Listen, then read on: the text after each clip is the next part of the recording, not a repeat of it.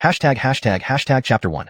Reborn against the heavens. In Tianfeng Kingdom, Lingyun City, Yi family estate. A thin, ragged young man knelt in the center of the grand hall. I hereby declare that Auden is incompetent and has poor talent and strength. He shall be stripped of his position as a Yi family elder. In half a month, if he cannot win in the marriage contest, the engagement with Raylan Fei will be annulled, and he will be expelled from the Yi family forever, announced to Isidore standing at the head of the hall. This Isidore was none other than the Yi family patriarch, Ganon. Serves him right. Auden has been freeloaders for 3 years in our family, eating and drinking without contributing anything, yet he thought he could marry Raylan Xianyun. What a dreamer. Exactly, Raylan Xianyun is an unparalleled beauty and a demonic-level genius. How could she possibly match with someone like him? It's for the best that he's being expelled. Auden might have had a chance to win the marriage contest 3 months ago, but now, joining it would be tantamount to suicide. Around the hall, the Yi family members laughed derisively, their eyes filled with scorn as they looked at the kneeling, frail youth. Why should he be treated this way? At this moment, a sharp voice suddenly echoed from outside the hall. Then, a similarly thin Ariella walked into the hall. The girl, about 12 or 13 years old, had clear eyes and a pretty face, but her expression was currently one of anger. Entering the hall, the girl shouted, "Patriarch, my brother risked his life for the Yi family several times, almost paying with his life. How can the Yi family treat him like this? If not for the injury he sustained helping the Yi family secure the spirit mine, my brother wouldn't have lost his star soul and become crippled. My brother has sacrificed everything for the Yi family, yet you're going to expel him and annul the engagement. That's truly too much." This girl was Auden's younger sister, Audengxi. Hearing Audengxi's words, the hall fell silent for a moment as everyone turned their gaze to the frail youth kneeling on the ground. Auden, once the top genius of Lingyun City. He awakened a tier 2 star soul at age 3, reached the 6th level of star disciple by age 6, and the 9th level of star disciple by age 10. At 15, he became the first person in Lingyun City's history to reach the star spirit realm before turning 16. When Auden displayed his exceptional talent, one of the 3 major families in Lingyun City, the Yi family, extended an olive branch. Not only did they recruit him as an elder, but they also promised their eldest daughter, Fei, to him in marriage. Auden and Fei were considered a perfect match, both talented and beautiful. However, just 3 months ago, the other 2 major families in Lingyun City joined forces to seize the Yi family's spirit mine. During that battle, Auden was ambushed by experts from the Brandon and Alfonso families, suffering heavy injuries which caused his star soul to dissipate, leaving him a cripple. And just 3 months later, the Yi family announced they would strip Auden of his elder status and arrange a marriage contest for Fei. At this point, the kneeling Auden slowly raised his head. This Auden really is pitiful, used by the Yi family and then discarded. To think I was reborn into such a miserable existence. What a cruel twist of fate. Auden chuckled bitterly. He wasn't from this world but came from Earth, where he was an SSS-class assassin known as Dover. But during a mission to seize the Fengyun Pearl, an accident occurred, and the next thing he knew, he was here, reborn into this body named Auden. From the memories, he learned this was a martial arts world where strength reigned supreme.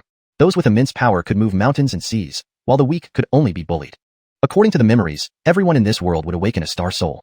Star souls varied widely, including beast star souls, weapon star souls, plant star souls, etc. All star souls were divided into 5 grades: Heaven, Earth, Mystery, Yellow, and the Supreme Imperial Star Soul. The higher the grade of the star soul, the stronger one's potential and future development. This body originally possessed a high-grade Mystery Star Soul, making it an excellent talent with rapid cultivation progress. Yet, it ended up being exploited by the Yi family, losing its star soul and nearly its life. Now, not only was his position as an elder stripped, but even the wife he was about to marry was slipping away. Understanding the situation of this body's original owner, Auden felt bitter. This youth had served the Yi family diligently, only to end up like this. Congratulations, host, the Infinite Refinement System has activated. Host, Auden. Age, 15. Star Soul, none. Experience points, 0. Strength, first level Star Disciple, Star Spirit, Star Master, Star Commander, Star General, Star King, Star Emperor, Star Overlord. Talent, trash? What was this? An Infinite Refinement System? What was happening? Hearing the voice in his mind, Auden was momentarily bewildered. After a short while, Auden finally grasped the situation. The Infinite Refinement System could refine his body, expelling impurities and purifying it. To put it simply, it removed useless elements and retained the useful ones, making his body stronger.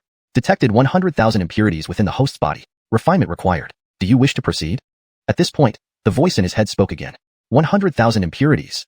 Auden felt a chill run down his spine. Did his body contain so many impurities when he was once a genius? Though all martial artists harbored some impurities, having 100,000 seemed terrifyingly high. Proceed with refinement. Without hesitation, Auden agreed. Refining the host's body. Buzz. At this moment, Auden felt a mysterious force enter his body. This force moved slowly through his limbs, veins, and bones, finally merging with his dantian. Everywhere this force passed, Auden felt his internal impurities being purified. Dark, murky impurities were continuously expelled from his body. Auden could clearly see the state of his insides, realizing just how many impurities he had carried. After only a short while, Auden felt as if he had been reborn, his body akin to a newborn infant's purity. At the same time, Auden keenly sensed that as his impurities were refined, his strength rapidly improved. First level Star Disciple, 2nd level Star Disciple, 3rd level Star Disciple, 7th level Star Disciple, 8th level Star Disciple, 9th level Star Disciple. It stopped at the 9th level of Star Disciple. Boom.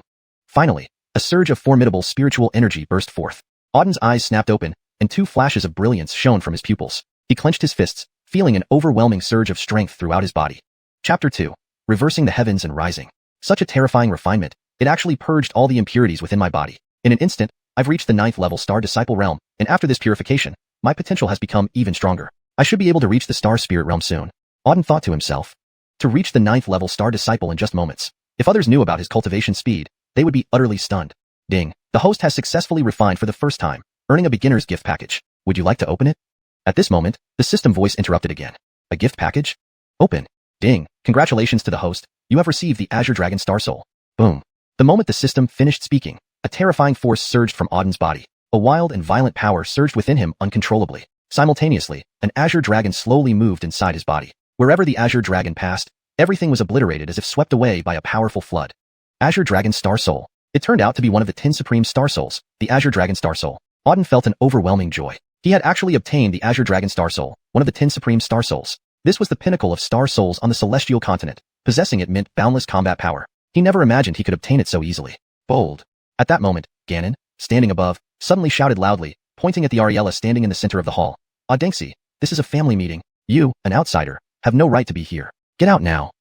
Why? Audenxi shouted back, Clan leader, my brother has contributed so much to the Yi family. He made many enemies for your sake, and now you are expelling him from the Yi family. It will definitely lead to his death. You can't do this.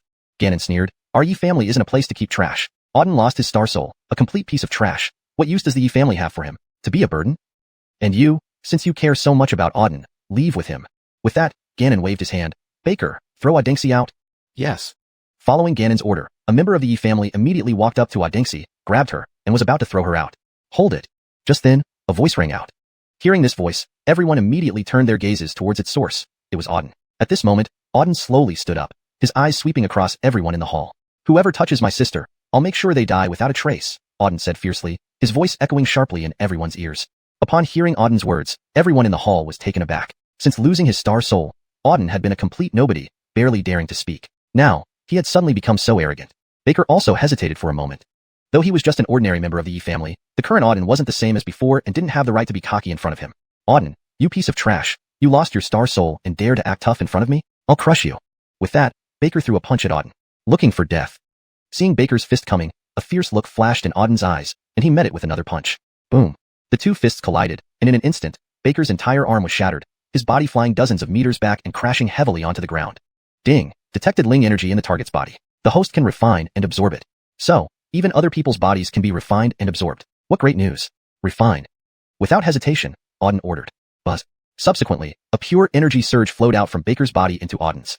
Instantly, Auden felt a noticeable increase in his strength. He was absorbing purified Ling energy. Congratulations, host. Successful refinement, gaining 10 energy points. Energy points? What are these? What use do they serve? Auden asked himself. System. The refined Ling energy can be directly fused. Accumulated energy points can be exchanged for items. Even exchanges are possible. Nice. A sharp glint flashed in Auden's eyes. This system was tailor-made for him. The people in the hall were left speechless. Auden had killed Baker. Though not very strong, Baker was still a member of the Yi family, at the 7th level Star Disciple stage. And yet, he had been instantly killed by Auden. Wasn't Auden's Star Soul destroyed? Wasn't his power gone? Wasn't he a waste? How did he suddenly become so powerful? Auden, you're too bold. Next, Ganon roared angrily, pointing at Auden. You piece of trash. You dared to kill one of our Yi family members. You are looking for death. Auden gave a cold laugh and pointed at Ganon. Old rogue, who do you think you are to call me trash? If it weren't for my efforts in the Yi family, could your Yi family be one of the 3 major families in Cloud Soaring City? If I hadn't spent the last 3 years serving you loyally, how could your Yi family be as prosperous as it is today? My talent surpasses all the wastes in your Yi family combined. What qualifications do you have to call me trash? Whispers filled the hall upon hearing Auden's words. Auden actually dared to confront Ganon, the clan leader. However, Auden's statements weren't wrong. At his peak, Auden's talent surpassed the combined talents of everyone in the Yi family. After a brief pause, Ganon's face darkened, pointing at Auden. Little brat, that was in the past. The present you are nothing but garbage without a Star Soul. Anyone in our Yi family can squash you. By defying a senior, you've broken clan rules. According to the rules, you deserve to die. Clan rules? Auden sneered, I'm not a part of the Yi family. Your clan rules mean nothing to me, old rogue. Do you think you have the right to kill me? Damn, I'll kill you right now. Completely enraged, Ganon roared and struck down with the palm. The palm shockingly covered Auden completely, and under such immense pressure, Auden found it hard to move. The 8 Wastes Devil Extermination Palm. Clenching his teeth, Auden countered with a palm strike. Boom. As the palms clashed, a thunderous explosion erupted. Auden retreated several steps backward, while Ganon's body shook. How is this possible? Ganon's eyes widened in shock as he looked at Auden.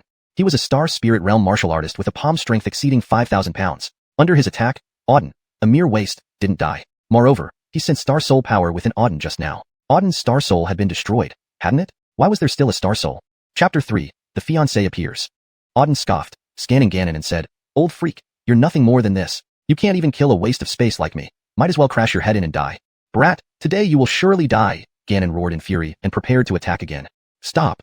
At that moment, a voice came from outside the Grand Hall. Auden looked over and saw a woman in white approaching with graceful steps. This beautiful woman had an exquisite figure, remarkable demeanor, long hair cascading down her shoulders, exuding an ethereal charm. She was Faye, the eldest miss of the Yi family and Auden's fiancée. Faye, you finally came, Auden said coldly, staring at her. From his memories, he knew this woman was not ordinary. When he was powerful, Faye would flatter him endlessly, nearly kneeling to lick his feet. But after his Star Soul was destroyed and his strength vanished, she changed her tune immediately, wishing to trample him underfoot. Her attitude shifted completely.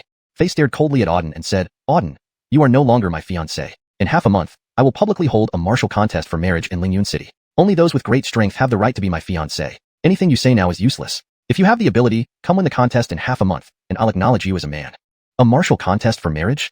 Auden sneered and replied, Faye, it's only been 3 months since I last slept with you, and you can't wait to find another man? You must have quite the appetite. Fine, since you mentioned it, let's make a bet.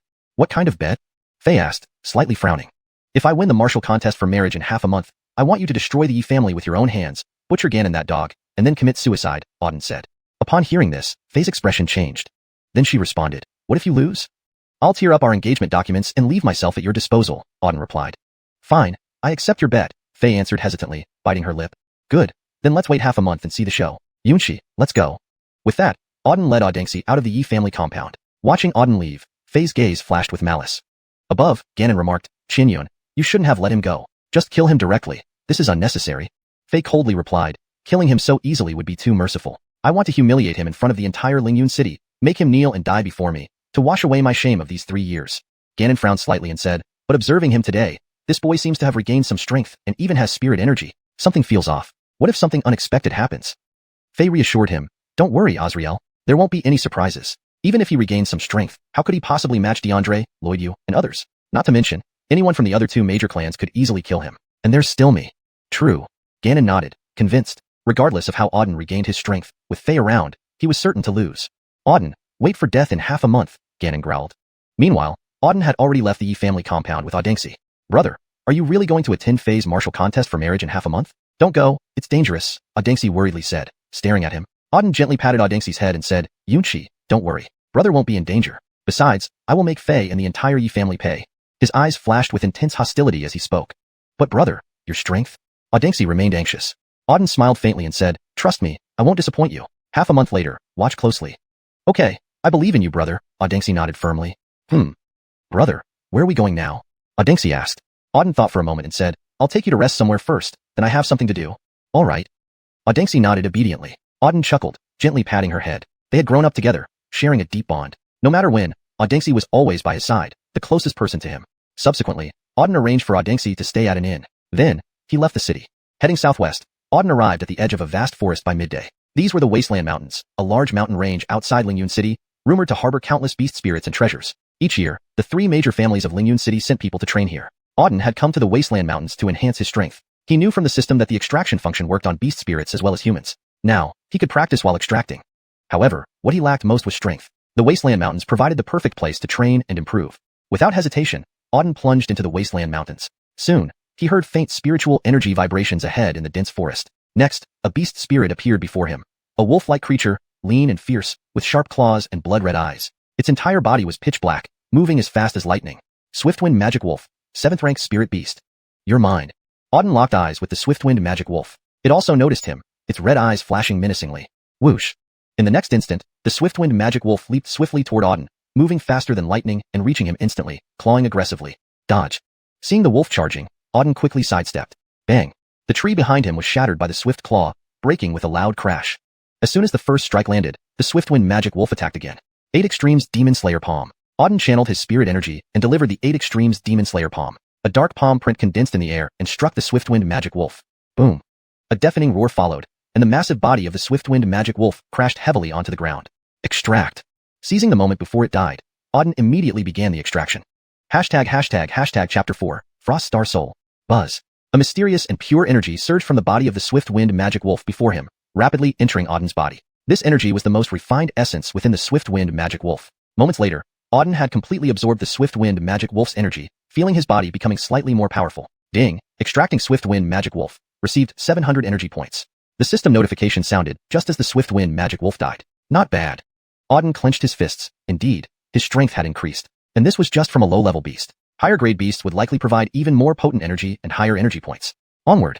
After slaying the swift-wind magic wolf, Auden continued his search for more beasts. About 2 hours later, he encountered the second beast, a massive ape standing 3 meters tall. The ape was entirely white, its enormous form radiating terrifying power. Its movements caused the ground to rumble with each step. 9th-tier beast disciple, Earth Rex.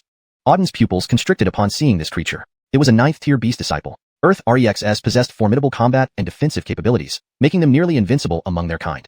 Fine, let's see just how strong you are, Auden muttered, charging forward without hesitation. 8 Extremes Demon-Slaying Palm.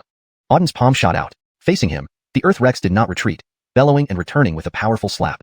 Bang! Their palms collided with a thunderous crash, sending both Auden and the Earth Rex flying back dozens of meters. Indeed, it has some strength. Auden glared coldly at the ape. Its power clearly exceeded 5,000 pounds, rivaling that of a Star Spirit Realm martial artist. Roar. Just as quickly, the Earth Rex let out another roar, charging madly at Auden. At 10 meters away, it leaped high and stomped down fiercely towards him. Good timing. Auden sneered, slowly channeling the power of the Azure Dragon. Azure Dragon Annihilation. With a shout, an Azure Dragon emerged from his body, none other than the Azure Dragon Star Soul. Circling in the air, the dragon slammed into the Earth Rex with immense force. Boom. Under the fierce impact, the Earth Rex was hurled backward, crashing heavily onto the ground after flying several dozen meters. Lying there, the ape was drenched in blood, its bones shattered from the shockwave. The Earth Rex was now severely wounded, incapacitated for battle. Extract. Energy began surging from the Earth Rex's body into Auden's. Ding, extraction successful, received 900 energy points.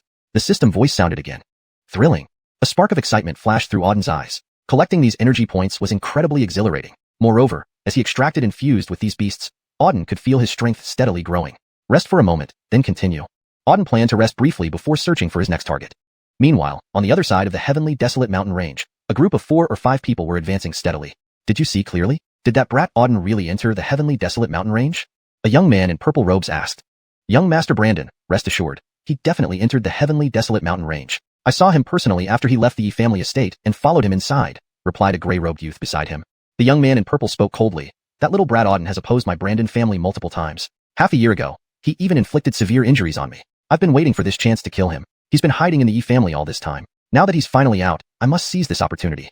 This young man was named Lloyd, a member of the Brandon family, one of the 3 major families in Lingyun City. His purpose in entering the heavenly desolate mountain range was vengeance. 6 months ago, Auden had critically injured him. With Auden's star soul dissipated and his strength diminished, this was the perfect time for retribution. The gray-robed youth said, Young Master Brandon, that little brat Auden is now nothing but a waste. There's no need for you to take action personally. We can easily deal with him. No, I want to slaughter him myself, Lloyd growled. 6 months ago, that brat broke one of my legs. This time, I'll break all 4 of his limbs and torture him slowly. Thinking of crushing Auden underfoot, he felt an overwhelming urge. Enough chatter, find him immediately. I can't wait to exterminate him. Lloyd ordered. Yes, yes, they all nodded and began swiftly searching for Auden. At this moment, Auden had already slain his 3rd beast. It was another 9th-tier beast disciple, a fire lion beast. Though its attack power was strong and it wielded fire, the 9th-tier beast posed no threat to Auden. After dispatching it in one move, the system announced. Ding, fused with fire lion beast, received 900 energy points. Ding, detected that the host has accumulated 2,000 experience points, unlocking exchange. In exchange? Auden was delighted at hearing the system's notification. He wondered what he might receive.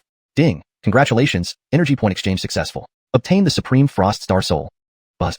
As the system finished speaking, the temperature around Auden plummeted abruptly. Within moments, ice formed throughout the dense forest, freezing everything solid. Powerful frost power enveloped the entire space, yet Auden remained unharmed amidst the ice.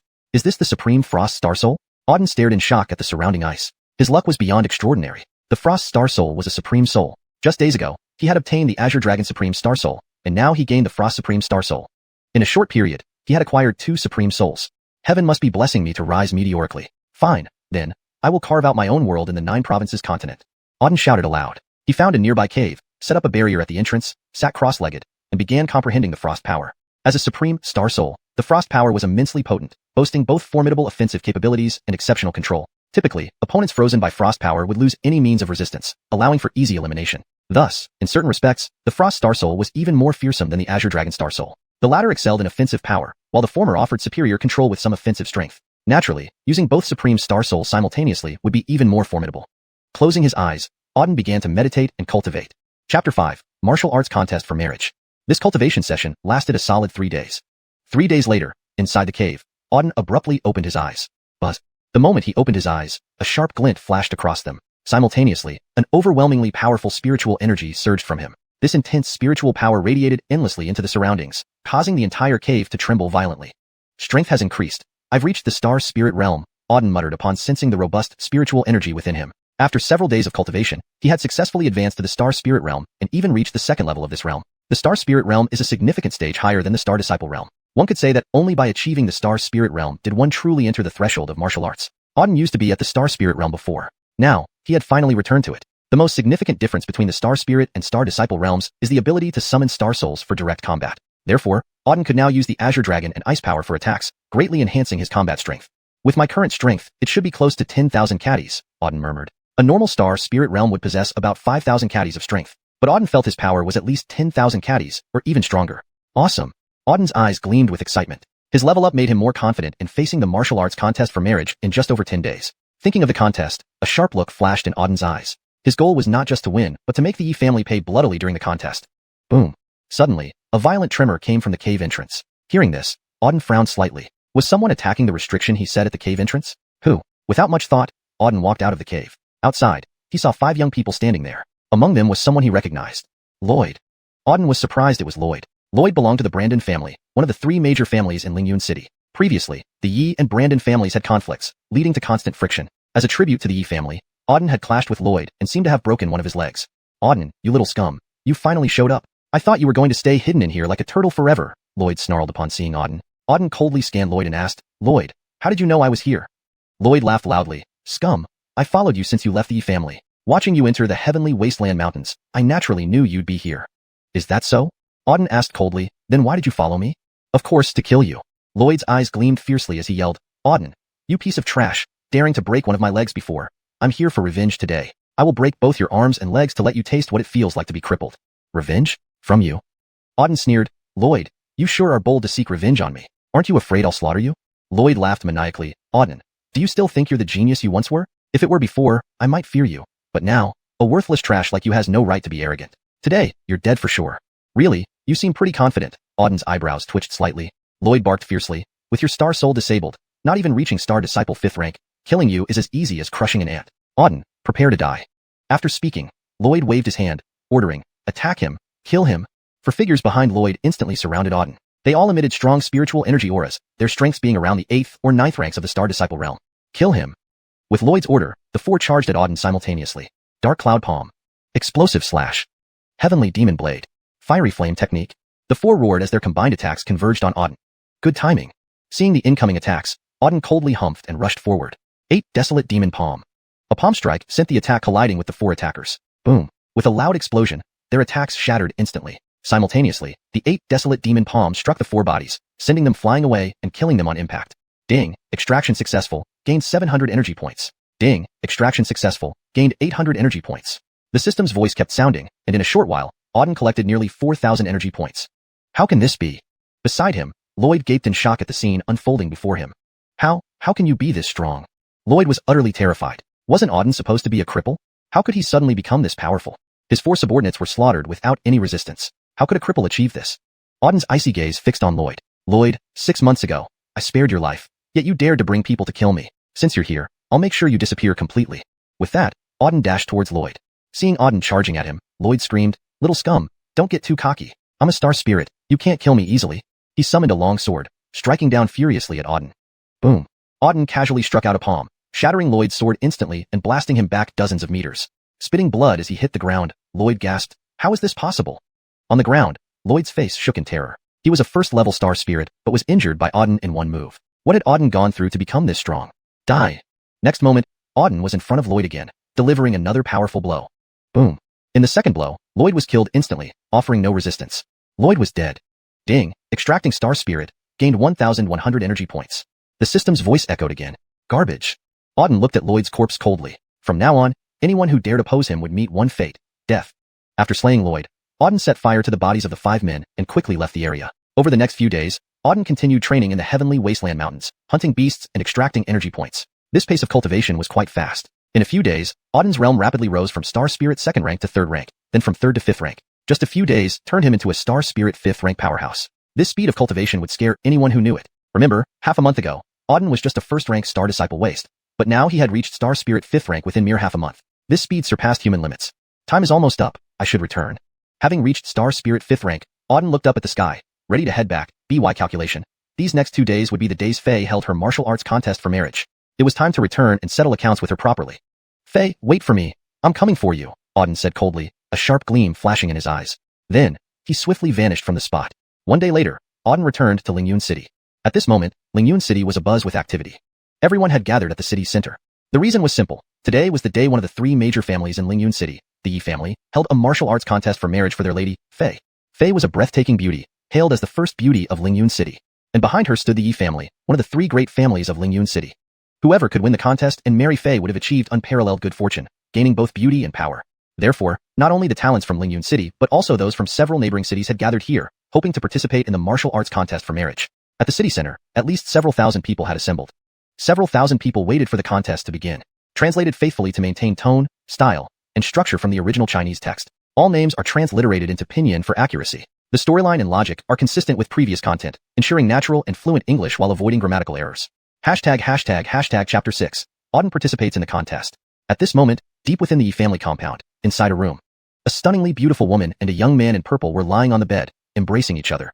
The exquisite beauty was none other than the Yi family's eldest daughter, Faye. And the young man in purple was DeAndre, the young master of the Alfonso family. The Alfonso family was also one of the 3 major families of Lingyun City. DeAndre, after today's martial arts contest for marriage, we can finally be together openly. It's wonderful, Faye said, wrapping her arms around DeAndre's neck affectionately. DeAndre laughed heartily and replied, Xuanhuan, we should have been together long ago. If it weren't for that trash Auden, you would have been mine a long time ago.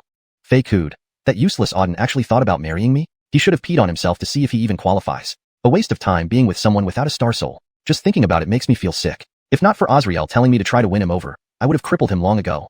Xuanhuan, you've suffered too much. 3 months ago, I should have killed him right then. How infuriating that he managed to escape. But don't worry, after today's contest, there will no longer be a Auden. Once I win the contest, we'll marry and go to Fengyun Academy to cultivate. Soon, we'll rise to prominence throughout Tianfeng Kingdom, DeAndre said as he gently stroked Faye's smooth body. 3 months prior, Faye had tipped him off about Auden. DeAndre had set an ambush at a spirit mine and ambushed Auden, leaving him severely wounded. Even though it was an ambush, DeAndre had only crippled Auden instead of killing him, which greatly displeased him. But today, he could resolve this nuisance once and for all.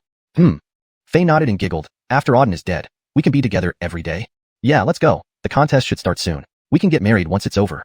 Subsequently, DeAndre and Faye got up, tidied themselves, and headed to the martial arts contest for marriage. Meanwhile, in the center of Lingyun City, several large stages had already been constructed. Crowds surrounded the area. At least tens of thousands of people were gathered to watch this grand event. Due to Faye's fame, more than 100 contestants had signed up for the martial arts contest for marriage. So many people. Looks like quite a few people are interested in that arrogant woman. Faye. Auden, wearing a black hood and mask, said coldly as he observed the crowds. He had rushed to participate in the contest immediately after returning from the Tianhuang Mountains. Timing was perfect. The contest had just begun. Brother, are you really going to participate in the contest? Should we just give up and not provoke that evil woman? Audengxi tugged at Auden's sleeve anxiously. Auden gently patted Yunxi's head and reassured her, Don't worry, Yunxi. After the contest, I'll take you away from Lingyun City to find a new place to cultivate. Audengxi blinked and asked, But brother, I heard DeAndre and Elijah are participating. I'm worried about your safety. All the better they came. Today, I'll settle all old scores. A fierce glint flashed in Auden's eyes. 3 months ago, it was DeAndre and Elijah who had joined forces to cripple his star soul. Now is the time to clear both old and new accounts.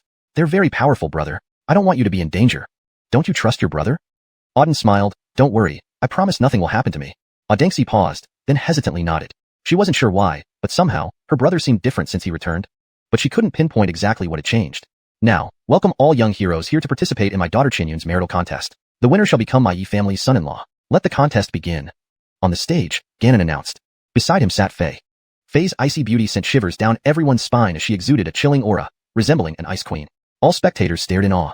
She's so beautiful. If I could marry her, I'd die happy tomorrow. Don't dream on it. Someone like you has no chance with Faye. Only top-tier geniuses deserve her. A top-tier genius? You mean Auden? Isn't Faye supposed to be Auden's fiancé? Auden? What kind of genius is he? Now he's just a useless person without any spirit power. He couldn't even protect his own fiancé. If he shows up today, he's dead meat. True. Elijah and DeAndre won't spare him. Once he appears, it's curtains for him. With Ganon's declaration, the marital contest officially began. The contest was divided into 4 battlefields, each with its own stage, where battles unfolded simultaneously. The last standing victor would be declared the winner. The contests were intense, as all participants were of considerable strength. However, after multiple rounds, only 3 contestants left a deep impression on the audience. First was DeAndre, the young patriarch of the Alfonso family. Second was Elijah, the young master of the Brandon family. Third was a mysterious young man in a hood. These 3 contestants dispatched their opponents with single moves, displaying overwhelming power. Their abilities far surpassed the rest. It looks like the winner will come from these 3, one spectator commented. Yes, their strength is clearly above the rest. But who is that hooded, masked person? What's his background? Exactly. Both DeAndre and Elijah are top-tier geniuses from their respective clans and are well known in Lingyun City. It's natural for them to be winning. This hooded guy, what's his deal? No matter who he is, he definitely can't match DeAndre or Elijah. They're the twin dragons of Lingyun City. Any encounter with either of them, and he's bound to lose. Yes, the final victor will be either DeAndre or Elijah. While discussions continued among the crowd, most believed the identity of the hooded contestant was irrelevant. There was little doubt that DeAndre or Elijah would ultimately emerge victorious. Chapter 7. The mysterious young man. At this moment, on the stage, Faye slightly frowned. She had been searching among the crowd for Auden's presence. Half a month ago, Auden said he would come to participate in the martial arts contest and made a bet with her. Faye intended to eliminate Auden once and for all during this competition, but she hadn't seen him yet. Could it be that this good-for-nothing is afraid and didn't come? Faye thought, frowning. It must be so. With DeAndre and Kent present in this competition, Auden absolutely wouldn't dare show up because he knew he'd meet certain death if he did. Xiuxian, do you know that hooded masked youth? At this point, Ganon beside her asked. Faye glanced at the black-hooded, masked person and shook her head. No, I don't recognize him. His face is covered, so I can't see his features. He feels unfamiliar. Ganon frowned. I also find it strange. He wears a black hood and covers his face as if not wanting anyone to know who he is. Even I cannot sense his aura. It's somewhat eerie. Hope there are no complications. Don't worry, father. With DeAndre's strength, he can handle him. He's just an unknown youngster. Nothing to be concerned about, Faye replied indifferently. Right? Ganon nodded. I've already arranged for Kent to deliberately lose in the end. As long as this mysterious person doesn't cause trouble, DeAndre will be the final winner. There shouldn't be any trouble. The only pity is that waste of space Auden didn't come. Otherwise, DeAndre would definitely have killed him in front of everyone, Faye said somewhat regretfully. Rest assured, I've sent someone to look for that little brat. We should have news soon, Ganon said. I hope so, Faye thought to herself. The battle continued. After about half a day, the contest was nearing its final stages. DeAndre, Kent, and the black-hooded mystery man had almost reached the top 3 with their absolute strength. All other contestants were easily defeated by these 3. When the time was right, Ganon stood up and announced loudly, Now I declare the final 3 contenders for this martial arts contest are DeAndre, Kent, and this mysterious young man. Now, please let these 3 engage in the final showdown, Ganon concluded. Everyone's attention was immediately on the 3 men. As expected, the final winners are these 3. I wonder who will win in the end and marry Faye, someone muttered. Why doubt? It must be DeAndre. He's the #1 genius of Lingyun City. That's true. 80% chance it's DeAndre, but of course, Kent also has a shot, though he seems slightly weaker compared to DeAndre. Anyway, it will be either DeAndre or Kent. DeAndre has a higher probability. What about that black-hooded mysterious youth? Doesn't he stand a chance? He doesn't stand a dog's chance. Though he lasted this far, compared to DeAndre and Kent, he falls short. Any one of them could easily finish him off. Who does he think he is, trying to act cool in that hood? The crowd chattered on, all looking at the masked youth disdainfully. On the platform, DeAndre, Kent, and the masked youth stood side by side. Ganon scanned the trio and said, This is the final round. Whoever wins becomes our Yi family's son-in-law. First, Kent will fight the masked youth. The winner then fights DeAndre. Begin. After saying this, everyone left the stage. Only the masked youth and Kent remained. Kneel and beg for mercy now, and I might spare your life, Kent sneered, eyeing the masked youth arrogantly. Do you deserve it? The masked youth replied in a cold voice. Arrogant? Kent roared. In all of Lingyun City, no one speaks to me like that. Whatever you are, today, you die. With that, Kent leaped forward and rushed towards the masked youth with incredible speed. He appeared before the youth in an instant, then unleashed a powerful punch, enveloped in roaring flames. This is the Brandon family's Crimson Flame Punch. Unbelievable. Kent used the Crimson Flame Punch right from the start, aiming to kill the masked youth in one move, murmured spectators. The Crimson Flame Punch is a family legacy martial skill, reaching the profound rank, incredibly powerful. This kid is dead for sure. Probably gets wiped out in one move. The roar of the flame-filled punch was deafening. Just as Kent was about to deal the finishing blow, the masked youth softly intoned, Ice Shard Break. Suddenly, the masked youth casually pushed out a palm, unleashing a chilling force of ice. Boom. Instantly, the icy power collided with the flaming punch. Crack. In an instant, Kent's entire arm shattered, and the ice encased his body, freezing him solid. The frozen Kent was blasted several hundred meters away, crashing heavily into the ground. The crowd gasped in shock. How could this be? Kent, the heir of the Brandon family and a super genius of Lingyun City, got critically injured in one move. Who is this kid? Kent is already at the Star Spirit 5th level realm, and he got instantly killed. Too terrifying. Such formidable ice power. I've never seen such chilling power. I shiver even standing hundreds of meters away. Everyone below was stunned. Initially expecting Kent to take out the masked youth, they saw Kent getting knocked out instead. Even Ganon and Faye suddenly stood up, unable to believe what they were witnessing. Who was this kid? How could he be this strong?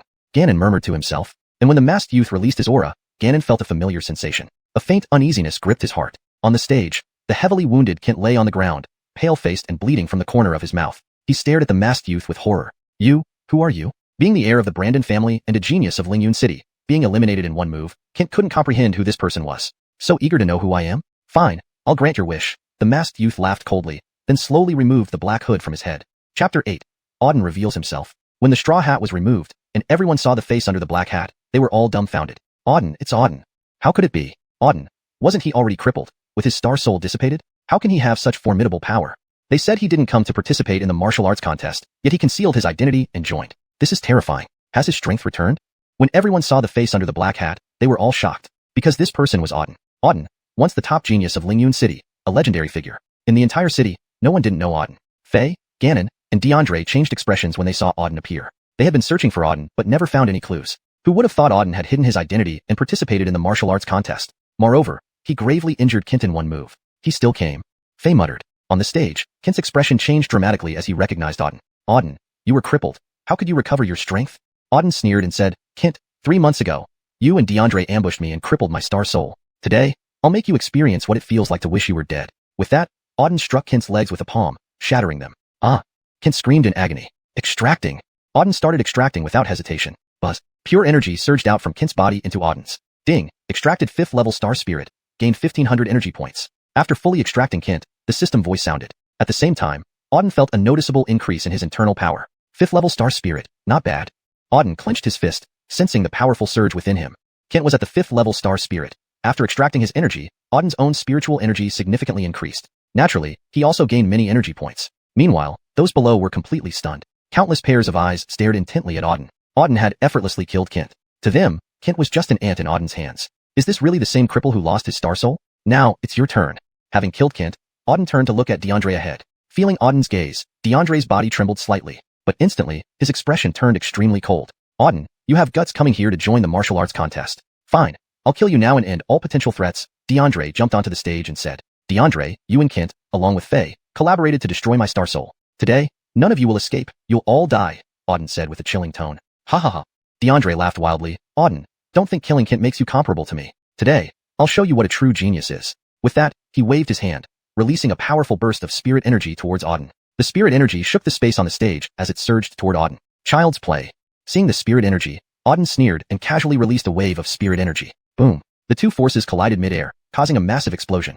DeAndre's spirit energy was instantly shattered, and the powerful impact hit DeAndre, hurling him away. How is this possible? Smashing heavily into the ground, DeAndre looked at Auden in shock, his face deathly pale. He couldn't even withstand one move from Auden. His strength was at 7th level star spirit, far superior to Kent's. Is this all the Alfonso family's genius can do? Disappointing. Auden walked toward DeAndre step by step, speaking coldly. You. Seeing Auden approach, DeAndre trembled, feeling intense killing intent radiating from Auden. Under Auden's overpowering aura, he couldn't even move. Die.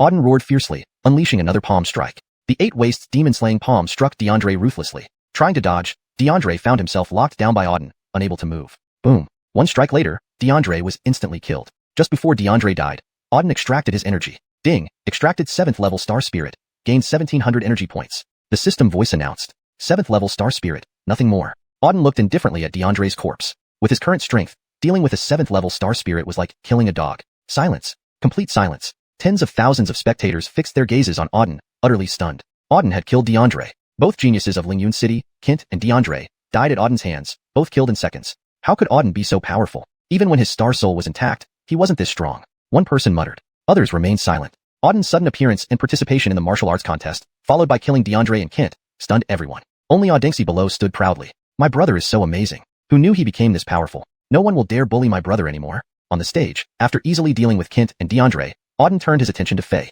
Bitch, it's your turn. Auden said coldly. Auden, you? Faye's face turned ashen. She hadn't reacted in time. DeAndre was killed by Auden. The current Auden was even more terrifying than he was at his peak. DeAndre, a 7th level star spirit, was instantly killed by her. Such strength was beyond her ability to handle. Now locked down by Auden's aura, Faye felt her soul trembling. Auden, don't you remember? I'm your fiancé. Don't act recklessly. Faye stammered. Fiancé? Auden sneered. You teamed up with DeAndre and Kent to ambush me, crippling me. Now you remember being my fiancé? Traitorous bitch, if I don't kill you today, It would be an insult to the suffering I endured these past 3 months. Die. With that, Auden leaped forward and appeared before Faye instantly. 8 Wastes demon-slaying palm. A palm strike descended, the terrifying palm imprint smashing towards Faye. Faye tried to dodge but realized her entire body was locked by Auden's presence, rendering her immobile. Boom. The next moment, the 8 Wastes demon-slaying palm slammed into Faye. Blood spewed from Faye's mouth as she flew backward. Extracting.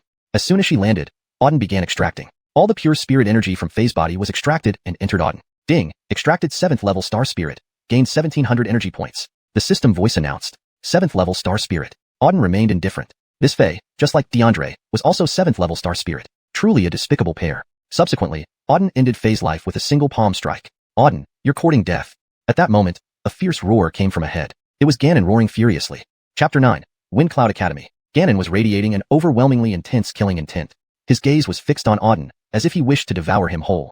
Auden had suddenly attacked and instantly killed Faye before Ganon could even react. Faye was his beloved daughter, and now she had died by Auden's hand. Auden, you dared to kill my daughter. I swear I will not rest until your death, Ganon roared. Ha ha ha ha. Auden laughed maniacally. Old Zamal, note, Zamal is a derogatory term and can be replaced with fellow. Even if you don't kill me, I won't let you off. You and your daughter are 2 of a kind. One using my strength, the other exploiting my feelings. In the end, you both wanted to kill me. Both of you are despicable. Today, you must die. You're courting death. Ganon roared fiercely, charging straight at Auden. Swoosh. In an instant, he was in front of Auden, delivering a powerful punch. Wild spiritual energy surged from his body. Dark Heaven Fist. Auden stood his ground, also channeling his spiritual energy, punching back. Boom. The fists collided mid-air, followed by a deafening roar, then an explosion of force. Auden was pushed back several dozen meters. What formidable power. This old man has already reached the 8th level star spirit realm, Auden muttered to himself. As the patriarch of the Yi family, Ganon's strength was considerable. He was at the 8th level star spirit realm. Little beast, I'll tear you limb from limb. Ganon screamed fiercely, rushing up again. Come well, Azure Dragon Rage. Auden sneered, activating the Azure Dragon Star Soul. Roar. An Azure Dragon flew out from his body, dashing toward Ganon. Boom. Next moment, the Azure Dragon smashed into Ganon. Bang. Struck by the power of the Azure Dragon, Ganon was pushed back hundreds of meters, landing on the stage with a pale face, trembling all over. How could this be? How do you have the Azure Dragon Star Soul? Ganon was shocked. What Auden had released just now was actually the Azure Dragon Star Soul, one of the 10 Supreme Star Souls on the continent. Where did Auden get the Azure Dragon Star Soul? Auden chuckled. Old fellow, how can you see through my potential? Today, I'll show you what a true super genius looks like. Upon finishing his words, Auden leaped into the air again. Ice condensation. With a roar, endless icy power surged from within Auden. The ice immediately locked down the entire stage, covering it with thick layers of ice. And Ganon, standing in the middle of the stage, was frozen solid. Ice Star Soul, Supreme Ice Star Soul. You actually have 2 Supreme Star Souls. Ganon was completely stunned. Azure Dragon Supreme Star Soul, Ice Supreme Star Soul. Auden possessed 2 Supreme Star Souls. In the Starry Continent, having 1 Supreme Star Soul already made someone a super genius. If developed fully, they could become renowned across the continent. And Auden had 2 Supreme Star Souls. If memory served, the last genius who possessed 2 Supreme Star Souls was now at the pinnacle of the continent. You. Ganon stared blankly at Auden, unable to say a word. Die, old man. Using 2 Supreme Star Souls consecutively, Auden attacked simultaneously. The powers of the Azure Dragon and Ice, 2 Supreme Star Souls, surged into Ganon's body. Almost instantly, Ganon was obliterated. Before dying, regret filled Ganon's eyes. Auden possessed 2 Supreme Star Souls, making him a transcendent genius. Had he not targeted Auden and allowed him to remain as a contributor to the Yi family, letting Faye marry Auden, in the future, with Auden's help, the Yi family would have become the top family in the entire Wind Nation and possibly the entire continent.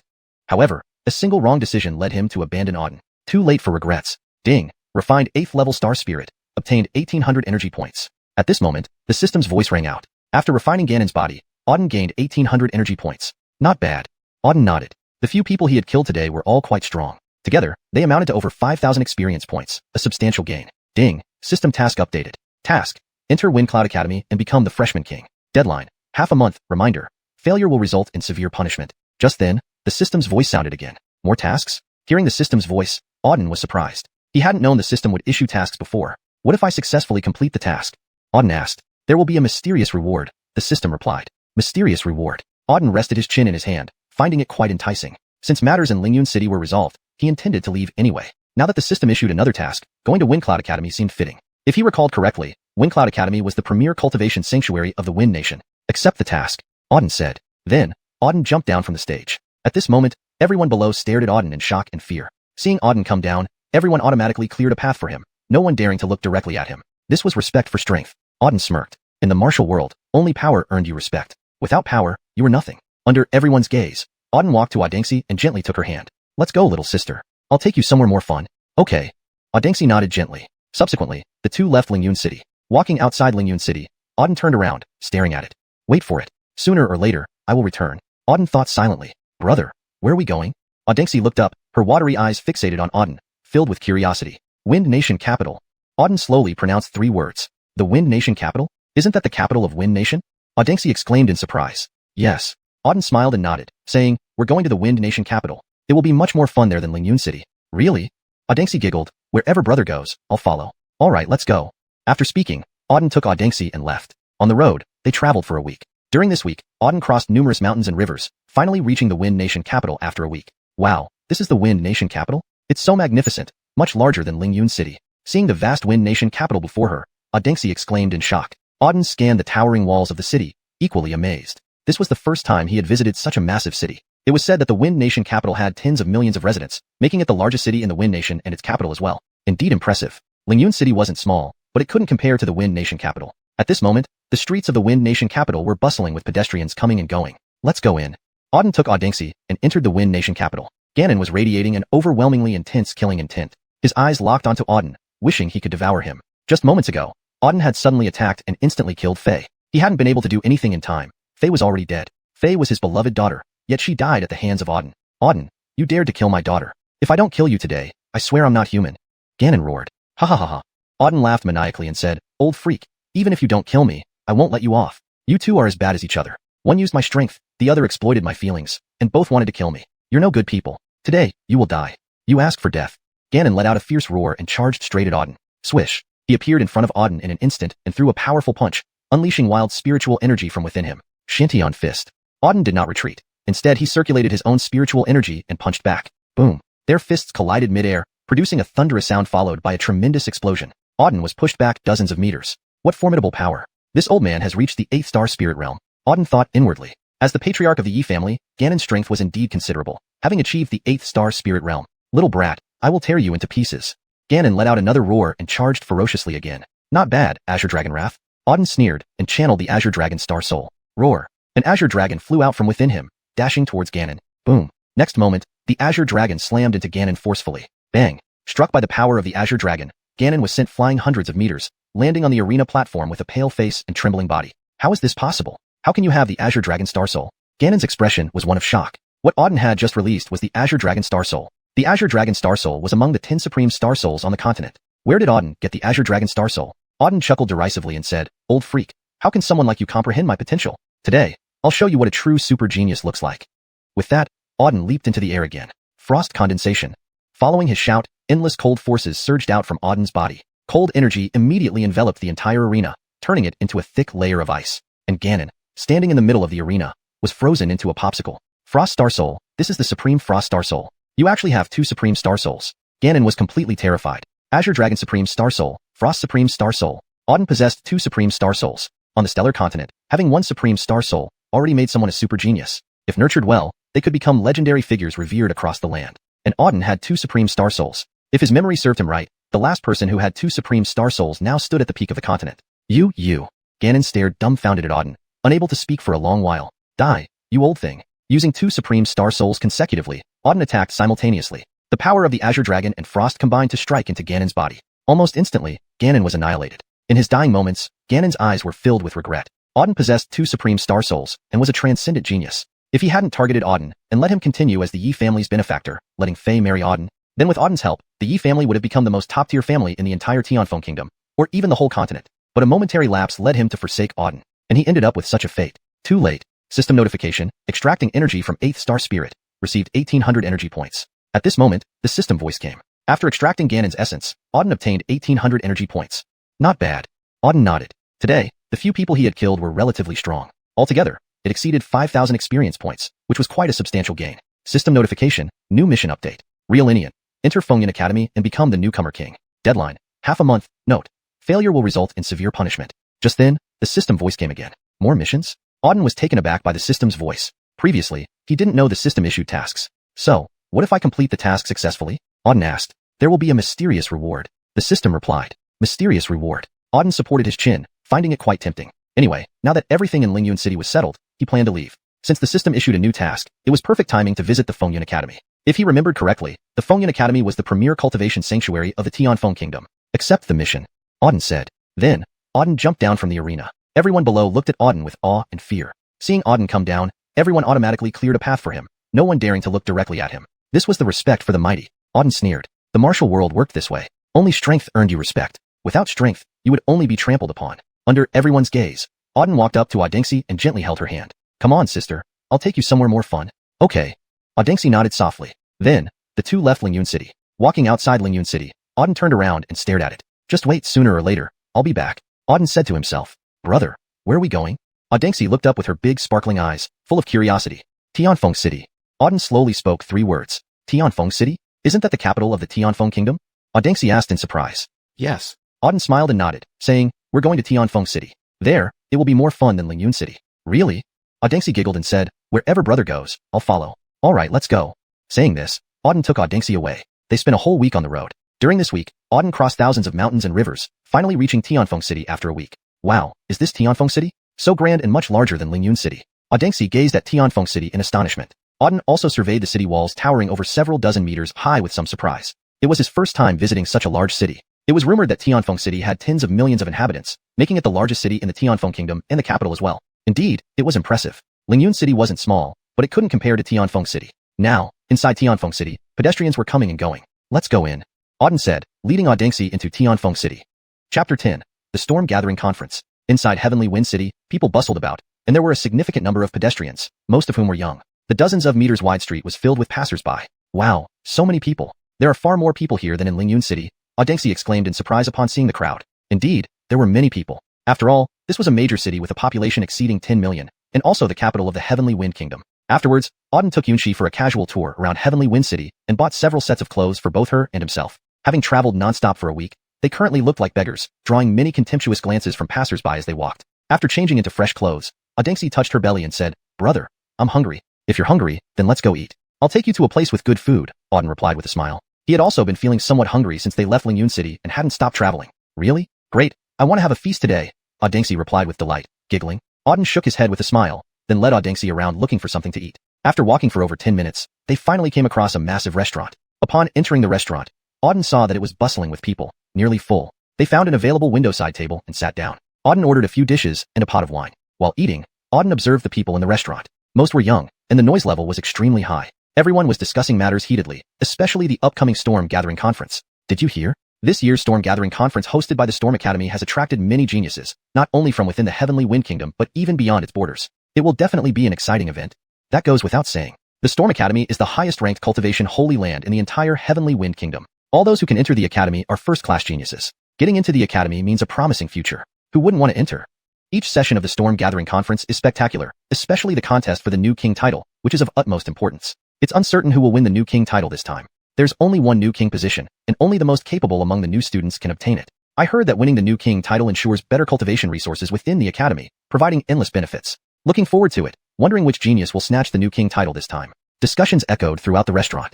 Hearing the conversations at nearby tables, Auden felt a slight stirring in his heart. The system task required him to enter the Storm Academy and capture the new king title. This new king must be the same one discussed at the Storm Gathering Conference. It seems obtaining this new king title won't be easy, Auden thought to himself. From these conversations, it was clear that many geniuses would attend the Storm Gathering Conference. Competing against so many geniuses for the new king title wouldn't be easy. Just then, 2 figures entered the restaurant. Both were young men.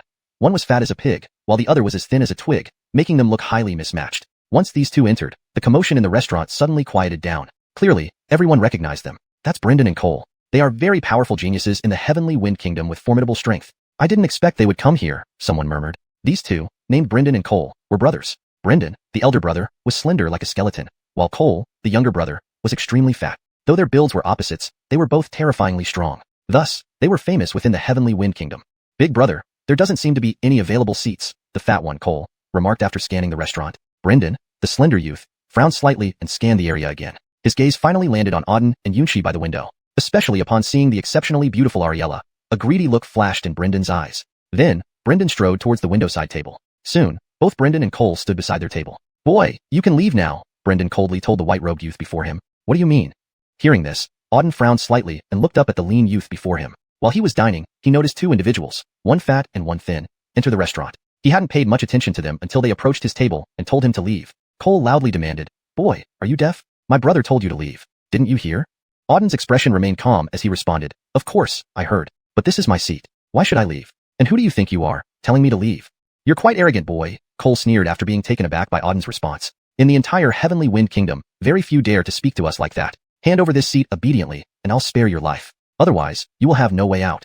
"So what? Let's see how you make me have no way out," Auden retorted with a cold laugh. He had just arrived in Heavenly Wind City and didn't want trouble. However, trouble seemed to find him. At this moment, Brendan interjected, "Little brother, kill this boy and take the girl. She's quite pretty. I haven't seen such a charming girl in a long time. She looks untouched, perfect for our entertainment." Bang! Before Brendan finished speaking, a fist shot straight toward his face. "Watch out." Brendan's expression changed drastically as he swiftly dodged to the side. Though his reaction was quick, the punch was faster. Bang! The punch hit Brendan's shoulder, sending him flying with a loud thud. He crashed heavily onto the ground, his face pale. "Damn brat, you dared to ambush me." Brendan stared fiercely at Auden, his eyes icy cold. How dare this little brat ambush him? Auden glared intensely at Brendan, saying, "You dare insult my sister? Die." With that, Auden moved again, appearing in front of Brendan and striking him with a palm. 8 Desolation's extermination palm. A forceful blow reverberated through the space. An overwhelming power surged continuously toward Brendan. Sensing this terrifying power, Brendan's expression changed drastically. "Little brother, stop him." In the city of Tianfeng, people bustled about, with pedestrians everywhere. Most were young individuals. The wide streets, dozens of meters across, were packed with passers-by. "Wow, there are so many people here. There are far more people than in Lingyun City," Audengxi exclaimed in surprise. Indeed, the number of people was substantial. As the capital of Tianfeng Kingdom with a population exceeding 10 million, this city naturally had a large crowd. Afterwards, Auden took Yunxi on a casual tour around Tianfeng City and bought a few sets of clothes for both her and himself. After days of relentless travel, they looked like beggars, which earned them several disdainful glances from passers-by. Once dressed in their new clothes, Audengxi rubbed her belly and said, "Brother, I'm hungry. If you're hungry, let's go eat." "I'll take you somewhere delicious," Auden replied with a smile. He too felt famished after their non-stop journey since leaving Lingyun City. "That's great. I can't wait to have a feast today," Audengxi giggled joyfully. Auden shook his head with a smile, and then took Audengxi in search of food. After walking for about 10 minutes, they finally spotted a large restaurant ahead. Upon entering, Auden observed that it was quite crowded, nearly full of patrons. They found an empty window-side table and sat down. He ordered a few dishes and a pot of wine. As they ate, Auden casually observed the other guests in the restaurant. Most were young, and their voices were loud and chaotic, filled with excited discussions, most of which revolved around the Fengyun conference. Correction.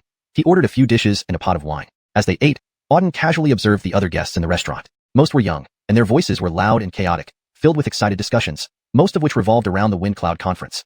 Note: I made a small correction to ensure that the term Fengyun Conference is consistently translated as Wind Cloud Conference for better clarity and fluency in English. Haven't you heard? This year's Fengyun Conference organized by Fengyun Academy has attracted numerous geniuses from all over Tianfeng Kingdom and even beyond. It's going to be quite a spectacle, one guest remarked. For consistency and clarity in translation, Fengyun Conference should either be fully translated or kept as Fengyun Conference. Here, I chose Fengyun Conference to maintain the unique name of the event. That's no surprise. Fengyun Academy is the highest-ranked and top-level cultivation sanctuary in all of Tianfeng Kingdom. Anyone who can enter Fengyun Academy is undoubtedly an elite genius. Entering the academy promises boundless prospects. Who wouldn't want to be part of it? Every session of the Fengyun Conference is spectacular, especially the competition for the newcomer king. It's the highlight, but it remains to be seen who will win this time. Edit. Every edition of the Fengyun Conference is spectacular, especially the competition for the newcomer king. That's the main event, but it remains to be seen who will win this time. Note: I have made a few adjustments to ensure the translation reads more naturally in English while preserving the meaning. The term Fengyun Conference seems to be a proper noun and might need context or an official translation. If it should be translated, please provide further details. For clarity and consistency, here is the revised sentence. Every edition of the Wind Cloud Conference is spectacular, especially the competition for the newcomer king. That's the main event, but it remains to be seen who will win this time. The position of newcomer king is exclusive. Only the most formidable newcomer can obtain it. Furthermore, winning it ensures better cultivation resources once inside Fengyun Academy. The benefits are endless.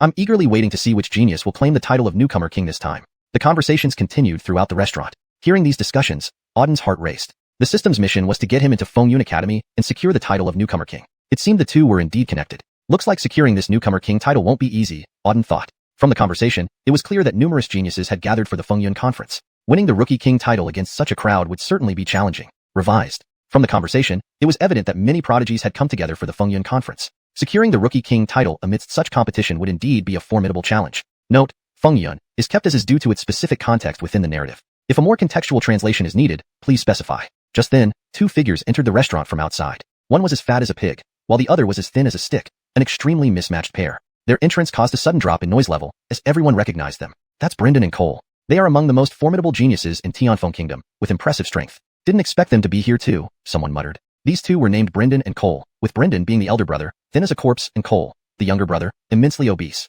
Despite their contrasting builds, both brothers possessed terrifying strength, making them famous in Tianfeng Kingdom. Brother, it seems there are no available seats, Cole, the fat one, said as he scanned the room. Brendan, the slender youth, frowned slightly and glanced around until his eyes fell on the two seated by the window. When he noticed the stunningly beautiful girl, greed flashed in his eyes. He strode over towards them. Soon, Brendan and Cole stood beside the window table. Get lost, boy, Brendan coldly told the young man in white sitting there. What do you mean? Auden frowned slightly, lifting his head to look at the gaunt youth. He had been enjoying his meal when he saw the fat and thin duo enter. He hadn't paid much attention to them, only to find them now standing before his table, telling him to leave. Cole shouted loudly, Are your ears stuffed with donkey hair? My brother told you to scram. Did you not hear? Auden remained calm. Of course I heard you, but this is my seat. Why should I leave? And just who do you think you are, ordering me around?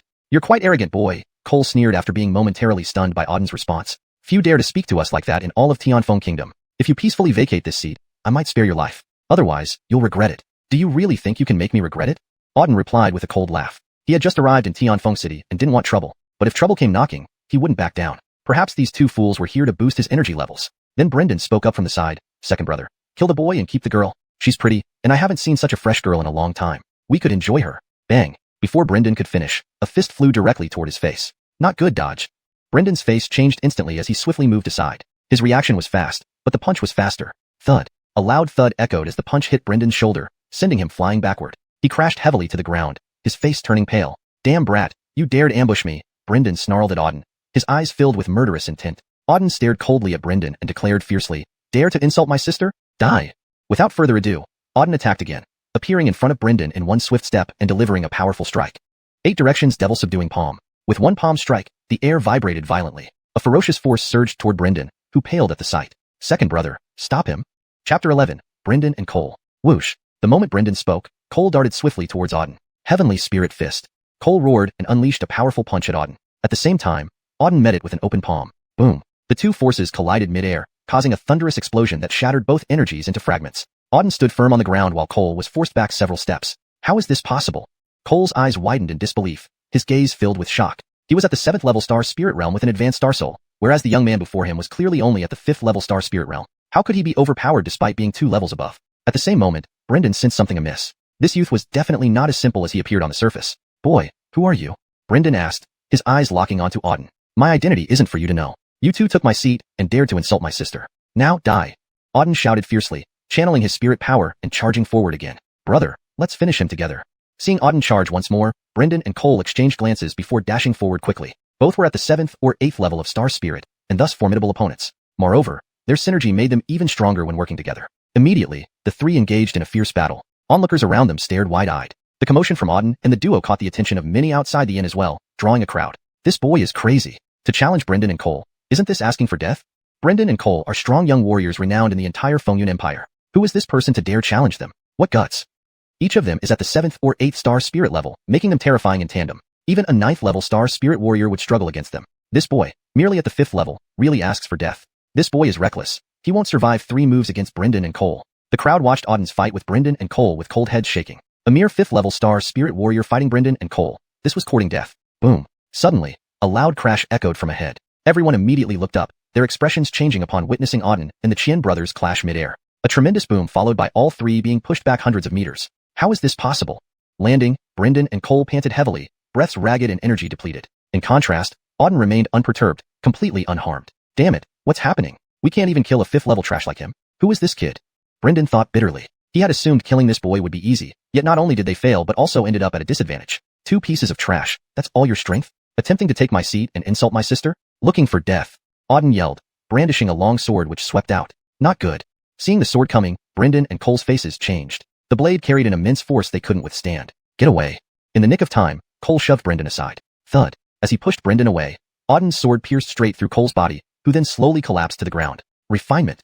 Without hesitation, Auden began the refinement process. Ding. Refining 7th level star spirit. Gained 1700 energy points, the system announced. Silence. Dead silence. Everyone around gaped at Auden in stunned disbelief. Auden had killed Cole, one-on-one combat between a 5th level and 7th level star spirit warrior. What kind of person is this kid? How could he be so strong? 1 versus 2, killing Cole. He's only at 5th level star spirit. How did he do it? This kid looks unfamiliar, probably not a celebrity. Could another genius have emerged from Tianfeng Kingdom? All eyes were fixed on Auden, curiosity evident in their gazes. Arg. Suddenly, Brendan let out a furious roar, his bloodshot eyes fixed on Auden. You little beast, you dare kill my brother? Today, I'll never rest until you're dead. Brendan screamed. His brother sacrificed himself to save him. Growing up together, they shared a deep bond. Seeing Cole killed by Auden fueled his rage to rip Auden apart. Auden sneered, even if you didn't try to kill me, do you think I'd spare you? You two occupied my seat and harassed my sister. You deserve death. Your brother is dead. Now it's your turn. With that, Auden charged again. Kill. Facing such trash, there was no hesitation. Just kill. Reaching Brendan, Auden struck a powerful blow to his body. Already injured, Brendan couldn't withstand it, being hurled away again, spitting blood profusely. Die. Auden reappeared before Brendan, aiming a strike directly at his dantian. Whoosh. Just as death seemed imminent, a figure suddenly appeared before Brendan, blocking Auden's fatal strike. Who are you? Auden scanned the newcomer coldly, wondering who dared meddle. Looking up, a young man in purple stood before him, protecting Brendan behind him. Seeing this young man, Brendan felt relieved. Sir Patrick, you finally came. This boy just killed my brother. Please do justice and avenge him. Brendan clung to the young man's leg, shouting. The young man in purple remained calm, his gaze sweeping over Auden. Boy, you're bold. To kill within Tianfeng City. Hashtag chapter 12, the Patrick clan. Dakari, it's actually Dakari. I didn't expect him to appear here. When they saw the young man in purple suddenly appear, everyone in the tavern was greatly shocked. They stared at the young man in disbelief. Dakari is from the Patrick clan, one of the 4 great families in Tianfeng Kingdom. The clan has a deep and powerful background, with countless experts and geniuses. It's truly formidable. Not only that, but Dakari himself is also an extraordinary genius. It's said he is one of the strong contenders for the title of Rookie King at this year's Grand Assembly. Who would have thought we'd encounter such a genius here? People around them murmured, all looking at Dakari, the elite of the Patrick family, with admiration. At this moment, Auden also saw Dakari. He had, of course, heard the surrounding discussions but chose to ignore them. Why did you stop me? Auden asked coldly. Dakari replied indifferently. In Tianfeng City, fighting and killing are strictly prohibited. Pedro, you have quite the nerve to kill someone in Tianfeng City, especially a counselor of the Patrick family. Have you lost your mind? Brendan and Cole were counselors of the Patrick family. Someone dared to kill his family's counselor in Tianfeng City today. It was as good as courting death. I just arrived here and didn't know the rules of Tianfeng City. Moreover, they were the ones who attacked first. Even if there is to be blame, shouldn't it start with them? Auden responded coldly. Brendan and Cole are people of the Patrick family. Naturally, they can take lives. But you, a lowly commoner, committing murder here in Tianfeng City is against the law. By the rules of Tianfeng Kingdom, you should die. Dakari said sternly. Huh. Auden scoffed. According to you, only the nobles of Tianfeng City are allowed to kill, while us lowly commoners must simply accept being killed without resistance. That's right, Dakari retorted coldly. You must be some commoner from a poor village. Let me tell you, in Tianfeng Kingdom, when a noble kills a commoner, it's not a crime. But if a commoner dares to resist or kill, it's a capital offense. You've now killed someone from the Patrick family and violated the law. You deserve to die. Ridiculous. Only you aristocrats are allowed to kill, while we commoners are supposed to wait to be slaughtered by you so-called elites. What nonsense is this? Auden laughed directly. The saying the prefect allows arson but forbids the villagers from lighting lamps was something he had only heard about before, but now he was witnessing it firsthand. Truly shameless. Insolent. Dakari roared and pointed at Auden. You, a mere commoner, dare to mock the laws of Tianfeng Kingdom? Seeking death, I will execute you according to the law today. As he spoke, a powerful aura of killing intent surged from Dakari toward Auden. Is Dakari going to make a move? This kid is really daring, actually daring to stand up to Dakari. Is he tired of living? The onlookers watched in shock as Auden dared to confront Dakari. Dakari is from the Patrick family, and this kid is just a lowly commoner. Opposing Dakari is like seeking death. Does he really think he can beat Dakari? Dakari is a prodigy-level figure in all of Tianfeng Kingdom. With Dakari making a personal move, this kid is doomed. He will surely die. Everyone looked at Auden with pity. Clearly, Auden must have some strength since he could defeat Brendan and Cole. But now, offending Dakari, his fate was sealed. Go to hell. Just then, Dakari let out a roar and lunged forward, rapidly closing the distance between him and Auden. He threw a punch, and a fist imprint formed in the air, filled with overwhelming power. The punch locked onto Auden instantly. Seeking death. Seeing Dakari attack, Auden's eyes flashed with a cold glint. 8 desolate demons subduing palm. Without hesitation, Auden channeled his spiritual energy and thrust out his palm to meet the punch. Palm met fist in midair, colliding violently. Boom. In an instant, the entire tavern was shattered by the force of the impact. Everyone was pushed back several meters by the shockwave. Hundreds of people around were completely stunned by what they witnessed. Ahead, the two forces clashed, each evenly matched. Boom. After more than 10 breaths, the two forces finally exploded apart. Under the intense impact, both Auden and Dakari were forced back dozens of meters. How could this be? While retreating, Dakari's eyes widened in shock as he stared at Auden, dumbstruck. His attack hadn't killed the boy but had been pushed back instead. How could this be? The crowd was equally astonished. Everyone knew Dakari's strength. Among the young generation of Tianfeng Kingdom, few could match him. And yet, Dakari had been pushed back by an unknown youth. This was shocking news indeed. Who was this kid? Now, everyone focused on Auden, curious about his identity. Boy, who exactly are you? Dakari, too, stared intensely at Auden, demanding an answer. He had been pushed back. Apart from those few super geniuses, who else in the young generation of Tianfeng Kingdom could do this? Auden's expression remained icy. Do you even deserve to know who I am? So-called nobility, is this all the strength you have? Truly garbage. Damn brat, do you really think I can't kill you? I was just testing your strength. Now, I'll show you what a true genius can do. With that, Dakari roared again, performing a hand seal. A surge of powerful energy burst from him, causing the ground to tremble. Die. Just as he prepared to strike again. Hold it. A commanding voice interrupted abruptly. A young man in blue, leading a group of soldiers, approached. He had an elegant appearance and imposing demeanor. Walking over, the young man in blue stood in front of Dakari and said coldly, Dakari, as a noble, you engage in combat in front of so many people. What kind of example does that set? Eben, recognizing the blue-clothed youth, Dakari asked coldly, what are you doing here? Why does it concern you that I'm acting? Mind your own business. Eben replied, I am the commander of Tianfeng City's defense forces, responsible for maintaining order. How can I ignore such public disturbances within the city? Humph. Dakari sneered.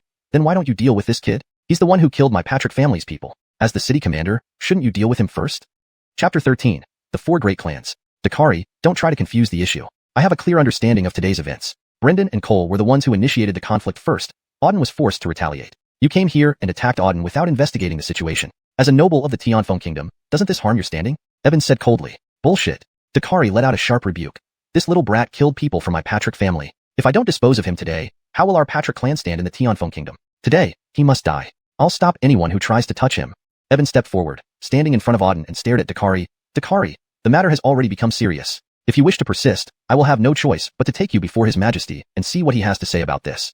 Eben, you... Dakari raged with fury. Eben actually threatened him with the Emperor, but Dakari hesitated. The truth was that Brendan and Cole had indeed been the instigators today. Moreover, it was close to the date of the windstorm gathering, and the Emperor had repeatedly warned everyone not to cause trouble during this time. If the Emperor were to get involved, Dakari feared he would be at a disadvantage. Realizing this, Dakari let out a cold snort. All right, Eben, for your sake, I will temporarily spare this little brat, but I won't forget this. With those words, he glared at Auden and growled, Little brat, wait for me. You'll regret killing people from my Patrick clan. Then, Dakari turned and left. Trash.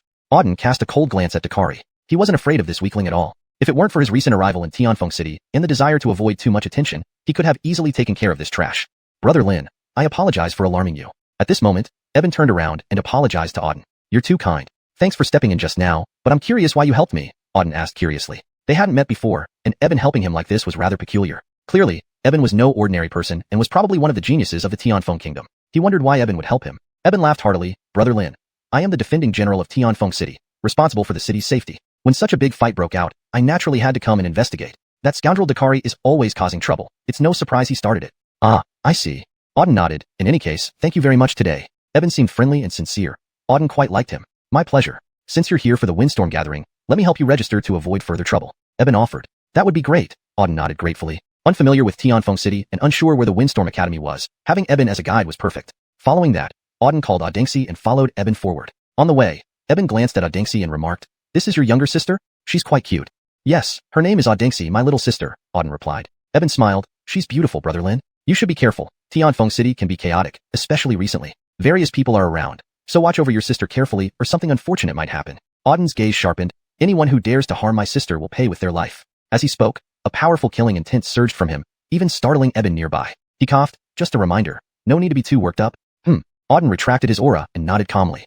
A dragon has its scales which cannot be touched, and Audengxi was one such scale. Since childhood, they grew up together, and during the time when Auden's star soul was destroyed and his spiritual power vanished, Audengxi had always been by his side, caring for him and treating his wounds. Grateful for her support, Auden swore that anyone who dared to harm Audengxi would meet a terrible end. Now, Audengxi was his only remaining family, and he vowed to protect her diligently. While deep in thought, Auden, Eben, and Audengxi arrived at the center of Tianfeng City. Before them stood an enormous gateway, majestic and imposing, at least several hundred meters wide. Two stone statues flanked the entrance, one an azure dragon, the other a white tiger.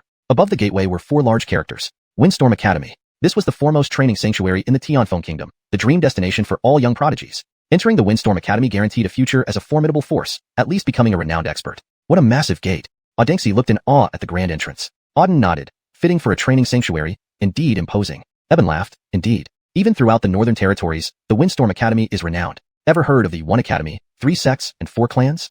No, please enlighten me. Eben explained solemnly. The One Academy, 3 sects, and 4 clans represent the 8 most powerful forces in the entire Tianfeng Kingdom. Each of these 8 powers is so influential that their actions shake the whole kingdom. Essentially, these 8 powers control Tianfeng. Among them, the One Academy refers to the Windstorm Academy. I see. What about the others?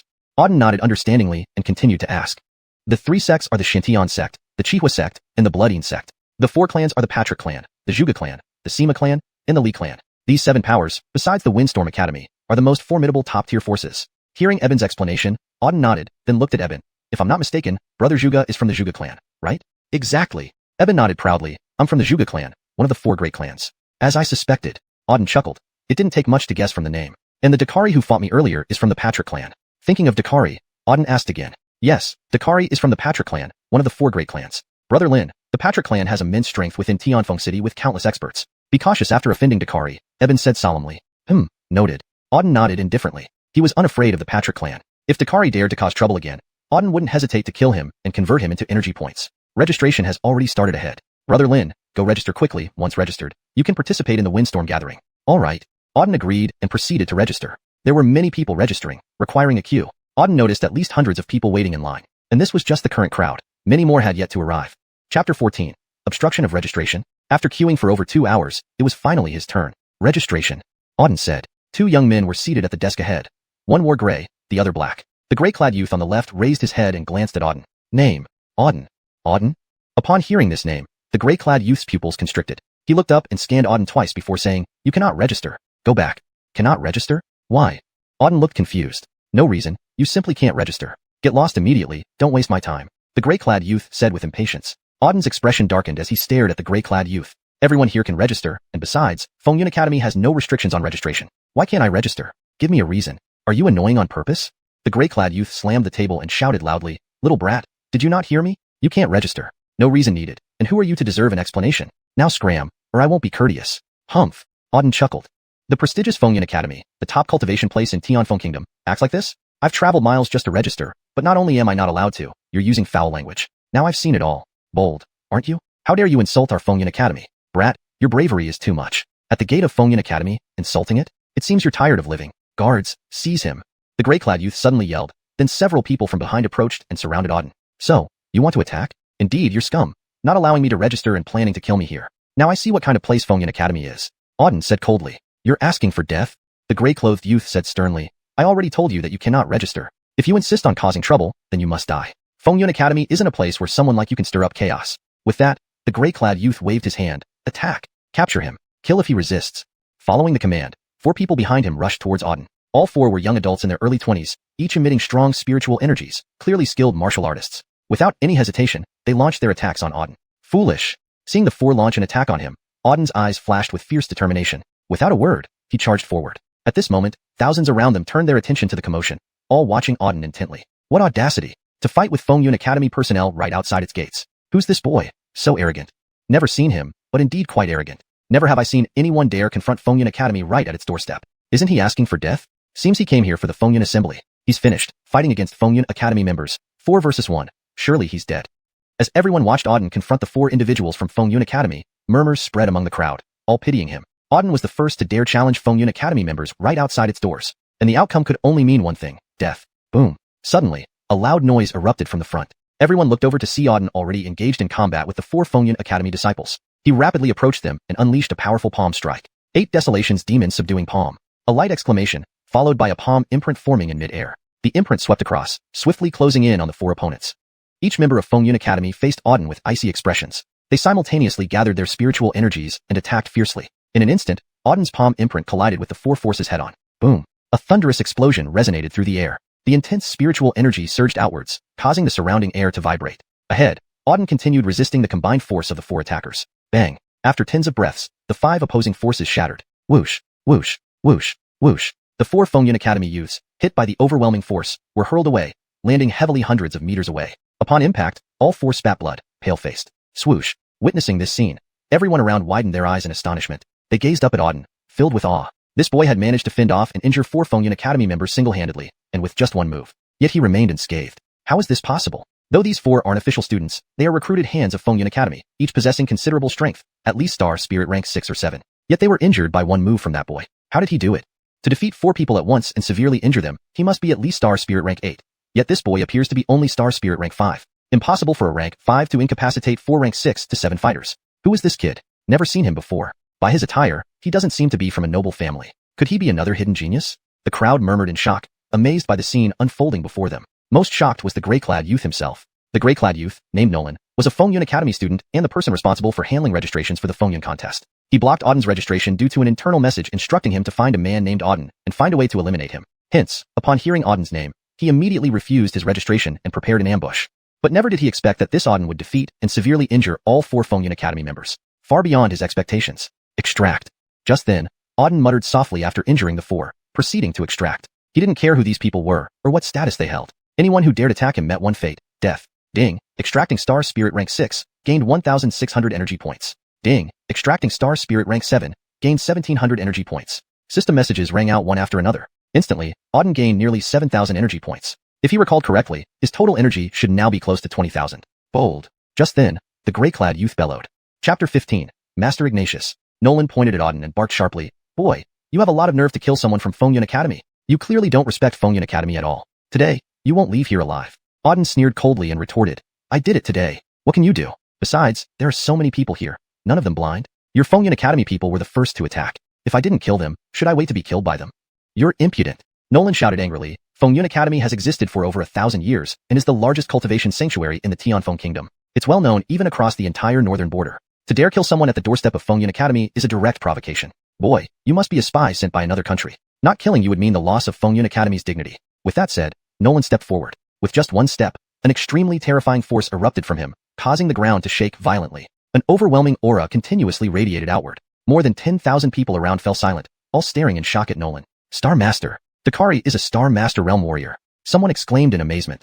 Dakari is not like those four earlier. They were only servants of Fengyun Academy, while Dakari is a formal student of Fengyun Academy, tasked with registering participants for this Fengyun conference. He holds a significant position within the academy. This boy infuriating Dakari may end badly. A Star Master Realm Warrior is formidable even across the entire Tianfeng Kingdom. This boy is only at the 5th rank Star Spirit stage. He can't possibly be a match for Dakari. It looks grim for him. Too rash. A newcomer shouldn't provoke Dakari. Everyone shook their heads and sighed inwardly for Auden. It turns out it's someone from the Patrick family. At this moment, Auden also overheard the surrounding crowd's whispers. He sneered coldly. He had been wondering why this person refused to register him and instead wanted to eliminate him directly. Now he knew. The reason was simple. This person belonged to the Patrick family. Having just offended the Patrick family, encountering another of its members here, they definitely wouldn't let him off easily. Trash, Auden muttered to himself. The Patrick family had made it onto his list of targets, marked for elimination. Boy, you created chaos at the entrance of Fengyun Academy, killed someone from Fengyun Academy, challenged Fengyun Academy, and could potentially be a spy from another country. Now, on behalf of Fengyun Academy, I will slay you. Nolan glared at Auden, speaking in a cold, menacing tone. Don't beat around the bush, Auden said coldly. Just a dog of the Patrick family. Want to kill me? Stop making excuses. Come on, let's see how good a Patrick family dog really is. Courting death. Upon hearing that Auden had identified him, Nolan's eyes flashed with anger. Whoosh. In the next moment, Nolan leaped forward, swiftly closing the distance between them. His body emitted a terrifying spiritual energy as the air trembled wherever he passed. Everyone watched in astonishment. A Fengyun Academy student was actually fighting a civilian of unknown origin. And during the Fengyun conference too. This had never happened before. Good timing. Seeing Nolan charging towards him, Auden roared without retreating and charged right back. He wanted to see exactly how strong this dog was. 8 extremities demon extermination palm. He launched a palm strike, which ruthlessly collided with Nolan. At the same time, Nolan punched back. Bang. In an instant, the palm and fist collided mid-air. The two forces clashed furiously, releasing a violent surge of power outward. Boom. Within moments, Auden's 8 extremities demon extermination palm shattered. At the same time, a powerful force struck him. Thud. Hit by the immense force, Auden flew backward, landing 100 meters away. The ground beneath his feet shattered. Such formidable power. Auden's face turned slightly pale as he focused on Nolan. Nolan's strength was indeed at the Star Master level. This was the first time Auden had fought a Star Master Realm Warrior, and they were indeed very powerful. A Star Master was a higher realm above Star Spirit, already on a completely different level. Rumor had it that even 10 peak Star Spirit warriors couldn't match a single Star Master. Worthless. Nolan looked down disdainfully at Auden, smirking. You dared to fight me, you worthless thing? Are you tired of living? In front of me, you're less than an ant. Killing you is as simple as squashing an ant. Is that so? Auden replied coldly. You, a Star Master Realm expert and a student of Fengyun Academy, taking on me, a Star Spirit Realm Warrior, does that make you proud? Being several levels above me yet failing to kill me in one move? You'd be better off slamming your head into a wall, disgraceful. Shut up, Nolan shouted fiercely. I was just warming up. Killing a worthless thing like you takes only one move. Now, die. With that, Nolan rushed forward again. Dominant power surged wildly around him. Hold it. At this critical moment, a commanding shout came from the sky. Then Isidore appeared mid-air. Standing in the sky, he exuded an incredibly powerful spiritual energy fluctuation. Everyone who saw the man felt a jolt in their hearts, almost compelled to kneel in reverence. It's Master Ignatius, one of the 4 mentors of Fengyun Academy. Unexpectedly, Master Ignatius has come. Master Ignatius is one of the 4 mentors of Fengyun Academy and is considered a top-tier expert even in the whole Tianfeng Kingdom. It's rumored that Master Ignatius has reached the Star Commander realm, making him exceedingly formidable. Master Ignatius holds a pivotal position in Fengyun Academy. Now that even he has appeared, today's events will surely be entertaining. Seeing Ignatius appear in the sky, everyone was extremely excited. Nolan saw him as well. His expression changed slightly before he bowed respectfully. Master Ignatius, why have you come? Ignatius spoke coldly. Nolan, who allowed you to engage in combat at the entrance of Fengyun Academy? A chilling aura emanated from him. Feeling this, Nolan shuddered. Master Ignatius, it's this boy who caused a disturbance at the entrance of Fengyun Academy and killed one of our own. I acted to apprehend him. Please understand. Note, names such as Fengyun Academy, Tianfeng Kingdom, Nolan, Dakari, and Ignatius remain transliterated to maintain cultural authenticity. ##### Chapter 16. Kneel and apologize. Nolan immediately responded. Ignatius was no ordinary person but a mentor at Fengyun Academy. In front of Ignatius, he didn't dare to even breathe loudly. Are you blind? Tell me why you did not allow him to register. Fengyun Academy has clear regulations that any martial artist under the age of 25 can register for the Fengyun Assembly. What is your reason for not registering him? Ignatius coldly stared at Nolan. Nolan was stumped and couldn't come up with an answer right away. He had targeted Auden because of the Patrick family, and now faced with Ignatius's questioning, he couldn't justify his actions. If you can't give a reason, then it seems you acted intentionally. Ignatius's voice was icy. Mentor, kneel. Ignatius abruptly roared, sending a powerful pressure crashing down on Nolan. Immediately, Nolan's entire body trembled, his face turning deathly pale. Kneel and apologize. Ignatius barked sternly. But, Mentor, I am a formal student of Fengyun Academy, while he hasn't even entered it yet. Isn't it inappropriate for me to kneel and apologize to him? Wouldn't this damage the reputation of Fengyun Academy? Nolan, surprised by Ignatius's forcefulness, brought up Fengyun Academy to back his argument. I am making you kneel and apologize so that everyone in Tianfeng Kingdom, and all across the northern region, knows that Fengyun Academy is a fair and just place. We would never make things difficult for anyone who wishes to participate in the Fengyun Assembly. By barring him without cause, you have disgraced us. If you do not kneel, then I will be forced to kill you to prove Fengyun Academy's stance. Ignatius said coldly. I'll kneel. Hearing Ignatius mention killing him, Nolan's face changed drastically. With a thud, he knelt before Auden, bowing his head and saying, I was wrong. Please forgive me. I should not have refused your participation in the Fengyun Assembly. Sigh. Seeing Nolan actually kneel to Auden stunned everyone present. Nolan was not only a formal student of Fengyun Academy, but also a member of the Patrick family. For him to kneel to an unknown youth was truly shocking. Scum, get lost. Auden glanced coldly at the kneeling Nolan and said, the elder in midair had already given him enough face. He would let today's matter slide for now. However, in Auden's eyes, Nolan was as good as dead. Nolan glared viciously at Auden before quickly turning to leave. Once Nolan was gone, Ignatius descended from the sky. He looked at Auden and said, Pedro, Fengyun Academy welcomes every young martial artist to participate in the Fengyun Assembly. The earlier incident was mishandled by our side. I hope you don't take offense. You may now proceed with the assembly. Thank you, Omar. Auden bowed respectfully. Ignatius seemed like a decent person, powerful and highly respected but approachable and fair. This was what a top cultivation sanctuary's expert should be like. Ignatius narrowed his eyes and scanned Auden.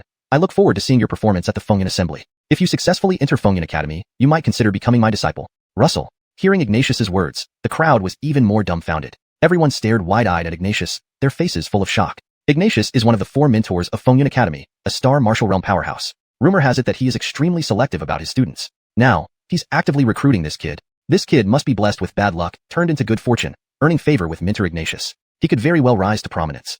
That depends on whether he passes the Fengyun Assembly and enters Fengyun Academy. Didn't you hear Mentor Ignatius say he must pass the assembly to qualify as a disciple? Otherwise, it would be embarrassing. Indeed, passing the Fengyun Assembly is no small feat this time. Only 100 students will be admitted, but there are tens of thousands of applicants. His chances are slim at best, especially being only at the 5th rank star spirit level. People whispered among themselves, envying and admiring Auden in equal measure. Then Ignatius smiled, turned around, and left. After Ignatius departed, Eben approached with audacity. That was terrifying. Thankfully, Mentor Ignatius intervened. Otherwise, you would have been in serious trouble. Eben exhaled in relief. What trouble? Do you really think Nolan could kill me? Auden replied coldly. Though Nolan was a star master martial artist, killing him wasn't that easy. Eben said, regardless, Mentor Ignatius stepping in to protect you, and looking favorably upon you, is a good thing. If you manage to enter Fengyun Academy through the assembly, your future will be bright. Haha, thanks for the good omen. Auden laughed heartily. They continued chatting as they awaited the start of the Fengyun Assembly. As time passed, more people gathered. Initially, there were around 10,000 people, but eventually, over 50,000 assembled. All of them registered for the Fengyun Assembly. Auden glanced around at these registrants. Their strength varied widely. Some were already at the 7th or 8th rank star spirit realm, even the 9th rank peak. Others were weaker, like 2nd or 3rd rank star spirits. Most were within the star spirit realm. There were also several terrifying auras hidden among the crowd, likely belonging to star master martial artists. It won't be easy to secure one of the top 100 spots and enter Fengyun Academy, Auden murmured to himself. Moreover, the system's task wasn't just to enter Fengyun Academy, but to become the newcomer king, which was far more challenging. This system is really something, Auden muttered. Quiet. After half a day, a figure stepped forward. He was dressed in white, in his 20s or 30s, handsome and elegant. I am Ardell, a disciple of Fengyun Academy, responsible for overseeing this year's Fengyun Assembly. First, I welcome everyone here. Now, let me announce the rules of the Fengyun Assembly. The assembly will consist of 2 rounds. Round 1 is a free-for-all battle, and Round 2 is one-on-one arena battles. Only those who survive both rounds and place in the top 100 will be eligible to join Fengyun Academy as students. ###Chapter 17. The conference begins. Additionally, during this conference, a newcomer king will be crowned. Whoever secures the title of newcomer king at the Cloudy Skies Academy's conference will receive substantial rewards from the academy. Moreover, after entering the academy, they will have the chance to receive personal guidance from the chancellor.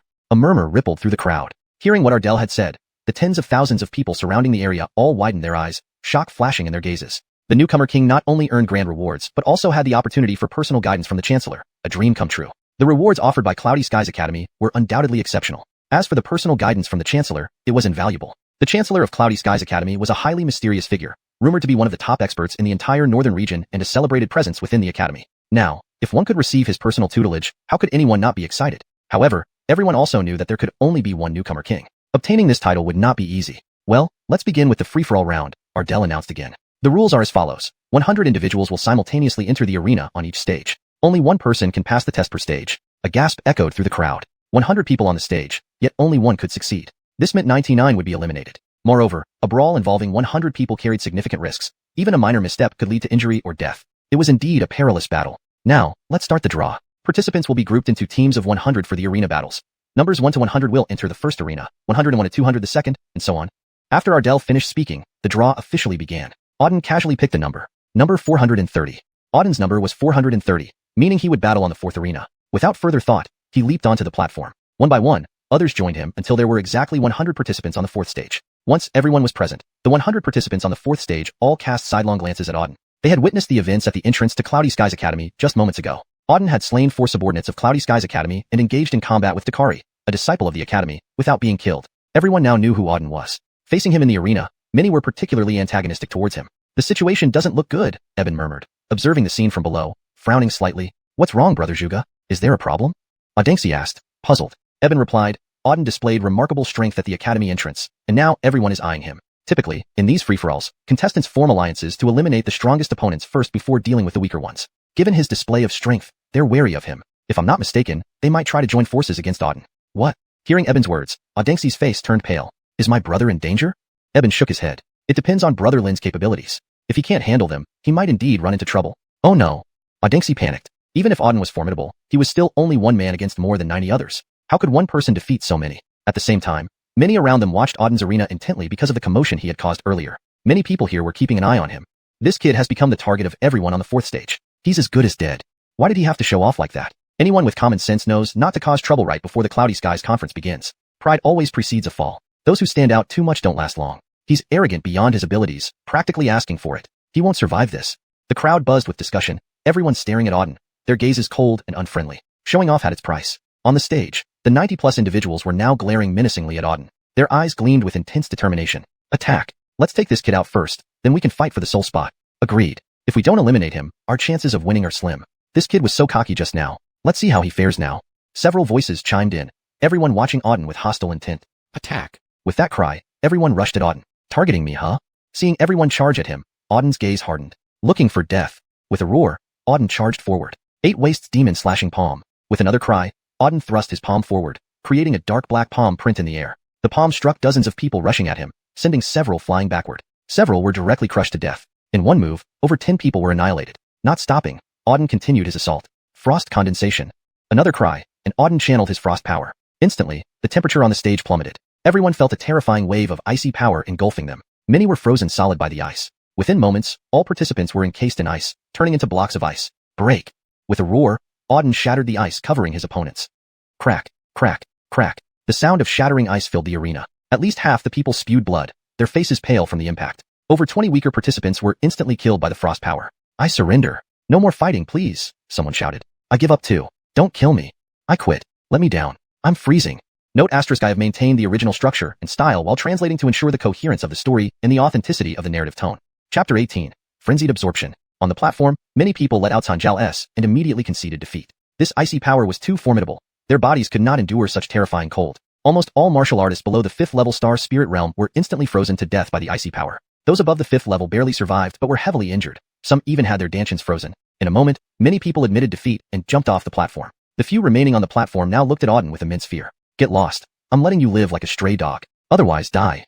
Auden coldly said to the dozen, or so people still standing on the platform. These individuals were relatively powerful, mostly between the 5th and 6th levels of the Star Spirit realm. They initially wanted to try their luck, but felt the formidable killing intent emanating from Auden. Seeing the corpses strewn about, they obediently left the platform, realizing that if they continued, they might be killed by this young man. Silence fell, a deathly silence. Everyone present stared straight at Auden on the platform, filled with shock and disbelief. Auden had single-handedly defeated over 90 others. The horrifying ice attack had instantly killed over 20. The rest were either critically wounded or had surrendered. No one dared challenge him anymore. The battle lasted less than 3 minutes. Meanwhile, fights raged on other platforms, but Auden was the first to conclude his. That's terrifying, to resolve it so easily. Wasn't he only at the 5th level star spirit realm? The ice power was horrifying. Even from hundreds of meters away, I felt as if my entire body was frozen. I've never seen such terrifying ice power before. It must be some incredibly potent ice-based technique. I heard there exists some strong ice techniques on the continent with exceptional control abilities. Auden likely cultivated one. He's amazing. I wish I could learn that technique too. The crowd buzzed with discussions, everyone staring at Auden in awe. After this battle, almost everyone remembered his name. Auden then descended from the platform. Not bad. I gained several tens of thousands of energy points, Auden smiled. On the platform, he eliminated over 20 opponents and accumulated 2 to 3 tens of thousands of energy points from them. Not a bad haul. After coming down, Eben and Audengsi approached him. Brother Lin, your strength is truly terrifying. Resolving 99 others in just 3 minutes. It's an outright ya, Eben praised. As a prodigy himself, he understood the magnitude of Auden's power. Auden replied calmly, they were just low-level martial artists, no real threat. If I faced stronger opponents, it wouldn't have been this easy. Indeed, the platform fighters weren't very strong, mostly 5th to 6th level star spirits, levels he could effortlessly kill.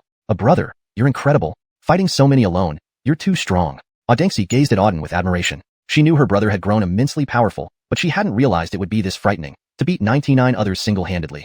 Haha, this is just the beginning. You'll be more shocked later, Auden laughed and patted Audengsi's head. Many experts attended this assembly, a good opportunity to meet Tianfeng Kingdom's prodigies. I feel I'm about to break through. Auden suddenly sensed a stirring in his dantian. He quickly found a secluded area, sat cross-legged, and set up a restriction around him. Closing his eyes, Auden slowly directed his spirit energy towards his dantian. There was a thin barrier within his dantian. Breaking through it would mean success. He channeled his spirit energy to attempt to break through. A hum sounded as surrounding spirit energy slowly flowed into him. Initially, the influx was mild, confined to about 10 meters. Auden guided the energy through his body, enhancing his veins. Over time, his need for spirit energy increased, expanding from 10 meters to hundreds, even thousands. Finally, almost all spirit energy around the entire Fengyun Academy converged on Auden. His body became a vast container, endlessly absorbing the surrounding spirit energy, which rapidly disappeared from the environment. What's happening? Why is the spirit energy around me vanishing? Outside, over 10,000 people felt something amiss. Fighters on platforms noticed their surrounding spirit energy swiftly dissipating. K. I feel it too. The air's spirit energy is dispersing. Even mine inside me seems drained. What's going on? Where's the spirit energy? I was badly injured and needed to absorb spirit energy to recover.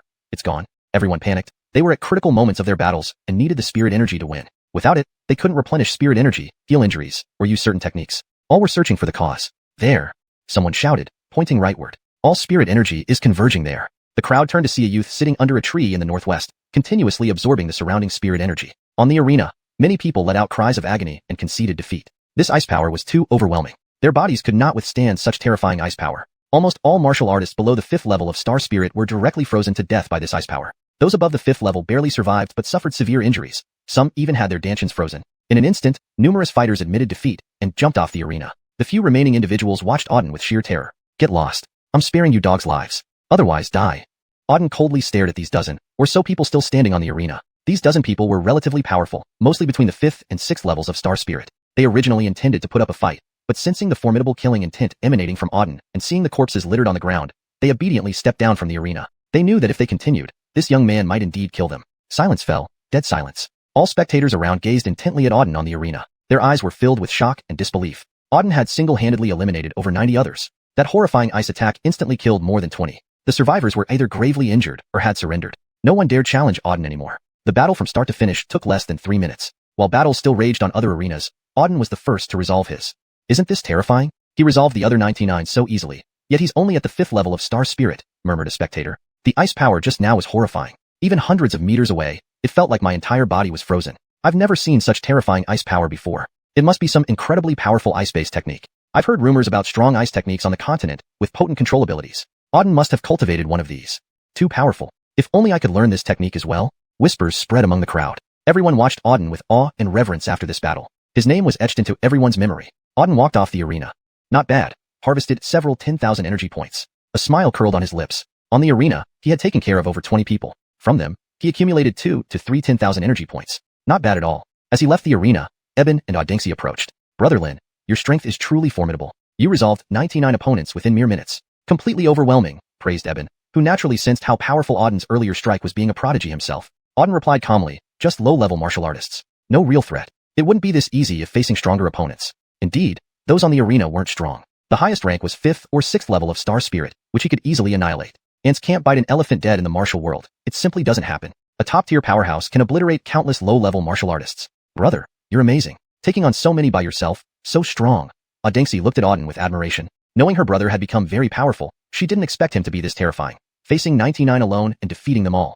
Haha, this is just the beginning. There's more that will surprise you. Auden laughed heartily, patting Adengsi's head. Quite a few experts attended this conference. He seized this opportunity to assess the geniuses from Tianfeng Kingdom. I think I'm about to break through. Auden suddenly felt a stir in his dantian. He quickly moved away, finding a deserted spot to sit cross-legged and set up a restriction around him. Closing his eyes, Auden slowly directed his spiritual energy inward toward his dantian. A thin barrier inside his dantian needed to be breached for the breakthrough. He mobilized his spiritual energy to attempt breaking through. As he did so, surrounding spiritual energy started flowing into his body gradually. At first, it was minimal, affecting only 10 meters around him. Auden guided this energy through his body, enhancing his veins. As time passed, his need for spiritual energy increased, drawing it from wider ranges, from tens of meters to hundreds and then thousands. Finally, almost all the spiritual energy around Windcloud Academy converged towards Auden. His body became a massive vessel, absorbing the surrounding spiritual energy. Spiritual energy rapidly depleted from the surroundings. What's happening? Why is the spiritual energy around me disappearing? Spectators at the academy gates also sensed something amiss. People are still battling on the arenas, but they feel the surrounding spiritual energy rapidly dissipating.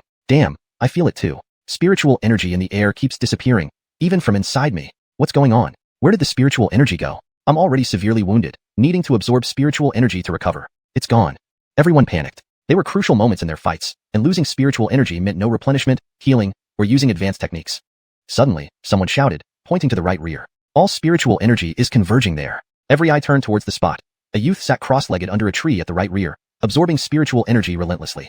Chapter 19. Power Breakthrough. When everyone saw the young man continuously absorbing spiritual energy, they all froze in astonishment. It's him. This person was none other than Auden, who had previously fought with Dakari and won by defeating 99 people on the arena. It's him again. What is this kid up to? Why is he absorbing such powerful spiritual energy? He has drawn away all the spiritual energy within several thousand meters. His body is like a furnace, devouring all the surrounding spiritual energy. I've never seen anyone absorb spiritual energy so terrifyingly. Isn't he afraid his body will explode? I feel like he's breaking through. Notice how his power is all converging toward his dantian. It's clearly a sign of breakthrough. The crowd around him buzzed with discussions, all staring at Auden in shock.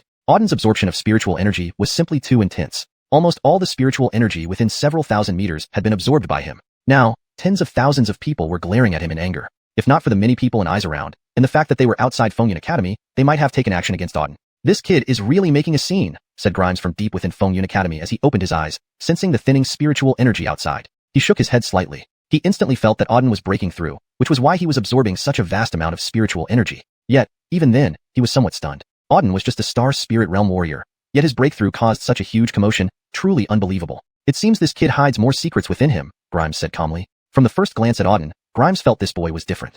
Not only was his strength far beyond his realm, but there were also two very strange and terrifying forces within his body that even left Grimes amazed. Grimes guessed Auden was not an ordinary warrior.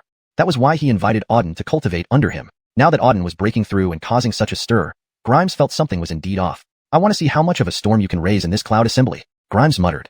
Outside Fengyun Academy, tens of thousands of people watched Auden closely. They could only watch as Auden absorbed all the surrounding spiritual energy. By now, within a kilometer, there was almost no spiritual energy left. Even the spiritual energy within their bodies started being absorbed by Auden. Feeling their internal spiritual energy decrease, everyone was alarmed. They immediately kept their distance, fearing that Auden would suck out their internal spiritual energy. This is terrifying. He even absorbed my body's spiritual energy. This guy is insane. Damn, he's a monster. What the hell? 1/3 of the spiritual energy in my body was sucked away by him. If I hadn't run fast, the rest would be gone too. Although spiritual energy can recover, sucking it directly from someone's body is just crazy. Monster, pure monster. Everyone discussed furiously, all staring at Auden with furious faces. Auden was too outrageous. Not only did he absorb spiritual energy from the air, but now even from their bodies. Boom. Just then, Auden, who was sitting cross-legged on the ground, suddenly let out a loud noise, followed by a terrifying force surging from his body. The space within a kilometer trembled slightly. Buzz. As this strong force came, Auden slowly opened his eyes. Upon opening them, a glint of brilliance flashed in his eyes. The breakthrough succeeded. Feeling the powerful energy within his body, a smile crept across Auden's lips. Finally, he had successfully broken through, and not just one, but 2 realms, reaching Star Spirit 7th level. For Auden, breaking through 2 realms wasn't significant. With his dual Supreme Stellar Soul body, once he broke through, doing so by 2 or 3 levels was easy. Thus, Auden wasn't particularly concerned. Combat power has also increased significantly. My current strength should be at least 50,000 pounds. Auden stated somberly. Usually, only those in the Star Master realm could achieve 50,000 pounds of strength, but Auden felt he should be close to this level now. This was the power of the Supreme Martial Soul. Huh? Why are so many people looking at me? After sensing his body for a moment, Auden noticed that tens of thousands of eyes were staring straight at him, and these thousands of pairs of eyes seemed predatory, as if they wanted to devour him. What happened? Auden, don't you think you're being too high profile? Breaking through in front of so many people and causing such a big disturbance. At that moment, Eben approached, laughing bitterly. What's wrong? Is there any problem? Auden asked, puzzled. Eben stared at Auden with wide eyes and said, didn't you know? You absorbed all the spiritual energy within several kilometers, even taking away some warriors' internal spiritual energy. Some warriors were fighting on the arena at critical moments when they suddenly found no spiritual energy around. Imagine their frustration. And here you are, breaking through in front of so many people. You're definitely the first to do that. Auden remained calm, shrugged, and said, then there's nothing I can do about it. They can't help themselves if they can't get enough spiritual energy. It's there for anyone who's strong enough. Why should it be my problem? Well, you're right, but your speed of absorbing spiritual energy is simply crazy. Who can compete with you? Eben laughed bitterly. Even Eben felt astonished when he sensed the terrifying speed at which Auden absorbed spiritual energy. Ordinary people wouldn't stand a chance. But seeing the hostile gazes from so many people wanting to tear him apart, Auden felt oddly exhilarated. I love when you guys hate me but can't do anything about it. All right. At that moment, Ardell called out loudly, it was just an accident. The contest continues. About 10 minutes later, as the spiritual energy gradually returned, the matches resumed. Auden continued to regulate his body. After over half an hour, feeling his body well regulated, Auden opened the system. Check the energy points. Auden said. He wanted to see how many energy points he had now. Energy points could exchange for treasures. Chapter 20. 100,000 energy. Energy points, 34,000. The system provided a number. 34,000. Upon seeing the number displayed by the system, Auden's heart stirred slightly. 34,000 energy points. That was not a small number. Wondering what treasures he could exchange with these energy points within the system, Auden promptly opened the system store. However, after activating the system store, Auden saw that there were quite a few items available, but the majority of them were quite ordinary. Low-level cultivation techniques, elixirs, spirit artifacts, and such. Auden didn't need those. Do you have higher-grade treasures? Auden inquired cautiously. System. The host does not yet have the qualifications to choose higher-grade treasures. What? No qualification? When will I be eligible to exchange for high-grade treasures? When the host accumulates 100,000 energy points, the advanced store will unlock, allowing the exchange for higher-grade treasures. 100,000. Auden's eyes widened instantly. You've got to be kidding me. This system actually requires him to accumulate 100,000 energy points to exchange for higher-grade treasures. He only had a little over 30,000 now, still far from 100,000. There was no way around it. Since this was the system's rule, he could only comply. 100,000 it is. Let's see when I can accumulate enough energy points. Subsequently, Auden logged out of the system. After logging out of the system, Auden slowly opened his eyes. As he opened his eyes, Auden saw that Audengsi and Eben were both standing beside him. Brotherlin, you're awake? Eben said with a slight smile. Auden nodded, stood up and asked, what's the situation now? Eben replied, the first round of the melee has basically ended. Approximately 200 people passed the first round of tests. Next comes the second round, one-on-one combat matches. Just winning 2 consecutive matches will generally allow someone to enter the Wind Cloud Academy as a disciple. Auden nodded again. How strong are the people who remain? Auden continued to ask. Very strong. Eben's expression turned serious. After all, they emerged from a pool of 100. Each one possesses formidable strength. From my observations, every one of these 200 individuals has at least a 6th level star spirit power level, with some even reaching 7th or 8th level star spirit realms. They're all experts. Who's the strongest? Auden asked curiously. Well, Eben thought for a moment and then shook his head, saying, since the arena battles haven't started yet, it's hard to say who's the strongest, but as far as I know, there are 4 people at this Wind Cloud Assembly with immense fame and formidable power. They're all considered top candidates for the new king title. You should keep an eye on them. These 4 individuals are Dakari, Callum, Audinin, and Phantom Shadow. Auden nodded, saying, these 4 must be geniuses from the 4 top forces, right? That's correct. Dakari is from the Patrick family. You've engaged with him before, so you should know his capabilities. Callum is from the Lee family, Audinin is from the Profound Heaven sect, and Phantom Shadow is from the Blood Nether sect. Each of these 4 is a first-rate genius, possessing formidable strength. As far as I know, their powers have almost reached the Star Master realm, or may have already achieved it, Eben said with utmost gravity. After hearing Eben's words, Auden nodded. While he wasn't sure about the others, he had experienced Dakari's power firsthand. Back in the tavern, Dakari struck him with one palm. At that time, Auden distinctly felt the terrifying strength Dakari possessed. I didn't expect him to participate in the Wind Cloud Assembly as well. Quite a coincidence. One more thing. According to what I've heard, the Patrick family has placed a kill order on you. They plan to eliminate you during this assembly. So, you'd better be careful, Eben said solemnly. So, they want to kill me here. Let's see how they fare. Auden laughed coldly. The Patrick family had given him trouble several times since he entered Tianfeng City. Once he had the time, he'd pay them a visit. Regarding this Wind Cloud competition, Auden wasn't worried about the Patrick family. Before his strength increased, he hadn't feared Dakari, much less now that his strength had significantly improved. Right, what about you? Auden looked at Eben and asked, didn't you participate in the Wind Cloud Assembly? Eben was also a top genius, and Auden found it surprising that he hadn't joined the assembly. Eben smiled slightly, saying, I don't need to participate in the assembly. The Wind Cloud Academy gave each of the 7 major forces of Tianfeng Kingdom a few direct entry slots, allowing us to enter the academy directly. So, I don't need to compete in the assembly to enter. I see. Auden nodded in understanding. This was the privilege of nobility. Ordinary people had to struggle through life and death battles to enter the Wind Cloud Academy. Meanwhile, they could enter directly due to their noble status. Silence. Just then, a loud voice echoed from the front. Everyone looked up and saw Ardell standing on the arena, shouting loudly, silencing everyone. Once the crowd quieted down, Ardell announced, the first round of the melee is over. Now we proceed to the second round of the arena matches. These are one-on-one battles. Those who make it into the top 100 will be admitted to our Wind Cloud Academy. The champion will be crowned the new king of this assembly and receive great rewards. Now, the arena matches officially begin. First, we draw lots. After Ardell finished speaking, everyone began drawing lots. Auden casually picked a bamboo stick. Number 16. He drew number 16. Soon, everyone had finished drawing lots. Now I announce that the lot drawing is complete, and the arena matches officially begin. Number 1 versus number 2 on the first arena, number 3 versus number 4 on the second arena, and so on. After Ardell finished speaking, everyone headed to their respective arenas. Auden went to the 8th arena. Upon arrival, he saw a person already standing there. It was a young man in gray robes, about 20 years old, thin and tall like a bamboo pole. However, a powerful aura emanated from him. The gray-robed youth named Corey was a martial artist at the 6th level Star Spirit Realm. Auden, please go easy on me. Opposite Corey bowed respectfully to Auden. Knowing that Auden was strong, he spoke politely. Auden nodded faintly. Let's start. Profound Heaven Palm. Corey shouted loudly, then leaped forward towards Auden with a burst of speed. Chapter 21. Instant Defeat. In an instant, Corey rushed in front of Auden and brought his palm down with immense force. This strike was so powerful that it formed a golden palm print in the air. The golden palm print bore down on Auden fiercely. Standing still, Auden waited until the attack neared him before casually waving out a stream of spiritual energy. Boom. The spiritual energy struck the golden palm print, producing a tremendous explosion that shattered the print into pieces. The moment the palm print disintegrated, Corey's body was hurled backward, flying hundreds of meters before slamming heavily into the ground. With a pale complexion, clearly injured, Corey admitted defeat as soon as he stood up. I concede. Please accept my apologies. Auden nodded calmly and then stepped down from the platform. Corey, being only at the 6th stage Star Spirit Realm, couldn't pose any real threat to him and was easily injured by one move. Corey was smart enough to recognize this and conceded immediately. If the fight continued, he would have suffered far worse injuries. After defeating Corey, Auden descended from the platform and observed the battles on other platforms briefly. He had finished first, and other matches were still ongoing. But losing interest quickly, Auden turned his attention away, waiting for the next round. About an hour later, the first round ended. The first round is over. Now we begin the second round. Let's proceed with another draw, Ardell announced. The second round began promptly after. This time, Auden drew number 9 and headed straight to platform 5. Auden, I've been waiting for you for a long time, said a blue-robed youth standing across from him. His name was Alicia. He scanned Auden with intense combat desire evident in his eyes. Having witnessed Auden's strong performance previously, he had long wanted to spar with him but never got the chance. Finally, they met on the battlefield. Why did you wait for me? Asked Auden. Of course, to defeat you. By defeating you, I can prove my strength and gain recognition at the entire Fengyun conference, Alicia declared loudly. Possibly, but I doubt you have what it takes, Auden replied indifferently. Alicia was at the 7th stage, Star Spirit Realm, which meant something to others, but not to him. No matter what, I will give it my all. Alicia clenched his fists and declared. All right, let's begin, Auden said calmly. Windstorm Fist. Alicia roared, lifting his fist as potent spiritual energy coiled around it. Destroy!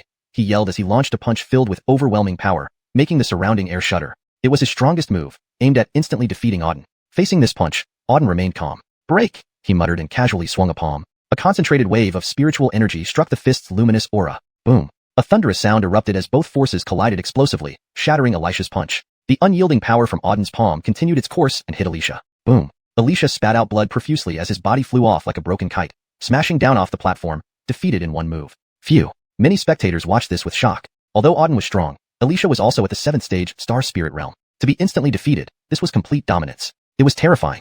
Auden, winner, Ardell declared. Auden walked down the platform calmly. Congratulations, Auden. You've advanced to the top 100 and can join the Fengyun Academy now. We will be fellow students, Eben laughed heartily. Now is just the beginning. There's no need to congratulate yet until the whole conference ends, Auden said quietly. May I ask, Brother Lin, what is your goal for this conference? Is it not to be among the top 100 and enter the Fengyun Academy? Auden's tone implied dissatisfaction with his current achievements. Newcomer King. What? Eben froze upon hearing these 3 words. Newcomer King. Auden aimed for the Newcomer King title. Brother Lin, are you joking? Eben stared at Auden in disbelief. Do I look like I'm joking? Auden glanced at him. Well, Eben gulped. He never imagined Auden had such ambitions. Achieving the Newcomer King title was beyond many people's dreams. After a brief pause, Eben said, Brother Lin, I don't doubt your strength, but there is only one Newcomer King and countless contenders, including super geniuses like Dakari, Timothy, Adinin, and Ingrid. It won't be easy to snatch the title from them. Be prepared for failure. Auden remained calm. My goal is the Newcomer King. Anyone trying to stop me will pay with their life. As he spoke, a fierce glint flashed in his eyes. No matter if they were aristocratic offspring or sect geniuses, Auden was determined to secure the newcomer king title. Any opposition would face death. Eben looked deeply at Auden, realizing he was far more complex than he initially thought. The seemingly ordinary young man was more formidable than he had imagined. Wanting to be the newcomer king? You must be dreaming. Do you even qualify? At that moment, a voice sounded behind them. Turning, Auden and Eben saw two youths approaching. It's Dakari and Audinin. Eben's expression changed upon seeing them. Dakari and Audinin, both geniuses from the 7 major forces, approached. Dakari sneered at Auden. Kid, you've had quite some luck to make it into the top 100. Looks like everyone else who entered this conference is trash if someone like you can get in. Not bad, you made it too. Guess you're trash as well, Auden replied coldly. Chapter 22. Battling an expert. Humph, smooth talker. Dakari sneered coldly and said, if not for Eben's interference, I would have killed you in the tavern earlier. How could you have survived until now, Auden? You should really be grateful that I didn't kill you then. Otherwise, would you still be standing here talking to me? Auden chuckled coldly and replied, the one who should be grateful is you. If you had attacked me back then, you would already be a corpse and wouldn't be alive today. Arrogant. A flash of sharpness passed through Dakari's eyes as a hint of murderous intent flickered within them. Kid, you've become even more arrogant than before. Fine, I hope you don't meet me on the arena stage. Otherwise, you won't know how you'll die. Why don't you go tell your parents your last words first? Otherwise, you might not have time to say anything when it happens. Auden scoffed. Damn, are you courting death? Despite his good temper, Dakari was still enraged by Auden. If not for the crowd around them, he would have taken action immediately to slay this impudent little brat. There's no need for Brother Patrick to get upset over such a piece of trash. It's not worth it, Audinin said disdainfully from beside Dakari. In my opinion, he isn't even qualified to face you on the arena. He'll probably be eliminated within the next couple of rounds. That's right, I worry too much. Let's see if he can survive the next round. Perhaps someone else will finish him off without me needing to do anything. Dakari also seized this opportunity to step down, replying with a cold laugh. Enough. At this moment, Eben spoke sternly. What's the point of talking all this nonsense here? Prove yourselves on the arena. Both of you are renowned geniuses of Tianfeng Kingdom, so why only fight with words here? Auden, just wait. I'll make you regret this. Leaving this threat, Dakari and Audinin turned and left. Garbage. Seeing Dakari and Audinin leave, Eben spat angrily. Then, he looked at Auden and said, Brother Lin, don't pay attention to those two. They're both scumbags. My temperament isn't that bad. Once we're on the arena, I'll teach them a lesson with my fists. Auden responded nonchalantly. After all, in his mind, Dakari was already a dead man.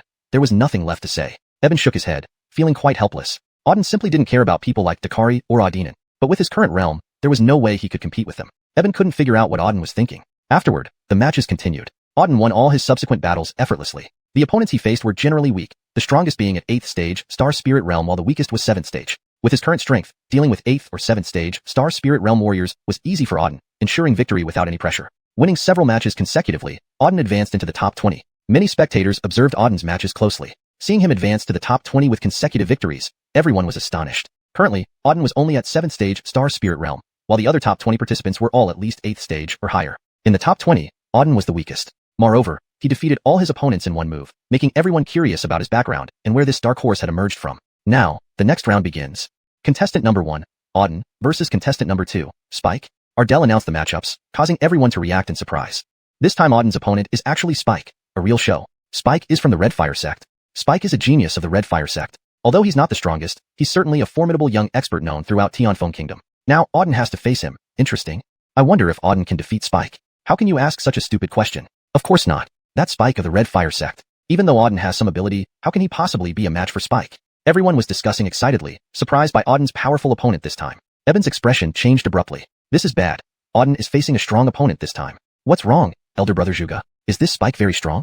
Audengsi asked curiously. Eben nodded seriously. Spike is from the Red Fire sect and is rumored to be at 9th stage Star Spirit Realm, which is terrifying. He's also a strong contender for the title of Novice King. Who would have thought Auden would meet him now? This time, Auden might lose.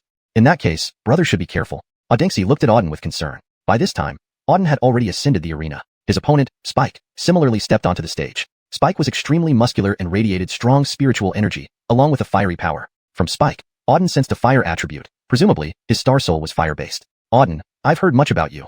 I'm finally able to battle you. Spike stared at Auden and grinned. I feel the same. I've heard you're a genius of the Red Fire sect and a strong contender for Novice King. Meeting you now is perfect, Auden replied calmly. Spike laughed heartily. Exactly. I watched all your previous battles. Your strength surpasses your realm. If I guessed correctly, you must be hiding your true power. However, I'm not those fools. You'd better bring out all your strength against me. Otherwise, you may lose. We'll see if you have what it takes. Auden responded coolly. All right. Spike roared. Let me see how much power this mysterious stranger truly has. With that, he stomped the ground, and his body shot towards Auden rapidly. He appeared instantly in front of Auden, palm ready. Fire Cloud Palm. His palm contained immense flames, roaring fiercely toward Auden. 8 Extremes Demon Subduing Palm. Auden remained calm and met Spike's attack with his own palm. Chapter 23. Instant annihilation. The two palms clashed sharply in the air. Bang. In an instant, two immense forces exploded in mid-air. Wild torrents of power surged endlessly towards all directions. The air on the stage violently trembled. The power of flames was extraordinarily potent. Boom. Within 2 breaths, suddenly another thunderous sound erupted from the stage. Impacted by the formidable force, Spike's flame palm imprint that he had released was instantly shattered to pieces. Moreover, Auden's palm imprint struck him. Step, step, step. Spike was sent retreating dozens of meters by this force. How could this be? Spike stared at Auden ahead with shock. He was a 9th-rank star spirit martial artist. In his last strike, he had already used 80% of his strength, which produced an extremely powerful effect. If it had been any other 7th-rank star spirit martial artist, they would have been killed in one move. But Auden was not only unscathed, but also knocked him flying back. The crowd below the stage also gaped in amazement. They never expected that Spike would be at a disadvantage in the first exchange. You are indeed extraordinary, but I am not so easy to deal with either, Auden. Watch my second move. With these words, Spike leaped up again, slowly forming seals with his hands. As he formed the seals, layer upon layer of potent flames surged out from his body. Raging flames surrounded Spike's entire body. Red Dragon Technique. At this moment, Spike roared loudly, and then the flames around him transformed into a fire dragon. The fire dragon coiled around the stage, emitting terrifying flaming power. That is the Red Dragon Technique, the top technique of the Crimson Fire sect, a person below exclaimed. The Red Dragon Technique is the highest ranking technique of the Crimson Fire sect, immensely powerful. The Crimson Fire sect rose to prominence because of the Red Dragon Technique. Spike actually used it as his second move. It seems he wants to defeat Auden decisively. With the power of the Red Dragon Technique, Auden might not be able to withstand it at all. The people below were all shocked. The Red Dragon Technique was terrifyingly powerful, especially when used by Spike, making it even more formidable. Could Auden endure this Red Dragon Technique? Be destroyed. On the stage, Spike bellowed once more, and the fire dragon fiercely charged towards Auden. Overwhelming flame power completely enveloped Auden's body. Excellent, said Auden, his eyes flashing with determination as he saw the fire dragon in the air. 1,000-mile ice seal. He slowly activated the Supreme Ice Star Soul, releasing streams of ice power from within him. Buzz. Ice power rapidly rushed towards the airborne fire dragon. Boom. Next, the ice power collided violently with the fire dragon. The clash was earth-shaking, but in just a moment, the powerful ice power sealed the fire dragon. The roaring fire dragon was completely frozen solid by the ice power, stopping mid-air motionless. Shatter. In the next moment, Auden gave a soft command. Snap, snap, snap. A cracking sound echoed from the fire dragon, and moments later, the entire dragon, now an ice dragon, shattered into pieces. How can this be? How can this be possible? Seeing this, Spike was stunned on the stage. This was the Red Dragon Technique, the supreme skill of the Crimson Fire sect. The Red Dragon Technique possessed boundless power. Its flame strength was extremely potent. After cultivating the Red Dragon Technique, he had defeated countless opponents with it. Never did he imagine that today, the fire dragon conjured by the Red Dragon Technique would be sealed by ice, and then shattered. From this attack alone, it was evident that the ice power released by Auden was far superior to his fire dragon. It was immediately sealed upon collision. Their strengths were clearly not in the same league. What kind of ice power is this? How can it possess such strength? Muttered Spike. I concede. About 10 seconds later, Spike hung his head and admitted defeat. The Red Dragon Technique was his most powerful offensive skill. Yet, it had no effect on Auden. This battle, he had lost. I owe you one. Auden replied calmly, your fire dragon was very strong. If it had been anyone else, you would have one. But, your luck was bad meeting me. Spike's strength was quite good, especially his fire dragon, which had formidable flame power. Unfortunately, Auden's ice was from the Supreme Ice Star Soul, far surpassing a mere fire dragon. Therefore, Spike's defeat was inevitable. I understand. There is a huge gap between us. So, I admit defeat.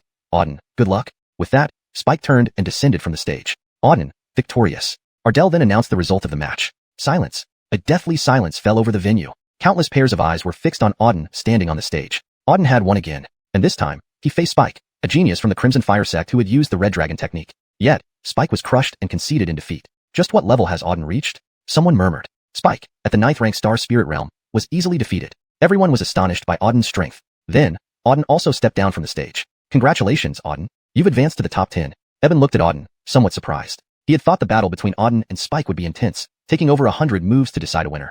Unexpectedly, it took just 2 moves for Spike to be thoroughly defeated. Now even Eben found Auden hard to fathom. This young man he had met by chance was far more powerful than he had imagined. Big brother Auden, you're really amazing, reaching the top 10, said Audenxi, looking at Auden with admiration. Auden nodded calmly, then glanced at the other stages and asked, how are the others doing?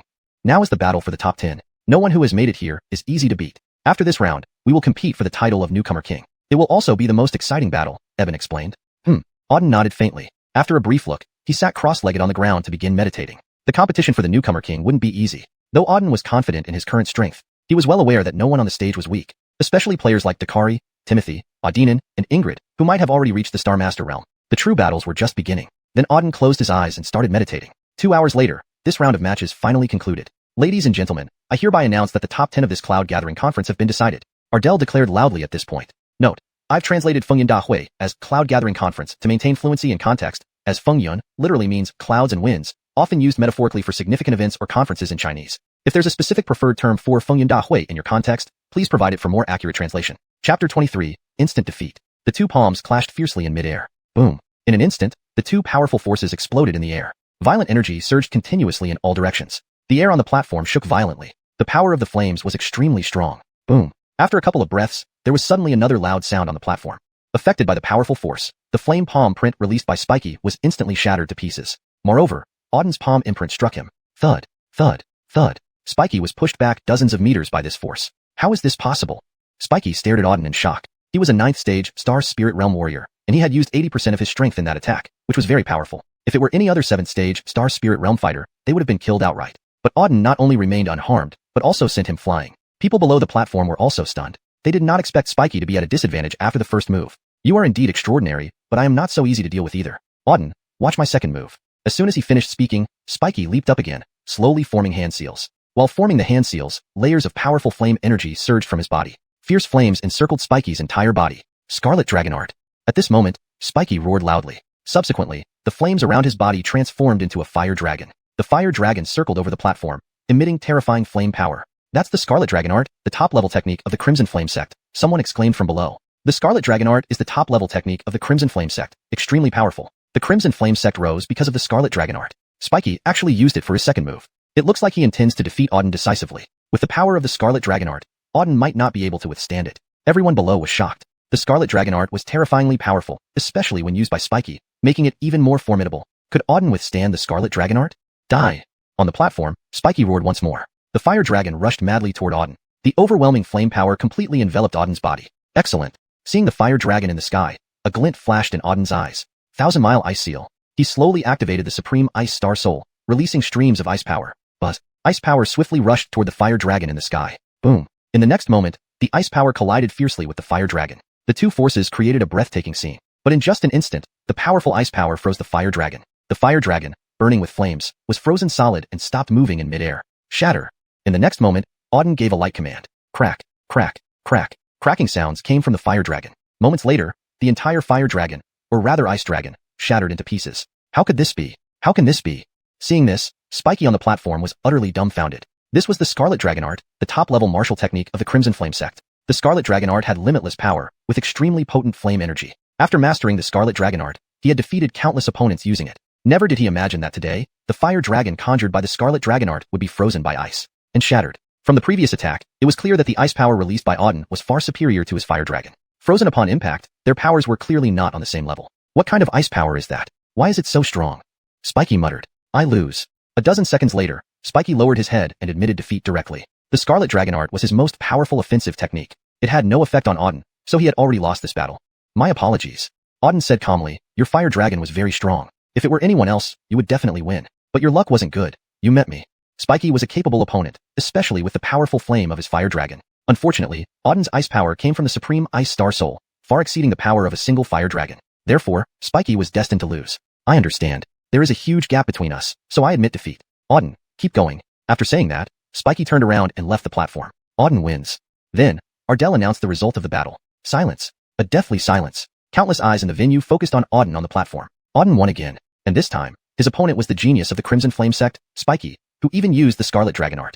Yet, Spiky suffered a crushing defeat and conceded voluntarily. Just what kind of strength does this Auden have? Someone murmured. Spiky, a 9th stage Star Spirit Realm warrior, was easily defeated by him. Everyone was amazed by Auden's strength. Afterward, Auden also left the platform. Congratulations, Auden. You've advanced to the top 10. Eben looked at Auden somewhat shocked. He thought Auden and Spiky's battle would be intense, with at least 100 moves before determining the winner. Unexpectedly, Spiky was thoroughly defeated in just 2 moves. Now, even he found Auden hard to fathom. This young man, whom he met by chance, was much stronger than he imagined. Brother Auden, you're amazing, advancing to the top 10. Audengsi also looked at Auden with admiration. Auden nodded calmly, then glanced at the other platforms and asked, how are the others doing?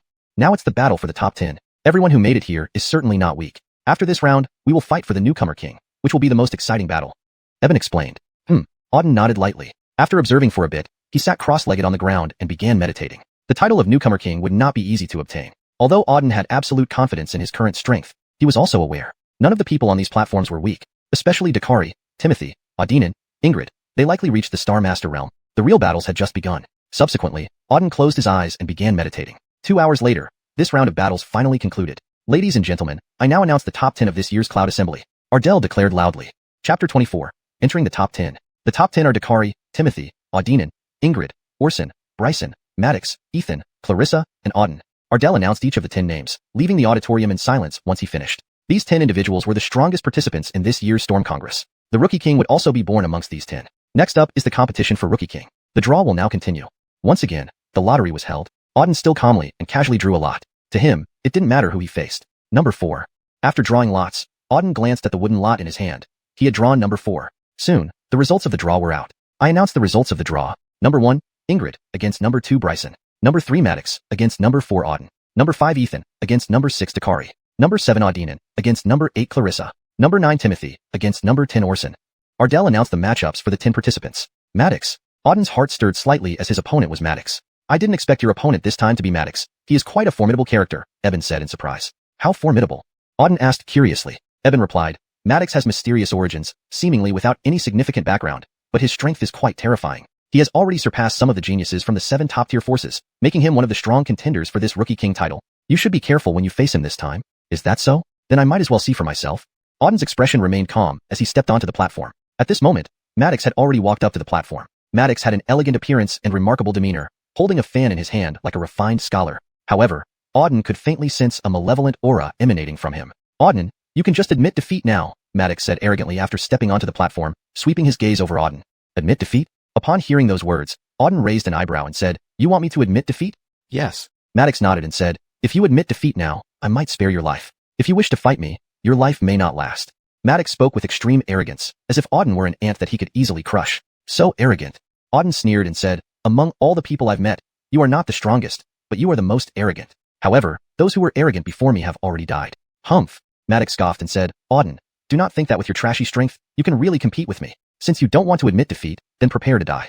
As soon as he finished speaking, Maddox stepped forward, approaching Auden. As he advanced, powerful spiritual energy surged from his body, continuously crashing towards Auden. However, this spiritual energy dissipated within about 100 meters of Auden. Maddox frowned slightly and then roared fiercely as he rapidly charged forward. Cloud reversing palm. He quickly reached Auden and struck forcefully with a palm strike. This palm imprint was extremely powerful, causing surrounding spiritual energies to surge. All the spiritual energy within hundreds of meters converged into this single palm strike. The overwhelming spiritual energy rained down on Auden. Minor tricks. Auden's expression remained cold. Ninefold death.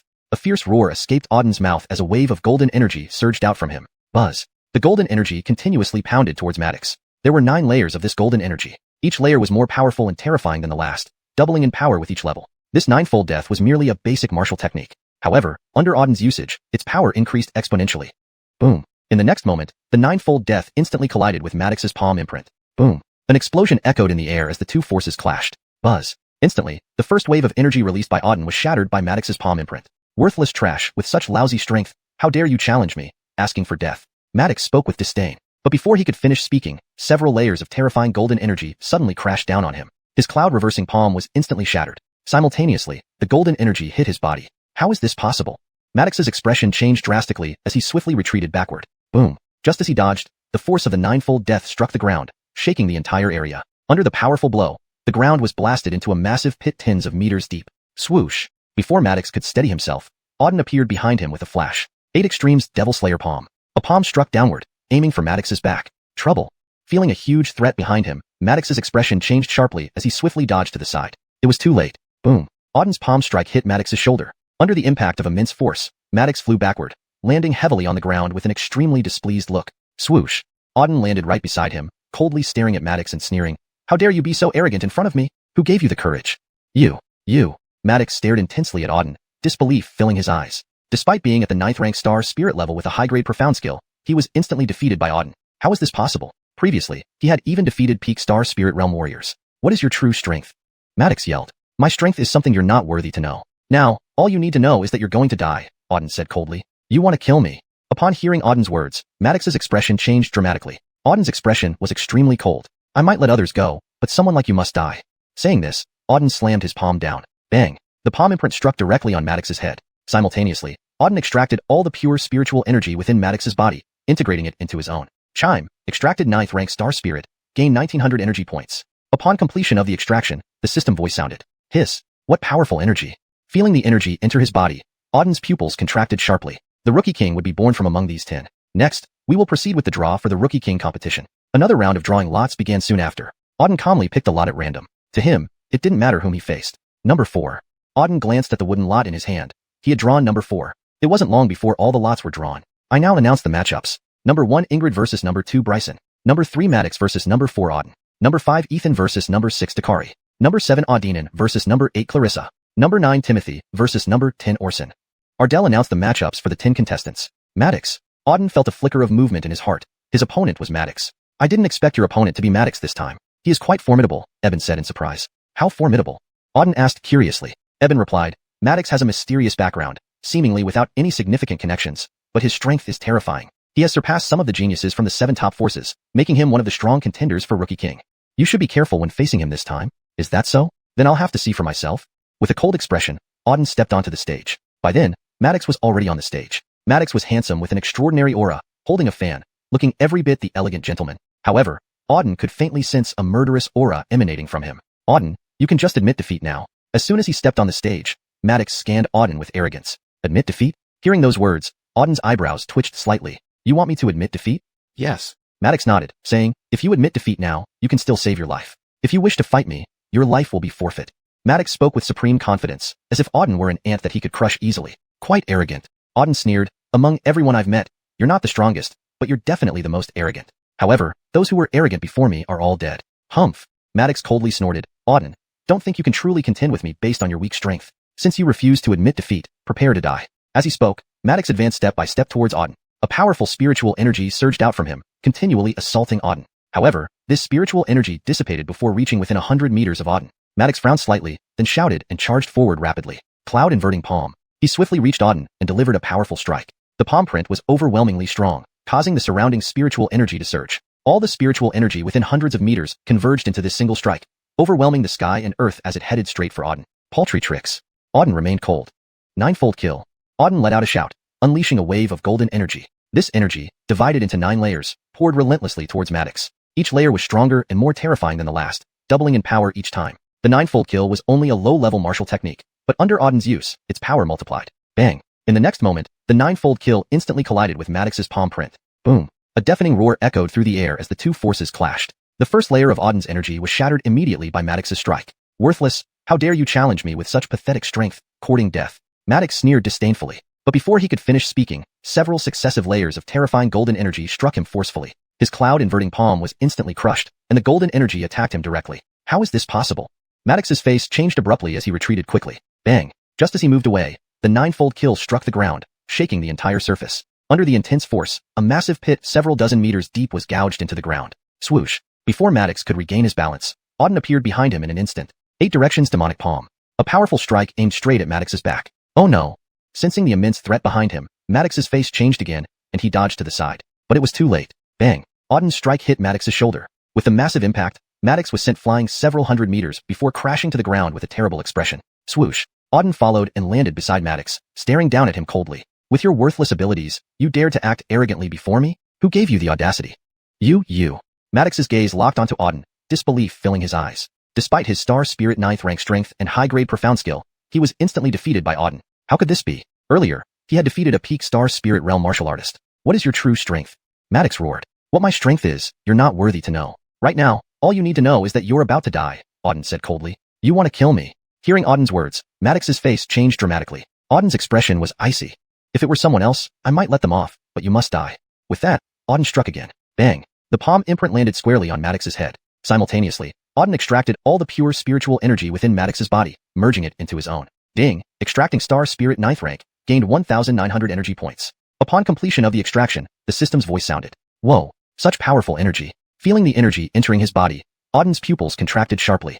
Chapter 25. Entering the top 5. Adolfo, as a 9th rank spirit warrior, was truly formidable. Especially after Auden refined the spiritual energy within his body, the power gained became even stronger. After absorbing Adolfo's purified energy, Auden clearly felt that the strength within him grew even more potent. At this rate of purification and absorption, it wouldn't be long before he could advance again. What an exhilarating feeling. Following that, Auden descended from the platform. Everyone below watched as Auden walked off the stage. Every single person looked at Auden with extreme fear. All were terrified to their core. Auden had instantly killed Adolfo. Before it was Spike, now Adolfo, Both geniuses who had reached the 9th rank spirit warrior level had been defeated by Auden. Even Adolfo died at Auden's hands. At this moment, everyone's eyes were fixed on Auden, filled with awe and reverence. After killing Adolfo, Auden had successfully entered the top 5, and he did so in a rather effortless manner. Every opponent he faced was easily dispatched without any trouble. Now, no one could fathom just how strong Auden was. Amazing, Brother Lin. I never thought you would enter the top 5 so effortlessly. Adolfo is a genius too, yet you killed him in an instant. It's unbelievable, said Eben, looking at Auden with astonishment. Auden's every battle, Eben had watched closely. The more he watched, the more shocked he became. Auden's displayed strength far exceeded his imagination. Instantly killing a 9th rank spirit warrior indicated that Auden's true strength was well above the 9th rank. Such strength already ranked as quite powerful among the young generation of the entire Tianfeng kingdom. They are just ordinary warriors, nothing challenging, Auden shrugged. Brother Lin, if others heard what you said, they'd probably want to beat you to death. You called Spike and Adolfo ordinary warriors. They are geniuses and idols to countless people, Eben laughed bitterly. Probably only Auden dared say such things. If anyone else said it, they would be drowned in criticism. Auden shrugged. I didn't lie. They are indeed worthless. Of course, they do have something impressive. They talk a lot. Apart from that, they're useless. It was the truth. While 9th rank warriors were considered geniuses by others, to him, they were mere ants. All right. Eben sighed. Based on the current situation, I estimate only the 4 including Dakari can pose a threat to you. The rest have essentially been eliminated. Auden glanced at the 4 people still fighting on the stage, a hint of disdain flashing in his eyes. Dakari, let's see what you've got. Then he patiently waited in place. Those remaining in the top 10 were mostly high-level experts. So, this round took over 2 hours to complete. After 2 hours, all the battles on the platform ended. Silence. At this moment, Ardell shouted loudly, silencing everyone. Once everyone was quiet, Ardell announced, now I announce the top 5 of the Fengyun Assembly. The top 5 are Dakari, Timothy, Audinin, Ingrid, and Auden. Upon hearing this, silence enveloped the crowd. This result was within expectations. Because Dakari, Timothy, Audinin, and Ingrid were originally top geniuses from the 7 major forces and were contenders for the title of Rookie King from the start of the Fengyun Assembly. Now, they had all entered the top 5. Of course, the exception was Auden. Previously, they had never heard of Auden's name. But now, Auden emerged as a dark horse, entering the top 5. Everyone was curious about who would become the Rookie King.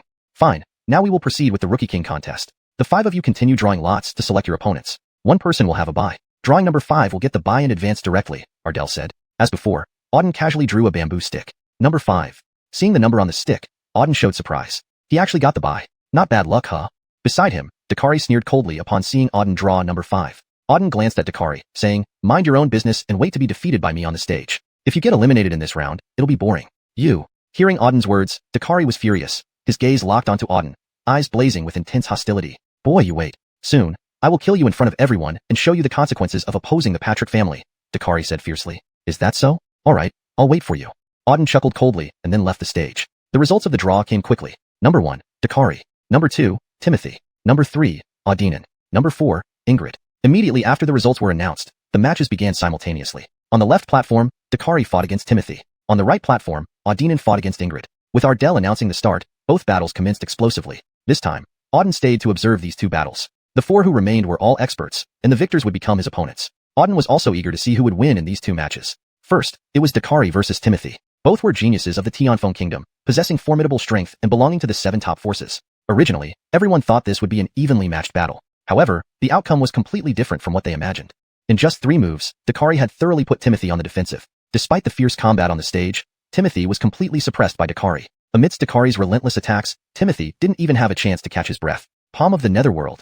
After 3 successive intense strikes, Dakari suddenly bellowed, delivering a palm strike. A fierce palm imprint slammed into Timothy's chest. Spurting blood from his mouth, Timothy was sent flying backward. He crashed heavily onto the platform, his face turning deathly pale. Suddenly, Dakari reappeared in front of Timothy. Kicking out with a swift foot, Timothy was thrown off the platform. Below the platform, Timothy lay unconscious, breathing weakly, clearly suffering severe injuries. There was a collective gasp from the audience. Timothy had been effortlessly killed by Dakari.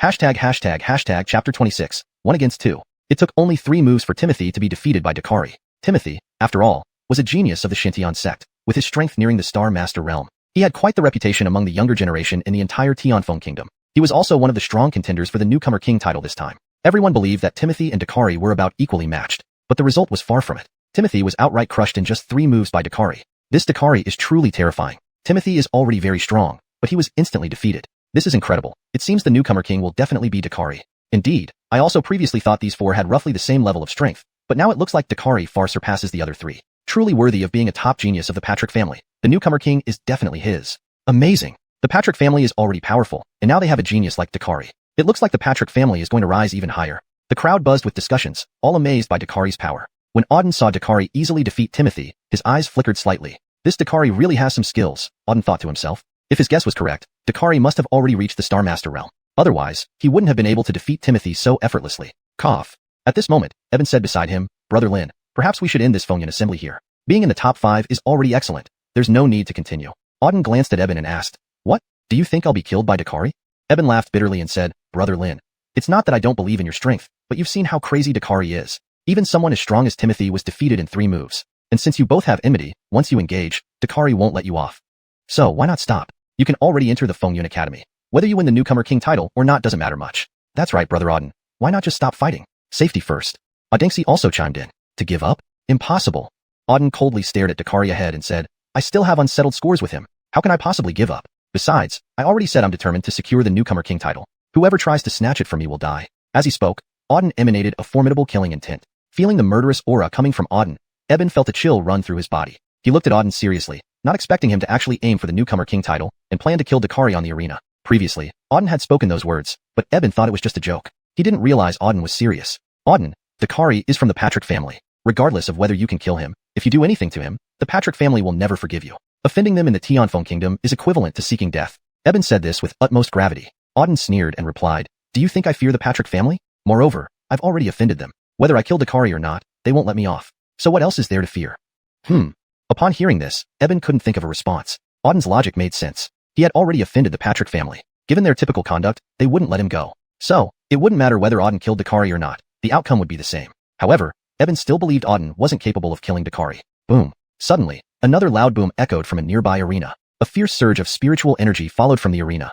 Looking up, the crowd saw that the second arena had also concluded its match. After battling for dozens of moves, Ingrid finally knocked Audinen off the stage, securing her victory. With this, the 3 finalists, Dakari, Ingrid, and Auden, had all emerged. Alright, the 3 finalists have been decided. Now begins the contest for the Newcomer King title, Ardell announced loudly. Like before, choose opponents through a draw. Let's start the draw now. No need. Just as Ardell finished speaking, a voice suddenly interrupted him. No need? Ardell froze, as did everyone watching around them. The speaker was Auden. What is it, Auden? Do you have something to say? Ardell asked, turning his gaze toward Auden. Auden said, There's no need for a draw. Let them both come at me. What? The moment these words left Auden's mouth, a wave of shock spread through the crowd. Everyone's eyes turned to Auden. Auden wanted Dakari and Ingrid to fight together against him. A 1-on-2 battle. He's gone mad. He can't even handle one Dakari, and now he wants a 1-on-2. Is he looking for death? Definitely insane. He can't handle a 1-on-1 and now wants a 1-on-2. Is he tired of living? He's asking for death. Either Dakari or Ingrid could easily kill him. How dare he propose a 1-on-2? When everyone heard that Auden intended to fight 2 at once, they all glared at him coldly. Auden seemed to be inviting his own demise. Even Eben was taken aback by Auden's statement. Challenging 2 of the 3 finalists simultaneously was unprecedented in the history of the Phongyun Assembly. Auden, you're asking for death. Suddenly, Dakari roared, pointing at Auden. How dare you belittle me? I swear, I will not rest until you are dead. Enough talk. Auden shot him a cold look and jumped onto the arena. Facing Dakari and Ingrid, he said, You two, no more empty words. Come at me together. The hell, you want to die? Fine, I'll oblige you. Dakari shouted fiercely and leaped onto the arena. Ingrid walked up with a stern expression. Both were geniuses of the Tianfeng Kingdom, backed by powerful forces. Auden dared to challenge them both, showing complete disregard for them. Not killing Auden would be a disgrace. This was the sole thought on both their minds. Ardell frowned as he watched the trio on the arena, considering stopping it, but then reconsidered. The Phongyun Assembly had no rule prohibiting a 1-on-2 or 1-on-3 match. Thus, Auden could legally challenge both simultaneously. Moreover, Ardell was curious about Auden's true strength that made him so arrogant, willing to face 2 opponents at once. Chapter 27. The Ultimate Battle. At this moment, on the arena, Auden stood facing off against Court and Dakari. Waves of formidable energy radiated from the 3 of them. Dakari and Court both gazed at Auden with icy cold expressions, their eyes flashing with intense malice. Auden looked calmly at them, his expression indifferent. Auden, you are the most arrogant person I have ever met. If I don't kill you today, I won't be worthy of the Patrick name. Dakari clenched his fists tightly and shouted fiercely. Beside him, Court's entire body exuded murderous intent as he added coldly, Facing 2 of us without fear, you'll regret it. Don't waste time, Auden said. Didn't you both want to kill me? Now I give you this chance. Come, you 2 trash, come and kill me. You're courting death. Upon hearing Auden's words, Dakari and Court were completely enraged. They simultaneously lunged at Auden with a shout. Swoosh, swoosh. From 2 directions, they swiftly approached Auden. As soon as they appeared, they attacked immediately. Shinling Palm. Yama Leg. With shouts, the 2 launched their attacks towards Auden. Excellent. Seeing the imminent attacks, a fierce glint flashed in Auden's eyes. 8 Extremes Devil Extermination Palm. After shouting, Auden unleashed the 8 Extremes Devil Extermination Palm, striking powerfully forward. In the next instant, the 8 Extremes Devil Extermination Palm collided fiercely with the 2 incoming attacks. Boom. A tremendous explosion echoed through the air. In just an instant, the 8 Extremes Devil Extermination Palm was shattered into pieces. At the same time, two forces hit Auden head-on. Bang! Under the impact, Auden was sent flying backward for hundreds of meters before crashing heavily into the ground, shattering the surface beneath his feet. Waste of space. Dakari stared disdainfully at Auden, saying, "With such weak strength, you dare face both of us? Do you even deserve to? I can easily slay you alone. You're dead for sure today." Court also said coldly, "Daring to challenge us both at 7th rank Star Spirit Realm. You've had enough of life. You will surely die." The two emitted powerful killing intent simultaneously. "The battle has only just begun. Why the rush? Wait until you defeat me before getting cocky." Auden replied with a cold laugh. "Humph, I'll slaughter you right now." Dakari shouted and lunged forward again. Xiuxian impact. As he closed in, a surge of potent spiritual energy surged out from Dakari, slamming ferociously toward Auden. Shimming true chi. Court also unleashed a pitch-black energy wave, striking at Auden. The two forces rushed towards Auden once more, reaching him in an instant. Ninefold power. Auden formed seals with his hands, releasing 9 layers of energy that surged out and struck towards Dakari and Court. In a split second, the three forces collided once again. Boom, boom, boom. Successive explosions reverberated throughout the arena, each shaking the earth with tremendous force. Each collision caused the entire platform to tremble violently. After 9 consecutive impacts, the three forces shattered simultaneously under the intense blows, struck by the powerful force. This time, Auden, Dakari, and Court were all forced back. Heaven-splitting slash. As he retreated, Dakari conjured a golden long sword, slashing horizontally across the air. A sword beam several meters long cleaved through the sky, splitting the surrounding space. On the other side, Court summoned a black long knife. Shimming slash. He swung his long knife, releasing a similar slash. The black blade light thundered down. In an instant, one sword and one blade reached above Auden's head. The sword and blade beams locked onto his entire body, immobilizing him completely. So powerful. Looking at the sword and blade beams in the air, Auden's eyes showed a hint of solemnity. Court and Dakari were indeed very powerful. If his guess was correct, both should already be at the Star Master realm. Their combined weapon attacks carried immense power. Alright, let's see just how strong you two are. A fierce look flashed in Auden's eyes as he leaped up into the air. Ninefold heavenly slashes. A silver longsword materialized in Auden's hand as he slashed downwards. Buzz. The sword beam sliced through the air, leaving a trail of light tens of meters long. In the next moment, the ninefold heavenly slashes collided with the airborne sword and blade beams. Boom. The three forces clashed violently once more. The entire arena was torn apart by the three powers. On the left was the ninefold heavenly slashes. On the right were the sword and blade beams unleashed by Dakari and Court. The three forces were each progressively stronger and more terrifying. In midair, the three forces confronted each other, neither giving way. Boom. After dozens of heartbeats, another massive explosion echoed through the air. After a prolonged standoff, the three forces finally shattered into fragments. The powerful explosion obliterated the entire arena. All spectators watched the scene with shock-stricken faces. Those weaker in strength were directly blasted away by the overwhelming force. Even the relatively powerful ones felt their hearts tremble from the impact. Everyone was stunned. As the dust settled, countless pairs of eyes fixated on the arena. Soon, they saw clearly. Standing amidst the now ruined arena were three figures: Auden, Dakari, and Court. All three appeared somewhat worn out, pale-faced, and with disordered breathing. Clearly, after the prolonged battle, they had all sustained significant injuries. But at this moment, they still exuded formidable fighting spirit, especially Auden, whose gaze was sharp and imposing. Indeed, he seemed even more formidable than before. How is this possible? Everyone watching was dumbfounded. Auden had fought Dakari and Court 2 against 1 for so long and yet was not killed. Not only did he survive, but he didn't seem to be at a disadvantage. The crowd was utterly amazed. Dakari and Court were the most shocked of all. They thought it would be easy to kill Auden, being 2 against 1. But unexpectedly, after such a long fight, not only was Auden still alive, but he had pushed them back. Damn, what's going on with this kid? Why does he get stronger the more we fight? Dakari muttered, staring intently at Auden. Court's expression was equally grim. Haven't you noticed? His strength isn't at 7th rank Star Spirit Realm. Chapter 28. All-out battle. If he were only at the 7th rank of Star Spirit, how could he withstand our combined attack? He has managed to last against us for so long, which proves that his strength is at least at the 9th rank of Star Spirit, or even Star Master Realm, Melissa analyzed with extreme calmness. Damn it, this little brat actually concealed his true strength. Dakari's expression was also extremely cold. He too had sensed that Auden's strength was far from just the 7th rank of Star Spirit. An ordinary warrior at that rank would be crushed by a single finger. Auden was clearly much stronger than that. You two trash, keep boasting. Our battle isn't over yet, Auden said coldly, sweeping his eyes over Dakari and Melissa. Shut up, damn you. Dakari barked, staring fiercely at Auden. Boy, even if you've concealed your strength, so what? Let me tell you, no matter how strong you are, I can still kill you. Today, even if you have heaven-defying abilities, you will not escape death. Then stop wasting time. Continue. After all, one of us must die on this platform, Auden replied coldly. Attack. Use your full power to slay him. Dakari shouted fiercely. Melissa nodded in agreement. They both felt that Auden was difficult to deal with, so they needed to use their full strength to finish him off. Heaven Soul Annihilation. Netherworld 9 kill techniques. With fierce roars, terrifying forces surged out from both of them. Under the influence of their formidable powers, the entire space shook violently. Break. Following a shout, 2 enormous spiritual forces, one from each side, surged towards Auden. A golden orb on the left and a pitch-black energy ball on the right. Each energy ball contained horrifying power, creating a shockingly intense scene. The spectators around were stunned as they felt the overwhelming power emanating from the platform. That's the Patrick family's Heaven Soul Annihilation and the Blood Nether sect's Netherworld 9 kill techniques. These are the pinnacle techniques of those two major forces, someone muttered. That's right. Both Heaven Soul Annihilation and Netherworld 9 kill techniques are top-tier techniques, treasures of their respective factions. Now that Dakari and Melissa have unleashed these techniques, it seems they are determined to kill Auden. With their strength and these two techniques, they possess world-shattering power. I feel that Auden will struggle to hold up this time. Auden has done quite well to last this long. But now Dakari and Melissa are using their full strength and releasing top-tier martial techniques. He may not be able to withstand it. Auden might be defeated. The crowd buzzed with speculation about the battle's outcome. On the platform, Auden watched as the two terrifying forces approached. So this is your trump card? Seems like nothing much, Auden said coldly. Let me show you what real terror looks like. He slowly channeled the spiritual energy within his body. Green Dragon Fury. Frost Condensation.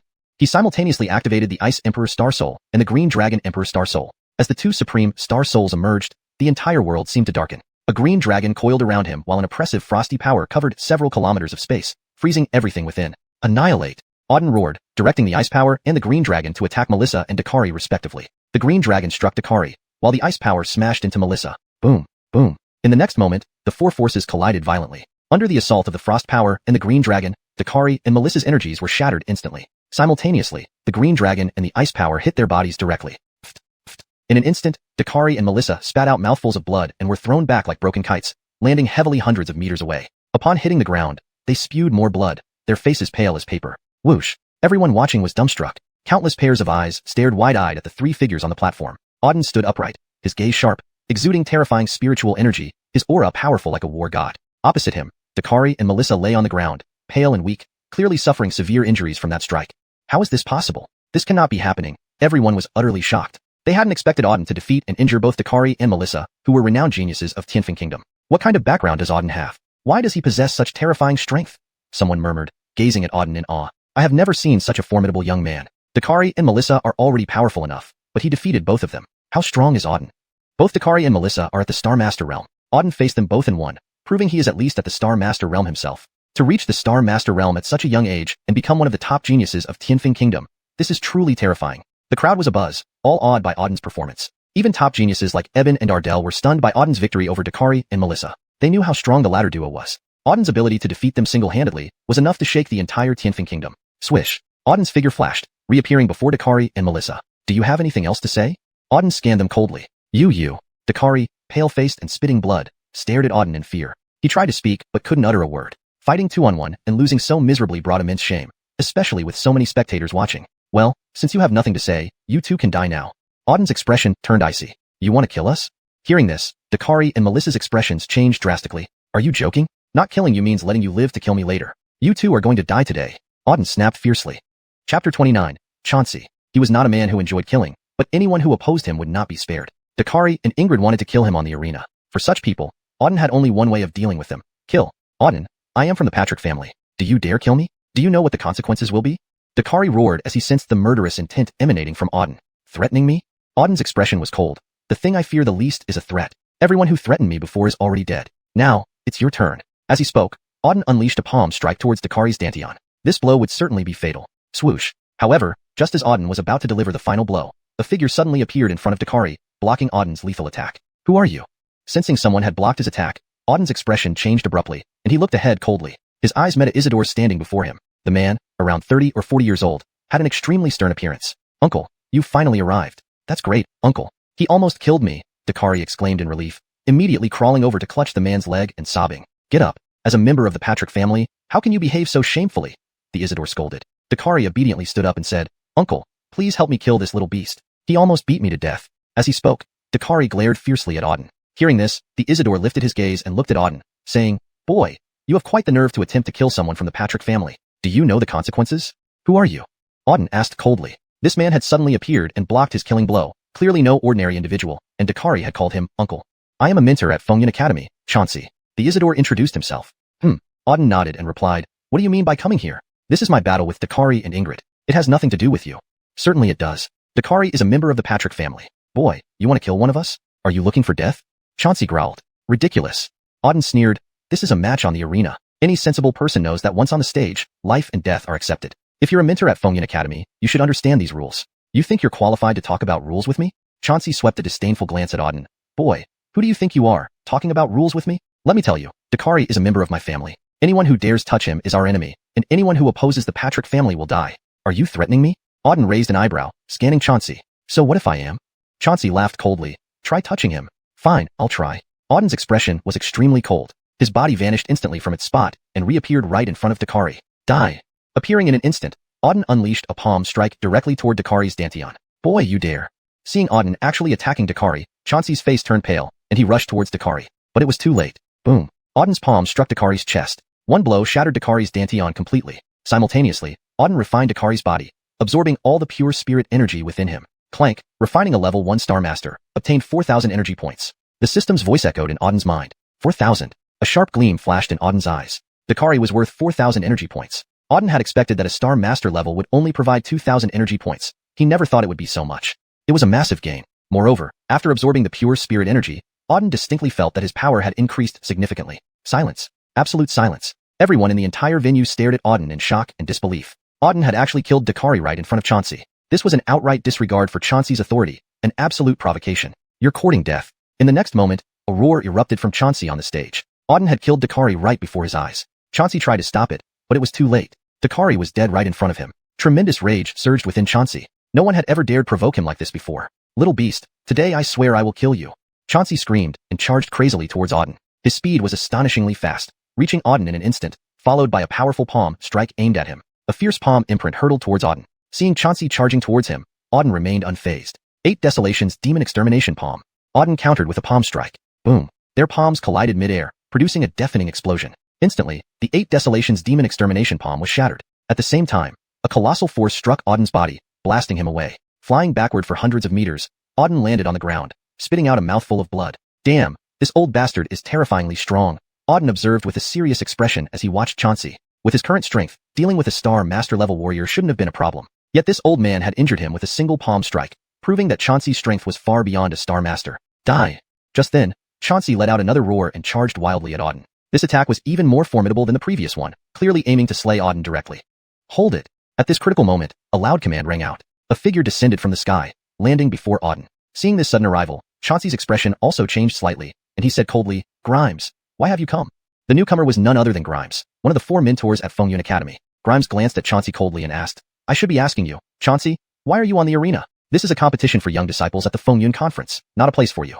Chauncey growled, I came here to kill. Chapter 30. The 2 Great Mentors. The 2 Great Mentors. Murder? At the mention of these 2 words, Grimes coldly asked, who do you want to kill? Of course, this little brat in front of us. Ajax's gaze locked onto Auden, his eyes flashing with a hint of ferocity. This little bastard killed a member of my Patrick clan. Today, I will definitely kill him. Grimes retorted coldly, Ajax, make sure you understand. This is the Fengyun conference. All warriors who step onto the platform participate in fair duels, regardless of life or death.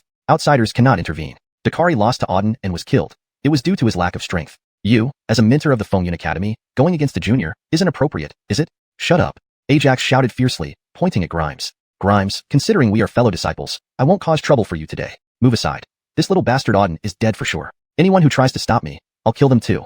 Is that so? Let me tell you this. I am determined to protect Auden today. Whoever wants to kill him must step over my dead body first. Having said that, Grimes took a step forward, blocking Auden. Ajax was furious. He never expected Grimes to risk offending him just to protect this little brat. His eyes fixed on Grimes, he barked, Grimes, are you sure you want to go against me? Grimes replied coldly, I've already said it. Auden is protected by me today. Anyone who wants to kill Auden must step over my dead body. Fine. Ajax yelled and said fiercely, since you're looking for death, then I'll grant you your wish. With that, Ajax charged straight at Grimes. But Grimes, not a bit afraid, rushed forward to meet Ajax. In an instant, the two were engaged in fierce battle. A loud thundering sound resonated as both men released powerful forces. The shockwaves spread wildly, shaking the area within tens of thousands of meters. Everyone around was utterly stunned. They never expected that today, Grimes and Ajax, the 2 greatest mentors of the Fengyun Academy, would actually fight each other. And the target of their conflict was Auden, an unknown fighter. Mentors from the Fengyun Academy were top-notch experts throughout Tianfeng Kingdom and even in the Northern Territory. Ordinarily, seeing them was difficult. Now, witnessing the 2 great mentors fighting was an incredible opportunity. All eyes were glued on Grimes and Ajax in the sky, eager to see which of the 2 mentors was stronger. Meanwhile, Auden also stared at Grimes and Ajax in the sky. The 2 were now locked in intense combat, radiating terrifying spiritual fluctuations. The area within tens of thousands of meters was engulfed in their battle space. Any stray force could shake heaven and earth. Even standing hundreds of meters away, Auden felt his heart trembling. Each move they made contained the power of the heavens, terrifying indeed. These two have such terrifying strength. If I'm not mistaken, they far surpass the Star Master realm. I wonder when I can reach their level, Auden mused inwardly. His goal was to become the strongest on the continent, but reaching their level seemed distant. However, Auden was clear that although Ajax and Grimes were strong, it wouldn't take too long for him to surpass them given his current dual Supreme Star Soul and exceptional talent. Boom. Suddenly, another loud explosion echoed from the sky, followed by an overwhelming surge of power from above. Buzz. Under the impact of this formidable force, the ground was blasted into a pit hundreds of meters deep. Weaker bystanders were sent flying hundreds of meters away. Even those with greater strength were forced back dozens of meters. Tens of thousands watched in awe as the two greats fought in the sky.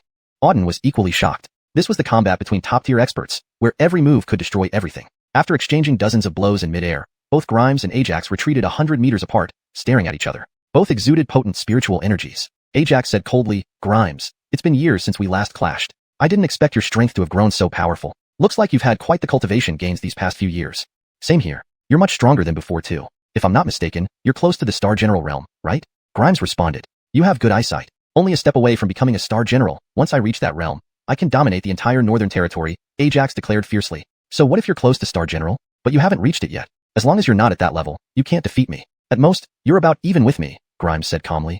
Approaching the Star General realm, Ajax was undoubtedly very strong, but Grimes wasn't weak either. It was impossible for Ajax to defeat him. Ajax growled, "Grimes, opposing me won't end well for you.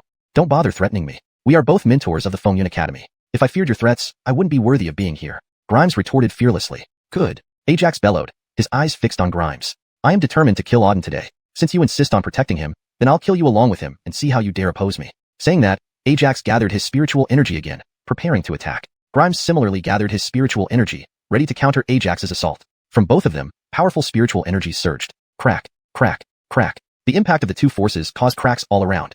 Their powers nearly shattered the space. Within moments, both of them pushed their inner forces to the limit. Boom. In the next moment, two powerful forces collided violently. Buzz. Instantly, the entire sky was divided by these two forces. On the left was golden energy. On the right was pitch black energy. Both were equally powerful, continuously clashing madly in the air, none able to overpower the other. Below, the spectators had already retreated several kilometers away. Both Grimes and Ajax were using their full strength. Even a slight ripple of their spiritual energy could obliterate anyone watching. Chapter 31.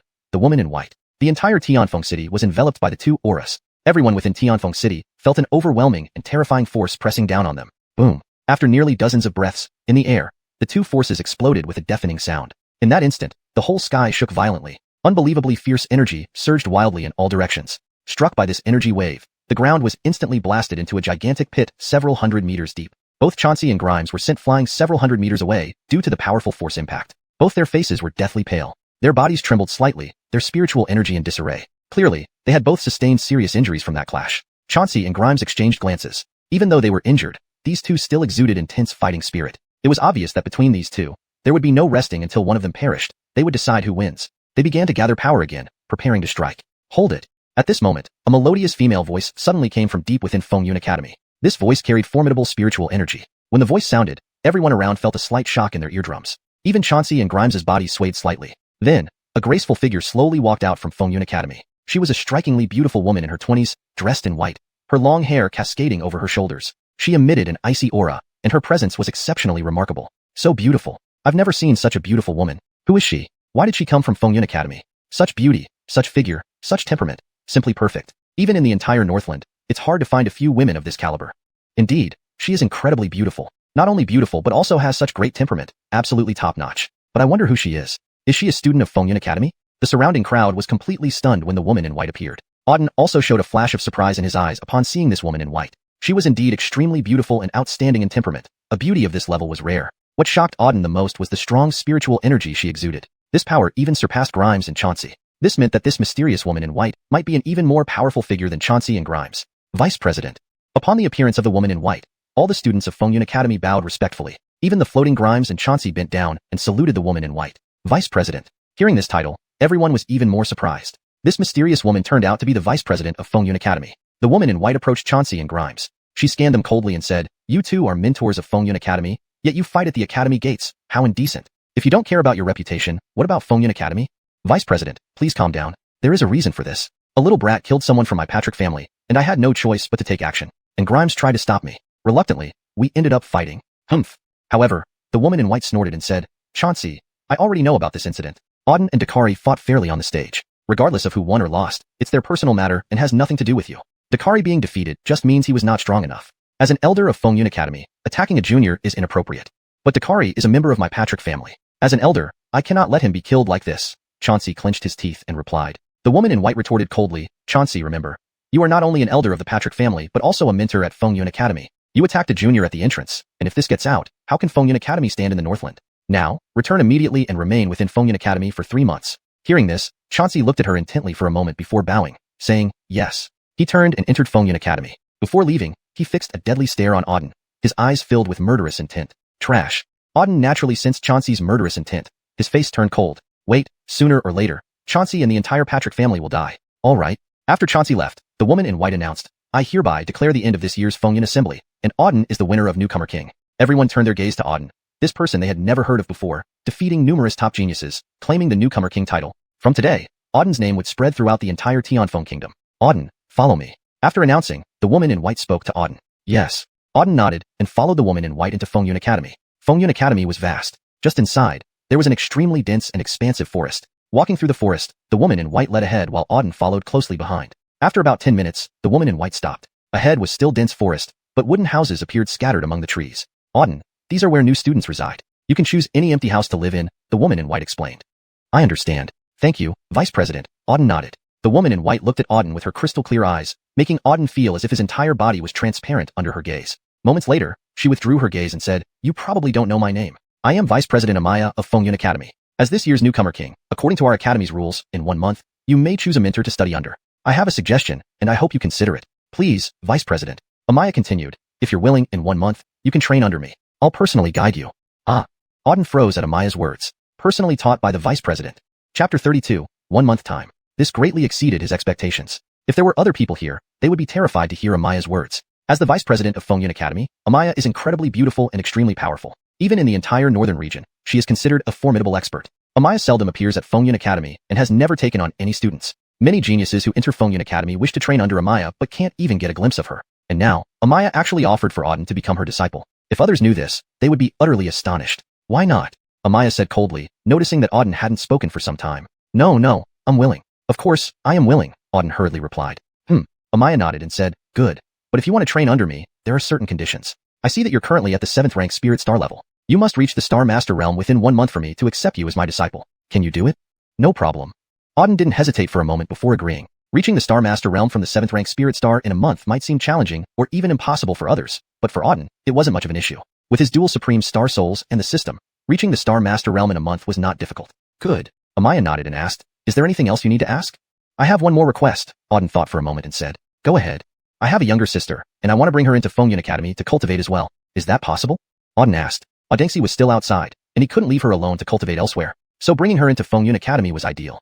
That's fine. Bring her in. I'll inform the staff to arrange her enrollment, Amaya replied. Thank you, Vice President. Auden quickly bowed in gratitude. You're welcome. Here, take this. With that, Amaya handed Auden a delicate jade box. What is this?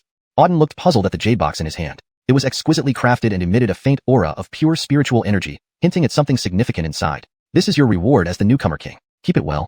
Thank you. Auden thanked her again and accepted the jade box. All right, focus on cultivating here. I will come back for you in 1 month.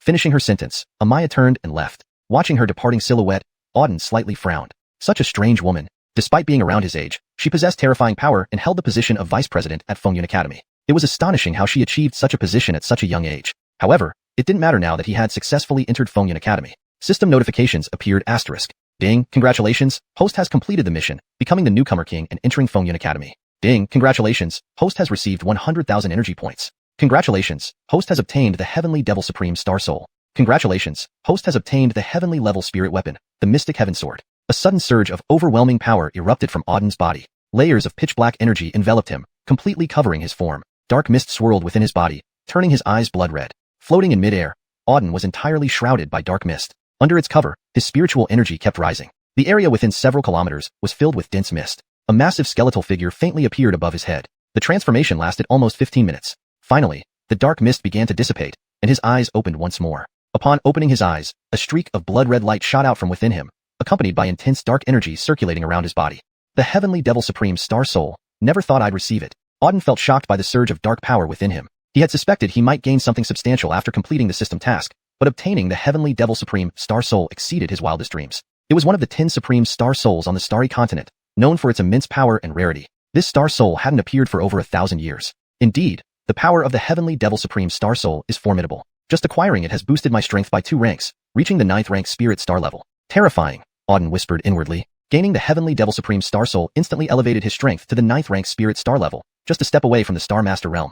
And then, there's the Mystic Heaven Sword. Auden then focused on the sword. From the system, he learned that the Mystic Heaven Sword was a heavenly level spirit weapon. Spirit weapons on the Starry Continent were categorized into 4 grades: heavenly, earthly, mystical, and yellow. Heavenly level spirit weapons were the highest grade. Fantastic, this time the harvest was enormous. Auden felt elated beyond measure. He never imagined receiving both the heavenly Devil Supreme Star Soul and a heavenly level spirit weapon, the Mystic Heaven Sword. Great, with the heavenly Devil Supreme Star Soul and the Mystic Heaven Sword, my strength should significantly increase, Auden murmured to himself. After sensing the changes within his body, Auden first went out to bring in Audengsi. Brother, what did you do with that woman? Audengsi curiously asked Auden. Just talked. Nothing special. Hee. Did she fancy you, brother? Audengsi giggled teasingly. Oh, stop talking nonsense. Auden was speechless. Audengsi actually suggested Amaya liked him, which was absurd considering she was the vice president of Fengyun Academy. Definitely, brother. You look so handsome, and now you've become the newcomer king. Of course, she likes you. Not just her, many girls outside have already become fans of yours. Audengsi insisted firmly. Really? How do you know? Auden looked at Audengsi with curiosity. Of course I know. After you became the newcomer king, they all looked at you with admiration. Some even said they wanted to be your girlfriend. Chapter 33. Seeking Death at the Doorstep. This? Auden helplessly shook his head. Yunchi listened to all these things but never paid attention to what was good. Alright, you've been tired these past few days. Rest first. Your brother still has some things to attend to. Auden arranged for Audengsi in a wooden house and said, Okay.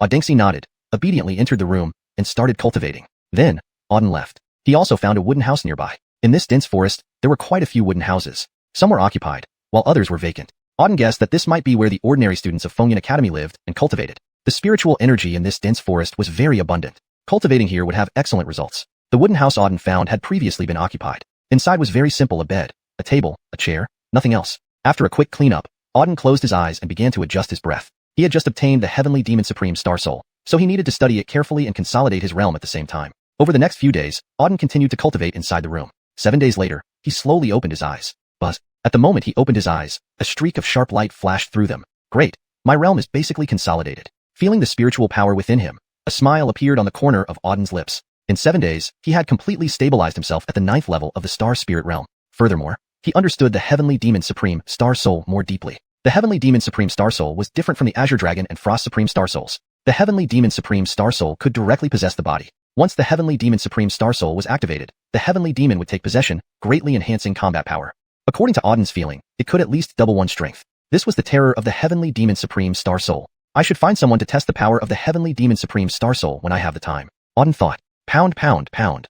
Right then, a pounding sound came from outside the door. Someone was knocking. Auden stood up, opened the door, and found several people standing there. They were all young adults in their 20s. The Alessio was a blue-robed youth. Who are you? Auden scanned the blue-robed youth and asked. The blue-robed youth replied, You're Auden, right? Yes, it's me. Auden nodded. The blue-robed youth said, That's correct. Let me introduce myself. My name is Ahil, also a student at Fengyun Academy. Why did you come to find me? Auden asked. Ahil said, Pay up? Pay up? What do you mean? Auden frowned slightly, somewhat confused. Ahil explained, 300 spirit stones. Hand over the spirit stones, and you can cultivate here. Why should I? Auden frowned, scanning the group in front of him. Why should I give you spirit stones? For you to cultivate here, everyone who cultivates in this dense forest must pay spirit stones. Understand? It's protection money. If you don't pay, and you get killed or break 2 legs, no one will care. Protection money? Auden sneered. Do I need your protection for my safety? You're just here to extort money. I didn't expect there to be scum like you in Fengyun Academy. Arrogant. Ahil shouted loudly, pointing at Auden.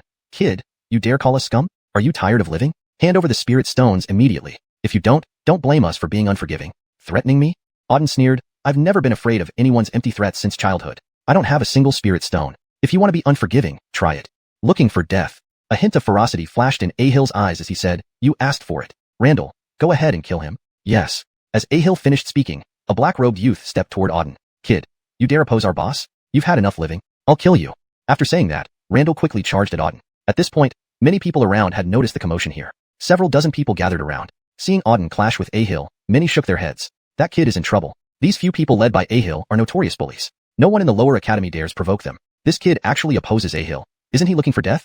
If I'm not mistaken, this kid is likely a new student at Fengyun Academy who doesn't understand the situation. Ahil has been collecting protection fees from newcomers for a long time. Once the protection fee is paid, it's fine. He even resisted. Sigh. This is asking for destruction. Previously, there were those who refused to pay protection fees, all ending up dead at Ahil's hands. None who opposed him survived. This kid is in danger too.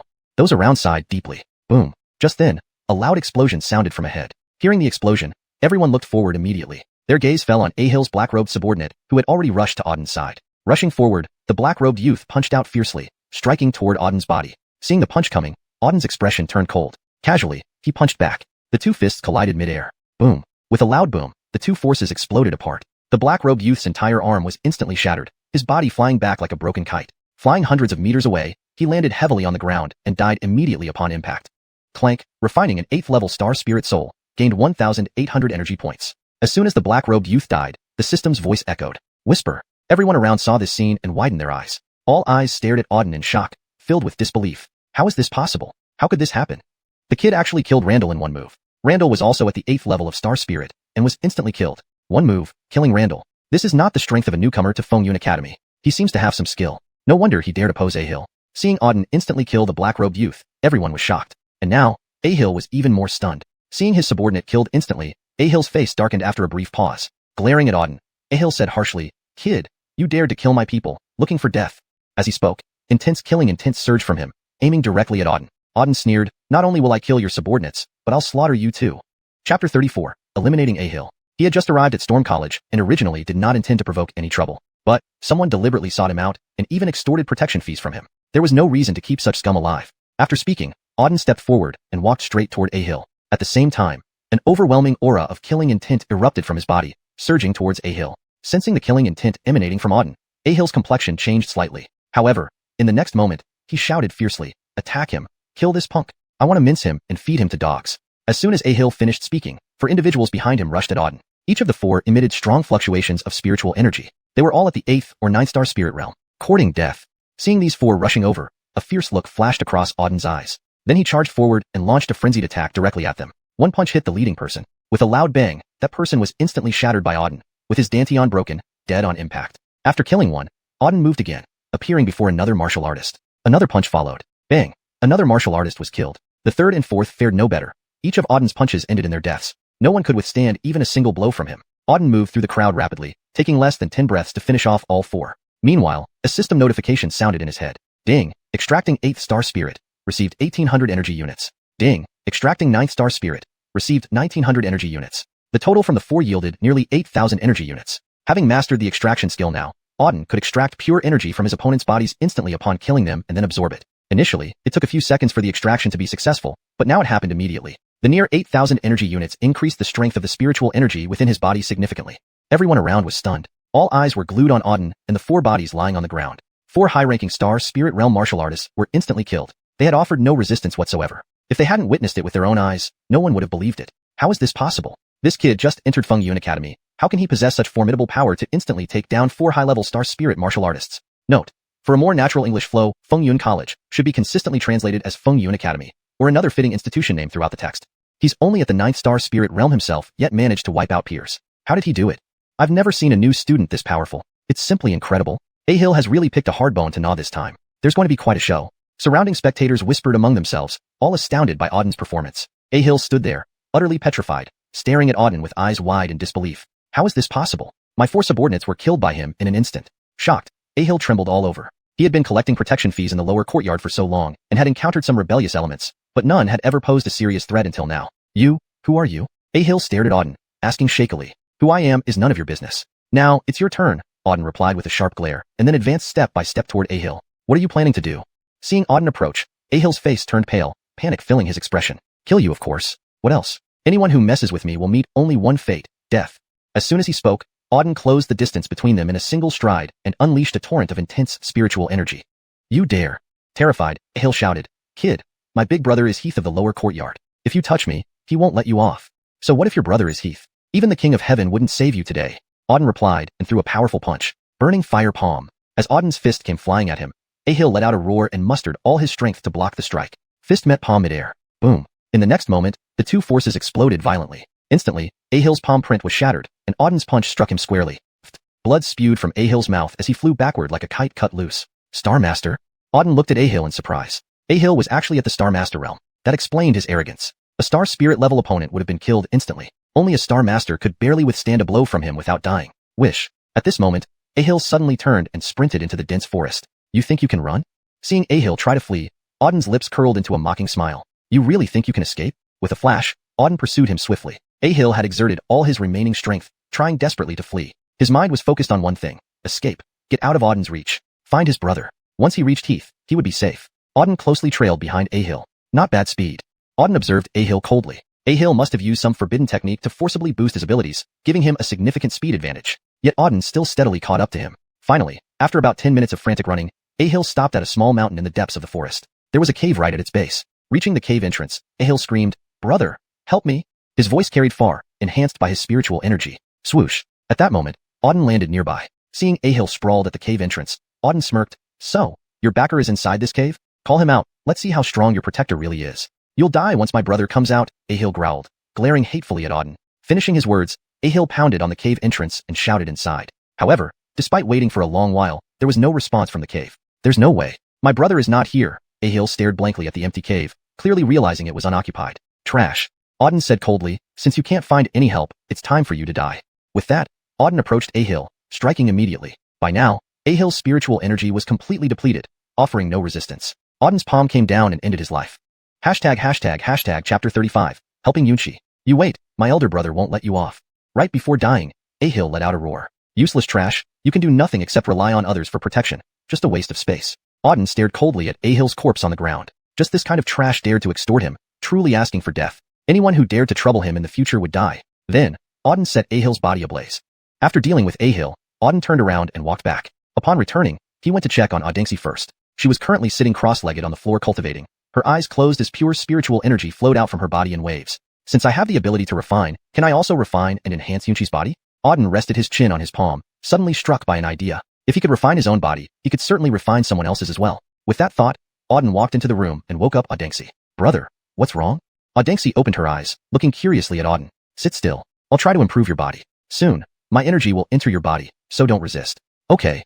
Audengsi nodded obediently. Then, Auden slowly directed his spiritual energy into Audengsi's body. As it rotated within her body once, Auden detected a lot of impurities within. Moreover, due to her already being 14 years old, these impurities had already mixed with her body, worsening her natural talents. That was also why her strength was very low. Refinement.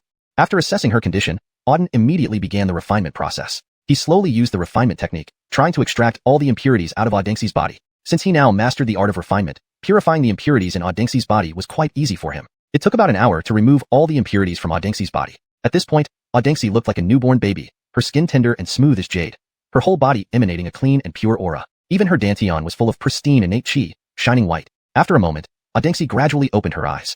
As soon as she did, her gaze flashed with brilliance. Simultaneously, powerful yet pure spiritual energy surged out from her body, enveloping the entire room. So comfortable. Audengsi gazed at her body in amazement. She felt indescribably refreshed, warmth flowing from her dantian throughout her entire body. Her body was filled with pure power, devoid of any impurity. It was as if she had been reborn. Furthermore, her strength had greatly increased within this short time. She had previously only been at the first level Spirit Star realm. Now, merely after a while, her strength had reached the 7th level Spirit Star realm, an immediate increase of 7 levels. How is this possible? Why am I suddenly so strong? Audengsi stared at her body in shock. An advancement of 7 realms in such a short time felt like a dream. Brother, what did you do just now? Why did my realm advance so much? And it feels like my body has changed completely. It's so comfortable. Audengsi looked at Auden curiously. She knew Auden must have done something to her body because otherwise, there wouldn't be such a big change. Auden smiled faintly and said, nothing special, just slightly enhanced your body by removing the impurities. You're now a prodigy and should cultivate much faster in the future. Really? Audengsi's face lit up with joy. Sure. You can try cultivating again to see if the absorption speed of spiritual energy has significantly increased. Auden suggested. Alright.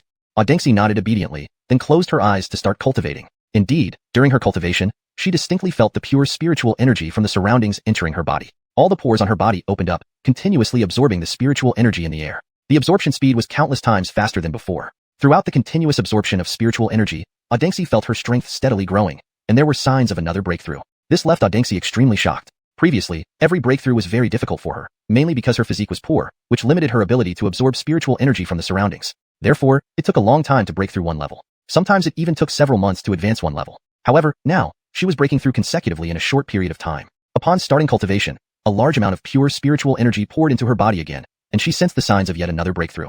Thus, Audengsi felt extremely excited and prepared for the next breakthrough immediately. Auden stood aside, silently observing Audengsi.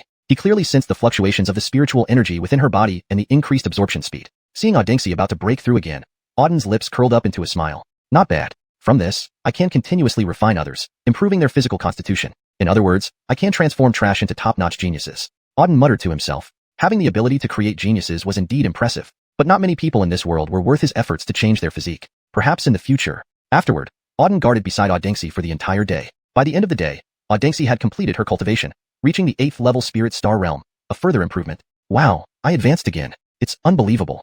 Feeling her new strength, Audengxi was in awe. Before, she found it difficult to make progress in several months, and now she had broken through 8 levels within a day. It seemed like a dream. Haha, that's nothing. Keep cultivating well, and your breakthrough speed will get faster.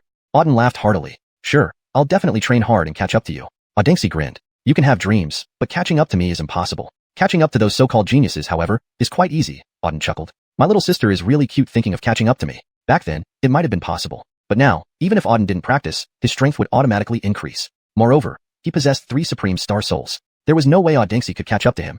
##### Chapter 36, A Life or Death Challenge. Auden, get out here. Suddenly, an intense roar echoed from all around. The voice was piercing, causing the entire sky to tremble. At this moment, almost everyone in the dense forest could hear it. Naturally, Auden inside the wooden cabin also heard it. He furrowed his brow slightly. Someone was looking for him, and judging by the tone, it didn't seem friendly. Brother, what's going on? Audengxi asked with confusion. I don't know, I'll go check. With that, Auden walked out of the cabin. Outside, about 100 meters away, he saw a person standing there. It was a young man in his 20s, wearing purple robes and possessing a refined appearance. However, an intense aura of hostility radiated from him, brimming with killing intent. Auden frowned as he scanned the purple-robed youth. He didn't recognize this person. Who are you? Auden asked. Are you Auden? The purple-robed youth sized up Auden, his body surging with murderous intent. Yes, what do you want? Replied Auden. Good boy. Was it you who killed my brother? The youth's voice was sharp. My brother? Auden frowned, then suddenly remembered someone, Ahil, whom he had killed previously. Ahil had sought help from his brother before dying, but his brother wasn't in the cave at that time. Thus, Auden directly slew him. Now, this man before him, full of wrath and killing intent, must be Ahil's brother. You're talking about Ahil? Auden stated. Yes, the purple-robed youth responded coldly. Boy, was it you who killed my brother? Yes, it was me, Auden replied indifferently. But he deserved it. He brought people to collect protection fees from me. When I refused, they tried to kill me. His death was justified. As his brother, how did you raise your sibling? Shut up. The purple-robed youth, Heath, snarled, glaring at Auden. You dare kill my brother, Heath's brother? In the lower academy, no one dares to harm my brother. You are courting death. Ha! Auden scoffed. So, you came to threaten me? Perhaps you don't know me well. I fear threats the least. My actions speak for themselves. What can you do now? Very well. Heath said coldly. You are the most audacious person I've met. No one in the lower academy has ever spoken to me like this. Boy, enough talk. 3 days from now, let's meet on the life or death platform. Do you dare? Sigh. Upon hearing Heath's words, many onlookers drew in a sharp breath. Due to the commotion caused by Heath, quite a few students from Fengyun Academy were drawn over to see what was happening. They couldn't believe Heath was confronting the new student, Auden. Yesterday, Auden had killed Ahil. Now, Heath had come for revenge. Everyone knew this new student, Auden, was likely in deep trouble. What they didn't expect was that Heath actually wanted to fight Auden on the life and death stage. Auden probably doesn't dare to accept. Once on the life and death stage, there's no coming back, someone muttered. That's true. Only one person can walk down from the stage alive. Heath surely intends to kill Auden on the platform. Auden likely won't dare to accept the challenge. He is only a newcomer who just entered Fengyun Academy, while Heath is a top 10 genius in the lower academy. If he accepts the challenge, he's as good as dead. The life and death stage isn't somewhere anyone dares to step onto lightly. All around, people chattered nervously. Everyone was convinced that Auden wouldn't dare accept the challenge. I accept. Suddenly, a voice rang out. It was Auden. His simple 3-word response shocked everyone present. How could it be? He actually accepted. This kid must be crazy. How could he dare challenge Heath on the life and death stage? Isn't he asking for death? Once on the stage, he won't be able to come back. Heath will surely kill him. Is he not afraid of death? Crazy. Absolutely crazy. Accepting Heath's challenge means certain death. Everyone around stared at Auden coldly. Daring to accept Heath's challenge meant only one thing, death. However, Auden remained icy-faced. Since Heath dared to challenge him, there was nothing for him to fear. He would accept the challenge. Whether inside or outside Fengyun Academy, he never feared anyone. As for the life and death stage, he knew about it well. The life and death stage was where Fengyun Academy students engaged in battles. One rule of the stage was that only one person could walk away alive. So usually, only those with mortal enmity stepped onto the life and death stage. Heath's challenge clearly aimed to kill him. Yet, Auden was not afraid. The outcome was still uncertain. Good. Opposite him, a gleam flashed in Heath's eyes as he coldly swept his gaze over Auden. Kid, we'll meet on the life and death stage in 3 days. Keep your neck clean. I'll slaughter you. With that, Heath turned and left. Trash. Seeing Heath's retreating back, Auden sneered. In 3 days, let's see how things turn out. Brother, are you really going to fight him on the life and death stage? At this moment, Audengxi walked up, her face full of worry. Yes, Auden nodded. but I feel he's very strong. He exudes a powerful pressure that feels overwhelming. You have a chance against him, don't you? Audengxi was filled with concern. Haha, what do you doubt me? Auden laughed heartily. No, I have confidence in brother. It's just that you've only just entered Fengyun Academy, while Heath has clearly been here for a long time. I'm worried brother might be at a disadvantage, Audengxi replied. Don't worry, just wait and see how I deal with this trash. Auden sneered. Okay, I believe in you brother. Finally, Audengxi nodded. After a few more words, Auden left. Back in his wooden house, Auden closed his eyes and plunged into cultivation. He would fight Heath in 3 days. Based on their brief encounter, Heath was indeed very strong, certainly not an ordinary Star Master. Therefore, some preparation was necessary. This battle would be his first official arena duel since entering Fengyun Academy. Yesterday, Auden had killed Ahil. Now, Heath was seeking revenge. Everyone knew Auden was in trouble. What they hadn't expected was that Heath would challenge Auden to a life-or-death duel. Auden shouldn't accept this. Once on the life-or-death platform, there's no turning back. One person murmured. Indeed, once on the platform, only one can walk down alive. Heath will definitely kill Auden there. Auden probably won't dare accept the challenge. He's just a newcomer to Fengyun Academy, while Heath is one of the top 10 geniuses in the lower academy. If Auden accepts, he's as good as dead. The life-or-death platform isn't for everyone to step on. The crowd buzzed with discussions. Everyone was convinced that Auden wouldn't dare accept. I accept. Suddenly, a voice broke through the air. It was Auden. 3 simple words shocked everyone present. How could he possibly accept? This kid must be crazy. Challenging Heath on the life-or-death platform is practically suicide. Once on the life-or-death platform, there's no coming back. Heath will definitely kill him. Doesn't he fear death? Crazy. Absolutely crazy. Accepting Heath's challenge means certain death. All eyes turned coldly toward Auden. Anyone daring to accept Heath's challenge was bound to die. Auden's expression remained icy. Since Heath dared to challenge him, there was nothing for him to fear. He would face it head-on. Whether within or outside the Fengyun Academy, he feared no one. As for the life-or-death platform, Auden understood its nature. It was a place where Fengyun Academy students engaged in battle. One rule stood firm. Only one person can leave the platform alive. Typically, only those with deep-seated grudges chose the life-or-death platform for duels. Heath's challenge clearly aimed to kill him. However, Auden harbored no fear. Who would end up killing whom was yet to be seen. Excellent. Heath's eyes gleamed with sharpness. Then 3 days from now, on the life-or-death platform, wait for me to sever your neck. With that, Heath turned and left. Trash. Auden sneered as Heath walked away. He would await the day 3 days hence. Brother, are you really going to fight him on the life-or-death platform? Audengxi approached with concern. Yes, Auden nodded. But I feel his strength is formidable. He exerts an overwhelming pressure. Is he not a very capable person? Can you defeat him? Audengxi was filled with worry. Haha, do you have no confidence in me? Auden laughed heartily. No, I have confidence in you, brother. But you've just joined Fengyun Academy, while Heath has been here for much longer. I'm afraid you might be at a disadvantage. Audengxi replied. Don't worry. He's just trash. Nothing to fear. Wait and see how I dispatch this trash. Auden said with a cold laugh. All right, I trust you, brother. Finally, Audengxi nodded. After chatting for a bit more, Auden left. Returning to the cabin, he closed his eyes and entered a state of meditation. 3 days later, he would face Heath. From their initial encounter, Heath's strength seemed considerable, likely surpassing that of an ordinary Star Master. Therefore, preparation was necessary. This would be his first official arena battle since entering the Fengyun Academy. Chapter 37. Arena Showdown. He practiced for a full 3 days straight. After the 3 days, Auden slowly opened his eyes. The moment he did, a sharp light flashed from his pupils. Simultaneously, powerful spiritual energy surged out in all directions. The entire space hummed with vibrations. An immense and endless force. My spiritual energy has improved again. Sensing the vigorous power within him, a smile curled at the corner of Auden's lips. 3 Supreme Star Souls really were fantastic. As long as he practiced, he would gain benefits. Now, his speed of absorbing spirit energy from the surrounding space was at least several times faster than others. I should head to the life and death platform now. After tidying up, Auden stood up, gazing at the sky. Today was the day he had agreed to challenge Heath on the life and death platform. It was time to go. Auden then made his way towards the life and death platform. Fengyun Academy. Life and death platform. At this moment, the area around the platform was already filled with people. At least 1,000 people had gathered here, creating an incredibly lively atmosphere. And there was only one reason so many people were gathered here. Today was the day Auden and Heath had agreed to battle. 3 days ago, Heath had challenged Auden to a life or death match on the life and death platform. Ever since hearing this news, everyone in the lower academy had been greatly shocked. Heath ranked among the top 10 geniuses in the lower academy, possessing formidable strength. As for Auden, he was merely a new student who had just entered Fengyun Academy. Although Auden had earned the title of Newcomer King at the Fengyun Conference, it didn't seem to hold much weight. Everyone entering Fengyun Academy was considered a genius, let alone someone like Heath, who was a top-tier prodigy.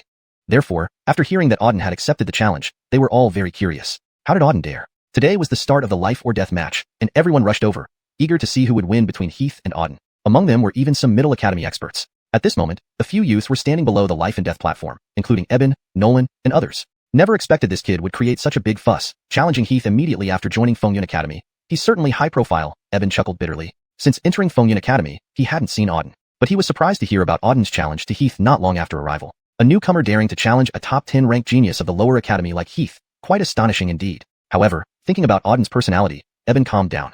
In this world, it seemed there was nothing Auden dared not do. Humph, that little bastard Auden is surely dead. He won't survive 3 moves challenging Heath on the life and death platform. Beside him, Nolan sneered coldly. The Patrick family now bore deadly enmity toward Auden, who had killed his brother, Dakari.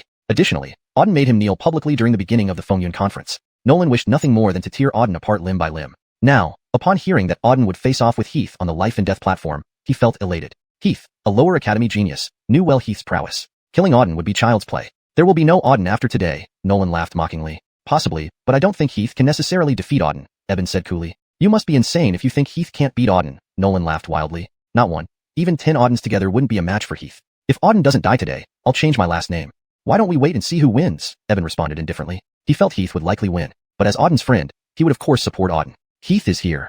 At that moment, a voice emerged from the crowd. Everyone looked up to find Heath approaching from a distance. When he was about 100 meters from the life and death platform, Heath leaped and landed directly on the platform. Wow, he's so handsome. Heath is strong and good-looking. He's practically perfect, a female disciple said dreamily. Many other female disciples watched Heath with admiration. Heath was handsome, powerful, and extraordinarily gifted. He was the ideal Prince Charming in many hearts. Auden is here too. Moments later, another voice sounded. Everyone turned to see a figure walking from afar. It was Auden. Compared to Heath, Auden was much more low-key, calmly walking step by step until he reached the platform.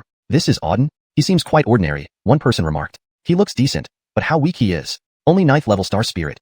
How did he even get into Fengyun Academy? Another commented. I heard he was the newcomer king at the Fengyun conference and performed exceptionally, but we don't know his true strength, someone else added. The newcomer king title means nothing here in Fengyun Academy compared to outside. Not smart to show off here, another remarked sarcastically. People spoke coldly. Of course, Auden heard the comments from the crowd but ignored them. Once on the platform, Auden and Heath stood at opposite ends of the life and death platform, their gazes locking. Waves of powerful spiritual energy surged from both of them. Auden, you really dared to come. I thought you'd hide and refuse to step onto the stage, Heath said coldly. Why would I hide? Defeating you doesn't require hiding, Auden replied calmly. Humph, you're arrogant. A new student, facing me with such audacity. Do you know what consequences await you? Heath snapped. Your brother once said the same thing to me. Now, he's just a corpse. It looks like you'll follow in his footsteps, Auden snickered. These brothers were truly of the same ilk, speaking in identical threatening tones. Looking for death.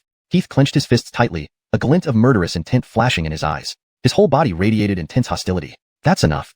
Auden waved a hand. Let's skip the nonsense, let's fight. Let me see how strong a top 10 genius of the lower academy is. Fine. Heath nodded. Since you want death so badly, I'll grant it. With that, Heath began to slowly circulate his spiritual energy. Chapter 38. Battle against Heath. A surge of powerful spiritual energy erupted from him, overwhelming and forceful. It spread out in all directions, causing the air on the life or death platform to vibrate slightly. Many spectators below felt the power radiating from Heath, their eyes flashing with awe. Even a mere strand of Heath's aura made them extremely uncomfortable, a testament to his terrifying strength. Heath truly lived up to his reputation as one of the top 10 geniuses in the lower academy. On the platform, within moments, the spiritual energy Heath released had spread across the entire arena. In the next instant, he let out a powerful cry and charged toward Auden at breakneck speed. With a flash, he appeared right before Auden and unleashed a punch. A pitch-black fist beam hurtled mercilessly towards Auden. Heaven-piercing fist. Observing Heath's punch, Auden's gaze turned icy as he met it head-on with his own punch. Boom. The two fists collided mid-air with a deafening roar. The force of Heath's blow instantly shattered Auden's fist beam into fragments. At the moment of impact, an immense force struck Auden, sending him flying back dozens of meters. Bang. Landing, Auden found Heath already behind him. Void Cloud Palm, Heath bellowed, striking again. Sensing the threat, Auden swiftly dodged to the side. Boom. Just as he dodged, the force exploded onto the ground, shaking the platform violently and creating a massive pit several meters deep. Within 2 consecutive moves, Heath had thoroughly suppressed Auden. Ha ha ha boy, that's all you've got? I thought you were stronger. You're nothing special, Heath laughed maniacally from the platform. Below, the crowd was exhilarated by Heath's dominance. Granville Heath is indeed powerful. Auden stands no chance against him. That's what I said. Auden dared to challenge Granville Heath. Suicide. One is a top 10 genius in the lower academy, the other a mere novice. They aren't even on the same level. How dare Auden challenge Granville Heath? The crowd looked disdainfully at Auden, who had been completely dominated by Heath in just 2 moves. Today, Auden was surely going to die. Even Eben frowned, realizing Auden was weaker than Heath. This battle didn't look promising. Smirking coldly, Heath scanned Auden. Boy, do you have any last words? Speak them, and I'll send you on your way. Auden replied calmly. Why are you in such a hurry? Our battle has only just begun. Wait until you can defeat me before gloating. Humph. Heath sneered. Do you think you have a chance to walk off this platform alive? Killing you is as easy as squashing an ant. Today, you will die. Enough talk. Auden said coldly, slowly channeling his spiritual energy. 8 Desolation's demon-slaying palm. With another fierce shout, Auden launched a palm strike. Child's play. Heath responded disdainfully, easily countering the attack with a wave of his hand. The 2 forces collided once more, both exploding simultaneously. Whoosh. As the forces dissipated, Auden flashed past, instantly appearing above Heath. Frost palm. Auden roared, gathering frost energy for a powerful downward strike infused with the Frost Sovereign Star Soul, unleashing incredible power. Sensing the incoming palm, Heath's face changed. He felt a strong sense of danger. Dark heaven annihilation.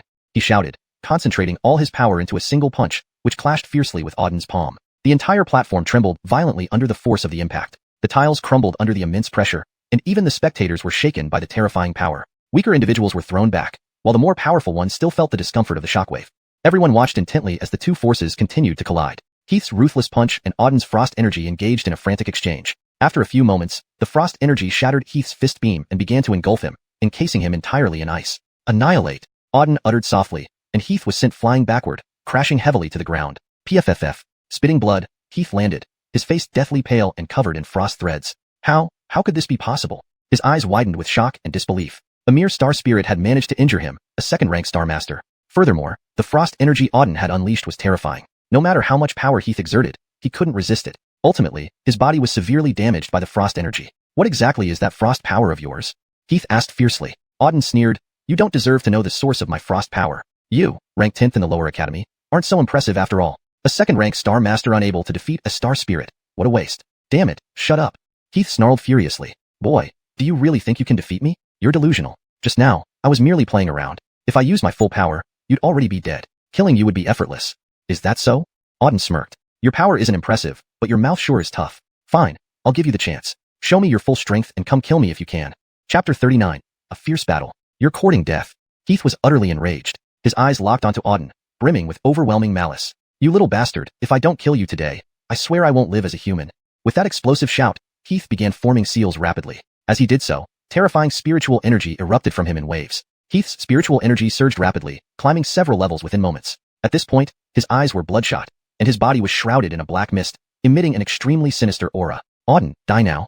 At this moment, Heath roared loudly. He clasped his hands together, and a pitch-black energy sphere formed in his palms, charged with bloody malevolence. The next instant, Heath hurled the energy sphere downward. Come on then, Auden growled fiercely. Instead of retreating, he advanced again, channeling icy power. An ice light sphere formed in front of him, meeting the black magic ball midair. A thunderous boom echoed on the arena as the two forces collided, unleashing a cataclysmic power. Now, the entire arena was divided by these two opposing forces. A black magic ball on the left and a pure white ice light sphere on the right. The intense collision continued without any side gaining an upper hand. As the forces reached their peak, Auden suddenly called out again, Green Dragon Fury. Instantly, a green dragon emerged from him, hurtling towards Heath. Heath, who had been focusing entirely on countering the ice sphere, was caught off guard by this sudden attack. The force of the green dragon was immense, tearing through space as it swiftly reached behind Heath. Realizing the imminent danger, Heath's face turned pale with shock. All his energy was already being used to counter the ice sphere, leaving no strength left to defend against the green dragon. However, not defending against it could mean certain death. Bloody spirit shield, he gritted his teeth, summoning his last bit of energy to erect a defensive shield around himself, which enveloped his entire body. Boom. The green dragon smashed into the shield violently, sending reverberations throughout. Crack, crack, crack. Within moments, the dark protective shield shattered explosively. Bang. Just as the shield broke, the green dragon struck Heath directly. Spitting out a mouthful of blood, Heath flew backward like a broken kite. Simultaneously, the remaining ice force smashed into his chest, sealing his body in ice before hurling him hundreds of meters away. Hitting the ground hard, Heath spat out more blood, his face ashen and covered in blood. Clearly, he had suffered grievous injuries. In stark contrast, Auden stood tall on the platform, radiating formidable fighting spirit, imposing and powerful. Silence fell. Absolute silence. Thousands of spectators watched the scene unfold, their eyes filled with shock and disbelief. No one expected Auden to defeat Heath, let alone severely wound him. Before the fight, everyone thought Heath, a star master ranked top 10 in the lower academy, would win. Yet, this newcomer managed to triumph over Heath. He's incredible. He actually defeated Heath, Eben murmured, equally stunned. Although he believed in Auden's strength, he didn't think someone who just entered Fengyan Academy could match up against Heath, who had been there for years. Next to him, Nolan's expression turned grim. He had hoped Heath would eliminate Auden, but never imagined Heath would be defeated instead. Useless fool, Nolan muttered coldly. All eyes were now on the arena where Auden and Heath lay. On the arena, Auden stood towering over Heath, coldly declaring, Heath, you lost. How is this possible? How can this be? Heath's face was pale, blood trickling from his lips. His body was heavily injured, his dantian shattered, rendering him incapable of fighting. He couldn't believe he'd been defeated by a newly enrolled Star Spirit Realm martial artist. What's your real strength?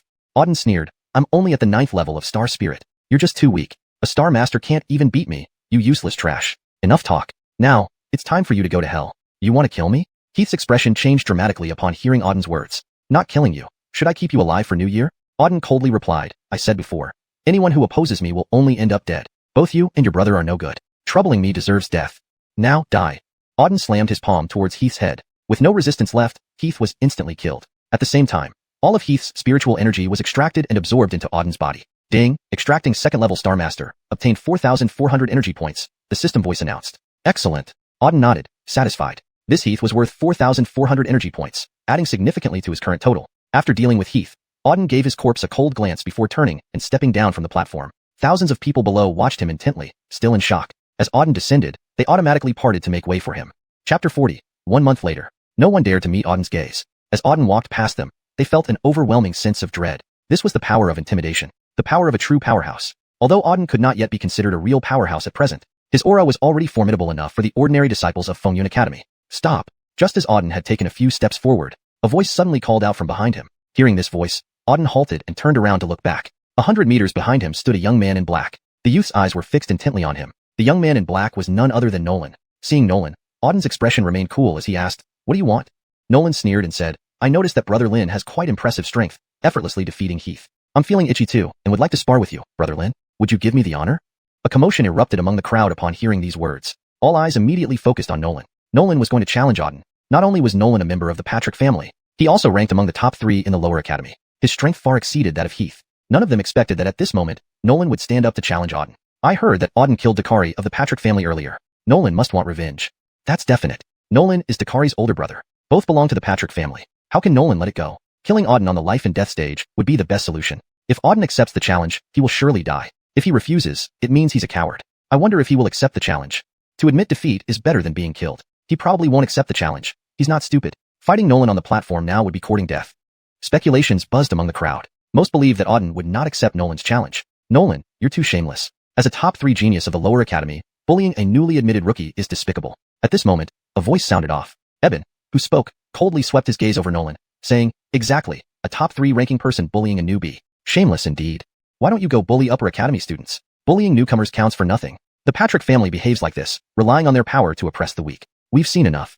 Those close to Eben immediately echoed his sentiment. Upon hearing these remarks, Nolan's face turned dark. He stared coldly at Eben and demanded, "Eben, are you opposing me?" Eben replied calmly, "I'm just stating the facts. How does that become opposing you? As a top 3 genius in the lower academy and a member of the Patrick family, challenging a new student is bullying the weak. Give Auden some time before you challenge him." "Humph." Nolan snorted and retorted. "What difference does giving him time make? Do you think he dares accept my challenge?" Finishing his sentence, Nolan looked at Auden and declared, "Boy, since you need time, I'll give you time to avoid people saying I bullied you. In 1 month, we will meet on the life and death stage. Dare you accept the challenge?" 1 month? Auden gave a cold laugh. "As you wish." 1 month later, on the life and death stage. He actually agreed. Upon hearing Auden agree to Nolan's challenge, everyone around widened their eyes in shock, looking at him incredulously. Even though Nolan had given him a month, anyone with common sense knew that a month was no help for a martial artist. No one could advance several ranks in just a month, and Nolan had long reached Star Master rank, powerful even amongst Star Masters. Auden was still just a Star Spirit. The realm gap between them was immense. Yet, Auden had accepted the challenge. "Auden, don't be deceived by him. There's no need for you to agree," Eben promptly warned. "No worries. If he wants to fight in a month, so be it." "It doesn't matter," Auden responded indifferently. He did not care at all. In 1 month, Nolan would definitely become a corpse. "Fine boy, you've got guts. In 1 month, I'll show you what it means to live in despair." Leaving this threat, Nolan turned and left. Scum. Auden cast a cold glance at Nolan's retreating figure, then laughed mockingly and also left the life and death stage. 1 month later, there will be another good show. The onlookers watched both of them with eager anticipation. A new prodigy, Auden, versus a top 3 genius of the lower academy, Nolan. Who would win or lose after a month? Meanwhile, Auden had already left the life and death stage. Not long after, a figure quickly followed from behind. "Brother Zhuge, why are you here?" Auden asked curiously, seeing Eben trailing behind. It was Eben who approached him. Eben explained, "Since you joined Fengyun Academy, we haven't had a proper conversation. Now that we met here, let's chat." "Alright, where should we talk?" "Anywhere, let's head to your place."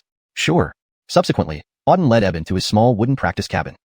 This place where you practice is quite modest," Eben remarked, slightly surprised when he saw Auden's humble abode. "Not bad, actually. I find it comfortable and quiet, perfect for uninterrupted practice," Auden replied indifferently. He then poured a cup of tea for Eben. This tea was something he had just bought, finding its taste quite pleasant. Eben noted, "It's probably because you're new to Fengyun Academy. Beginners generally have poor training environments. However, things will improve significantly once you choose your mentor in a month." "Indeed." Auden nodded. Previously, Vice Dean Amaya had come to recruit him into her school of practice. Auden had already agreed. "Oh right, I have a question. Earlier, I heard someone say that Heath is ranked in the top 10 of the lower academy, while Nolan is among the top 3. What exactly is the lower academy within Fengyun Academy?" Auden inquired out of curiosity. He had heard many people mention the lower academy. However, he had never fully understood what it represented. With Eben here, it was the perfect opportunity to ask. Chapter 41, Collecting Resources. You've been at Fengyun Academy for several days, and you still don't know about the lower academy? Eben scanned Auden with a look of astonishment. I don't, tell me more, Auden replied. All right. Eben chuckled bitterly and explained. In Fengyun Academy, there are different levels, lower academy, middle academy, and upper academy. The higher the level, the stronger and more talented the disciples tend to be. Generally, new students start in the lower academy and gradually move up to the middle and upper academies as their strength increases. Of course, there are some top-tier geniuses who can enter the middle academy right after joining Fengyun Academy, but these people are extremely rare. To my knowledge, only about 20 geniuses have directly entered the middle academy from the time Fengyun Academy was founded until now. I see. After hearing Eben's explanation, Auden nodded in understanding. So, Heath, who was ranked in the top 10 of the lower academy, is relatively weak then? Auden asked again. Absolutely not.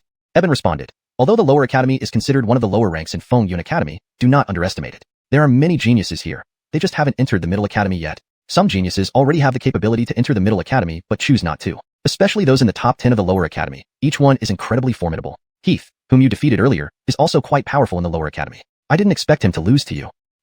Auden nodded faintly and continued. What about Nolan? How does he rank in the lower academy? Nolan is even stronger. Eben's tone turned solemn. Nolan is ranked in the top 3 of the lower academy. Moreover, he hails from the Patrick family, making him exceedingly formidable. It's rumored that he already has the strength to enter the middle academy but hasn't done so. When he challenged you this time, it was clearly an attempt to kill you on the life or death platform. You shouldn't have accepted his challenge, stirred by his provocation. Auden laughed coldly. Do you really think I was provoked into accepting his challenge? Wasn't that the case? Eben looked at Auden with confusion. Earlier on the life or death platform, when Nolan slightly provoked Auden, he immediately agreed to the challenge. Everyone thought Auden was incited into agreeing to the duel due to anger. Otherwise, why would a spirit star like Auden fight Nolan on such a platform? Auden stood up, his voice cold. Nolan wanted to kill me, and I want to eliminate him too. In 1 month, on the life or death platform, isn't it the best opportunity? If I kill him there, no one should dare say anything.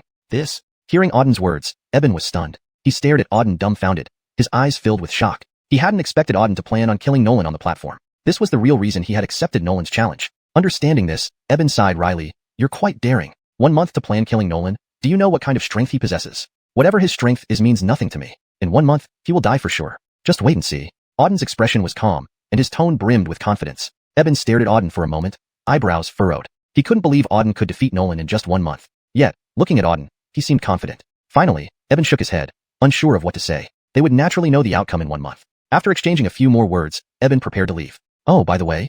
Just as he reached the door, Eben turned around and said, You haven't collected your martial techniques and spirit artifacts yet, have you? What martial techniques? Spirit artifacts? Auden asked, puzzled. They are resources allocated to freshmen by Fengyun Academy. Every new student gets them, and I suppose you haven't collected yours. No, I didn't know about this, Auden shook his head. In that case, I'll have someone take you to collect them soon. Having these resources will surely help enhance your strength. Thank you. Auden thanked Eben, who then left. After Eben departed, Auden resumed his cultivation in the room for another 2 hours or so before a figure appeared at the door. Junior brother Auden, are you here? I'm sent by Granville Eben. A voice came from outside. Auden opened the door and saw a young man in blue standing there. Junior brother Auden, Granville Eben has sent me to take you to collect your resources, the blue-clothed youth said. Thank you. Auden replied. Yes, please follow me. The blue-clothed youth started walking forward, while Auden curiously eyed him and asked, What is your relationship with Eben? Eben is both my senior brother and master. I serve the Zhuge family, the blue-clothed youth answered. I see. What's your name? I'm Alonso. Alonso introduced himself. Thanks for the trouble. Auden nodded. Junior brother Auden, no need for such formalities. As a friend of Master Zhuge, it's my duty to assist you, Alonso smiled. They chatted as they made their way to collect the resources. About half an hour later, they arrived at a 3-story pavilion. This is the scripture pavilion of Fengyun Academy. All martial techniques are stored here. Freshmen can choose 2 techniques from inside. Junior brother Auden, I'll wait outside. Go in and collect your techniques, Alonso explained. Understood. Auden acknowledged and headed towards the scripture pavilion. At the entrance, an old man with white hair sat nearby. Noticing Auden, the old man opened his eyes slightly and glanced at him. Which academy? After a pause, the old man inquired. Lower academy, newly enrolled. Auden reported truthfully. Got it. The old man nodded. Inside, don't wander around. You can only collect 2 techniques. Half an hour to choose. Afterward, regardless of your selection, you must come out. Understood. Auden nodded. Fine, go ahead. The old man opened the door, and Auden entered the scripture pavilion. Watching Auden's back, the old man smiled faintly. An interesting lad. The old man muttered to himself. Chapter 42. Choosing a cultivation technique. Upon entering the scripture hall, Auden was astonished to see that it contained an incredibly vast space. The first floor alone spanned at least 1,000 square meters. Within this enormous space, numerous bookshelves were neatly arranged, each filled with countless books, every single one of them being cultivation techniques. So many. Auden was somewhat surprised at the sheer volume of cultivation techniques available. As expected of the Cloudtop Academy, the premier cultivation sanctuary of the Tianfeng Kingdom, the overwhelming number of cultivation techniques was awe-inspiring. Auden casually picked up a technique from a nearby shelf. Clear Wind Sword Art, Yellow Tier High-Class Martial Technique, sword strikes like a gentle breeze, sweeping across the world with a single stroke. The description on the martial technique read, Yellow Tier Martial Technique. Auden felt disappointed. He had hoped that the techniques in the scripture hall would be of a higher rank, but it turned out that this clear wind sword art was only at the yellow tier. A yellow tier martial technique was virtually useless for him now, not even worth mentioning. Auden put down the clear wind sword art and picked up another martial technique from another shelf. Heavenly God Leg, yellow tier mid-class martial technique, powerful leg technique, with destructive force strong enough to shatter stones. Another yellow tier martial technique. Auden shook his head. Could it be that the first floor only contained yellow tier techniques? He proceeded to pick up several more martial techniques. Bloodthirsty art, yellow tier low-class martial technique. Heavenly silkworm art, yellow tier mid-class martial technique. Demon slaying sword, yellow tier high-class martial technique. And so on. Dozens of techniques, all yellow tier. Auden confirmed his suspicions. The first floor indeed only contained yellow tier techniques. Deciding to continue his search, he made his way to the second floor. Reaching the second floor, Auden found that the space was much smaller than the first floor, with significantly fewer shelves. There were only about a dozen shelves, each holding a few techniques. He randomly picked up a technique from a shelf. Mysterious Heaven Sword Art, mystical tier mid-class technique. Wielding the mysterious Heaven Sword Chi, a single strike can cleave through mountains and rocks. This was a mystical tier technique. Indeed, Auden felt slightly delighted. The techniques on the second floor were clearly of a higher rank compared to the first floor. While the first floor had only yellow tier techniques, the second floor featured mystical tier techniques. He then picked up another technique. 9 revolving limitless art, mystical tier high-class technique, spiritual energy revolving 9 times, each time stronger and more terrifying. Reaching the 9th revolution could shatter mountains and split rocks. The detailed description caught his attention. It sounds impressive, but it's just a mystical tier technique, Auden remarked as he shook his head. Mystical tier techniques weren't particularly useful to him at this point, and he wasn't interested in them. After checking several more techniques, all mystical tier, he decided to explore the third floor.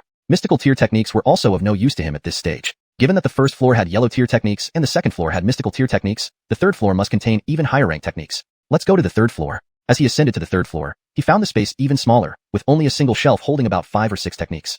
Sky cleaving sword art, earth tier mid-class technique. Sword slicing splits the heavens and earth, sword destroying obliterates the sky. An earth tier mid-class technique. Seeing this sky cleaving sword art, Auden's eyes widened in surprise. Indeed, as he had expected, the techniques on the third floor were of a higher rank. Even the first technique he encountered was an earth tier one. In the Star Continent, techniques were divided into heavenly, earth, mystical, and yellow tiers. Earth tier techniques were considered quite advanced, even rare throughout the northern region. Next, he picked up another technique beside it. Primordial art, earth tier high-class technique, harnessing the power of heaven and earth, merging it with oneself, transforming oneself into heaven and earth, reaching the realm of unity with heaven and earth. When I am heaven and earth are me, invincible in the world.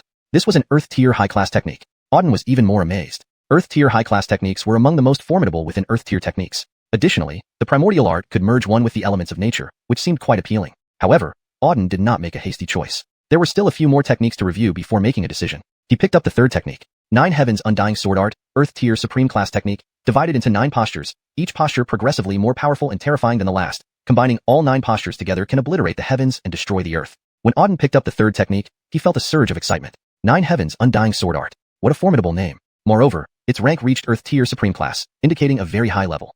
Perfect, you're the one.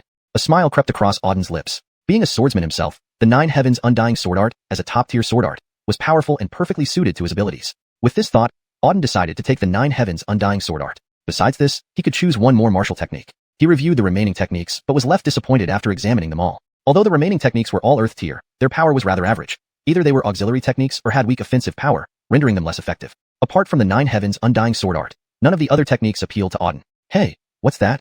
Suddenly, Auden's gaze landed on something in the corner of the bookshelf. A very old and worn-out book lay discarded on the ground, its cover missing, pages yellowed, and the words barely legible. Primeval Mystical Heaven Art. Rank, Heavenly. After picking up the yellowed ancient tome, Auden saw faint large characters written on its pages. To his astonishment, this technique was ranked at the heavenly level, a heavenly tier technique. Auden was extremely shocked. He had assumed that the highest rank on the third floor was Earth Tier, but there was actually a heavenly tier technique hidden away in the corner. How strange, such a high-ranked heavenly tier technique.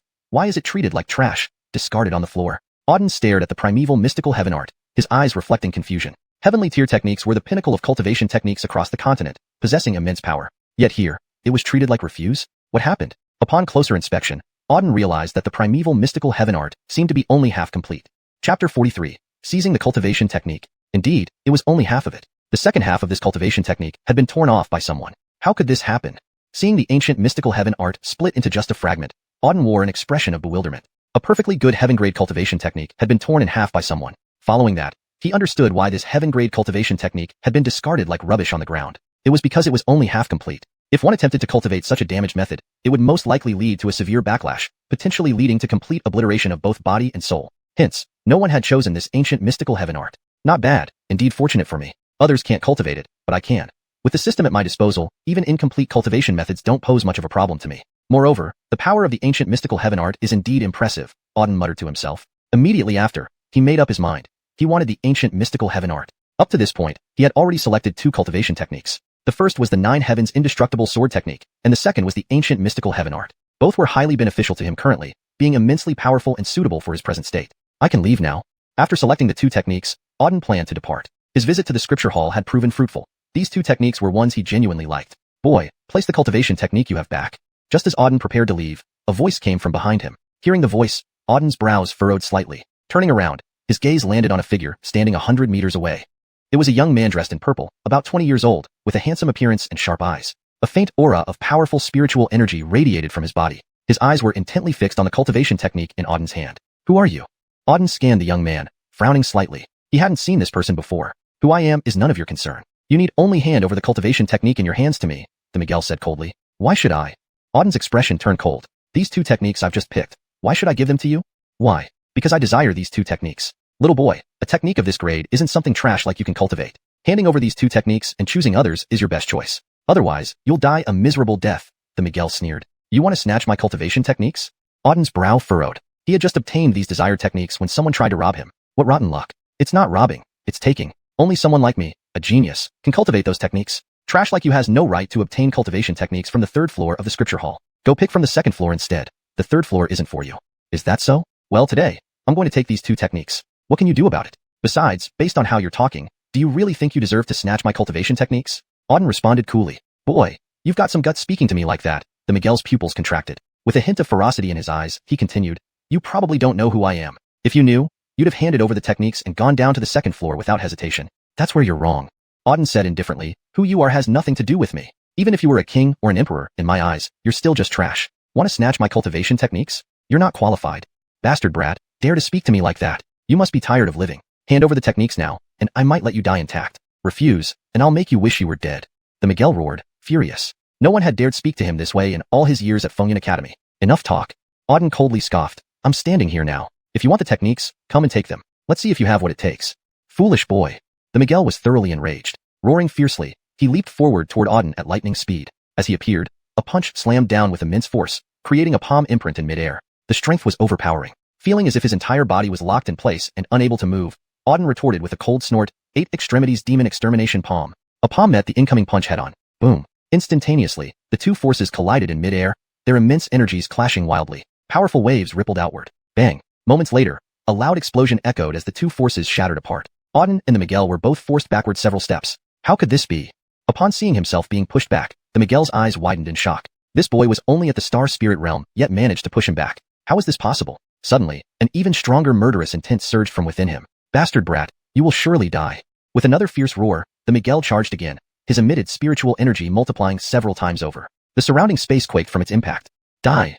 Another roar, and the Miguel rushed madly forward. In a flash, he reached Auden, unleashing a powerful strike. Mad Dragon Fist.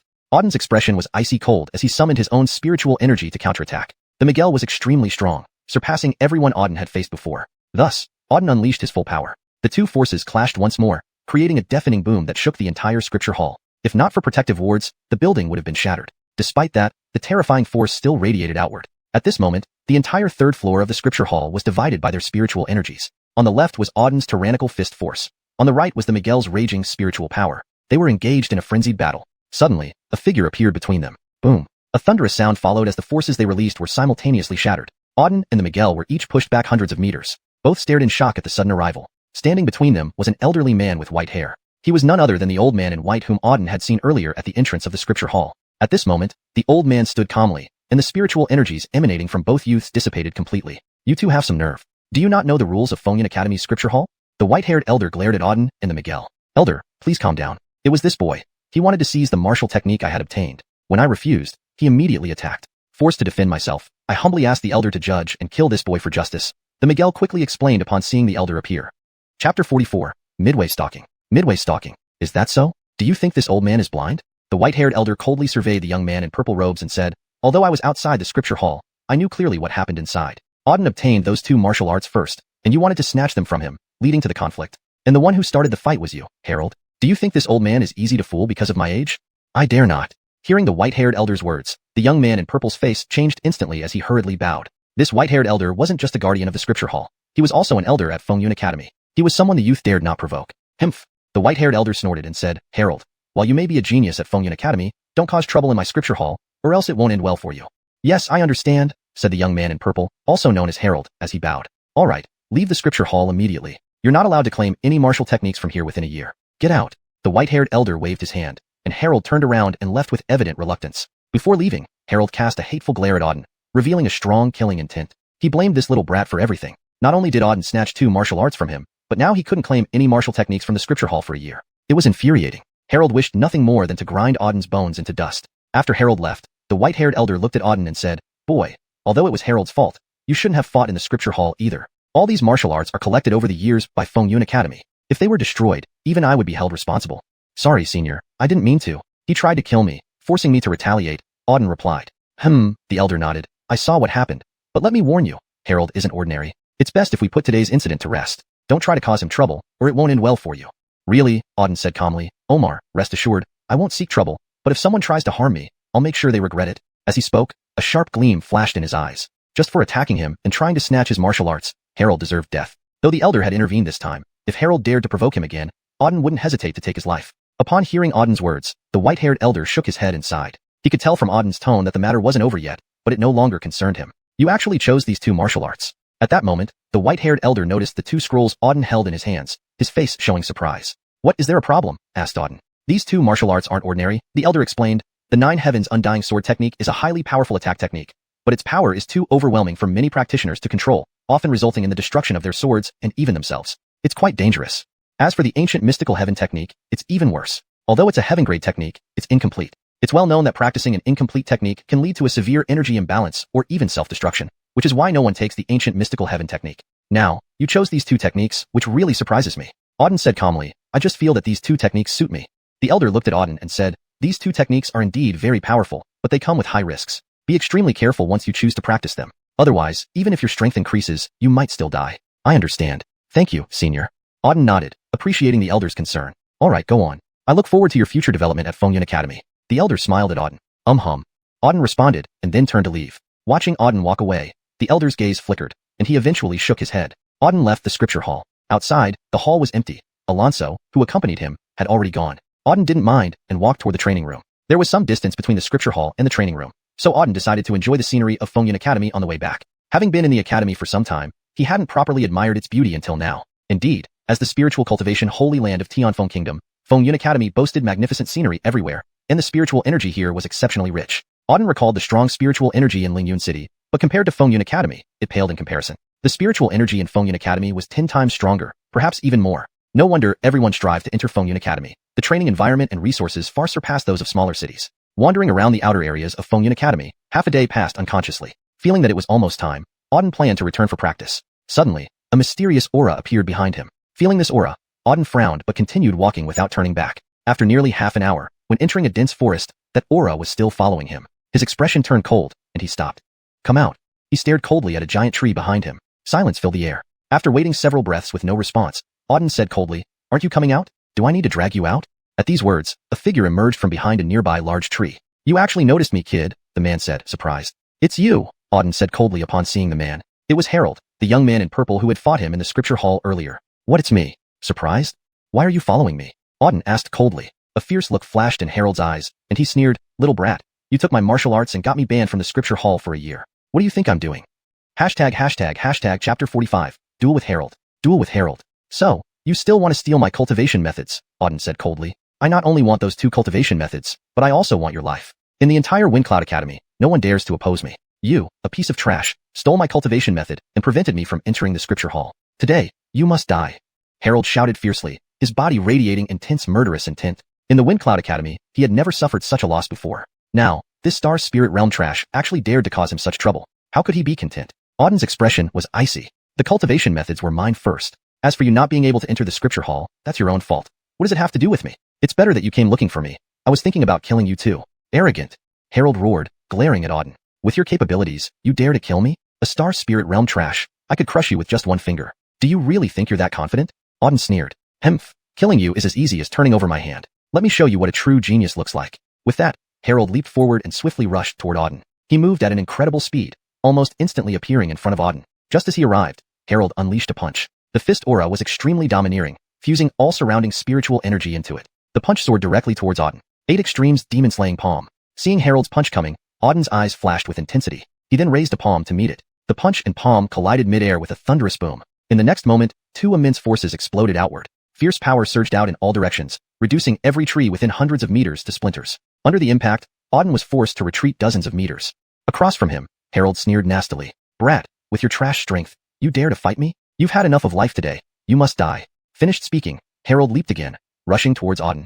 In an instant, he appeared in front of Auden, gathering his spiritual energy into a powerful palm strike. Void Sky Palm.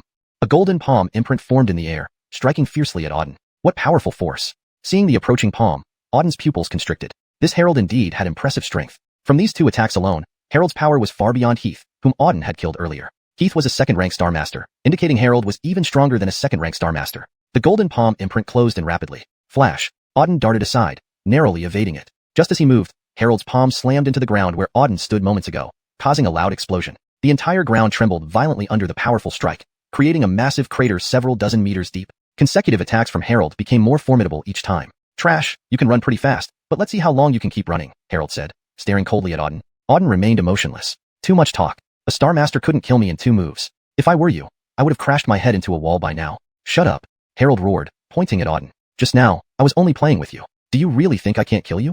Now, I'll make you die. As he spoke, Harold began to channel a hand seal. Following his movements, sword auras appeared around his body, rotating slowly. Dozens of sword auras surrounded him, each releasing an overwhelming sword intent. Sky-shattering sword technique, destroy. When the sword auras reached their peak power, Harold roared and directed all of them to slash towards Auden. Each sword aura contained tremendous force. The dozens of sword auras pierced through the air, locking Auden's body completely. Under this attack, Auden felt he couldn't move at all. The sword technique was indeed powerful, Auden thought to himself. The sky-shattering sword technique must be a high-level cultivation method. Otherwise, it wouldn't have such formidable power. In an instant, the dozens of sword auras were right in front of Auden. Ice condensation. Seeing the incoming sword auras, Auden slowly channeled his ice star soul power. Crack, crack, crack. Instantly, infinite ice power appeared around him, freezing the space within hundreds of meters. Even the dozen sword auras Harold released were frozen solid in the ice. The dozen sword auras stopped dead in midair. How is this possible? Harold's eyes widened in disbelief. The sky-shattering sword technique was a pinnacle mystic-level martial technique with extremely strong offensive power. Even some 4th or 5th rank Star Spirit Realm warriors could be slain by it. But now, his sky-shattering sword technique was frozen. The dozen sword auras were all encased in ice. Where did this kid get such formidable ice power? Ice slash. At that moment, Auden yelled again. An ice sword condensed in front of him. Holding the ice sword, Auden swung it down with all his might. The icy sword aura slashed ferociously at Harold. Bad. Harold's expression changed abruptly. He quickly channeled another hand seal, forming a golden shield around him to protect his entire body. Golden Light Shield. It was the most powerful defensive technique he possessed. Within the same rank, no one could break his Golden Light Shield. Boom. Next, the icy sword aura struck the Golden Light Shield with great force. Powerful currents surged outward endlessly, shaking the shield violently, but it did not shatter. Harold was shaken pale, but he laughed maniacally. Little brat, my Golden Light Shield is formed by condensing the spiritual energy within 1,000 meters. Even someone a few ranks higher than me couldn't break it, let alone you. You can't even break my Golden Light Shield, let alone defeat me. You're not capable. Harold laughed arrogantly, his voice echoing throughout the dense forest. Is that so? Auden stood on the ground, his gaze sweeping coldly over the golden defense shield. Do you really think I can't break through this turtle shell of yours? Just you? Harold scoffed. Not even 10 of you combined could break my Golden Light Shield. You don't have the ability, trash. Chapter 46, The Patrick Clan. Green Dragon Decree. The moment Harold finished speaking, a green dragon suddenly surged out from within Auden's body. The green dragon was incredibly domineering, coiling and twisting in the air, radiating an overwhelming power. Break. With Auden's sudden shout, the green dragon instantly charged toward Harold with devastating force. In mere seconds, the several dozen meters long green dragon soared right in front of Harold. Boom. A deafening roar followed as the green dragon crashed heavily into the golden defensive shield. Crack. Upon impact, the golden defensive shield let out a sharp cracking sound, immediately developing a crack on its surface. How is this possible? Seeing the crack in his golden shield, Harold's eyes widened in shock and disbelief. His strongest defense, created using all his spiritual energy, had just cracked. Boom. Without delay, the green dragon smashed down again. Crack. Another sharp sound was heard, and the crack on the golden shield grew larger. Boom. Then came the third strike. Boom. Under the third assault, the golden shield shattered into pieces. Immediately after shattering, the green dragon slammed directly into Harold. Puff. Hit head-on by the green dragon, Harold spat out a mouthful of blood and flew backward like a kite with its string cut. He landed hundreds of meters away with a heavy thud. As soon as he hit the ground, he spat out another mouthful of blood, his face deathly pale. How could this be possible? This cannot be. On the ground, gravely injured, Harold's complexion was ghastly white, his spirit disordered. He couldn't even stand up. In his eyes was pure shock. This boy, only at the star spirit realm, had seriously wounded him. He was at the 3rd level Star Master. Despite the vast difference in realms and subrealms, he had been injured. You, who are you? Harold stared fiercely at Auden, shouting fiercely. Auden walked to Harold, his expression icy cold. Do you deserve to know who I am? Harold, I have no enmity with you. Yet you tried to snatch my cultivation method and kill me. You trash truly deserve to die. Today, you will know the consequences of challenging me. As he spoke, an intense killing intent surged from his body. You? What do you intend to do? Feeling the powerful killing intent emanating from Auden, Harold's face turned ashen. This kid wanted to kill him. Of course, I'm going to kill you. Trash like you doesn't deserve to live. Auden said coldly. No. Harold shouted, Kid, you can't kill me. Do you know who I am? If you kill me, you won't live for more than 3 days. Almost roaring these words, Harold's voice was filled with desperation. However, Auden remained extremely calm. One more person threatening me. Even if you were an emperor, so what? You still have to die. With that, Auden struck out with a palm. Bang. The palm hit Harold's head, smashing it to pieces. Harold was dead. Ding. Extracting a 3rd level Star Master has yielded 4,600 energy points. The system announced immediately after extracting Harold's essence upon his death. Not bad. Hearing the system's voice, Auden nodded indifferently. After reaching the Star Master realm, the energy points obtained were significantly higher. Killing just one Star Master easily yielded over 4,000 energy points. Accumulated energy points must be considerable now. He would check back home how many energy points he had accumulated. Recalling correctly, accumulating enough 10,000 energy points would allow him to exchange for high-level martial techniques, cultivation methods, and other treasures. It should be about time now. Subsequently, Auden burned Harold's corpse to ashes. Unseen by him, a streak of green light quietly escaped from Harold's remains, vanishing instantly. Meanwhile, in the Tianfeng City, Sima family headquarters within a grand hall. Several key members of the Sima family were having a meeting when a green beam of light suddenly flew in through a window. Crack. Immediately, a green jade pendant hanging on the wall shattered. Whose soul jade is that? Seeing the jade pendant break, the patriarch of the Sima family, Hildred, immediately stood up, shouting loudly. The wall was covered with jade pendants, each representing a member of the Sima family. Every jade pendant was connected to a clan member's life force. Only when the individual died would their soul jade shatter. A broken jade meant one of the clan members was dead. A young man rushed forward, picking up the shattered jade. Seeing the name engraved on it, his face abruptly changed. Patriarch, this is Harold's soul jade. What? Upon hearing this, everyone in the hall changed expressions. A few even jumped to their feet. Above, Hildred, after a brief pause, became enraged. Why did Harold's soul jade suddenly shatter? What happened to him? Beneath, an elder of the Sima family said sternly, only the death of the physical body causes the soul jade to shatter. With Harold's soul jade broken, he is likely dead. This can't be possible. Hildred roared, Harold is a direct descendant of our family, carrying the pure bloodline of the Sima family. Who dares to kill him under our very noses? Who dares to kill a member of our family? The elder added, for several years, none of our family members outside have been killed. This time, whoever did it has tremendous audacity to kill a core member of our Sima family. After some thought, Hildred coldly remarked, if I'm not mistaken, Harold should have been cultivating at the Fengyun Academy, right? Note. For better fluency in English, Fengyun College is more naturally expressed as Fengyun Academy. The term academy is commonly used to describe institutions of higher learning in fantasy or martial arts contexts. Yes, Patriarch, Harold is currently a disciple at the Fengyun Academy, replied the elder. / correction. Yes, Patriarch, Harold is currently a disciple at the Windcloud Academy, replied the elder. In that case, those who killed Harold must be from the Fengyun College. Can we find any clues about the murderer from his soul jade? Revised. In that case, those who killed Harold must be from the Windcloud College. Can we find any clues about the murderer from his soul jade? Note. Fengyun College should be translated as Windcloud College, or a similar consistent name to ensure it reads naturally in English and maintains consistency in terminology. I'll try. The elder infused a strand of spiritual energy into the broken jade. An image projected out from the shattered jade. It was intermittent and blurry, clearly reflecting Harold's chaotic final moments. All the clan members in the hall gazed intently at the projected scene. It showed a dense forest. Slowly, a figure appeared amidst the forest. Chapter 47, System Store. This was a young man in black, about 20 years old. The young man in black stood in the dense forest, his gaze extremely cold, and from him, an intensely powerful killing intent faintly emanated. Facing this young man in black on the ground was Harold's corpse. It's him. Seeing this scene, someone shouted, this kid killed Harold. Above, Hildred's expression turned extremely ugly. His eyes locked onto the young man in black in the screen as he asked, does anyone recognize who this kid is? The entire hall fell silent, no one speaking. Hildred snorted and said, people who can enter Yunfeng Academy are basically all geniuses. Aren't you very familiar with Yunfeng Academy? How could you not recognize even one person? A youth below said, head of the clan, I also cultivate in Yunfeng Academy. Whether it's the lower college, middle college, or upper college, I know almost everyone there. But I've never seen this person before. He seems not to be from Yunfeng Academy. Nonsense. If he's not from Yunfeng Academy, how would he be inside it? Do you think the old fellows of Yunfeng Academy are blind? Hildred snapped. He must have just entered Yunfeng Academy. Otherwise, I wouldn't possibly miss knowing him, the youth replied. I understand. At this moment, a young man in blue standing at the back of the hall suddenly shouted, head of the clan, elders, I know who this kid is. Alban, who is this person? Hildred immediately focused on the young man in blue. All eyes in the hall were now on Alban, waiting for his response. Feeling the intense attention, Alban gulped and said, head of the clan, elders, the person in the video is named Auden. He is the Rookie King from the previous Yunfeng conference. I saw him when I attended the conference. Rookie King of the Yunfeng conference. Hearing Alban's words, everyone in the hall was momentarily stunned. Above, Hildred's pupils contracted sharply, and the next moment, a piercing light flashed in his eyes. To hell with whether he's the Rookie King or anything else. Daring to kill someone from our Sima family means courting death. Now that we know his identity, it will be easy. Alban, immediately inform our people in Yunfeng Academy. Kill Auden at any cost. I want him dead without mercy. Yes. Alban nodded. Everyone else in the hall also looked at the image of Auden with murderous intent. The Sima family had been in Tianfeng Kingdom for so many years, and no one had dared challenge them. Auden had to die. Meanwhile, in the dense forest of Yunfeng Academy, Auden had returned to his cultivation chamber. Upon returning, he sat cross-legged on the ground and felt his eyelids twitch slightly. Strange, why would my eyelids twitch? Could something be happening? Auden frowned. His eyelids started twitching after he killed Harold. Could it be related to Harold? There wasn't anyone around where I killed Harold. No one should have seen it, Auden thought. After pondering for a while and finding no reasonable explanation, Auden shook his head and dismissed the thought. Forget it, better focus on cultivation. With that, he opened the system. Check energy points. He had extracted quite a few energy points recently. There should be some accumulated now, though he wasn't sure how many. He might as well check. Energy points, 123,000.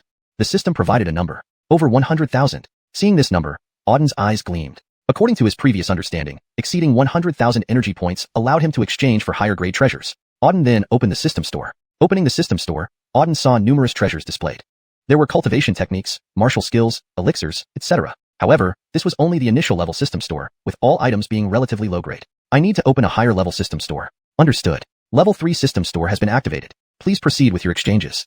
Level 3 system store. Auden's eyes sparkled with curiosity. He wondered what kind of items this higher level store would offer. Opening the level 3 system store, Auden saw many more items, including elixirs, martial skills, spirit weapons, magical artifacts, talismans, and more. Auden mainly focused on the grades. Previously, levels 1 and 2 stores contained only the lowest grade yellow level spirit weapons, cultivation techniques, and first grade elixirs. Mostly useless junk. Now, the level 3 store should be better than levels 1 and 2. Auden quickly scanned through a few items. Mystic high grade cultivation technique, Cloud Ascension, 50,000 energy points.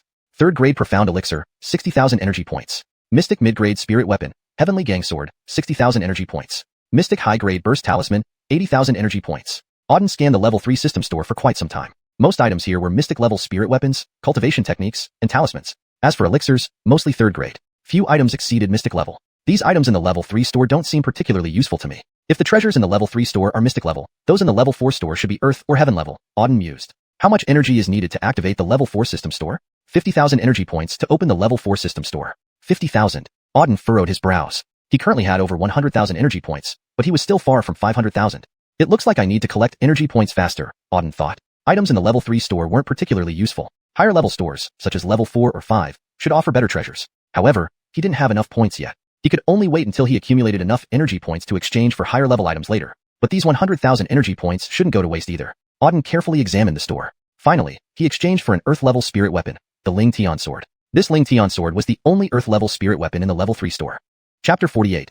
Earth class spiritual weapon. Its grade is lower earth class. Although it is only a lower earth class spiritual weapon, its rank has indeed reached earth class. An earth class spiritual weapon is considered relatively high grade even across the entire northern territory. Based on what Auden knew, common star master realm martial artists used mystic class spiritual weapons. Only some sect elders and family patriarchs could wield earth class spiritual weapons. This shows that the grade of earth class spiritual weapons is not low. This sky piercing sword, as an earth class spiritual weapon, has impressive power. With the sky piercing sword, my practical combat ability should improve further, Auden murmured. Subsequently, he closed his eyes and began to cultivate. He spent an entire week cultivating nonstop. During the following week, Auden was constantly in a state of cultivation. He mainly cultivated 2 martial techniques obtained from the scripture library. The 9 Heavens Immortal Destroying Sword Technique, and the Ancient Profound Heaven Technique. Both these techniques are extremely powerful offensive types. Among them, the 9 Heavens Immortal Destroying Sword Technique is a sword technique with 9 levels of swords. Each successive level increases in power, becoming more terrifying. If one could summon all 9 swords for an attack, it would possess the power to destroy heaven and earth. After 7 days of cultivation, Auden was already able to summon 6 beams of sword light. The power of the 6 beams of sword light was already quite formidable. At this moment, deep within the Fierce Wind Academy's forest, note, Fengyun, is translated as Fierce Wind, to maintain consistency and natural fluency in English. 9 Heavens Immortal Destroying Sword Technique, Auden exclaimed. Then he executed the 9 Heavens Immortal Destroying Sword Technique. 6 long swords, each glowing with different colors, rotated around him. Each beam of sword light contained considerable sword intent. Vanish! With another exclamation, Auden released all 6 beams of sword light. slicing towards a small hill ahead. Whoosh, whoosh, whoosh. All 6 beams of sword light struck the hill ahead. Under the bombardment of the 6 beams of sword light, the 100-meter-high hill crumbled into pieces. The entire space bust. How powerful! Seeing the shattered hill, Auden's gaze flashed with shock. The power of these 6 beams was extremely strong. Even Star Master Realm martial artists at the 3rd or 4th level would find it hard to withstand such an attack. Just 6 beams of sword light had this much attack strength. What about the 7th, 8th, and 9th? It's unimaginable. Remember, the power of each sword beam in the 9 heavens immortal destroying sword technique accumulates. The later the level, the more terrifying the power. Not bad. With the 9 heavens immortal destroying sword technique, my practical combat ability will greatly increase, Auden murmured. Apart from the 9 heavens immortal destroying sword technique, there's also the ancient profound heaven technique. The power of the ancient profound heaven technique surpasses the 9 heavens immortal destroying sword technique. Because the ancient profound heaven technique is a heaven-class martial technique, the power of a heaven-class martial technique far exceeds that of an earth-class martial technique. Moreover, the ancient profound heaven technique concentrates all the force into one point for an attack, making it even more powerful. Within a week, Auden basically mastered the ancient profound heaven technique. As for its power, even without testing, Auden could feel that the ancient profound heaven technique's power was terrifying and far surpassed the 9 heavens immortal destroying sword technique. Great. After studying these 2 major martial techniques for a while, a gleam appeared in Auden's eyes. With the ancient profound heaven technique and the 9 heavens immortal destroying sword technique, I can now directly kill ordinary low-level Star Master Realm martial artists. Even some formidable Star Masters won't be a match for me, Auden murmured. In short, this time, the harvest was enormous. Ding, system mission update. Realinean. Enter the fierce winds list.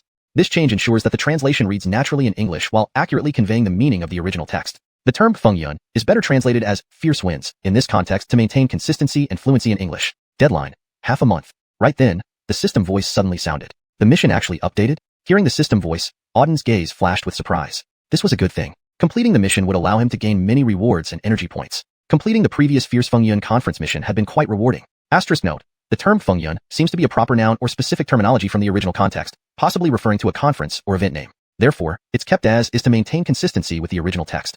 Asterisk. To further refine this sentence for natural fluency in English, we can adjust it slightly. Completing the previous Fierce Fengyun conference mission had proven to be quite rewarding. Now, another mission appeared, which should also yield good results. But what exactly is the Fengyun list? Note, fierce isn't part of the original term Fengyun Bong. The term Fengyun literally means wind and cloud, but in this context, it's a proper noun that should be translated or transliterated consistently. Without more context on how this specific term is officially translated, I've opted to leave it as Fengyun list for accuracy. Auden was somewhat curious about this as well. He hadn't heard of the Fengyun list before and decided he would need to inquire about it at some point.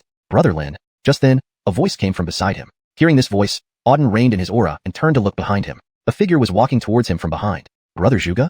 Auden was slightly surprised. The person approaching was Eben. Brother Lin, I knew you'd be here.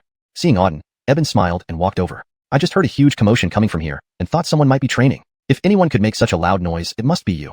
So I came over to check, and sure enough, it's you. You have pretty good ears. Is there something you need? Auden asked. Eben grinned and said, we haven't seen each other in a while, so I came over to chat and reconnect. Also, to take you to a place. To where? Auden asked curiously. It's a very interesting place, one you'll definitely like. Come on. With that, Eben had already pulled Auden away. Despite feeling a bit helpless, Auden was dragged along by Eben. Auden originally thought Eben was taking him somewhere within the Storm College. To his surprise, Eben led him straight out of Storm College. Outside of Storm College was the Skywind City. Auden had been to Skywind City before and even wandered around a bit when he first arrived. Skywind City was quite large, with a very dense population. Last time, even after walking for half a day, he hadn't covered even a tenth of the city, showing just how vast Skywind City was. It was now dusk, and the streets were filled with pedestrians bustling back and forth. Eben walked straight ahead without stopping. Auden looked puzzled. Eben, where are you taking me? Finally, Auden couldn't help but ask. Eben chuckled and replied, a good place. You won't be disappointed. We're almost there.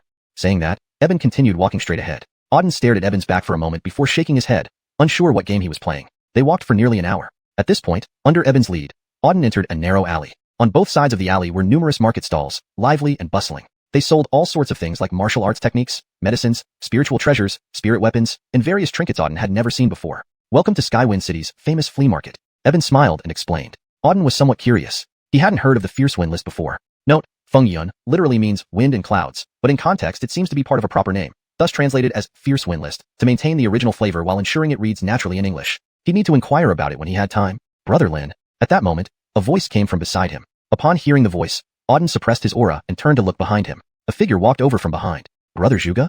Auden was slightly surprised. The person who came was Eben. Brother Lin, you're really here. Seeing Auden, Eben smiled and walked over. I just heard a huge noise coming from here. I felt someone might be practicing here. The one who could make such a loud noise must be you. So I came over to check, and sure enough, it was you. Your ears are pretty sharp. What do you want? Auden asked. Eben laughed. We haven't seen each other for a long time. I came over to chat and strengthen our relationship and also to bring you to a place. What place? Auden asked curiously. Of course, a very interesting place, one you'll definitely like. Let's go. Saying that, Eben already dragged Auden away. Auden felt helpless but was already being dragged away by Eben. Auden originally thought Eben was bringing him somewhere within the Fengyun Academy. Revised. Auden originally thought Eben was bringing him to a place within the Fengyun Academy. Note. For a more natural flow in English, I slightly adjusted the sentence structure. However, Fengyun seems to be a name or specific term which should be consistent. If Fengyun Academy is the proper name of the academy, it's fine to keep it as is. In this context, it looks like it might be better to treat Fengyun as part of a proper noun, so I kept it unchanged. For an even smoother translation with natural English expression while maintaining consistency, Auden originally thought Eben was taking him to a place within the Fierce Wind Academy. Here, Fierce Wind Academy assumes Fengyun translates to Fierce Wind. If Fengyun has a different official translation, please replace accordingly. Unexpectedly, Eben pulled him straight out of the academy. Outside the Fierce Wind Academy was Tianfeng City. Eben intended to bring him to Tianfeng City. Auden had been to Tianfeng City before. When he first entered Tianfeng City, he toured around the city. Tianfeng City was incredibly large with a very high population. That time, after walking for half a day, he still hadn't covered even a tenth of the city. One can imagine how vast Tianfeng City is. It was already evening, and the streets of Tianfeng City were bustling with pedestrians. Eben walked straight ahead without stopping. Auden looked puzzled. Eben, where are you taking me? Finally, Auden couldn't help but ask. Eben chuckled, a good place. You won't be disappointed. We're almost there. Finishing, Eben continued walking straight ahead. Auden stared at Eben's back for a moment, then shook his head. Who knows what he has up his sleeve? They walked for nearly half an hour. At this moment, led by Eben, Auden entered a narrow alleyway. On both sides of the alley, stalls lined up. The stalls were lively, selling all sorts of things, martial techniques, pills, spiritual treasures, spiritual weapons, etc. There were also some small trinkets he had never seen before. In short, anything you could think of, they had it, dazzling and mesmerizing. This is Tianfeng City's famous bazaar, Eben said smiling. Chapter 49. The Mysterious Dagger. General store? Auden was curious. Yes, exactly that. It's a general store where anyone can sell whatever items they no longer need. If you're lucky, you might get a good price. Of course, many people come here to look for hidden treasures because the items sold are extremely varied. Sellers come from all corners of the world, and it's possible that some treasures might be found among them. If you're lucky, you might find something valuable at a very low price. There once was a case where someone picked up a heaven-grade spiritual weapon from one of these stalls for less than 100 spirit stones. Eben spoke admiringly. 100 spirit stones? Heaven-grade spiritual weapon? Bullshit. Don't tell me you don't believe it. It's true. The person who sold the heaven-grade weapon didn't know what they had, selling it as junk. Only after it was purchased did the buyer discover its power. After evaluation, it turned out to be a heaven-grade weapon, Eben explained. So, it's not impossible to find treasure here. It just depends on your luck. All right. Auden nodded. He wasn't particularly interested in these general stores. He didn't believe his luck would be so great as to find treasure in such a place. The probability was too low, almost negligible. Wasting time here could better be spent on cultivation. You brought me all this way just to show me this? Auden scanned Eben with a glance. Not at all. We're just passing through. Our destination is ahead, Eben replied. After saying this, he continued forward. Auden nodded and followed behind him. After walking for so long, he wanted to see where Eben was taking him. They kept walking for another minute or two when suddenly a mysterious aura wafted from the roadside. Huh? What's that? Sensing this mysterious aura, Auden turned his gaze toward the left side of the road. On the left side stood a stall, watched over by an old man. This old man was peculiar. He was blind. On the old man's stall lay a rusty dagger about 10 centimeters long. It looked like a common dagger, rust-covered and hardly different from garbage. Auden squatted down to examine the rusty dagger closely. The mysterious aura he sensed earlier seemed to emanate from it. The dagger appeared ordinary, showing no unusual qualities. It was simply a rusty knife. Using his spiritual energy to scan it again yielded nothing. Strange. Why did I feel a powerful mysterious force from this dagger just now? Auden wondered, holding the rusty dagger in hand. It seemed ordinary, yet emitted that strange force. Although it was fleeting, Auden had clearly sensed it. Could it be my imagination? Auden pondered. Little brother, are you interested in this dagger? The old man suddenly asked. Auden glanced at the blind old man and said, What is this dagger, and how much do you want for it? The sky-slaying blade, 500 spirit stones. The old man extended 5 fingers. 500? Are you robbing us? This broken knife isn't worth 50 spirit stones, let alone 500. Hearing the old man's price, Eben burst out laughing. The old man remained calm and replied, The sky-slaying blade is a divine weapon. 500 spirit stones is cheap. Otherwise, I wouldn't part with it if not for pressing reasons. Forget it. Don't try to fool my friend into thinking this is valuable. Eben waved his hands dismissively, turning to Auden. Brother Lin, let's go. A rusty knife serves no purpose. I'll give you a better one later. Auden calmly regarded the old man and said, I'll take this dagger. Is it 500 spirit stones? Here. With that, Auden handed over 500 spirit stones. The old man's empty eye sockets twitched slightly, then he chuckled. Good eye, young man. Take it, and may this sky-slaying blade aid you. Thank you. Auden nodded and picked up the dagger, preparing to leave. Eben looked confused. Brother Lin, why did you spend 500 spirit stones on such trash? Even a fool can see the old man is scamming you. Auden didn't explain. He had a feeling this sky-slaying blade wasn't simple. Even if it turned out to be worthless, losing 500 spirit stones was insignificant. Let's go.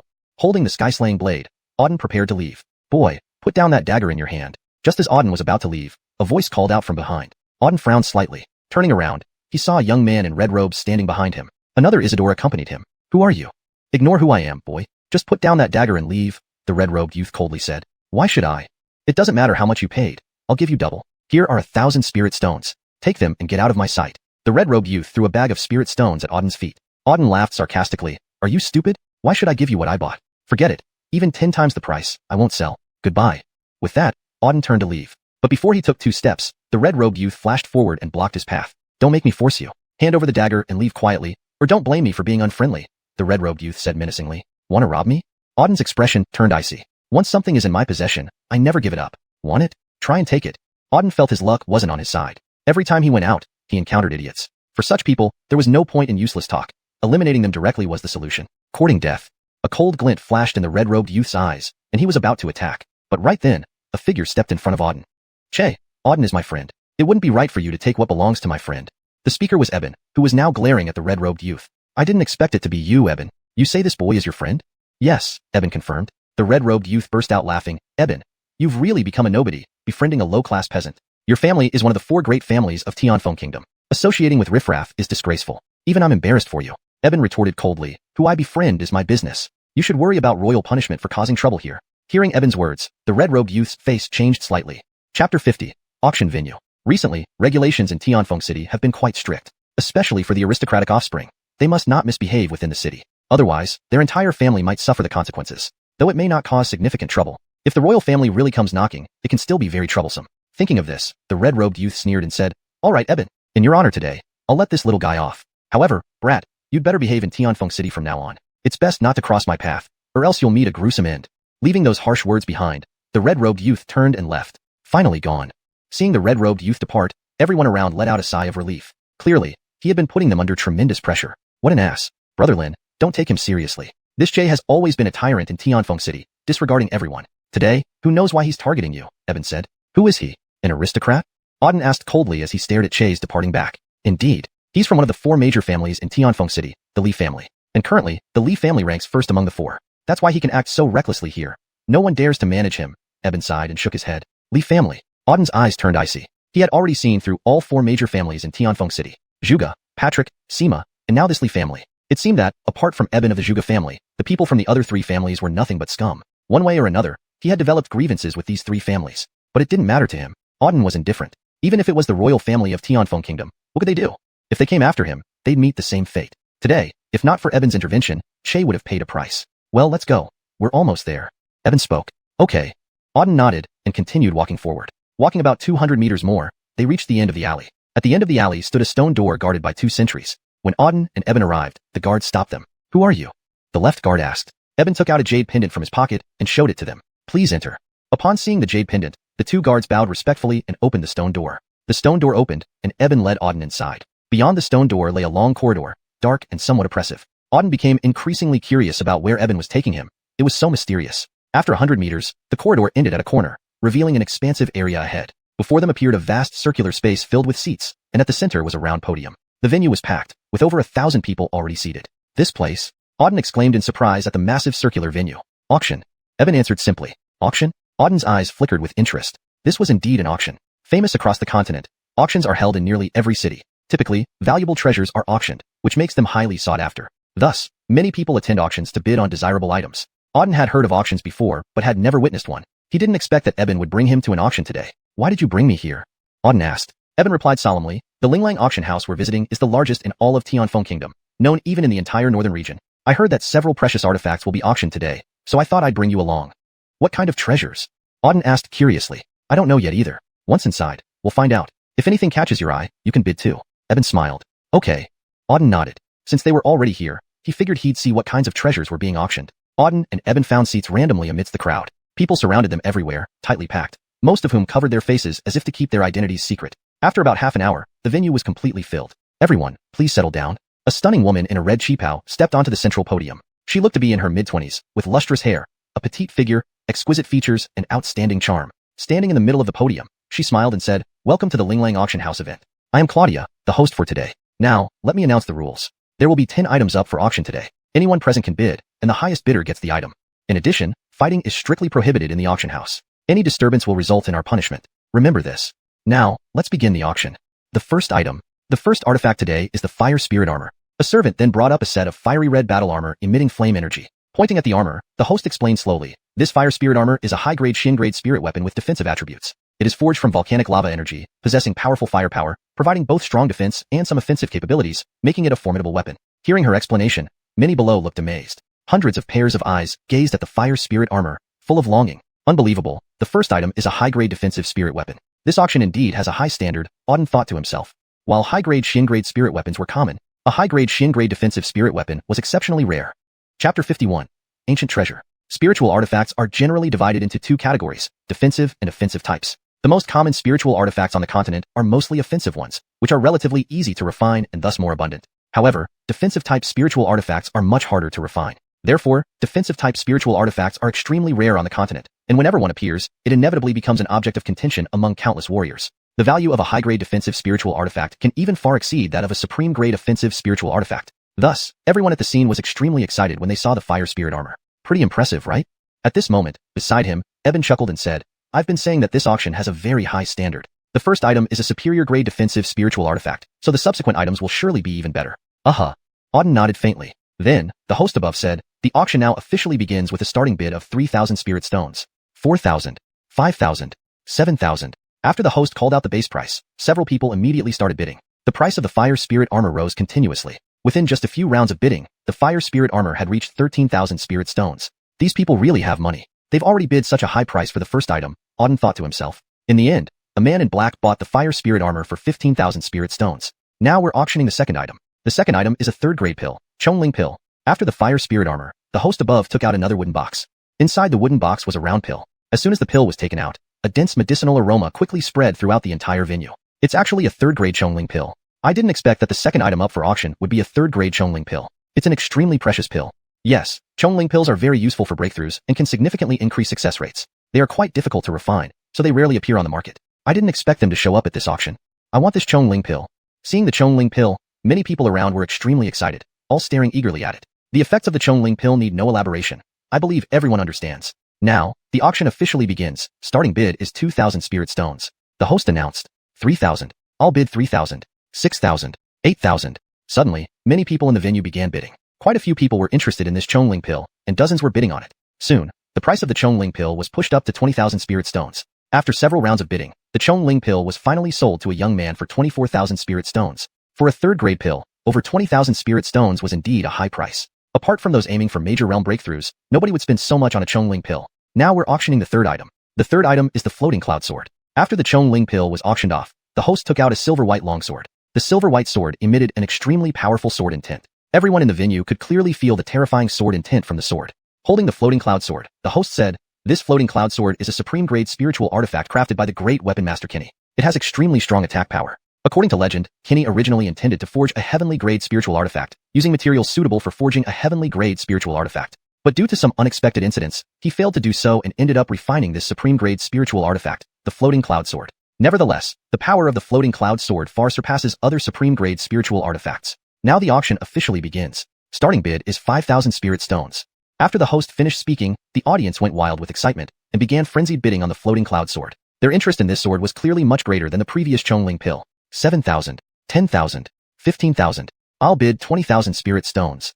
Continued bidding drove the price of the Floating Cloud Sword up rapidly, eventually reaching nearly 40,000 spirit stones. Auden frowned deeply. Usually, a supreme-grade spiritual artifact would only cost 2,000 or 3,000 spirit stones. Even for a supreme-grade artifact, it wouldn't exceed 30,000 spirit stones. But now, the Floating Cloud Sword had reached 40,000 spirit stones, and there were still people bidding. From this, one could see how precious the Floating Cloud Sword was. After over 10 rounds of bidding, the Floating Cloud Sword was finally bought for 50,000 spirit stones at a premium price. This surprised Auden. They really have money to throw around, spending tens of thousands of spirit stones so casually, Auden murmured to himself.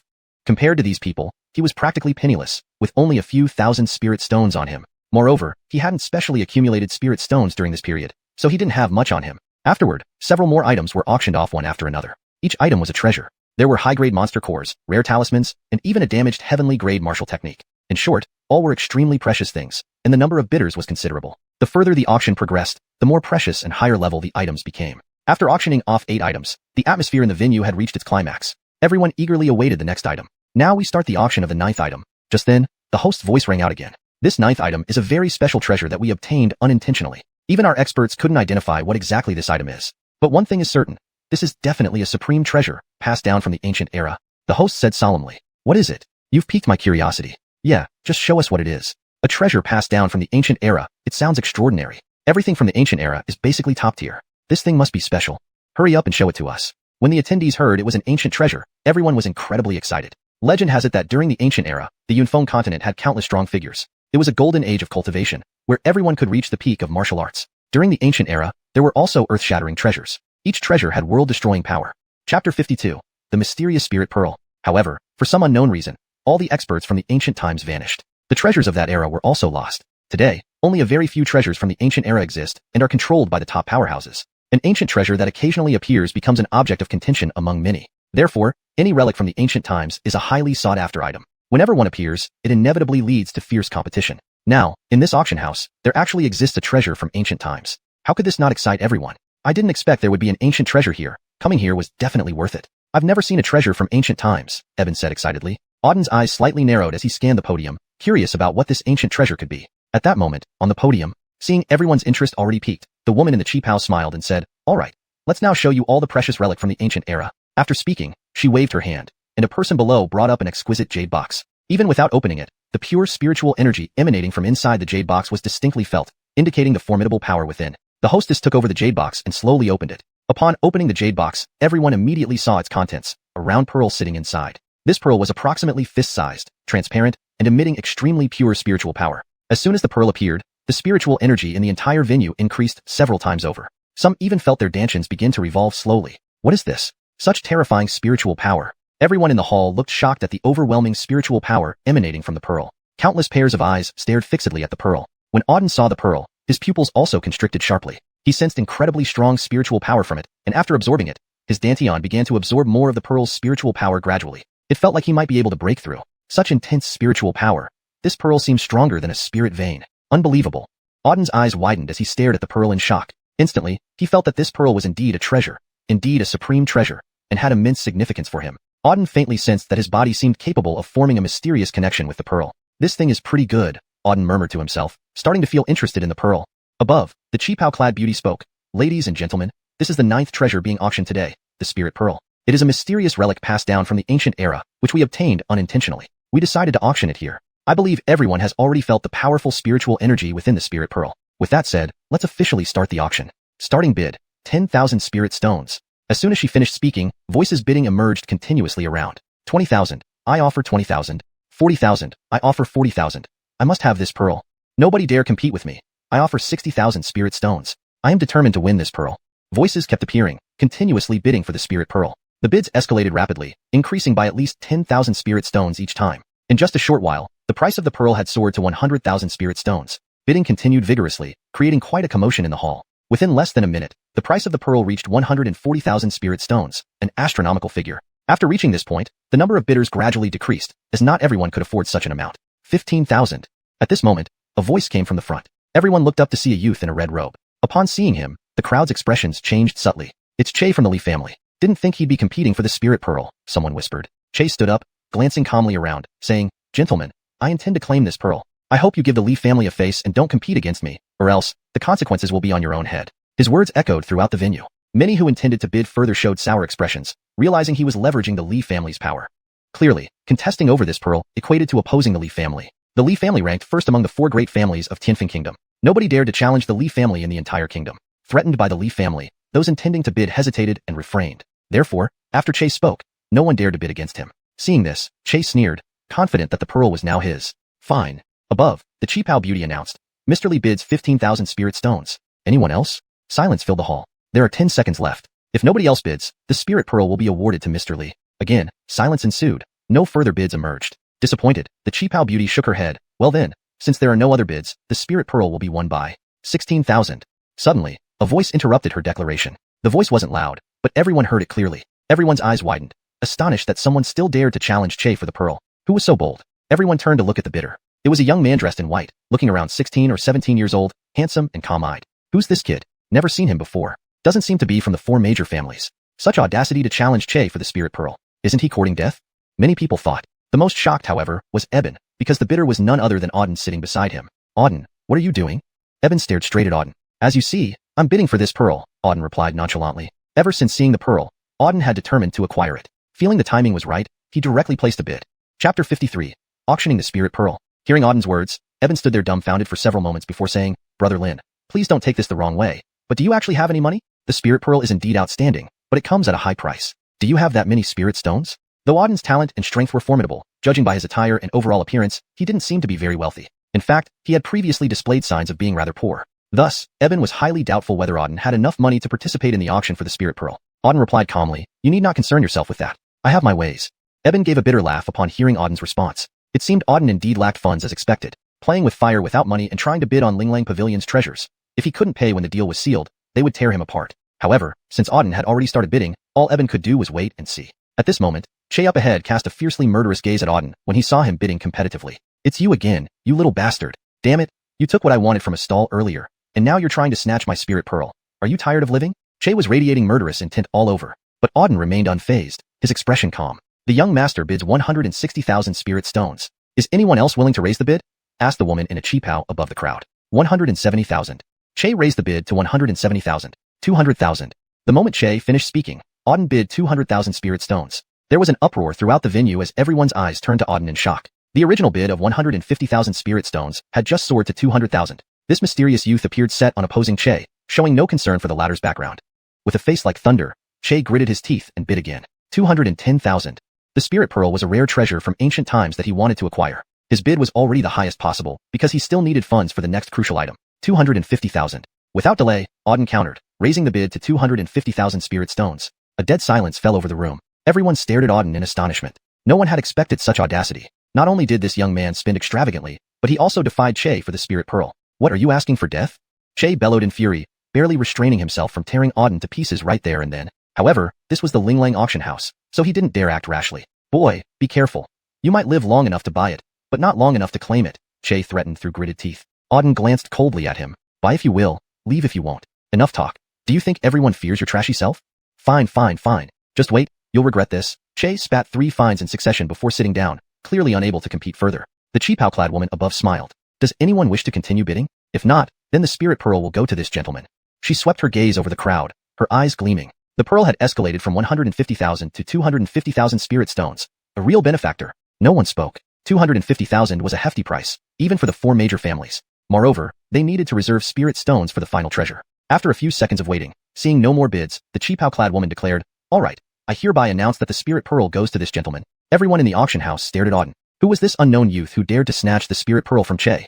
Now, let's start with the final piece, the highlight of this auction, she announced after a pause, plunging the venue into immediate hush. Every eye fixed on her. Many people's hearts pounded in anticipation. Even some bigwigs in the front row became solemn. That thing is finally here, Eben murmured. What thing? Auden asked curiously. Given the sudden change in atmosphere, everyone seemed extremely excited about this last item. Eben explained, I've heard whispers that a mysterious treasure would appear at this auction. This treasure is of utmost importance, significant enough that the 7 major forces of Tianfeng Kingdom sent representatives to bid on it. Most people here are here specifically for this treasure. Auden pressed, What is it exactly? Come on, tell me. Eben laughed awkwardly. Honestly, I don't know either, but whatever it is, it must be extraordinary for all 7 major forces to get involved. Don't worry, it will be revealed soon. Auden shook his head in exasperation. Eben hadn't really clarified anything. Then, the cheapao-clad woman said, This treasure is exceedingly precious. Throughout the northern borderlands, many have been seeking it. Our Linglang auction house has risked much to bring this item for auction. I hope it finds its rightful owner. With that, she waved lightly. A young man approached carrying a map. Taking the map, she continued, The final item is this Azure Dragon map. A century ago, an Azure Dragon descended in the north. After the era of antiquity, Azure Dragons vanished from the continent. Thus, its reappearance shocked everyone. Despite efforts, the dragon disappeared without a trace. Decades later, an Azure Dragon egg was found deep in the north. Its discovery sparked frenzy, drawing countless experts to find it. When they arrived, however, the egg vanished. Our auction house recently obtained the exact location of the Azure Dragon egg and created this map. Whoever obtains the map stands a chance at acquiring the egg. May you all have good fortune. Her lengthy explanation ended, and excitement filled the hall. Hundreds of eyes were fixed on the map, some already itching to secure it. I didn't expect it to be a map of the Azure Dragon egg. Eben said, No wonder so many people are vying for it. Even the 7 major forces are here. If it's a map to the Azure Dragon egg, then it all makes sense. Azure Dragon egg. Auden's gaze sharpened. The Azure Dragon was one of the 4 divine beasts of ancient times, possessing world-destroying power. Whoever obtained the Azure Dragon egg might end up with an Azure Dragon. That was why everyone was so excited. They were here for the Azure Dragon egg. All right. At this moment, the cheapao-clad woman above spoke again, saying, "The auction now officially begins." Note: I've maintained the structure and tone while ensuring the translation is natural and fluent. Chapter 54, The Azure Dragon Divine Beast. The starting bid for the Azure Dragon map is 10,000 spirit stones. Bidding begins now. 30,000. I bid 30,000. 50,000. I bid 50,000 spirit stones. I must have this Azure Dragon map. 80,000. The Azure Dragon map is mine. Whoever dares to compete with me for it won't have peace. 80,000 spirit stones. I'm taking it. Nonsense. The Azure Dragon map isn't something you can get just because you want it. I bid 100,000. It's mine.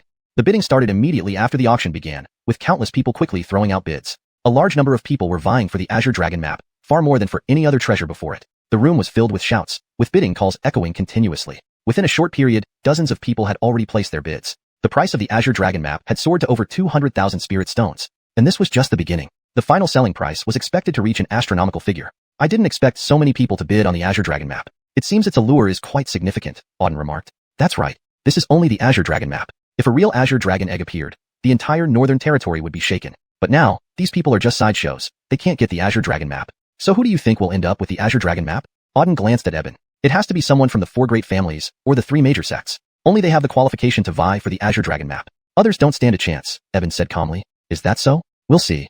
Auden narrowed his eyes as he spoke. As Auden and Eben talked, the price of the Azure Dragon map increased again, surpassing 300,000 spirit stones. Once it reached that point, the number of bidders in the hall clearly decreased. Clearly, there weren't many who could come up with such a large sum of spirit stones. 350,000. At this moment, a voice came from the front. Everyone looked up to see a blue-clothed youth. That's Rupert from the Sima family, Eben explained. Sima family. Hearing this, Auden felt a flicker of thought. He had previously killed Harold at Yunfeng Academy. If his guess was correct, Harold should also belong to the Sima family. Now, encountering another member of the Sima family here, it reaffirmed how extensive the 4 great families were. 380,000. Just as Rupert spoke, another voice chimed in. It was Isidore dressed in black, his expression cold and harsh. That's the 3rd elder of the Patrick family, Apollon, Eben introduced. Auden remained calm. Both the Sima family and the Patrick family were no good. The fact that both were competing for the Azure Dragon map highlighted its importance to them. 400,000. Suddenly, Che of the Li family also bid. With 3 of the 4 families now involved in the bidding, the hall became eerily quiet. Few dared to continue competing. 43, 47, 50. The bidding continued relentlessly. In a short time, the price had climbed close to 600,000 spirit stones, shocking everyone. Although they knew the 4 great families were wealthy, they never expected them to drive the price this high. Moreover, the bidding was still ongoing. 650,000.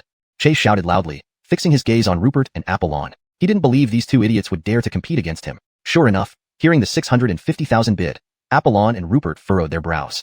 They wanted the Azure Dragon map, but 600,000 was their limit. Even for their respective families, obtaining 600,000 spirit stones wasn't easy. With Che pushing the price to 650,000, they planned to withdraw. Furthermore, the Li family, under Che, was currently ranked first among the 4 great families. While they all belonged to the same circle, the Li family was significantly more powerful, giving them pause. The hall fell silent. Do any of you wish to continue bidding? If not, then the Azure Dragon map belongs to young Master Li, the announcer stated. Silence filled the air. No one responded. Even the Sima and Patrick families had given up. Suddenly, another voice rang out. 700,000. The crowd drew in sharp breaths. Someone else had bid. This time directly jumping to 700,000 spirit stones. Who dared to challenge the 3 great families by continuing to bid? Everyone turned to see a white-clothed youth bidding. It was him again. Upon recognizing this white-clothed youth, everyone was taken aback. They realized it was the same young man who had competed with Che for the Spirit Pearl. He just got the Spirit Pearl and now, he's going after the Azure Dragon map? How crazy is this guy? Defying 3 major families like this, snatching the Azure Dragon map right under their noses, insane? He's asking for death, challenging the 4 great families over treasures. I want to see if he can actually get the Azure Dragon map. The crowd murmured in astonishment, trying to figure out the identity of the white-clothed youth. The white-clothed youth was none other than Auden. The Azure Dragon map was a remarkable treasure, so Auden intended to secure it. If he could eventually obtain an Azure Dragon egg, that would be exceptional. After all, it was one of the 4 divine beasts from ancient times, capable of devastating destruction. Lin brother, have you lost your mind? First the Spirit Pearl, now the Azure Dragon egg? You're openly challenging the 3 great families, Eben exclaimed, his mouth agape. He hadn't expected Auden to bid on the Azure Dragon map again. Previously, when Auden competed with Che for the Spirit Pearl, it was manageable. But now, with the 3 great families vying for the Azure Dragon map, Auden's actions amounted to declaring war on them. Auden remained unperturbed. I don't care who's bidding. My goal is to get the Azure Dragon map. If they have the strength, let them try. If not, they should shut up. To him, the so-called 3 great families were just a dish of vegetables. You. Hearing Auden's response, Eben stared at him intently. Then, Eben let out a bitter laugh. Auden actually didn't give the 3 great families the slightest bit of respect. Probably, in the entire Tianfeng kingdom, only he dared to say such things. At this moment, up ahead, Rupert, Apollon, and Che, all 3 turned their gazes towards Auden. In that instant they saw Auden. Their eyes flashed with a sharp glint. Again, it's you. Damn brat, are you intentionally trying to oppose me today? Che roared out loud. Chapter 55. Auden bids. Auden had already snatched his spirit pearl before, and the account remained unsettled. Now, he was trying to seize his Azure Dragon map. These two items were absolutely essential for him. With Auden snatching both of his treasures consecutively, it was as if Auden did not put him in any regard at all. Auden coldly glanced at Che, who was standing angrily ahead, and said, "So what if it's me? If you have the ability, continue bidding. If not, get lost from here and don't obstruct my view." "You!" Che raged with anger, clenching his fists tightly, his eyes filled with murderous intent. At this moment, he wanted nothing more than to tear this boy in front of him into pieces. 710,000. Finally, Che gritted his teeth and continued to bid. 800,000. However, Auden immediately followed up with a higher bid as soon as Che opened his mouth, and this time, he increased the price by 100,000 directly. Whoosh! When this number came out, it caused an even bigger uproar among everyone present. Previously, even the people from the four major families raised their bids by only 10 or 20,000 each time, and Auden raised it by 100,000. It was as if he intended to trample the four major families underfoot entirely. Indeed, Rupert and Apollon's expressions turned grim. As for Che, his eyes had already turned bloodshot, almost jumping up to tear Auden apart. If glares could kill, Auden would have been shredded into pieces long ago. 850,000. Che gnashed his teeth fiercely and raised the price again. The Azure Dragon map was a task given to him by the family. He must obtain it no matter what. If he failed to secure the Azure Dragon map today, he would be punished harshly by the family upon return. So, despite his burning hatred, Che could only grit his teeth and continue bidding. 1 million. However, just as he bid 850,000, Auden calmly spoke up and quoted a price of 1 million. At this point, everyone in the entire hall was boiling with excitement. 1 million spirit stones. They had never heard such a terrifying price before. Throughout Tianfeng Kingdom, those capable of coming up with 1 million spirit stones were likely limited to the four major families. Even the four major families found 1 million spirit stones to be an enormous sum, not something they could easily pay out. Yet, now, a previously unheard of youth was quoting a price of 1 million. Everyone was stunned. Even Eben stared at Auden with widened eyes, shocked beyond words. He had only one question now. Did Auden really have that many spirit stones? If Auden couldn't produce so many spirit stones later, what consequences would follow? It was unimaginable. In front, Che was already enraged when he heard the 1 million price quote. Although the family told him to snatch the Azure Dragon map, there was still a limit. He wasn't supposed to exceed 1 million spirit stones. Exceeding this limit wouldn't be cost-effective. Now, Auden had already bid 1 million. Che knew he couldn't keep up anymore. At this moment, he had only one thought in mind. Kill this little brat. The Azure Dragon map, which could have been obtained for 700,000, was forcibly raised to 1 million by him. He had never been taken advantage of like this. "Boy, you'll regret this," Che said through clenched teeth, staring at Auden with murderous intent before finally turning away. Auden sneered. Threats? Those who threatened him were already dead. Who do you think you are? Now, is anyone else willing to bid? At this point, the beautiful lady in the cheapao was also looking down at Auden with surprise. She hadn't expected today's auction to be so exciting. Suddenly, a young man dared to challenge someone from the four major families. Moreover, he had even bid 1 million for the Azure Dragon map, far exceeding their auction's estimated price. Now, she too was curious about Auden's identity. For some time, no one in the hall responded. Then, the lady in cheapao announced, since there are no more bidders, the Azure Dragon map will be awarded to this gentleman. Additionally, this auction ends here. Please proceed backstage to pay for your purchased items and collect them. After her announcement, the auction officially concluded. Everyone started leaving the hall one after another. Rupert, Apollon, and Che shot Auden several hateful glares before walking out of the hall. Auden merely gave a cold laugh, then stood up and went backstage. Just then, Eben grabbed Auden's arm. What's going on? Auden turned around, puzzled by Eben's actions. Eben stared straight at Auden with a grave expression. Brother Lin, please tell me the truth. Do you really have that many spirit stones? It wasn't that he didn't trust Auden, but obtaining over 1 million spirit stones was something even his Zhuge clan might struggle to come up with at once. Did Auden really have that many spirit stones? No. Auden answered straightforwardly. What the heck, if you really don't have the spirit stones, how could you dare bid for the spirit pearl and the Azure Dragon map? Hearing Auden's response, Eben's eyes widened. Auden indeed had no spirit stones. This was suicidal. Dare to bluff Linglang Auction House, and you're courting death. Even the four major families wouldn't dare to mess with Linglang Auction House. Linglang Auction House may only be an auction house, but the experts they employed were quite terrifying. No one in the entire northern region dared to toy with them. Auden laughed. Why not? It's just over 1 million spirit stones. They can't possibly kill me. Not just kill you, they'll skin you alive, slice you to pieces. Brother Lin, don't joke around. Leave immediately. If you don't go now, you're dead. Eben dragged Auden toward the exit. Auden stopped him and said, you go first. Wait for me at the entrance. I'm going to collect the items. How can I leave without them? With that, Auden headed backstage. Eben stood there, dumbstruck. Was Auden crazy? Without spirit stones, how dare he go backstage to collect items? Was he seeking death? At the backstage area of the auction, when Auden arrived, the beautiful lady in cheapao was already waiting for him. Gentlemen, please follow me, she said with a sweet smile. Yes. Auden nodded. What is your name, sir? Auden. Mr. Lin, you won 2 treasures from our auction house for a total of 1,250,000 spirit stones. The woman said with a smile. Yes.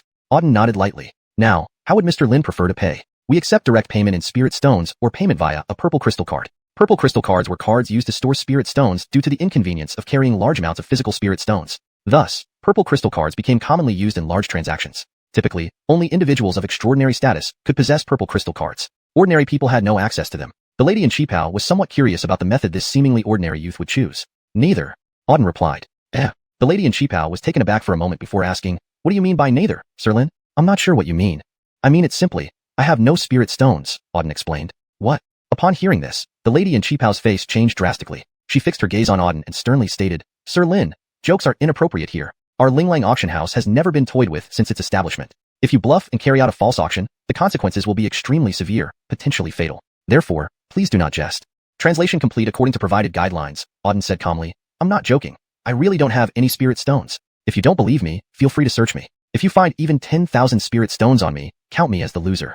Auden stretched out his hands, indicating for the woman in front of him to search him. You. Hearing Auden's words, the Qipao-clad woman's expression turned completely sour. She said, since that's the case, then I will call for help. Sir Lin, are you sure that without any spirit stones, you are just toying with our Linglang auction house? Auden replied coolly, I indeed do not have any spirit stones, but you don't need to be anxious. I want to meet your auction house owner.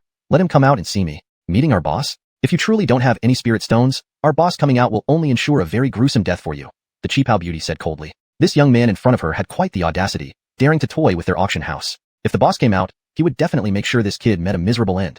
Auden said, that's none of your concern. Just get your boss to come out, and I'll speak to him directly. The Qipao beauty scrutinized Auden intently for a moment before finally nodding. All right, then wait here. I'll go get the boss. Someone, guard him and do not let him leave. After giving her instructions, the Qipao beauty turned and left. Chapter 56, A Deal. After 2 or 3 minutes, the Qipao-clad beauty returned. This time, she was accompanied by Isidore. The man appeared to be in his 30s or 40s, with a straight posture, a square face, and sharp eyes. He exuded a subtle yet powerful spiritual energy. An expert. Auden instantly sensed that this Isidore was an expert when he arrived. Walking up to Auden, the Qipao-clad beauty said, This is Adebayo, the owner of our Linglang auction house. Pedro, I heard you bid on 2 treasures at our auction house, which were the most important ones, but you didn't bring a single spirit stone, is that true? Adebayo scanned Auden and asked. Yes, Auden nodded. Adebayo's gaze sharpened as he coldly stated, every profession has its rules. In our auction business, if someone bids on items but doesn't pay, they will be dismembered. Pedro, I hope you answer seriously and don't throw away your life. You are still young. It would be a pity to die like this. Auden smiled faintly and said, Boss Alfonso, indeed I have no spirit stones, but I want to make a deal with you. I believe you will be interested. A deal? Tell me what kind of deal. Adebayo's eyes flickered. Talking here is inconvenient. Boss Alfonso, please find a new place where I can explain it in detail. Auden suggested. Adebayo thought for a moment and then said, all right, follow me. Then, Adebayo led Auden into an elegant small room on the 2nd floor of the auction house. Entering the room, Adebayo sat down on a chair and said to Auden, Speak up. What deal is worth 1,000,000 spirit stones? If you can't provide 1,000,000 spirit stones for the transaction, boy, I won't be able to help you. Don't blame me for being impolite. There are rules here. Auden smiled lightly and said, Your auction house should auction a large number of items every year, right? That's right. We hold dozens of auctions each month, selling several items to even tens of items each time. By the end of the year, over 1,000 items will be auctioned off, Adebayo explained. In that case, it will be easy. If I can't elevate the grade of the items you auction, enhance their power, and purify their energy, how do you feel about that? Auden asked calmly. What? Upon hearing Auden's words, Adebayo's pupils contracted sharply. He scanned Auden and demanded, Boy, do you know what you're saying? Whether it's a spirit weapon or a pill, its grade, strength, and the contained spiritual energy are all fixed. You're joking when you say you can improve their strength, spiritual energy, and grade, aren't you? I never joke. The deal I want to make is exactly this. If I can increase a treasure's spiritual purity, grade, and power, surely your auction house can sell it at a higher price. Auden pointed out. Of course, the price of each treasure is influenced by its grade, power, and purity. If the grade is higher, the power stronger, and the spiritual energy more pure, the selling price will naturally be more expensive. But no one can enhance the grade, purity, and power of a treasure. Even the most powerful experts cannot achieve this. Are you fooling me by claiming you can upgrade the grade and power of a treasure? Adebayo said coldly. As the owner of Linglang Auction House, Adebayo had seen many top-tier experts before. Some top alchemists and forging masters could refine and enhance the power of spirit weapons and pills. However, the effort required was tremendous, sometimes even surpassing the creation of a new spirit weapon or pill. Moreover, the success rate was very low. Therefore, hardly anyone attempted such modifications due to the poor efficiency and risk of failure, even for the best alchemists and forging masters. Now, this young man claimed he could increase the grade and power of not just one but all treasures, which sounded absurd. And clearly, he wasn't an alchemist or forging master. Auden smiled lightly and said, Whether I can do it is my concern. Whether you agree to the deal is yours. I hope Boss Alfonso will consider carefully and give me an answer. Adebayo stared straight at Auden, pondering over his words. He found it hard to believe that this young man possessed such abilities. But Auden's calm demeanor and determined gaze did not seem like a lie. Moments later, Adebayo slammed a sword onto the table. This is an ordinary lower-grade mystic spirit weapon. If you can enhance its grade, power, and purity as you mentioned, then I'll believe you. Auden glanced at the sword on the table, his lips curling into a smile. Fine, but you need to leave first. Why? Adebayo frowned. Auden said calmly, There's no why, that's my rule. If you don't leave, then we might as well call off this deal. Staring at Auden coldly for a few seconds, Adebayo gritted his teeth and said, "All right, boy, I'll trust you this once. But if you can't enhance its grade and power, don't blame me for being unforgiving. And you only have 10 minutes. If you fail within 10 minutes, you know the consequences." With that, Adebayo left the room. Once Adebayo left, Auden was alone in the room. He gave the sword on the table a dismissive shake of his head. To him, refining an inferior mystic spirit weapon was as simple as breathing. His refinement skills weren't limited to human bodies. They could be applied to spirit weapons, pills, spirit stones, or even a rock. However, Auden rarely used these techniques before. Most of his efforts were focused on people, as it absorbed energy and enhanced his own strength while gaining energy values. Refining spirit weapons was much simpler than refining humans. Auden lounged comfortably on the sofa, killing time. Outside the room, Adebayo's expression remained icy. He had decided that if Auden couldn't enhance the spirit weapon as promised, he would kill him immediately. No one could break the rules of the Ling Lang auction house.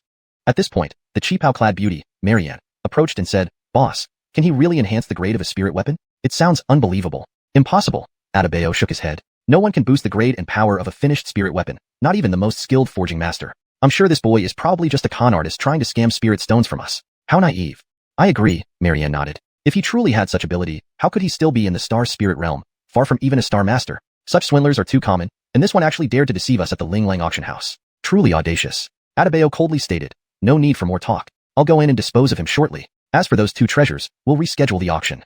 "Understood, boss," Marianne nodded. Time ticked by slowly. After about 10 minutes, Adebayo turned and entered the room. The moment he stepped in, he saw Auden sitting on the sofa. On the table in front of him lay a long sword shimmering with silver light and radiating a powerful spiritual energy. Powerful sword intent continuously surged out from the longsword. The entire room was enveloped by this sword intent. When Adebayo saw the sword, he was completely stunned. "How is this possible?" Adebayo exclaimed in shock. At a glance, he recognized that this sword was indeed the one he had just left behind. But now, this sword was entirely different from before. Chapter 57. Transaction completed. Previously, when he had first taken out the sword, it was only a low-grade mystic armament. It was utterly worthless. But now, the sword before him had transformed into a high-grade mystic armament. From a low-grade mystic armament to a high-grade one, it had been elevated by 2 whole ranks. Moreover, the spiritual energy contained within far exceeded its previous amount. Adebayo slowly picked up the sword from the table. A powerful sword intent emanated from the longsword. As an expert, Adebayo could clearly sense the formidable power contained within the blade. If the sword had previously been considered junk, it could now be classified as a treasure. The price difference between a low-grade and a high-grade mystic armament was vast. "You actually succeeded." After his initial shock, Adebayo's gaze locked onto Auden straight on. His eyes were filled with disbelief. In less than 10 minutes, this young man had upgraded a low-grade mystic armament into a high-grade one. "Mr. Alfonso, how about it? Can we proceed with the transaction now?" Auden said calmly. "Yes, certainly." Adebayo replied without hesitation. Auden's ability would help his auction house earn countless spirit stones. Imagine if all the treasures in his auction house were upgraded by 1 level. He would earn an incalculable number of spirit stones every month. Furthermore, for this business deal, he wouldn't have to do anything himself. It was a highly profitable arrangement. "So, we have a deal then," Auden said with a smile. "However, I have one condition." "Whatever it is, feel free to speak," Adebayo responded, feeling very generous. Auden stated, "I will upgrade 3 treasures levels and power for you each month. You can choose which 3 items." "That 3 items seem a bit few," Adebayo commented. Auden looked resolute. "Only 3. I have other matters to attend to and cannot work for your auction house around the clock. Besides, I'm not an employee of your auction house. If Mr. Alfonso agrees, we have a deal. Otherwise, we can forget it." "All right," Adebayo pondered for a moment and then nodded resolutely. "We have a deal. I will have someone deliver the items to you." "Got it," Auden nodded. "Can I leave now?"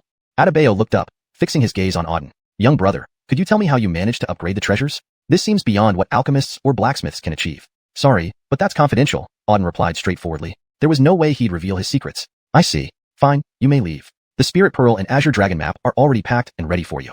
Additionally, this is also for you." As Adebayo spoke, he handed over a jade pendant to Auden. "What's this?" Auden asked curiously. Adebayo explained, "This is our Ling Lang Auction House VIP token. Our Ling Lang Auction House is the largest commercial organization on the continent. We not only have auctions but also shops selling spirit weapons, elixirs, martial techniques, and more. With this VIP token, you become our esteemed guest and will receive top-tier treatment wherever you go. Additionally, you'll enjoy a 20% discount on purchases from our stores." "Thanks for that," Auden nodded after hearing Adebayo's explanation and accepted the VIP jade token. "All right, young brother Lin, is there anything else you require? Our Chamber of Commerce will try to accommodate your needs," Adebayo asked again. "Nope, I'm leaving," Auden said and got up to leave. "Young brother Lin." Just as Auden reached the door, Adebayo called him back. "What else, Mr. Alfonso?" Auden turned to look at him. Adebayo expressed his concern. "I heard you took the Spirit Pearl and Azure Dragon map from the 3 major clans. They are notoriously ruthless within the Tianfeng Kingdom. After stealing their treasures, they won't let this slide. They might dare not act recklessly here in my auction house, but once you leave, the situation changes. So, please be careful." "I understand. Thanks." Auden nodded and left. Watching Auden depart, Adebayo's eyes narrowed, a heavy expression in them. Beside him, Marianne remarked, Boss, he did nothing but walk away with those invaluable treasures, the Spirit Pearl and Azure Dragon map, worth over 1,000,000 spirit stones. Isn't this too much of a loss for us? Don't talk nonsense, Adebayo scoffed. With the ability he possesses, even if we paid tens of millions of spirit stones, it would be worth it. I've never seen anyone who can upgrade finished spirit weapons like this. Such power is terrifying. This boy is a goldmine. As long as he keeps upgrading our treasures, our auction house will reap benefits far exceeding 1,000,000 spirit stones. This deal is incredibly profitable for us and definitely not a loss. Yes, I understand, Marianne nodded. After a brief silence, she added, but based on what happened at the auction hall, since he snatched these vital treasures from the 3 major clans, they likely won't let him off easily. I wonder if he can handle it. Adebayo frowned as well. He knew the nature of the 3 major clans. Those who oppose them usually don't meet a good end. Auden had taken those 2 items right under their noses. The 3 major clans would not forgive him. If something happened to Auden, it would be a huge loss for him. Why don't we find a skilled protector to secretly safeguard him? Marianne suggested. After all, he's now one of our Linglang Chambers VIPs. Adebayo thought for a moment and waved his hand. No need. Suddenly assigning someone to follow him could cause misunderstandings if he found out. Plus, I've already warned him. He doesn't seem too worried, so he must have a plan. Let's not meddle further. Okay, Marianne agreed. While she understood her boss was right, she still felt curious about how Auden, a star spirit realm practitioner, could survive against the 3 major clans. By now, Auden had already left the Linglang auction house. At the entrance, he saw Eben. You're actually alive. Eben stared at Auden, shocked. How come? Didn't they kill you? Not really, Auden glanced at Eben. Why would you think they should have killed me inside? Well, you had no spirit stones but still bid on the Spirit Pearl and Azure Dragon map. How could the Linglang auction house just let you walk away? According to their style, they would have cut you to pieces. That's none of your concern. I had my own way, Auden said coolly. Alright, you're a freak. Still managed to get out alive. Eben sighed. Can we go back now? Auden scanned the surroundings and said, you go ahead. I'll join you later.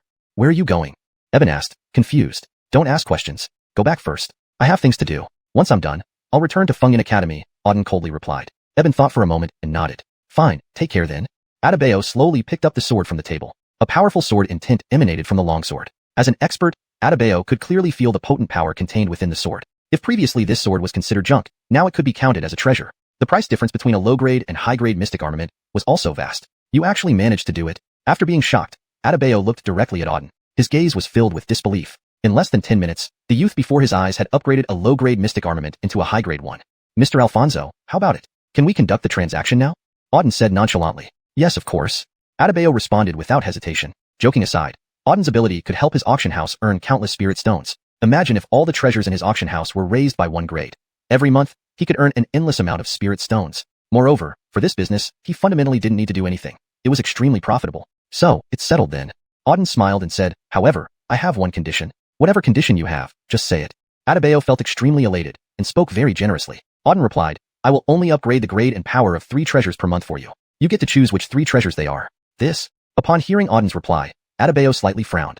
3 treasures seem a bit too few, Adebayo remarked. Auden's gaze was resolute. Only 3. I still have other matters to attend to. I can't always work for your auction house, as I'm not part of it. 3 treasures a month. If Mr. Alfonso agrees, then it's settled. If not, forget it. All right.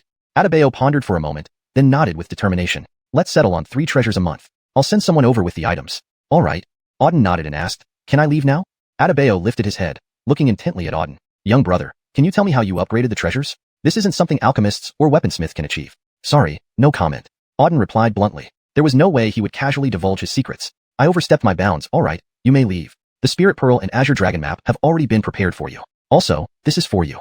Saying this, Adebayo handed a jade pendant to Auden. What is this? Seeing the jade pendant in his hand, Auden asked curiously. Adebayo explained, this is our Linglang Auction House VIP badge. Our Linglang Auction House is the largest commercial organization on the continent, having auction houses as well as stores selling mystic armaments, medicinal pills, martial arts techniques, and other items. With this VIP badge, you are considered our honored guest and will receive top-tier treatment wherever you go. Additionally, if you want to buy anything from us, you'll enjoy a 20% discount. Oh, thank you. After listening to Adebayo, Auden nodded and accepted the VIP jade badge. All right, little brother Lin, do you have any more requests? Our Chamber of Commerce will try our best to accommodate them. Adebayo asked again. None. I'm leaving. Auden replied, getting up and leaving. Little brother Lin. Just as he reached the door, Adebayo called him back again. What is it, Mr. Alfonso? Do you have something else to say? Auden turned around to look at him. Adebayo expressed solemnly. I heard that you snatched the Spirit Pearl and Azure Dragon map from the hands of the 3 major families. They are notoriously ruthless in the Tianfeng nation. Since you stole their treasures, they definitely won't let this matter slide. While they wouldn't dare act rashly inside our auction house, the situation will change once you leave. So, please be careful, little brother Lin. I understand, thank you.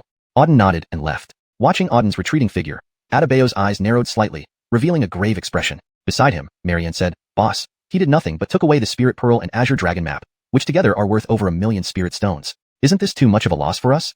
You don't understand.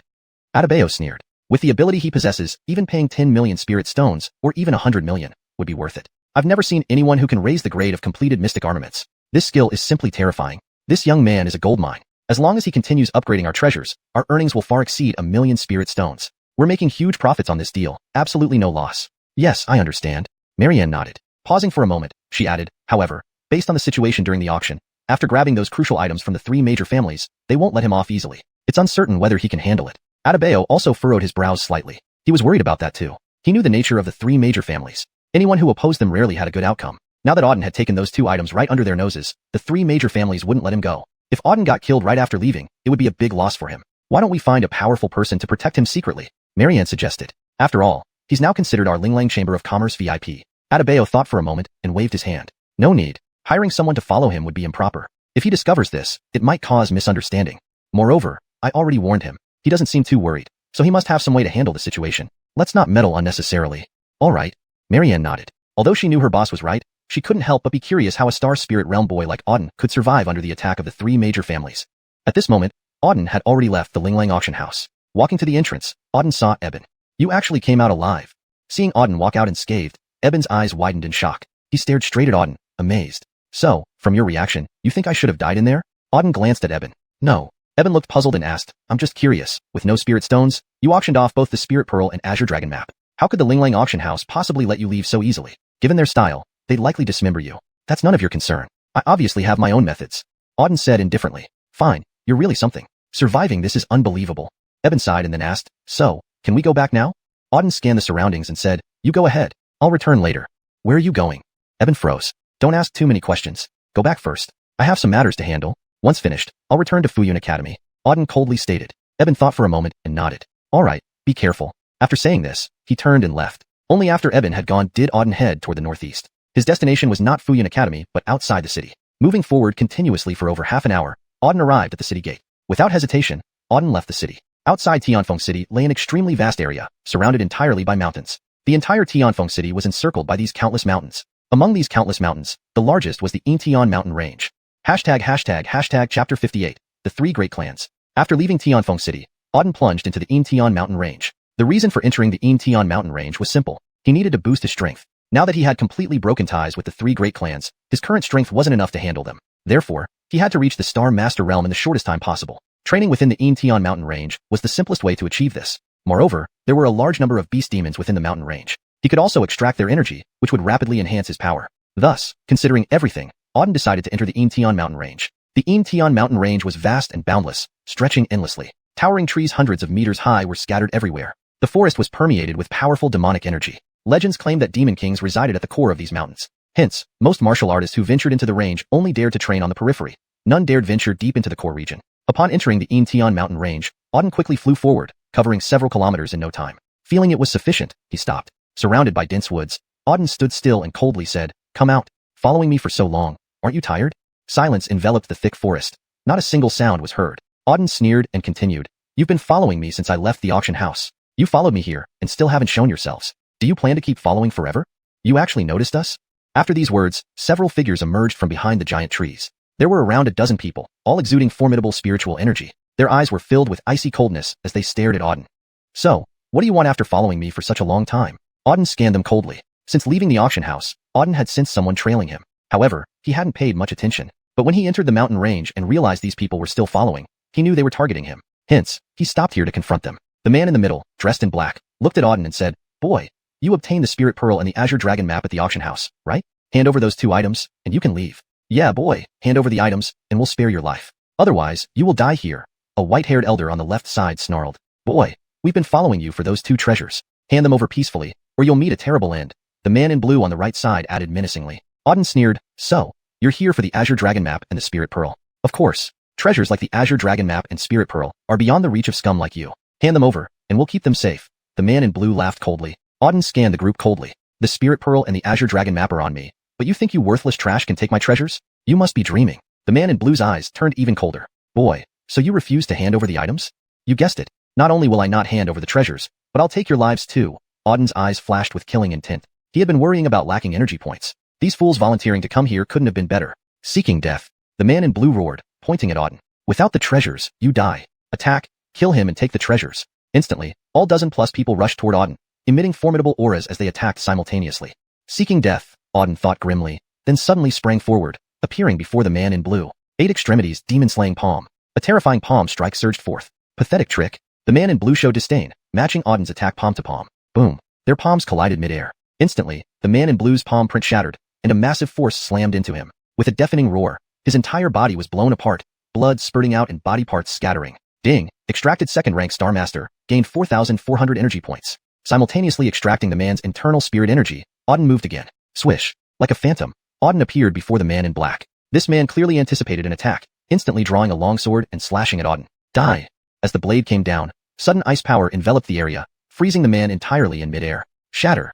With a light thrust of spirit energy into the man's body, the ice encasing him cracked, shattering him into icy fragments. Ding. Extracted third-rank Star Master, gained 4,600 energy points. Energy flowed into Auden, and the system voice chimed again. Another one fell to Auden's might. Without hesitation, he surged into the crowd, slaughtering without mercy. Most of these people were second or third-rank Star Masters, none particularly strong. To Auden, they were mere ants. Summoning the Ling Tian sword, Auden charged into the crowd like a demon god. One sword swing took out each opponent. No one could withstand a single strike. Cries of agony echoed through the forest. In less than 2 minutes, all dozen people lay dead, mutilated and dismembered. Auden glared icily at the scattered remains. Anyone who dares to rob me meets only one fate, death. His voice cut through the silence, bone-chillingly cold. In this world, he had resolved early on. Any who dared oppose him, regardless of background or strength, would meet their doom. Do not offend unless offended. If offended, annihilate entirely. That was his principle. These dozen or so weren't weak, being second or third-rank Star Masters. Extracting their spirit energies noticeably strengthened him, all pure and potent. Though he hadn't yet reached the Star Master realm, ordinary Star Masters were like ants to him, easily killed in an instant. Naturally, extracting these people yielded significant energy points. Combined, they totaled nearly 40 to 50,000, a huge gain. Having dispatched these foes, Auden didn't leave immediately. Instead, he fixed his gaze straight ahead. Isn't it time for you to show yourselves? Auden said coldly. These previous ones were just cannon fodder. The real adversaries were still lurking behind, unseen. Auden had sensed it long ago. The ones following him were certainly not just these dozen or so people. There were more formidable experts lurking in the shadows, yet to reveal themselves. Sure enough, right after Auden finished speaking, 3 figures slowly emerged from the dark woods. The 3 figures stopped about 100 meters in front of Auden. So, it's really you 3, Auden said coldly upon seeing them. These 3 individuals were precisely the representatives of the 3 great clans from the auction house earlier. Apollon from the Patrick clan, Simply from the Sim clan, Che from the Lee clan. All 3 pairs of eyes were fixed on Auden, brimming with killing intent. Chapter 59, 3 Great Experts. Kid, you actually managed to notice us 3. Apollon scanned Auden, a flicker of surprise flashing across his face. The 3 of them had been trailing Auden all along, but they were different from those other worthless followers. They were all powerful experts and members of the 3 major families. In theory, it should have been impossible for Auden to detect them. Yet, Auden somehow knew they were following him, which surprised all 3. Auden sneered and said, I've known all along that you 3 wouldn't let me off easily. You didn't dare make a move at Ling Lang auction house, so you were waiting to ambush me outside and take my treasures, right? You're pretty smart, Rupert replied with a cold laugh. Since you know our intentions, why don't you hand over the 2 treasures? I'll consider letting you keep your body intact. Ha ha ha ha. Auden burst into laughter. If I remember correctly, a few days ago, someone named Harold said something similar to me. But he's dead now. Damn, you're fearless. Rupert flew into a rage at the mention of this. You killed Harold, and our Sima family has already ordered your execution as retribution. Now you've also taken one of our treasures. Auden, you're going to die today. From the moment he saw Auden, he knew this boy was the murderer of Harold. However, due to the circumstances at the auction house where they were vying for the Azure Dragon Scroll, he hadn't dealt with him at that time. Now hearing Auden admit it, Rupert's killing intent surged even more. Auden killed Harold and stole the Azure Dragon Scroll. There was no doubt in his mind that Auden must die. Auden sneered again. There are plenty who want to kill me, and you aren't anything special. As for those 2 treasures, you can dream on. You 3 pieces of trash don't stand a chance. Brat, you're really asking for it. Che clenched his fists tightly, glaring at Auden with an overwhelming desire to kill. Auden had already competed with him for that mysterious dagger during the auction and then snatched his Spirit Pearl and the Azure Dragon Scroll. These items that should have been easily obtained were all taken by this kid. Che wished he could tear Auden limb from limb. Now, having followed him all the way here, his only thought was to kill this boy and dismember him. Enough talk. Auden swept a cold glance at the 3 men. All of you, including the 3 families behind you, are nothing but trash. One day, I will wipe out all 3 of your families. Just wait, that day isn't far off. Initially, there was no enmity between him and the 3 great families of Tianfeng Kingdom. But these 3 families, Patrick, Sima, and Li, kept causing trouble for him. After multiple provocations and attempts on his life, Auden felt that these families should be wiped out. However, the time wasn't ripe yet. When the time came, all 3 families would meet their end. The hell? A mere Star Spirit Realm trash dares to be so arrogant before us 3? Auden, if I don't kill you today, I'll never live it down. Che roared fiercely. Don't waste time, just get on with it if you're going to fight. Auden replied coolly. Fine, I'll kill you right now. With a shout, Che charged towards Auden with incredible speed. He reached Auden in an instant and swung a punch. Wild Heaven Fist. A purple-red fist imprint condensed in the air, smashing down ferociously. 8 Extremes Demon Extermination Palm. Auden faced it with icy calm, striking back with a palm. Buzz. The fist and palm collided mid-air with a thunderous boom, sending shockwaves rippling outward. The surrounding air buzzed violently, and after several moments, both forces shattered simultaneously. Auden and Che were each pushed back 100 meters. How is this possible? Che stared wide-eyed at Auden in shock. He was a 4th-rank Star Master. This kid was merely a star spirit. How could Auden push him back? Rupert and Apollon, watching from the side, also frowned, clearly stunned by the scene. The genius of the Lee family is nothing special. Auden shot a cold glance at Che. Damn, shut up. I'll kill you. Che, infuriated, roared and charged again. Hegemonic Sky Slash. A long sword appeared in his hands, and he swung it downward, unleashing a several-meter-long blade of energy. As it sliced through the air, everything around it split apart. The blade of energy approached Auden in a flash, reaching just above his head. 9 Heavens Immortal Slaying Sword Technique. Auden activated his technique, Icy Calm once again. 5 sword beams rapidly spun around him, emitting formidable energy. Annihilate. With another shout, the 5 sword beams lunged towards Che. Meanwhile, Che's blade struck too. Boom, boom, boom. The 9 Heavens sword beams slammed against Che's longsword. After 5 consecutive strikes, Che's blade shattered into pieces, and his longsword broke. Gore die. Just then, the 6 sword beams slashed down. PFT. It struck Che, severing one of his arms in a gush of blood. He screamed in agony like a pig being slaughtered, crashing heavily to the ground, spitting out blood and turning pale. How is this possible? Che stared at Auden in disbelief. He had been gravely injured in just 2 moves and lost an arm. Auden was merely a star spirit. How could he possess such power? Swish. Before he could recover, Auden appeared in front of him again. Die. A punch landed with a loud bang, instantly killing Che. Ding. Extracting from a 4th-rank Star Master yields 4,800 energy points. The system voice chimed in as Auden absorbed the essence from Che. Not bad, Auden mused, a hint of a sneer on his lips. A 4th-rank Star Master netted nearly 5,000 energy points, a profitable exchange. Moreover, the pure energy of Che had strengthened Auden significantly. Though his realm hadn't advanced, his physical strength had become formidable enough to shatter mountains with a single blow. Dealing with a 4th-rank Star Master was effortless for him now. Now it's your turn. Turning his attention to Apollon and Rupert, Auden stepped forward. Both of them were still in shock. They hadn't expected Che to fall so easily to Auden. They had assumed that with Che's 4th-rank Star Master strength, defeating a mere star spirit would be a walk in the park. But now Che lay dead, and in just 2 or 3 moves, he was killed. This little brat, what's going on with him? Why does he possess strength far exceeding his realm? The strength he displayed just now has absolutely reached the 3rd or 4th rank of Star Master, yet he is only at the Star Spirit realm. Apollon stared intently at Auden. Rupert also felt puzzled, but at this moment, he was filled with more killing intent. This kid's body indeed has some peculiarities, allowing him to challenge higher realms, but it's useless. It's better that Che is dead. Without him, no one will compete with us for treasures anymore. Let's both attack together and kill this kid. Then we can split the 2 treasures, one for each of us, fair and square. Hearing Rupert's words, Apollon nodded. All right, let's do as you say. Chapter 60. Apollon. Following this, both individuals turned their gazes toward Auden, 2 powerful auras emanating from them. Terrifying power surged endlessly towards Auden. Brat, today, the 2 of us will send you on your way, Rupert said sternly. Auden laughed wildly, replying, just the 2 of you trash? You think you can kill me? Come on, today I'll deal with all 3 of your family's wastes one by one. Die. With a fierce roar, Auden charged forward. The 9 Heavens Unextinguishable Sword Technique. With another loud shout, Auden once again activated the 9 Heavens Unextinguishable Sword Technique. 6 sword beams rotated around his body, each releasing an imposing sword intent. Annihilate. As Auden shouted, the 6 sword beams split into 2 parts and slashed towards Rupert and Apollon at the front. 3 on each side. The power was shocking. Child's play. Seeing the 6 sword beams, Rupert and Apollon sneered in contempt. Subsequently, both simultaneously channeled their spiritual energy. Red Fire Technique. Heavenly Cloud Slash. Both shouted, then 2 powerful forces struck out. In an instant, the 2 forces collided with the 9 Heavens Unextinguishable Sword Technique. Boom, boom. The sky resonated with 2 deafening explosions. Within mere moments, the 3 forces shattered simultaneously. Whoosh. At the moment the 9 Heavens Unextinguishable Sword Technique was smashed apart, Auden swiftly moved. By the time he reappeared, he was already behind Rupert. The Ancient Profound Sky Technique. With a roar, a golden sphere condensed in his palm. The Ancient Profound Sky Technique was a heavenly-level martial skill, possessing formidable offensive power. Auden had almost fully mastered it. Die. Holding the golden sphere, Auden roared, instantly smashing it towards Rupert's back. Rupert reacted quickly, sensing the threat behind him, and immediately dodged. Boom. The moment he moved, the golden sphere hit the ground, causing it to tremble violently. The impact created a massive crater several dozen meters deep. Rupert felt his scalp tingle. If that golden sphere had struck him directly, his entire body would have been shattered. Hiding pretty fast, let's see how long you can keep it up, Auden coldly remarked, moving in front of Rupert again. Ice condensation.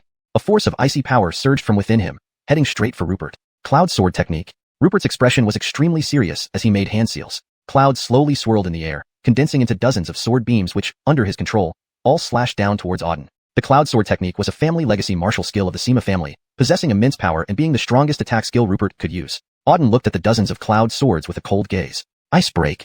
The ice power surged into the air. Under the control of the Ice Sovereign Star Soul, the Cloud Swords were entirely frozen. Shatter. Upon Auden's shout, all the frozen Cloud Swords shattered into pieces. How? How is this possible? Rupert was utterly stunned. His Cloud Swords were frozen. What kind of icy power was this, terrifying enough to freeze even his Cloud Swords? Die. At that moment, Auden's figure flashed, reappearing in front of Rupert. A palm containing icy power smashed against Rupert's chest. Crack, crack, crack. Instantaneously, Rupert's body was completely encased in ice and, propelled by Auden's tremendous strength, shattered into pieces. Rupert was dead. Ding, extracted energy value from a level 4 Star Master, 4,800 points. The system voice rang out as soon as Rupert died. Another 4,800 energy points. Having slain Rupert, Auden turned to face Apollon behind him. He chose to deal with Rupert first because Rupert was weaker compared to Apollon. Now that Rupert was dead, dealing with Apollon would be simpler. Apollon, the third elder of the Patrick family, was the strongest among the three. But it didn't matter much now. Your turn, trash from the Patrick family. Auden spoke harshly. You. Apollon stared at Auden, his eyes filled with shock and terror. He never imagined Auden could kill Rupert so effortlessly. Despite attacking together, Auden had mainly targeted Rupert, killing him in just 2 or 3 moves. Now, only Apollon remained. Staring at Auden, fear filled Apollon's eyes. This boy was practically a devil, capable of easily killing a level 4 Star Master. Die.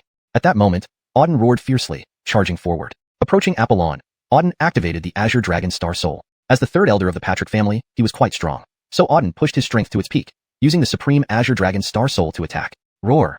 An Azure Dragon flew from his body, circling in the air, radiating a terrifying force. After several rotations, the Azure Dragon slammed downwards towards Apollon. Red Annihilation Technique. Seeing the Azure Dragon, Apollon became very serious. He made hand seals, creating a fiery ball that burned fiercely, continuously emitting flames. Break. With Apollon's shout, the giant fireball clashed with the Azure Dragon. Bang. The Azure Dragon and the fireball collided violently. The surrounding air violently shook, shattering all trees within a few hundred meters. Ice condensation. At this moment, Auden shouted again. The Ice Sovereign Star Soul surged out, and the area around Apollon was enveloped in intense ice. Damn, this kid has 2 Supreme Star Souls, Apollon thought grimly. As a well-informed patriarch of the Patrick family, he recognized that Auden's Azure Dragon and Ice were both Supreme Star Souls. Supreme Star Souls symbolized exceptional talent. An ordinary person having 1 Supreme Star Soul was considered a super genius. Yet this boy had 2. He had never heard of anyone in Tianfeng State having 2 Supreme Star Souls. Where did Auden come from? But he couldn't dwell on this now. The icy power kept closing in to encase him. Flame dance. With a roar, Apollon unleashed an even stronger wave of flame, scorching the ground. Half the forest seemed ablaze, and Auden's ice began to melt under the heat. You are indeed strong, brat, with 2 Supreme Star Souls, Apollon yelled. But you're still far too weak to kill me. Today, you die. Auden was terrifying. With 2 Supreme Star Souls, he would become incredibly powerful soon, nearly unstoppable. Even the entire Patrick family might be destroyed by him. Therefore, he must be killed today to eliminate future threats. Is that so? Auden coldly swept his gaze over Apollon and said, Old man, are you really so incompetent that 2 Supreme Star Souls frighten you? Today, I'll show you what a true genius looks like. With that, Auden clenched his teeth and slowly formed the hand seals. Heavenly Demon Transformation. A roar erupted from him, and a surge of demonic aura rushed out from his body. The entire dense forest instantly turned pitch black. An endless wave of demonic energy surged forth, engulfing Auden's entire body in a thick fog of dark mist. The translation maintains the original tone, structure, and line breaks while ensuring it is natural and coherent with the previous content. Hashtag Chapter 61. Complete Annihilation. In the midst of the demonic fog, Auden's body underwent a massive transformation. A gigantic skeleton appeared in the air above his head. This skeleton was dozens of meters tall, enveloped in demonic energy, with blood-red eyes. It exuded an extremely terrifying power. The moment this gigantic skeleton appeared, the space within several kilometers was entirely shrouded by the demonic fog. But, just as the demonic fog's power reached its peak, Auden suddenly opened his eyes. The instant he did, 2 streaks of blood-red light flashed from his pupils. The Celestial Demon Star Soul, one of the 10 Supreme Star Souls of the Yunfeng continent, and it was known for being exceptionally malevolent and bloodthirsty. Auden had only recently obtained the Celestial Demon Star Soul, but hadn't had the chance to use it until now. To deal with the old man before him, Auden unleashed the Celestial Demon Star Soul. The power of the Celestial Demon Star Soul was earth-shattering. An endless surge of intense demonic energy poured out from it. Perish! Auden controlled the giant skeleton overhead, which launched a punch into the sky. The gigantic skeleton, towering over tens of meters high, smashed down fiercely from the air with a mountain-crushing force aimed directly at Apollon on the opposite side. How could this be? This is the Celestial Demon Supreme Star Soul. Apollon, observing Auden's terrifying skeleton, recognized it immediately as the Celestial Demon Supreme Star Soul. This boy actually possesses 3 Supreme Star Soul forces. How can this be? Who exactly is he? Why does he have 3 Supreme Star Souls? In the entire northern region, there are only a few people who possess even one. Apollon was utterly stunned. 2 Supreme Star Souls were already astonishing enough, and now Auden had unleashed a third. There was no time for contemplation. Auden's gigantic skeleton was already charging towards him. Fire Hell Fist. With a roar, Apollon swung a powerful punch. Flames erupted from his fist, blazing furiously, forming an inferno that shook the heavens and earth. The force of this single punch was immense. In the next moment, the flaming fist collided with the giant skeleton. Simultaneously, the demonic energy-charged fist of the skeleton came crashing down from above. Boom! A thunderous explosion followed, and Apollon's flaming fist was shattered to pieces. At the same time, a loud crack echoed as his entire arm was crushed into fragments. Blasted by the overwhelming force, Apollon's body flew backward like a broken kite. Landing heavily on the ground, Apollon spat out a mouthful of blood, his face deathly pale. What terrifying power! Just one move left me critically injured. Is this the power of the celestial demon Starsoul? Apollon gazed in horror at the gigantic skeleton before him. The celestial demon Starsoul was extremely rare, and he had never seen one before. He never expected it to be so terrifying. Die! At that moment, Auden roared again, controlling the giant skeleton to deliver another crushing blow. The fist struck Apollon's already heavily injured body with tremendous force. With just one punch, destruction ensued. Boom! Following that punch, Apollon was obliterated. Apollon, dead. Notification, extracted fourfold Star Master, received 4,800 energy points. Simultaneously, the system voice sounded in Auden's ear. Auden's gaze remained cold. Apollon's strength clearly surpassed Rupert and Che. He must have been close to the 5th-rank Star Master, but hadn't advanced yet. Nevertheless, through this battle, Auden gained a deeper understanding of the celestial demon Supreme Star Soul. This was his first time using it, and its power far exceeded his expectations, especially the combat prowess of the giant skeleton.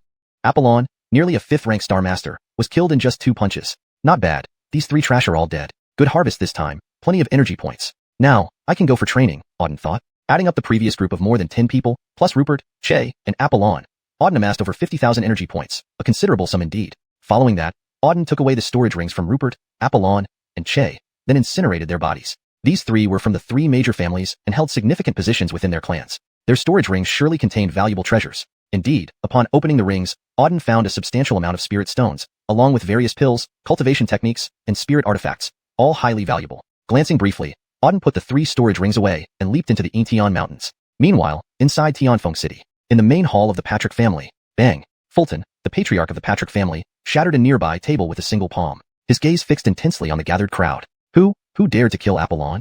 Fulton roared, radiating an intense murderous aura. Moments ago, news arrived that Apollon's soul bead had shattered, signifying his death. Rage consumed Fulton, who had the audacity to kill Apollon. Down below, Elder Calvin said, Patriarch, according to the last message from Apollon, he went to track Auden after the auction, believing that Qinglong map was with Auden. He intended to seize the map, but shortly after, he lost contact. Not long ago, his soul bead shattered. I suspect it might be related to Auden.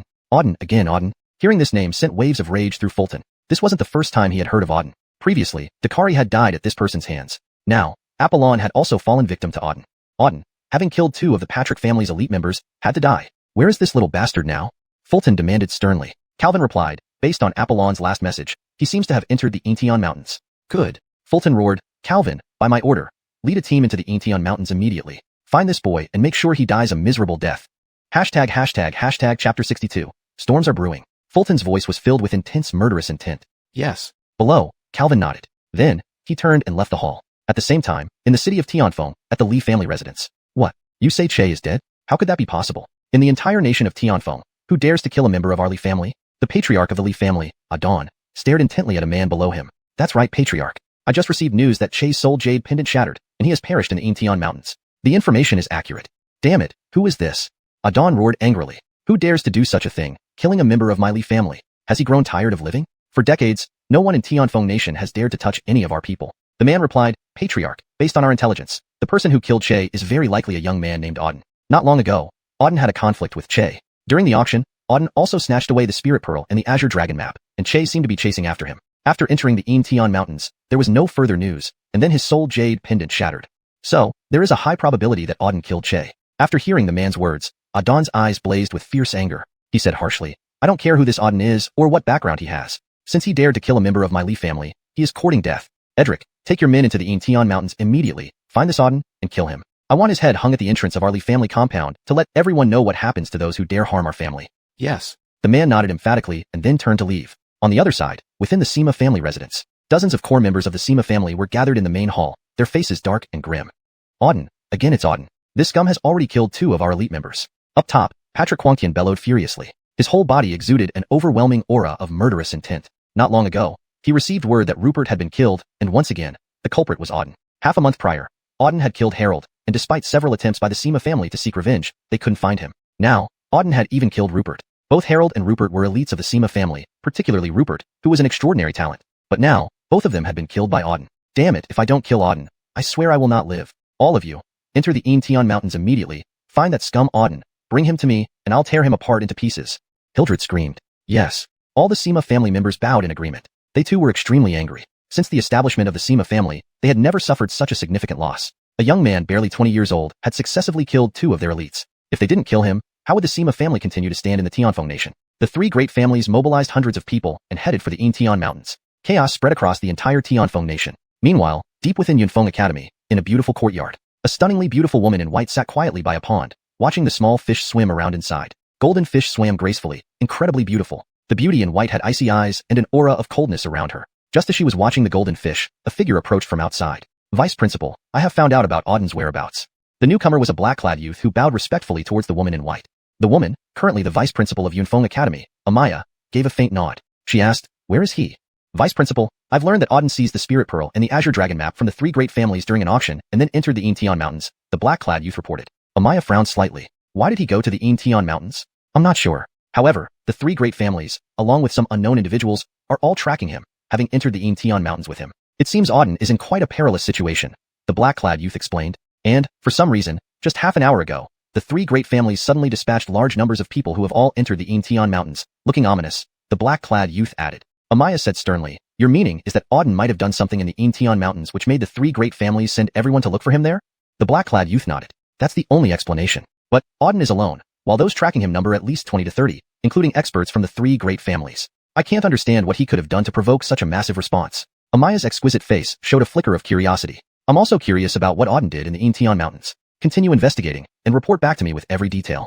Yes. The black-clad youth nodded, then asked, if Auden encounters trouble or danger, should I intervene to save him? Amaya replied coldly, Auden is mine. Whoever tries to harm Auden must die. As she spoke, a powerful wave of murderous intent surged from her. Yes. The black-clad youth nodded emphatically and then turned to leave. Once he left, Amaya's brows knitted together as she murmured to herself, Auden, you better not die. If you die, where will I find someone to accept as a disciple? In an instant, all forces within Tianfeng City were mobilized, and hundreds of people poured into the Intian Mountains. The Intian Mountains had never been so bustling before. Everyone was curious about what was happening there. Why were the 3 great families and others rushing to the Intian Mountains? Only a few knew the full extent of the situation. Everything happening in the Intian Mountains revolved around one person, Auden. A major upheaval was brewing throughout the entire Tianfeng nation. Meanwhile, Auden, deep within the Intian Mountains, was still undergoing intense training. In the outer reaches of the mountains, a shadow moved swiftly through the forest, moving faster than lightning, covering over 100 meters in an instant. This person was Auden.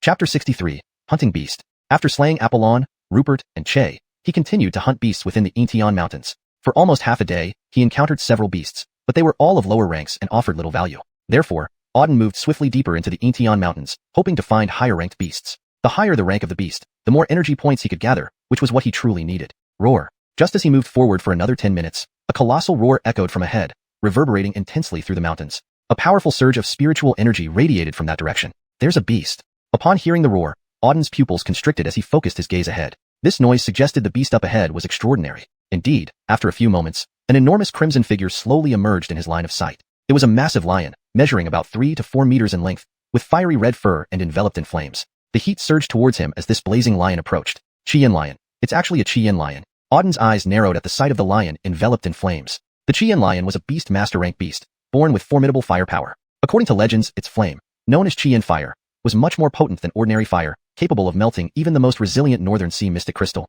An average martial artist would meet their end if they encountered a Xiuxian lion. Many had been burned alive by this beast. Auden hadn't expected to come across a Xiuxian lion here. It was the first time since entering the Intian Mountains that he faced a beast master-level creature. Roar. Suddenly, the Xiuxian lion let out another fearsome roar, having apparently noticed Auden. Its crimson eyes locked onto him, and it accelerated towards him rapidly. In the blink of an eye, the Xiuxian lion was before Auden, jaws wide open, ready to bite down. Good timing.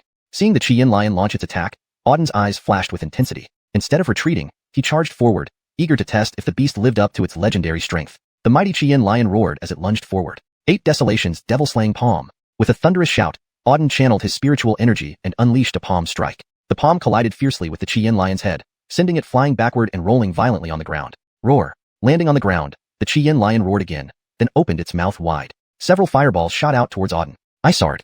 Auden remained calm, channeling ice energy. Snap, snap, snap.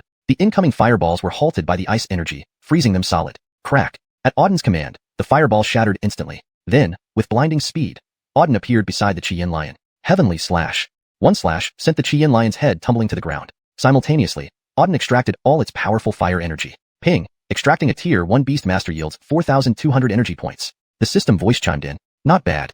Auden nodded upon hearing the system's notification. Though only a Tier 1 Beast Master, the Qian lion was already considered formidable among beasts, especially given its superior firepower. However, to Auden, such a creature was no challenge. He dispatched it with minimal effort. Having slain the Qian lion, Auden pressed onward, seeking the next beast. His goal was simple. This time, he wouldn't leave the Intian Mountains until he had hunted enough beasts and collected sufficient energy points. About 2 hours later, Auden encountered another beast. Concealed on a large tree, he observed a gigantic silver python, dozens of meters long, moving slowly across the ground below, emitting intense coldness. As it passed, it left a trail of ice, freezing the grass and trees along its path.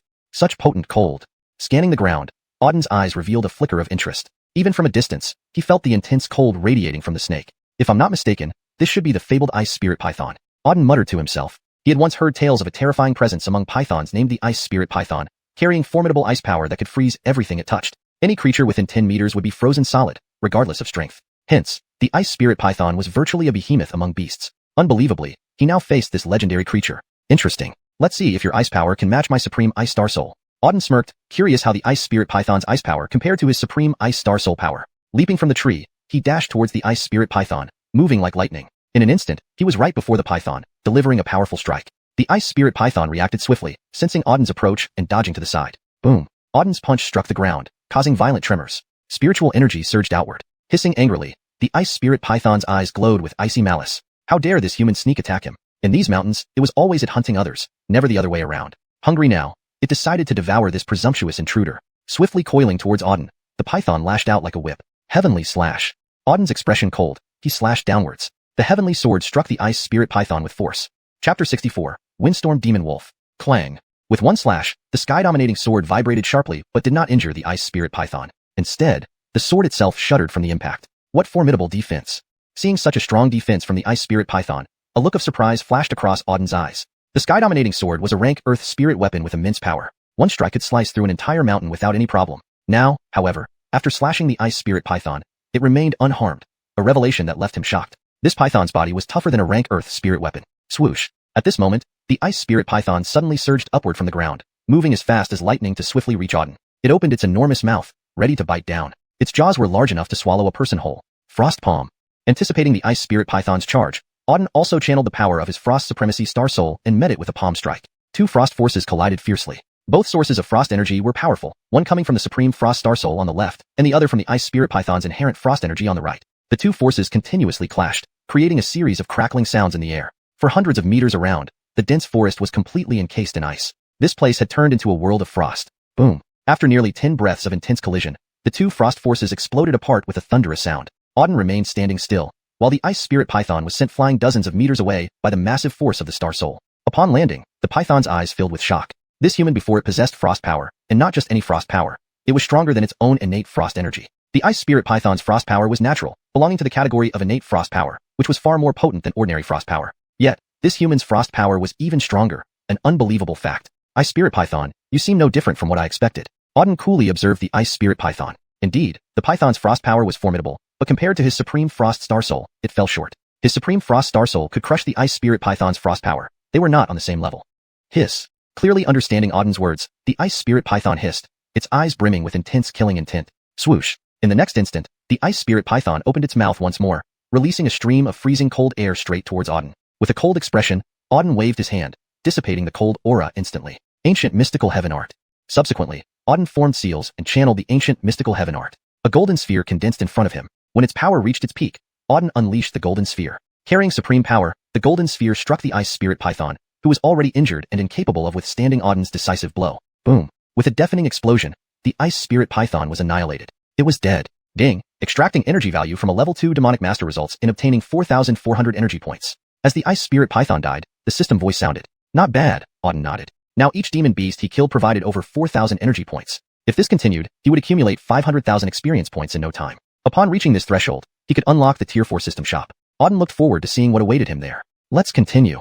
After resting briefly, Auden moved on, continuing to hunt demon beasts. During the following 3 days, Auden remained in the Intian mountain range, hunting demon beasts non-stop. In these 3 days, he encountered numerous demon beasts, totaling more than 100. Most were spirit-level beasts, with a few at the demonic master stage. Every single demon beast he encountered was slain by Auden. By the end of 3 days, having killed over 100 demon beasts, he accumulated countless energy points. Auden hadn't counted the total energy points obtained, but he imagined it amounted to several 100,000. When he found some free time, he planned to carefully tally everything. Boom. On the 4th day, while Auden was resting, a powerful tremor came from ahead. Simultaneously, terrifying spiritual energy radiated outward. The entire forest seemed to shake. Such a strong energy fluctuation. What's happening up ahead? Feeling such powerful energy fluctuations, Auden's pupils constricted. Someone appeared to be engaged in battle ahead, and the combatant must be incredibly powerful, hence the strong energy waves. Who is battling up ahead with such a tremendous commotion? Curiosity flashing in his eyes, Auden quickly dashed forward. In less than a minute, he arrived where the energy was originating. Looking ahead, Auden's eyes narrowed as he took in the scene. Ahead, 2 incredibly large demon beasts were fighting ferociously. Each was more fearsome than the last. On the left was a giant ape standing 6 to 7 meters tall, covered entirely in white fur, emitting overwhelming demonic energy. Its strength was terrifying, causing space to tremble with every punch. On the right was a gigantic wolf stretching tens of meters long and standing 3 to 4 meters tall. This wolf exuded dark energy, with blood-red eyes, spreading powerful dark energy for hundreds of meters, corroding all vegetation in the area. These 2 enormous demon beasts fought fiercely in an open area, their battles encompassing a vast radius of several kilometers. Each move carried the might to destroy the heavens and earth. Standing several kilometers away, Auden watched the 2 demon beasts in intense battle, his eyes widening in shock. Actually, it's the windstorm demon wolf and the heaven-penetrating giant ape. These are 2 fearsome demon beasts. Auden exclaimed upon recognizing the demon beasts. Both were peak demonic masters and dominant presences within the entire Intian mountain range. Their strength at the peak demonic master level was sufficient to dominate the entire northern region. Chapter 65. The 7-Colored Snow Lotus. These 2 terrifying demonic beasts, why are they fighting here so fiercely? It looks like it's a battle to the death, Auden said in shock and curiosity. The Gale Devil Wolf and the heaven-penetrating gigantic ape are among the most formidable demonic beasts in the Intian mountain range. Typically, demonic beasts of this caliber would not attack each other so recklessly. Yet these 2 were unleashing attacks one after another, clearly intent on ending each other's life. Auden couldn't understand why these 2 beasts were tearing each other apart. As he was pondering, suddenly, a few hundred meters ahead, Auden saw a pond. Over this pond, colorful orbs of light were shimmering, emanating powerful spiritual energy. More importantly, while the 2 demonic beasts were engaged in battle, their gazes kept darting toward the pond. Could the reason for their fierce battle be hidden in that pond? Auden muttered to himself. He then released his spirit sense towards the pond to investigate. Sure enough, as soon as his spirit sense neared the pond, Auden felt an exceptionally pure aura rising from its depths. Upon sensing this aura, he distinctly felt a subtle tremor in his entire dantian. What is this thing that possesses such potent aura? Auden marveled in surprise. He had never felt such a terrifying amount of aura before. What exactly lay hidden in this pond? With the 2 beasts locked in intense combat ahead, Auden guessed that the reason for their mortal struggle might be related to whatever was in the pond. Without hesitation, he cautiously approached the pond, concealing all traces of his presence to avoid detection by the beasts. Taking advantage of their distraction during the fight, Auden leaped into the pond. The water within the pond was rich with spiritual energy. As soon as he submerged, Auden could feel an endless supply of spiritual energy surging into his body. His body greedily absorbed the surrounding energy. As he continuously absorbed the aura, his dantian slowly began to rotate, showing signs of potential breakthrough. Noticing the unusual changes in his body, Auden became even more curious about what secrets lay hidden within the pond. Continuing deeper, at around 20 to 30 meters deep, Auden reached the bottom of the pond. At the very center of the pond's base, he saw a flower. This flower was extraordinarily beautiful, radiating hues of various colors, continuously emitting pure aura. All the spiritual energy in the pond originated from this single flower.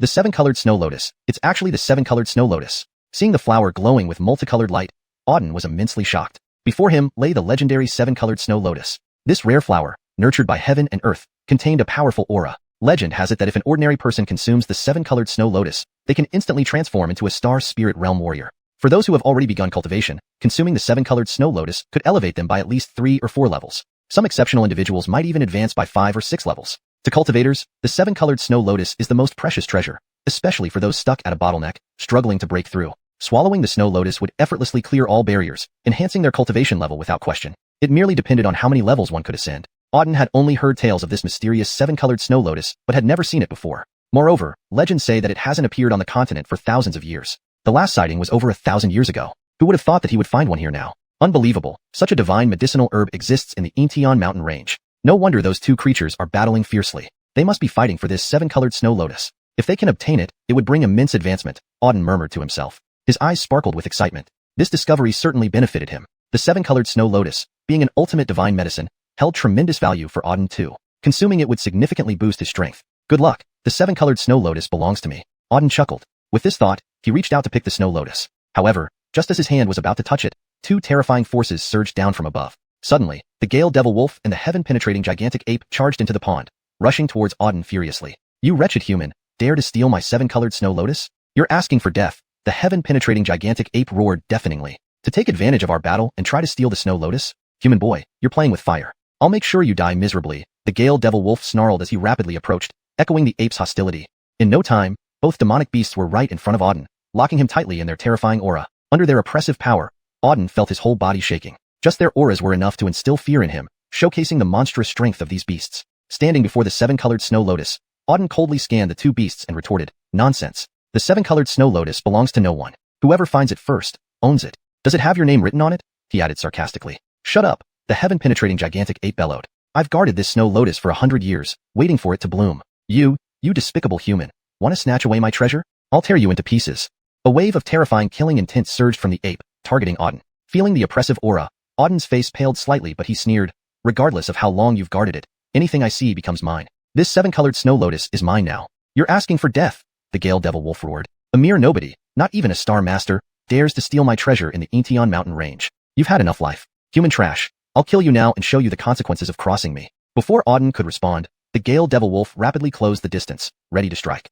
Chapter 66, Realm Breakthrough. Elsewhere, the sky-reaching magic ape emitted wave after wave of terrifying killing intent. The formidable power surged toward Auden with insane speed. Both forces were equally terrifying, shaking the heavens and earth as they locked onto Auden. Under their dual suppression, Auden felt that even a slight movement was extraordinarily difficult. "What formidable power," Auden said, his brows furrowed tightly, his expression serious. This sky-reaching magic ape and the Gale Wind magic wolf were both at the peak of the Demon Master realm, terrifying demonic beasts. Each one was extremely powerful. Facing both simultaneously, Auden knew he wasn't a match for them. Realizing this, Auden swiftly plucked the nearby seven-colored snow lotus and leaped up, dashing towards the surface of the pond with utmost speed. Upon breaking free from the pond, Auden chose a direction and continued to dash away like lightning, moving swiftly through the forest. Seeing Auden steal the seven-colored snow lotus, the two beasts, the Gale Wind magic wolf and the sky-reaching magic ape, immediately flew into a rage. They stared intently at Auden's retreating figure and roared, "Little brat, no matter how far you run, I will catch you and tear you to pieces," the sky-reaching magic ape howled. Without hesitation, the Gale Wind magic wolf soared out of the pond and gave chase.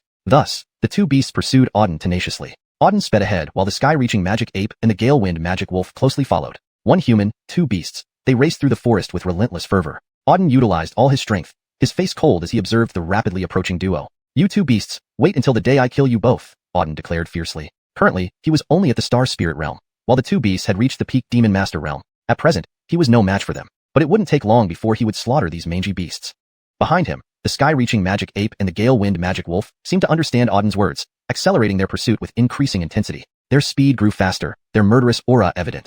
They appeared determined not to rest until Auden was dead. Though Auden was temporarily inferior in power compared to these two great beasts, when it came to speed, neither the Gale Wind magic wolf nor the sky-reaching magic ape could catch up to him. Auden moved like a wraith, darting through the forest. Despite pursuing him for half a day, not only did they fail to catch him, but they also fell further behind. "How is this kid so fast? He's clearly just a Star Spirit realm waste. He shouldn't be able to move this quickly," the Gale Wind magic wolf exclaimed, baffled. Its own speed was already quite swift among demonic beasts. Throughout the Intian mountains, few could surpass it in speed. Yet, this human boy was actually faster. The Gale Wind magic wolf couldn't comprehend why this Star Spirit realm human possessed such incredible speed. Across from it, the sky-reaching magic ape's eyes were filled with a fierce resolve, its gaze full of murderous intent. "I swear, I'll kill this human today." Driven by madness, they pursued relentlessly. Meanwhile, Auden, using an extreme body technique, had already widened the gap between them. After half a day, Auden had completely shaken off the two beasts. However, he didn't relax yet and ran a bit farther before stopping. At that moment, a cave appeared ahead. Seeing the cave, a glint of surprise flashed across Auden's eyes. He immediately dashed into the cave and set a seal at the entrance. Entering deeper inside, he found the cave extended for about 100 meters. Reaching the deepest part of the cave, Auden sat cross-legged on the ground. "This place isn't bad," he noted, scanning the surroundings. He sensed a faint yet potent spiritual energy surging from within the cave. If his guess was correct, there should be a weak spiritual vein beneath. "Good, let's break through here," Auden thought to himself. His strength had already reached the peak of the Star Spirit realm. Several times before, he felt the urge to break through, but he hadn't acted impulsively. Firstly, he wasn't in a hurry. Dealing with Star Master realm warriors wasn't a problem, so there was no need to break through prematurely. Secondly, he wanted to stay longer at the Star Spirit realm to solidify his foundation. Now that the time was right, it was indeed time to break through. Auden took out the newly obtained seven-colored snow lotus. Waves of exceedingly pure spiritual energy radiated from the flower, filling the cave with dense energy. Not bad, truly worthy of the name seven-colored snow lotus. I wonder how many realms this flower can help me advance, Auden thought expectantly. Then, he swallowed the seven-colored snow lotus whole. Buzz. Upon entering his mouth, an overwhelmingly pure spiritual force exploded inside his body. It was vast and extremely refined. As soon as it entered, it rushed into his veins and bones, causing Auden to feel significant changes throughout his body. Every aspect, from muscles, bones, and strength to overall physicality, strengthened rapidly. In a short time, his entire body underwent a transformative change. After remodeling his body, this immense spiritual force flowed towards his dantian. With a tremendous surge, it flooded into the dantian, which glowed with a golden light as it absorbed the energy. The rapid spinning caused waves of formidable power to emanate continuously. Auden's strength kept increasing. Sensing the situation stabilizing, he gritted his teeth and shouted, "Break!" Gathering all his spiritual power, Auden struck the barrier within his dantian. This barrier was the dividing line between the Star Spirit and Star Master realms. Breaking it meant successfully advancing to the Star Master realm. Boom! Under the forceful impact, the barrier shattered almost instantly. Auden hardly exerted much effort to achieve the Star Master realm. Moreover, after reaching the Star Master realm, the power continued to surge forward with overwhelming momentum.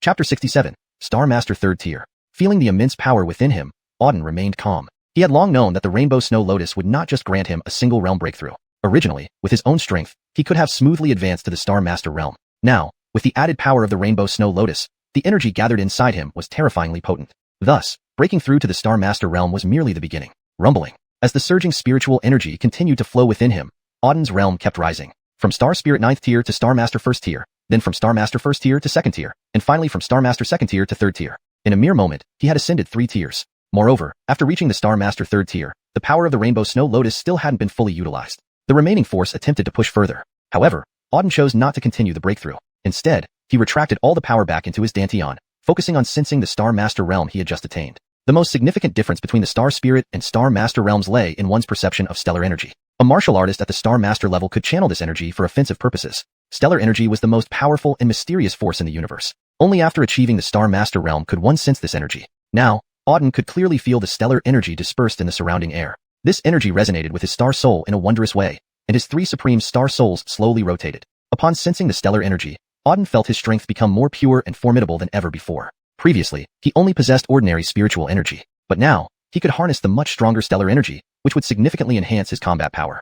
This cultivation session lasted for 3 whole days. After 3 days, Auden finally woke up from his meditation, gradually opening his eyes. As soon as he opened them, 2 beams of intense light flashed from his pupils. An overwhelming yet pure force continually surged out of his body. Auden felt his entire body filled with boundless energy. A single punch could shatter a mountain, peak 100 meters high. Moreover, he could clearly sense the enigmatic stellar energy from the surrounding space. So this is the Star Master realm? So strong? Auden marveled, feeling the power within him. At this moment, it seemed as though he had an inexhaustible supply of strength. With a casual strike, he could achieve a force capable of splitting mountains and cleaving stones. Auden casually released a burst of spiritual energy. Boom. The cave entrance was instantly blasted into a pit several dozen meters deep. With my current strength, a single punch must be around 200,000 gene, Auden muttered to himself. An average Star Master could exert 50,000 gene of strength. His current might far surpass this, amounting to 200,000 gene, even without invoking his supreme star souls. If he did, his power would only increase. Overall, he had grown immensely stronger since before, and his realm had reached Star Master 3rd Tier. Good, this breakthrough has brought great rewards, Auden said with a smile.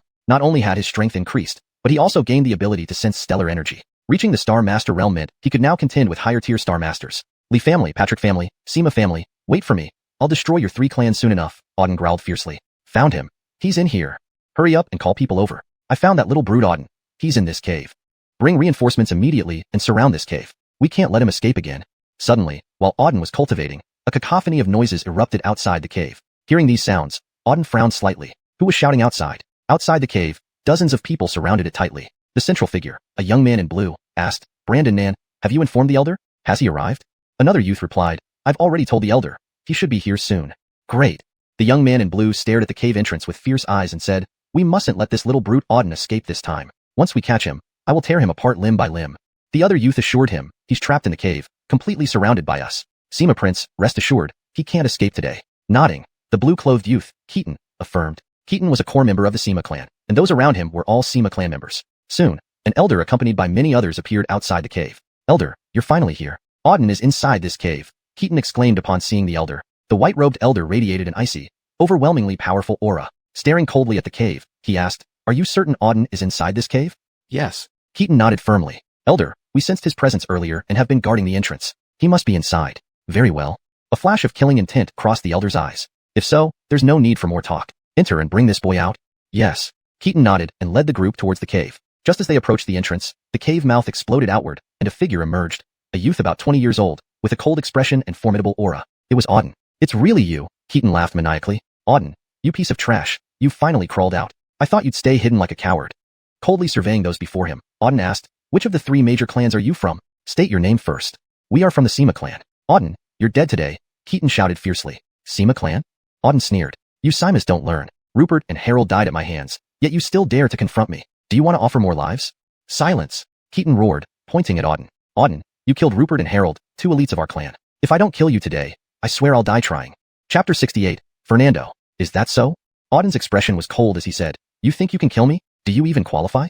Damn it, you're asking for death. Fernando had been provoked into a rage. He roared fiercely, Brat, I'll kill you right now. As soon as he finished speaking, Fernando pushed off the ground with his foot and swiftly charged towards Auden. He was extremely fast, flashing in an instant to stand before Auden. Then, he hurled a punch forward. A golden fist imprint condensed before him. Fernando's punch caused the entire surrounding space to tremble slightly. The power of this punch was immense. His eyes were full of savagery.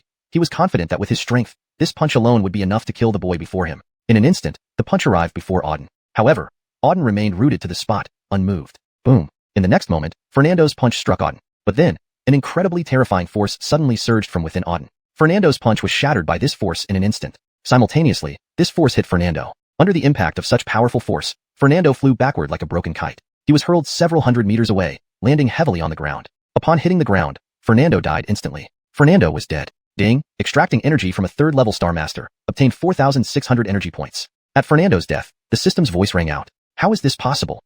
Seeing this scene, everyone from the Sima family not far away widened their eyes in shock. Fernando had actually been killed by Auden in an instant. Moreover, Fernando was the one who initiated the attack first. After all, Fernando was also an elite of the Sima family, at the 3rd-level Star Master realm, absolutely no weakling. Yet, he had been instantly wiped out. When Elder Chaz of the Sima family saw this scene, his pupils constricted sharply. He had heard earlier that Auden was only at the Star Spirit realm, but now, the strength displayed by Auden was definitely not that of a Star Spirit. It was that of a Star Master, specifically a 3rd-level Star Master. How could this be possible? 3 days ago, he was just a Star Spirit. How did he reach the 3rd-level Star Master in just 3 days? How could he have advanced so much in such a short time? Chaz's expression turned grave. At this moment, Auden's gaze shifted back to Chaz. There were many people from the Sima family here, and quite a few had reached the Star Master realm, but he knew that the strongest here was this old man. A strong aura faintly emanated from this white-clad elder. This person was the key figure in the Sima family. Who are you in the Sima family? Auden asked. Sima family 4th elder. Chaz? Chaz gave his name. Oh. Auden nodded. It turned out that he was an elder of the Sima family. No wonder he exuded such a powerful aura. Chaz stared coldly at Auden, saying, Auden, you have great courage, killing several of our Sima family's elites. Now you've even killed Fernando. 3 direct descendants of the Sima family have all died at your hands. You deserve death. Auden sneered, replying, those people from the Sima family were courting death. One by one, they kept coming to provoke me. If they hadn't come after me, would I have nothing better to do than kill them? I'm very simple. If no one provokes me, I won't provoke anyone. But if someone dares to offend me, I will wipe out their entire family. Since your Sima family has offended me, prepare to be destroyed. I tell you this, it won't be long before your Sima family falls at my hands, and everyone in the Sima family will die. As he spoke, a murderous intent welled up from within him. This formidable murderous aura spread outward relentlessly. The dozens of Sima family members around felt the murderous intent radiating from Auden, and their bodies trembled slightly. They felt as though what Auden said might really happen. Before long, the Sima family would truly be annihilated at his hands. Arrogant. Chaz snarled, pointing at Auden. Auden, the Sima family has dominated the Tianfeng kingdom for hundreds of years. Even in the entire northern border, we hold a very high status. Can a piece of trash like you destroy us just by saying so? Today, since I'm here, I won't let you leave alive. Anyone who opposes the Sima family must die. Murderous intent and terrifying aura surged from Chaz's body. Is that so? Auden sneered again. So you want to kill me too? Do you have what it takes? 4th elder of the Sima family? Huh? Fine, let me see how much capability you have as 4th elder. As soon as he finished speaking, Auden quickly rushed forward, straight towards Chaz. He had just broken through to the Star Master realm and wanted to find someone to test his new strength. Now, this Chaz was the best testing subject. Kill him first. Looking for death. Seeing Auden actually initiate an attack towards him, Chaz's eyes flashed with a fierce light. Then, with a wave of his hand, a formidable spirit force surged from his palm. The spirit force slammed toward Auden. Boom. Auden punched at this surge of spirit force. With a loud explosion, the two forces violently erupted. Affected by the massive spirit force impact, Auden took a few steps back. His palm also tingled slightly. 6th level Star Master. Auden scrutinized Chaz ahead of him, somewhat surprised. Chaz's strength was 6th level Star Master. In the entire Tianfeng city, this was already quite formidable. Usually, only elders of the 4 major families could reach this level. Chaz indeed had some capabilities. Xintian palm, die. Just then, Chaz let out a sharp roar, flashing swiftly to Auden's front, then delivering a powerful palm strike. A blood-red palm imprint condensed in mid-air. This palm imprint contained terrifying power. 8 directions demon-slaying palm.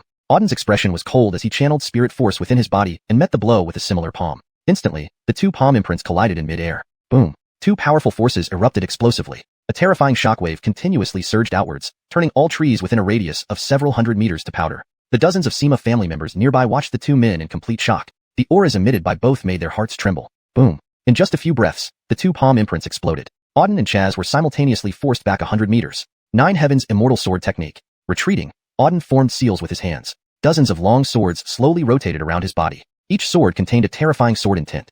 Chapter 69. Slaying Sima. Slaying Sima. His Nine Heavens Unextinguished Sword Technique had already reached the 7th level. The power of the 7th level Nine Heavens Unextinguished Sword Technique was 10 times that of the 6th level, perhaps even more. Although there were only 7 long swords, each one contained a terrifying sword force. One sword could cleave through mountains. One sword could pierce the heavens. 7 sword beams of different colors continuously spun around Auden's body. Even as they rotated, an overwhelming force kept surging forth from them. Perish for me.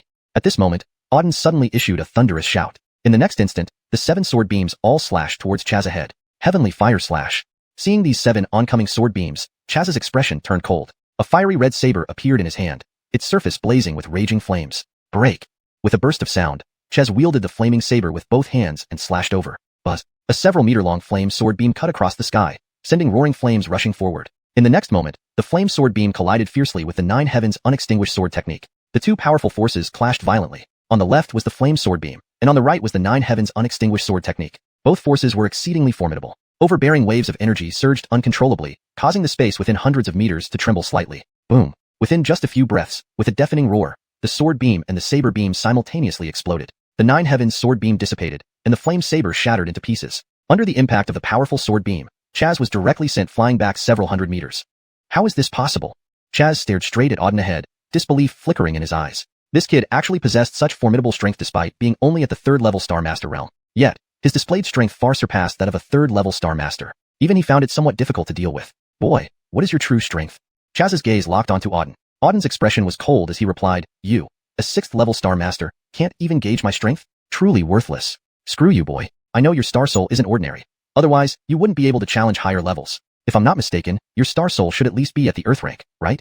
Chaz glared at Auden. Earth rank? Auden sneered. Chaz actually thought he was an Earth rank Star Soul. Narrow-minded and blind. Today, I'll show you exactly what rank my Star Soul is. With that said, Auden slowly activated his Heavenly Demon Star Soul within him. Heavenly Demon Extermination. After shouting, a colossal skeleton appeared above Auden's head. This gigantic skeleton, dozens of meters tall, was shrouded in black mist with blood-red eyes, radiating an extremely terrifying demonic aura. Upon its appearance, the surrounding several hundred-meter space was enveloped by demonic fog. Trees withered, and flowers withered. The very air shook. Supreme Heavenly Demon Star Soul. It's actually the Supreme Heavenly Demon Star Soul. Seeing the vast skeleton before him, Chaz's eyes widened in shock. It couldn't be. This kid actually had the Supreme Heavenly Demon Star Soul. Supreme Star Souls were the pinnacle of Star Souls across the entire continent. Across the entire northern border, only a few people possessed Supreme Star Souls. No wonder this kid had such immense strength and could even challenge higher ranks.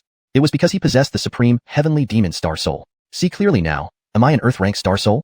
Hovering mid-air, Auden sneered. You, Auden, today, you must die. Chaz roared madly. This kid's talent was terrifying. Within less than 3 days, he advanced from Star Spirit to 3rd level Star Master. Now, he released his Heavenly Demon Star Soul. His talent was so fearsome that even among the northern border's elite, he ranked 1st class. If he didn't kill him today, there would surely be endless troubles in the future. Given his talent, it wouldn't take long for his strength to reach a terrifying level. By then, the entire Sima family would suffer. Thus, he must resolve this issue today. Sensing the killing intent from Chaz, Auden sneered and said, Do you think you can kill me, old man? I never planned to let you go either. After killing you, I will wipe out the entire Sima family to teach you what happens when you oppose me. Die. Chaz bellowed and leaped into the air, slashing down once again with the flame saber. Heavenly Demon Extermination. Auden's expression remained cold as he controlled the skeleton to punch down with full force. Boom. The skeletal fist collided violently with the flame saber beam. After the explosion, the flame saber beam shattered completely. Having shattered the flame saber beam, the skeletal fist's power remained undiminished, continuing towards Chaz's body. Highest Heavenly Gang Energy. Chaz shouted as he formed seals, creating a ball of golden energy in front of him. The golden energy condensed into a sphere and quickly slammed towards the skeleton. Next, the golden sphere containing pure energy collided violently with the skeleton. Two massive forces continually clashed, powerful spiritual waves spreading continuously around. Within several hundred meters, everything was destroyed. Boom. After a few breaths, the skeleton lifted another enormous fist and smashed it onto the golden sphere. With a deafening crash, the golden sphere was shattered instantly. The skeleton's fist, still powered, crashed toward Chaz's body. How is this possible? Chaz was shocked seeing his ultimate move shattered easily by the skeleton. At this moment, the skeleton's horrifying fist arrived in front of him. Not good. Seeing the approaching fist, Chaz's face turned pale as he hastily moved aside. However, it was too late. The fist, filled with terrifying dark power, struck Chaz hard. Spit. Affected by the mighty blow, Chaz spewed a mouthful of blood, his body flying backward like a broken kite. Flying several hundred meters, he finally landed heavily on the ground. Upon landing, he spat blood again, his face pale as death. A single strike from the heavenly demon skeleton severely injured him. At this moment, the skeleton raised its huge fist again, ready to strike down on Chaz on the ground. This strike was even more powerful. If it hit, Chaz would undoubtedly die. Fear filled Chaz's eyes as he saw the descending fist. He trembled uncontrollably. Retreat. At this moment, Auden waved his hand, retracting the heavenly demon star soul. He walked to Chaz and stared coldly, saying, Chaz, your Sima family has repeatedly caused trouble for me. Today, I'll start by slaying you, settling some scores. And then, I will wipe out your entire Sima family, making it disappear from this continent. Chapter 70. None shall remain. He was not one who would indiscriminately kill the innocent, but the Sima family had truly been despicable. First, there was Harold, who tried to steal his martial arts techniques and tracked him down with murderous intent. Then came Rupert, who relentlessly pursued him to snatch the Azure Dragon map and Spirit Pearl that he had paid a heavy price for. Now, it was Chaz, leading several dozen people to find trouble with him. Previously, he had never held any grudges against the Sima family nor offended them in any way. Yet, the members of the Sima family kept provoking him repeatedly. If he didn't eliminate these trash, they would think he was clay to be trampled on by anyone. Auden, you little bastard, I tell you this. Even if you kill me, the Sima family will never let you go unpunished. Anybody who opposes our Sima family will end up dead. Chaz glared at Auden, bellowing ferociously. Really? Too bad you won't live to see it. Wait and see. It won't take long before I send your entire Sima family down to accompany you. Auden sneered coldly, then struck with a palm blow. Chaz had already suffered severe injuries. Facing Auden's attack, he had no power to resist. One blow, and Chaz was dead instantly. Simultaneously, the pure spirit energy within his body was entirely extracted. The constant stream of pure spirit energy flooded into Auden's body, enhancing his strength significantly. Beep, extracting essence from a 6th-rank Star Master, received 5,200 energy points. After the extraction, the system's voice immediately echoed. Not bad. Auden nodded. Chaz was a 6th-rank Star Master, and his energy value directly surpassed 5,000. If killing one person could yield 5,000 energy points, it wouldn't take too long to collect enough for 500,000. By then, he could redeem something more valuable. After dispatching Chaz, Auden's gaze fell upon the remaining members of the Sima family. They weren't just limited to Chaz, there were several dozen others as well. With Chaz dead, these people were now frozen in place, looking at Auden with terrified eyes. Every single one of them was filled with fear. Chaz, the 4th elder of the Sima family, had died at Auden's hands. If even Chaz couldn't survive, what chance did they have? As they saw Auden approaching, panic erupted among them. Auden was now a killing god. If he attacked, none of them stood a chance. Run. Seeing Auden closing in on them, dozens of people took off without hesitation, scattering in all directions like lightning. Trying to run? Can you escape? Seeing their attempt to flee, a smirk crept onto Auden's lips. He leaped forward at incredible speed, diving into the crowd and beginning his slaughter. These people were merely ordinary warriors. The strongest among them were 2nd or 3rd rank Star Masters. The weakest were only Star Spirits. Their strength was no match for him. After charging into the crowd, Auden became like a ravenous wolf entering a sheepfold. Punch after punch, countless warriors were felled by his strikes. Most were killed in one move. While killing them, he also extracted their pure spirit energy, which continually flowed into his body. Within a short time, Auden had slain over 20 to 30 people. Blood ran freely, and the ground was covered with corpses, with more dying every moment. About 10 minutes later, the remaining 20-odd warriors were also killed by Auden. All the Sima family warriors in the Intian Mountains had been wiped out. Auden hardly exerted himself to kill nearly 40 to 50 people. Having dispatched everyone, Auden coldly stared at the numerous corpses strewn across the ground. This is the price for defying me. After today, anyone who dares to cause me trouble will meet the same fate. Auden roared. After killing nearly 40 to 50 people, Auden gained an enormous amount of energy points. He hadn't calculated exactly, but he estimated around 300,000. After all, everyone here possessed at least Star Spirit or Star Master level strength. He planned to check the total energy points at a suitable time to see how much more he needed. Following this, Auden plundered all the storage rings and spirit stones from the bodies on the ground before leaving. Once everything was done, Auden leaped into the dense forest. Not long after Auden left, 2 groups of people, totaling hundreds, arrived at where Auden had been. These hundreds of people exuded formidable aura and lethal intent, especially the 2 men whose terrifying spirit energy could be felt. These hundreds of people were from the Patrick family and the Lee family. Leading them were the 2nd elders of each family, Calvin of the Patrick family and Edric of the Lee family. The 2 families, being closely allied, had entered the Intian Mountains together. Their target was one, Auden. However, despite searching for a long time, they found no trace of Auden. It was as though he had vanished without a trace. Shortly before, they sensed a powerful spiritual energy fluctuation from ahead, indicating a battle with many participants, so they rushed over to investigate. They didn't expect to witness such a grisly scene. The ground was littered with corpses. Countless bodies lay sprawled everywhere, and blood flowed in torrents. Limbs were scattered everywhere. Many didn't die whole. Seeing this carnage, both the Patrick family and Lee family members were stunned. Even elders like Calvin and Edric were momentarily speechless. These are all Sima family members, and they're all dead. There's also Chaz, the 4th elder of the Sima family, Calvin said darkly. Edric, equally grim-faced, scanned the area and asked, Who could do this? Over 50 elite Sima family members dead here, and even Chaz killed. Who has the strength to wipe out so many elites of the Sima family in one go? They, being part of the 4 major families of the Tianfeng kingdom alongside the Sima family, knew very well the Sima family's strength. The 50-odd bodies on the ground were no pushovers. Killing so many elites, including Chaz, wasn't something just anyone could do. Could it be Auden? Someone nearby muttered cautiously. Chapter 71, 4th level store. No way. As soon as he said this, someone immediately rebutted. I heard that Auden is only at the Star Spirit realm. How could a Star Spirit kill so many Star Masters, especially Chaz, who is a formidable expert at the 6th level of Star Master? Auden, that waste of space, doesn't have the strength to kill Chaz. That's right, it can't be Auden.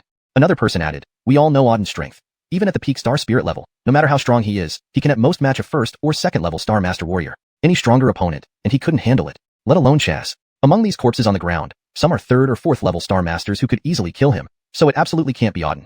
If not Auden, then who could it be, killing so many Sima family experts here? We rushed over as soon as we heard the commotion, but he still managed to escape.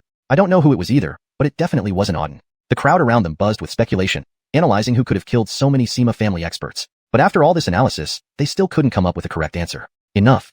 At this moment, Bard suddenly barked, silencing everyone instantly. Bard said coldly, no need for idle talk. Using my Patrick family's return flow technique, we can see exactly what happened here and who did it. With that, Bard slowly began forming hand seals. Then, everyone saw a scene slowly appear in midair. The scene showed a dense forest where several dozen warriors were fighting against a young man in white. The young man fought off 10 opponents at once, even dozens, and after rushing into the crowd, started a frenzied slaughter. All those warriors were killed by the young man in white. Afterward, the young man in white drifted away gracefully. Seeing the scene clearly, everyone's faces turned extremely pale, because they recognized the young man in white as Auden, and the people he killed were from the Sima family. It was indeed Auden who had just slaughtered dozens of the Sima family members here, including Chaz. Those who previously argued that it couldn't be Auden felt their faces turn red with embarrassment, wishing they could find a crack to disappear into. They had insisted it couldn't possibly be Auden. But now, the evidence pointed directly to Auden. How could this be? Auden is clearly only at the Star Spirit realm. How could he become so strong? Killing dozens of Sima family elites, it's unbelievable, one person muttered. Based on the power shown in the scene, he's definitely not at the Star Spirit realm. His strength must have increased, and not just slightly. But it's only been 3 days. From Star Spirit to slaughtering a 6th level Star Master in just 3 days. This is terrifying, everyone thought, eyes filled with heavy expression. At this moment, Bard spoke coldly. That little beast Auden actually killed so many of the Sima family. It seems he's not as weak as rumored. Edric snorted coldly. So what? To us, he's still just a waste of space. Those trash from the Sima family couldn't even kill a single Auden when they joined forces. Disgraceful. This works out well. Let me capture that little beast with my own hands, and then butcher him. Bard nodded. Indeed. Those trash from the Sima family are too weak. Our 2 major families should take care of it. This time, he won't escape. Elderly, I heard your Li family has a unique tracking technique that can track opponents under any circumstances, correct? Edric glanced coldly at Bard. You seem to know quite a bit.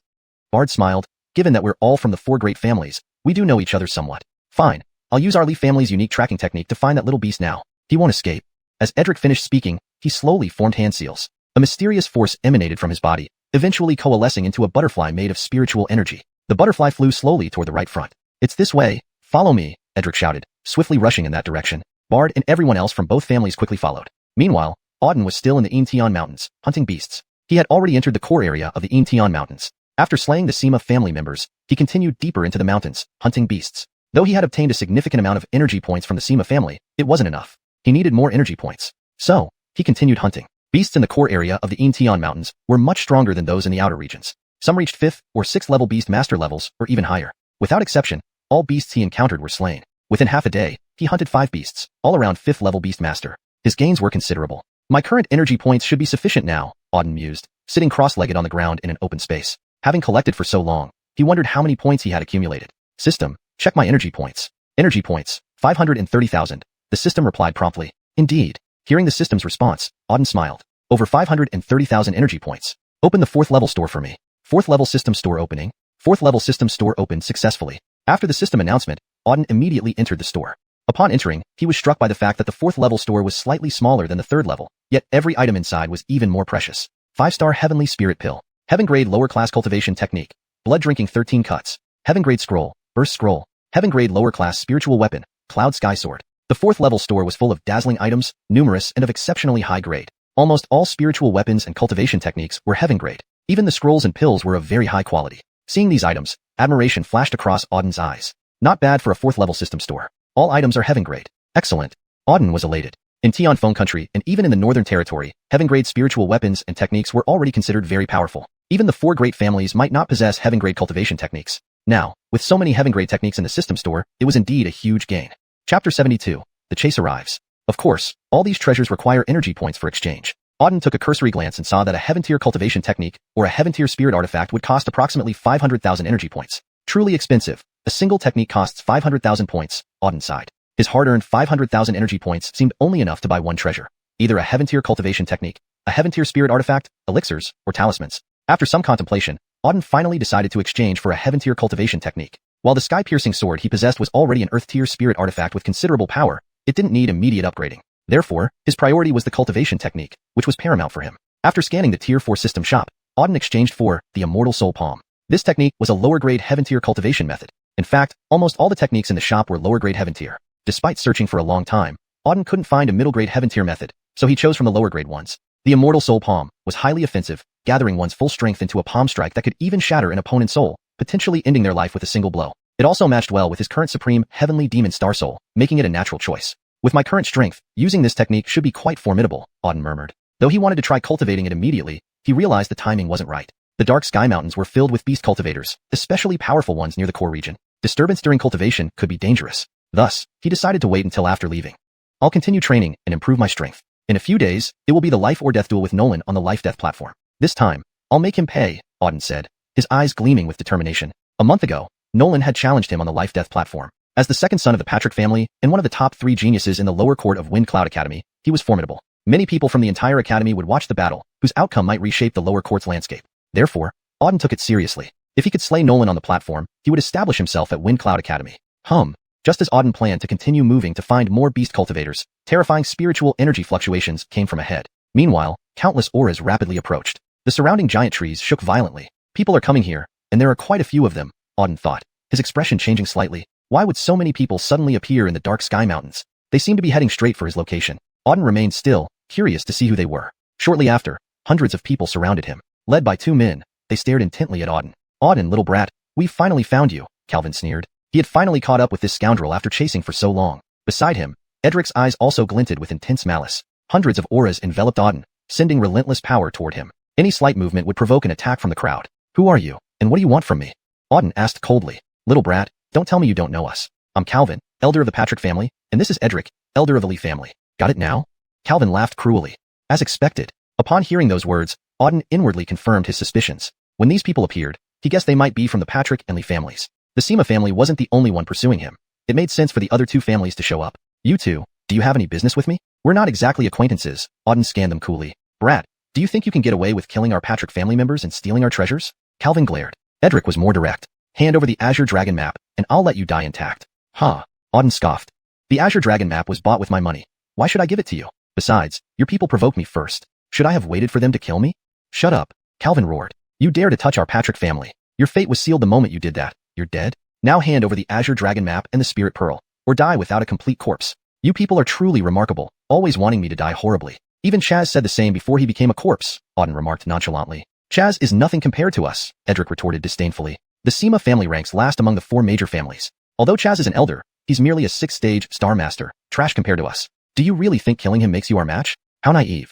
Enough, Auden waved coldly. Enough talking. If you want the Azure Dragon map and Spirit Pearl, come and take them. These treasures are on me. Come if you can. Choosing death over compliance, huh? Edric's gaze turned deadly. He waved a hand and ordered, Howard, go and eliminate him. Retrieve the Azure Dragon map and Dragon Pearl.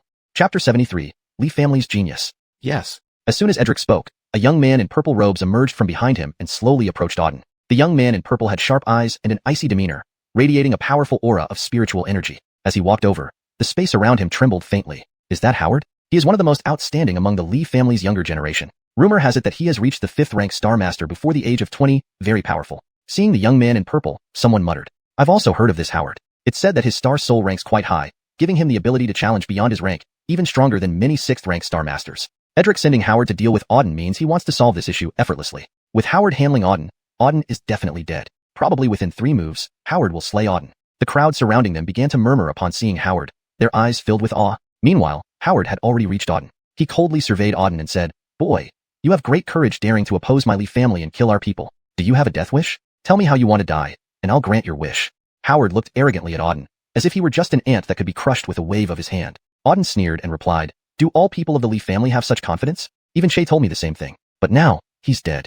Humph, Shay was just an ordinary clansman of the Lee family. How can he compare to me? Now, You'll see the power of a genius of the Lee family. As soon as he finished speaking, Howard took a step forward and instantly appeared in front of Auden. Without delay, he unleashed a punch. A golden fist mark formed in front of him, locking Auden down with overwhelming might.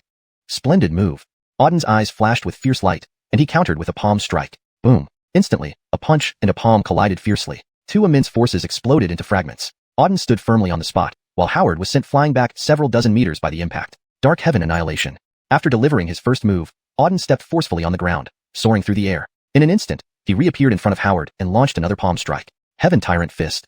Howard clenched his teeth and countered with another punch. Their fists clashed violently once again. Boom. Another deafening explosion shook the air, the clash of fist auras releasing formidable spiritual energy. Within hundreds of meters, the air surged with oppressive killing intent. Boom. Just a few breaths later, another loud explosion echoed through the air. Howard's fist aura shattered instantly, struck by an overpowering spiritual force. Spurt. Howard spewed out a mouthful of blood and was flung backward. How can this be?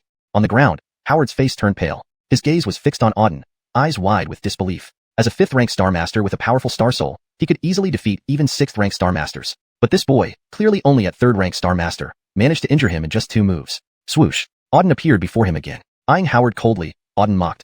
This is the strength of a Lee family genius? Truly impressive. You were beaten like a dog in 2 moves. Bastard, shut up. Enraged by Auden's ridicule, Howard roared. As a genius of the Lee family, one of the 4 major families, being taunted by a mere 3rd-rank Star Master was unacceptable. I'll finish you off. With a roar, Howard leaped into the air, fingers forming seals. Blood Demon Slayer. A blood-red longsword materialized in his hand. He swung it down fiercely. Swoosh. A sword beam stretched dozens of meters, cut through the air, slicing towards Auden. 9-Dan Immortal Sword Technique. Auden remained icy, forming seals slowly. The 9-Dan Immortal Sword Technique swirled, generating 7 differently colored sword beams around him, each containing powerful sword intent. Annihilate. Controlling the 7 sword beams, Auden roared, sending them all towards Howard. Meanwhile, Howard's sword slash came down forcefully. In midair, the 7 sword beams met the blood-red sword beam in a fierce collision. The entire forest shook from the impact. For a few moments, they struggled against each other. Crack. 2 breaths later, a sharp crack resounded as cracks appeared on Howard's blood-red longsword. The next moment, his sword beam shattered. The 9-Dan Immortal Sword Technique's power remained undiminished, its 7 sword beams slashing towards Howard himself. Thud, thud, thud. In an instant, the 7 sword beams pierced through Howard's body repeatedly, leaving countless bloody holes. Blood gushed out from his wounds. A few moments later, Howard fell heavily to the ground, dead. Ding. Extracting 5th-rank Star Master energy, gained 5,000 energy points. Upon Howard's death, the system's voice echoed. Trash. Auden cast a cold glance at Howard's corpse, eyes icy. To think such a waste could still act in front of him. It was simply courting death. These noble children had no real skill, yet excelled at boasting. Auden, you dare. At the same time Auden slew Howard, Edric roared in front of him, pointing accusingly at Auden. You dared to kill Howard, you insolent fool. Auden glanced at Edric disdainfully. It was you who sent him here to die. If I didn't kill him, wouldn't it be disrespectful? Anyone else from your Lee family willing to die, come on ahead. I'm waiting. Damn you, arrogant. Edric raged. Howard was considered an elite of the Lee family, yet he died so easily at Auden's hands. How could he explain this upon returning? Moreover, Auden's arrogance was unbearable, completely disregarding the Lee family. If he did not kill Auden today, how would the Lee family survive in Tianfeng City? This is your own doing. Edric's eyes blazed with intense murderous intent.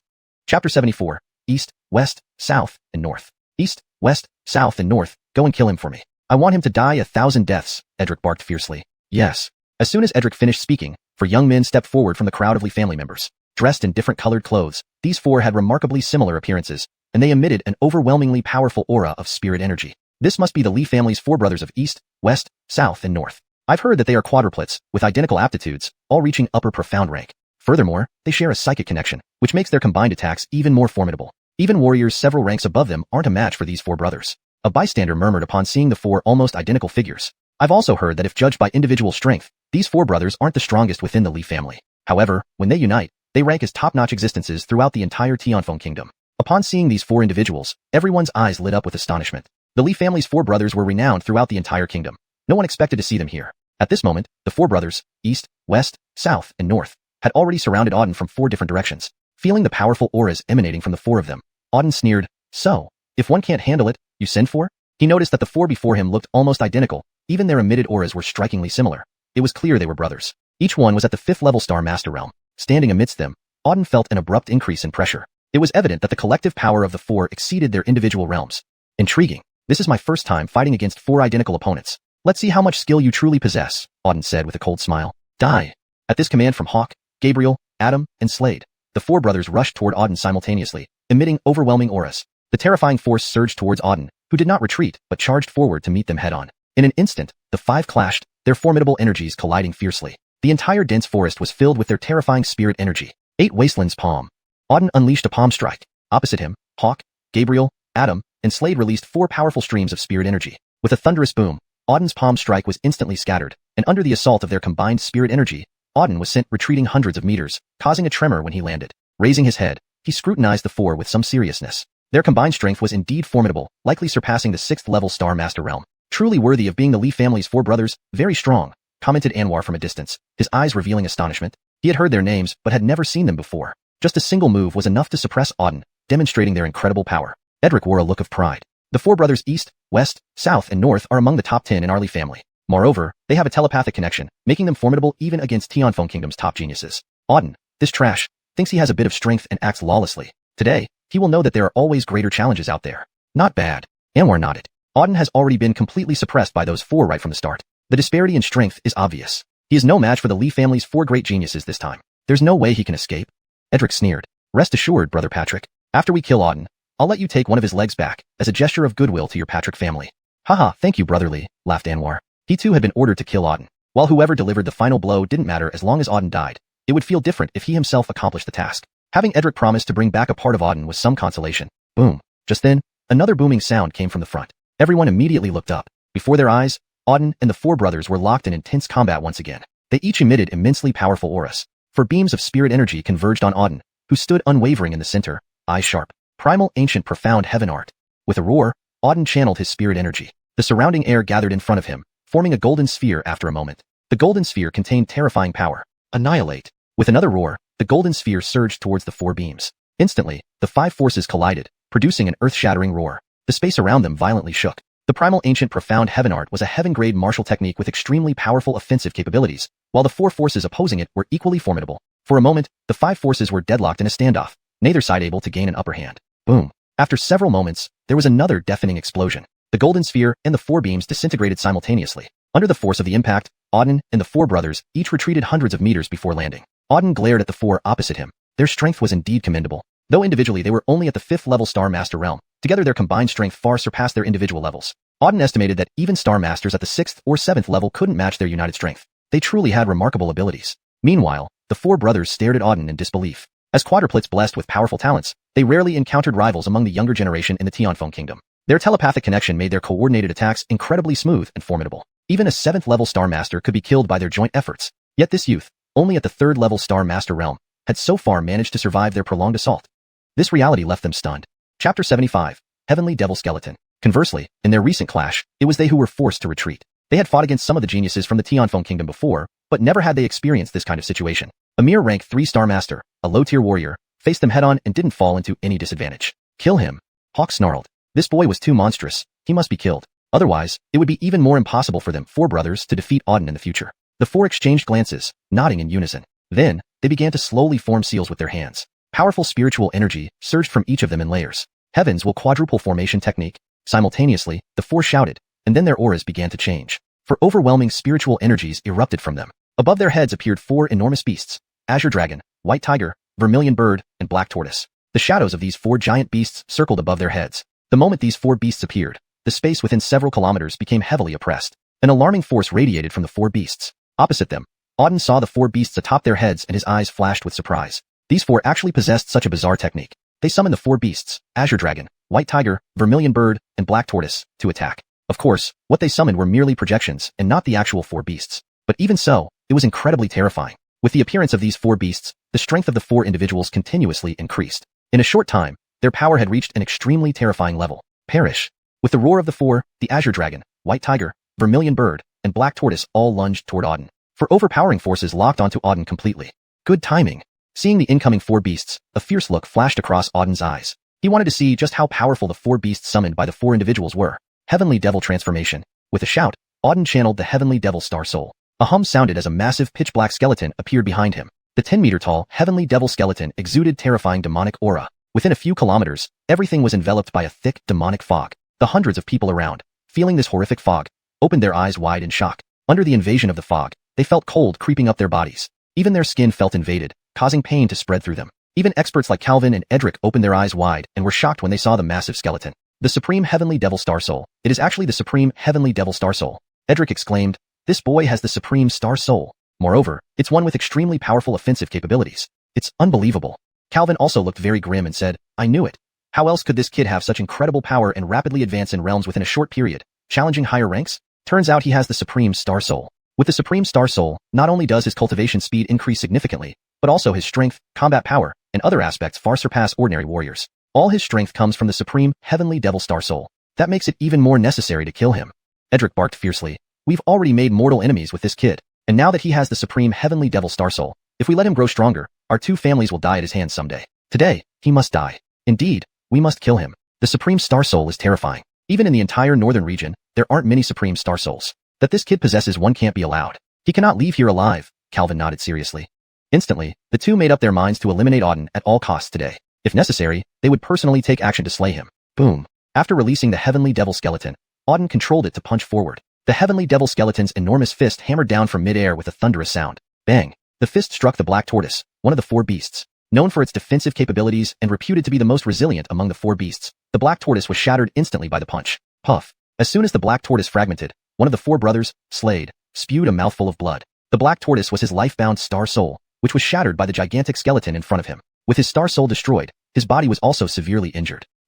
After shattering the Black Tortoise, the Heavenly Devil Skeleton attacked again, delivering another punch towards the Azure Dragon nearby. Enveloped in demonic fog, the punch contained immense power. One punch tore apart the entire space. Boom. The punch landed on the Azure Dragon's head, shattering it into pieces with a resounding boom, dissipating into the air. Two consecutive punches obliterated both the Azure Dragon and the Black Tortoise. The remaining White Tiger and Vermilion Bird lunged forward, aiming for the head of the Heavenly Devil Skeleton. Die.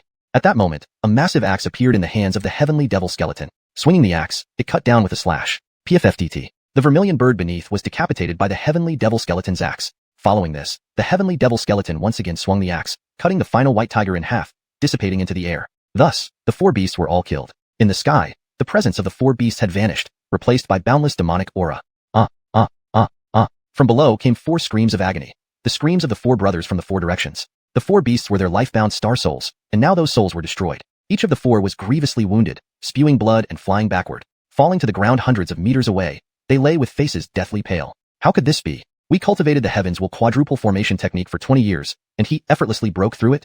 Hawk stared fearfully at Auden in front of him, unable to believe what happened. The heavens will quadruple formation technique was their top-notch martial skill honed over 20 years. Combined with their four beast Star Souls, it had formidable power, capable of slaying even rank 7-star masters. Yet, Auden easily broke through it and destroyed their four beast Star Souls. What exactly was that terrifying skeleton? Their four beast Star Souls couldn't offer any resistance against it. The others also wore expressions of shock and horror. At this point, all four were gravely injured, unable to even stand up. Whoosh! Just then, Auden's figure flickered, appearing instantly above them. Die! With a roar, Auden slashed downward with his sword, a fierce sword beam cutting ruthlessly towards the four beneath. Chapter 76. The Dean arrives. At this moment, the four individuals had already suffered grave injuries and were unable to mount any counterattack. And now, with Auden's sword descending upon them, they could not defend themselves at all. The sword came down, and the sword glow instantly slashed across the four individuals. "You little brat, how dare you!"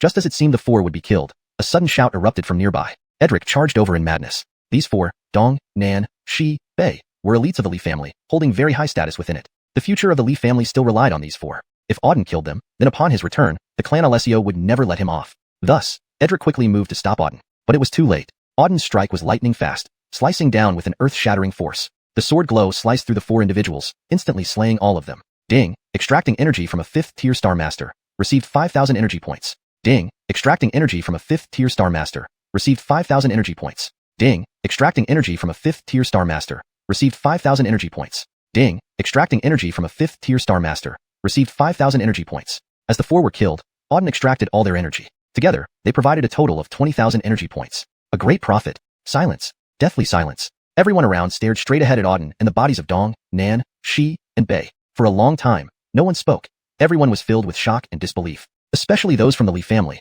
Their eyes almost bulged out. Dong, Nan, Shi, and Bei were the top geniuses of their Li family. Combined, they could almost rival anyone from their generation across the entire Tianfeng kingdom.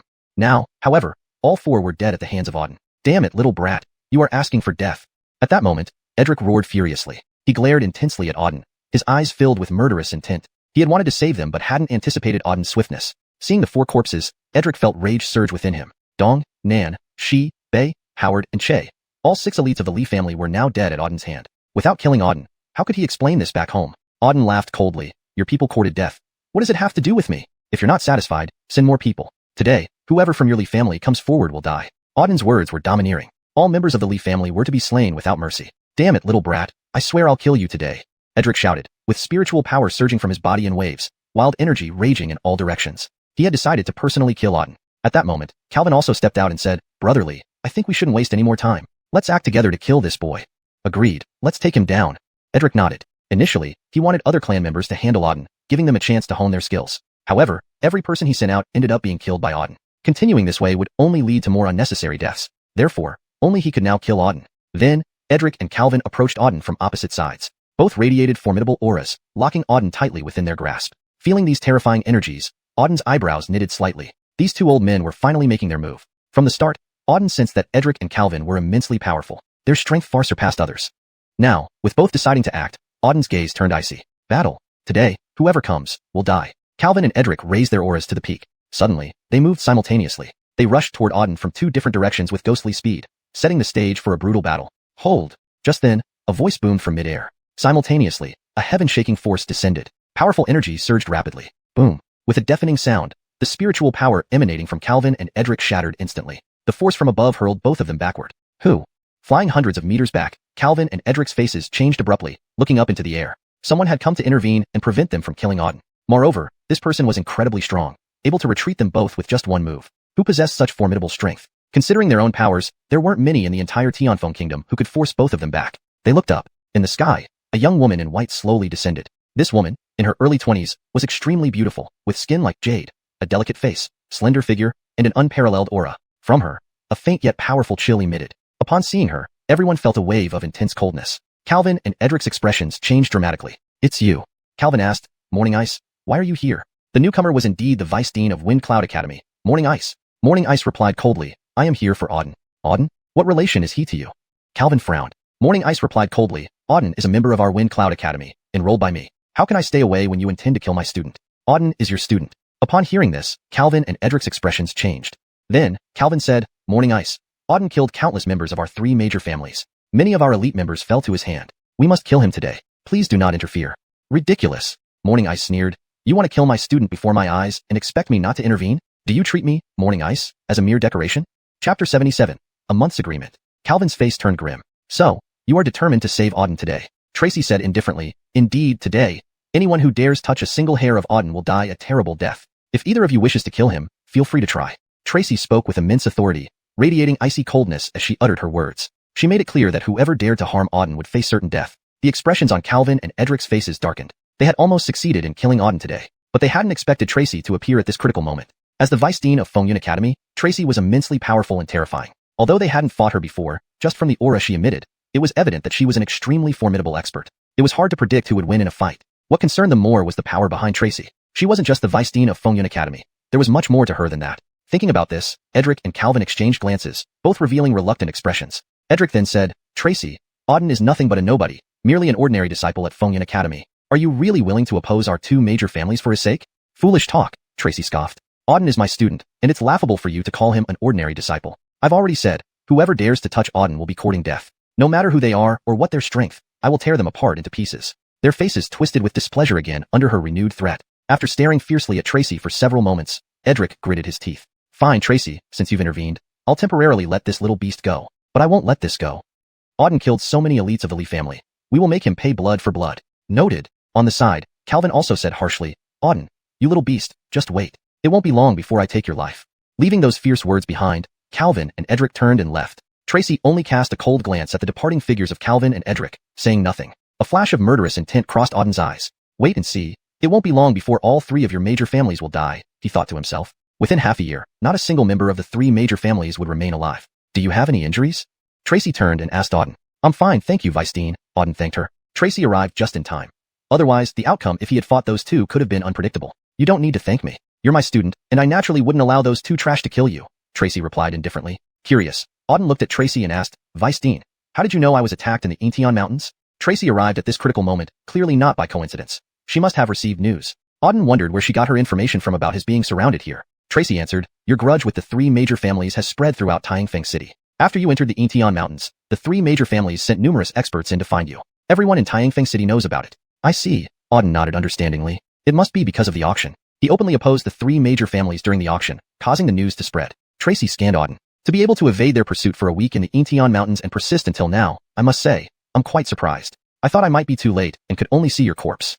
Auden said calmly, those trash from the three major families won't find it easy to kill me. One day, I'll wipe them out. Hearing Auden's words, Tracy's eyes flickered with faint surprise. Auden didn't fear the three major families at all. These families were renowned across the entire Tianfeng kingdom and even the northern border. Ordinary people would be terrified of the three major families, wishing to kneel and submit. Yet Auden wasn't afraid of them and even wanted to destroy them. An unprecedented situation among all the people she had met. After some thought, Tracy asked, do you remember what I told you a month ago? Yes, I remember, Auden nodded. A month ago, Tracy said that if he reached the Star Master realm within a month, she would personally guide his cultivation. Now, a month had passed exactly. Tracy continued, not only have you reached the Star Master realm, but you've also achieved the third level of the Star Master realm, which truly surprises me. Tracy was somewhat shocked, especially upon seeing Auden's current strength. A month ago, Auden was only at the 9th level of Star Spirit. Now, just a month later, he had directly reached the 3rd level of Star Master. To leap one major realm and 3 minor levels in a month was nearly unimaginable. Among all the top geniuses in the northern border, none could achieve such progress. Now, Tracy became increasingly curious about Auden.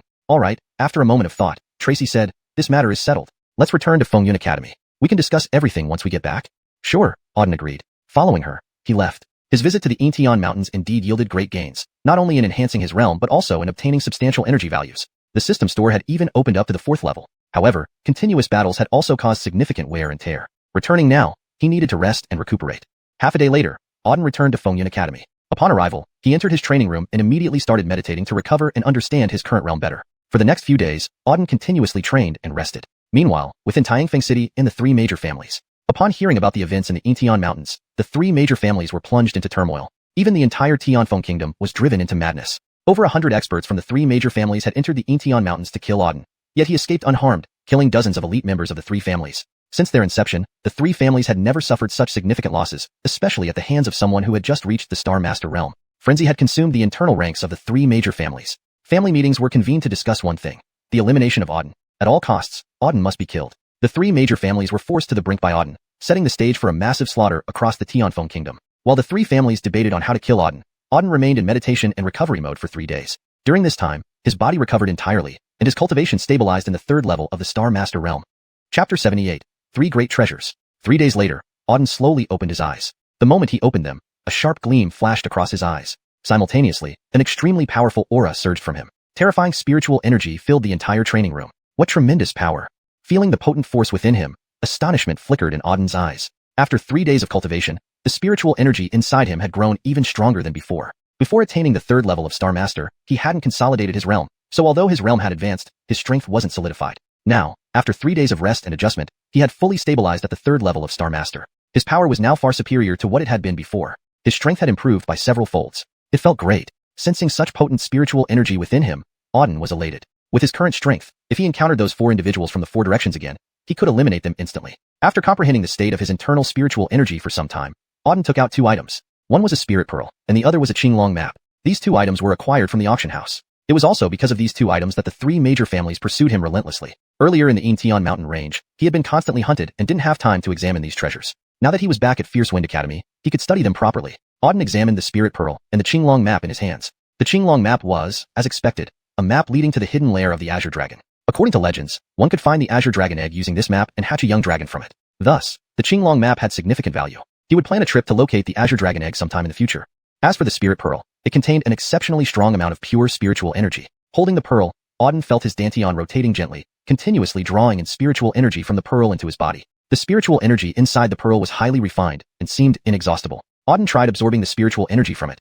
He absorbed a large amount of energy, yet the pearl still retained an enormous amount of spiritual energy. Furthermore, this pearl continued to absorb spiritual energy from its surroundings. If his guess was correct, this spirit pearl should be a supreme treasure that housed abundant pure spiritual energy. Martial artists could obtain an infinite supply of spiritual energy from this pearl. Additionally, the spirit pearl seemed capable of healing injuries. Injuries could be recovered in the shortest possible time. This was what Auden concluded after studying the spirit pearl. Of course, these were just initial findings. There might be many other uses for the spirit pearl, which he would explore over time. In summary, the 2 items he obtained from the auction, Qinglong map and spirit pearl, were both incredibly valuable. Right, there's also that dagger. Auden suddenly recalled another item. Before entering the auction, he had picked up a small dagger named Slaughter Heaven Blade from a street stall. At the time, he sensed an overwhelmingly powerful energy emanating from the Slaughter Heaven Blade, prompting him to buy it. Superficially, the Slaughter Heaven Blade appeared like an ordinary knife. Auden had checked it several times with his spiritual energy but found nothing unusual. Now, holding the slaughter heaven blade in hand, Auden probed it again with his spiritual senses. Yet, like before, multiple probes yielded no response.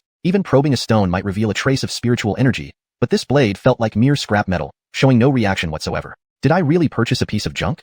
Auden said with a bitter smile while staring at the slaughter heaven blade. Although finding junk during treasure hunting was common, it still stung a little to realize he'd bought trash.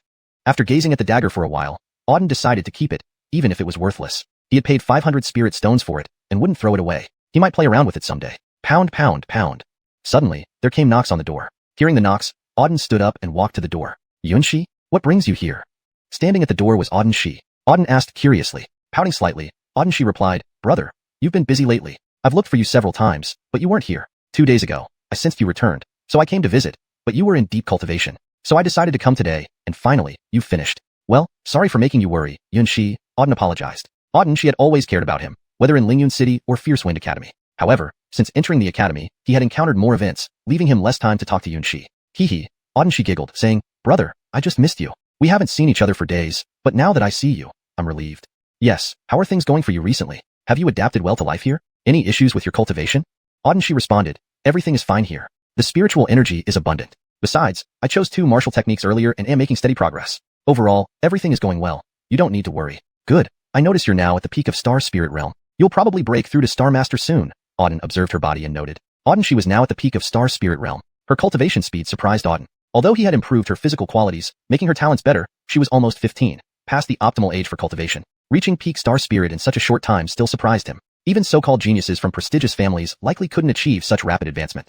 It's all thanks to you, brother. Auden Shi grinned, revealing 2 tiny canines. Since you improved my physical qualities last time, cultivation has become much smoother. Almost every session yields gains. And, being alone here, I basically spend all my time cultivating. Therefore, I advanced to peak Star Spirit a few days ago. As for breaking through to Star Master, it might take a little longer. Auden laughed heartily. Excellent. Not bad for my sister Auden Shi. Keep up the good work. I believe in you. Chapter 79. The Battle for Life and Death. Audenxi's current talent could be considered absolutely genius. Even when compared to the top geniuses of Tianfeng Kingdom, she did not fall short in any way. Given her present condition, if she continued to cultivate, it would not take long before she surpassed those so-called geniuses from the 4 major families of Tianfeng Kingdom. Auden planned to gather some more medicinal pills for Yunshi to consume. The power of these pills, combined with her own cultivation efforts, would lead to a much faster enhancement of her strength. I will, brother, Audenxi nodded resolutely. Since Auden helped improve her body, she had completely fallen in love with cultivation. Cultivation made her stronger, and this way, if she encountered any trouble in the future, she could help Auden. She didn't want to be a burden to her brother anymore. She wanted to be able to help him. By the way, brother, tomorrow is the day of your life and death battle with Nolan on the dueling platform. Will there be any problems? Audenxi asked with concern. Nolan? Auden's lips curled into a cold smile. Honestly, he didn't really think much of Nolan now. He had already killed an elder of the Patrick family, let alone someone like Nolan. Don't worry, wait and watch the show tomorrow, Auden said with a smirk. Okay, Audenxi nodded. After exchanging a few more words, Auden left. Back in the cultivation room, he planned to practice a bit to prepare for tomorrow's life and death battle. The next morning, as soon as dawn broke, Auden opened his eyes. At the same moment, a sharp light flashed through his gaze. His entire body was filled with spiritual energy. His physical condition, spirit power, and combat strength were all at their peak. Nolan, wait and see how I will thoroughly crush you today. Auden's lips curled into a cold smile as he walked toward the dueling platform. At Fengyun Academy, the dueling platform, a large crowd had already gathered around the platform, numbering well over 1,000 people. Attendees included students from the lower academy, even from the middle and upper academies. So many people gathered at the dueling platform for one reason only. Today was the day of Auden and Nolan's life and death duel on the platform. A month ago, Nolan had challenged Auden to a fight to the death on the dueling platform, where the loser would perish. Auden accepted the challenge. Since then, a significant number of people within Fengyun Academy had been eagerly awaiting this decisive battle. Both men were currently popular figures in the academy. Auden was the reigning newcomer king of this year's Fengyun conference. Although he had only been at Fengyun Academy for a short time, he had already killed several students from the lower academy, making his reputation surpass even that of some older generation geniuses. As for Nolan, not only was he the second son of the Patrick family, but he was also the second-ranked top genius in the lower academy, making him even more prominent. Rumors suggested that with Nolan's strength, he could easily enter the middle academy, but he chose not to, showcasing just how powerful he was. Therefore, this battle was expected to be a fierce clash between 2 formidable opponents. Many people gathered to watch, eager to see who would emerge victorious. The atmosphere was tense as both competitors were celebrated figures within the academy, each carrying their own legend and prestige into the arena. Many people came to watch, eager to see who would win. Nolan is here, someone suddenly said. Everyone turned to see Nolan walking over from a distance. Today, he wore blue robes, his gaze cold, exuding a strong aura of murderous intent. From a distance, everyone could feel the intense killing intent radiating from him. Upon reaching the platform, Nolan leaped onto it. What a powerful aura. No wonder he's Lord Patrick. Just his presence is enough to make it hard for me to breathe. Incredible, one person marveled. That's true. Lord Patrick is ranked second in the lower academy. Even some students from the middle academy can't match him. How could he not be powerful? The sheer intensity of Nolan's killing intent makes it seem like he wants to kill Auden directly. Auden might be in trouble. He deserves it. Who would have agreed to such a challenge? By accepting Nolan's challenge, he's asking for death. Everyone felt the killing intent emanating from Nolan and began discussing it. His mere presence made them fearful. About 10 minutes later, another slightly slim figure appeared from a distance. Auden has arrived, people noted. Their gazes focused on the approaching figure, Auden. Compared to the tyrannical and menacing Nolan, Auden appeared much calmer, with a tranquil expression and stable aura. Walking up to the platform, he climbed on. Upon seeing Auden arrive, Nolan's eyes narrowed, and a wave of killing intent surged from him. Little beast, I thought you were too afraid to come, Nolan said fiercely. You're too confident. Do I need to fear you? Your family's elder is already dead by my hands. What are you? Auden replied calmly. Shut up. Nolan roared. You killed our Patrick family elder Adamar, Auden. Today, I will avenge Elder Adamar. You will suffer 10-fold, 100-fold for killing Elder Adamar. If you say so, then we'll see if you have the ability. Auden responded coldly. I swear, you will die miserably, Nolan said fiercely. Stop blabbering. Let's get this over with. I still have wine to drink after finishing you off. Don't waste time, Auden said impatiently. Fool. Nolan suddenly erupted with powerful spiritual energy, striking Auden forcefully. Auden remained calm, and this force dissipated 5 meters before reaching him. Palm of sweeping clouds. Nolan bellowed and struck with a palm. Auden stood still, coldly scanning Nolan. Pure spiritual energy surged from him. The platform was filled with 2 formidable auras as the battle commenced. Below, the spectators watched eagerly as the 2 fighters clashed on the platform. Who do you think will win this fight? One person asked curiously. Obviously Nolan. He's ranked second in the lower academy. Auden? He's nobody compared to Nolan. How could he possibly be a match for Nolan? Right. Auden has only been at Xuanhuan Academy for a month, while Nolan has been here for years. They're not on the same level. Auden will definitely lose. I also think Auden will lose. In terms of strength, realm, star souls, and combat experience, Auden is far inferior to Nolan. If I'm not mistaken, Nolan can kill Auden in 3 moves. The surrounding crowd buzzed with discussion, sharing their opinions. Almost everyone believed that Nolan would win this battle without a doubt.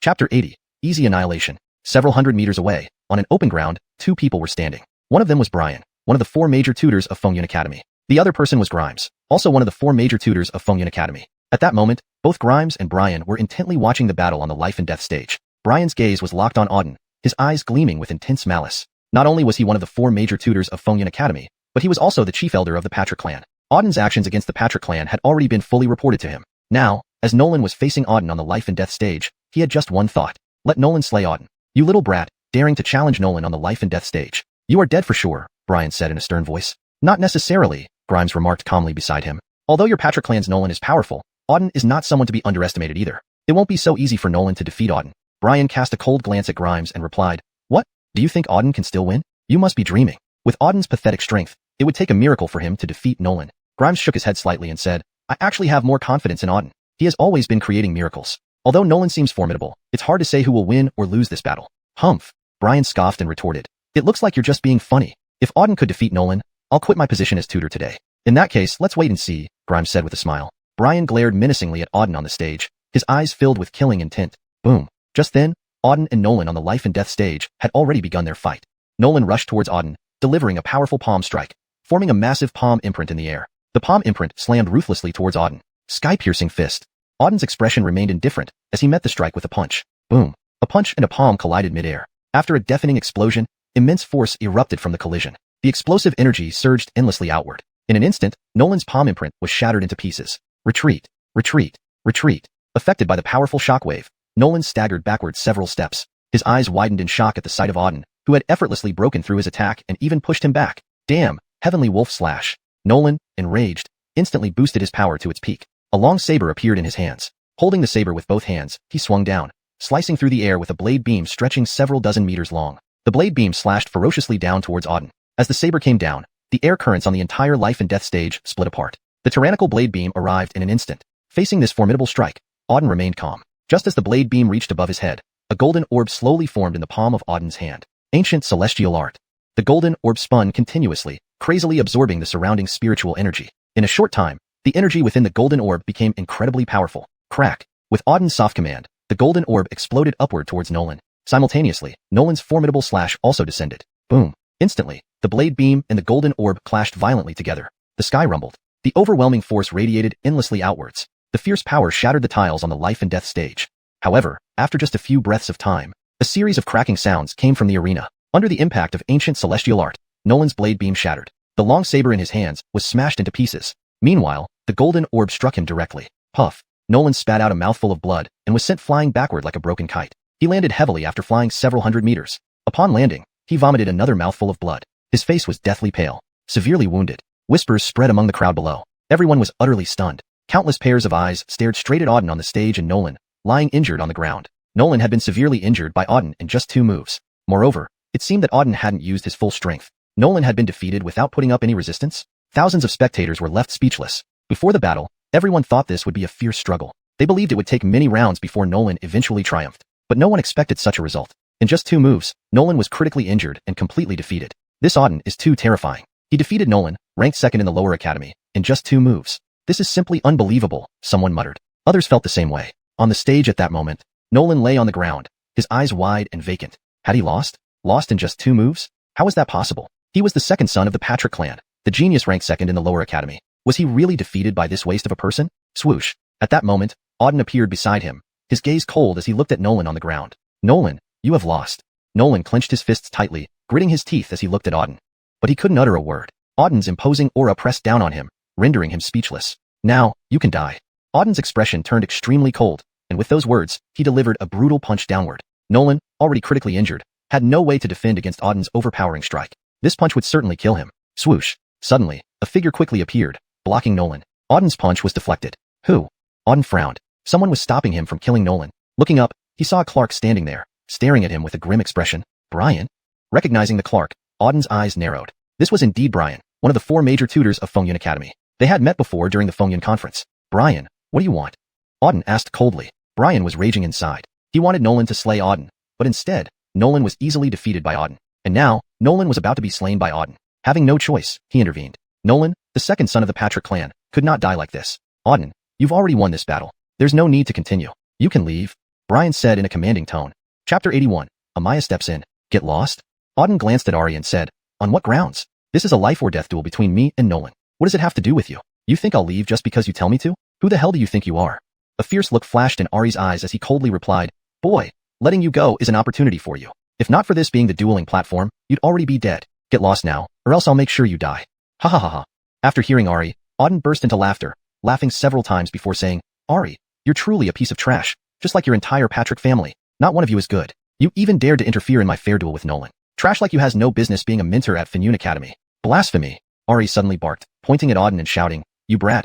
Who do you think you are to speak to me like that? After all these decades at Fengyun Academy, even the dean shows me great respect. You, a piece of trash from a lower academy, dare to defy seniority? According to Fengyun Academy rules, those who defy seniority deserve death. As he finished speaking, Ari emitted an overwhelmingly powerful killing intent that covered the entire dueling platform. Go to hell. Auden roared, pointing at Ari. I don't care if you're a mentor or what. To me, you're nothing but dog shit. Don't try to pressure me with your so-called mentor status. You don't have the right. Today, I'm going to kill Nolan. With that, Auden's body instantly moved. In the next moment, he was already in front of Nolan. A punch followed. Nolan was already severely injured and had no strength left to fight back. Now, faced with Auden's punch, he had no means of resistance and was killed by a single blow. Nolan, dead. Ding, extracting energy from a 6th rank star master yields 5,200 energy points. As soon as Nolan died, the system's voice rang out. Silence. Absolute silence. The numerous onlookers stared straight at Auden, their eyes filled with shock. Auden had indeed killed Nolan right in front of Ari. Nolan was a core member of the Patrick family, while Ari was the chief elder. Auden had completely ignored Ari and executed Nolan. This Auden has some guts, killing Nolan right in front of Ari without any fear, someone muttered. He's insane. Ari had already intervened, yet Auden still killed Nolan. It's like he doesn't fear Ari at all. Is this kid fearless? Another added. It's over. Provoking Ari like this, there's no way Ari will let him off. I feel this kid is going to die here on the dueling platform today, someone else predicted. Everyone around was whispering in amazement. They hadn't expected Auden to directly kill Nolan. As one of the 4 mentors of Fengyun Academy, Ari was renowned throughout the Tianfeng Kingdom and even the Northern Territory. Defying him meant certain death. F***CKU, you're asking for death.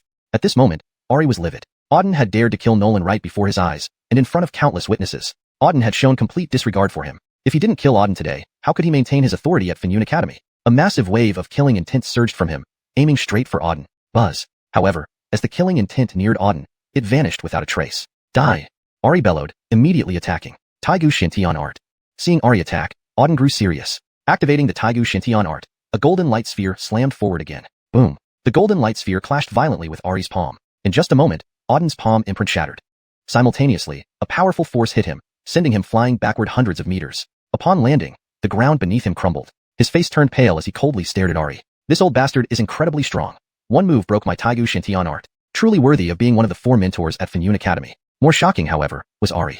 Auden had withstood his attack and survived. Though he had only used 60% of his power, few in the entire Tianfeng kingdom could withstand such a strike. He thought one hit would be enough to kill Auden. Yet, he hadn't died. You have some skills, but to me, you're still just an ant. Today, you are dead. Ari gathered more spirit energy for another attack, this time releasing an even more formidable force. The terrifying power spread across the entire dueling platform. Die. After a few moments, Ari bellowed again, charging at Auden with relentless killing intent, locking onto him tightly. Clearly, Ari was using full force this time, intending to kill Auden. Whoosh. However, just as the power was about to hit Auden, a figure suddenly appeared on the dueling platform, blocking in front of Auden. Boom. Ari's fierce strike was easily neutralized. Who? Ari stared darkly ahead. Someone dared to intervene in his killing spree? Who had the audacity to seek death? But when he saw who stood before him, his expression changed slightly. Weisstein. Ari bowed slightly. The newcomer was none other than Weisstein Amaya of Fenyun Academy. Seeing Amaya, the thousands of students below became incredibly excited. It's actually Weisstein Amaya. I never thought she would come here. After all this time at Fenyun Academy, this is my first time seeing her. Another youth added excitedly, me too. Weisstein Amaya is the youngest Weisstein in Fenyun Academy's history. She became a Weisstein at around 20, which is simply miraculous. Weisstein Amaya not only possesses terrifying talent, but is also extremely beautiful. She's rated as one of the 4 beauties of the Northern Territory and has immense fame. Many geniuses from the Northern Territory come specifically to Fenyun Academy just to catch a glimpse of her. Chapter 82. Who dares touch him? It is rumored that the Weisstein has a mysterious background. He is not only the Weisstein of Cloudwind Academy, but also holds other enigmatic identities, none of which are known to anyone. In any case, Dean Amaya is the most mysterious and charismatic person in the entire Cloudwind Academy, and even throughout Tianfeng Kingdom. I never thought I would meet Dean Amaya here. It's so exciting. Everyone around was extremely excited when they saw Amaya. Amaya is an idol and a goddess in the hearts of countless people. Now, finally meeting their goddess, how could they not be thrilled? At this moment on the arena, Kyler glanced at Amaya and asked, Weisstein, why have you come? Amaya's expression was cold as she replied, Kyler, you, a mentor of Cloudwind Academy, dared to attack a junior academy student on the life and death stage. What reason do you have for this? Kyler said, Weisstein Auden, that little bastard, killed Nolan. Nolan is also a Cloudwind Academy student, and even an elite of the lower academy, ranking 2nd. Yet he was killed by Auden. Such brutality and slaughter cannot be tolerated. I am eliminating a menace for the people.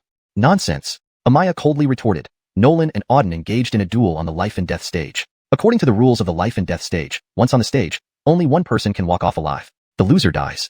Nolan lost to Auden and died. It was his own fault. As a mentor of the academy, you attacked a junior academy student due to personal grudges. Is this appropriate? Have you forgotten the rules of our Cloudwind Academy? Upon hearing Amaya's words, Kyler's face turned extremely ugly. There was nothing he could argue against what Amaya said, leaving him momentarily speechless. Now, you may leave, Amaya said coldly. Kyler stared intently at Amaya and then at Auden in front of him. His eyes were filled with intense murderous intent. After a moment, Kyler said, I will go if you allow it, Weisstein, but I have a question and hope you can answer me. Speak, Amaya said. Why do you repeatedly intervene to protect Auden, who is merely a common disciple from the lower academy? Could it be that you two share some secret unknown to others? Kyler said, squinting his eyes. The moment Kyler spoke, murmurs spread among the crowd below. How dare Kyler suspect a relationship between Amaya and Auden? One was the high-ranking Weisstein, and the other was just the lowest-ranked disciple. One was like being in the sky, and the other on the ground. On the surface, they didn't seem connected. However, Amaya indeed kept protecting Auden. It wasn't the first time. During the Cloudwind Assembly, Amaya had already intervened to help Auden. A Weisstein helping a common learner several times felt very peculiar. Moreover, these two were roughly the same age. Amaya, though a Weisstein, was only about 20 years old. Similar ages and repeated protection gave rise to strange suspicions. Could there be something between them? If true, it would be the biggest news throughout Tianfeng Kingdom and the entire Northern Territory. Hearing Kyler's words, Amaya remained icy, glancing coldly at Kyler. She said, do you really want to know? Fine, let me tell you this. Auden is a student I personally recruited and will cultivate under me henceforth. This is why I protect him. Any problem with that? Your student? Kyler was shocked. Amaya had actually taken Auden as her student. The audience below was equally astonished. Auden was now Amaya's student. As a Weisstein, Amaya ranked higher than the 4 major mentors. Normally, new students were taught by ordinary teachers. Only exceptional geniuses had the chance to be mentored by the 4 major mentors. Being taken under the wing of a Weisstein was incredibly rare in the history of Cloudwind Academy, for no one had ever reached that caliber. But now, Amaya had taken Auden as her student, making him an overnight protege of the Weisstein. A truly stunning turn of events. Auden had climbed up in status almost instantly. So that's the case.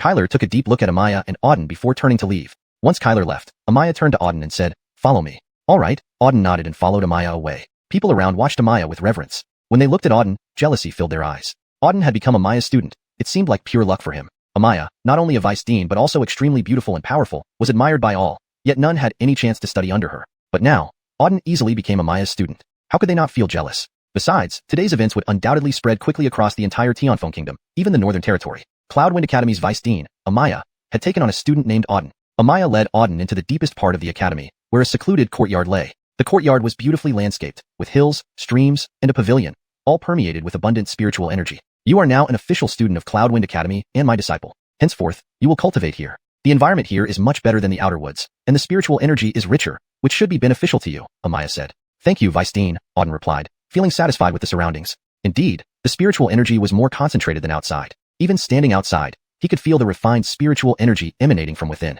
Once inside, it would likely be even stronger. Amaya stared at Auden and said, Auden, as my disciple, if you encounter any problems in cultivation, you can come to me. And if anyone bullies or causes trouble for you, you can find me, and I will handle it. Understood, thank you, Vice Dean, Auden nodded. This Amaya was not bad. Though a Vice Dean, she was far better than those self-proclaimed family elders and academy mentors. Joining her as a disciple was a good choice. After all, he came to Cloudwind Academy primarily for cultivation. Wherever he trained or under whose tutelage, as long as he could train, it was fine. Moreover, Amaya was exceptionally beautiful and held a high position. It wasn't a bad deal at all. Hashtag chapter 83, the Wind Cloud Rankings. Every condition you ask for, I can meet. And I have only one requirement of you, Amaya said seriously to Auden. What is it? Auden asked curiously. Strength. Amaya replied sternly. I want you to rapidly enhance your strength and reach a very powerful level within a short time. At the very least, you should stand at the pinnacle among the younger generation in the entire Wind Cloud Academy. Auden looked at her curiously after hearing her response. Can I ask why? Also, Vice President, how are you so sure I can achieve what you're asking and become successful in cultivation? Amaya turned around and gazed into the distance. Her face carried a maturity that didn't quite match her age. To say this about anyone else might be impossible, but for you, it's completely within reach. Auden, I understand your talent and know a bit about your physical condition. If my guess isn't wrong, you should possess a Supreme Star Soul, right? Yes. Auden did not evade the question and answered directly. Amaya had been good to him, and now that he was her disciple, there was no need to hide anything. Moreover, someone of Amaya's caliber could likely discern the truth anyway. Indeed, when she heard Auden's affirmation, a sharp glint flashed in Amaya's eyes. From the first moment she saw Auden, she suspected he possessed a Supreme Star Soul. Otherwise, it would be impossible for him to have such terrifying aptitude and rapid cultivation speed. Now that Auden had confirmed it, her suspicion was correct. You, with a Supreme Star Soul, certainly have an unlimited future. Auden, cultivate well. No matter what problems you encounter during your cultivation, you can come to me. I look forward to your future development. All right. Auden nodded. He actually wanted to mention that he had more than one Supreme Star Soul, but decided against it. As long as Amaya knew he had a Supreme Star Soul, it was enough. Whether he had multiple Star Souls didn't matter. Do you have any other questions? Amaya asked, looking intently at Auden. Yes. Auden nodded. Vice President, I'd like to ask something. Have you heard of the Wind Cloud Rankings? Previously, he had accepted a task to enter the Wind Cloud Rankings. It had been delayed for some time, and now the task deadline was approaching. So, he needed to complete it as soon as possible. However, until now, he wasn't clear on what the Wind Cloud Rankings were. With Amaya present, it was a good opportunity to ask. The Wind Cloud Rankings? Why do you ask? Amaya looked at Auden curiously. Just to understand, Auden replied. Amaya frowned. The Wind Cloud Rankings are the rankings of the top young talents in Wind Cloud Academy. Anyone listed on the rankings is among the best geniuses in the academy. There are thousands of students in the academy, but only 50 make it onto the Wind Cloud Rankings. You can imagine how difficult it is to get on the list. 50 people. Auden's pupils narrowed. It indeed seemed incredibly challenging. Anybody who could enter the Wind Cloud Academy was already considered a genius. Among countless geniuses, only those who made it into the top 50 would appear on the rankings. It was even harder than he imagined. Those 50 individuals must all be elite geniuses. Thinking about it, Auden continued, so, how does one get onto the Wind Cloud Rankings? Getting onto the Wind Cloud Rankings is simple. You just need to challenge and defeat the person currently ranked 50th on the platform for decisive battles. Once you succeed, you'll enter the rankings. Moreover, if you enter the rankings, the Academy offers substantial rewards as encouragement for its geniuses. Amaya answered. I see. Auden nodded. So, if he wanted to enter the Wind Cloud Rankings, he only needed to challenge the current 50th ranked individual. A successful challenge would secure his place. How about it, Auden? Are you thinking of challenging the Wind Cloud Rankings? Amaya suddenly realized something and looked at Auden with astonishment. Auden wouldn't casually inquire about the Wind Cloud Rankings without reason. Was he truly planning to challenge it? Yeah, I want to enter the Wind Cloud Rankings. Auden responded naturally. Whisper. Amaya was taken aback by Auden's reply. He actually intended to do this. Auden, don't act rashly. Although you're strong now, compared to the monsters on the Wind Cloud Rankings, there's still a significant gap. For now, absolutely do not challenge them, or you'll die. Amaya spoke with an extremely serious tone. Auden smiled faintly. Rest assured, Vice President, I won't go seeking death, but I will definitely enter the Wind Cloud Rankings. His gaze was incredibly determined. This was a system task that must be completed. Moreover, he was curious about the true strength and prowess of these geniuses on the Wind Cloud Rankings. Amaya stared at Auden, wanting to say more but stopping herself. Finally, she sighed deeply in frustration. Auden was fearless and undeterred. He wanted to challenge the Wind Cloud Rankings despite not fully understanding the horrors awaiting him. Once he challenged, things could go awry. However, seeing Auden's resolute attitude, trying to stop him would be futile. I have only one request. Amaya concluded. What is it? You cannot die. Absolutely not. Amaya spoke with utmost seriousness. Don't worry, Vice President, I won't. Auden smiled and replied. All right, then go back and cultivate. I'm leaving. With that, Amaya turned and left. Watching her leave, Auden shook his head with a smile. She was quite an interesting vice president. Though their ages were similar, she seemed remarkably mature, almost as if she had many stories behind her. Afterward, Auden entered the small courtyard before him. As expected, the courtyard was filled with dense spiritual energy. There was even a dedicated cultivation room inside where the energy was particularly concentrated. After a quick cleanup, Auden moved in. A day later, Auden found out that the current 50th ranked individual on the Wind Cloud rankings was a person named Eric. He was a student of the middle courtyard and reportedly a formidable presence there. After confirming this, Auden headed straight to the entrance of the middle courtyard. Eric, a day from now, Auden, will challenge you on the decisive battle platform. Please arrive on time. Standing at the entrance of the middle courtyard, Auden let out a loud shout, his voice amplified by spiritual power. Everyone in the middle courtyard and the entire Wind Cloud Academy could hear him clearly.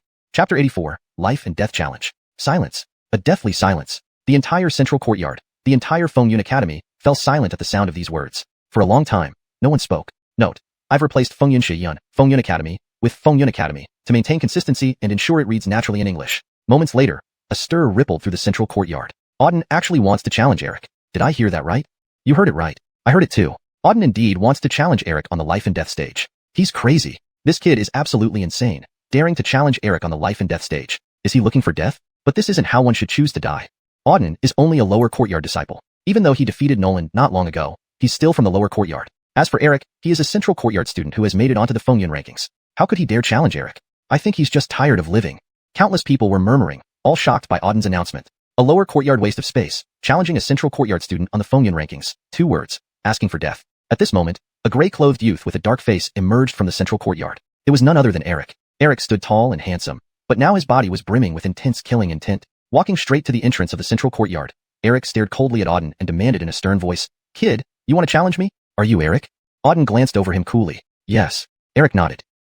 That's right then. In 3 days, I will challenge you on the life and death stage. I hope you show up on time," Auden said while staring intently at Eric. Eric's pupils constricted, a fierce killing intent flashing in his eyes. After a moment, Eric replied, "Fine, kid. I accept your challenge. In 3 days, prepare a coffin and wait for your body to be collected." With that, Eric turned and left. Auden watched the back of Eric for a few moments before a smile appeared on his lips. Not a bad opponent. Eric was strong. From their first encounter, Auden had sensed the terrifying aura emanating from Eric. He was clearly a formidable fighter. Anyone who made it to the Fengyun rankings wasn't simple. However, this would be better. Battling such an expert would further improve his strength. Afterward, Auden also turned and left. For the next 3 days, Auden remained in the training room, honing his skills in preparation for challenging Eric. This battle was crucial, and he could not afford to lose. He needed to be cautious. Meanwhile, news of Auden's challenge to Eric spread throughout the entire Fengyun Academy. Even within the Tianfeng Kingdom, many experts had heard about it and planned to watch the duel. By the day before the battle, spectators had already gathered at the life and death stage. The showdown drew countless gazes. 3 days later, before the life and death stage, tens of thousands of people had already assembled around the stage, almost filling the entire area without any gaps. Anticipation and curiosity filled the air. Many had already started placing bets and guessing the outcome even before the battle began. Come, everyone place your bets here. You can bet on Auden or Eric freely. If your chosen one wins, you will receive 10-fold, even 100-fold rewards. The more you bet, the more you earn. A young man with a pointed chin shouted amidst the crowd. I bet on Eric winning 3,000 spirit stones. I also bet on Eric winning 6,000 spirit stones. Why wouldn't you? Definitely on Eric, 20,000 spirit stones. Eric is bound to win. In a short while, many started placing bets. Almost everyone bet on Eric winning, while very few chose Auden. In just a short period, several thousand people placed bets on Eric. On Auden, there were fewer than 100 altogether. The disparity was stark. Eric and Auden have arrived. At this moment, a voice rose from the crowd. Everyone looked toward the source. Indeed, Eric and Auden approached from 2 different directions. Eric wore a somber expression, emitting a faint but intense killing intent as he walked. Auden, however, remained calm, unperturbed as if attending a banquet, not a life and death duel. Under everyone's gaze, both ascended the life and death stage. Standing on opposite ends, facing each other, powerful auras swelled from both, creating a sizzling sound in the air as they collided. The confrontation in spirit hadn't begun, yet the aura battle was already raging. After several breaths, Eric spoke coldly, "Auden, I'm curious, who gave you the guts to challenge me? You, a lower courtyard student, merely a 3rd stage star master, dared to challenge me on the life and death stage. Are you tired of living?" Auden replied indifferently, "What's there to fear? Fear does not exist in my dictionary. As for dying, if you can kill me, do it. Then you truly be skilled. Arrogant little brat." Intense killing intent flashed in Eric's eyes. Staring coldly at Auden, he sneered, "I've slain numerous 5th and 6th stage star masters before. To me, you're less than an ant, and I can crush you with one finger. Boy, you'll regret it. I'll kill you in one move, and show you what a true genius looks like." Auden waved his hand dismissively. "Enough talk. Show me what you've got. Let me see just how capable this central courtyard genius really is." Looking for death. A murderous look flashed in Eric's eyes. Taking a step forward, he lunged at Auden with blinding speed. Eric appeared before Auden in an instant and delivered a punch. A golden fist beam hurled toward Auden. Swoosh. Instantly, a golden fist beam struck the air, locking Auden in its path, leaving him unable to move. Thunder God Palm. Facing the powerful punch, Auden's eyes turned icy as he slowly channeled lightning power. Lightning converged in his palm, sending a thunder-infused palm strike hurtling towards Eric's golden fist beam. Boom. A deafening roar echoed on the stage as the two forces clashed explosively. Savage energy surged outward. Floor tiles shattered instantly under the impact. Crack. In mere moments, Auden's Thunder God Palm imprint was crushed. Chapter 85. Complete Suppression. At the same time, under the impact of the golden light, Auden was directly blasted away. Retreating hundreds of meters, Auden landed on the arena platform. Crack. The moment he landed, the ground beneath his feet shattered from the force. What formidable power!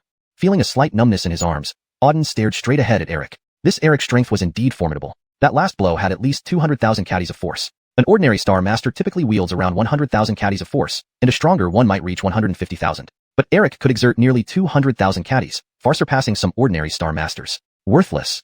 Eric, looking disdainfully at Auden, said, "I thought you were something special, but it turns out you're just a piece of trash. Boy, you're dead today." With a burst of shouting, Eric charged again, delivering another punch with even greater power than before. "Come on then."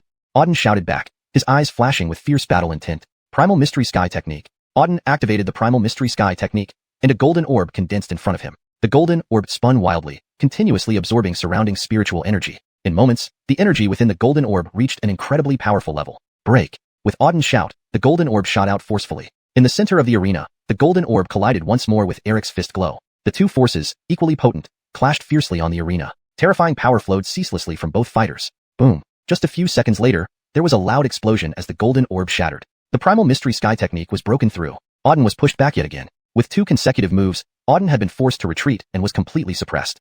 Under Eric's relentless assault, Auden kept retreating until he was at the edge of the arena, always in danger of being blasted off. The spectators below watched in amazement. Brother Eric truly lives up to his reputation as a genius of the Central Academy and a member of the Feng board. His power is immense. Every move he makes contains formidable strength. Auden is no match for Brother Eric. Note: I have replaced Feng Yunbong with Feng Yun board to maintain consistency in terminology and ensure it reads naturally in English. I've been saying it all along.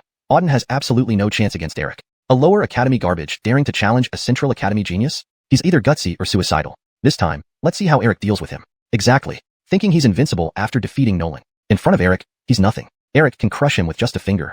Auden is doomed. I predict that in no more than 3 moves, Eric will slay Auden. The crowd murmured among themselves. Having seen Auden's engagement with Eric, they were certain that Eric would win this battle. From not too far away, Amaya frowned as she watched Auden on the life and death platform. She shook her head, sighing softly. 3 days ago, Auden had asked her about the Feng Yun board. She had assumed he was merely inquiring. Never did she expect him to challenge Eric, ranked 50th on the board, the very same day. Now, seeing him completely overpowered by Eric on the arena, Amaya felt somewhat disappointed. Auden, why didn't you listen to me? You should have waited to challenge Eric. With your strength, it wouldn't take long for you to surpass him, and then your chances of success would be much higher. But you insisted on challenging Eric now, knowing it was impossible. Foolish. If you lose this time, do you think Eric will let you off easily? Amaya muttered. Auden had great potential, with the Supreme Star Soul, a bright future ahead. Yet, he chose to be so foolish, challenging Eric at this moment. If killed by Eric, it would all be over. Though she was the Vice Dean of Feng Yun Academy, the rules of the life and death platform were unbreakable. Once the duel began, no one could interfere. Thus, if Auden lost, his fate would be sealed. Boom. Suddenly, a loud noise erupted from the arena, followed by an immense surge of spiritual energy. Sensing this overwhelming power, everyone turned their attention to the arena. There, under Eric's continuous assault, Auden had been pushed to the edge of the life and death platform. Die! At this moment, Eric shouted, delivering a powerful punch down. This punch was extremely strong, far exceeding his previous ones. It instantly arrived above Auden's head. Heavenly Demon Transformation. Seeing the fist glow approach, Auden shouted, activating Heavenly Demon power, and countered with a punch. A black mist enveloped him, and then the fist glow struck Eric's body. Boom. The two fists collided, and the forces exploded outward. Reeling from the tremendous impact, Eric was pushed back dozens of meters, landing on the arena. Auden stood at the edge of the arena, his expression cold and indifferent. His entire body was now wrapped in black mist, emitting waves of sinister aura. What is this? Eric's face fell as he felt the terrifying killing aura radiating from Auden. In that instant, Auden's strength had surged, pushing Eric back. What happened? Auden's lips curled into a savage smile. You ignorant frog, not even recognizing the Supreme Star Soul. You wanted to show me what a genius is? Let me show you what a true genius looks like. Heavenly Demon Fury. With a roar, a massive skeleton appeared above his head. This skeleton had blood-red eyes and was covered in black mist. Terrifying demonic energy surged from its body. The skeleton towered dozens of meters high, almost filling the entire life and death platform. When the skeleton appeared, the area within several kilometers was shrouded in black mist. What is this? So terrifying. Such intense demonic energy. What is it? Someone below exclaimed upon seeing the huge skeleton on the arena. When this skeleton appeared, I felt my soul tremble. Just the faintest aura from it left me breathless. What on earth did Auden release? So terrifying. I've never seen such potent demonic energy. How does Auden possess such a monstrous skeleton? Is he a demon? Everyone was stunned, their eyes fixed on the giant skeleton in the arena. Only a handful of the strongest individuals recognized it subconsciously. Supreme Heavenly Demon Star Soul. Please feel free to provide more text for translation if necessary. Chapter 86, Supreme Heavenly Demon. Deep within the Feng Yun Academy, Chauncey scanned Auden on the life and death platform with a sinister expression. Upon seeing the massive skeleton emanating from behind Auden, a sharp gleam flashed in his eyes. This boy actually has the Supreme Devil Star Soul. No wonder he has such formidable strength and potential. If that's the case, then you must die even more. Chauncey was filled with intense killing intent. The Supreme Star Soul is the most powerful star soul in the Yun continent. Anyone who possesses a Supreme Star Soul will eventually grow into a top-tier powerhouse. With Auden having a Supreme Star Soul, his future prospects are bound to be extraordinary. Therefore, he must be eliminated before he grows too strong. Just wait, boy. Your days are numbered, Chauncey said coldly. At the same time, not far from the life and death platform, Amaya looked at Auden with a surprised gaze. I didn't expect him to have the Supreme Devil Star Soul, Amaya muttered. She had known that Auden possessed a Supreme Star Soul, but was unaware of which specific one. Although all Supreme Star Souls are formidable, the 10 Supreme Star Souls each have their specialties. Some excel in defense, others in attack, speed, strength, or control. Each type has its unique abilities. Auden's Supreme Devil Star Soul is particularly terrifying in terms of offensive power, ranking among the top in the 10 Supreme Star Souls for its destructive might. No wonder he possesses such powerful offensive capabilities and can repeatedly challenge those above his rank. Only the Supreme Devil Star Soul could achieve this, Amaya thought. After seeing Auden release the Supreme Devil Star Soul, she suddenly felt a sense of anticipation towards him. Supreme Star Souls can create miracles, especially the Supreme Devil Star Soul, renowned for its immense offensive power. Others nearby shared similar thoughts. They were equally stunned when Auden utilized the Supreme Devil Star Soul. Boom. Suddenly, a loud explosion echoed from the platform. Turning around, they saw the massive skeleton on the life and death platform abruptly punch towards Eric. The punch was earth-shattering, with its glow rapidly approaching Eric. Seeing this black, forceful punch, Eric's expression changed immediately as he sensed an overwhelmingly powerful energy from the skeleton. Wild Heaven Fist. Eric unleashed a shout, mobilizing all his strength for a counterpunch. Bang! In the next moment, the giant skeletal fist clashed fiercely with Eric's Chen Mong, fist glow. Boom! Instantly, two massive forces exploded in midair, sending waves of violent energy surging outwards. The entire platform shattered instantly. After several seconds of stalemate in the air, Eric's fist imprint disintegrated under the pressure. With the disintegration of the fist imprint, a burst of black mist from the skeletal figure struck Eric, blasting him back dozens of meters onto the platform. He landed with a pale complexion. How is this possible? Eric stared at the giant skeleton in shock. His single punch exceeded 200,000 pounds of force, capable of crushing ordinary Star Masters easily. Yet, this massive skeleton not only shattered his punch, but also sent him flying. What exactly is this massive skeleton, shrouded in demonic energy? Eric fixed his gaze on Auden and asked, Boy, what is this skeleton? Why does it possess such terrifying power? Auden sneered. Calling you a frog at the bottom of a well is too kind. You're not even fit to be a frog. You don't even recognize a Supreme Star Soul. Garbage. Supreme Star Soul. The black skeleton is a Supreme Star Soul. Hearing Auden's words, Eric's eyes widened in shock as he stared at the huge skeleton in the air. Although he was a prodigy, he had never seen a Supreme Star Soul. It was rumored that in the entire Northern Territory, only a few people possessed such a Star Soul. It's impossible. Absolutely impossible. You cannot have a Supreme Star Soul. This must be some illusion. Auden laughed mockingly. You're trash. A Supreme Star Soul is right in front of you, and you still don't believe it. Since you don't believe, let me show you properly whether this is a Supreme Star Soul or not. With that, Auden controlled the heavenly devil skeleton to deliver another punch from the air. A deep, ominous hum sounded as the air around the punch broke. The dark, forceful fist glow smashed down from the sky. Swoosh! The oppressive fist glow reached Eric's head in an instant. Even before it hit the ground, a massive crater several meters deep formed due to the shockwave. Damn it, sky-splitting slash. Seeing the incoming punch, Eric's face turned grim. He shouted and produced a golden long sword, swinging it upward with both hands. A 50-meter-long golden sword glow sliced through the air, clashing fiercely with the skeletal demon punch. Both forces collided intensely in midair, causing continuous explosions. Break for me. After several moments, Auden roared loudly, unleashing even greater power from the heavenly devil Star Soul. A surge of demonic energy slammed down on Eric. At that moment, Eric was struggling against the heavenly devil Star Soul and couldn't defend against the incoming energy. Boom. The demonic energy instantly penetrated Eric's body. Puff. Blood spurted from his mouth, and his face turned deathly pale. Simultaneously, he was blasted backwards several hundred meters, crashing heavily onto the ground. How is this possible?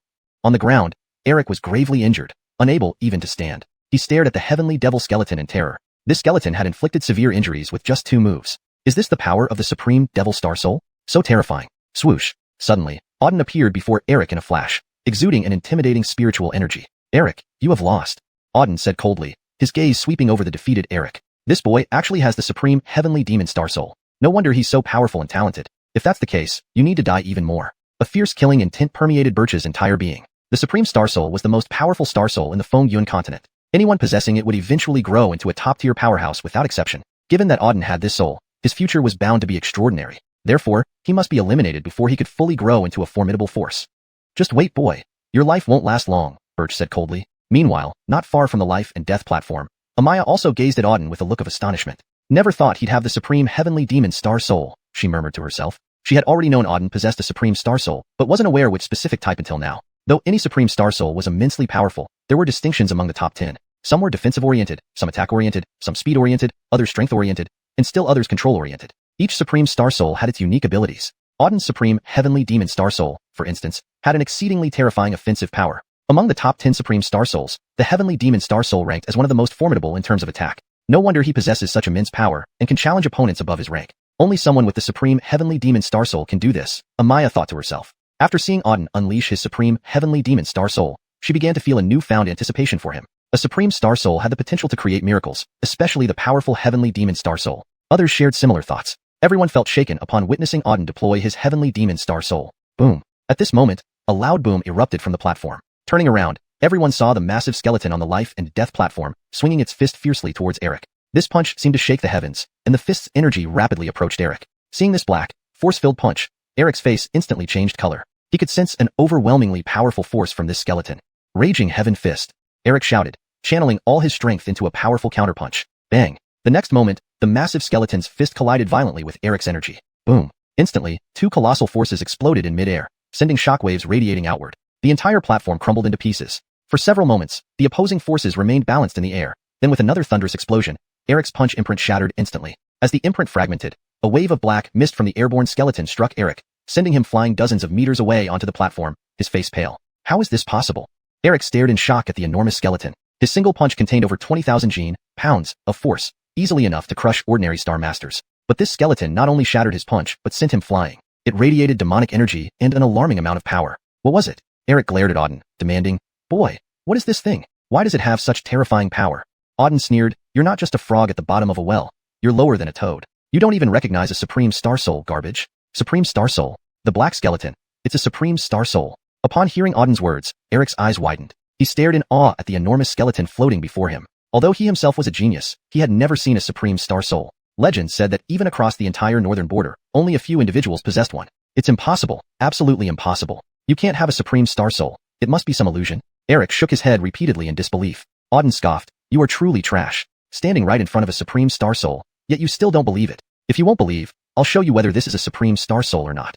With that, Auden controlled the heavenly demon skeleton, unleashing another devastating punch from midair. Buzz. The area around the heavenly demon skeleton's fist seemed to split apart as it soared down. A pitch-black fist imbued with immense power hammered down from the sky. Swoosh. The tyrannical fist reached Eric almost instantaneously. Even before it hit the ground, the earth was gouged into a massive crater several meters deep by the sheer force. Damn it, heaven-cleaving slash.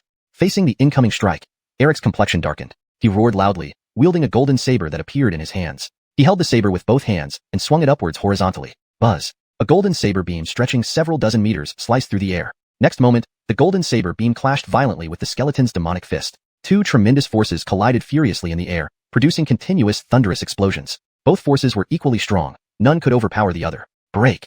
After nearly a dozen breaths, Auden let out a powerful roar. An even stronger energy surged from the supreme heavenly demon star soul, and a wave of demonic aura slammed down at Eric. At this moment, Eric was still struggling against the supreme heavenly demon star soul. Unprepared for the new wave of demonic force, he couldn't defend. Boom. Instantly, the demonic aura penetrated Eric's body. Puff. As soon as the demonic energy entered his body, Eric spat out a mouthful of blood, his face turning deathly pale. Simultaneously, he flew backwards several hundred meters before landing heavily. How? How can this be? Lying on the ground, Eric was severely injured, barely able to stand. He stared fearfully at the heavenly demon skeleton. This skeleton had gravely injured him in just 2 strikes. Is this the power of the supreme heavenly demon star soul? Terrifying indeed.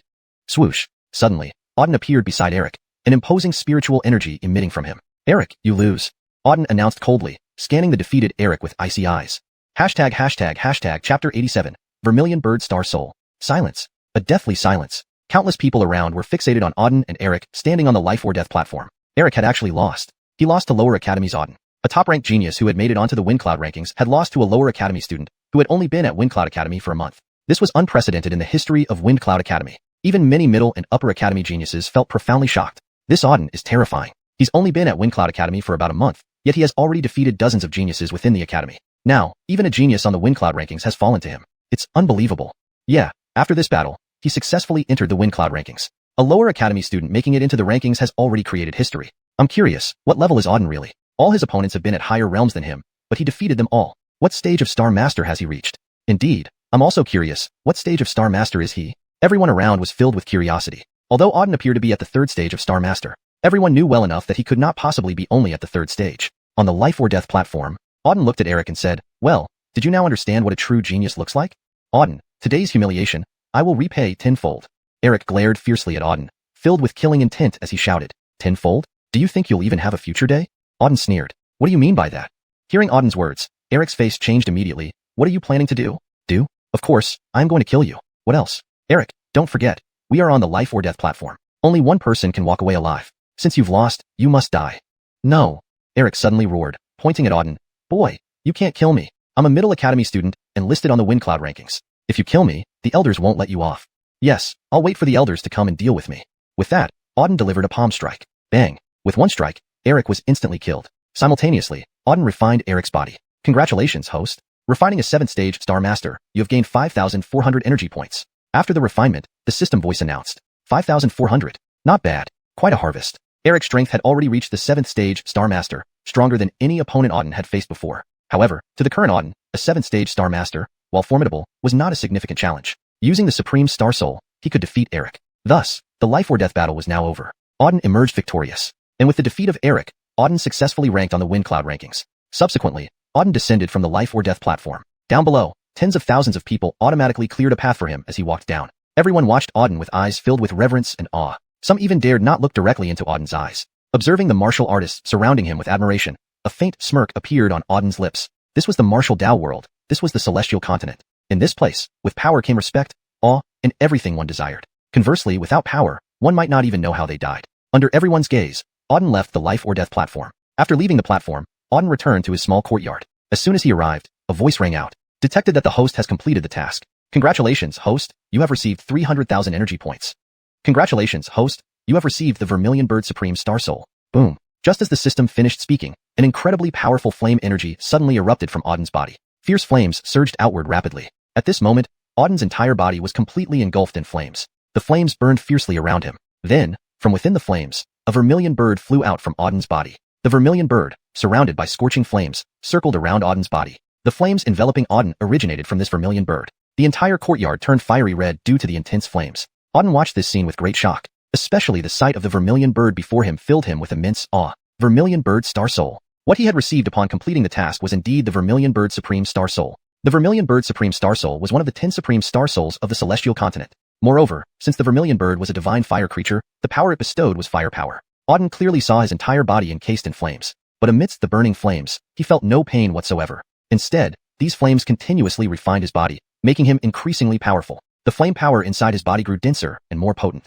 Within a short time, Auden's body became much stronger. His control over firepower also became more refined. With a light wave of his hand, a ball of flame condensed in his palm. This was not ordinary flame but the 3 purities fire derived from the Vermilion Bird. Unbelievable. I actually obtained the Vermilion Bird Supreme Star Soul. Auden was ecstatic. While he had known that completing the task would bring significant benefits from the system, and previous rewards were excellent, he hadn't expected it to be the Vermilion Bird Supreme Star Soul. The Vermilion Bird symbolized fire. Now, owning the Vermilion Bird Supreme Star Soul, he mastered firepower. This would have enormous implications for future combat. Furthermore, the Vermilion Bird, being an ancient divine creature renowned for its powerful attacks, would enhance his offensive capabilities through the Vermilion Bird Supreme Star Soul. Sitting cross-legged on the ground, Auden meditated on the Vermilion Bird Supreme Star Soul. Flames burned around him, refining his spiritual energy which steadily increased in strength. Simultaneously, his overall power continued to rise. For the next 3 days, Auden devoted himself to understanding the Vermilion Bird Supreme Star Soul. After 3 days, he slowly opened his eyes. Upon opening his eyes, a flash of crimson light flashed through them. A surge of flame power emanated from his body. Break! Auden uttered softly and casually waved his hand, summoning a burst of flame power. The flame struck a nearby stone mountain. With a thunderous roar, the stone mountain was shattered into pieces by the force of the flames. Chapter 88. Star Master 5th Level. The terrifying power of flames spread throughout the entire space. Everything was bathed in a fiery red. What an awful force. Auden was greatly shocked by the power of the flames. Just releasing a casual burst of Vermilion Bird flame had produced such terrifying strength. And this amount of power didn't even reach 1/10 of the Vermilion Bird Supreme Star Soul's power. If he used all of the Supreme Star Souls, the destructive force would be even more horrific. Star Master 5th Level. I have reached the Star Master 5th Level. Auden murmured to himself. After obtaining the Vermilion Bird Supreme Star Soul, his realm had also advanced further, now reaching Star Master 5th level. However, Auden wasn't overly concerned with realms. His strength had little correlation with his realm. An increase in realm is certainly good, but even without it, his power continued to grow. With my current strength, I must at least possess 400,000 gene of force, Auden muttered, squeezing his fists and hearing the crackling sounds within. Ordinary Star Masters typically only had 200,000 gene of strength, but his power far exceeded that of ordinary Star Masters. Forget about being on par. He could even instantaneously defeat martial artists 3 or 4 levels higher than him. After all, he possessed 4 Supreme Star Souls. A single Supreme Star Soul marked someone as a genius. 2 made them a freakish prodigy. No one had ever seen anyone with 3 or 4 Supreme Star Souls. Normally, having 1 Supreme Star Soul enabled someone to challenge opponents beyond their own rank. As for someone with 3 or 4 Supreme Star Souls, such a legendary talent couldn't be described with words. Challenging higher ranks was just the most basic operation. And now, Auden had 4 Supreme Star Souls. With these 4 Star Souls, Auden felt that there were very few people in the Star Master realm who could pose a threat to him. Meanwhile, in Yunfeng City, in the vast hall of the Patrick family, Fulton's expression was extremely grim as he glared at Patrick Ronnie below. Ronnie had just brought news that another elite of the Patrick family, Nolan, had died at the hands of Auden. He no longer knew how many Patrick family members had been killed recently. Moreover, everyone killed had fallen to Auden. The Patrick family had dominated Tianfeng Kingdom for so long and had never suffered such significant losses. At the top, Fulton's face was frighteningly dark. The entire grand hall was deathly silent. Everyone wore looks of anger. They, as one of the 4 great families of Tianfeng Kingdom, usually caused trouble for others. When had they ever been humiliated like this? Patrick Ronnie, you were one of the 4 main instructors at Yunfeng Academy. Kill that little bastard at any cost. Fulton stared intently at Ronnie. Now, Auden was within Yunfeng Academy, making it difficult for them to act directly. Only Ronnie had the opportunity. But Ronnie frowned and said, Clan leader, although Auden is within Yunfeng Academy, it is not easy to kill him. Firstly, he has now become an official disciple and entered the Yunfeng rankings, drawing attention from the higher-ups. Secondly, he has joined Amaya's discipleship, and she seems very protective of this boy. Every time I tried to kill him, Amaya blocked me. Amaya? How can it be her? Hearing Ronnie's words, Fulton's expression changed drastically. His eyes flickered with shock. Isn't Amaya here to cultivate? Why is she paying attention to that worthless Auden? I don't know. Ronnie shook his head. Amaya has spent the last 3 years cultivating at Yunfeng Academy without leaving or involving herself in any of its affairs. But suddenly, she became very attentive towards Auden. Twice when I tried to kill him, she intervened. Moreover, she now has Auden as her student. Under her close watch, it's hard for me to act, and if I do, she will surely notice. After listening to Ronnie, Fulton's expression became very ugly. What was going on? Why was Amaya paying attention to Auden? Moreover, why did she take him as her student? Although Amaya was enigmatic, Fulton knew something about her background. This Amaya came from an extraordinary lineage, far beyond what they could provoke. Even the entire Tianfeng Kingdom wouldn't be enough to impress her. Therefore, he was curious why Amaya paid so much attention to a mere waste like Auden. After pondering for a while, Fulton asked, You mentioned Auden possesses a Supreme Star Soul? Yes. Ronnie nodded. During our battle, Auden showcased a Supreme Star Soul, specifically the Heaven Demon Supreme Star Soul, one of the 10 Supreme Star Souls. In that case, we must kill him even more. Fulton firmly stated, Since he has a Supreme Star Soul, we cannot let him live. If he grows up, our entire Patrick family will be doomed. Ronnie, I don't care what method you use, but you must kill Auden within a week. Fulton's voice brooked no argument. Ronnie furrowed his brows but didn't respond. How he wished to kill Auden. As the chief elder of the Patrick family, he wanted nothing more than to tear Auden apart limb by limb. Multiple times in Yunfeng Academy, he attempted to kill Auden but was always stopped by Amaya. Now, Auden was under Amaya's protection, giving him no chance to act. If he moved to kill Auden, Amaya might very well kill him too. Though he was one of the 4 main instructors and the chief elder, Ronnie knew he was just an ant to Amaya. Killing Auden under Amaya's watch was unrealistic. After some thought, Ronnie finally spoke. Clan leader, I have a plan to kill Auden without much risk. What plan? Fulton raised an eyebrow. Ronnie's tone turned serious. If I recall correctly, the Quad Family Tournament should be held soon. Yes, the tournament starts in half a month. What does this have to do with anything? Fulton questioned, puzzled. A sharp look flashed across Ronnie's eyes. If memory serves, in previous tournaments, our 4 great families invite several students from Yunfeng Academy to participate alongside us. This way, we can arrange to eliminate Auden during the tournament. Chapter 89, Purchasing the Spirit Pearl. Right. Hearing Chauncey's words, Fulton slammed his fist on the table and rejoiced. The competition between the 4 major families was the most significant event not only for the 4 families but also for the entire Tianfeng Kingdom. Eliminating Auden during this competition would be their best chance. Chauncey continued, I heard that among the 4 major families, Sima clan and the Li family have both become mortal enemies of Auden. They can't wait to tear him into pieces. So, as long as Auden participates in the competition, we will definitely be able to kill him. Good. Fulton roared with approval. In that case, go contact the Li family and Sima clan immediately. Our 3 clans will unite to kill this little brat at the competition. Yes, sir. Chauncey nodded. After Chauncey left, Fulton gazed out into the sky from within the grand hall, a ferocious intent burning in his eyes. Little brat, just you wait. In half a month, it'll be your end. Fulton growled menacingly.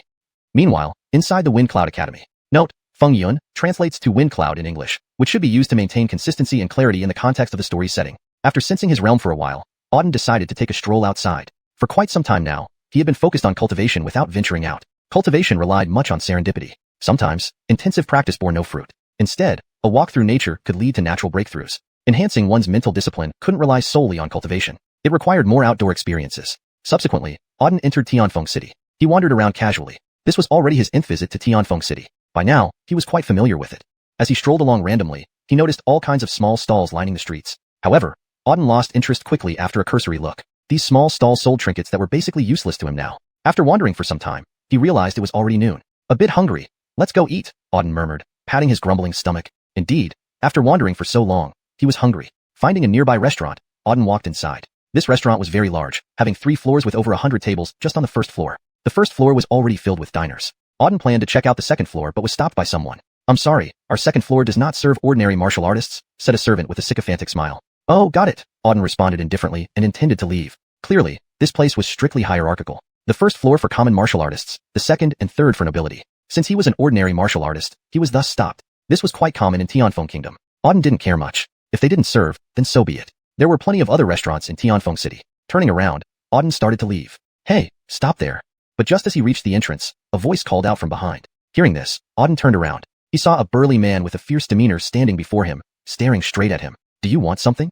Auden asked, scanning the burly man. The burly man sized up Auden with 2 glances and said, Kid, I want to buy something off you. Hope you understand and hand it over willingly. Buy something? What are you talking about? The burly man looked at Auden's fingers and said, that bead around your neck. Sell it to me. Bead? Auden glanced at his neck. What he wore was a spirit pearl. Since the spirit pearl needed to be worn close to the body to absorb its spiritual energy, Auden hung it around his neck for convenience. The spirit pearl was not large, making it easy to wear. Ever since wearing it, Auden felt its pure spiritual energy nourishing his entire body. It emitted extremely pure spiritual energy, replenishing his dantian. This indicated the spirit pearl worked better when worn close to the body. However, he hadn't expected anyone to covet his spirit pearl, and now, he wanted to buy it. Kid, are you deaf? Didn't you hear me? Seeing Auden remain silent, the burly man shouted fiercely. Auden replied calmly, sorry, but I'm not selling this bead. Find something else. Saying that, Auden turned to leave. Hold it. But just after a couple of steps, the burly man flashed in front of him, blocking his way. Did I say you could leave? He growled at Auden. Auden frowned slightly and said, I've already said I'm not selling it. What else do you want? The burly man laughed menacingly and declared, you think you can refuse me? Nothing I set my sights on has ever escaped me. This bead is mine today. He slapped a pile of spirit stones onto the ground, saying, here are 3,000 spirit stones, enough for someone like you to cultivate worry-free for 3 years. Leave the bead and get out with your stones. 3,000? Seeing the pile of spirit stones, Auden sneered. You think this is enough for a beggar? Keep those stones for your own retirement. Finished. Auden ignored him and turned to leave the restaurant. Swoosh. But the burly man flashed in front of Auden again. This time, killing intent surged from him as he stared fixedly at Auden. Brat, giving you spirit stones was showing respect. You dare reject me? Do you want me to get rough? I'll give you one last chance. Drop that bead and disappear from my sight, and I might spare your life. Auden frowned slightly. He was merely here to clear his mind. Why did someone choose to provoke him? He hadn't even eaten yet, feeling thoroughly annoyed. Adding the continuous provocation from the burly man, killing intent surged within him. You have 3 breaths to vanish or die. Auden warned sternly. What? You're telling me to disappear? Hearing Auden's words, the burly man froze for a moment, then burst into laughter. After laughing wildly for a while, he glared straight at Auden. Brat, what did you just say? Speak again if you dare.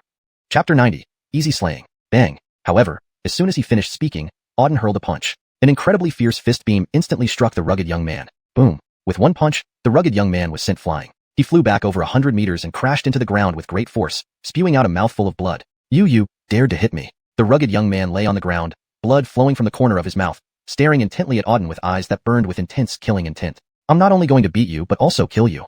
Auden's expression was cold as he walked step by step towards the rugged young man. In just a few breaths, he was already in front of him. Bang! Another punch was unleashed. Seeing the fist beam about to strike him, the rugged young man's face turned to sheer terror. Chi extermination fist. The rugged young man roared, gathering all his strength to punch towards Auden. Bang! The 2 fists collided midair. In an instant, the rugged young man's fist beam was shattered. At the same time, his arm was directly blasted into pieces. Ah! With his arm blasted apart, the rugged young man let out an extremely sharp cry of pain. His entire face turned deathly pale. Now, do you still want my bead? Auden coldly stared at the heavily injured rugged young man, who now resembled a wild dog. Who are you? The rugged young man glared at Auden, his eyes filled with both fury and terror. He had seen Auden as weak and low in cultivation, looking like trash, so he thought it would be easy to snatch the bead from him. But he didn't expect to kick an iron board right away. After just one move, he was severely wounded, even losing an arm. Now, he only had one question. Who was this person before him? I am someone you don't deserve to know. You only need to know that you're about to die. Auden said harshly. As soon as he finished speaking, he took a step forward and instantly appeared in front of the rugged young man. Then, he delivered a punch straight towards the rugged youth's head. You can't kill me, I am.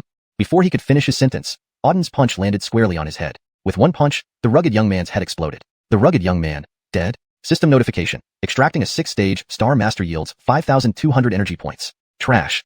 Auden coldly glanced at the rugged young man's corpse on the ground. He had come out just for a walk, not planning on hurting anyone. But he never expected this piece of trash to continuously provoke him and try to snatch his spirit bead. There was no other choice. He had to eliminate him. After killing the rugged young man, Auden lost any interest in continuing his meal. He found a random place to eat something and planned to return. Master Lin.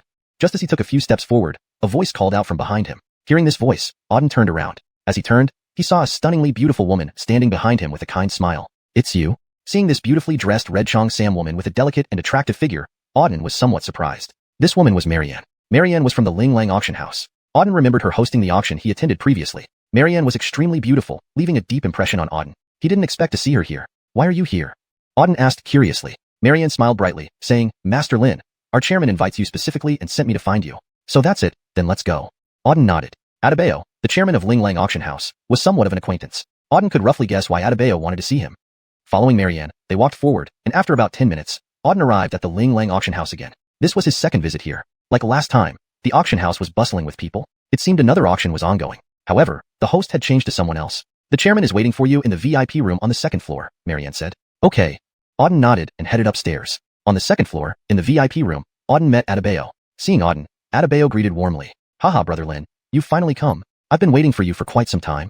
Adebayo stood up to welcome Auden into the room. Once Auden sat down, Adebayo poured a cup of tea and asked, How have you been recently, Brother Lin? Fine. Auden sipped his tea and scanned Adebayo, asking, Chairman Alfonso, what brings you to call me here? Adebayo laughed and said, Brother Lin, it's been over a month since we last met, and I've missed you very much. So I had you brought here to chat and strengthen our bond. Is that so? Auden scanned Adebayo with a half smile. I thought Chairman Alfonso needed something from me. If it's just to strengthen the bond, I might leave first. I have many things to deal with. As he finished, Auden turned to leave. Wait a moment, Brother Lin. Seeing Auden about to leave, Adebayo immediately stood up and stopped him. What else, Chairman Alfonso? Auden asked. Adebayo gave an awkward laugh. It was hard to get Brother Lin here today. Besides chatting, there is indeed one more thing. Auden chuckled and sat back down on the sofa. What is it? Speak. It's about our agreement. Do you remember our arrangement? 1 month ago, we agreed that you would help improve the quality and grade of items for our Ling Lang auction house. Adebayo stared straight at Auden. Ever since witnessing Auden's incredible ability to enhance item grades and refine their purity, he had been thrilled. Auden's skill could bring boundless wealth to him. They had initially agreed to a refinement session once a month. A month had passed, yet Auden hadn't appeared. Reluctantly, he had to ask Marianne to seek Auden out. That's what it's about, Auden smiled lightly. He had guessed Adebayo was calling him for the refinement session. He had promised, and it was normal. Bring it over then. What items grade and purity do you wish to enhance this time? Auden asked directly. Great. Adebayo beamed, placing an object on the table that Auden recognized, a battle axe. Chapter 91. Refinement. The blood red axe emitted a crimson glow, with a faint wave of blood-saw energy surging from the axe. The moment the blood red axe appeared, the entire room was filled with an extremely dense and sinister blood energy. Note, blood-saw energy should be consistent. If blood-saw translates to blood-saw energy initially, it should remain so throughout the text. Also, blood-saw might better translate to blood malevolent or blood-saw chi depending on context, but for consistency with the user's translation, I've kept it as blood-saw energy. Edit. The blood red axe emitted a crimson glow, with a faint wave of blood-saw energy surging from the axe. The moment the blood red axe appeared, the entire room was filled with an extremely dense and sinister blood energy. To improve fluency and clarity, the blood red axe emitted a crimson glow, and a faint wave of blood-saw energy surged from it. As soon as the blood red axe appeared, the entire room was filled with an intense and ominous blood energy. Earth-grade spirit weapon. Auden's gaze flickered with surprise as he looked at the axe before him. This was actually an Earth-grade spirit weapon. Adebayo said, this Bloodshade axe is a lower-grade Earth spirit weapon. I wonder if Brother Lin has any way to refine it and enhance its grade. You sure have big aspirations. Auden cast a glance at Adebayo. Previously, he had only refined mystic-grade spirit weapons for Adebayo. He hadn't expected that this time, Adebayo would directly ask him to refine an Earth-grade spirit weapon. Although both were spirit weapons, there was a significant difference between an Earth-grade spirit weapon and a mystic-grade one. Just in terms of price, the difference could be dozens of times. Adebayo chuckled awkwardly and replied, Rest assured, Brother Lin, I won't let you work hard without compensation. If the refinement is successful, I will give you a gift, guaranteed to satisfy you. Alright, go outside first. Auden said. Sure. Adebayo immediately left the room. After Adebayo left, Auden inspected the Bloodshade axe. Although the Bloodshade axe was high-grade and powerful, it was nothing special to the current Auden. Instead of refining it immediately, he observed it for over 10 minutes before starting the refinement process. The refinement process was already quite familiar to him. First, he extracted all impurities from the Bloodshade axe. Despite being an Earth-grade spirit weapon, this axe contained a considerable amount of hidden impurities. Auden took about 3 or 4 minutes to thoroughly extract all impurities. Once the impurities were removed, the blood-saw energy within the Bloodshade axe surged significantly, several levels higher than before. The entire room was suffused with very potent blood-saw energy. After completing the extraction, Auden began the fusion process, infusing pure spirit energy into the bloodshade axe. Note, the term bloodsaw energy might be better translated as bloodsaw force, or rephrased for better fluency. Please confirm if you want to keep this specific terminology or adjust it for a more natural read. To improve fluency, here's a slightly refined version. After removing the impurities, the blood force within the bloodshade axe intensified dramatically, several levels higher than before. The entire room was now filled with an intense and potent blood force. Having completed the extraction, Auden then began the fusion process, infusing pure spiritual energy into the bloodshade axe. The system's refinement was divided into 2 steps. First, extraction. Second, fusion. Extraction involved removing impurities, while fusion integrated pure power into the spirit weapon. For most spirit weapons, these 2 steps could boost their power and increase their grade. Auden was already highly skilled in refinement. In about 10 minutes, the entire extraction and fusion process was completed. But, upon successfully refining, a powerful surge of bloodsaw energy suddenly erupted from the bloodshade axe. The axe was now a deep crimson, enveloped entirely by bloodsaw energy. Even the entire room was filled with concentrated bloodsaw energy. At this moment, the bloodshade axe resembled a terrifying demonic axe from the depths of hell, containing earth-shattering power. Note, Sa is typically used in the context of blood-curdling or demonic energy in this genre, but it's not an official English word. It's best to interpret it within the narrative context. Auden held the bloodshade axe, feeling the immense power it contained. Not bad. Auden nodded, satisfied with this refinement process. After his refinement, the bloodshade axe's power had increased several-fold. His refining skills were becoming increasingly proficient. Auden didn't immediately call Adebayo in. After another half hour, he finally asked Adebayo to come back into the room. My goodness! As soon as Adebayo entered the room, his eyes fixed on the bloodshade axe on the table. Sensing the terrifying power within the bloodshade axe, his eyes widened in astonishment. It's an upper-grade earth spirit weapon, having reached the upper-grade level. Adebayo murmured, almost disbelievingly. An hour ago, the bloodshade axe was just a lower-grade earth spirit weapon. Now, it had become an upper-grade earth spirit weapon. Auden had spent just an hour raising the bloodshade axe by 2 grades. Even the power contained within now surpassed that of an upper-grade earth spirit weapon. Holding the bloodshade axe, Adebayo could feel its formidable energy, shocking him. The bloodshade axe had become a perfect earth-grade spirit weapon. Auden, you are truly incredible. You've raised the bloodshade axe by 2 grades. Unbelievable, Adebayo exclaimed after recovering from his initial shock. He had thought Auden could only raise it by 1 grade to mid-grade. To reach upper grade was beyond his expectations. The difference between mid-grade and upper grade might be just 1 character in Chinese, but it made a world of difference in quality. Auden said coolly, I've done what I promised. Can I leave now? Yes, of course. Adebayo replied instantly, Brother Lin, you are our Linglang Merchant Guild's most important friend. You can come and go as you please, treating this place like home. Don't be too formal. Haha, thank you, President Alfonso. Auden smiled, then got up to leave. Hold on. At this moment, Adebayo called Auden back. What, President Alfonso? Is there something else? Auden glanced curiously at Adebayo. Adebayo handed a purple gold card to Auden and said, Brother Lin, this contains 100,000 spirit stones. Spend it as you need. If it's not enough, you can always come back for more. 100,000? Auden was somewhat surprised at Adebayo's generosity, handing over 100,000 spirit stones. It showed that Adebayo did big business and recognized Auden's value. Otherwise, he wouldn't offer so many spirit stones. Auden accepted it without hesitation since he needed spirit stones and didn't want to refuse such a generous offer. Thank you. After accepting the spirit stones, Auden expressed his gratitude. Brother Lin, one more thing, Adebayo said, looking slightly embarrassed. Go on. Auden prompted. Does Brother Lin know alchemy? Adebayo looked at Auden hopefully. Alchemy? Auden paused. Why do you ask? Adebayo explained. We Linglang Merchant Guild are hosting an alchemy competition soon. I just wondered if you knew alchemy. If you do, I could recommend you. Winning the competition would yield impressive rewards. Oh, I see. Unfortunately, I don't. Auden shrugged. What a pity. Adebayo's face fell, but he smiled again. It's fine. Anytime Brother Lin needs help, come to our Linglang Merchant Guild. As long as I can assist, I certainly will. If I can't, I'll find a way. Just remember, you are our most important friend. I understand. Well, I must take my leave. With that, Auden turned to leave. Watching Auden's retreating back, Adebayo's deep gaze flashed with a mysterious look.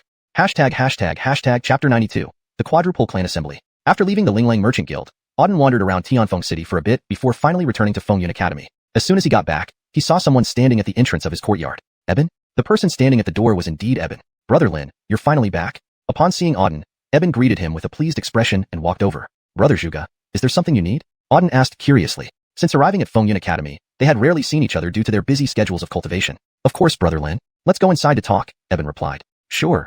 Auden nodded and opened the door, entering the courtyard. They sat down, and Auden poured Eben a cup of tea before asking, What did you need me for, Brother Zhuge? Eben looked directly at Auden and said, Have you ever heard of the Quadruple Clan Competition? The Quadruple Clan Competition? Auden shook his head. Never heard of it. What is it? Eben explained in a solemn tone. The Quadruple Clan Competition, as its name suggests, is a contest between the 4 major clans of Tianfeng Kingdom. It happens every 2 years. During this event, each clan sends 10 young warriors to compete. If one achieves a high ranking, they can receive rewards from the 4 clans. The first place winner gets even greater rewards. Furthermore, the competition also re-ranks the 4 clans. The clan that wins first place will be the top-ranking clan among the 4 major families for the next 2 years. This brings significant benefits in terms of resources, reputation, and influence. That's why the 4 major clans take the quadruple clan competition very seriously. Eben's explanation left Auden nodding. I understand, but what does this have to do with me? I'm not part of any of the 4 major clans. The competition has nothing to do with me. Eben sighed. Originally, it had nothing to do with you, but things might be different now. What do you mean? Auden frowned slightly. Eben thought for a moment before continuing. According to the previous rules of the quadruple clan competition, the 4 major clans invite powerful forces within Tianfeng Kingdom to send representatives to join the competition. The purpose is to ensure fairness and transparency, proving there's no cheating. So in the past, participants from Fengyun Academy, Xintian Sect, and Qifire Sect often joined. Mostly, they just went through the motions, as the core of the competition still revolves around the geniuses from the 4 major clans. Auden still didn't see the connection. What you're saying still doesn't relate to me. Why would you tell me about this if I'm not going to participate? Eben said sternly, no, this concerns you greatly. I heard that Fengyun Academy intends to send you as a representative to the quadruple clan competition. If this is true, you'll be in trouble. Send me? Why? Auden was more puzzled than ever. Eben shook his head. I don't know the reason, but I've definitely heard this news. They plan to send you to the competition. If it's true, then you'll be in danger. Danger? Where from? Auden asked. Eben's face was serious. Brother Lin, you've already offended 3 of the 4 major clans. The Patrick family, Li family, and Sima family. People from these clans want nothing more than to see you dead. The quadruple clan competition will be the perfect opportunity to kill you. If you participate, those from the 3 clans won't let you off easily. Is that so? After listening to Eben, Auden nodded in understanding. All right, thank you for letting me know. Eben waved his hand. No need for thanks. I'm just telling you the situation. Regardless, you must not participate in this competition for your safety. Yes, I'll consider it carefully. Auden nodded. After chatting a little more, Eben left. Once Eben departed, Auden looked up at the sky, his eyes flickering with a cold smile. The people from the 3 clans wanted to kill him during the competition, but he needed to see if they had the capability. Who would end up killing whom remained to be seen. Moreover, he hadn't confirmed whether he would attend this competition. After pondering for a while, Auden planned to start cultivating again. However, not long after, another knock on the door interrupted him. Hearing the knocking, Auden frowned. Who could it be this time? Opening the door, he found a graceful figure standing outside. Weisstein? Auden was surprised by the visitor standing at the doorway. It was Amaya. Weisstein, why are you here? Auden looked at Amaya with astonishment. Amaya glanced at Auden calmly. Why can't I come to see you? Of course you can. But it's an honor for someone like me that you'd visit personally, Auden smiled. Though he had become a student under Amaya, she was the dean of Fengyun Academy and usually quite elusive. Meeting her wasn't easy. Unexpectedly, Amaya had come to see him. Amaya stated simply, there are 2 reasons for my visit today. First, to check on your cultivation progress. Second, to inform you of an important announcement. Please go on.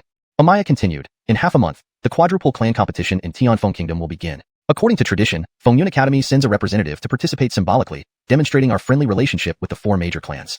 This time, Fengyun Academy has decided to send 1 person to join the competition. After discussions among the senior members of the academy, we have decided to send you. Auden secretly nodded. He had guessed it would be something related to the competition when Amaya mentioned having something to discuss. Sure enough, right after Eben left, Amaya came with the same information. Both visits were for the same matter. Why do you seem to have known this all along?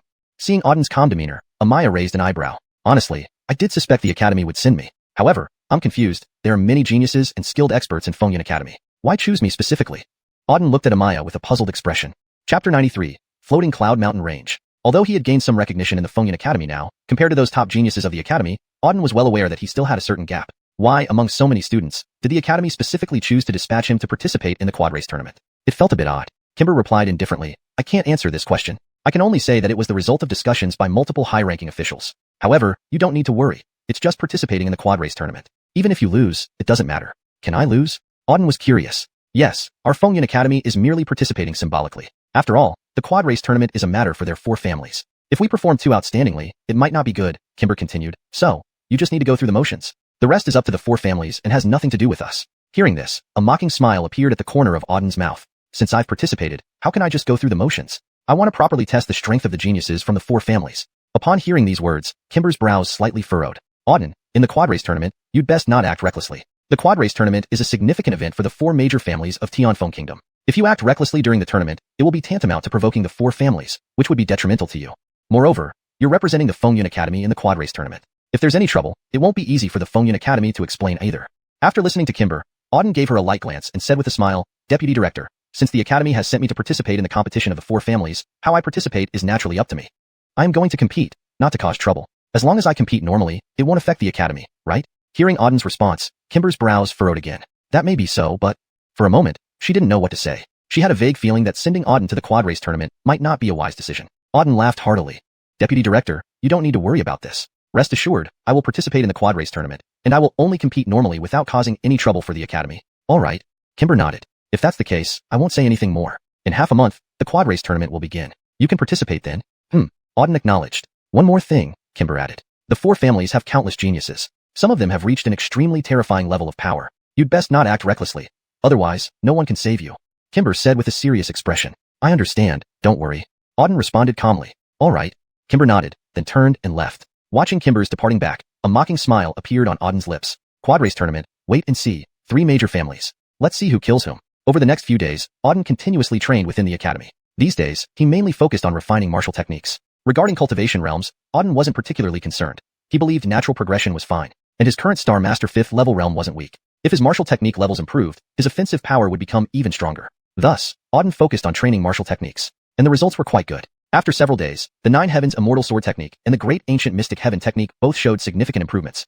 Other martial techniques also made corresponding progress. His strength kept increasing. Now, Auden felt that his entire body was full of power. A casual strike could unleash earth-shattering power. With my current strength, within the Star Master realm, there should be very few who can surpass me, Auden muttered while sensing the robust spiritual energy inside him. Though he was only at the Star Master 5th level, Auden was confident that in the entire Star Master realm, very few could defeat him. Now, it's time to attend to a proper matter.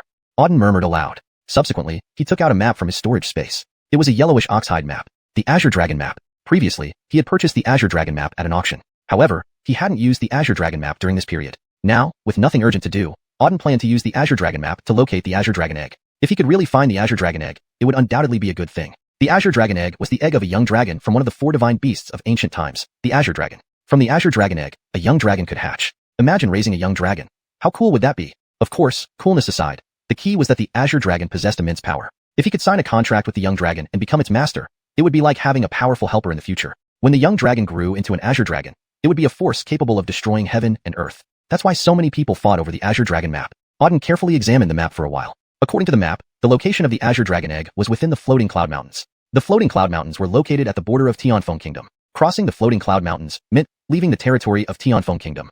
Furthermore, it was rumored that the Floating Cloud Mountains were home to countless demons and monsters, including fearsome demon kings. Many experts had met their demise within the Floating Cloud Mountains. Auden had heard of the Floating Cloud Mountains before but never ventured into them. Now, according to the map, the location of the Azure Dragon egg was precisely within the Floating Cloud Mountains. Let's head to the Floating Cloud Mountains. A gleam flashed in Auden's eyes. There were still over 10 days until the quad race tournament, enough time for him to make a trip to the Floating Cloud Mountains. Subsequently, Auden left the Fengyun Academy and headed straight for the Floating Cloud Mountains. The distance from Tianfeng City to the Floating Cloud Mountains was quite far, but fortunately, at his current speed, he could reach the Floating Cloud Mountains in about 2 days. On the way, Auden didn't stop, rushing towards the location of the Floating Cloud Mountains at his fastest speed. Nothing happened en route. About 2 days later, Auden arrived outside the Floating Cloud Mountains. What a vast mountain range!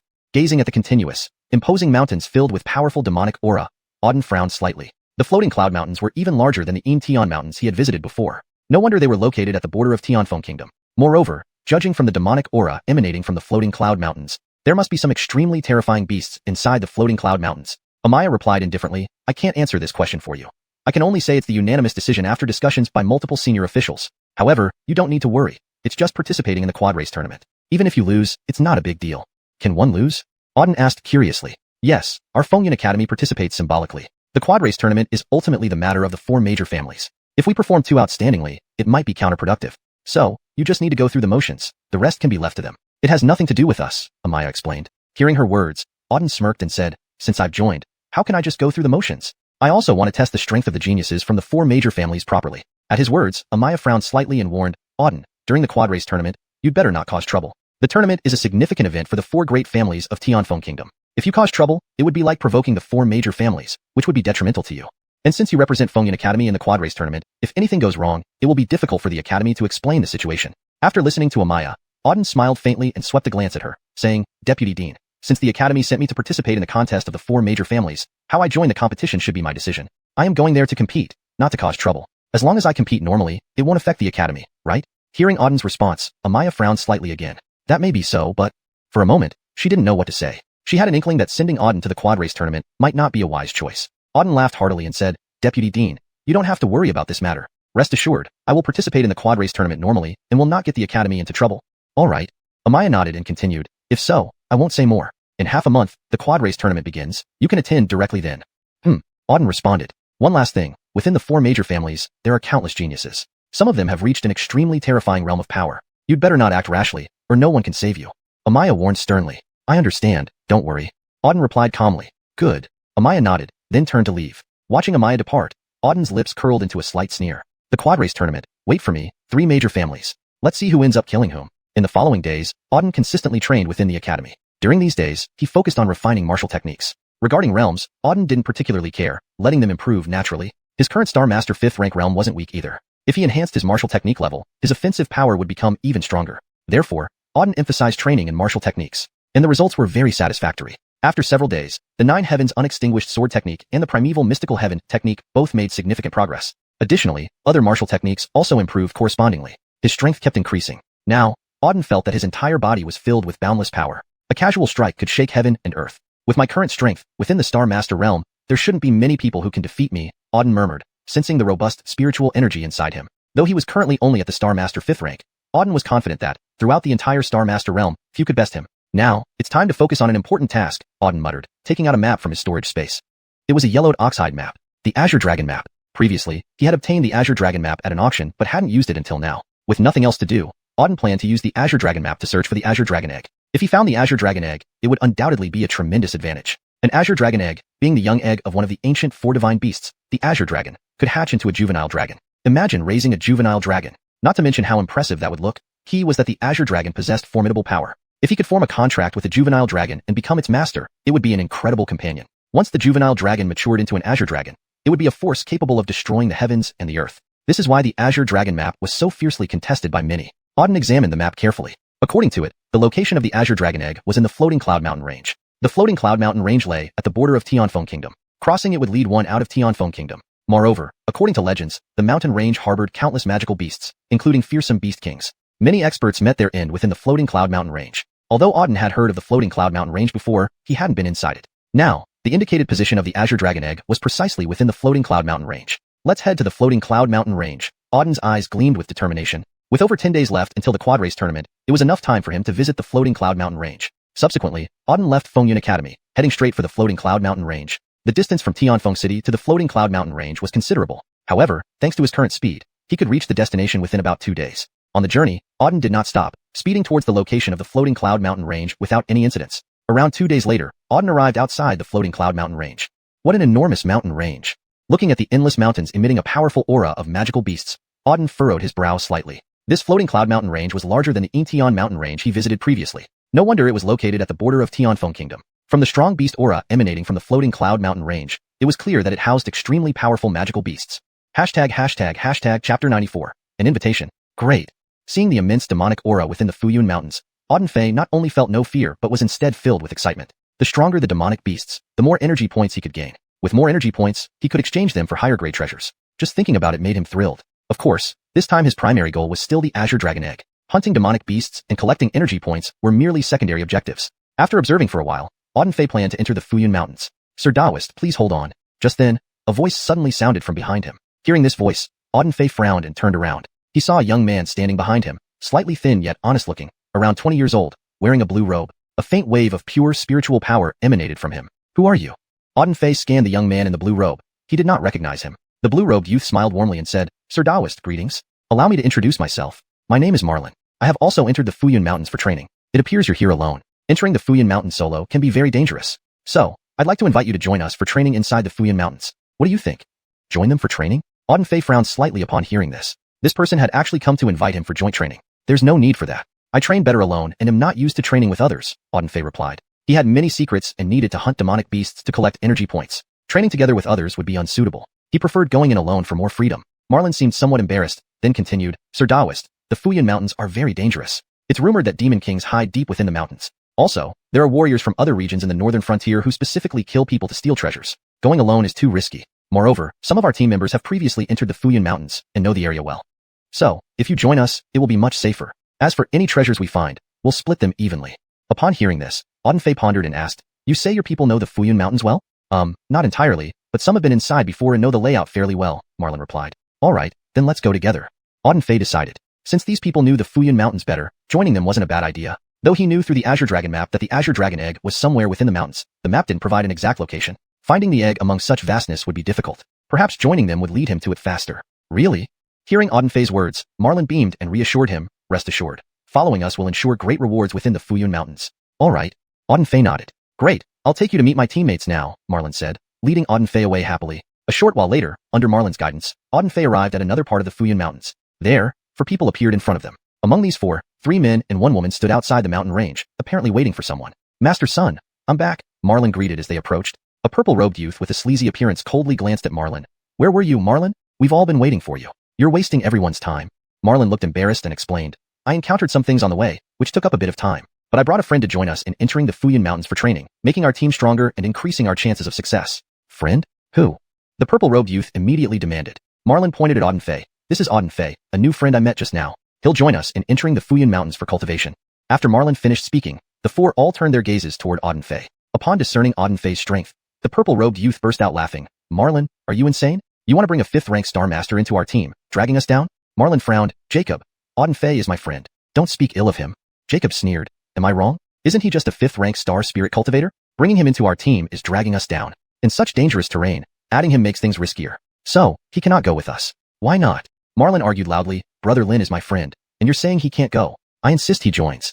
Jacob coldly scanned Marlin. You yourself are a waste, and now you bring another. We might as well give up training and go home. Joining risks being dragged down by both of you. Marlin angrily pointed at Jacob. Jacob, who are you calling a waste? You. Jacob snapped. Enough. Just then, a sharp rebuke came from behind, silencing both of them. It was from a gray-robed youth. About 25 or 6, his face was icy, radiating a powerful aura of spiritual energy. Clearly, he was the core figure of the group. The gray-robed youth eyed Auden Fei, sizing him up, then declared, Boy, you can follow us into the Fuyan Mountains, but once inside, you must obey our commands. Otherwise, if anything happens, no one can save you. Got it? Auden Fei nodded silently, accepting the terms. Chapter 95, Joining the Team. Yep, I know. Auden nodded. Good, then let's not waste any more time. Let's get moving. With that, the young man in gray turned around and directly entered the floating cloud mountains. The other few followed the young man in gray, entering the floating cloud mountains. Inside the floating cloud mountains, a thick mist of demonic energy loomed. Moreover, towering trees hundreds of meters tall filled the entire forest, lending it an eerie and ominous atmosphere. The group of 6 moved slowly forward through the woods. Auden walked at the back. During their advance, he gained a rough understanding of the team. This team of 5 was led by the young man in gray, who was also the strongest among them. His name was Lowell. As for the purple-robed youth who had spoken earlier, he was called Jacob, seemingly the second in command of the group. Apart from these 2, there were Marlin and another male and female member. The male was named Gray, and the female Rita. It was clear they aligned with Jacob. After Auden joined the team, Gray, Rita, and Jacob would frequently cast him hostile glances. Obviously, they were quite displeased with Auden joining their team. Auden ignored all unfriendly gazes directed at him. He couldn't be bothered to deal with these people. The only reason he was following this team was to quickly find the Azure Dragon Egg. As for what they thought, Auden didn't care. As long as they didn't interfere with him, he didn't mind what they thought. Marlin, on the other hand, kept walking beside Auden, chatting intermittently as they traveled. After figuring out the situation with these people, Auden sneered inwardly. Don't look at this small team of 5. It was faction-ridden. The Alessio, of course, was Lowell. Being the strongest, no one dared to offend him. Next came Gray, Rita, and Jacob, forming a trio. Finally, there was Marlin. Marlin stood alone in the team, often being the target of bullying. Brother Lin, don't mind Jacob. He's just like that. Don't take him seriously. On the way, Marlin said to Auden. Auden replied indifferently, How do you know these people? Why did you end up adventuring with them? Marlin explained, Initially, it was just me and Granville Lowell. Later, Jacob and the others came. These 3 are very strong, and Granville Lowell felt that with them around, we'd be safer and might gain more. So, they joined, making our team of 5. I see. Auden nodded understandingly. Marlin added, Don't worry, Brother Lin. With me around, they won't dare bully you. If they misbehave, I'll teach them a lesson. Haha, thanks a lot, Auden smiled. This Marlin was rather endearing. Afterward, they chatted while moving forward. An hour passed. Roar.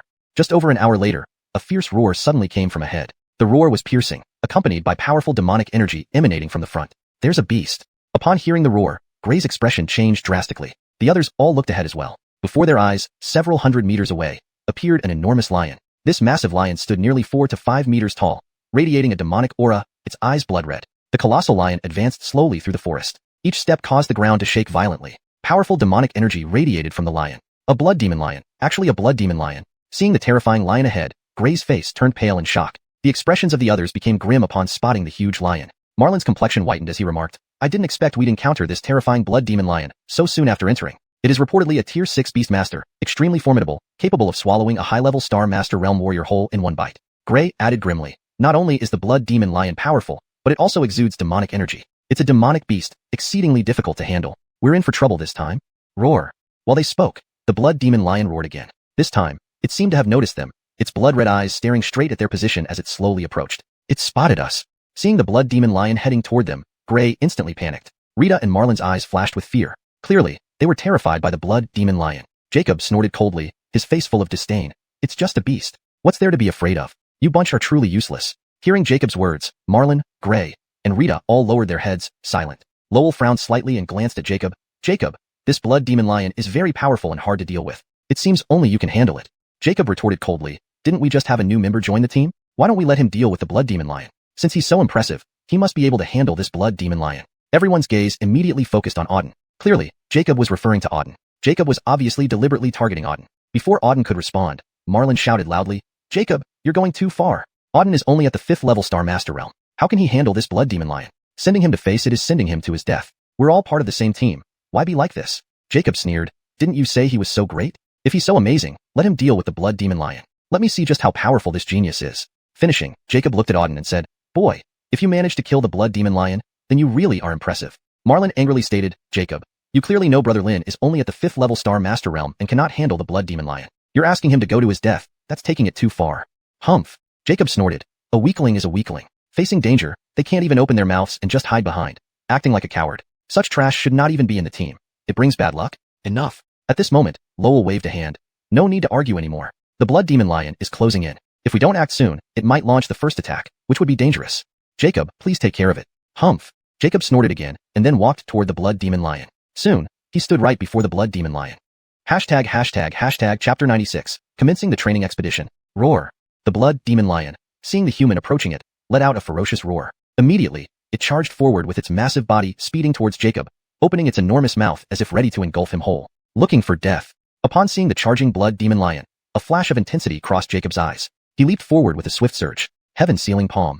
With an explosive shout, Jacob unleashed a powerful palm strike toward the blood demon lion, which was simultaneously attempting to bite down on him. Bang! The impact of his palm struck the blood demon lion, causing a tremendous explosion that sent the beast flying several hundred meters away, crashing heavily into the ground. The entire earth shook violently. After sending the blood demon lion flying with one palm, Jacob reappeared in front of it in an instant and delivered another punch. A crimson light, infused with immense power, erupted from his fist and smashed directly into the blood demon lion's head. Boom! With a deafening sound, the blood demon lion's head exploded into pieces. The blood demon lion was dead. Wow, Granville Zhao is so powerful. He killed the blood demon lion with just one punch. Rita, looking at the scene with adoration, spoke in admiration. Granville Zhao truly lives up to being our team's expert. The blood demon lion is a 6th level beast master, yet he took care of it effortlessly. With Granville Zhao around, this training expedition will surely yield great results. Gray added flatteringly. Both of them were Jacob's loyal lackeys and began praising him right after witnessing his feat. Lowell also showed a hint of surprise upon seeing Jacob kill the blood demon lion so easily. The blood demon lion was already considered a high-level beast,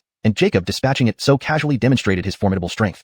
At this moment, Jacob wore an arrogant expression. Just a puny blood demon lion, not even worth my effort. I could crush it with one finger, Jacob said haughtily. Granville Zhao, you are amazing. Can you teach me some cultivation techniques sometime?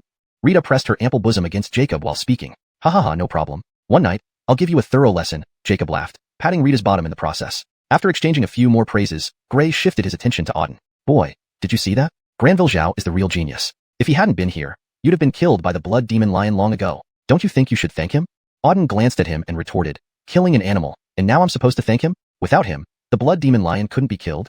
Humph. Without Granville Jacob, who among us could have killed the blood demon lion? You useless piece of trash, only good for hiding behind others, cowardly and useless, just dragging everyone back. Gray coldly remarked. Enough. Seeing Auden's unfriendly gaze, Marlon hastily interjected, Granville Zhao, you saved all our lives by killing the blood demon lion. On behalf of Auden, I express our gratitude. Saying this, he bowed deeply to Jacob. Jacob completely ignored Marlon and coldly responded. Some people just enjoy lurking behind others, enjoying what they haven't earned. Truly useless. Then he turned and walked ahead. Marlon sighed, walking over to Auden and saying, Brother Lin, don't get angry. The point of this training is to learn and stay safe. Safety first.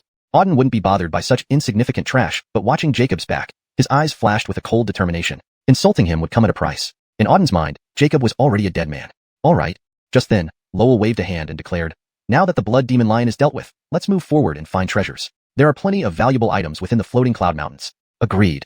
Everyone nodded and continued their journey. Following the incident, Gray and Rita became even more obsequious, practically groveling at Jacob's feet. Even Lowell tried to court Jacob's favor, acknowledging that Jacob had become the team's pillar of strength. Thus, they proceeded further for about half a day, encountering a few more beasts along the way. Most were ordinary and not very powerful, quickly dispatched by Jacob. Each successful kill inflated Jacob's arrogance, until finally, he regarded even Lowell as nothing. He had become the de facto Alessio of the group. Boom. After defeating another 6th level beast, the Overlord Tiger, Gray exclaimed excitedly, that's the 4th beast. This is the 4th one Granville Jacob has slain. Each one was stronger than 5th level beast masters. Granville Zhao is simply amazing. Indeed, every beast we've encountered has been easily handled by Granville Zhao. His strength is unmatched in the floating cloud mountains. These beasts are no match for him, Rita added admiringly. Letian, your strength has indeed improved rapidly. Killing these beasts, you seem even stronger. Now, unless we face an exceedingly powerful beast, you can pretty much walk straight through the floating cloud mountains, Lowell commented, offering praise. Jacob, flushed with pride, replied, these beasts in the floating cloud mountains are nothing.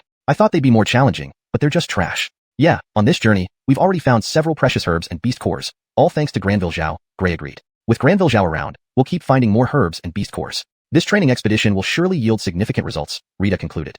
Basking in the compliments, Jacob cast a glance at Auden, standing silently at the rear. Boy, you've been freeloading off us. Isn't it time for you to leave? Chapter 97, Sarcasm and Scorn. Exactly, boy. You've been following us all this way without doing a single thing. You actually want us to share spirit medicines and demon cores with you? Isn't that too good for you? Gray also stared at Auden and spoke. Shameless, if you don't have the strength, don't come here pretending to be tough. Wanting to join our team just to follow us and grab treasures, do you really think we are fools? Rita also looked disdainfully at Auden. All three of them badmouthed Auden one after another. Auden's expression was cold. You three dogs, your walls have ears, staying or leaving is my business. What does it have to do with you? Insolent. Gray suddenly roared, pointing at Auden. Boy, how dare you speak to us like that? If it wasn't for Granville Zhao, you would have been killed by the demon beast long ago. And now you're still so arrogant, truly not knowing life or death. Auden sneered, saying, killing those few trash demons gives you the right to act arrogantly in front of me? A bunch of frogs at the bottom of a well, besides acting like lapdogs, you can do nothing else. Shut your mouths. F***K. You dare to insult us, you're asking for death. Upon hearing Auden's words, Gray immediately flew into a rage and was about to rush up to him. Enough. At this moment, Marlin loudly stopped him, saying, Gray, Auden is my friend who I brought along. Don't be too overbearing. He hasn't done anything wrong, yet you guys keep targeting him. What's the point? I just can't stand people who pretend to be tough but lack strength. Obviously a trash himself but still puts on airs. If he doesn't leave, sooner or later I will kill him, Gray said coldly. Marlin frowned. Although he was angry, he didn't know how to refute. After all, Auden's strength was indeed weak, and he hadn't made any contributions to the team. All right. At this moment, Lowell waved his hand and said, we're all on the same team. Let's not fight among ourselves. Let's continue moving forward. Treasure hunting is the most important thing, right? As a team, let's not create internal conflicts. We should focus on finding treasures. Marlin also immediately agreed. Gray coldly snorted, glared fiercely at Auden a few times, then continued walking forward. Then, everyone continued to move forward. Bang, bang, bang. This time, just after moving forward for about 10 minutes, suddenly there were loud thuds coming from ahead. At the same time, an extremely powerful demonic aura emerged from ahead, causing the entire ground to tremble. What the hell is that? Feeling such a huge vibration, Gray's face instantly changed. There's a demon beast ahead. Everyone be careful. Lowell stared straight ahead. Such powerful demonic aura. I've never felt such a strong demonic aura before. What is that thing up ahead? Rita also asked, her face filled with shock as she looked ahead. All eyes turned towards the front. What could make such a commotion? Within a dozen breaths, an incredibly massive demon beast appeared from the dense forest ahead. It was a giant ape, nearly 4 to 5 meters tall, covered in fiery red fur. It exuded a thick, flaming aura, making its body seem like a blazing fireball, extremely terrifying. Even from hundreds of meters away, everyone could clearly feel the terrifying flame power emitted by the giant ape. Crimson fire ape impossible. It's actually a crimson fire ape? Seeing the enormous demon beast ahead, Gray widened his eyes, shock flashing in his gaze. A level 7 demon master, Crimson Fire Ape, a dominant existence among demon masters. It's rumored that its flames can reduce Star Master Realm martial artists to ashes. Here, there's actually a Crimson Fire Ape? Marlin's face was filled with shock as well, his whole body trembling with fear. Rita's face was pale. The Crimson Fire Ape is a terrifying flame attribute demon beast, extremely powerful, virtually invincible at the same level. This is troublesome. We've encountered such a terrifying demon beast. Each person's expression was very tense. Clearly, they were all frightened by the Crimson Fire Ape ahead. Though they had encountered some demon beasts before, none could compare to this Crimson Fire Ape. The Crimson Fire Ape was the strongest demon beast they had encountered since entering the floating cloud mountains. Roar. At this moment, a roar came from ahead. Hearing this sound, everyone immediately looked forward. In their line of sight, the Crimson Fire Ape had started walking towards them, its fiery red eyes fixed firmly on them. Damn, we've been spotted. Gray's expression changed. What should we do? It's coming. Rita also looked anxious. The Crimson Fire Ape looked terrifying just standing there. Once it came closer, they would all be in danger. At this moment, everyone's gazes were focused on Jacob. Previously, all the demon beasts were handled by Jacob. Naturally, this Crimson Fire Ape should be dealt with by Jacob as well. Lowell said, Letian. It looks like only you can handle this Crimson Fire Ape. Please take care of it. Jacob's face slightly changed. When he saw the Crimson Fire Ape, he also panicked. The Crimson Fire Ape was clearly terrifying and had reached level 7 Demon Master. Dealing with a demon beast of this level was extremely difficult, and a slight misstep could mean death. But now, everyone was staring at him. If he didn't go, he would lose face. Thinking for a moment, Jacob abruptly looked at Auden, sternly saying, Boy, you are part of the team. Are you just going to be a coward? Go, handle this Crimson Fire Ape. Hearing Jacob's words, everyone shook their heads. Are you kidding? To let Auden deal with the Crimson Fire Ape. Auden was only at the 5th level of the Star Master Realm. How could he possibly handle a level 7 demon master? Auden would be instantly killed by the Crimson Fire Ape if he went. Lowell said, "Let Ian, don't joke around. How can Auden handle the Crimson Fire Ape? Sending him is sending him to his death. It's pointless. It has to be handled by you." Marlon also immediately said, "That's right, Granville Zhao, you have to go. Auden won't be able to do it. Only you can handle the Crimson Fire Ape." Humph, what a waste. Jacob snorted coldly, gritted his teeth and glanced at Auden a couple of times before reluctantly walking towards the Crimson Fire Ape. Everyone stared intently at Jacob and the Crimson Fire Ape ahead. Soon, Jacob stood before the Crimson Fire Ape. Roar. Seeing Jacob, the Crimson Fire Ape let out a roar and immediately punched down with a fist enveloped in flames. The flame-laden fist slammed toward Jacob. Heaven-sealing palm. Jacob's expression was solemn as he gathered spiritual energy and slapped upward. Bang. A punch and a palm collided in midair. Boom. In an instant, Jacob's palm imprint was shattered. At the same time, the Crimson Fire Ape's fist smashed into Jacob's body. Chapter 98. Auden strikes. Bang. With one punch, Jacob's body was hurled away. He flew back 100 meters and slammed heavily into the ground. The moment he landed, a gush of blood spewed from his mouth. How is this possible? Seeing Jacob, a 7th-rank Star Master Warrior, get knocked away by just one blow from the Crimson Fire Ape, everyone around widened their eyes in shock. Jacob was immensely powerful. Yet now, he had been sent flying by a single attack from the ape, which was simply terrifying. Roar. At that moment, the Crimson Fire Ape let out another fierce roar, then leaped forward. Its massive body landed right before Jacob once more. The moment it landed, it swung its fist and smashed toward Jacob again, with even more force than before. Seeing the incoming punch, Jacob's face turned ashen, filled with terror. Blood spirit break. He screamed, gathering all his strength and unleashing it towards the ape. This was all the power he could muster. Instantly, Jacob's punch collided fiercely with the ape's fist. Two beams of energy clashed midair. Boom. A violent tremor shook through the dense forest. However, within moments, Jacob's beam shattered. Simultaneously, a colossal force struck him. Ah! Jacob screamed in agony as he was once again flung hundreds of meters away, crashing violently into the ground. This time, his injuries were far worse. He couldn't even stand up. Buzz. Just then, the Crimson Fire Ape lunged at Jacob again. It was full of killing intent. It stretched out its hand, conjuring a ball of flames. Then, it lightly flicked its wrist, sending the flame hurtling towards Jacob. Jacob was already critically injured. The flame's power was immense. He had no means to defend against it. If it hit him, he would be dead for sure. In this dire moment, a cold glint appeared in Jacob's eyes. He quickly leapt back into the group. Seeing the fireball approaching, he grabbed Roland next to him and used him as a shield. "Jacob, what are you doing?" Roland's face changed drastically as Jacob pushed him forward. Everyone else also stared in shock, never expecting Jacob to act so selfishly. Knowing he couldn't deal with the fireball, he was using Roland as a human shield to save himself. For a moment, everyone, Lowell, Gray, Rita, looked on in stunned disbelief. Lowell felt uncomfortable, as Roland had always been close to him. For Jacob to kill him like this seemed too much. But he could do nothing. Jacob was strong, and the ape was still advancing. He could only watch helplessly. Gray and Rita, however, sneered after a brief pause. They had long disliked Roland, who was both ugly and weak, slowing the team down. Moreover, Roland had brought along the useless Auden, further burdening them. Killing Roland now seemed like a good outcome. There's also that waste of space, Auden. It would be best if the Crimson Fire Ape killed him too, Gray growled. Rita said sweetly, given how powerful the Crimson Fire Ape is, Roland is certainly dead, and Auden won't last much longer. Let's see how the ape finishes these two off. Everyone watched intently as the Crimson Fire Ape rushed towards Roland. Feeling the scorching heat and overwhelming demonic aura emanating from the ape, Roland closed his eyes. The ape was too strong, and he couldn't handle such a terrifying creature. As it approached, he knew he was doomed. Boom. As the fireball neared Roland, everyone thought he was finished. Suddenly, a figure swiftly appeared in front of Roland. Boom. The fireball struck this new figure and dissipated instantly. Who? All eyes widened when they saw Roland being saved. Who would come forward to save him from the Crimson Fire Ape? They looked up to find a tall, straight-standing figure with sharp eyes. It was Auden.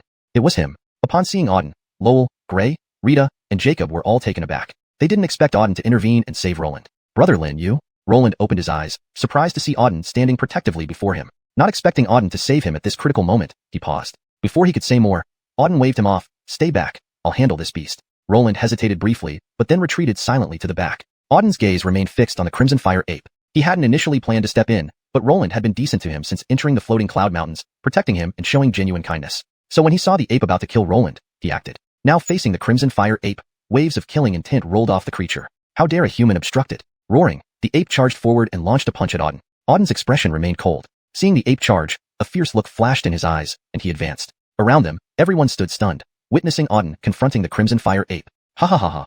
After a short pause, Gray burst into laughter. What a joke. That waste of space, Auden, actually dared to attack the Crimson Fire Ape. He must have a death wish. Chapter 99. Instantly killing the giant ape. Yes, attacking the Crimson Fire Ape on his own is suicide. Even Brother Jacob couldn't match the Crimson Fire Ape. Yet, he dares to attack it head-on. One punch from the Crimson Fire Ape would turn him into mush. Rita said with disdain. Lowell frowned deeply. Auden could not possibly be a match for the Crimson Fire Ape. If Auden went forward, he would surely be killed instantly by the Crimson Fire Ape. If Auden died, the rest of them would need to find a way to escape, or they too would die at the hands of the Crimson Fire Ape. Among the five, only Marlin was watching Auden with concern. Auden had engaged the Crimson Fire Ape to save him. If Auden were killed by the Crimson Fire Ape, Marlin would fight to the death to make the ape pay, even though he knew he was no match for it. Boom. At this moment, a thunderous noise erupted from ahead. Simultaneously, an extremely powerful surge of spiritual energy came from that direction. Upon sensing this massive energy fluctuation, everyone immediately turned their gaze toward the source. Before their eyes, Auden and the Crimson Fire Ape had already begun fighting. The Crimson Fire Ape threw a punch, its fist crashing down hard on Auden. The punch contained strong flaming power, which surged towards Auden in an instant with formidable force. 8 Directions Demon-Slaying Palm. Seeing the punch come down, Auden's expression remained calm as he met it with a palm strike. Instantly, the punch and the palm collided mid-air. Boom. 2 powerful forces exploded in the air, releasing relentless violent power into all directions. The surrounding air continuously trembled. However, just within 2 breaths, there was another loud boom. The flaming aura of the Crimson Fire Ape's punch was shattered. As the flaming aura fragmented, the 8 Directions Demon-Slaying Palm struck the Crimson Fire Ape directly, piercing through its body. A large bloody hole appeared on the ape's body.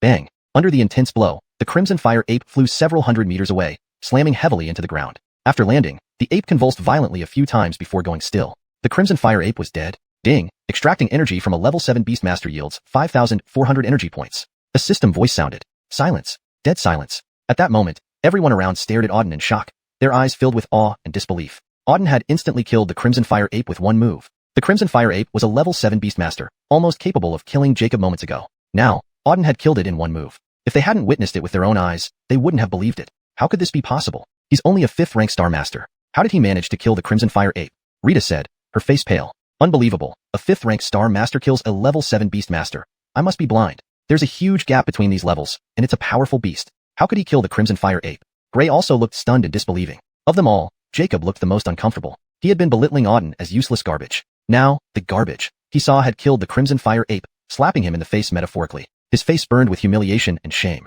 After effortlessly defeating the Crimson Fire Ape, Auden returned to the group. Brother Lin, how can you be so powerful? Lowell asked, walking over to Auden with a stunned look. His eyes were filled with reverence. One move to kill the Crimson Fire Ape? Who can do that here? Auden replied calmly, it's just an animal. It means nothing.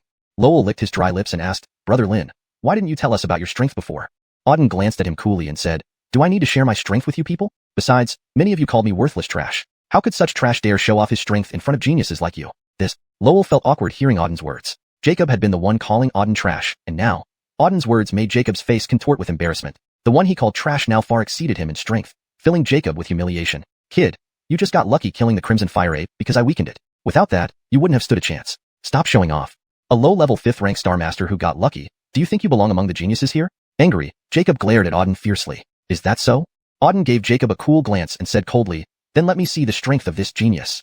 With that, Auden stepped forward, moving toward Jacob. Seeing Auden approach, Jacob's face changed. He had spoken out of anger, not expecting Auden to actually challenge him. Hell, you think I'm scared of you? Trash at 5th rank Star Master level. I'll show you what a real genius is. Enraged, Jacob bellowed and rushed at Auden quickly. He wanted to kill Auden in front of everyone to prove he was the strongest. Heaven-dominating fist. Reaching Auden, Jacob unleashed a massive fist imprint that smashed down toward Auden. This punch was incredibly powerful, locking onto Auden's entire body. Facing the punch, Auden remained unperturbed. As the punch approached, Auden slowly extended a palm, seemingly light but containing terrifying power within. Boom. His palm struck Jacob's fist. In an instant, Jacob's punch shattered, his entire arm crushed by the force. Under the impact, Jacob was sent flying hundreds of meters, smashing through several giant trees before landing. After landing, Jacob spat blood profusely, severely injured. Wow. Witnessing this, everyone was stunned. Auden had gravely wounded Jacob with one move. Jacob, a 7th rank Star Master, was not weak even among the younger generation of the entire Tianfeng Kingdom. Yet, Auden had defeated him in one move. Such strength was simply terrifying. Lowell, Gray, Rita, and Marlin stared at Auden in terror. None had expected Auden to be so formidable. First, he had instantly killed the Crimson Fire Ape. Now, he had done the same to Jacob. Chapter 100, Ruthless. Just how powerful is this person? Under everyone's watchful eyes, Auden walked up to Jacob. His gaze coldly swept over the fallen Jacob on the ground. Auden said, so this is what you call a genius? Truly impressive. You actually managed to survive my attack without dying. I'm impressed. You. Hearing Auden's ridicule, Jacob trembled all over. He spat out another mouthful of blood, but he couldn't say anything. Auden's strength was far beyond his own. He wasn't Auden's match at all. Trash. You dare mock me with your insignificant self? Where does your confidence come from? Now, die. After speaking, a glint of killing intent flashed in Auden's eyes as he punched down. Bang. The punch landed on Jacob's body, instantly killing him. Jacob, dead. Ding. Extracting a 7-star master, gained 5,400 energy points. Simultaneously as Jacob died, Auden extracted energy from him, and the system voice echoed. Seeing Auden kill Jacob, everyone around stared straight at him. Their eyes were filled with shock and reverence. Jacob was at least a 7th level Star Master, yet he was easily killed by Auden. This Auden was terrifying. After killing Jacob, Auden turned his gaze towards Gray and Rita standing ahead. Gray and Rita had just been stunned by Auden's swift execution of Jacob. Now, seeing Auden's sudden focus shift to them, their faces immediately changed. Under Auden's stare, they shivered uncontrollably. They sensed a murderous aura emanating from Auden. What do you want? Gray stared at Auden and said in a trembling voice. Auden's expression was extremely cold. You two followed Jacob earlier, enjoying mocking me, didn't you? Since you enjoyed being his dog so much, then go join him. You're going to kill us? Upon hearing Auden's words, Gray's face paled. He cried out in terror, Auden, what happened before was our mistake. Please show mercy and spare us. Killing us will do you no good.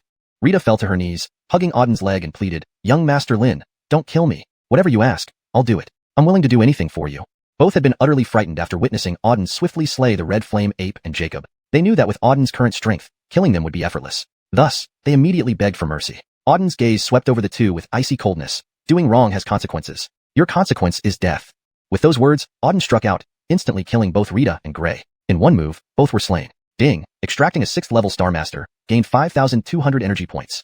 Ding, extracting a 6th level Star Master, gained 5,200 energy points. The system voiced sounded after extracting both individuals. These two were 6th level Star Masters. Together, they yielded over 10,000 energy points. Trash. Looking at the two lifeless bodies on the ground, Auden's expression remained ice cold. Since entering the martial world, he had resolved his stance long ago. Anyone who dared to offend him would only meet one end, death. He had no grudges against Jacob and his group. Yet these three had mocked him throughout the journey and even tried to use the Red Flame Ape to kill him. Therefore, they had to die. Witnessing Auden dispatch Jacob's trio, Lowell and Marlon's gazes were filled with shock and fear. Previously, Auden hardly spoke in the group. Even when Jacob, Gray, and Rita mocked him, he kept silent. They had thought Auden was too weak to retaliate. Only now did they realize that Auden had simply ignored Jacob, Gray, and Rita. The real Auden was merciless and decisive. At one blow, he dispatched Jacob's trio. Lowell and Marlon looked at Auden with fear, terrified that they might be next.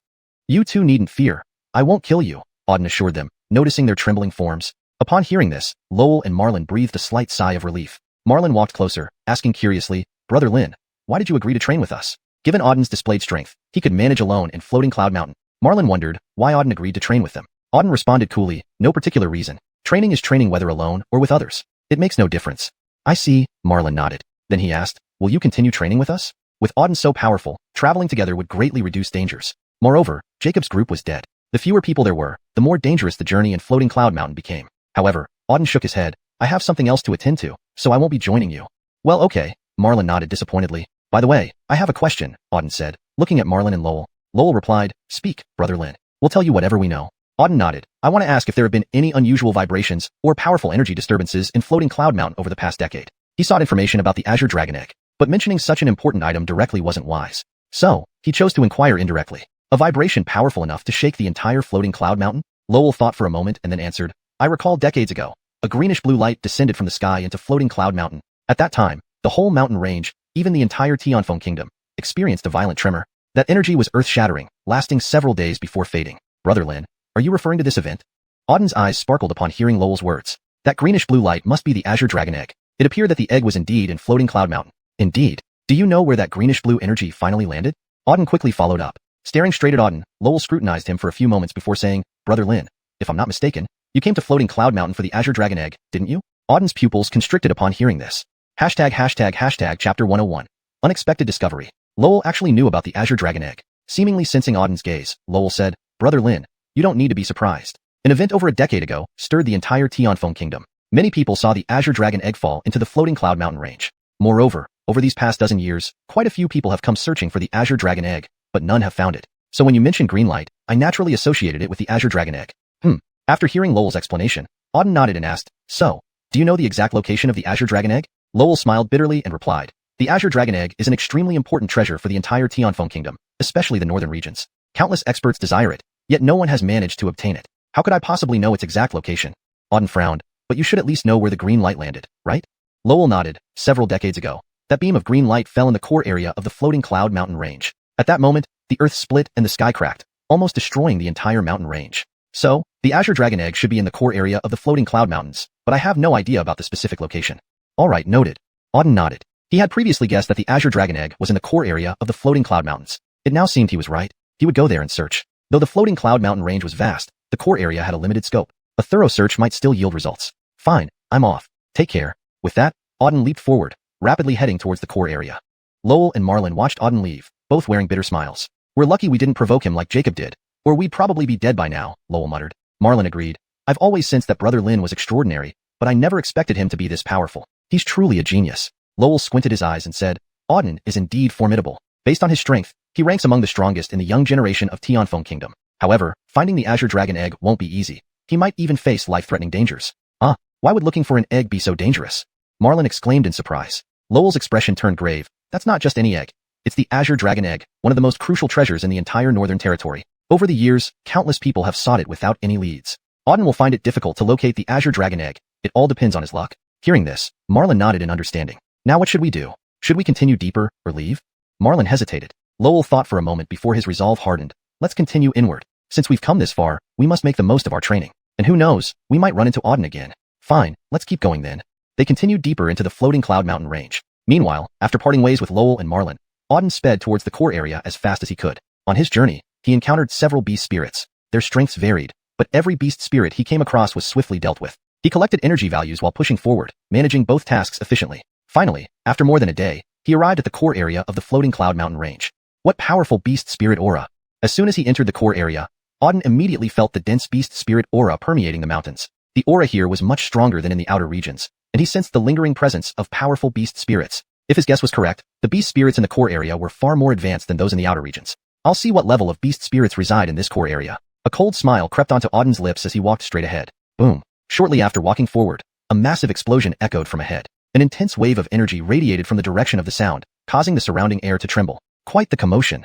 Feeling the magnitude of the disturbance, Auden's eyes flashed with surprise. He focused on the source of the sound. Apparently, a battle was underway. Motivated by curiosity, Auden increased his speed and rushed toward the noise. A minute later, Auden stopped abruptly. Ahead, two groups of people were locked in fierce combat. In a clearing about 100 meters away, nearly 20 people were engaged in a chaotic battle. These individuals were all powerful martial artists, primarily above the Star Master 5th tier. Among them, some had reached the 8th or 9th Star Master tiers. Moreover, Auden detected that two individuals emitted a terrifying spiritual power fluctuation.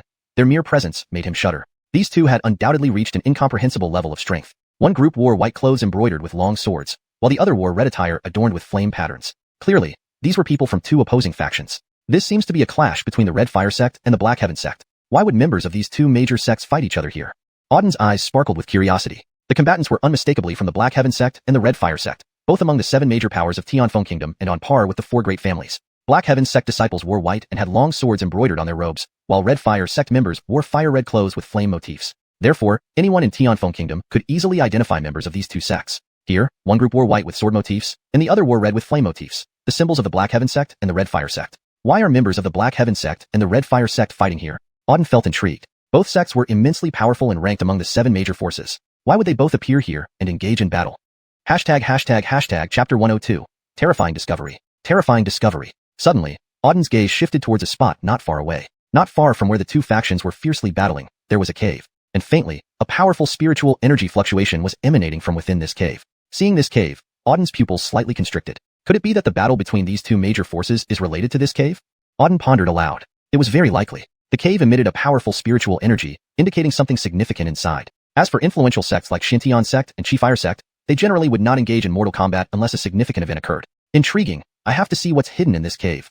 Auden scanned the cave with his eyes, curiosity sparkling within them. However, entering the cave now posed some difficulty. Although the two groups were still engaged in fierce combat, Auden could sense a spiritual awareness continuously probing the cave. If he appeared, he would definitely be discovered. So, he had to wait. Auden was not impatient. He intended to let these two groups fight to the death first. This battle lasted nearly half an hour. After half an hour, half of the 20 or so people who were originally fighting fiercely were already killed. 10 people remained, still engaged in combat. But now, both sides were injured, and their spiritual energy reserves were greatly depleted, including the two top-tier experts, Xiuxian sect Elder Faxon and Qi-Fire sect Elder Hendrix. These two individuals fought hundreds of intense exchanges in mid-air, each move earth-shattering. After over 100 consecutive strikes, both were wounded. Boom. At that moment, the two powerfully clashed palms, generating an explosion of terrifying force.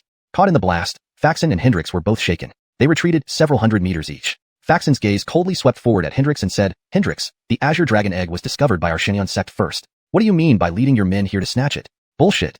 Hendrix shouted furiously. "I received information about the Azure Dragon Egg being in this cave first. You eavesdropped on my intelligence and rushed here early, Faxon. How shameless can you get? Not only did you spy on me, upon arriving, their respective groups met. To vie for the egg, they erupted into battle here. It looks like the item inside that cave is likely the Azure Dragon Egg. Auden's eyes swept over the entrance of the cave. While contemplating, Auden watched the renewed clash between Faxon and Hendrix. Their combat had intensified even more. Now's my chance. Witnessing the battle reach a critical point, Auden concealed his aura and leaped forward, swiftly entering the cave. As soon as he entered, he sensed a powerful spiritual energy fluctuation. Furthermore, a wave of demonic aura emanated from the cave. Time was limited.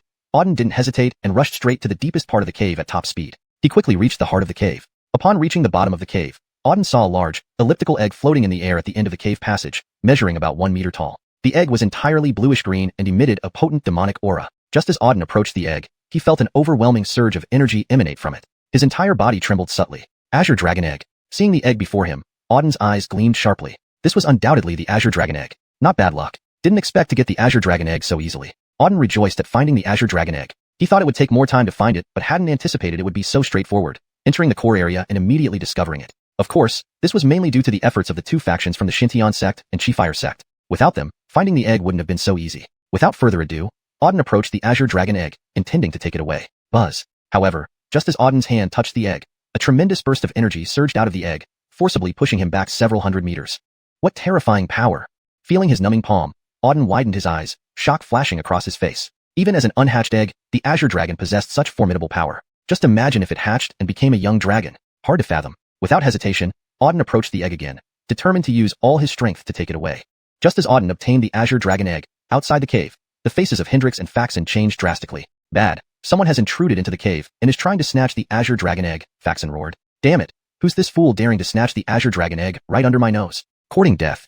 Hendrix yelled even louder. Both were enraged that someone took advantage of their battle to enter the cave and attempt to steal the egg. They swiftly charged into the cave, followed by their subordinates. Within moments, over 10 people surrounded the cave tightly, and a chilling killing intent flooded into the cave.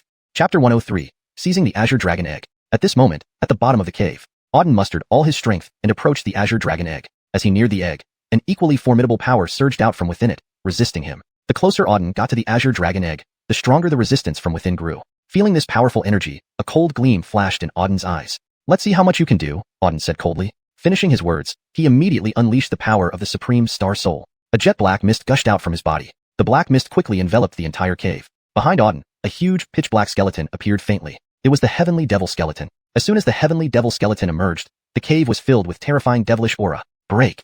Auden channeled the power of the Heavenly Devil Supreme Star Soul, smashing toward the force emanating from the Azure Dragon Egg. Boom. Instantly, the power of the Heavenly Devil Supreme Star Soul collided fiercely with the energy radiating from the Azure Dragon Egg. The two forces clashed violently inside the cave. Boom, boom, boom. Continuous explosions resounded in the air. Each collision shook the cave. After just 3 or 4 collisions, cracks began to spread throughout the cave as if it were about to collapse. At this point, the Heavenly Devil power and the energy within the Azure Dragon Egg remained deadlocked. Both were extremely strong. Neither could gain the upper hand. Quite capable. Let's see how long you can hold out, Auden sneered, feeling the immense resistance from the egg. He then activated the second Supreme Star Soul. Ice condensation, he uttered softly, unleashing a surge of icy power towards the Azure Dragon Egg. At that moment, the force within the Azure Dragon Egg was still contending with the Heavenly Devil power. Now, the icy power poured into the Azure Dragon Egg once more. With a deafening boom, the energy inside the Azure Dragon Egg was instantly shattered. Once the protective energy within the egg broke, there was no longer any defense for the Azure Dragon Egg.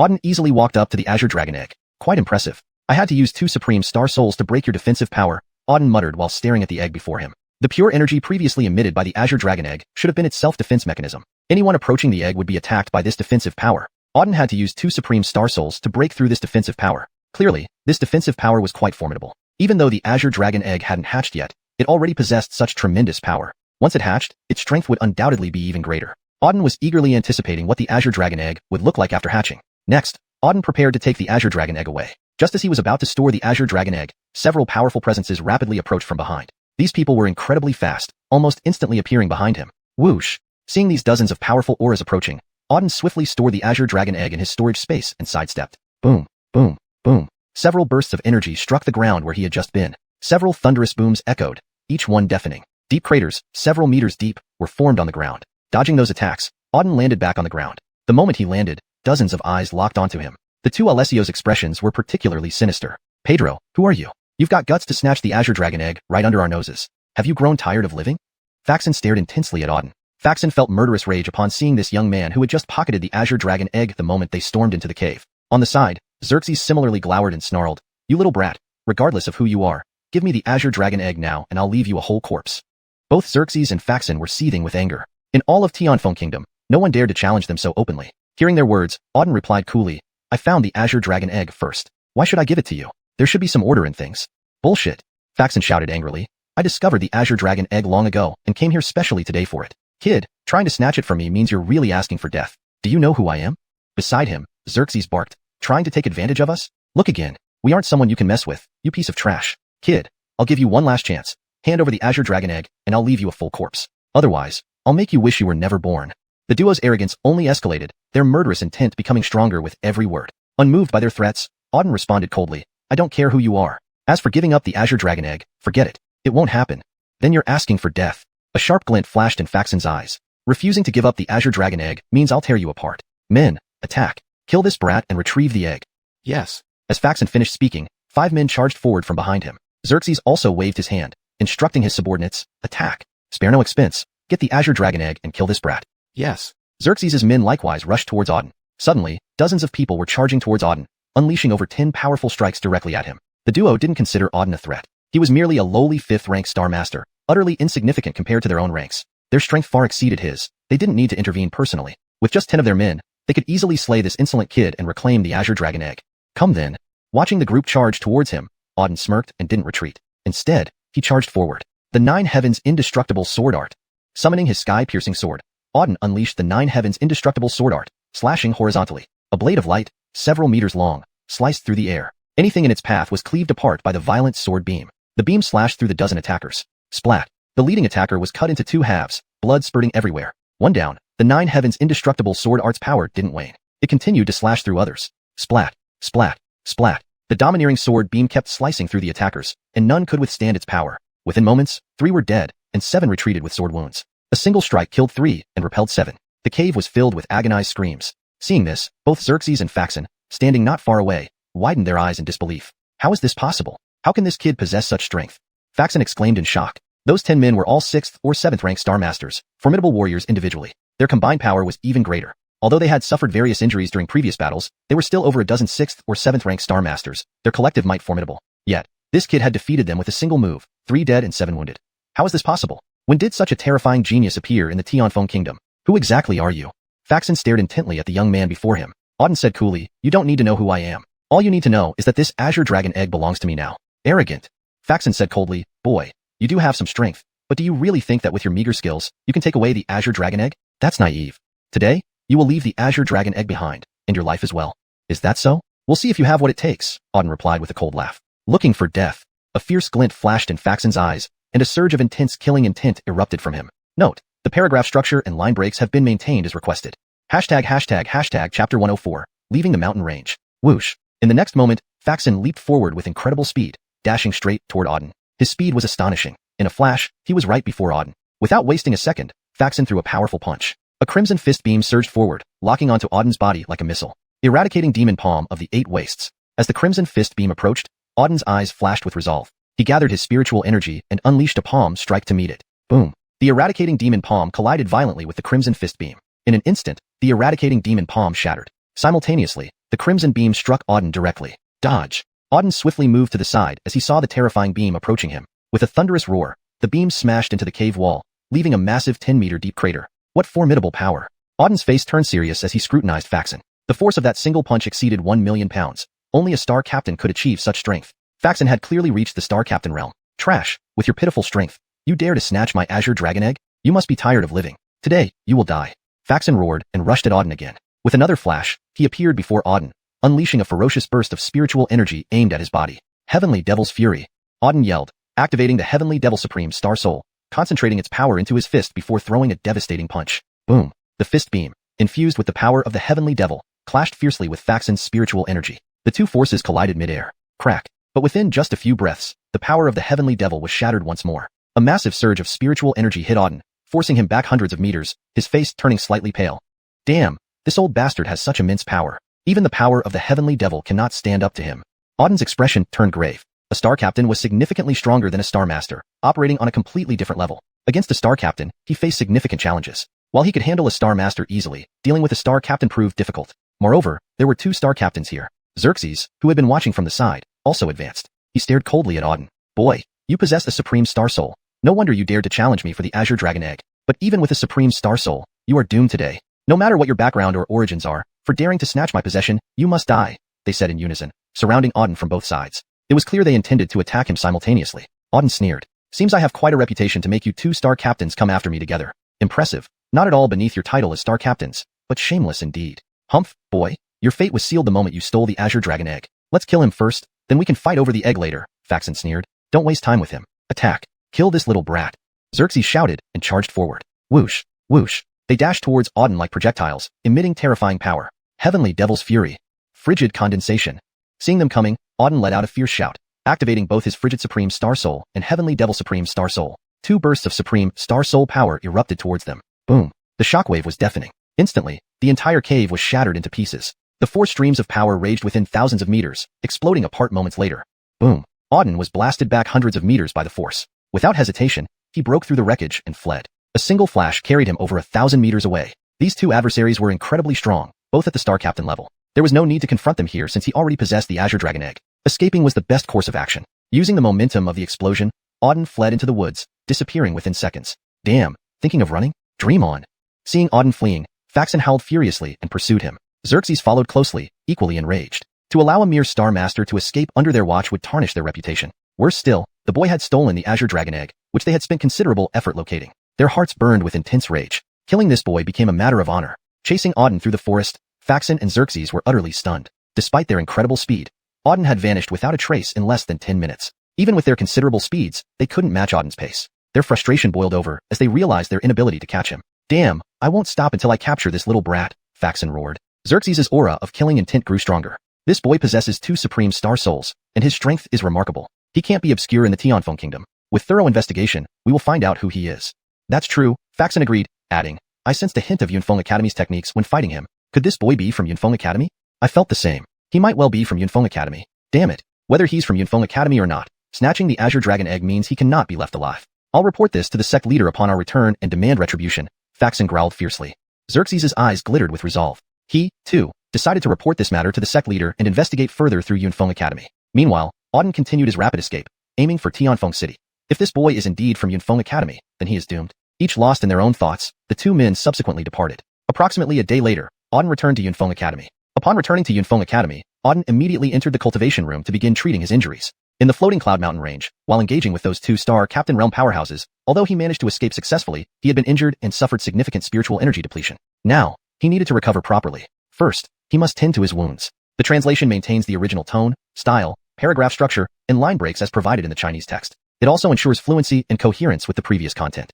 Chapter 105, 7th Level Star Master. Over the next 3 days, Auden remained in the cultivation room to recover from his injuries. With the Spirit Pearl now in his possession, his recovery was significantly faster. Previously, since he had not been injured, the Spirit Pearl had not demonstrated much utility. Now that he was injured, Auden immediately realized the terrifying power of the Spirit Pearl. A continuous stream of extremely pure spiritual energy surged forth from within the pearl, continuously repairing his injuries. Under the nourishment of the Spirit Pearl, his injuries were recovering at an impressive rate. In just 3 days, his wounds were completely healed. On the 4th day, Auden slowly opened his eyes. The moment he did, a sharp glint flashed from his pupils. Simultaneously, a wave of powerful spiritual energy began to gently surge around him. The overwhelming force poured out endlessly into the surroundings. The entire cultivation room was filled with the essence of pure spiritual energy. How formidable this strength is. My power has indeed increased again, Auden thought, surprised by the intense spiritual energy within his body. After this period of cultivation, his strength had once again improved. He had now reached the 7th level Star Master realm. Seems like battles truly are the best method for enhancing one's strength, Auden remarked with a hint of amusement.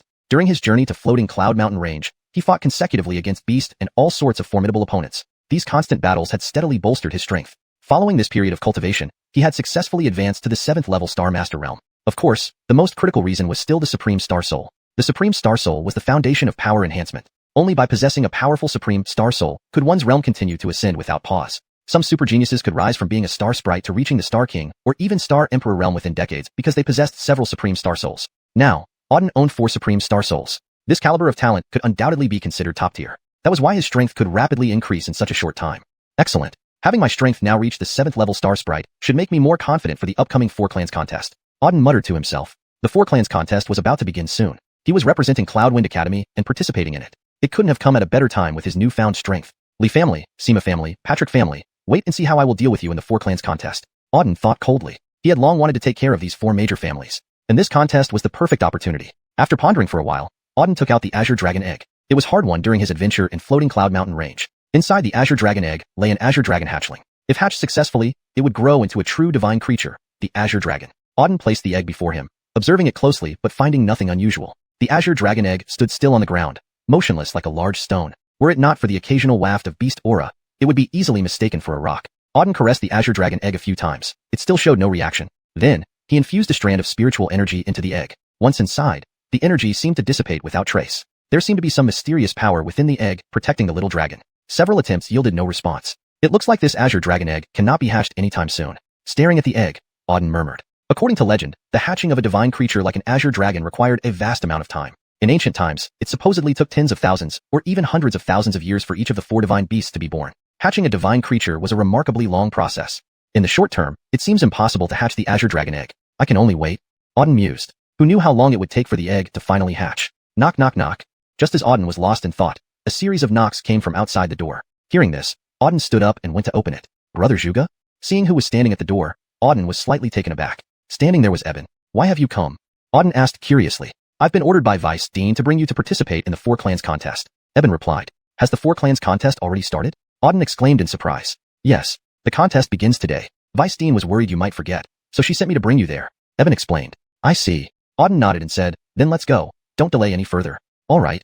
Eben agreed and then led Auden away. As they walked, Eben asked, Brother Lin, how did you end up participating in the 4 Clans contest? Did Vice Dean ask you to join? Yes.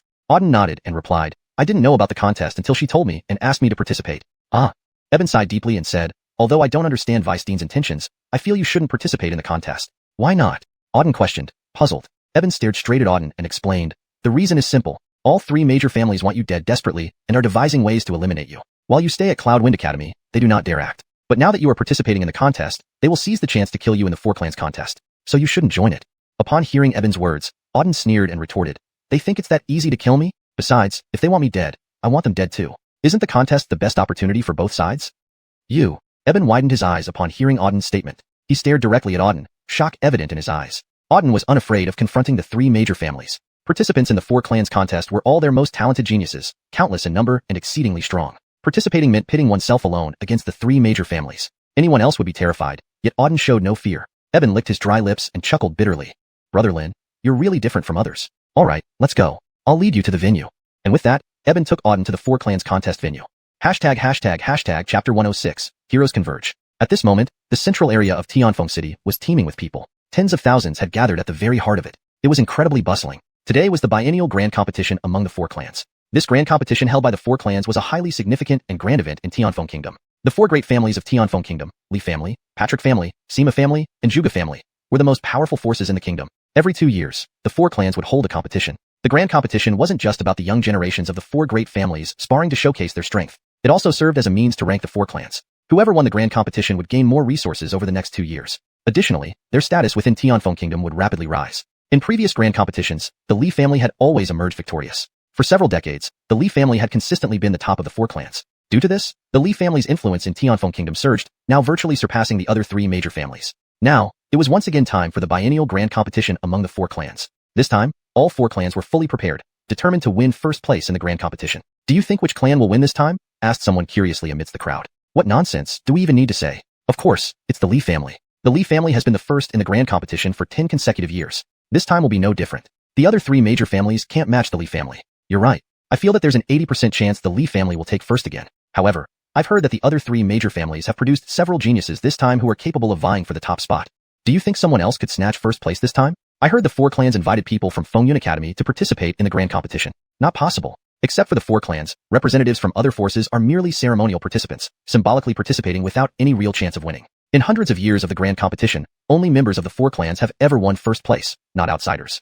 Indeed, under the formidable power of the youth of the 4 clans, outsiders have no chance at all. In the crowd, everyone chatted excitedly, all eyes filled with curiosity. They mostly believed that the Li family would once again take the top spot. The 4 great families have arrived. Suddenly, a loud shout rang out in the crowd. Hearing this, everyone looked forward. Their gaze landed on several hundred people marching grandly from all directions. These several hundred people were divided into 4 camps, representing the current 4 great families of Tianfeng Kingdom. Among them, the man in red on the east side was Fulton, the head of the Patrick family. The man in blue on the west side was Adon, the head of the Li family. The man in black on the south side was Hildred, the head of the Sima family. The man in white on the north side was Lachlan, the head of the Zhuge family. As soon as these four figures appeared, the entire venue immediately fell silent. Everyone's attention was focused on these four individuals. The heads of the four great families held extremely high positions in Tianfeng Kingdom. Even in the entire northern region, they were top-tier experts. Ordinarily, these four individuals rarely made appearances. But today, all four were present. Behind these four men, followed dozens of youths.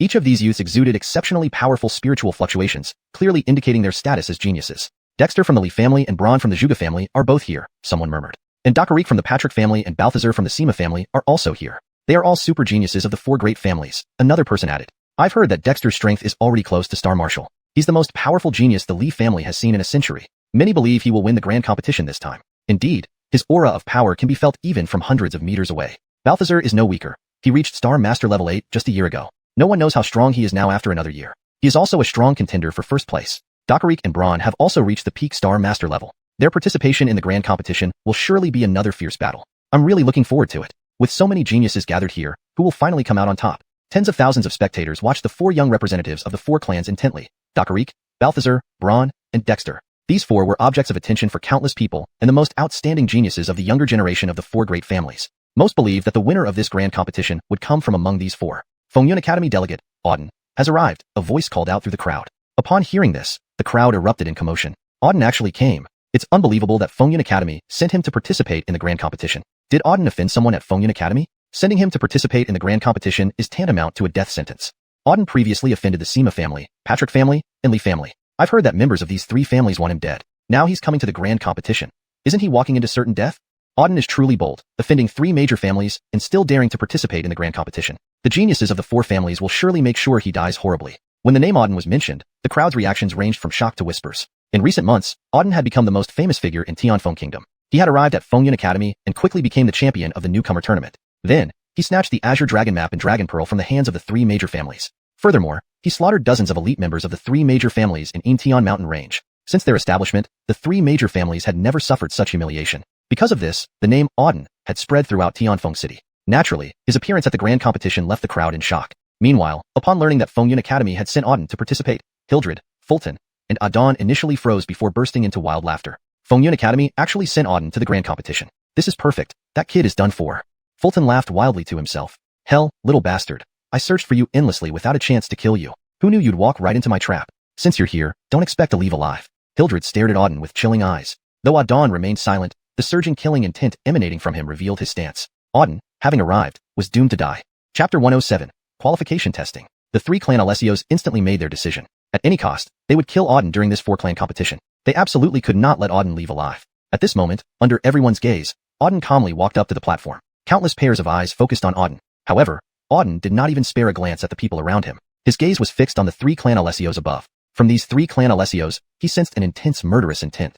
Three old fellows, wait, I'll get you sooner or later, Auden sneered inwardly. After exchanging glances, Hildred, Adon, and Fulton all withdrew their gazes.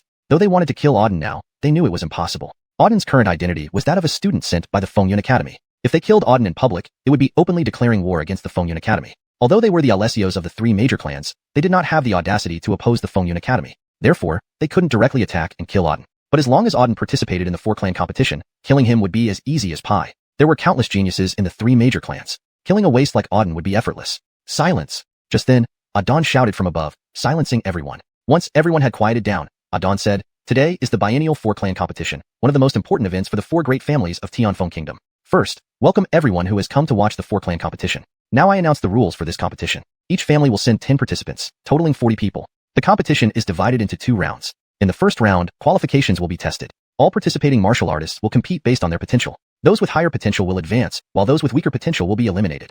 Now, we begin with the qualification testing." After Adon finished speaking, curiosity flashed in everyone's eyes. "How do we test qualifications?" someone asked. Adon explained, "You should have seen the large stone on the stage. It's called a spirit measuring stone. When attacked, it displays a numerical value reflecting one's potential. The scale ranges from 1 to 999. Scores from 1 to 300 are considered low grade, 300 to 600 mid grade, 600 to 900 high grade, and over 900 ultra grade. Higher potential indicates greater developmental potential. To pass the qualification test, a score of over 600 is required. The test officially begins now." With Adon announcing the rules, the testing officially started. "Patrick Clan Lionel, please step forward for testing." As Adon called out a name, a young man in gray stepped forward. Lionel of the Patrick clan. Walking up to the spirit measuring stone, he slowly channeled his spiritual energy. With a shout, he condensed all his power into his fist and struck the stone. Bang! After a loud noise, Lionel's fist hit the spirit measuring stone. Hum. The stone trembled slightly, and slowly, a number appeared in its center. 347. 347. Mid-grade, disqualified, eliminated. With this number, Adon announced the result immediately. Hiss. Upon hearing this, everyone below was shocked. Lionel had already reached the 4th level Star Master realm, which wasn't weak, yet he only had mid-grade potential. Before the test, everyone thought he could pass the qualification test. Lionel looked somewhat dazed before he dejectedly stepped off the platform. The next participant is Sima Clan's Brock. After Lionel was done, Adon announced the next name. Another youth, this time in blue, stepped onto the platform. Brock walked straight to the spirit measuring stone, channeling his spiritual energy before striking it with a powerful punch. Boom. Similar to the previous case, the stone shook vigorously after the punch. A moment later, a number gradually appeared on the stone. 569, mid-grade, disqualified. Brock's score was 569, very close to 600, but still disqualified. 2 consecutive eliminations left the remaining participants feeling worried. Brock and Lionel both had considerable strength but failed the test. This demonstrated the high difficulty of the qualification test. The next one is Lee Clan's Connor. At this moment, Adon called another name. Connor of the Lee clan. Then, a muscular youth with a rugged appearance stepped onto the platform. Bang. Without further ado, he struck the spirit measuring stone with a powerful punch. The stone vibrated violently, and a number slowly appeared. 630. 630, high grade passed. Adon promptly declared the result. Phew. Hearing that someone had passed, the crowd below breathed a slight sigh of relief. Connor belonged to the Lee clan. Among the 4 great families, the Lee clan consistently ranked first. Therefore, Lee clan members were generally stronger. Connor became the first person to pass the test. The testing continued. It took more than an hour, and nearly 20 people were tested. Only 7 of them passed, while the rest were all eliminated. Among the 7, 4 were from the Lee clan, and each of the other 3 major clans had one. The next participant is Patrick Clan's Dakarik.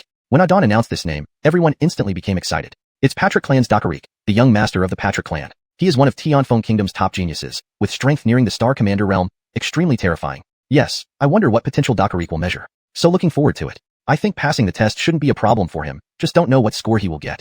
Everyone below buzzed with discussion. Their gazes filled with curiosity and anticipation.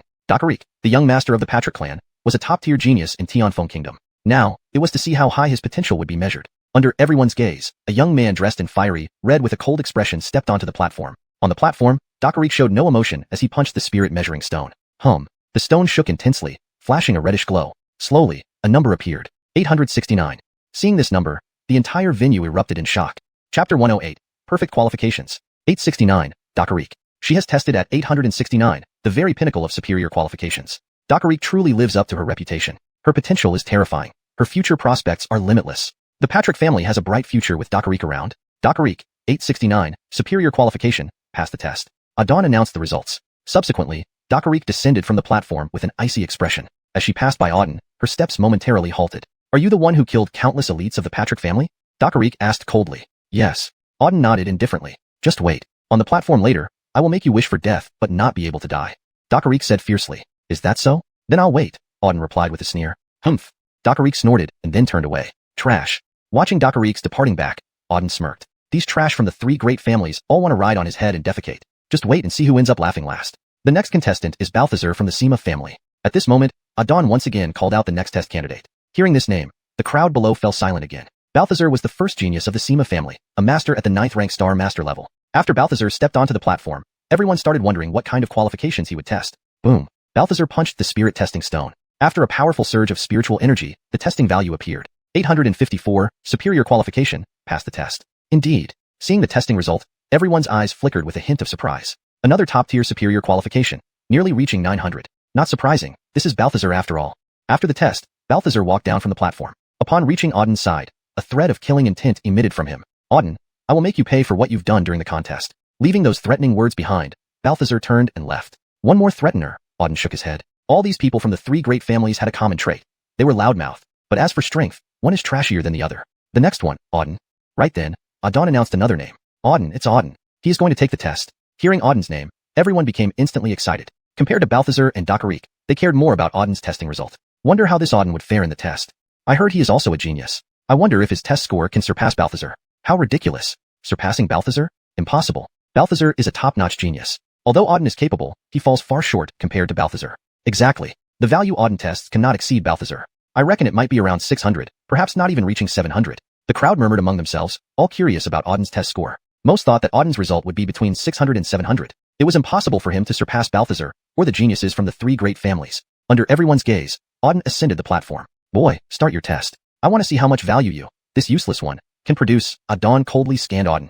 Auden ignored Adon and approached the spirit testing stone, directly channeling his spiritual energy to strike it. Boom. A punch slammed into the spirit testing stone, causing a thunderous tremor throughout. Subsequently, a tremendously strong force surged out from the stone. The stone now emitted brilliant light, illuminating the entire platform. Everyone stared in shock at the spirit testing stone. When others tested, it never made such a commotion. What was happening with Auden that caused such a reaction? Just then, a number appeared on the spirit testing stone. 999. The number on the stone was 999. Impossible. Everyone was stunned. Eyes wide open, they gazed at the spirit testing stone and Auden in shock. Auden had tested at 999. This was the peak value. Not only did it surpass 900 to reach superlative qualification, but it had also reached the limit of the spirit testing stone. Auden actually tested perfectly. How is this possible? Someone muttered below. Bang! Hildred and Fulton both rose abruptly, their faces filled with astonishment. They watched Auden's test results in disbelief. No one could have imagined Auden would achieve a terrifying score of 999. Since the creation of the spirit testing stone, the highest recorded value had been 910. There had only been a handful of scores exceeding 900 over the past century. Now, Auden had tested at 999. It's changing again. Look. At that moment, a loud voice emerged from the crowd. Everyone looked over immediately. Their eyes caught sight of the spirit testing stone. The number 999 had changed again. 1000. The test value had increased from 999 to 1000. Buzz. With a powerful fluctuation of spiritual energy, everything on the spirit testing stone returned to normal. Auden withdrew his spiritual energy and walked off the platform. Now, everyone around looked at Auden in dumbfounded silence. Shock was evident in their eyes. Top geniuses like Dakarik, Sima Outing, and Dexter from the three great families glared at Auden with dark expressions. Scoring over 800 already felt exceptionally high to them. They never imagined Auden could achieve a perfect score of 999, which later became 1000. Compared to Auden, their results seemed trivial. Damn brat, I'll surely kill you on the platform, Balthazar declared fiercely. Absolutely won't let him leave the platform alive, Dakarik added.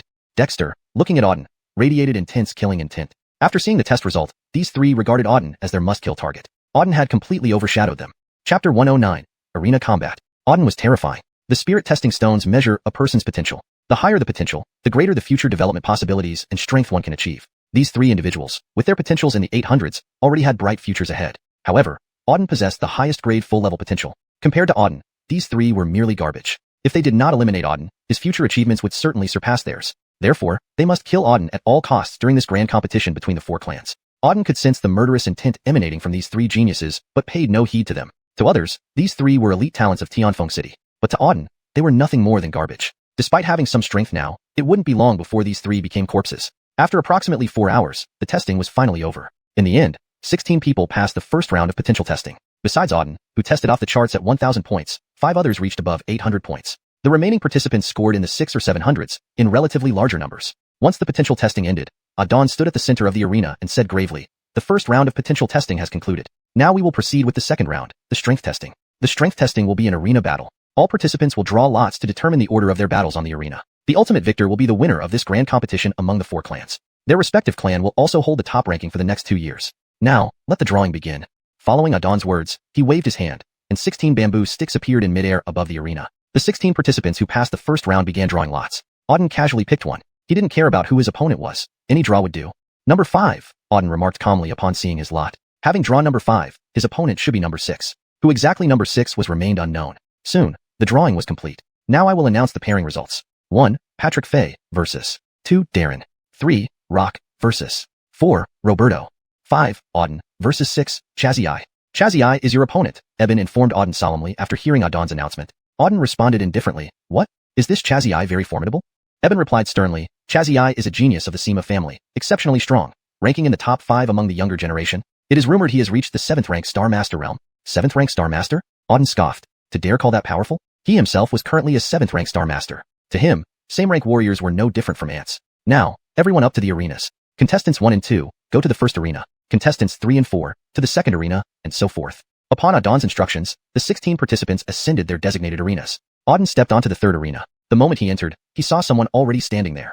A young man in gray clothes, in his 20s, exuding intense malevolence. As Auden stepped into the arena, the gray-clad youth's eyes flashed ominously, saying, "Punk, I finally get my hands on you." Auden remarked indifferently, "Is your Sima family so eager to kill me?" Chazzy barked angrily, "Auden, you trash. Dozens of our Sima family's finest have perished at your hands. If I don't kill you today, I'll forfeit my surname." Auden retorted coolly, "Whether you believe in the Sima family or not means nothing to me. You can even change your name to shit if you want. But if you wish to kill me, you better prove you're capable." "Humph." Chazzy sneered and pointed at Auden. "Bastard. I know you have some skills, but in front of me, they are nothing. Killing you is as easy as squashing an ant. Enough talk." The moment Xiuxian finished speaking, Auden's figure flickered, appearing instantly in front of Xiuxian. He then unleashed a palm strike. A tremendous force surged out from his palm, hurtling fiercely towards Xiuxian. Suicidal. Auden, how dare you insult me? Xiuxian roared furiously. Not only will I humiliate you, but I will also kill you. Go to hell. Without another word, Auden delivered a punch directly to Xiuxian's head. Bang. A direct blow to the head killed Xiuxian instantly. Simultaneously, pure spiritual energy flowed into Auden's body. Ding, extracting 7th rank Star Master, obtained 5,400 energy points. The system voice echoed immediately after. Hashtag chapter 110. Sweeping everything away. Trash. Auden cast a cold glance at Xiuxian's corpse on the ground. Such filth, and yet he dared to act so arrogantly. He was tired of living. From now on, any trash that sought death in the arena would be killed without mercy. Afterward, Auden descended from the arena. Seeing Auden leave the arena, those who had been watching around him all had looks filled with extreme reverence. Before, they had only heard about Auden's name but had never seen him. Though it was said that Auden was very powerful and had already killed many people from the 3 major families, after all, legends were just legends. Who knew if Auden truly had the strength, or if someone was intentionally exaggerating? But after witnessing this battle, everyone was deeply shaken. Auden had killed Xiuxian, a 7th rank Star Master, in just one move. This level of strength was terrifying enough. Congratulations, Brother Lin, for advancing to the top 8. After Auden left the arena, a figure approached and spoke. It was Eben. Auden nodded and asked, and how did you do? Luckily, I managed to advance to the top 8, same as you. Eben smiled. Yeah. Auden nodded again. Although Eben had always been rather low-key, his strength was undeniably formidable. Auden understood this well. As a top prodigy of the Zhuge family, Eben was not weaker than any other prodigy from the other 3 major families. Brother Lin, may I ask you a question? Can you give me an honest answer? Eben stared directly at Auden. Ask away. Auden replied. Eben remained silent for a few seconds before asking, what is your goal for this 4 families grand competition? Goal? Naturally, it's to win first place. What else could it be? Auden answered. Indeed. Hearing Auden's words, Eben chuckled bitterly. He had guessed that given Auden's personality, once he participated in the 4 families grand competition, he would aim for first place. Auden, it might be difficult for you to win first place this time. All 4 major families' elites have entered this competition, each possessing formidable strength, especially Braun, Dakarik, Dexter, and Balthazar, 4 super geniuses. It will be extremely challenging to win against them. Eben said gravely. Auden responded, the 4 people you mentioned are probably the strongest of the 4 major families' younger generation, right? That's correct. Eben nodded. Dakarik is the top genius of the Patrick family, Balthazar is the young patriarch of the Sima family, and Dexter is the eldest son of the Li family. Their strengths rank among the best in the entire northern border region. Now, with these 3 participating, winning first place will be incredibly difficult. Auden replied calmly, what levels of strength do these 3 possess? According to Eben, to my knowledge, their strength has basically reached the 9th rank of Star Master, even peak-level Star Masters. Furthermore, they definitely still hide their true power. Only they know exactly what their capabilities are. Is that so? Auden sneered. If that's the case, wouldn't it be more interesting? If I kill these 3 top geniuses from the 3 major families, won't it be amusing? What? Hearing Auden's words, Eben's eyes widened in shock. His gaze locked onto Auden, filled with astonishment. Auden actually intended to kill the top 3 geniuses of the 3 major families. Moreover, from Auden's tone, it wasn't a joke. You're crazy. Eben exclaimed. Auden, those are the most powerful geniuses of the 3 major families, each possessing monstrous talent and frightening strength. You want to kill all of them in the arena? If he didn't know Auden, he would think this person was a madman. Auden glanced coldly at Eben. What? Do you think I can't do it? You. Eben wanted to say something but couldn't find the words. Finally, he shook his head. Brother Lin. Although I know you're strong, killing the top geniuses of the 3 major families is impossible. No one can achieve that. We'll see about that. Auden replied coolly. Eben gave Auden a deep look and stopped speaking. He felt Auden was joking. Killing Dexter and the others was simply impossible. Silence. At that moment, Li Tianyun roared. Everyone immediately quieted down. After everyone became quiet, Li Tianyun announced, the first round of arena battles is over. Now, we will draw lots to determine the matchups for the second round. The drawing of lots began. Just like before, Auden randomly drew a bamboo stick. Number 1. This time, he drew number 1. About a minute later, the lot drawing was completed. With only 8 people remaining, the drawing process was simple. After the drawing was complete, Auden announced the results immediately. Number 1, Auden, versus number 2, Azariah. Number 3, Balthazar, versus number 4, Eben. Number 5, Dexter, versus number 6, Patrick Gue. Number 7, Dakarik, versus number 8, Sima Gao. All names were announced. Upon hearing the matchup results, everyone below exchanged surprised glances. By coincidence or otherwise, the 4 strongest geniuses were separated in this round and would not face each other yet. Among these 8 participants, the strongest geniuses were Balthazar, Dexter, Dakarik, and Auden. These 4 individuals far exceeded the others in terms of fame, potential, and strength. In this round of matches, the 4 were separated. Thus, in this round, these 4 geniuses would not encounter each other. It seems the decisive battles will only be revealed in the final rounds, someone muttered. This round is merely a warm-up for the competition for first place. If anyone can't make it past this round, they don't deserve to compete for first place.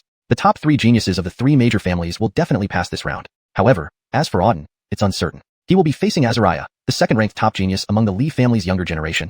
Indeed, Auden might be in trouble this time. Azariah is a top genius second only to Dexter. Facing Azariah, Auden stands a good chance of being eliminated. Hashtag chapter 111. Enormous reward. There's no need for Dexter to make a move. Azariah can easily kill him. Just wait and see. This round, the kid is dead for sure. The crowd around was abuzz with chatter. Everyone watched Auden with sneers on their faces. Auden's fate was sealed the moment he faced Azariah in this round. Defeat was certain. Next, the 8 competitors climbed onto their respective platforms. Auden also ascended the first platform. As soon as he stepped onto it, a young man in red stared at him coldly. Auden, your luck has run out. Now, let me take care of you, the red-clothed youth said coldly. He was none other than Azariah. Auden calmly scanned Azariah and said, several members of your Lee family have told me that before. Howard, Hawk, Gabriel, Adam, Slade, and Che. Sadly, they're all dead now. Shut up. Hearing these words, Azariah became furious, his eyes fixed on Auden. Kid, it would be better if you hadn't mentioned them. Today, I'll make you suffer before you die. Dozens of our Lee family elites have died at your hands, and today, you will pay with blood. You talk too much. If you want to kill me, just get on with it, and show me what makes you different from trash like Howard. Auden retorted coldly, looking for death. Auden's words completely enraged Azariah. With a roar, Azariah charged forward at incredible speed, swiftly approaching Auden. He moved so fast that he seemed like a bolt of lightning, quickly reaching Auden. As he closed in, a powerful punch surged forward. Sky-penetrating fist. A fist-shaped light condensed in midair, hurtling towards Auden. Nice try. Seeing the incoming punch, Auden remained unperturbed. 8 Desolations Demon-Slaying Palm. Auden roared and activated the 8 Desolations Demon-Slaying Palm, sending a palm strike to meet the attack. Though it was a relatively low-level martial technique, the 8 Desolations Demon-Slaying Palm, powered by Auden's current strength, possessed terrifying force. The clash sent shockwaves rippling through the air. Boom. In an instant, the fist light shattered, and Azariah was sent flying back. PFFF. Upon landing, Azariah spat out a mouthful of blood, his face deathly pale. How is this possible? This can't be. Lying heavily on the ground, Azariah gazed at Auden in disbelief. In one move, Auden had inflicted severe injuries on him. Whoosh. At that moment, Auden appeared once again before Azariah in a flash. Die. A powerful palm struck down, slamming into Azariah. Dragon subduing palm. Seeing the impending strike, Azariah's face changed drastically. From this palm, he sensed intense killing intent. If he couldn't defend, this blow would surely be fatal. Roar. A golden dragon shot out from Azariah's body, rushing towards Auden. It was the Lee family's ancestral skill, dragon subduing palm. Trifles. Auden sneered, unleashing icy energy from his palm and striking down. Crack, crack, crack. The golden dragon was instantly encased in ice. With a slight exertion from Auden, the dragon shattered. Simultaneously, Azariah's entire body was enveloped in ice. Within mere moments, Azariah turned into an ice statue. Shatter.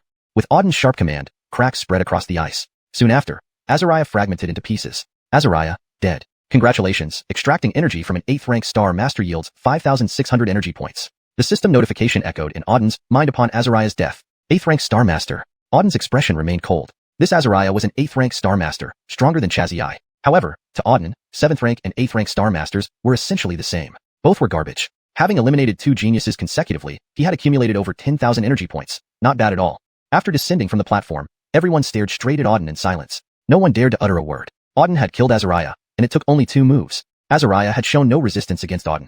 Initially, they believed Azariah, being an 8th rank star master, could defeat Auden, but the result was unexpected. Chazii and Azariah were geniuses of the 3 major families, yet both fell under Auden's hand. This Auden is a devil. He so easily kills 2 geniuses from the 3 major families. What level has he reached?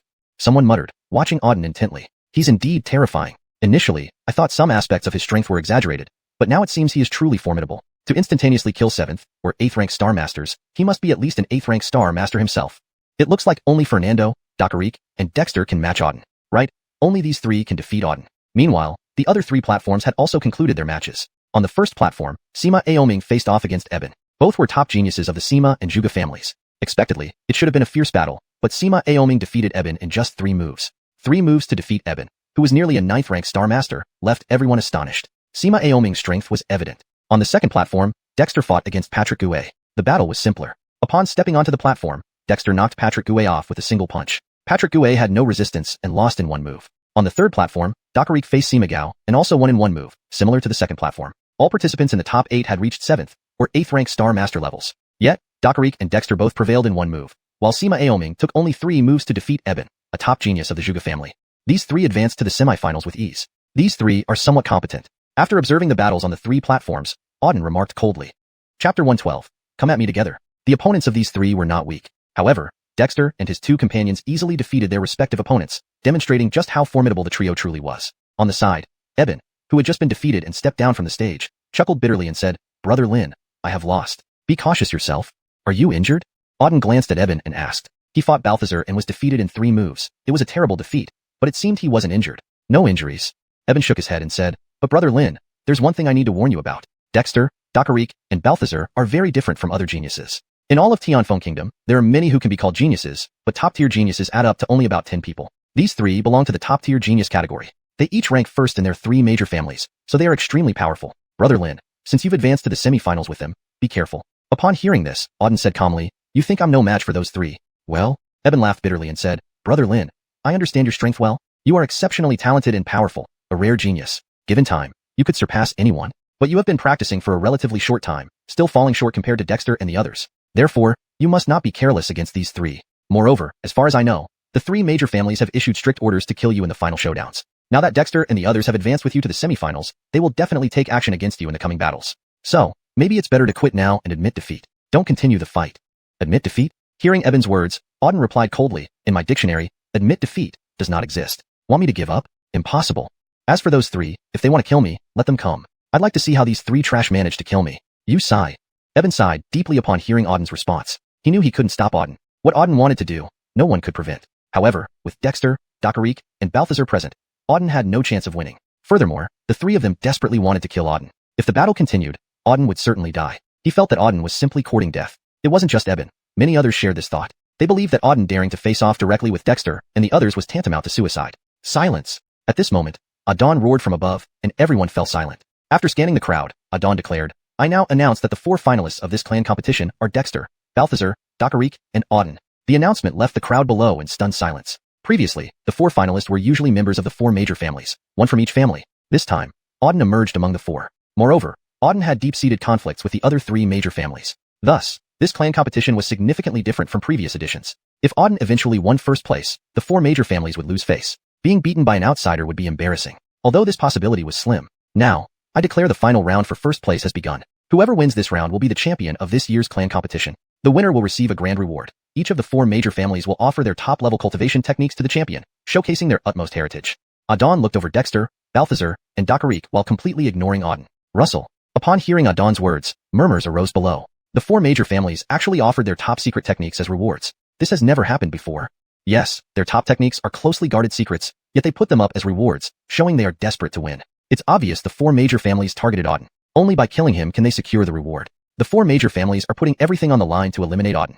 Auden is in deep trouble. Everyone around was astonished. If one could win first place, one would gain the techniques of all 4 major families. A person mastering 4 supreme techniques would surely become a super powerhouse, renowned across the Northern Territory. Even Dexter, Balthazar, and Dockereek revealed eager expressions upon hearing the reward. All right. Auden then announced, now, we'll draw lots to determine the matchups. That's unnecessary. Just as Auden finished speaking, a voice interrupted from below. Auden frowned and looked at Auden, saying coldly, Auden, what do you mean?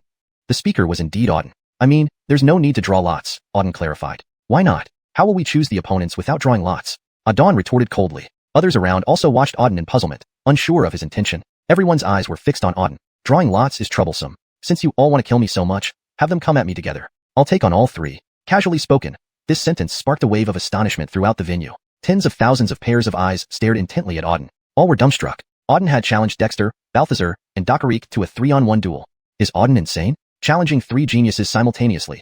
He must be out of his mind. Not even Dexter alone can he beat, yet he thinks he can handle all 3 at once. It's daydreaming. He wants to find death. Arrogant. Even one of Dexter, Balthazar, or Dockereek can crush him instantly. Facing all 3, Auden will be annihilated immediately. He's utterly delusional. Never heard of someone challenging 3 opponents simultaneously in a clan competition. This shows complete disregard for the 3 major families. Too arrogant. Everyone chattered nervously, startled by Auden's declaration. Chapter 113. A magnificent battle. At this moment, the most infuriated were Dockereek, Dexter, and Balthazar. All 3 had wanted to slay Auden on the arena. With their capabilities, killing Auden would be as easy as turning over one's hand. It was just a matter of who would encounter him first. But they hadn't anticipated that Auden would openly challenge all 3 of them simultaneously. Instantly, all 3 turned pale. You're courting death. Balthazar's gaze was fixed intensely on Auden as he snarled. Got tired of living, did you? To look down upon us 3. Kill him. Let him beg for life and yet be unable to die. Dockereek similarly shouted with severity. Dexter didn't speak, but an intense aura of murderous intent began emanating from him. All 3 glared at Auden like hungry tigers eyeing prey, determined not to live if they failed to kill him. However, Auden's expression remained icy cold as he strode onto the platform and addressed those below. You 3 scum, don't you want to kill me? Get up here then. With 3 swift movements, Balthazar, Dexter, and Dockereek leapt onto the platform. They circled around Auden, glaring fiercely at him from different directions, their killing intent surging outward.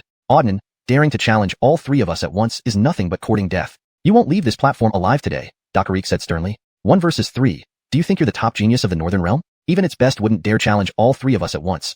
I'll show you what happens when you act cocky in front of me. Balthazar bellowed. Don't waste time talking. Attack immediately. Kill him, and we can settle who wins first after, Dexter added harshly. Fine. The other two nodded. Subsequently, 3 formidable energies erupted from the trio, their auras firmly locking onto Auden. Kill.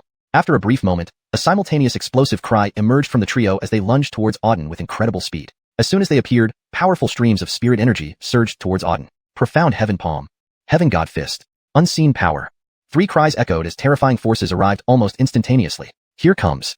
Seeing these formidable attacks bearing down, Auden's eyes grew cold. His own spirit energy surged within him as he rushed forward. Ancient Profound Heaven Technique. An explosive cry later, a golden orb condensed in front of him, radiating pure and profound power. The orb spun rapidly before charging towards the attackers while their strikes closed in. Boom. A deafening sound erupted as the golden orb collided with the trio's attacks, causing the entire platform to shake violently. Powerful force spread outwards, shattering the golden orb almost instantly. The moment the orb shattered, the trio's attacks landed directly on Auden. Bang! Caught by the overwhelming force, Auden was blasted backward, landing heavily on the platform several hundred meters away, the ground beneath him crumbling under the impact. So strong. Feeling a slight numbness in his arms, Auden scanned his opponents. These 3 still had some strength in them. Laughing madly, Balthazar looked disdainfully at Auden. Boy, with such worthless strength, you dared to challenge all 3 of us? I could slay you alone. Where does your confidence come from? Dakarik sneered. Indeed, a worthless man, not even lasting 1 move. Such trash doesn't warrant our attention, but now that we've moved against him, let's kill him and show the rest of Tianfeng Kingdom what happens to those who oppose our families. Attack. Another explosion of voices, the trio charged again towards Auden, releasing even more formidable powers than before. Ice condensation. As the trio's attacks approached, Auden cried out. An ice-cold power burst forth from him, instantly freezing the entire platform, including the airborne figures of Dakarik and the others. 9 days Immortal Sword Technique. After encasing them in ice, Auden performed a series of seals. 9 beams of sword light slowly rotated around him, each emitting powerful sword intent. Destruction. Auden's cry resonated through the air as the 9 sword lights slashed towards the frozen trio. Seeing the terrifying sword lights approach, fear spread across Dakarik's face. Despite being frozen, they could see the impending danger. The destructive power of the 9 sword lights was fearsome. Shatter. Muffled explosions sounded as cracks spread along the ice. Within moments, the entire platform shattered into fragments, freeing Balthazar, Dexter, and Dakarik. Sky-breaking technique. Sky-cleaving slash. Flame cloud lance. The trio channeled their spirit energy, launching devastating counterattacks that collided with the 9 sword lights. Explosions rang out repeatedly, shockwaves rippling outward, destroying the platform completely. Even spectators weaker in strength were thrown back dozens of meters, spitting blood. The stronger ones felt discomfort from the immense pressure. Everyone stared in awe at the battle unfolding on the platform. None had expected such ferocity. The whole of Tianfeng City felt the intense power emanating from the 4 combatants. Even higher-level figures like Hildred, Fulton, and Adon, heads of the 3 major clans, watched with furrowed brows. Boom. Another thunderous explosion came from the center of the platform. Feeling the tremendous force, everyone raised their heads to witness the next phase of the battle. Hashtag Chapter 114. Earthshaking. In front of everyone's eyes, on the arena, Auden and the trio of Dakarik once again clashed violently. The 4 streams of power continuously collided mid-air. After dozens of breaths' time, a booming sound was heard. The 4 streams of energy in the sky exploded with a thunderous roar. Under the impact of the formidable energy, Auden and Dakarik along with their companions were all hurled outwards. All 4 landed almost simultaneously on the ground. Auden's face had turned pale, and his spirit energy slightly weakened. The 3, Dakarik, Balthazar, and Dexter, were all top-tier geniuses of the Tianfeng Kingdom, extremely powerful. Each one of them was at the peak Star Master realm, or even the pinnacle of it. Acting together, their strength became even more terrifying. Even a warrior who had just entered the Star Commander realm might not be able to defeat these 3. What was even more shocking to the 3 was that as top-ranking geniuses from their respective 3 major families, each one of them could be considered a first-rate genius across the entire northern region. Yet after such a long battle, they still couldn't kill Auden. Instead, they themselves suffered significant damage. Their faces were now exceedingly ugly. Damn it, this little beast is damn strange. He's only at the 7th level Star Master realm, yet his strength far exceeds that. What the hell is going on? Dakarik shouted fiercely. Haven't you seen? This kid used the Supreme Cold Star Soul earlier. It's obvious he has a Supreme Star Soul, which allows him to challenge higher levels. Without the Supreme Star Soul, there's no way he'd have such powerful strength, Balthazar said coldly. Then we must kill him even more urgently, Dexter said, his eyes flashing with fierce light. This kid possesses a Supreme Star Soul. If we let him grow, he will become more troublesome. So, he must die. Fine, then let's use our full strength and finish him off, Dakarik yelled. All right, the other 2 nodded. Auden's displayed strength had already threatened them. They initially thought that with their combined strength, killing Auden, who they deemed as trash, should be an easy task. However, they never expected that after such a prolonged battle, they still hadn't been able to kill him. With so many people watching around them, if the 3 of them couldn't even kill a single Auden, they would lose all their face. Dominating Heaven Sword. Heavenly Fire Cloud Spear. Soul-stunning blade. With shouts erupting from their mouths, the three took out their spirit artifacts. 3 spirit artifacts released extremely powerful spiritual energy fluctuations on the arena. Destroy. Upon invoking the 3 spirit artifacts, they immediately attacked simultaneously, holding the artifacts in hand. 3 colossal forces smashed down from the sky. Green Dragon's Wrath. Frozen Ice Solidification. Phoenix Flame. Seeing the 3 enormous forces rushing towards him, Auden's expression remained icy cold. He slowly formed seals while simultaneously channeling the powers of the 3 Supreme Star Souls. Instantaneously, Green Dragon, Frozen Ice, and Phoenix Flame, the 3 Supreme Star Souls, rushed forward to meet the 3 forces head-on. The entire arena was completely divided by these 6 forces. On the left side were the 3 Supreme Star Souls, while on the right side were the 3 top-tier spirit artifacts. The 6 forces constantly opposed each other, each containing terrifying power. The arena reverberated with loud booms, darkening the sky. Bang! At this moment, Adan stood up abruptly, his face filled with shock as he stared at Auden on the arena. How is this possible? This kid actually possesses 3 Supreme Star Souls. Adan was utterly stunned. 3 Supreme Star Souls. Ordinarily, for someone to possess even 1 Supreme Star Soul was already considered a super genius. Yet Auden had 3. Even in the entire northern region, there were probably only a handful of people who possessed Supreme Star Souls, let alone 3. Beside him, Fulton and Hildred were equally stunned. Previously, they knew that Auden possessed a Supreme Star Soul, hence why they wanted to eliminate him at any cost. But what they hadn't expected was that Auden had 3 Supreme Star Souls. Damn it, 3 Supreme Star Souls. I've never seen anything like it. I once heard that a top-tier genius in the northern region had only 2 Supreme Star Souls, but this kid has 3. Unbelievable, Hildred murmured. We must kill him. Fulton clenched his fists tightly, his gaze locked on Auden on the arena. This kid is too terrifying. His potential is among the very best in the northern region. If we don't kill him today, someday he will destroy our 3 major families. That's right. Today, he must die. We'll do whatever it takes to finish him off, Adan echoed sternly. The Alessios of the 3 major families had now resolved that Auden must be killed today, and he must not be allowed to live. Boom. Right at this moment, another earth-shattering boom erupted from the arena, followed by a terrifying surge of energy fluctuations spreading out from it. Upon hearing this horrifying tremor, everyone instantly looked up. After the intense clash lasting dozens of breaths' time, the 3 Supreme Star Soul forces on the arena and the attacks of Dexter, Balthazar, and Dakarik had all shattered. The 3 Supreme Star Soul forces rushed forward with absolute force, breaking through their attacks. Simultaneously, under the terrifying assault of the Supreme Star Souls, the 3 were hurled away. Bang, bang, bang. They slammed heavily into the ground. As soon as they landed, the ground beneath them crumbled, blood spurted from their mouths, and their faces turned deathly pale. How is this possible? They raised their heads, unable to believe what they saw in front of them. The 3 of them, acting together, had been repelled by Auden. Moreover, their strongest attack had been broken through. You damned brat. Dakarik roared explosively, clenching his fists so tightly that it felt like his lungs would burst. Auden cast a cold glance over the trio and said, Is this the strength of the top geniuses of the 3 major families? Quite the sight indeed. The 3 of you, acting together, can't even kill a waste like me. You geniuses are truly amazing.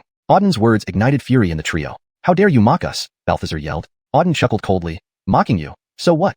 3 pieces of trash. Come on if you dare. Didn't you want to kill me? Here I stand. Come and get me. Let's go all out, Dakarik roared. This kid is arrogant. Let's fight till the end. At most, it ends in mutual destruction. I won't rest until one of us is dead today. Agreed, let's fight. I don't believe the 3 of us can't kill a piece of trash like him. I swear I'll die before failing, Balthazar added. Chapter 115, 2 dead, 1 injured. Immediately, the 3 prepared to unleash their full strength to confront Auden. But the 3 slowly formed hand seals. 3 overwhelming forces erupted from them. Divine Soul World Decisive Technique. Blood Nether Transformation. Supreme Domination. Their bodies slowly ascended into the air. From the 3 terrifying forces emerged. The power was earth-shaking. Black, red, and blue. 3 beams of energy surged from them. The entire realm turned into these 3 forces. These are the top martial arts of the 3 major families. Divine Soul World Decisive Technique, Blood Nether Transformation, and Supreme Domination. Someone below murmured as they watched the stage. These 3 ultimate martial arts have been passed down for over 1,000 years by the 3 major families. Each one has the power to destroy the heavens and the earth. Now that Dakarik and the others have released these 3 great techniques, it seems they have decided to fight Auden to the death. It's unknown whether Auden can withstand these 3 attacks. Many geniuses have been obliterated by these 3 terrifying attacks. Everyone was talking animatedly, watching the 3 forces on the stage with curiosity. Auden's strength today had already shocked them immensely. He fought 3 at once, pushing Dakarik and the others back. And now, this was clearly the final showdown. Dakarik and the 2 others had already used all their strength and the 3 major families' ultimate martial arts. Could Auden withstand their terrifying attack? They were very curious. Boom. At that moment, a loud sound echoed in the sky. Everyone looked up and saw that the power emanating from Dakarik and the others had reached its peak. The surrounding air trembled constantly. Die. With a roar, 3 overwhelming forces struck downward toward Auden. Auden was enveloped by the 3 forces. Under the intense assault, he couldn't move at all. All right, let me see how strong your combined might is. Seeing the 3 forces descending, a fierce look flashed across Auden's eyes. Azure Dragon Transformation. Frost Condensation. Vermilion Bird Flame. Auden unleashed the power of the 3 Supreme Star Souls once again. This time, he condensed the power of the 3 Supreme Star Souls into one. Each of the three supreme star souls possessed terrifying force. Combined, they had the power to shatter the heavens and the earth. Previously, Auden had never attempted to merge the three supreme star soul forces for an attack. This was the first time. He wanted to see what would happen when the three powers merged. Crack, crack, crack. As he fused the three forces, a series of cracking sounds filled the sky. Lightning flashed and thunder rumbled. Buzz. After a few breaths, a buzzing sound resonated through the sky. Then, the three forces suddenly merged. A huge golden orb appeared in the air. The golden orb, a meter in diameter, rotated slowly. Destructive power surged from the golden orb. Perish! With a roar, Auden thrust the golden orb forward. At the same time, the three overwhelming forces released by Dakarik and the others struck down from above. In an instant, the four forces collided. That moment, the entire world turned golden. Blinding light forced everyone to close their eyes. The dazzling brilliance was too intense to bear. The four forces collided in the air repeatedly. Each collision produced an ear-splitting sound. By now, all onlookers had retreated thousands of meters away. No one dared to approach. Standing within 100 meters of those four forces, even a single thread of emitted energy could destroy them. This is terrifying. I've never seen such power before. I feel like I'm less than an ant in front of them, one person whispered with wide eyes. I've never seen such a powerful battle either. Every move can destroy the heavens and the earth. Even the battles between top geniuses in the Northern Territory aren't more intense than this. So strong. Today's battle will surely shock the entire Northern Territory. Everyone was amazed. Now, everyone had only one question. Who would win this battle? Auden and Dakarik's group were all so formidable. Moreover, both sides had unleashed their full strength and their ultimate attacks. Who would win? Boom. At that moment, a loud explosion rang out on the stage. Suddenly, another dazzling light erupted from the stage. Everyone immediately looked up. What they saw was that after multiple collisions, the four forces had mostly dissipated. However, the golden orb remained radiant. The entire sky was lit up. As the golden orb continuously rotated, it absorbed the surrounding three energies. The terrifying power from Dakarik and the others was entirely absorbed by the golden orb. Perish! With another roar, Auden controlled the golden orb to strike the three of them. Boom! The golden orb smashed fiercely onto Dakarik and the others. Under the powerful impact, Dakarik and the others were blasted away. This time, they flew back thousands of meters and crashed heavily onto the ground. Pfft. The moment they landed, blood spewed from their mouths. Their faces instantly turned ashen. On the ground, Balthazar and Dakarik died instantly, without any signs of life. While Dexter was still alive, he was gravely injured and unable to stand. Silence. Dead silence. Everyone opened their eyes wide, shocked by the scene. Up in the sky, Auden radiated terrifying spiritual energy. Like a war god, while Dakarik and the others, two dead, one injured. The result of this battle was clear. Auden had won. How unbelievable. Facing three at once, killing two and severely injuring one. Is this even human? Is this kid human? One person stared blankly at Auden in the sky. Too terrifying. I've never seen such a fearsome young martial artist. He defeated the three top geniuses of Tianfeng Kingdom. He's a monster. Another person added. One person defeating the three top geniuses of Tianfeng Kingdom. Such strength, placed in the entire Northern Territory, must be among the best. Who is this Auden, man or ghost?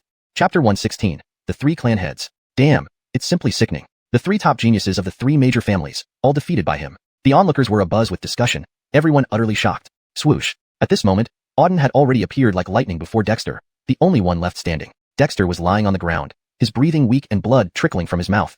He could not even stand. Clearly, after that last strike, Dexter had suffered grave injuries and had no strength left to fight. Die.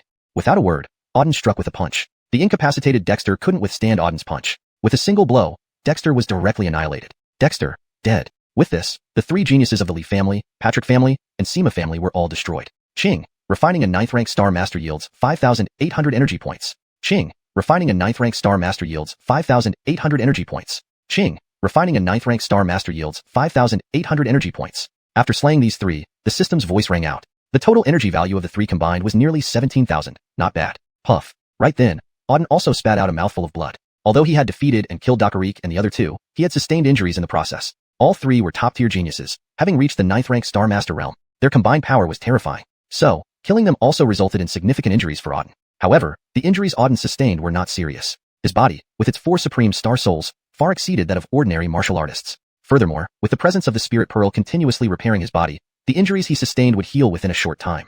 At this moment, the area was deathly silent, with all eyes fixed on Auden.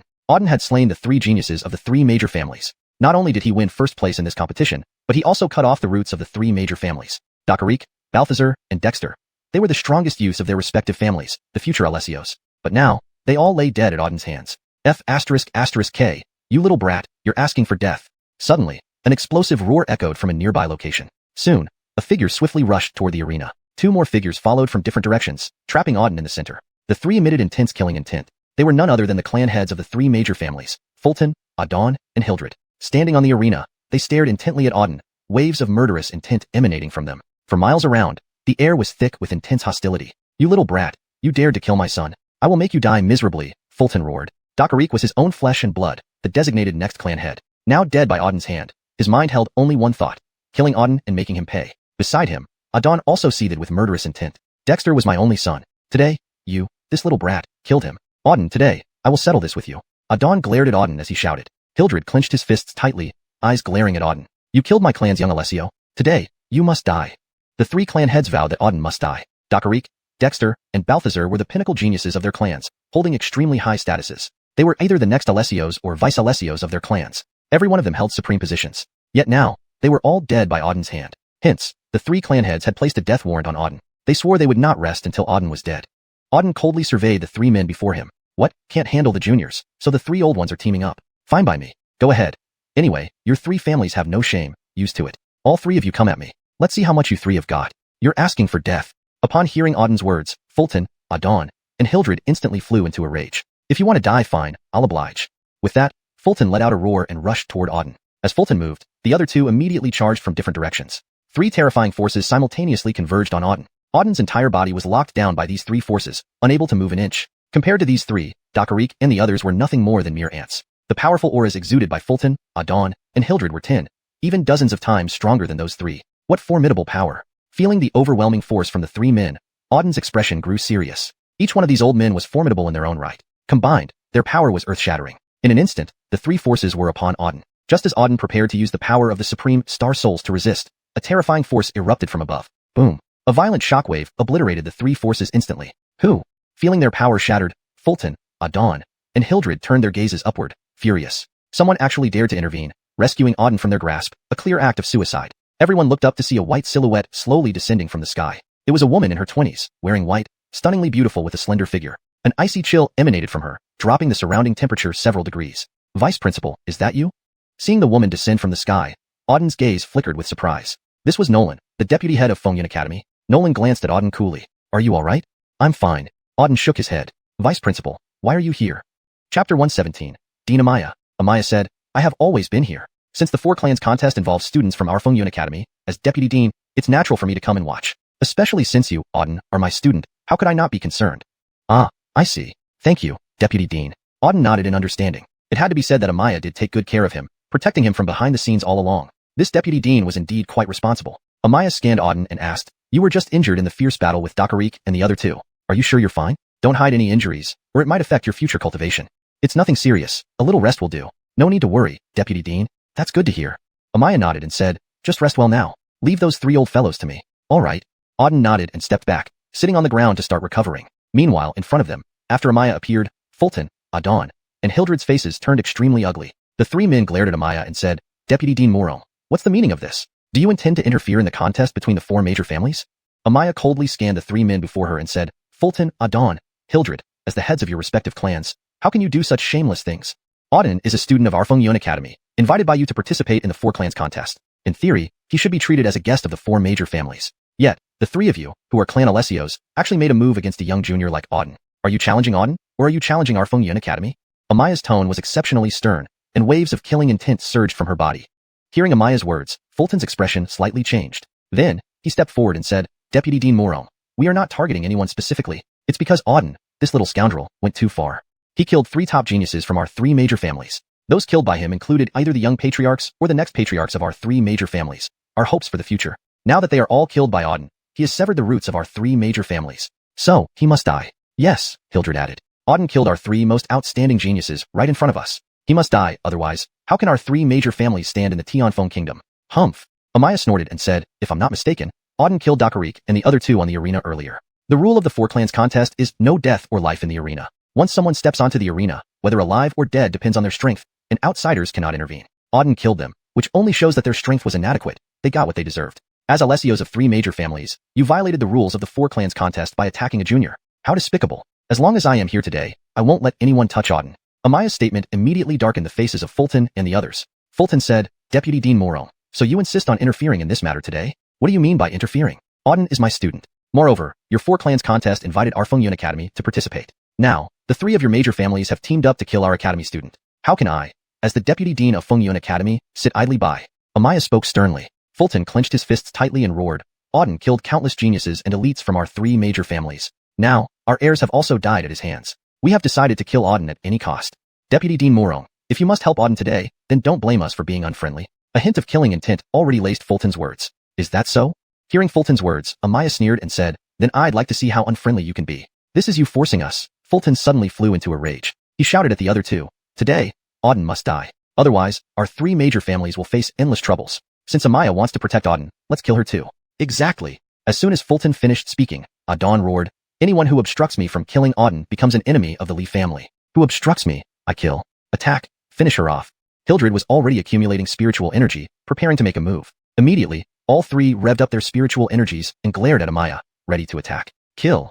With Fulton's loud command, the three rushed toward Amaya instantly. Hum, hum, hum. Three overwhelming forces surged from the three men. The three forces reached Amaya almost instantly, looking for death. Seeing the three attack her, Amaya's eyes flashed with a fierce look. Ice cloud sword technique. With a delicate cry, Amaya slowly made hand seals. Around her, dozens of ice sword beams appeared. Each ice sword beam was filled with formidable ice power. Break.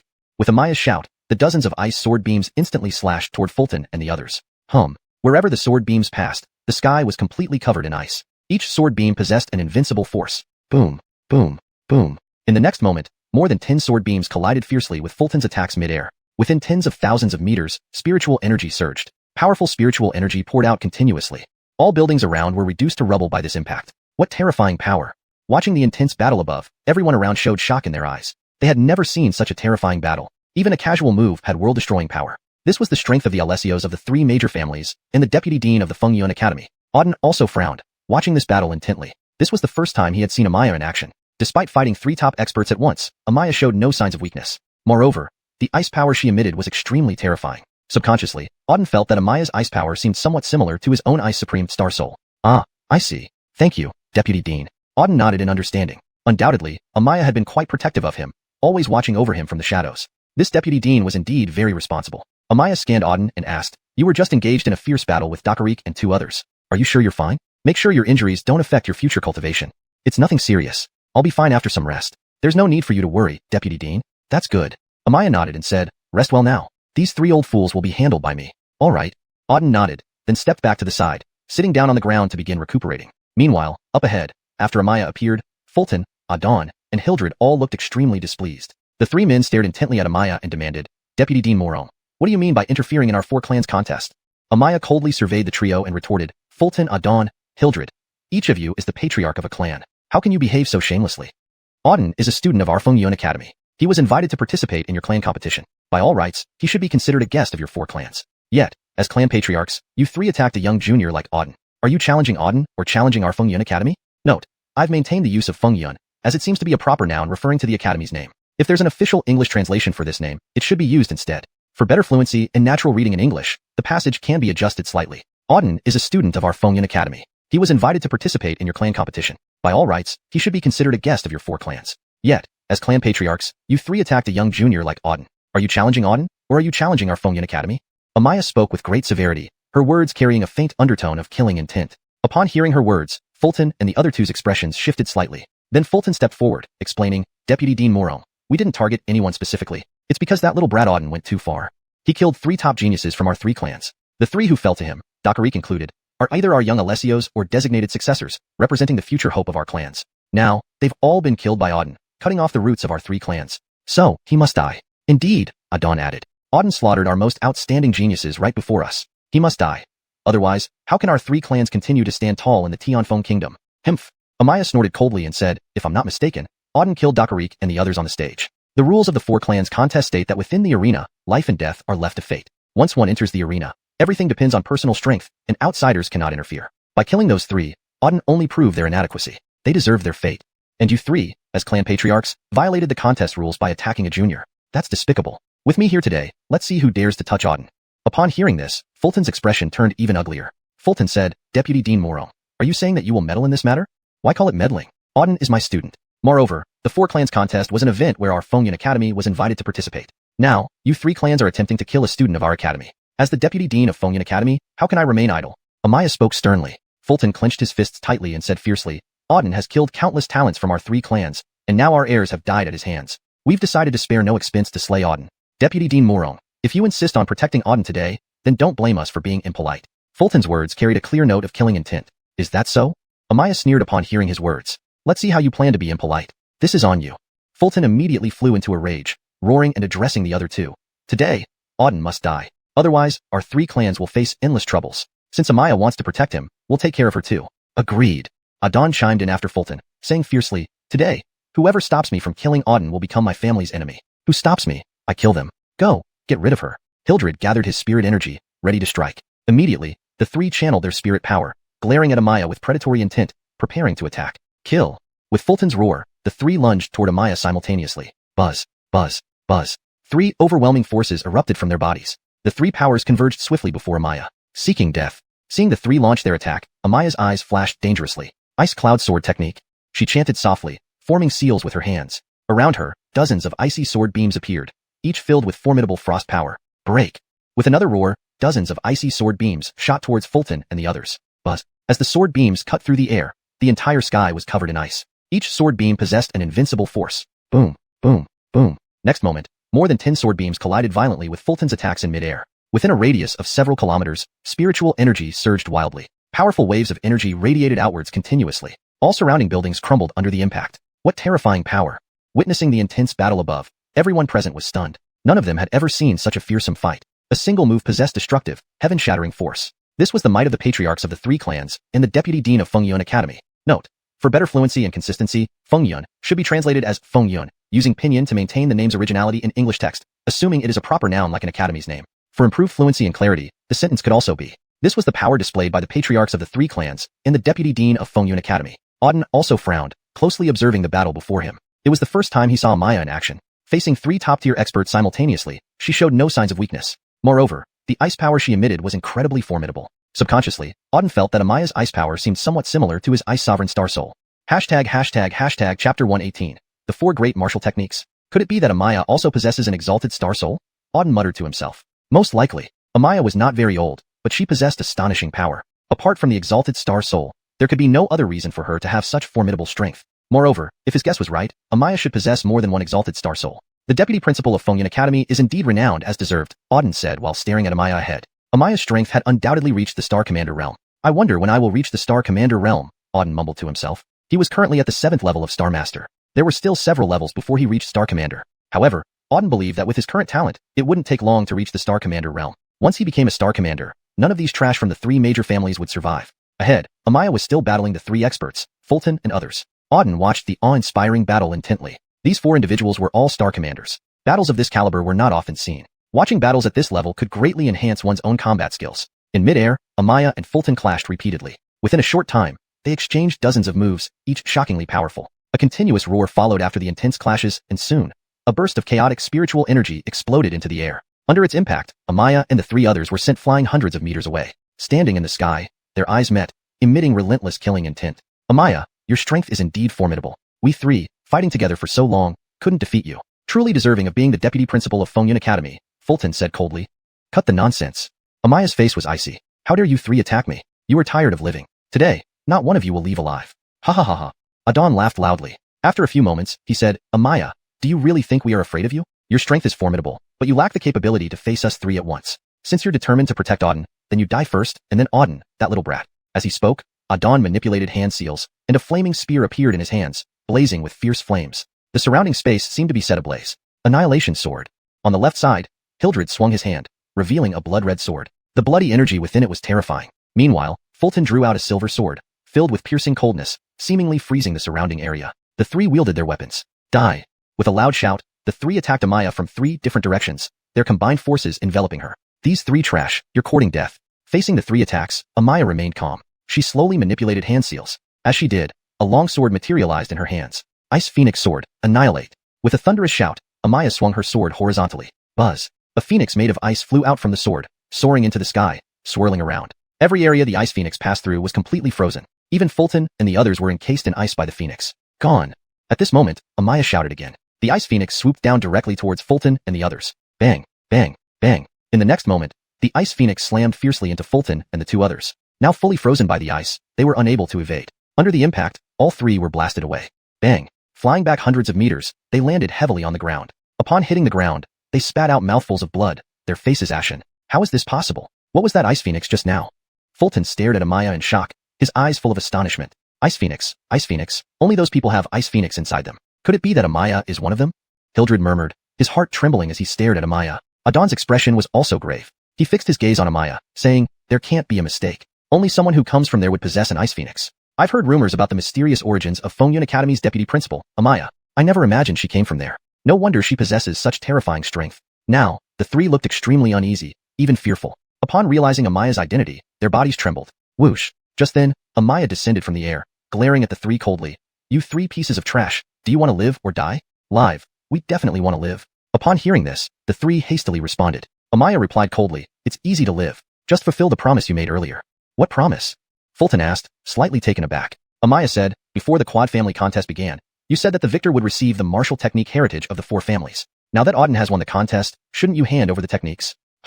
Hearing this, Adon, Fulton, and Hildred all wore unpleasant expressions. Initially, they assumed their family members would win the contest, so they made that promise. They never expected Auden to be the winner. Not only was Auden not from their families, but he also harbored deadly enmity against them. Handing over the ancestral martial techniques to Auden was something they utterly refused to do.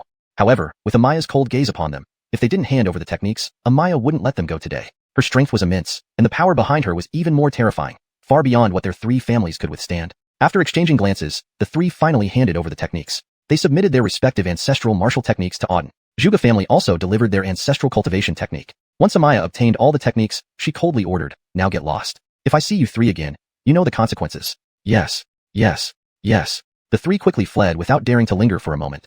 Chapter 119. Assassination Ambush. After Adon and his two companions left, Auden approached Amaya. Vice President, are you alright? Auden asked. The battle between Amaya and Adon's trio was spectacular and breathtaking. Four-star Admiral Realm warriors fighting to the fullest was a scene that shook heaven and earth. This was also Auden's first time witnessing such a battle involving four peak Star Admiral Realm powerhouses. Watching Amaya's clash with Adon's group gave him a deeper understanding of the Star Admiral Realm. Amaya shook her head slightly. I'm fine. They can't hurt me.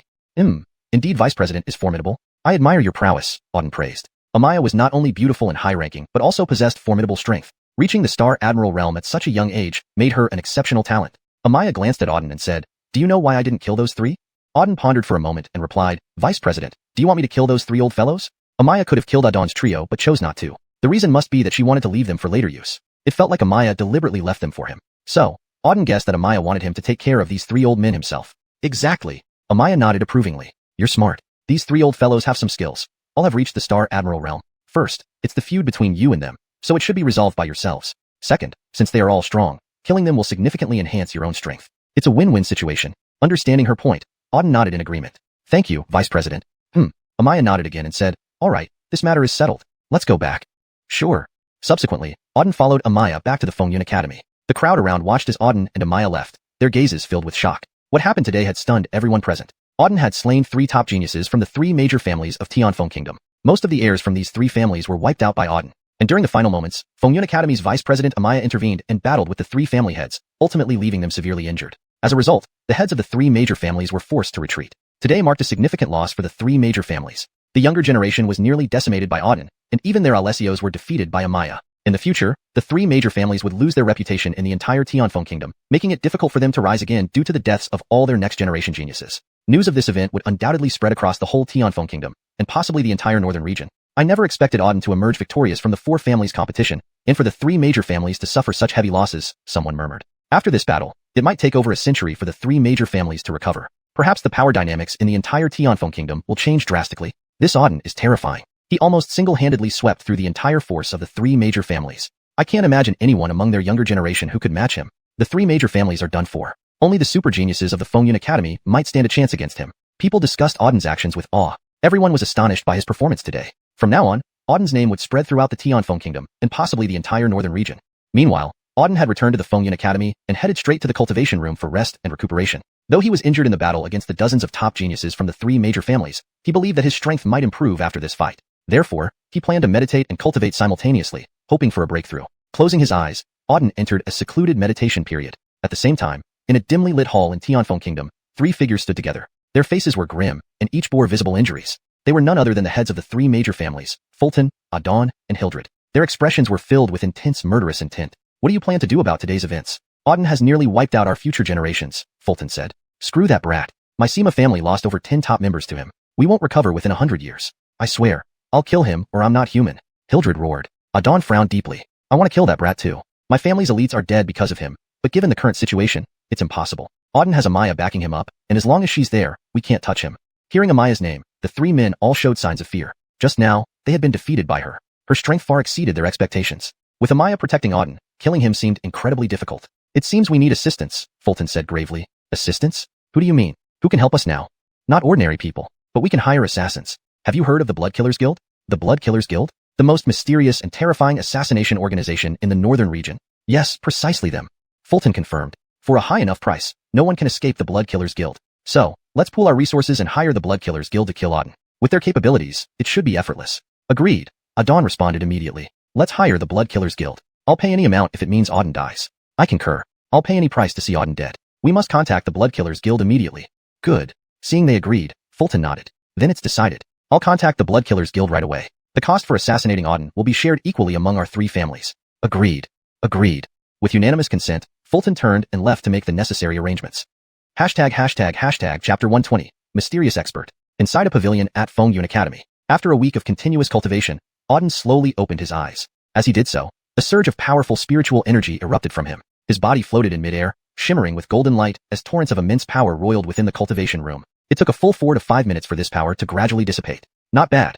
My internal spiritual energy has improved again, Auden said with a smile, sensing the enhanced spiritual energy coursing through him. His injuries had completely healed in just 2 or 3 days. The remaining time had been spent entirely on cultivation. In these few days, his internal spiritual energy had significantly improved. Though his realm hadn't changed, his strength was far beyond what it used to be. If he were to encounter Dexter or Dakarik again, Auden was confident he could defeat them instantly. Phew, I'm exhausted. I should go for a walk, Auden stretched, deciding to take a stroll outside. Lately, he was either cultivating or fighting, leaving him both physically and mentally fatigued. Now that he finally had some free time, he wanted to relax. Just as Auden stepped out of the pavilion, before he could leave the academy grounds, someone approached from the front. It was a young man in white, around 20 years old, with an elegant appearance and flowing hair. But what stood out was the overwhelmingly powerful spiritual aura radiating from him. Auden immediately sensed that this was an expert, and a top-tier one at that. Auden wasn't concerned. With geniuses aplenty at xuanhuan Academy, all kinds of people could be found here, so he continued walking forward. Stop. Suddenly, the young man in white called out, halting Auden's steps. Are you talking to me?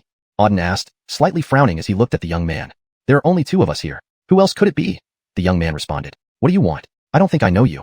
Auden felt puzzled. He hadn't met this young man before and didn't know who he was or why he was here. The young man said, You're Auden, right? Yes, that's correct. I came today to give you a warning. Stay away from Amaya. Amaya? The deputy dean? Auden's pupils constricted upon hearing this. This person had come because of the deputy dean. Do you know Amaya? Auden asked. Whether I know Amaya or not is none of your business. I am here to warn you. Stay away from her, or you will end up very badly. The young man's gaze turned sinister. Auden laughed coldly. Amaya is my mentor, and also the deputy dean of xuanhuan Academy. You expect me to stay away from her just because you say so? Who do you think you are to command me? The young man sneered. I've heard that you are arrogant, putting no one in high regard. Indeed, it seems to be true. However, being arrogant in front of me, you don't have the qualifications. Auden, you consider yourself a genius and believe having a supreme star soul gives you carte blanche. Let me tell you, you're far from it. Today, I'll show you what a real genius can do. With that, the young man strode forward and appeared instantly in front of Auden. He threw a punch. Despite being a simple strike, it contained unimaginable power. A blinding force surged toward Auden. Not good. Seeing the wildly destructive punch, Auden's expression changed. He activated the demonic power and countered with a punch of his own. Boom. Their fists collided fiercely in midair, causing the entire space to tremble. Waves of destructive force spread endlessly in all directions. Everything within several kilometers was reduced to rubble. Auden's demonic star soul barely held on for 3 breaths before shattering. Simultaneously, a massive force struck Auden. Bang! Thrown back hundreds of meters, he slammed into the ground, spitting out a mouthful of blood upon landing, his face deathly pale. At that moment, the young man reappeared before Auden. Looking down on him with icy disdain, he said, A waste of flesh. See that? That's what a real genius looks like. Your supreme star soul isn't even worth an ant compared to me. Today, this is just a small lesson for you. If you dare get close to Amaya or harbor any ulterior motives towards her, your fate will be worse than death. With that parting shot, the young man turned and left. Auden glared fiercely at the retreating figure. Tell me your name, he shouted. The young man laughed mockingly. What? Thinking of revenge? With you as a waste of flesh, even after 10 years, you wouldn't stand a chance against me. Fine, since you want to know, I'll tell you. My name is Aaron. If you dare, come to the northern border and challenge me. Aaron then vanished instantly. Aaron! Clenching his fist tightly, Auden stared at the spot where Aaron had disappeared. You wait, I will make sure you die without a trace. Since entering the martial world, though he had encountered many geniuses, no one had ever injured him with a single blow or humiliated him in such a manner. No matter who Aaron was or how strong he was, he had to die. Auden etched Aaron's name into his memory. The first person he would kill upon entering the northern border would be Aaron. Whoosh! At that moment, a voice descended from the sky, rapidly approaching Auden. What happened, Auden? What just transpired here? Page Amaya appeared. Seeing the destroyed forest and the injured Auden, her expression changed drastically as she quickly helped him up and asked. Auden glanced at Amaya and replied, "Someone came looking for me and attacked me outright, injuring me. A person? Who?" Amaya's expression turned cold. "Dare they harm someone at xuanhuan Academy? Tell me who it is, and I will deal with them." As she spoke, an intense killing intent emanated from her. Auden was her subordinate. Who dared to lay a hand on him? Auden met Amaya's eyes. "I don't know this person, but he came for you." "For me?" Hearing this, Amaya froze momentarily. Chapter 121. 4 Clan Techniques. After a brief moment of shock, Amaya seemed to recall something, and a wave of coldness spread through her body. "What does he look like, and what's his name?" Amaya asked. Auden remained calm and replied, "He has an elegant appearance and excellent temperament. He wears white robes and is very powerful. As for his name, he said it's Aaron." "Indeed, it's him." Upon hearing the name, Aaron, Amaya's eyes flashed with a sharp intensity. A wave of coldness emanated from her, dropping the temperature within a 100-meter radius by several degrees. Auden watched Amaya curiously. As the vice principal of xuanhuan Academy, she possessed a high realm and immense strength. Since meeting her, he had never seen such emotional fluctuation in her. Now, hearing those 3 words, she suddenly became so agitated. Clearly, this Aaron must have some close connection with her. "Vice principal, may I ask who this Aaron is? From his words earlier, it seems he cares deeply about you." Auden scanned Amaya and asked. "Don't mention him," Amaya said coldly. "He's just an insignificant person, not worth talking about." "Auden, here, take this spirit transmission jade pendant. If you ever encounter danger, crush the jade, and I will immediately come to your aid. Also, if you see him again, don't confront him directly. Just leave." With that, Amaya handed a jade pendant to Auden. Auden examined the spirit transmission jade pendant she gave him. This type of jade was extremely rare, used for transmitting messages over long distances. By crushing it, no matter how far away, the message could be received, along with the precise location. Though he had heard of such jades before, he had never seen one. According to rumors, these spirit transmission jade pendants were quite rare. Even in the entire Northern Territory, there were only a few. For Amaya to casually produce one now, it piqued Auden's curiosity about her identity. Based on what he knew, Amaya was definitely more than just the vice principal of xuanhuan Academy. Even people from the Northern Territory had come looking for her specifically, indicating her extraordinary status. "Vice principal, I have a question I've wanted to ask you. I wonder if you can answer it." Auden stared at Amaya. "Go ahead." Amaya stood with her hands behind her back, speaking coolly. "Vice principal, you are not from Tianfeng Kingdom, right?" Auden probed cautiously. He wasn't certain but wanted to understand more. Amaya shivered slightly and replied, "You guessed correctly indeed. I am not from Tianfeng Kingdom. If that's the case, how did you become the vice principal of xuanhuan Academy? Your age isn't old, and although your strength is commendable, it doesn't seem enough to make you vice principal." Auden asked curiously. xuanhuan Academy was filled with skilled experts. Amaya was undoubtedly strong, but sheer strength wasn't sufficient for her position. There might be deeper reasons, perhaps related to her identity. If Amaya had a more powerful background, becoming vice principal would be a simple matter. Hearing Auden's question, Amaya turned around and swept a glance at him. "Auden, I know you speculate about my identity, but I cannot tell you yet. When the time is right, you will know everything. As for me, you only need to know one thing. I have no ill intentions toward you. Moreover, I hope you grow stronger, until no one in the Northern Territory can threaten you." Amaya spoke sincerely, staring straight into Auden's eyes. Auden clearly felt Amaya genuinely cared for him. Although he hadn't interacted much with her, she always helped him at critical moments. She was indeed good to him. "I understand, thank you, Vice Principal." Auden nodded. Amaya acknowledged, and then turned to look into the distance. "There's 1 month left before xuanhuan Academy's student evaluation. Spend this month preparing well. I hope you can astonish everyone in the evaluation and win first place." Student evaluation? Auden was curious. He hadn't heard about any student evaluations at xuanhuan Academy before. Amaya explained, "The student evaluation is a test conducted by xuanhuan Academy on all students. You already know xuanhuan Academy is divided into lower college, middle college, and upper college. The evaluation is crucial for placement into these 3 colleges. If you rank in the top 10, you enter the upper college. If in the top 50, the middle college. The rest go to the lower college. The bottom 10 are expelled from xuanhuan Academy to motivate them to train diligently and not slack off." "I see." After hearing Amaya's explanation, Auden nodded in understanding. Amaya stared at Auden. "With your current strength, entering the upper college should be no problem, but my goal for you is not the upper college, it's first place. Can you promise me you'll achieve first place in the student evaluation?"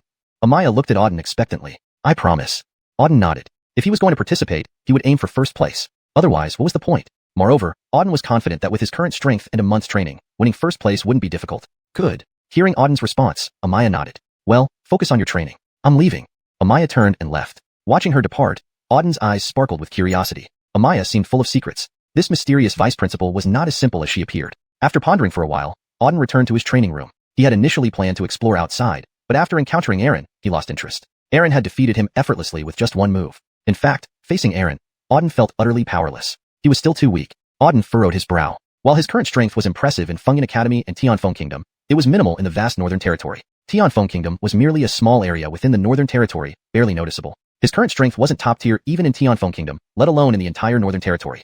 A random youth from the Northern Territory could easily defeat him. One could imagine the power of the top geniuses there. "I must get stronger. Training is a must." Auden clenched his fists, resolved. Next time, if he encountered Aaron, he would show him the consequences of messing with him. Subsequently, Auden took out the 4 supreme techniques from the 4 major clans he had won in the competition. These techniques were ancestral treasures of the 4 families. Though these techniques were clan legacies, their level was only Earth rank. Auden didn't place much value on Earth rank techniques anymore. He already possessed several Heaven rank techniques. Earth rank techniques meant little to him now. However, the 4 techniques still had some merits, and Auden intended to practice them to gauge their effectiveness. The first technique he practiced was the Li family's Mystical Dragon Palm. The Mystical Dragon Palm Ninjir should be revised to. The Mystical Dragon Palm Ninjir condenses spiritual energy to form a dragon shadow, using the dragon shadow for attacks. Revised translation. The first technique he cultivated was the Li family's Mystical Dragon Palm. The Mystical Dragon Palm condenses spiritual energy to form a dragon shadow, using the dragon shadow for attacks. The full force of one's body is concentrated within the dragon shadow, delivering a strike with earth-shattering power. This is the essence of the Mystical Dragon Palm. Following this, Auden closed his eyes and began to comprehend the Mystical Dragon Palm. Over the next few days, Auden continuously practiced within the cultivation chamber. His main focus was on mastering the 4 ancestral techniques passed down by the 4 major families. The entirety of one's strength is channeled into the dragon shadow, delivering a strike that can shake the heavens and the earth. This was the Mystical Dragon Palm. Afterward, Auden closed his eyes and began to comprehend the Mystical Dragon Palm. Over the next few days, Auden remained in the training room, fully focused on practice. His main focus was on the 4 supreme techniques inherited by the 4 major clans. The first technique he cultivated was the Li family's Mystic Dragon Palm. Mystic Dragon Palm condenses spiritual energy into the shape of a dragon shadow, using this shadow for attacks. All of one's strength channels into the dragon shadow, delivering a strike powerful enough to shock the heavens and earth. This is the essence of Mystic Dragon Palm. Following this, Auden closed his eyes and began to comprehend the Mystic Dragon Palm. Over the next few days, Auden continuously practiced within the cultivation chamber. His main focus was on mastering the 4 ancestral techniques passed down through the 4 major families. The first technique he practiced was the Li family's Mystical Dragon Palm. The Mystical Dragon Palm condenses spiritual energy to form a dragon shadow, using the dragon shadow for attacks. The entirety of one's strength is channeled into the dragon shadow, delivering a strike that can shake the heavens and the earth. This was the Mystical Dragon Palm. Afterward, Auden closed his eyes and began to comprehend the Mystical Dragon Palm. Over the next few days, Auden remained in the training room, fully focused on practice. His main focus was on the 4 supreme techniques inherited by the 4 major clans. Chapter 122. An Unexpected Encounter. After about a week of cultivation, Auden had now mastered the 4 top-notch techniques of the 4 great families. The Li family's Profound Dragon Palm, the Patrick family's Crimson Flame Explosive Fire Fist, the Zhuge family's Cloud Heaven Sword Art, and the Sima family's Scarlet Heaven Sword Formation. All 4 Earth-grade techniques were under his belt. After practicing these 4 techniques, Auden suddenly felt that they were not as weak as he had initially thought. Although their grade was only Earth, it was clear that the 4 families had refined these techniques over thousands of years, enhancing their power significantly. While they couldn't match Heaven-grade techniques, they were considered top-tier among Earth-grade ones. Especially the Profound Dragon Palm and the Crimson Flame Explosive Fire Fist. Both displayed formidable power with just a casual strike. With these 4 techniques at his disposal, he had several more means to save his life if necessary. After about a week of cultivation, Auden left the training room, intending to take a break. He hadn't been out in quite some time and wanted to relax for a while. Leaving Fengyun Academy, Auden entered Tianfeng City. The city was bustling as usual. It had been about a month since his last visit. The streets were filled with people, vendors hawking their wares on the roadside, creating a very lively atmosphere. Auden strolled aimlessly. At noon, he found an inn and had something to eat. As Auden was enjoying his beef and drinking wine, a figure approached and sat down opposite him. Young Master Lin, it's been a long time. A woman in a red qipao, extremely beautiful, took a seat across from him. The qipao-clad beauty had long hair, fair and delicate skin, bright eyes, and a slender figure, making her incredibly alluring. As she sat down, everyone in the inn seemed to focus their attention on her. Many men nearly fainted, drooling openly. Auden glanced at the woman before him and said, Raylin Naylin, what are you doing here? The woman in the qipao was none other than Marianne from the Linglang auction house. They had met several times there due to her stunning looks and outstanding auction skills, leaving a deep impression on him. Moreover, he still had a cooperative relationship with the Linglang auction house, so they were quite familiar with each other. Marianne smiled gently and said, I came out to purchase some items and unexpectedly saw young Master Lin here, so I came in to say hello. Auden chuckled, I see. Have you eaten yet, Raylin Naylin? If not, why don't we have a meal together? Sure, Marianne replied naturally, pouring herself a glass of wine and then refilling Auden's cup. Young Master Lin, as a distinguished guest of our Linglang Chamber of Commerce, let me toast to you first. All right. Auden lifted his glass and drank it in one go. Marianne did the same, her pale face flushing slightly, adding to her charm. Everyone around them stared in amazement. They had never seen such a beautiful woman. Her every gesture exuded allure. Unconcerned by the gazes of the crowd, Marianne looked at Auden and said, Young Master Lin, I heard you've made quite a name for yourself in the Tianfeng Kingdom recently. You are now its most famous person. Even the kingdom's most talented genius cannot compare to you. Congratulations, young Master Lin. Auden said nonchalantly, there's nothing much to congratulate. Fame is not always a good thing. Those who stand out too much can be easily targeted. The bigger the fame, the more trouble it brings. So, I've never really cared about it. Marianne giggled, then young Master Lin must be quite wise. Some people lose their lives chasing after fame, but you are far smarter than them.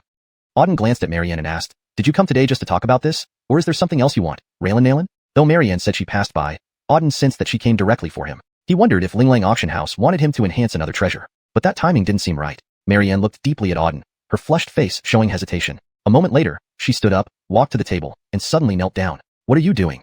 Auden was taken aback when he saw Marianne kneeling on the ground. Clearly, Marianne was playing a different game. Kneeling on the ground, she lowered her head and said, Young Master Lin, I indeed came to ask for your help. Please help me.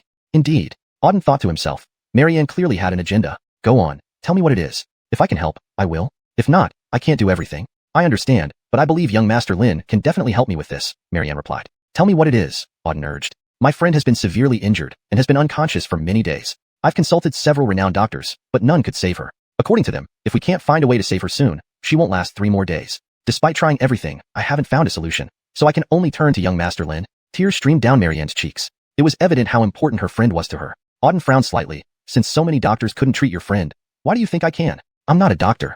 Marianne said firmly, Young Master Lin, I have a strong feeling that you can save my friend. Please, young Master Lin, if you can save my friend, I'm willing to do anything, even if it costs my life. Saying this, Marianne knocked her head against the ground, bowing deeply. Auden did not agree immediately. Instead, he said, to my knowledge, your Linglang Chamber of Commerce has countless experts and various precious herbs. You could have asked for their help rather than seeking aid from an outsider like me. If even your chamber can't save her, I wouldn't be able to either.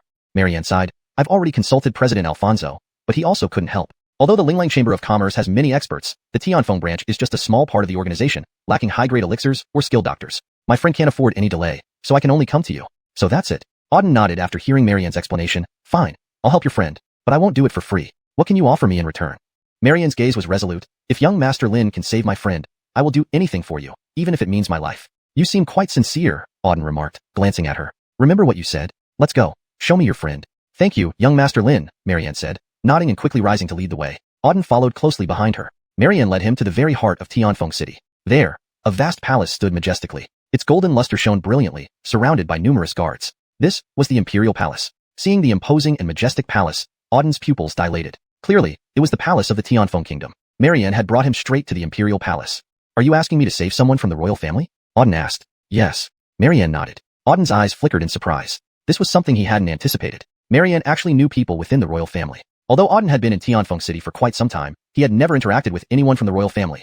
This was also his first time entering the Imperial Palace. Marianne clearly seemed very familiar with the palace. After entering the palace, they proceeded straight ahead. Moreover, no one stopped her along the way. As they walked deeper into the palace, Auden felt an undercurrent of intrigue. Marianne's connection to the royal family was unexpected.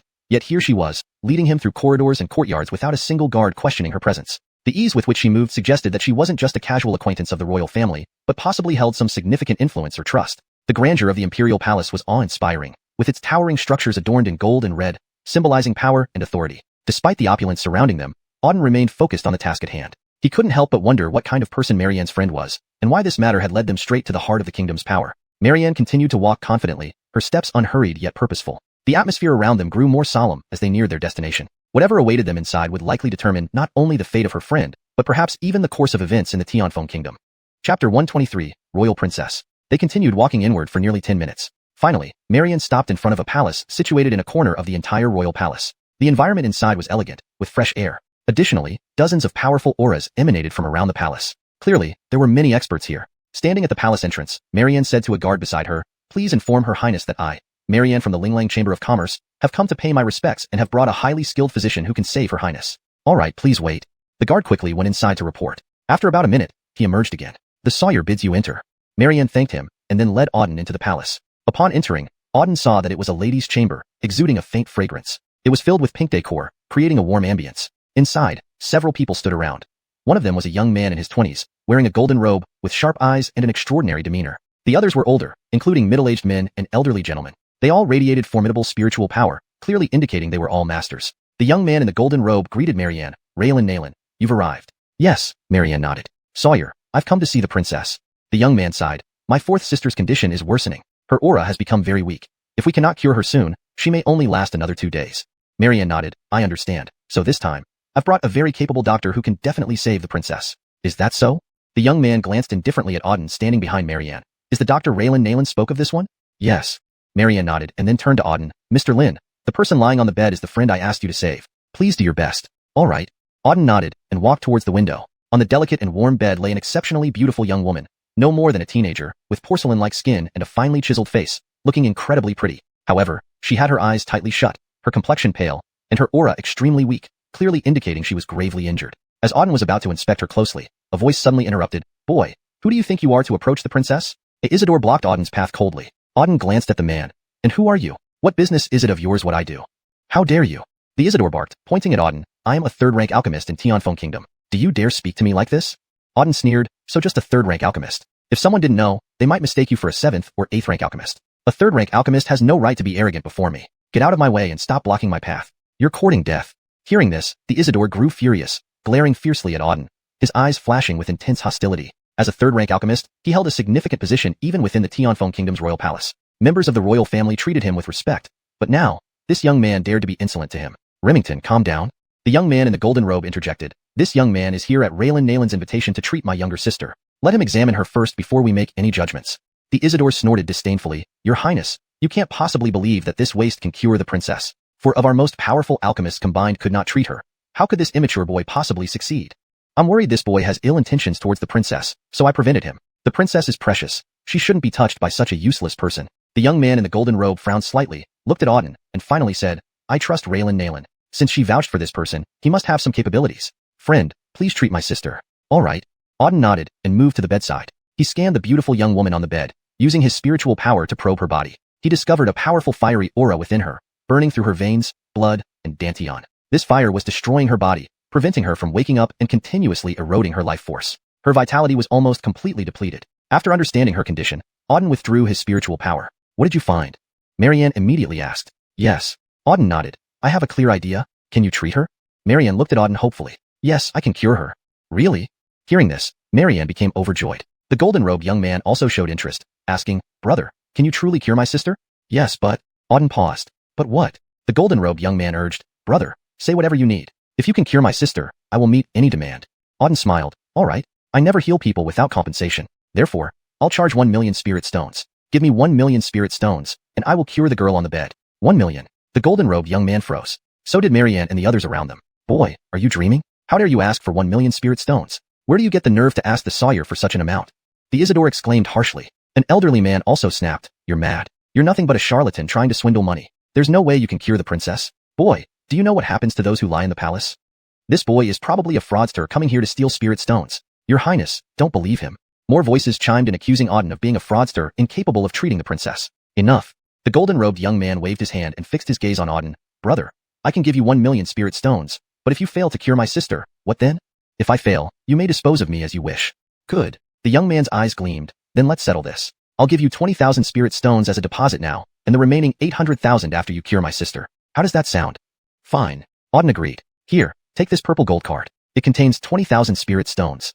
In translating this chapter, I've aimed to preserve the original tone and style while ensuring natural English phrasing and fluency. The paragraph structure and line breaks have been maintained as per the original text. As he spoke, the young man in the golden robe took out a purple gold card and handed it to Auden. Auden accepted the card, and only after confirming that it contained 20,000 spirit stones did he put it away. All right, now all of you, get out. Come back in 3 hours. Auden declared loudly. What? Boy, you actually expect us all to leave and leave you alone with Her Highness in the room? You must be dreaming. Don't think I don't know your intentions. You want to scam money and worse, take advantage of her. How dare you even consider such outrageous actions with the princess? It seems you're tired of living.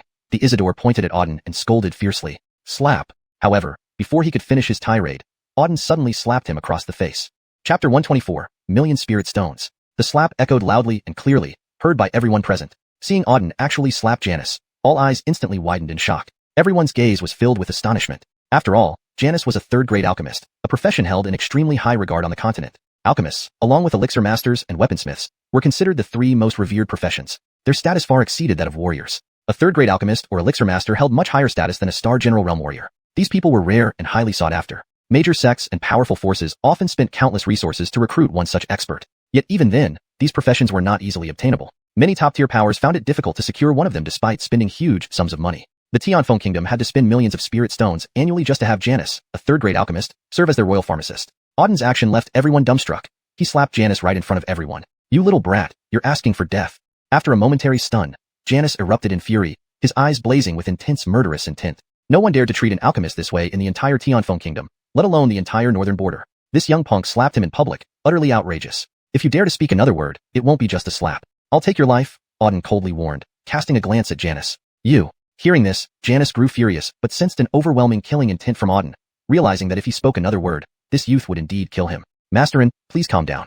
Let's not disturb this young man while he treats my sister. If he can cure her, I will pay a hefty price for that slap. If he fails, her life and his will be up to Master Un to decide, the gold-robed youth said.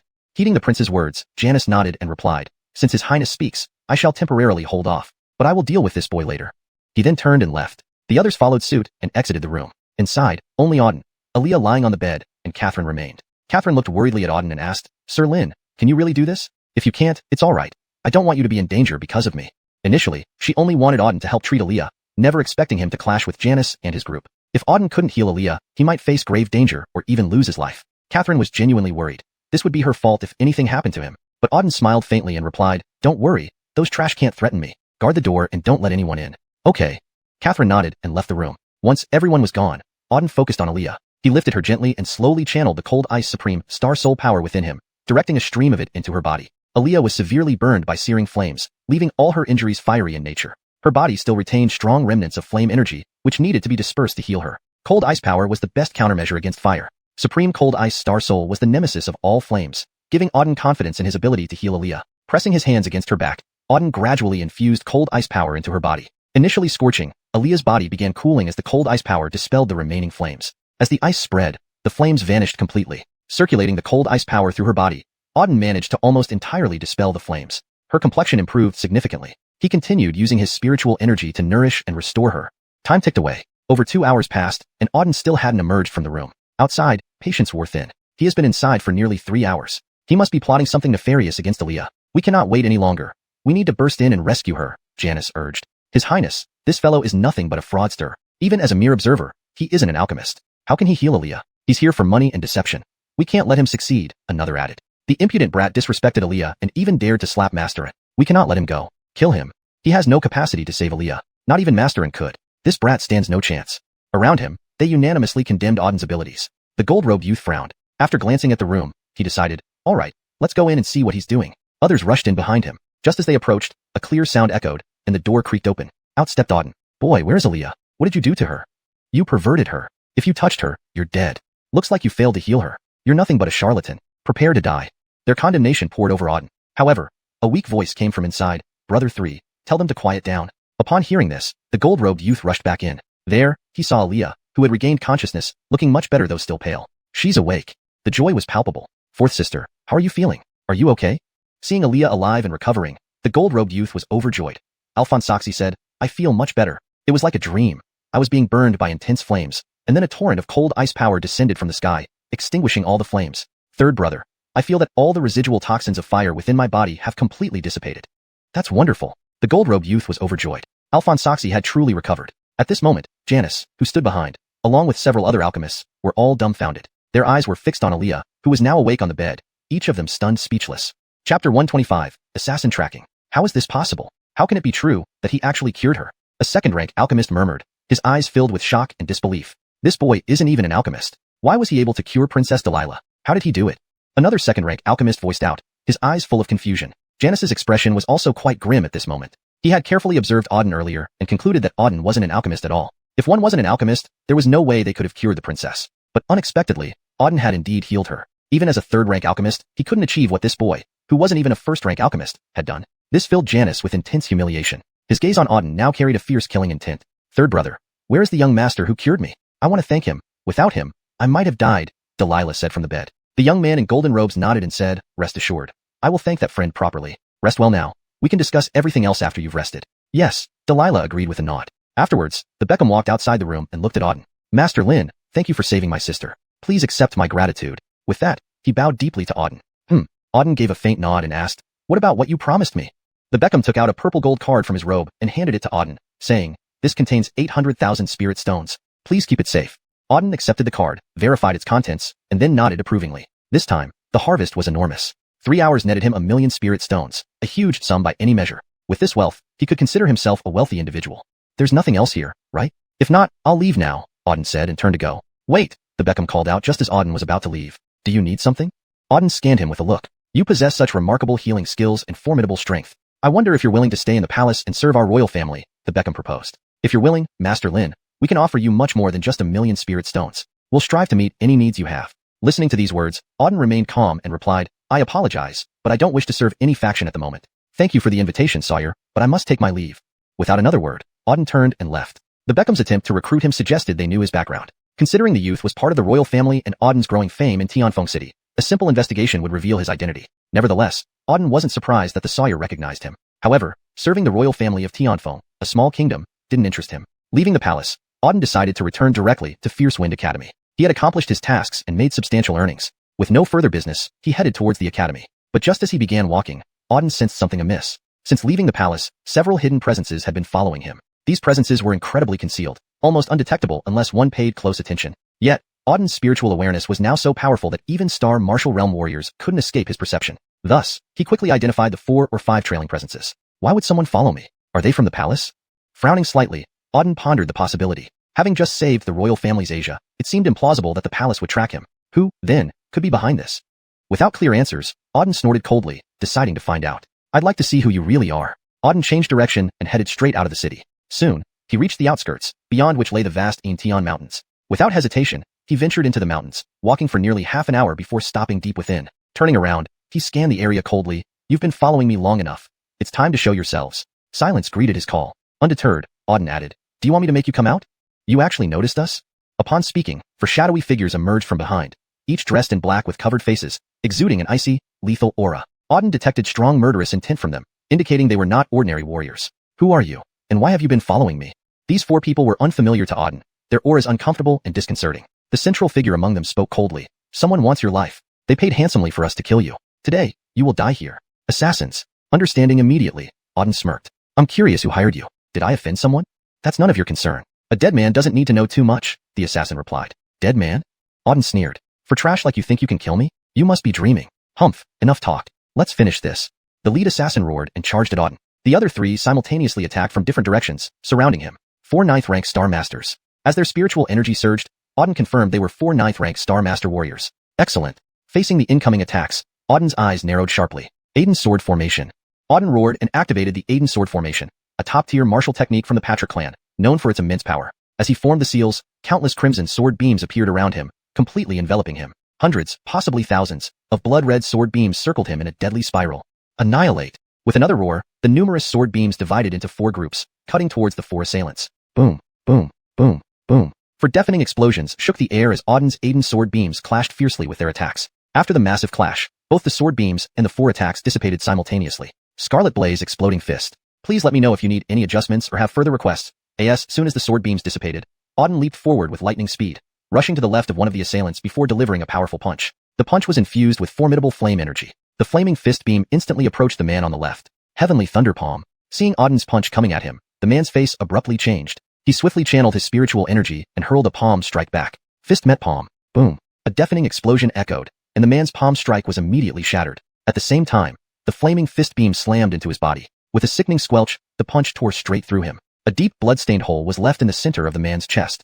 Chapter 126, The Strongest Assassin. The dantian of the man on the left was directly shattered. Note, dantian is typically translated as dantian, which refers to a concept in traditional Chinese medicine and martial arts, indicating a focal point for storing and cultivating energy within the body. The man on the left died. Ding, extracted 5,800 energy points from a 9th-rank Star Master. After killing the man on the left, the system voice echoed. Having killed one person, Auden moved again. With lightning speed, he appeared in front of another black-clad man. Profound Dragon Palm. As soon as he appeared, he unleashed a fierce palm strike. A dragon shadow surged out from his palm imprint. The dragon shadow slammed towards the black-clad man in front. Overlord Sword Technique. Seeing this palm, the black-clad man's expression changed abruptly. He then took out a long sword and swept it horizontally. An overwhelmingly domineering sword beam slashed through the air. Boom. The sword beam and Auden's profound dragon palm collided fiercely. Following a loud boom, both forces dissipated simultaneously. Swoosh. At the same moment the 2 forces disappeared, Auden's figure flashed. In the next instant, he had already appeared behind the black-clad man. Ice Extinction. With a light exhalation, he struck a palm onto the back of the black-clad man. Cold ice energy surged into the body of the black-clad man. Instantly, the entire body of the black-clad man turned into an ice block. Shatter. With Auden's explosive shout, the black-clad man, encased in ice, instantly shattered into pieces. Ding. Extracted 5,800 energy points from a 9th-rank Star Master. The system voice rang out again. Within a short time, Auden had already killed 2 people, and they were both 9th-rank Star Masters.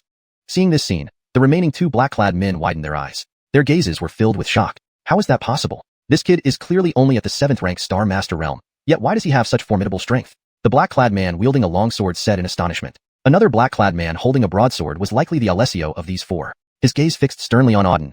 This kid isn't ordinary. He possesses the Supreme Star Soul and has terrifying power. We've encountered tough opposition this time. What do we do now, Alessio? Only 2 of us remain. Should we continue fighting?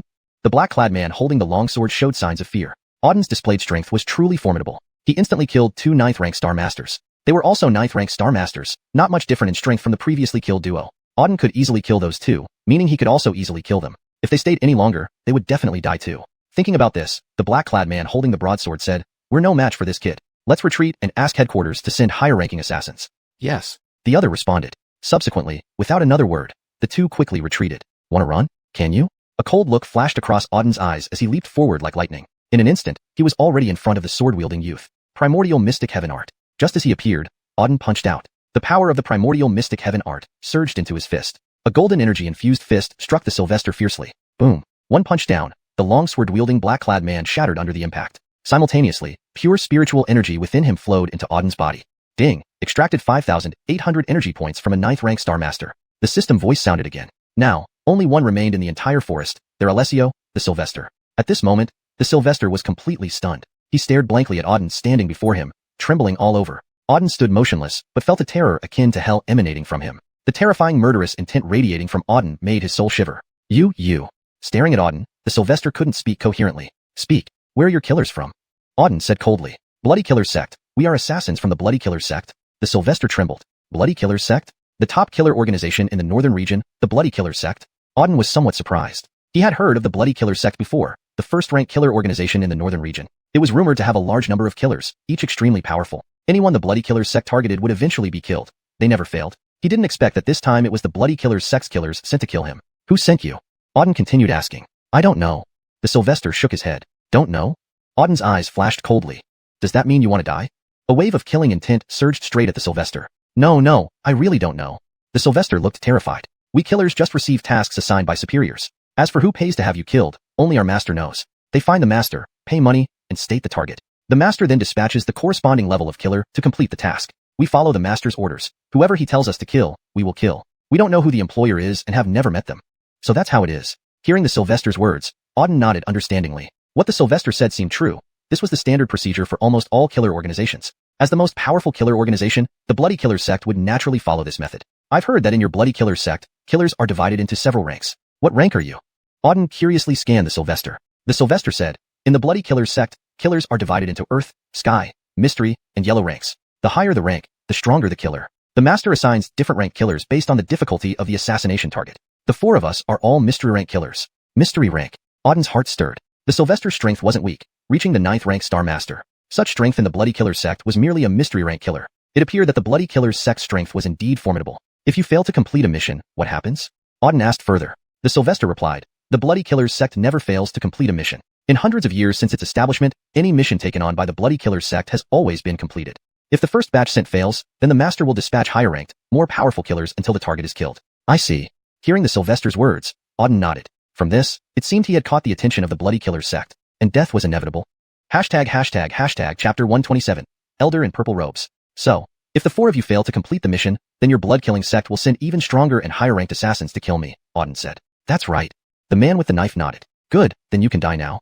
Having said that, Auden waved his palm, instantly taking the life of the man with the knife. At the same time, he extracted all the spiritual energy from the man's body for absorption. Ding! Extracting energy from a rank 9 Star Master, gained 5,800 energy points. The system voice sounded immediately after. Not bad. Auden remained indifferent as he heard the system's message. The 4 assassins from the blood-killing sect were all quite strong, so after slaying them, Auden gained over 20,000 energy points, a considerable harvest. Next, Auden took out the storage rings from the bodies of the 4 assassins and set fire to the 4 corpses on the ground. After completing everything, he quickly left the scene. At the same time, in the northern region, atop an extremely eerie mountain stood a sinister and pitch-black palace. On top of the palace were 3 large characters written, Blood-Killing Sect. This was the headquarters of the largest assassin organization in the northern region, the Blood-Killing Sect. At this moment, dozens of people stood inside the main hall of the Blood-Killing Sect. In the center stood a man in his 30s or 40s, wearing a blood-red robe, his body gaunt, face pale, and eyes sunken, resembling a skeleton. This man was none other than Aiden, the head of the Blood-Killing Sect. Below him stood the 10 elders of the Blood-Killing Sect.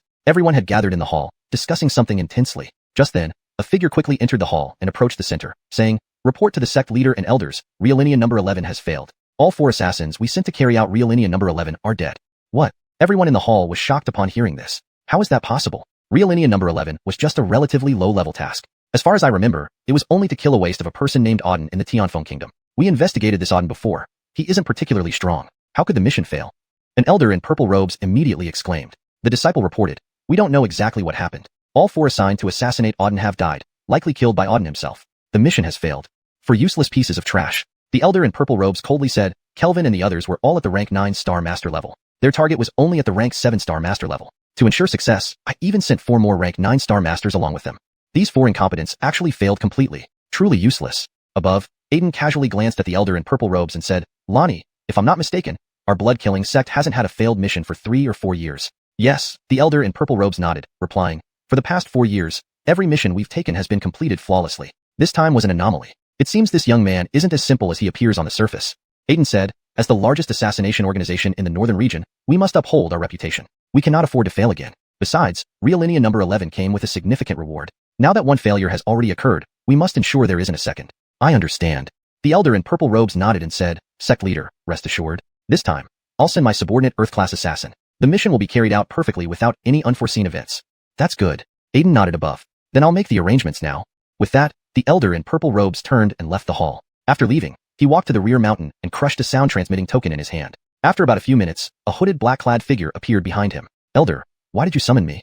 A woman's voice emerged from the black-clad figure. This black-clad figure was a woman. Elder Lonnie said, Soraya, this time, I need you to carry out a mission. I hope you won't let me down. No problem. Who's the target? The black-clad woman asked. Elder Lonnie replied, the target is named Auden, an ordinary youth from the Tianfeng Kingdom who is currently cultivating at Cloudy Wind Academy. The black-clad woman nodded and asked, what's his strength? Rank 7-star master, Elder Lonnie slowly replied. Rank 7-star master? Upon hearing this strength, a look of confusion flashed in the black-clad woman's eyes. She asked, Elder, a rank 7-star master can be easily dealt with by a mystic-class assassin. Why involve me? In the blood-killing sect, targets below the Star Commander realm can be easily handled by mystic-class assassins. A rank 7-star master is even considered trash. Any mystic-class assassin could easily complete this mission. She didn't understand why the elder sent her. Elder Lonnie explained, there's a reason I'm sending you. Earlier, I dispatched 4 mystic-class assassins to eliminate this Auden, but they all failed and died. All 4 died? The black-clad woman's pupils narrowed at this news. 4 mystic-class assassins being killed with the mission failing was unprecedented in the blood-killing sect. Typically, detailed investigations are done before accepting a mission to ensure the correct assessment of the target's strength, then assigning suitable assassins accordingly. Sending 4 mystic-class assassins implied the target wasn't strong. So, how could all 4 be killed? Elder, what exactly happened? The black-clad woman asked. Elder Lonnie furrowed his brows and replied, I'm not sure. This boy may be different from the others. However, with your strength, eliminating him should be effortless. Go, and bring me good news.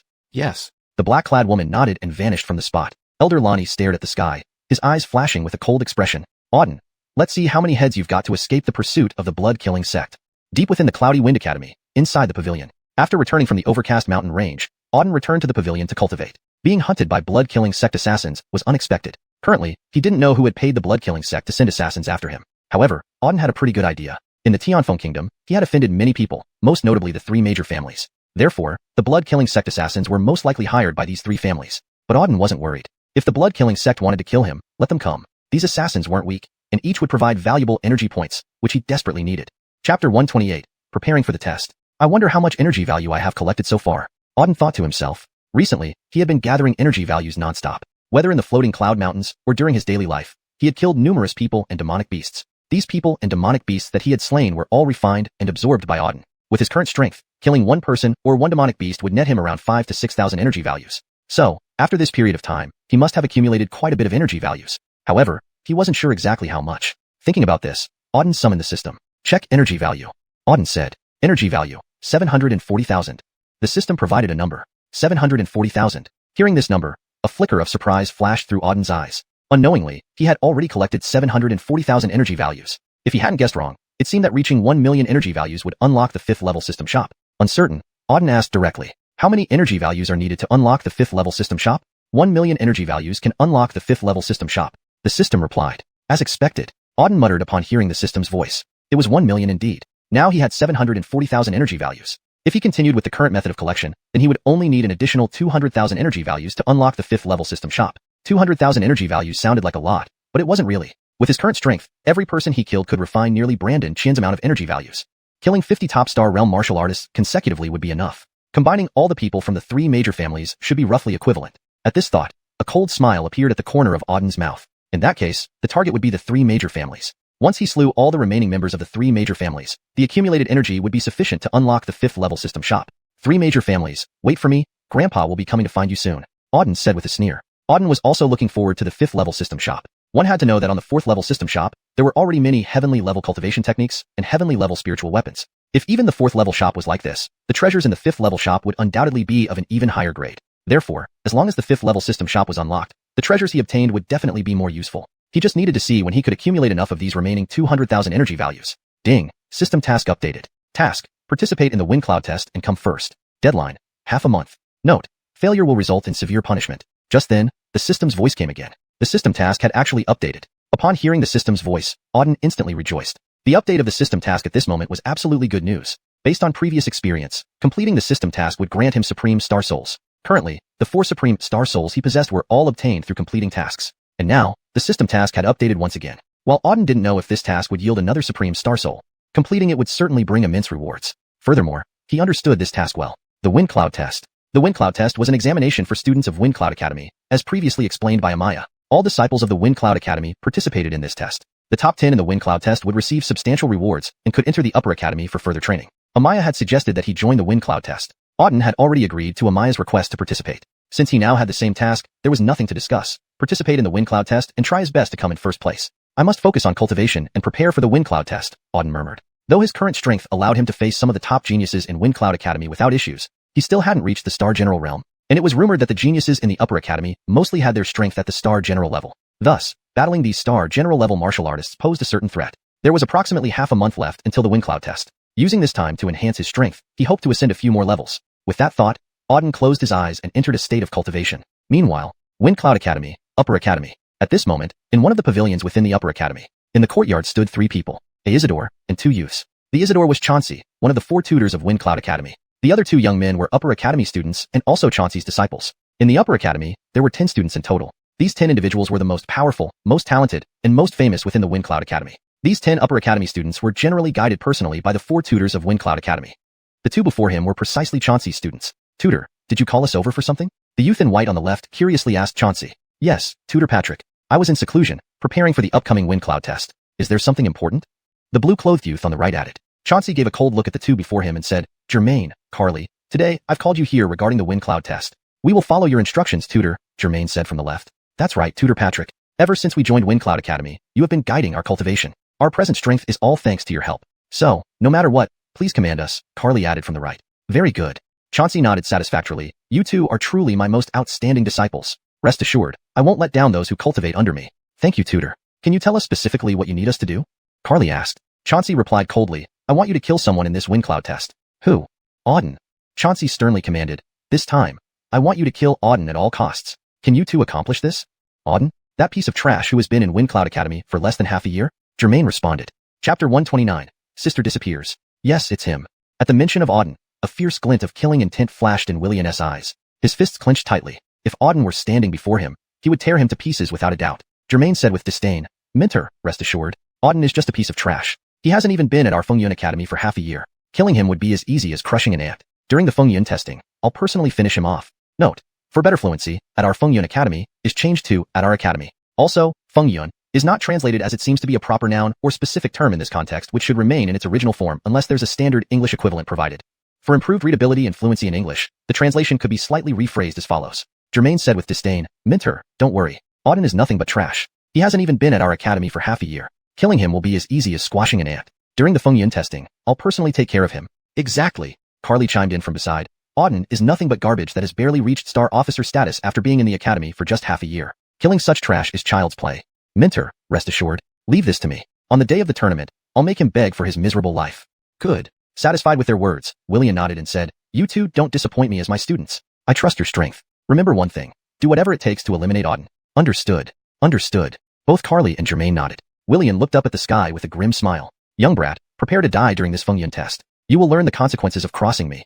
Note, Fengyun seems to be a term specific to the context of the story, possibly referring to a particular event or system within the fictional universe. For the sake of natural fluency in English, it should either be translated based on its meaning in the story, or kept as is with an explanation if it's a proper noun. Since the exact meaning isn't provided here, I've left it untranslated but ensured the sentence reads naturally. For better understanding and fluency, if Fengyun refers to a specific event like a test or competition, you might consider translating it accordingly.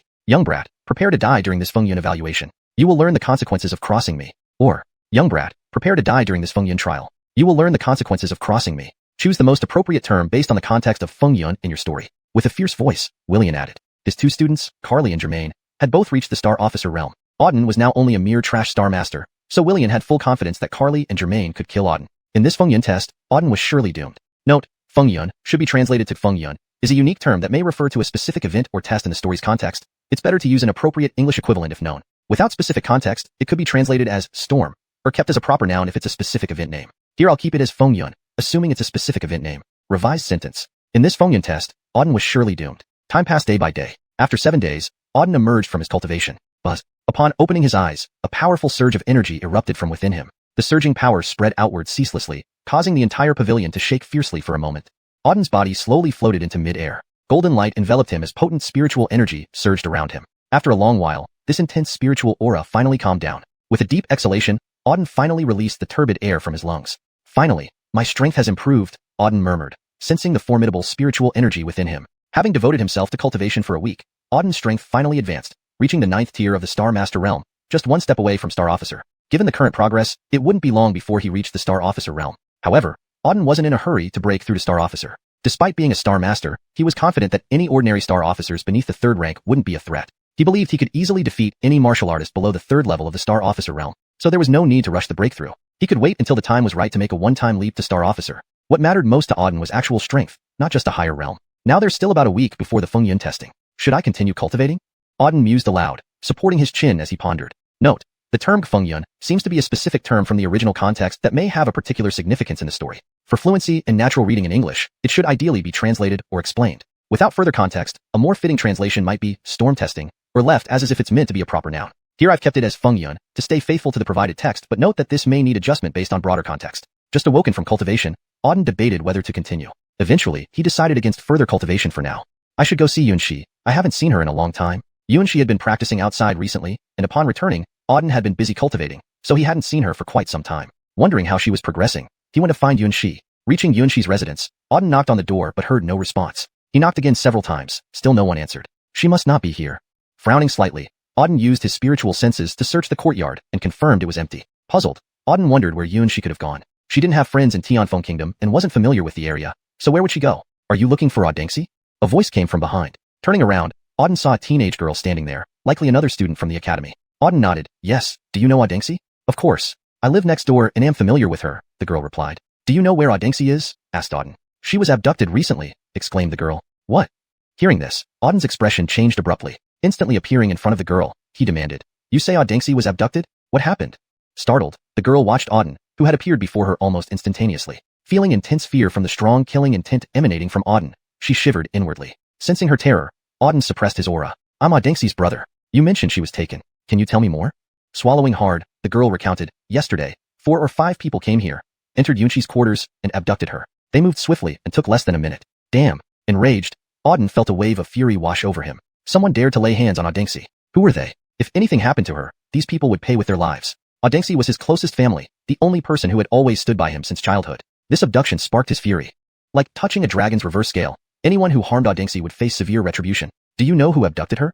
Auden asked, his gaze fixing on the girl. Chapter 129. Little Sister Disappears. Yes, it's him. When Auden was mentioned, a strong wave of murderous intent flashed in Chauncey's eyes. His fists clenched tightly. If Auden were standing in front of him now, he would surely be torn to shreds. Germain showed a look of disdain and said, Mentor, rest assured, Auden is nothing but a waste of space. He hasn't even been at our Fengyun Academy for half a year. Killing him is as simple as squashing an ant. During the Fengyun assessment, I'll personally take care of him. Right. Carly also chimed in. Auden is a nobody. He has only been at Fengyun Academy for half a year, and I heard he hasn't even reached the Star Captain realm yet. Such garbage is easy prey. Mentor, don't worry. Leave this person to me. By then, on the arena, I'll make him beg for death.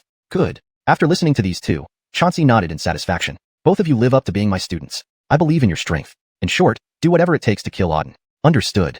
Understood. Carly and Germain both nodded. Chauncey raised his head to look at the sky, with a menacing smile on his lips. Little brat, you're just waiting to die during the Fengyun assessment. I'll show you the consequences of crossing me. His two students, Carly and Germain, had both reached the Star Captain realm. Meanwhile, Auden was merely a trash Star Soldier. So, Chauncey fully believed that with Carly and Germain's abilities, they could easily kill Auden. This time, Auden was definitely going to die. Days passed one by one. 7 days later, Auden emerged from his cultivation.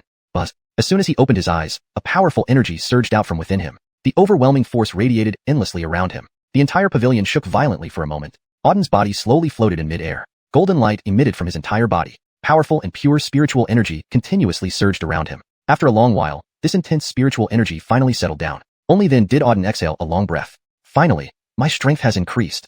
Feeling the vigorous spiritual energy inside him, Auden muttered to himself. After a week of focused cultivation, his strength had finally improved, reaching the 9th level of Star Soldier. Being at the 9th level of Star Soldier, he was only one step away from becoming a Star Captain. At this rate, it wouldn't take long before he reached the Star Captain realm. However, Auden wasn't in a rush to break through to Star Captain. Although he was still a Star Soldier, ordinary Star Captains posed no threat to him. Auden was confident that he could easily kill any martial artist below the 3rd level of Star Captain. Thus, there was no need to rush breaking through to Star Captain. He would wait until the right time to do so all at once. Ultimately, Auden valued strength over rank. As long as he was powerful enough, his rank didn't matter much. Now, there's about a week left until the Fengyan assessment. Should I continue cultivating? Auden propped his chin and pondered aloud. Having just woken up from cultivation, he wasn't sure whether he should continue practicing or not. After some thought, Auden decided not to cultivate for the moment. I should go see Yunqi. It's been a long time since I've seen her. Auden murmured to himself. He had been out on expeditions for a while and, upon returning, focused entirely on cultivation. It had been a long time since he last saw Yunqi, wondering how her cultivation was progressing. Subsequently, Auden went to find Yunqi. Soon, he arrived outside her room. Yunqi's strength had rapidly improved, reaching the Star Soldier realm, so she now had her own independent courtyard within the academy. Auden knocked on the door, but inside, it was quiet with no response. No one came to open the door. He tried knocking again, but still no one answered. Not here. Auden frowned slightly. Then, he released his spirit consciousness to scan the courtyard. Sure enough, the courtyard was empty, with no one present. Frowning slightly, Auden felt puzzled. Where could Yunqi have gone? She had no friends in Tianfeng Kingdom and wasn't very familiar with the area. Where could she have gone? Are you looking for Audengxi? Just then, a voice came from behind. Auden turned to see a teenage girl, around 16 or 17 years old, standing behind him. Judging by her attire, she was likely also a student at Fengyun Academy. Auden nodded. Yes, do you know Audengxi? The girl replied, of course. I live next to Audengxi's practice room, so I know her pretty well. Oh. Auden asked, do you know where Audengxi went? She was kidnapped not long ago. What? Hearing this, Auden's expression instantly changed. In an instant, he appeared in front of the girl. You mean Audengxi was kidnapped? What happened? The girl looked at Auden in shock. She hadn't even seen him move before he appeared right in front of her. Moreover, a powerful killing intent was emanating from Auden, which made her extremely frightened. Seeming to sense the girl's fear, Auden suppressed the aura emanating from him. I'm Audengxi's brother. You said she was kidnapped. What exactly happened? The girl swallowed hard and replied, it was yesterday. 4 or 5 people came here. They entered Audengxi's practice room and directly took her away. I saw it secretly. They moved quickly, taking less than a minute to kidnap her. Damn. Upon hearing this, Auden was immediately filled with rage. Someone dared to target Audengxi. Who could it be? If anything happened to Audengxi, these people would pay with their lives. A powerful killing intent surged from Auden's body. Audengxi was his closest family. Since childhood, she had always been by his side. So, Auden cared deeply for her. Now that she had been kidnapped, Auden's anger erupted. Dragons have a vulnerable spot. Touching it invites certain death. Audengxi was his vulnerability. Anyone who dared to harm Audengxi would face utter annihilation. Do you know who kidnapped Audengxi? Auden's gaze returned to the girl as he asked. Chapter 130, Surging Fury. The woman said, judging from their attire, they seem to be from the Chi-Fire sect. Chi-Fire sect. Hearing these 3 words, Auden's pupils suddenly constricted. The Chi-Fire sect was one of the 7 major forces in the Tianfeng Kingdom, with formidable strength and an abundance of skilled experts within the sect. Moreover, Auden had previously been at odds with the Chi-Fire sect. It had been not long ago, in the Floating Cloud Mountain Range. Auden had gone to the Floating Cloud Mountain Range in search of the Azure Dragon Egg. He happened upon the Chi-Fire sect and the Xintian sect vying for the Azure Dragon Egg. Subsequently, he seized the Azure Dragon Egg from the hands of both powerful sects. If his memory served him right, it was the kin named Xerxes who had been involved in that Azure Dragon Egg snatching. And now, with Audengxi being captured by people from the Chi-Fire sect, Auden immediately made the connection. Audengxi should have no grudges with the Chi-Fire sect. The only possibility was that the Chi-Fire sect had taken Audengxi captive because of him. If this was the case, then the Chi-Fire sect was courting death. Damn it, Chi-Fire sect, if you dare to touch Yunqi, I will wipe out your entire sect. A fierce killing intent flashed across Auden's eyes. Without a word, he swiftly rushed out of Fengyun Academy. After leaving Fengyun Academy, Auden headed south without stopping. The Chi-Fire sect was located to the south of Tianfeng City and was not far away. It would only take half a day to reach the Chi-Fire sect. Auden did not pause for a moment as he sprinted towards the Chi-Fire sect at an extremely fast speed. Half a day later, he arrived at the entrance of the Chi-Fire sect. Before him stood an immense mountain peak radiating intense heat. Even from tens of thousands of meters away, one could feel the surging flames emanating from the peak. It seems this is Chi-Fire Peak, Auden murmured, gazing at the towering mountain peak emitting potent fire spiritual energy. Legend had it that the Chi-Fire sect was established on a volcano, harnessing its firepower for cultivation. Indeed, this seemed to be the case. Without further thought, Auden directly stormed into the Chi-Fire sect. At this moment, in the Chi-Fire sect on a vast square, surrounding the square stood over 100 people. All were disciples of the Chi-Fire sect. In the center stood Isidore, dressed in a red robe, with cold, icy eyes, and emitting a sinister aura. He was none other than the kin, Xerxes. Currently, for Chi-Fire sect disciples were holding a beautiful Ariella in front of the square. This girl was Audengsi. However, Audengsi's face was pale, with several wounds on her body, and her breath was faint and weak. In front of Audengsi stood a man wielding a long whip. The whip lashed continuously onto Audengsi's body. Slap, slap, slap. After dozens of lashes, Audengsi's skin was torn open, and her body covered in blood. She gritted her teeth in pain, but remained resolute. Xerxes, standing before her, glared at Audengsi coldly. Little thing, I told you to write a letter to Auden, ordering him to bring the Azure Dragon egg to meet me. Will you write it or not? Audengsi shook her head and said, I will never write that letter. You villains want to harm my brother. I will never let you succeed. Himph. Xerxes sneered, you're quite stubborn, just like Auden that trash. But do you really think not writing it will help? Let me tell you, if you don't comply today, I'll make sure you wish you were dead. That little brat Auden stole our Azure Dragon egg. I'll make him pay 10-fold, 100-fold. Today, I'll start with you. Continue beating her. With a wave of his hand, the whip struck Audengsi again. Seeing each lash land on Audengsi's body, Xerxes' eyes filled with intense murderous intent. Half a month ago, he had managed to find the Azure Dragon egg in the floating Cloud Mountain range after much difficulty. Just when it seemed he was about to obtain it, Auden had snatched it right from under his nose. The Azure Dragon egg was an extremely important treasure in the entire northern border. Obtaining the egg was akin to possessing an ancient sacred beast like the Azure Dragon. Once hatched, the Azure Dragon would become an incomparable ally capable of dominating the entire continent. With the egg snatched from his grasp, Xerxes couldn't bear the rage building up inside him. Upon returning to the sect, he immediately began investigating Auden's identity. After a long while, he discovered that Auden was a student at Fengyun Academy. Several times, he sent people to Fengyun Academy, either unable to locate Auden or unable to make a move. Thus, out of desperation, he kidnapped Audengsi. Audengsi was Auden's only sister. From the information gathered, it was clear that Auden was extremely protective of his soul sister. Therefore, he planned to capture Audengsi and demand Auden trade the Azure Dragon egg for her. Unbeknownst to him, Audengsi showed incredible resolve, refusing to write the letter even under torture. Thinking of this, Xerxes' anger flared even more. Beat her harder. Beat her until she agrees to write the letter. Xerxes commanded fiercely. Slap, slap, slap. The whip continued to strike Audengsi's body. Already over 50 lashes had landed, each one inflicted with great force and infused with spirit power, making them even more brutal. Despite Audengsi being a cultivator at the high-level Star Master realm, she could hardly endure it. Scores of lashes left her body bruised and battered, her breathing weak, clearly grievously injured. Elder, she can barely hold on any longer. Continuing will kill her, the young man holding the whip reported to Xerxes. Xerxes walked up to Audengsi, glaring down at her gravely injured form. Little thing, once again, will you write the letter or not? No. Audengsi answered weakly. Very well, this is what you forced upon yourself. A flash of fury crossed Xerxes' eyes. Bring her clothes off. Today, I will let everyone here see what this world-renowned beauty looks like. Upon hearing Xerxes' words, all hundreds of Chi-Fire sect disciples surrounding them became intensely excited. Everyone stared at Audengsi, transfixed. Audengsi was undoubtedly beautiful. They noticed her beauty from the moment she was brought to the square. Her appearance far surpassed that of ordinary beauties, and they had never seen such a beautiful woman before. Now, with Xerxes declaring he would strip her naked, their excitement intensified. They wished they could pop their eyeballs out to see her better. On the ground, Audengsi looked up at Xerxes, filled with rage. You're not human. Xerxes laughed maniacally. You can curse me however you like. Today, I will let everyone see your body and enjoy it. Take off her clothes. Xerxes ordered. Chapter 131. Battle with Xerxes. Yes. As soon as Xerxes finished speaking, the youth beside him immediately walked over to Audengsi and began to strip her clothes off. Swish. However, just as the young man's hand touched Audengsi's body, a sudden flash of cold light streaked across. Then came a shrill scream. The youth's entire arm had been chopped off. Everyone present was instantly stunned by this sight. Someone had severed Alfonso Brandon's arm right under their noses. Moreover, they hadn't even seen who did it. Swish. At this moment, another sharp glint flashed, and this time the youth's head was directly cut off. Blood sprayed everywhere, and the decapitated corpse of the youth collapsed heavily onto the ground. Who? Xerxes barked out loudly, his eyes fixed on the front. Someone had infiltrated the Crimson Fire sect and killed its disciple right under his watch. Who dared to invite death? He's in the sky. At this, everyone raised their heads to look at the sky. A figure was slowly descending from the air. Dressed in white, he looked handsome and elegant with sharp, piercing eyes. But at this moment, he exuded an overwhelmingly strong aura of killing intent, sending waves of terrifying power covering the entire plaza that stretched for several thousand meters. Feeling this aura, hundreds of Crimson Fire sect disciples trembled in their hearts. And when Xerxes saw the figure in the air, his pupils constricted sharply. Intense killing intent flashed in his eyes.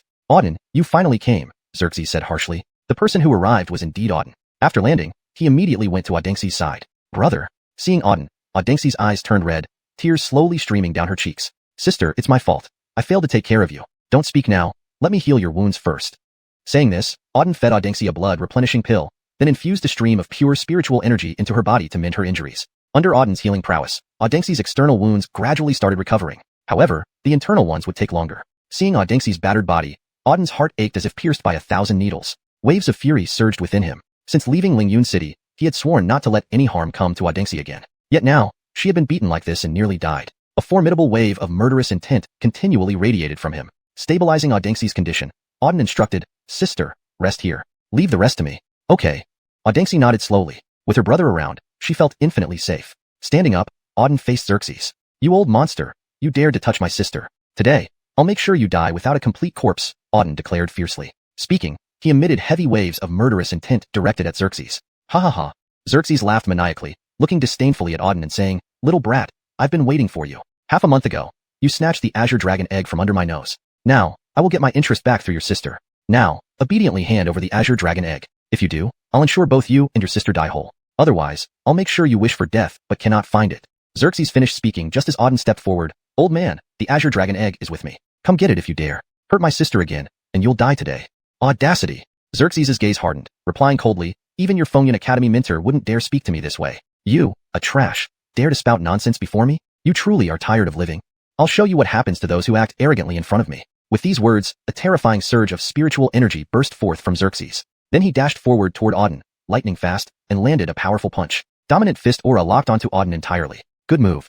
Eyeing the incoming fist, Auden's eyes sharpened, and he charged forward without hesitation. Profound dragon palm. With a roar, Auden unleashed a palm strike from which emerged a golden dragon shadow. Instantly, the fist and palm clashed in midair. Two colossal forces collided and exploded. Boom. Violent energy surged outward uncontrollably. Within moments, the ground for hundreds of meters around was shattered by the force. In merely a few breaths, the two forces shattered simultaneously with a deafening roar. Thump thump thump. Both Auden and Xerxes were knocked back hundreds of meters due to the immense impact. Bang. Upon landing, Xerxes created a deep pit several meters wide beneath his feet. How could this be?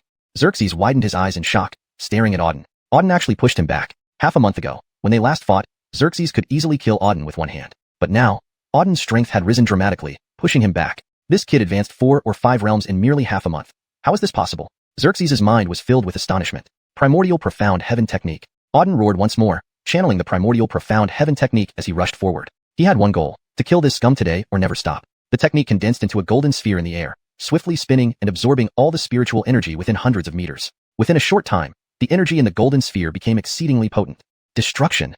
When the golden sphere reached its peak, Auden roared, sending the golden sphere hurtling crazily towards Xerxes. Xerxes remained serious. Seeing the golden sphere approach, he slowly made gestures. Crimson Fire Technique. A small roar and a fireball formed in front of him. Containing tremendous firepower, it also rapidly spun. Xerxes gently pushed the fireball toward Auden in a moment. Simultaneously, the golden sphere also sped forward. Both spheres clashed in the air with a huge boom. Buzz. In that instant, the entire plaza split apart by these two spheres. Only these two energies existed between heaven and earth. On the left was the golden sphere's power. On the right was the crimson flame power. Both forces were immensely powerful, colliding wildly in the air. Chaotic force continuously spread outward, destroying everything within thousands of meters. Boom. After almost a dozen breaths, a thunderous explosion was heard. In midair, both spheres disintegrated simultaneously. As the powerful shockwave spread out, they vibrated throughout the Crimson Fire sect. Many people far away were blasted flying. Swoosh. As soon as the two forces vanished, Auden's body disappeared from where he stood and reappeared behind Xerxes. Profound Heaven Slash. Roaring, a sword beam slashed downward, a few meter-long blade fiercely chopping at Xerxes. Fire escape. Reacting quickly, Xerxes cast a protective shield of flames around himself just as the sword struck. This fiery shield completely enveloped his body. Next, the heavenly sword beam ruthlessly smashed against this defensive shield. Boom. Under the powerful sword intent, Xerxes' protective shield shuddered violently. The flames on the defensive shield flickered wildly, resisting the golden sword beam. Crack, crack, crack. After dozens of breaths, the defensive shield emitted crisp cracking sounds. Xerxes then saw that his flame spirit shield had cracked in several places. How is this possible? Seeing the cracks on the flame spirit shield, Xerxes was stunned. The flame spirit shield was a defensive barrier he had formed using his flame power. As long as the flame didn't extinguish, the shield would remain intact, offering extremely strong defense. Even cultivators several realms higher than him couldn't shatter his flame spirit shield. But now, a mere Star Master trash had actually cracked his flame spirit shield. Xerxes was profoundly shocked. Shatter. At that moment, Auden roared fiercely from above. Then, an even more powerful force smashed down from the sky. Boom. The overwhelming power struck the flame spirit shield, and in an instant, it shattered with a loud explosion. Hashtag chapter 132, Slaying Xerxes. The moment the fire spirit shield shattered, a powerful burst of energy struck Xerxes. Instantly, his body flew backward like a broken kite. After being thrown hundreds of meters, he landed on the ground with a deathly pale face. F***K. How is this possible? Xerxes' gaze was locked onto Auden in front of him, his eyes filled with shock and disbelief. Auden had actually injured him, and in less than 10 moves, he had been hit by Auden. He was a star martial realm martial artist, yet he had been so easily injured by a star soul. Just what level of strength had this little brat reached? Swish. At that moment, Auden also descended from mid-air. Standing on the ground, he glared coldly at Xerxes and said, "Old bastard, is this all you've got? You're really disappointing me. If this is your full strength, you're as good as dead today." "Shut up." Xerxes let out a roar when he heard Auden's words. His gaze was firmly fixed on Auden, his eyes brimming with intense killing intent. "You little brat, this is your doing. I'll show you my true power." Xerxes let out a thunderous roar and then leaped into the air. In midair, he began forming seals with his hands. As he formed the seals, terrifying flames began to surge around him, trembling the surrounding space and even causing the entire ground to shake. Flames erupted from the ground and rose into the sky, finally merging into Xerxes' body. With each passing moment, the power within Xerxes grew stronger. In just a short time, his strength had increased several-fold. "It's the Crimson Heaven Flame. Elder Xerxes has unleashed the Crimson Heaven Flame." Several disciples of the Crimson Flame sect exclaimed in shock upon witnessing the rising flames. "I didn't expect this brat to force Elder Xerxes to use the Crimson Heaven Flame. This is the fundamental power of the Crimson Flame sect. Unless it's absolutely necessary, one cannot use the Crimson Heaven Flame. But now that Elder Xerxes has used it, it's obvious he's been forced into a corner. Who would have thought this kid could make Elder Xerxes resort to using the Crimson Heaven Flame? With the Crimson Heaven Flame, this kid is doomed. That celestial fire. No one can withstand its power. Yeah, Elder Xerxes' attack is far more powerful now with the Crimson Heaven Flame. This kid, who's only at the Star Master realm, stands no chance against the Crimson Heaven Flame." People around were murmuring. Seeing Xerxes using the Crimson Heaven Flame, they felt that Auden was definitely going to die. No one could survive against Elder Xerxes using the Crimson Heaven Flame. "Crimson Heaven Flame, annihilate." Just then, Xerxes bellowed in midair. His voice reverberated through everyone's ears. Everyone looked up, their gazes immediately focusing on the sky. Flames roared around Xerxes, illuminating the entire sky. Under his control, the infinite flames condensed into a colossal fiery dragon stretching tens of meters long, swirling in the air. The temperature within a few kilometers skyrocketed. People with weaker constitutions felt as if their bodies were about to be set ablaze. "Die."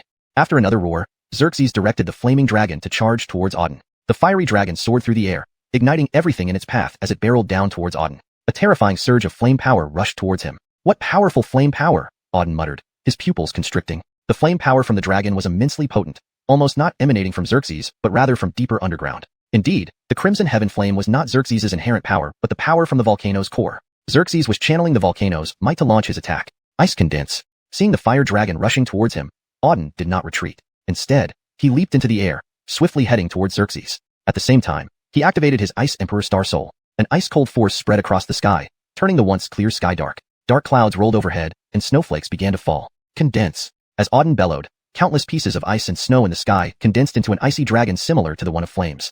"Ice Dragon Crush!"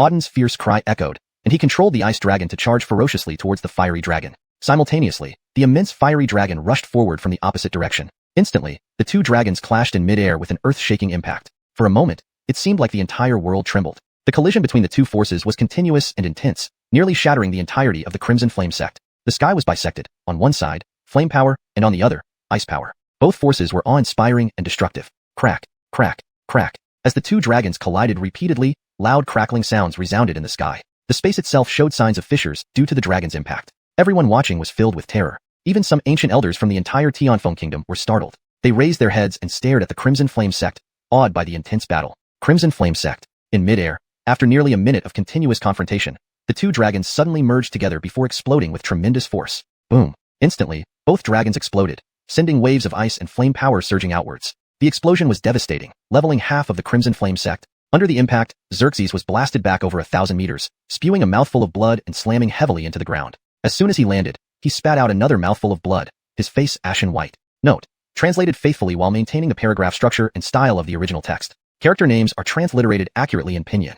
Chapter 133, Red Fire Annihilation. With a single blow, Xerxes was heavily wounded. At this moment, Auden, who was hovering in the air opposite him, also appeared slightly pale. But compared to Xerxes, Auden fared much better. Apart from his pallid complexion, there were no obvious injuries on his body. Furthermore, Auden was enveloped by an overwhelming force of icy energy, which protected him. An eerie and formidable aura emanated from Auden. Elder Xerxes actually lost. Seeing this scene, everyone around was stunned. The outcome of the battle was clear. Xerxes had lost. Not only lost but suffered severe injuries even after using Scarlet Flame Heavenly Fire. No one dared to believe it. This kid is terrifying. He actually faced off against the Scarlet Flame Heavenly Fire head-on and severely injured Elder Xerxes. Unbelievable. One person muttered, "Monster, just a monster.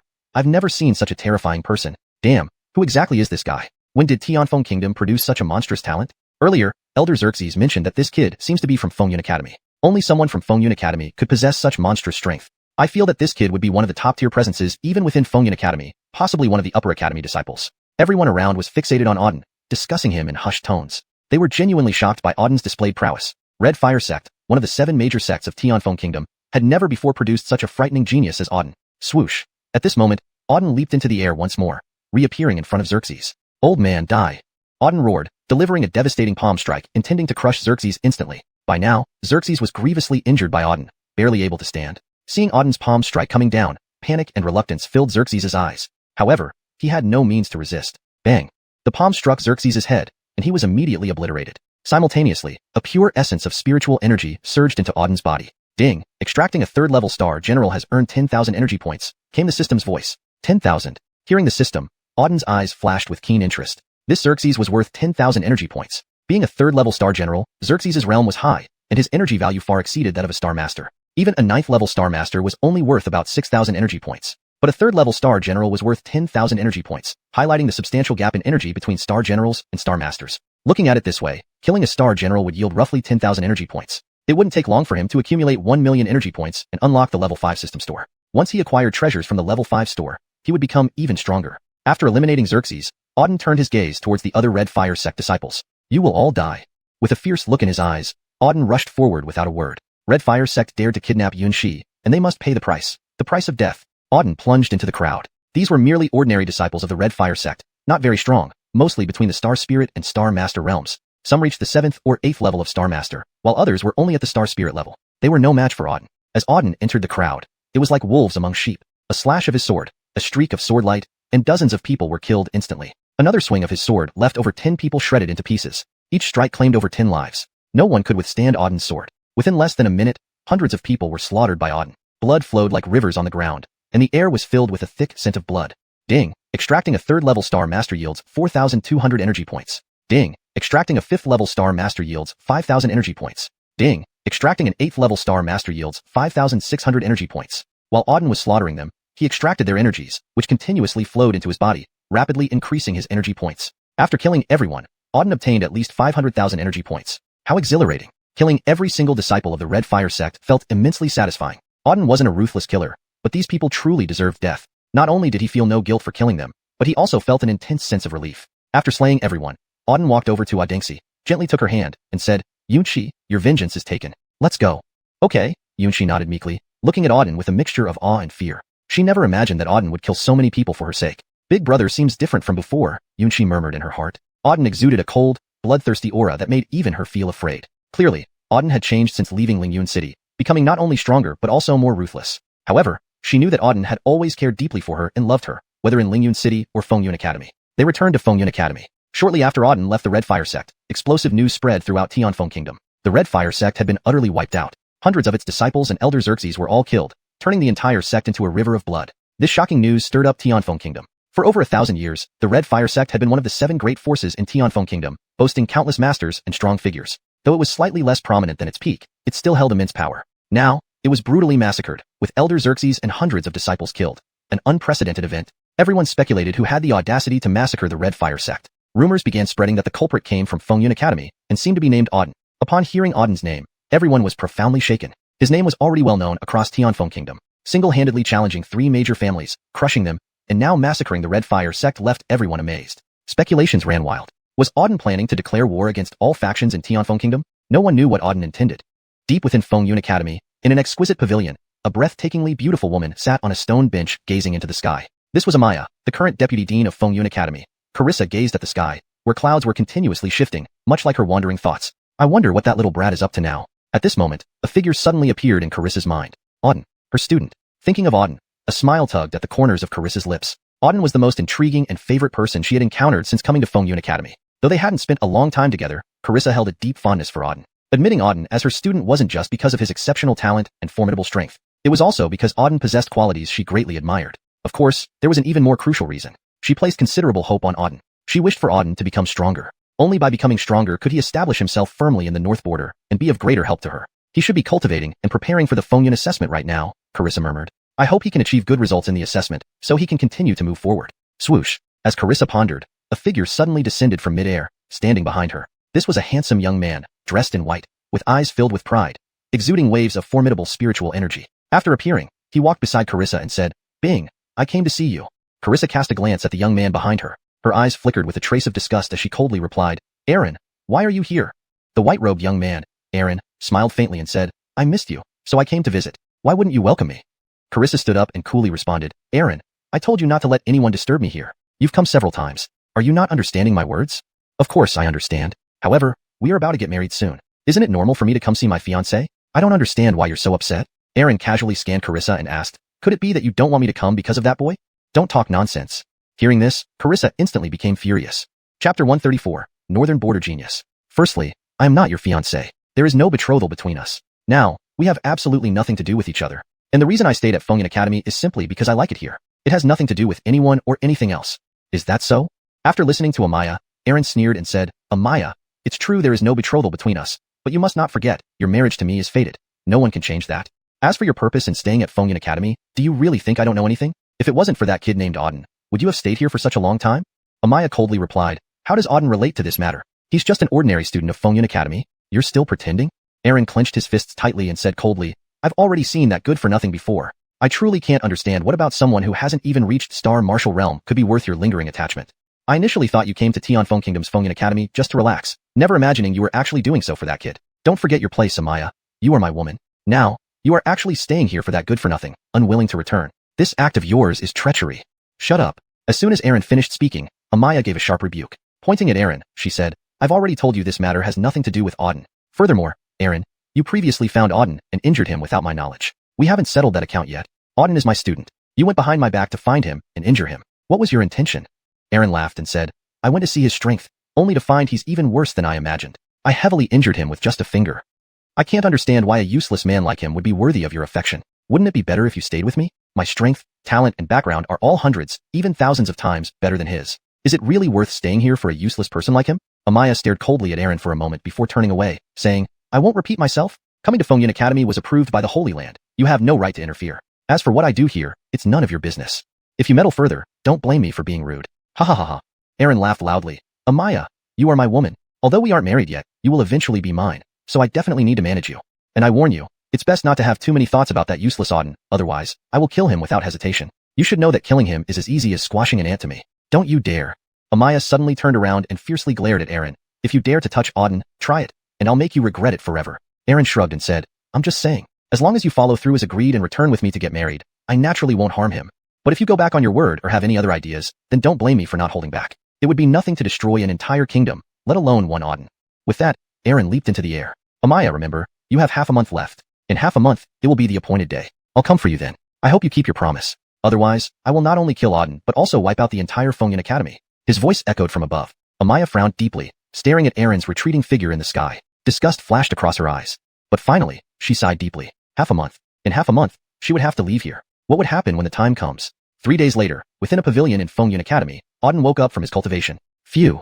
After opening his eyes, Auden exhaled a long breath of stale air. Since returning from Chi-Fire Sect, he had been recuperating continuously. Although he didn't suffer injuries at Chi-Fire Sect, his spirit energy was severely depleted, especially after facing off against a Star Martial level expert like Hendrix. But thankfully, fighting the Star Martial provided valuable gains. Auden felt his understanding of the Star Martial realm had deepened. At this moment, sensing the pure spirit energy within him, Auden's lips curled into a smile. Though he hadn't yet reached the Star Martial realm, to him, ordinary Star Martial practitioners were mere ants. If he encountered someone like Hendrix again, he could instantly eliminate them. After pondering for a while, Auden opened the system. My energy points should have accumulated to 1 million by now. Let's see how many exactly.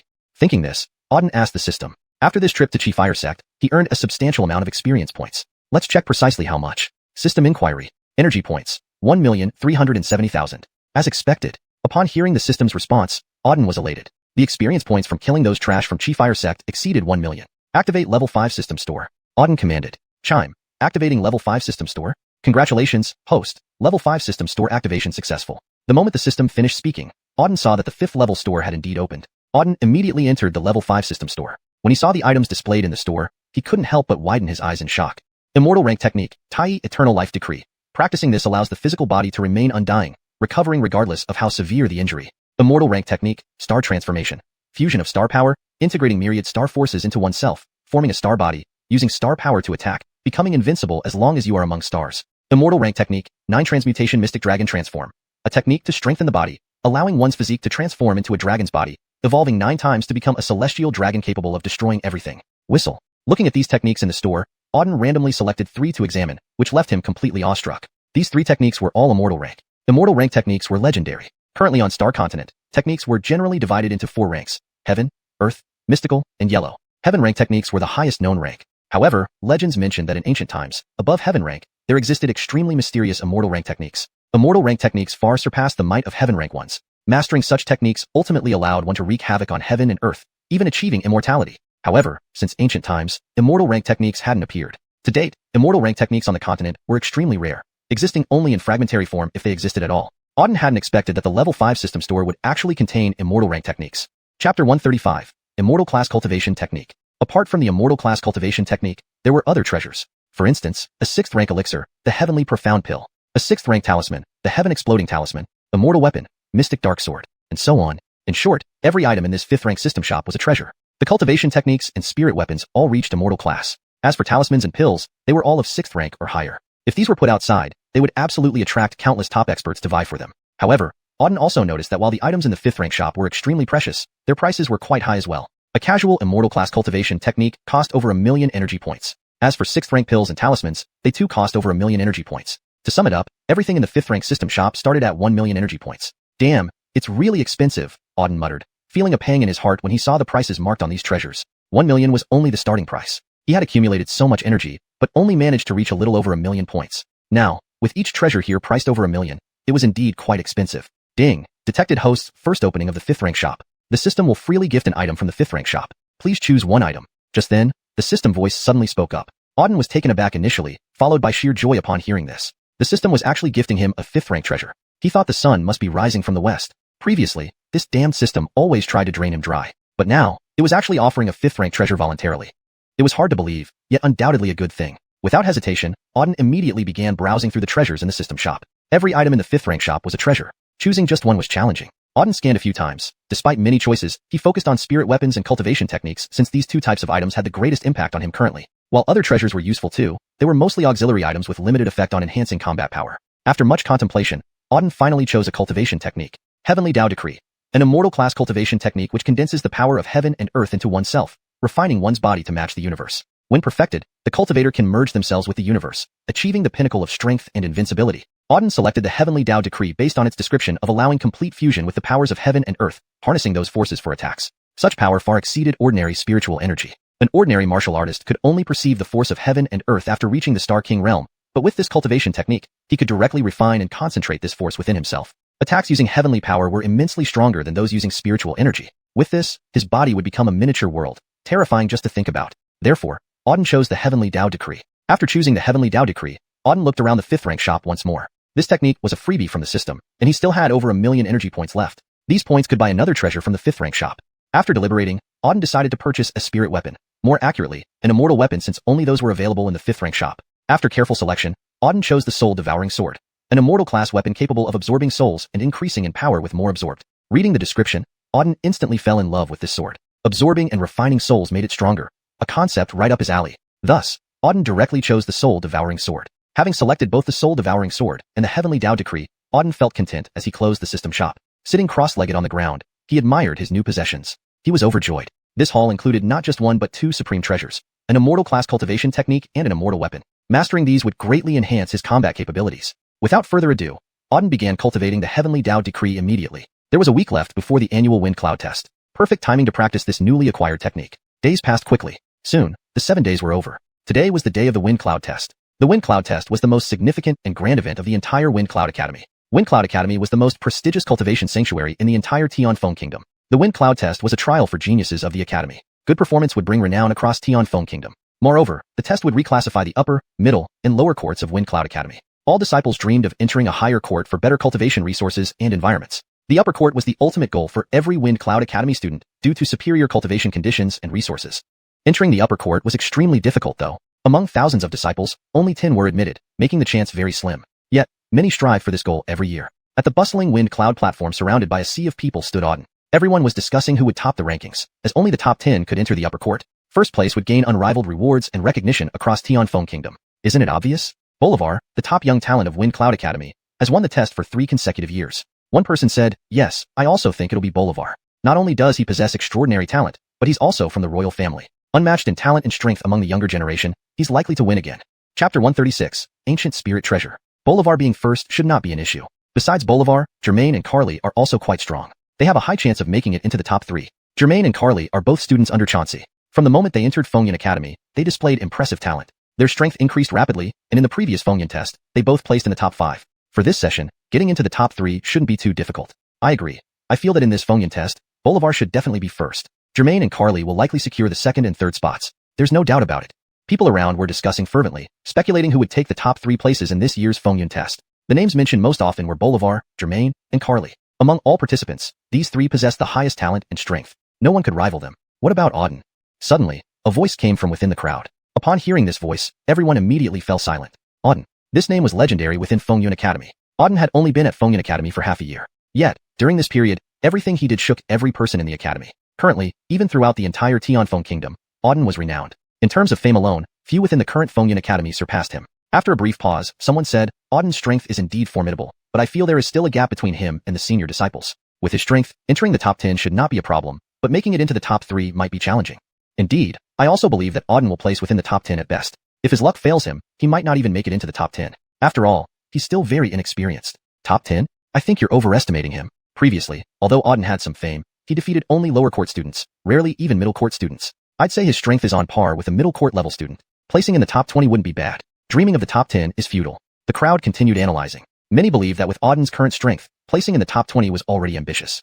Quiet. Suddenly, a loud command echoed from the Fengyun stage. Everyone lifted their heads to look forward. 7 figures descended from the sky. These 7 figures exuded powerful spiritual energy. Waves of mighty and vast energy emanated from them, causing the space within several kilometers to tremble. Upon seeing these 7 people, everyone below instantly fell silent. These were the 7 most influential individuals in Fengyun Academy, 4 tutors, 2 vice principals, and the principal. Below, Auden scanned the 7 people on the Fengyun stage, noticing something peculiar, especially when his eyes landed on the elder standing in the center. A wave of shock rippled through him. This white-haired elder exuded a majestic force that made Auden's heart palpitate even from hundreds of meters away. Despite standing motionless, he radiated immense pressure. An expert. A superlative expert. Auden immediately understood. He is the principal of Fengyun Academy, Calhoun, a highly mysterious figure who seldom shows himself. It's my first time seeing him. Beside him, Eben also looked curiously at the elder. The legendary and elusive principal of Fengyun Academy was rare to see. Indeed, very mysterious. Auden nodded. This principal clearly was an expert, and it was unknown what realm he had reached. Apart from this enigmatic principal, Amaya, Chauncey, and others were also present on the Fengyun stage. All the Academy's Alessioship gathered together. Everyone below was completely silent. Once everyone became quiet, Chauncey walked to the center of the Fengyun stage. He slowly scanned the crowd and then said, fellow students of Fengyun Academy, today marks the annual Fengyun test. This test is a grand event held once a year by our academy. All Fengyun Academy students must participate. Through the Fengyun test, we, the 4 tutors, vice principals, and principal, will evaluate your performance over the past year accurately.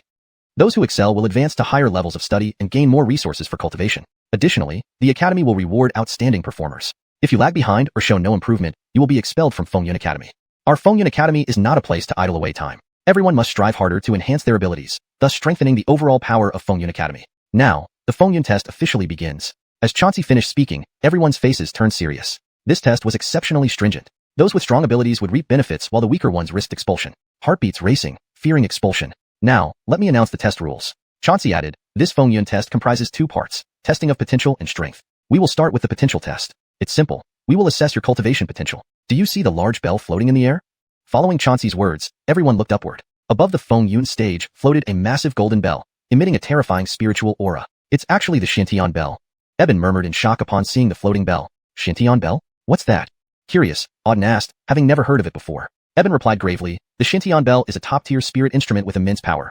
Reportedly an ancient treasure left from the ancient era, serving as Fengyun Academy's guardian treasure. Even in the entire northern region, it can be considered a supreme spirit treasure. Fengyun Academy is known throughout the northern region largely because of the Xiuxian bell, securing its position. Unexpectedly, Fengyun Academy chose to use the Xiuxian bell for this test. Incredible. After listening to Eben, Auden glanced unexpectedly at the golden bell in the sky. The Xiuxian bell was a spirit treasure. Spirit treasures differed from spirit instruments, which had grades, whereas spirit treasures did not. Each spirit treasure possessed divine and unfathomable power, often dating back to the ancient times. Auden had only heard tales of spirit treasures before. He never imagined he'd encounter one here. Above, Chauncey explained, soon, you will strike the Xiuxian bell. The number of sounds it emits reflects the strength of your potential. Now, the test begins. First up, Nicholas, step forward. Following Chauncey's words, a tall, slender youth walked onto the Fengyun stage. Chapter 137, 7 bell strikes. Use all your strength to attack the Xiuxian bell. Willie said.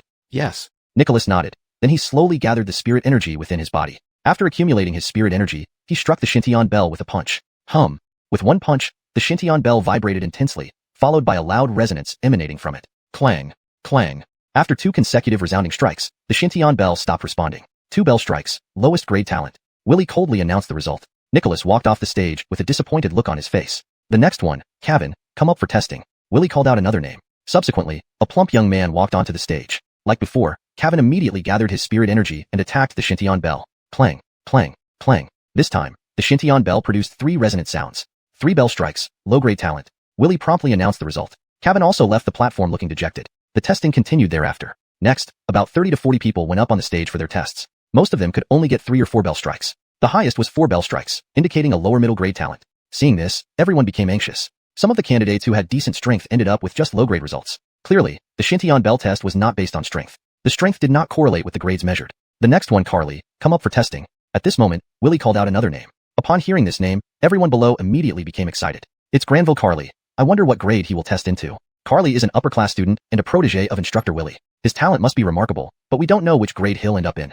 I'm also quite looking forward to it. Granville Carly is my idol. Many people looked at Carly expectantly. Carly walked onto the platform with a proud expression. Then he struck the xiuxian bell. Clang, clang, clang, clang, clang, clang. After a strong energy tremor, 6 deafening resonances came from the xiuxian bell. 6 bell strikes. Everyone was surprised that Carly had managed to strike 6 times. Worthy of being Granville Carly, indeed powerful, someone in the crowd cheered. Agreed. On the stage, Willie nodded approvingly. As his student, achieving 6 bell strikes certainly added to his own glory. Subsequently, Carly walked off the platform arrogantly. As he passed Auden, Carly paused slightly. He cast a cold glance at Auden and said, "Kid, wait until the stage. Wash your neck clean and prepare to die. I'll show you what it means to be a true genius." Moron. Auden completely ignored Carly. Since Carly was Willie's student, Auden knew what he was planning. Carly had clearly been ordered by Willie to kill him. However, threatening him like this was sheer audacity, truly living without any fear. To Auden, Carly was no more than an ant. "You dare to curse me?"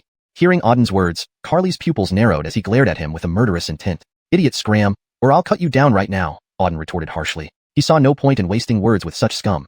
He would settle it on the stage directly. "Humph, you'd better wait for me." Leaving those harsh words behind, Carly turned and left. Trash. Auden shook his head and paid no attention to this fool. The next one, Bolivar, come up for testing.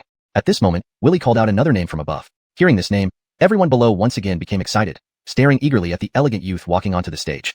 Who is this Bolivar? He seems very strong. Auden scanned Bolivar as well. Bolivar faintly emitted powerful spirit energy waves, clearly different from other students. Eben's expression grew grave as he explained. Bolivar comes from the royal family and has been the top performer in the last 3 annual competitions. He is currently the undisputed #1 at Fengyun Academy. So that's it. Auden nodded, understanding fully. Top performer in 3 consecutive annual competitions. #1 at Fengyun Academy. From the royal family. These 3 identities confirmed Bolivar's extraordinary status. He is a formidable opponent. Let's see how strong he really is, Auden thought as he watched Bolivar. Once on the stage, Bolivar wasted no time and attacked the xiuxian bell with all his might. Clang, clang, clang, clang, clang, clang, clang. 7 continuous bell strikes echoed from the xiuxian bell, astonishing everyone around. 7 bell strikes. Bolivar actually managed 7 bell strikes. Everyone stared in awe at Bolivar on the stage. Previously, Carly had achieved only 6 bell strikes. Now, Bolivar surpassed him with 7. Bolivar, top-grade talent. Willie announced the result. Under everyone's watchful eyes, Bolivar calmly descended from the stage. Everyone's eyes were filled with admiration for the prodigy. 7 bell strikes, top-grade talent. No wonder Bolivar is the first at Fengyun Academy. Looks like he will be the top performer in this competition too, Eben murmured. Is that so? Auden smiled faintly. First place may not necessarily be his.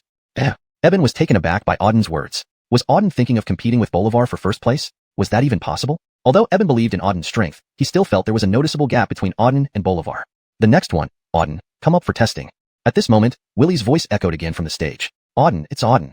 Upon hearing this name, everyone's eyes instantly focused on Auden. Currently, Auden was a rising star at Fengyun Academy, and his fame even surpassed many upper-class students. Now that they heard Auden would be tested next, everyone became eager with anticipation. I wonder how many bell strikes Auden will achieve. One person wondered aloud. Everyone stared intently at Auden, waiting to see how many bell strikes the famous young man from Fengyun Academy and the entire Tianfeng Kingdom would achieve. Chapter 138. Even you are qualified? On the main platform, figures like Amaya and Marcus from the upper echelons of Fengyun Academy were all watching Auden intently, especially the dean, Marcus, who stared at Auden with curiosity in his eyes. Note, Fengyun Academy should be consistently used instead of switching between Fengyun College and Fengyun Academy. Here I've chosen Academy for consistency. As the dean of Fengyun Academy, although he had not been around for a long time, Marcus had still heard about some situations within the academy. Currently, there was a young man in Fengyun Academy who was quite famous, and his strength seemed to be quite good as well. This young man was called Auden. He had been waiting for Auden to step onto the stage for testing, and now, Auden had finally stepped onto the stage. This boy seems to have some issues with his body, Marcus muttered with a slight frown as he scanned Auden on the stage. He sensed several powerful energy fluctuations from Auden's body. These energy fluctuations were clearly from Supreme Star Souls. He actually has several Supreme Star Souls, Marcus's pupils constricted. As a top-tier powerhouse, he could naturally sense that Auden had more than one Supreme Star Soul in his body. Incredible. Even across the entire northern region, there are very few people who possess multiple Supreme Star Souls. Yet this boy before me has several Supreme Star Souls. Truly inconceivable, Marcus said, his eyes shining with admiration. He had roamed across the northern region and seen many geniuses, but none compared to Auden before him, especially in terms of the number of Supreme Star Souls. Auden would be considered among the elite, even across the whole northern region. Rare indeed, our Fengyun Academy can possess such a genius, Marcus murmured to himself. At this moment on the stage, Carmine coldly glanced at Auden and said, "Boy, attack the xuanhuan bell, don't waste time." Auden completely ignored Carmine and walked straight to the xuanhuan bell before delivering a punch. Buzz. The fist struck the bell, instantly producing strong energy waves in the air. Then, continuous bell sounds came from the xuanhuan bell. Ding, ding, ding, ding, ding, ding, ding, ding, ding. 9 consecutive bell sounds echoed through the sky. Everyone nearby could hear it clearly. The resounding bell made their eardrums vibrate. After hearing 9 bell sounds, the entire venue fell silent. Everyone stared at Auden on the stage in shock. 9 bell sounds? Auden actually struck 9 bell sounds. How is this possible? 9 bell sounds have never appeared before. Houston, one of the 4 tutors, stood up suddenly, shocked. Yes, since our Fengyun Academy was founded, the most bell sounds anyone ever rang on the xuanhuan bell was 8. Auden actually rang 9 bell sounds. Incredible. This boy has supreme talent. Another tutor, Jason, also remarked. Francesca stared at Auden with a smile hanging on her lips. She had always believed in Auden. From the moment he entered Fengyun Academy until now, her belief had never wavered. So, Auden ringing 9 bell sounds didn't surprise her at all. Marcus smiled gently and scanned Auden on the stage, saying, "It seems our Fengyun Academy has produced another super genius. Excellent, excellent. Whose student is he?" "He is my student," Amaya replied. "Deputy Dean Morong." Upon hearing Amaya speak, Marcus's gaze flickered slightly. Then he nodded. "Deputy Dean Morong has nurtured such a genius for us. That's wonderful." Amaya nodded indifferently. At this point, on the stage, after hearing Auden ring 9 bell sounds, Carmine's face turned black. His eyes glared at Auden, seemingly wishing to devour him alive. If looks could kill, Auden would have been torn into pieces by now. "What, wanna bite me?" Sensing the murderous intent from Carmine, Auden glanced at him and asked, "You?" Hearing Auden's words, Carmine flew into a rage, clenching his fists tightly, his whole body filled with killing aura. Auden sneered and said, "Old bastard, don't be hasty. Before long, I will visit your 3 families one by one. By then, you just wash your neck clean and wait for death. No need to get so excited now." Leaving these words, Auden stepped down from the stage.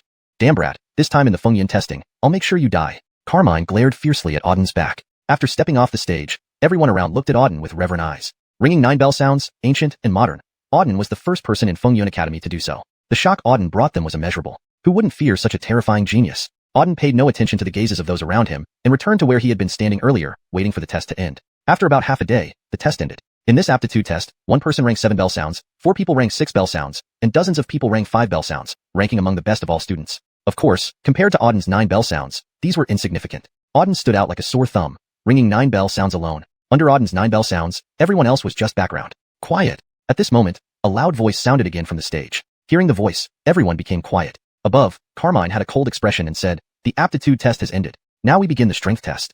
The strength test is the most important part of the Fengyun testing. Those who rank in the top 10 will receive substantial rewards, while those at the bottom will be expelled from the academy. The strength test is a battle on the stage. Matches will be determined by draw. Winners advance, losers are eliminated. Now, let's start drawing lots.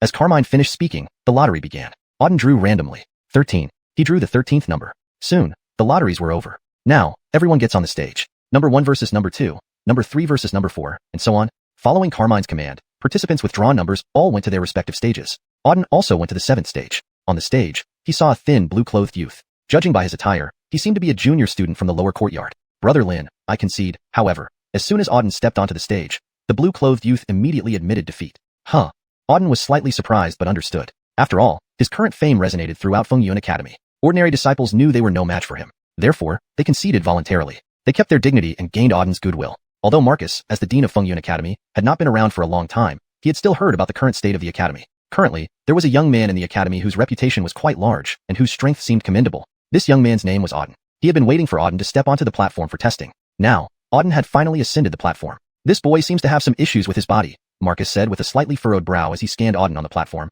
From within Auden, he sensed several powerful energy fluctuations. These energy fluctuations were clearly those of Supreme Star Souls. He actually has multiple Supreme Star Souls, Marcus's pupils constricted. As a top-tier powerhouse, he naturally could sense that Auden had more than one Supreme Star Soul within him. Incredible. Even in the entire northern region, there are only a few people who possess multiple Supreme Star Souls. And this boy in front of me actually has multiple Supreme Star Souls. It's truly unbelievable, Marcus said with a sharp gleam in his eyes. He had traveled across the northern region and had seen many prodigies. However, none of them could compare to Auden before him, at least from the perspective of the number of Supreme Star Souls. Rare indeed, our Fengyun Academy can have such a genius. On the platform, Chansig coldly looked at Auden and said, "Boy, attack the Shinten Bell, don't waste time." Auden completely ignored Chansig and walked straight to the Shinten Bell, then smashed a punch down. Buzz. The punch struck the Shinten Bell, instantly causing a surge of powerful energy fluctuations in the air. Then, continuous bell sounds rang out from the Shinten Bell. Clang, clang, clang. 9 consecutive bell sounds echoed through the sky. Everyone heard it clearly. The ringing sound made their eardrums tremble. After hearing the 9 bell sounds, the entire venue fell silent. All eyes were fixed on Auden on the platform, filled with shock. 9 bell sounds. Auden actually sounded 9 bells. How is this possible? 9 bell sounds have never appeared before. One of the 4 mentors, Xiuxian, stood up abruptly, his face full of shock. Yes, since the founding of our Fengyun Academy, the most anyone has ever rung on the Shinten Bell is 8 times. Yet Auden actually sounded 9 times. Incredible. This boy has supreme talent, another mentor, Su Kong, added. Meng Bing stared at Auden, her lips curling into a smile. She always believed in Auden. From the day Auden entered Fengyun Academy until now, her faith in him never wavered. Therefore, she was not surprised by Auden sounding 9 bells. Marcus smiled faintly and swept his gaze over Auden on the platform. Looks like we have given birth to another super genius in our Fengyun Academy. Not bad, not bad. Whose student is he? It's my student, Meng Bing replied. Deputy Dean Morong. Upon hearing Meng Bing speak, Marcus's gaze flickered slightly. Then he nodded. Deputy Dean Morong has nurtured such a genius for our Fengyun Academy. Well done. Meng Bing nodded indifferently. At this moment, on the platform, after hearing Auden's 9 bell sounds, Chansig's face turned black. His eyes glared at Auden as if he wished to devour him alive. If looks could kill, Auden would probably already be dead 100 times over. What, wanna bite me? Auden sneered when he sensed the killing intent coming from Chansig. You. Chansig clenched his fists tightly, fury filling him upon hearing Auden's words. Auden scoffed. Old bristlehair, don't rush. It won't be long before I pay a visit to your 3 families one by one. When that time comes, you'll just have to wait for death with your neck washed clean. No need to get excited now. Leaving these words, Auden stepped down from the platform. Little bastard. In this Fengyun test, I'll make sure you die. Chansig muttered as he stared fiercely at Auden's back. After Auden left the platform, everyone around watched him with awe. The person who sounded 9 bells, unprecedented in the history of Fengyun Academy. The shock Auden brought was beyond count. For such a terrifying genius, who wouldn't feel reverent? Auden paid no attention to the gazes of the crowd and returned to his position, waiting for the end of the test. About half a day later, all tests concluded. In this aptitude test, only one person managed to sound 7 bells, for managed 6, and several others managed 5. These were considered the best among the students. Of course, compared to Auden's 9 bells, these were just peanuts. Auden, standing alone, sounded 9 bells, far surpassing everyone else. Become quiet, a loud voice echoed on the platform. Everyone became quiet. Above, Chansig's expression turned icy. Aptitude testing is complete. Now begins the strength testing. The strength test is the crux of the Fengyun test. The top 10 ranked will receive significant rewards. If you rank last, you will be expelled from Fengyun Academy. The strength test is a match on the platform, selecting opponents by drawing lots. Winners advance, losers are eliminated. Now, let the draw begin. After Chansig finished speaking, the drawing began. Auden casually drew a lot. Number 13. Soon, the drawing ended. Now, everyone, get on the platforms. Number 1 against 2, number 3 against 4, and so on. Following Chansig's announcement, the contestants went to their respective platforms. Auden also went to platform 7. Upon stepping onto the platform, Auden saw a thin, blue-robed youth standing there. Judging from his attire, he seemed to be a lower-level disciple. Granville Lin, I concede. However, as soon as Auden stepped onto the platform, the blue-robed youth immediately conceded.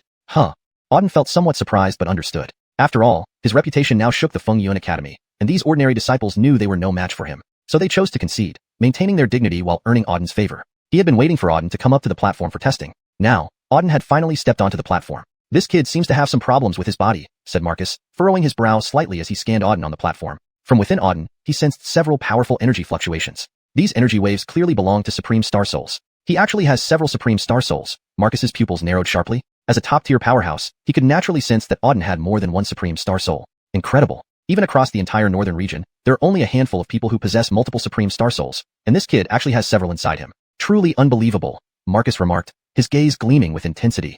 He had traveled extensively through the northern region and had seen many prodigies, but none compared to Auden before him. Just by the number of Supreme Star Souls, Auden ranks among the best in the entire northern region. It's rare, but our Fengyun Academy has managed to cultivate such a genius, Marcus murmured. Note, for better fluency and accuracy, but is added to connect the contrasting ideas, making the sentence flow more naturally in English. For overall document consistency and natural reading flow in English, Fengyun Academy should be consistently translated as Fengyun Academy. So the final sentence would be, it's rare, but our Fengyun Academy has managed to cultivate such a genius, Marcus murmured. At this moment on the platform, Chauncey coldly glanced at Auden and said, Kid, attack the Black Heaven Bell. Don't waste time.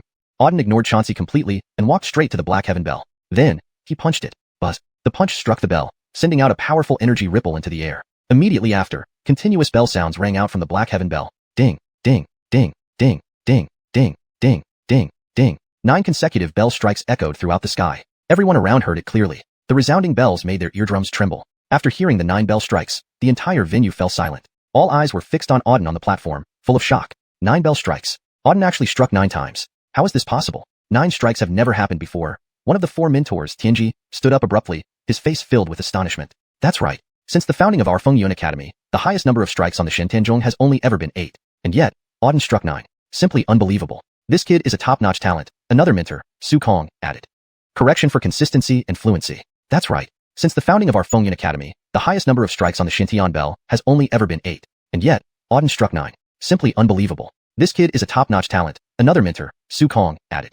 Amaya stared at Auden, her lips curling into a faint smile. She had always believed in Auden, from the day he entered the Fengyun Academy to the present day. So, when Auden struck the bell 9 times, she wasn't surprised at all. Note, Fengyun Academy should be translated as Fengyun Academy, for consistency and natural reading in English. Here is the corrected paragraph. Amaya stared at Auden, her lips curling into a faint smile. She had always believed in Auden, from the day he entered the Fengyun Academy to the present day. So, when Auden struck the bell 9 times, she wasn't surprised at all. Marcus smiled faintly and scanned Auden on the platform, saying, looks like our Fengyun Academy has birthed another super genius. Not bad, not bad. Whose disciple is he?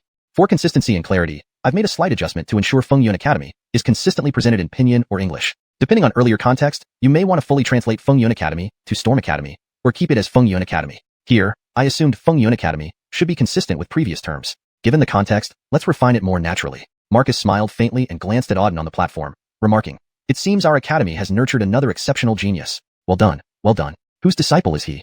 He's my disciple. Vice Dean Morong. Hearing Amaya speak, Marcus's gaze flickered slightly. He then nodded and said, Vice Dean Morong has done an excellent job cultivating such a genius for our Fengyun Academy. Amaya nodded slightly. At this moment, on the platform, after hearing Auden strike 9 bell strikes, Chauncey's face turned black with anger. His eyes locked onto Auden, as if he wanted to devour him alive. If looks could kill, Auden would be dead already. What, wanna bite me? Auden glanced at Chauncey, sensing the murderous intent coming from him. You. Enraged by Auden's words, Chauncey clenched his fists tightly, his whole body emitting a murderous aura. Auden sneered and said, Old coot, don't worry. It won't take long for me to pay each of your 3 families a visit. When that time comes, you can wash your neck clean and wait for death. No need to get so agitated now. Leaving those words behind, Auden walked off the platform. Damn brat, this time I'll definitely make you die in the qualification test. Chauncey glared at Auden's back. After Auden left the platform, everyone around looked at him with awe and reverence. Striking 9 bell rings, this was unprecedented in the history of Fengyun Academy. Auden's astonishing performance left everyone speechless. Who wouldn't respect such a terrifying genius? Note, for better fluency, Fengyun Academy should be consistently translated as Fengyun Academy, or another consistent name throughout the text. Revised version. After Auden left the platform, everyone around looked at him with awe and reverence. Striking 9 bell rings, this was unprecedented in the history of Fengyun Academy. Auden's astonishing performance left everyone speechless. Who wouldn't respect such a terrifying genius? Auden didn't pay attention to the gazes and returned to his original position, waiting for the test to end. About half a day later, all the tests concluded. In this aptitude test, 1 person struck 7 bell strikes, 4 struck 6, and dozens struck 5. They were considered the most outstanding among the students. Of course, compared to Auden's 9 bell strikes, these were just trifles. Auden stood out far ahead of everyone else, striking 9 bell strikes alone. Under Auden's 9 bell strikes, everyone else was merely background. Quiet. At this moment, a loud shout came from the platform again. Hearing this voice, everyone fell silent. Above, Chauncey said coldly, the aptitude test has ended. We will now proceed to the strength test. The strength test is the most crucial part of the qualification exam. The top 10 will receive substantial rewards, while those who rank last will be expelled from Fengyun Academy. The strength test is a tournament style, with participants selected via draw. Winners advance, losers are eliminated. Now, the drawing begins. After Chauncey spoke, the draw officially started. Auden casually drew a number, 13. Soon, the drawing ended. Now, everyone, step onto the platforms according to your numbers. 1 versus 2, 3 versus 4, and so on. Following Chauncey's instructions, all the contestants climbed onto their respective platforms. Auden also went to platform 7. Upon stepping onto the platform, Auden saw a slender blue-clothed youth standing there. Judging by his attire, he seemed to be a lower-grade student. Granville Lin, I concede. However, just as Auden stepped onto the platform, the blue-clothed youth immediately conceded. Auden was slightly surprised, but it was understandable. After all, his reputation in the academy was well known, and ordinary disciples knew they couldn't match him. Therefore, he willingly conceded to maintain his dignity and earn Auden's favor. Chapter 139. Enemies meet. Due to his opponent's surrender, Auden won directly. Meanwhile, battles on the other platforms continued. After waiting for over an hour, all first-round matches were completed. Now, let's begin the second round of battles, announced Birch. Following this announcement, the second round commenced. Just like before, Auden walked onto the platform. His current opponent was a physically strong and rather fierce-looking young man. I surrender. However, upon seeing Auden, this muscular youth spoke again, surrendering immediately. After saying that, the muscular youth smiled awkwardly at Auden and said, Granville Lin, I'm your fan. Could I have your autograph? Sure. Auden found it quite amusing. 2 consecutive matches where his opponent surrendered directly. And now, this muscular youth wanted his autograph. It was indeed quite hilarious. Thank you, Granville Lin. The muscular youth received Auden's autograph with delight and stepped down from the platform joyfully. Auden shook his head helplessly and then also left the platform. Afterwards, he experienced several more battles. In these matches, either the opponents would surrender outright or Auden would win with just one move. In short, none of the people he encountered posed any threat to him. Over 6 or 7 matches, Auden won easily each time. As soon as Auden descended from the platform after the 7th match, Eben approached. Congratulations, Brother Lin, for successfully advancing to the top 15, Eben said with a smile. Top 15? Auden remained calm. He hadn't even felt like he was fighting. It was more like playing around. Yet he had unknowingly advanced to the top 15. Eben continued, yes, just one more victory, and Brother Lin can enter the top 10. Auden nodded indifferently. To him, entering the top 10 was as easy as having a meal. His goal was to be first. Therefore, he wasn't particularly concerned about being in the top 10. Eben stared at Auden and asked, Brother Lin, you mentioned to me before that you wanted to be first, right? Yes, so what? Auden replied. His goal had always been first place. He had already accepted a system task that required him to come in first in the Fengyun test, so he had to achieve it. Eben said gravely, Brother Lin, with your strength, you shouldn't face much threat from others except for 3 individuals you need to pay attention to. Who are they? Auden asked curiously. Eben said, these 3 individuals, Bolivar, Germain, and Carly, are likely the strongest participants in this Fengyun test. If you can defeat these 3, you have a high chance of securing the first place. Note, the term Fengyun test seems out of context in English. It would be better to replace it with a more fitting term like competition or tournament. Here is the revised sentence. Eben said, these 3 individuals, Bolivar, Germain, and Carly, are likely the strongest participants in this tournament. If you can defeat these 3, you have a high chance of securing the first place. Bolivar, Germain, Carly, do you know their strengths? Auden asked casually. Eben replied gravely, these 3 are incredibly strong. As early as the previous Fengyun test, they had already reached the Star Captain realm. After another year, their power has undoubtedly grown. I suspect Germain and Carly might be around Star Captain 3rd level, while Bolivar might surpass that. Got it. Auden nodded understandingly after listening to Eben. His eyes scanned Bolivar, Germain, and Carly. They were the biggest threats in securing the first place. Once he defeated them, first place would be almost guaranteed. While Auden observed them, Germain and Carly also fixed their gazes on him, both showing clear signs of hostility. Especially Carly, who made a throat-slitting gesture. Auden sneered inwardly. 2 fools, just wait until you beg for mercy on the platform. All right. At that moment, Birch's voice rang out above the arena once again. The top 10 battle is starting now. Winning this match will grant entry into the top 10. Now, let's continue with the draw. After Birch finished speaking, the drawing began. Auden randomly picked a bamboo stick, just like before. Number 1. Upon seeing the bamboo stick in his hand, Auden's expression changed slightly. He had drawn number 1. He had to go first. He wondered who his opponent would be. Drawing complete. Now, let's announce the results, Birch declared from above as Auden pondered. Number 1, Auden, versus number 2, Germain. Buzz. The moment Birch called out the first 2 names, everyone present was stunned. Auden versus Germain. Such an intense match to kick off the top 10 battles. No one expected Auden and Germain to meet in the first top 10 match. Both were well-known top-tier geniuses. Germain was among the top 3 in the previous Fengyun test and a disciple of Birch, having reached the Star Captain realm early on. He was also a strong contender for first place in this test. As for Auden, there was hardly anyone in the Fengyun Academy who didn't know him by now. The crowd eagerly anticipated the outcome of the match between these 2 highly renowned and powerful figures. Following Birch's announcement, Auden and Germain walked onto the platform. They faced each other, and powerful spiritual energy surged from both sides. Worthless trash, finally, I've caught up with you. Today, I'll make you suffer beyond endurance, Germain spat out with a menacing laugh. Auden remained composed. You're Birch's dog. Since we've met, I'll kill you first, and then I'll deal with your master. Arrogant fool, Germain roared furiously, pointing at Auden. You, Auden, haven't even reached Star Captain realm yet, you dare act arrogantly in front of me? With just one finger, I could crush you. You're dead today. Is that so? Auden sneered. Several Star Captains told me the same thing before. Now, they're all corpses. You'll be the same. F***K, you scum. I swear I'll kill you. Germain was thoroughly enraged. Roaring wildly, he rushed toward Auden. His foot stomped the ground forcefully, turning his body into a blur as he charged at Auden lightning fast, appearing instantly before him, dominating Heaven Palm. No sooner had Germain appeared than he let out a roar, unleashing a powerful palm strike towards Auden. Chapter 140. Overwhelming Power. In midair, a blood-red palm print condensed. The blood-red palm print, over 10 meters in diameter, exuded immense power. With one strike, it thundered towards its target. Faced with this formidable palm right before him, Auden stood motionless on the spot. Only when the palm was about to hit him did a glint of sharpness flash across his eyes. Primal Grotto technique. With a soft exclamation, a cluster of golden light instantly coalesced before him. Within the golden radiance lay an overwhelmingly powerful energy fluctuation. Break. With Auden's explosive shout, the golden energy suddenly hurled forward with a thunderous roar. At the same moment, Germain's tyrannical palm from midair struck down as well. Boom. In an instant, two mighty forces collided violently in mid-air. Golden light clashed fiercely with the pitch-black palm print. Rumble. A wild rumbling sound reverberated across the entire arena. An overwhelming force surged continuously outward. Both forces were exceedingly potent. The entire stage seemed split by these two forces. Buzz. After several dozen breaths, the two forces in mid-air exploded. Jermaine's palm print was shattered into pieces by the golden light. Bang. Under the impact of this tremendous force, Jermaine's body flew backward like a broken kite. He landed heavily after flying several hundred meters. The ground beneath his feet crumbled upon landing. How is this possible? Witnessing this scene, the surrounding spectators' eyes widened in disbelief. They stared at the two men on the arena in shock. Jermaine had been pushed back by Auden with a single move. That was Jermaine, one of the top 5 from the previous session's fortune and fate testing, an upper academy genius. Now, he had been pushed back by Auden with just one move.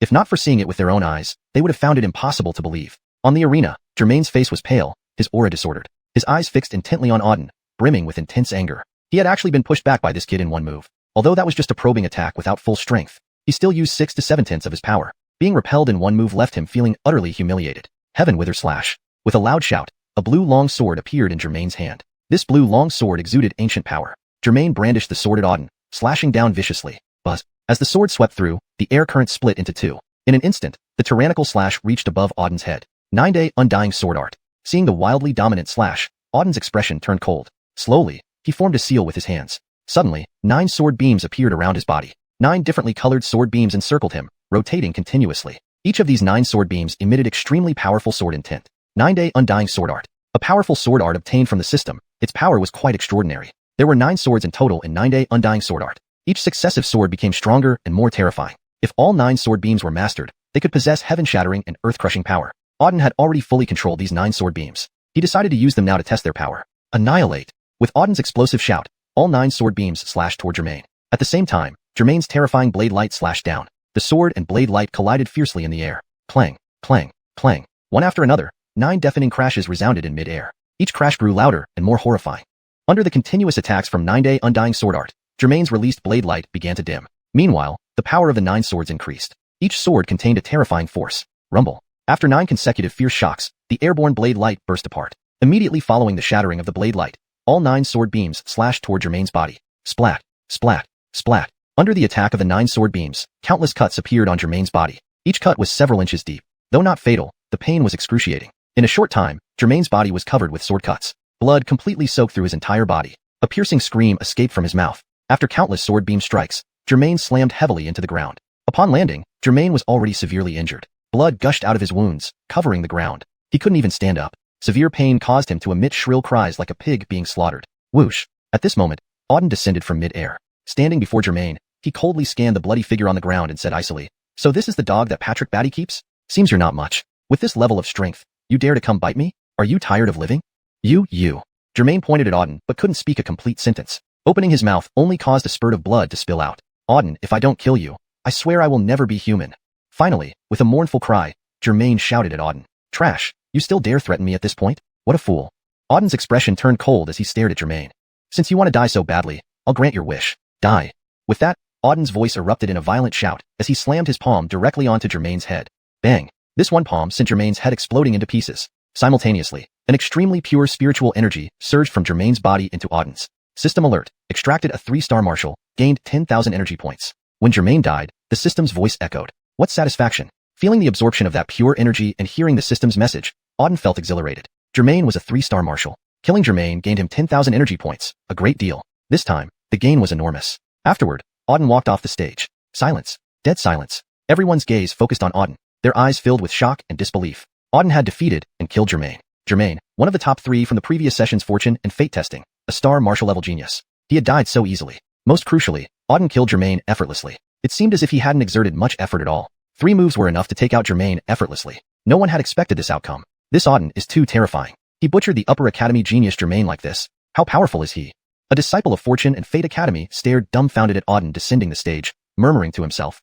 Chapter 141. The Top 5 Battle. All the other spectators watched Auden with extremely serious expressions. Their gazes were filled with shock and amazement. Before the fight, they all believed today's battle would be a dragon's contention and a tiger's strife, as both Auden and Jermaine were very strong. They thought it might take over 100 moves to determine the winner. However, none of them had anticipated that Auden would need fewer than 3 moves to slay Jermaine without breaking a sweat. At this moment, everyone was profoundly impressed by Auden's strength. After Auden descended from the stage, all the people on the ground automatically made way for him. No one dared to look directly into his eyes. This was reverence. Reverence for a formidable fighter. Auden's current strength was enough to command their awe. Brother Lin, you're really something else, Eben greeted as soon as Auden stepped down from the stage. He stared at Auden in shock. Germain, after all, ranked 5th in the previous cloud test and was a star martial realm expert. Yet you managed to kill him instantly. You're incredibly powerful. Auden remained calm. This doesn't prove much strength. Germain is nothing but trash. Killing him deserves no attention. It seems your knowledge is too limited. Eben smiled bitterly. Brother Lin, it's not about my limited knowledge. It's truly because you are too strong. Any of us here couldn't defeat Germain so easily, but you did. Before, when you said you aimed to win first place in the cloud test, I didn't believe you. Now, I do. You absolutely have the capability. That's enough. Hearing Eben finish speaking, Auden waved his hand. Enough chatter. Let's wait and see the final result. Alright, I'm also looking forward to the final outcome of this test. Eben's eyes sparkled with anticipation. Previously, he believed Bolivar was certain to win first place in the cloud test. However, seeing Auden's display, he felt that matters weren't as simple as they seemed. With Auden in the mix, who could secure the first position was uncertain. Auden was simply an anomaly. Meanwhile, Adair was the angriest of all. When he saw Germain killed by Auden, his heart broke. Germain was one of his top 2 students, for whom he had devoted much effort. Finally, he nurtured Germain into a talented star martial realm expert, only for him to be slain by Auden. Auden, you bastard, I will not rest until you die. Adair roared inwardly. Auden had already slaughtered countless members of the Patrick family. Now, he killed the elite student Adair had painstakingly raised. If he didn't kill Auden, how could he ever stand firm in the Cloud College or the Skywind Kingdom? Even his spiritual core had been influenced by Auden. Not eliminating Auden could jeopardize his future cultivation. So, Auden must die. Carly, can you kill that little brat? Adair asked Carly beside him. Carly's expression was cold. Minter, don't worry. Although Auden has some power, he's far from my level. I can certainly kill him. Just watch. If I meet that little brat on the platform, he'll surely die. That's good. Adair nodded satisfactorily. His 2 disciples, Germain and Carly, were both geniuses, but in terms of overall strength, Carly was stronger. With Germain dead, Adair placed all his hopes on Carly. Now he wasn't sure if Carly could kill Auden. Receiving confirmation put him somewhat at ease. As long as Carly could eliminate Auden, everything would be fine. The matches continued. Auden was the first to finish his match. After waiting approximately 2 hours, all matches in this round concluded. Only 5 people remained on the stage, the top 5 in this round of the cloud test. Auden, Bolivar, Carly, Alfonso Chiron, and Tian Fei. Seeing these names of the top 5 finalists, everyone below showed varied expressions. Among the 5, 4 had been top 5 finishers in the last cloud test, while Auden was the newcomer. Despite being new, Auden's fame and strength now rivaled those 4. The question on everyone's mind was who would win this time. Although Auden has performed remarkably well and has decent strength, I feel he'll find it tough to clinch the first place. After all, the other 4 are not easy opponents. True, with Auden's current strength, perhaps he can make it into the top 3, but first place is unlikely. Bolivar, Carly, and Tian Fei are far stronger than him. I'm not sure about the others, but Bolivar and Carly can certainly beat Auden. So, he can get no better than 3rd place. In any case, I'm looking forward to the battles between Auden, Bolivar, and Carly. I have a feeling these 3 fights will be spectacular. Everyone around speculated, all eyes on Auden, Bolivar, and Carly. These 3 were likely the most probable candidates to win first place. But who among them would secure it? Quiet. Suddenly, Adair's voice rang out on the stage. Once everyone quieted down, he announced, now begins the competition for first place. Of you 5, whoever lasts till the end wins first place. However, since there are 5 of you, 1 person will receive a bye. The one who draws the bye slip will directly advance. After Adair finished speaking, the drawing began again. Like before, Auden casually drew a bamboo stick. Number 5. Seeing the slip in his hand, Auden's gaze flickered with surprise. He actually drew number 5, which was the bye slip. He advanced directly. You've got damn good luck. A voice came from the side. Auden turned to see Carly. What, you have a problem with it? Auden coldly swept his gaze over Carly. Hashtag chapter 142. Challenging Carly. Carly sneered and said, boy, no matter how lucky you are, it's limited. You can dodge the 1st of the month, but not the 15th. Don't let me catch you on the arena, or else I'll make sure you have no place to bury your body. Is that so? Then I'll give you this chance to see how you'll manage to leave me nowhere to rest. Auden snorted coldly, then his gaze shifted upward to Willie E. I want to challenge Carly right now. You wouldn't refuse, would you? Auden spoke in a cold tone. Upon hearing Auden's words, everyone around them widened their eyes in shock.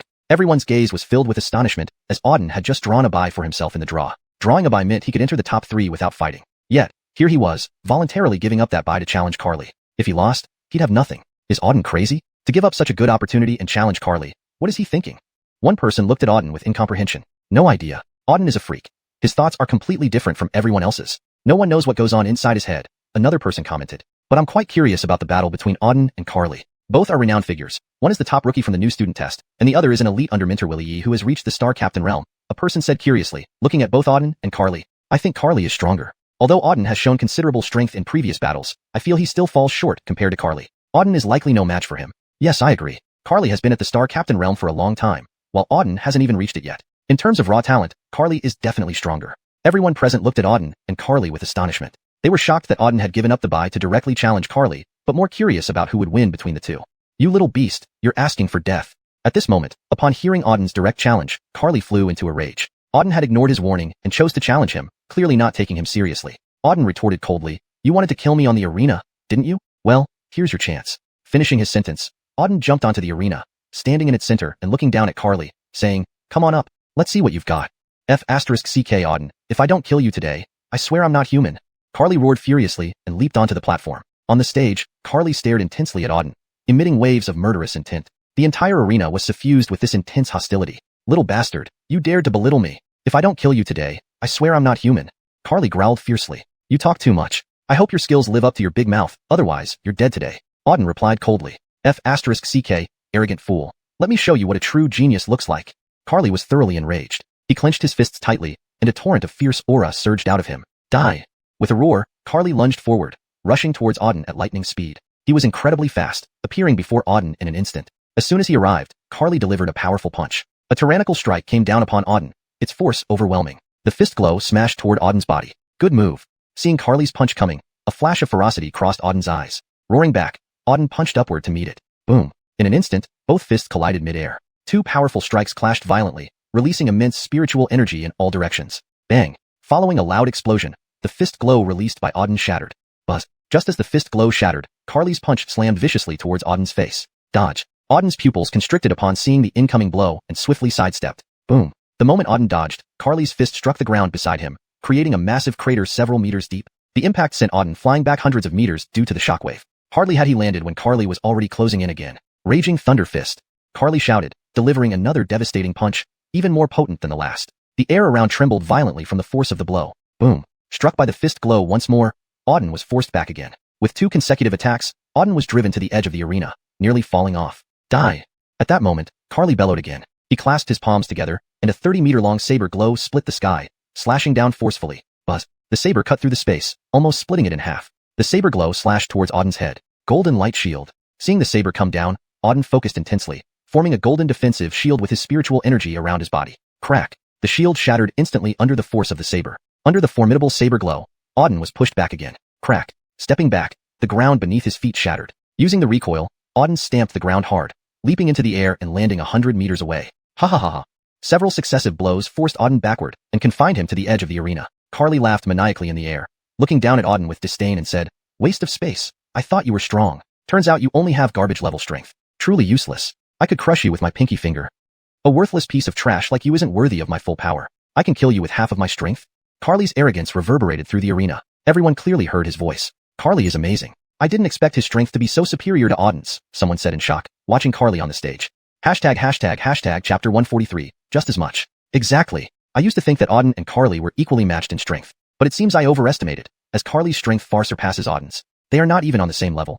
Yeah, I thought Auden was powerful, but now it looks like he's just also. Carly is clearly much stronger than him. It appears Auden will lose this battle. Serves him right for showing off earlier, thinking he was unbeatable. In reality, he's nothing in front of a top-tier genius like Carly. Auden is definitely going to lose. Not only lose but die too.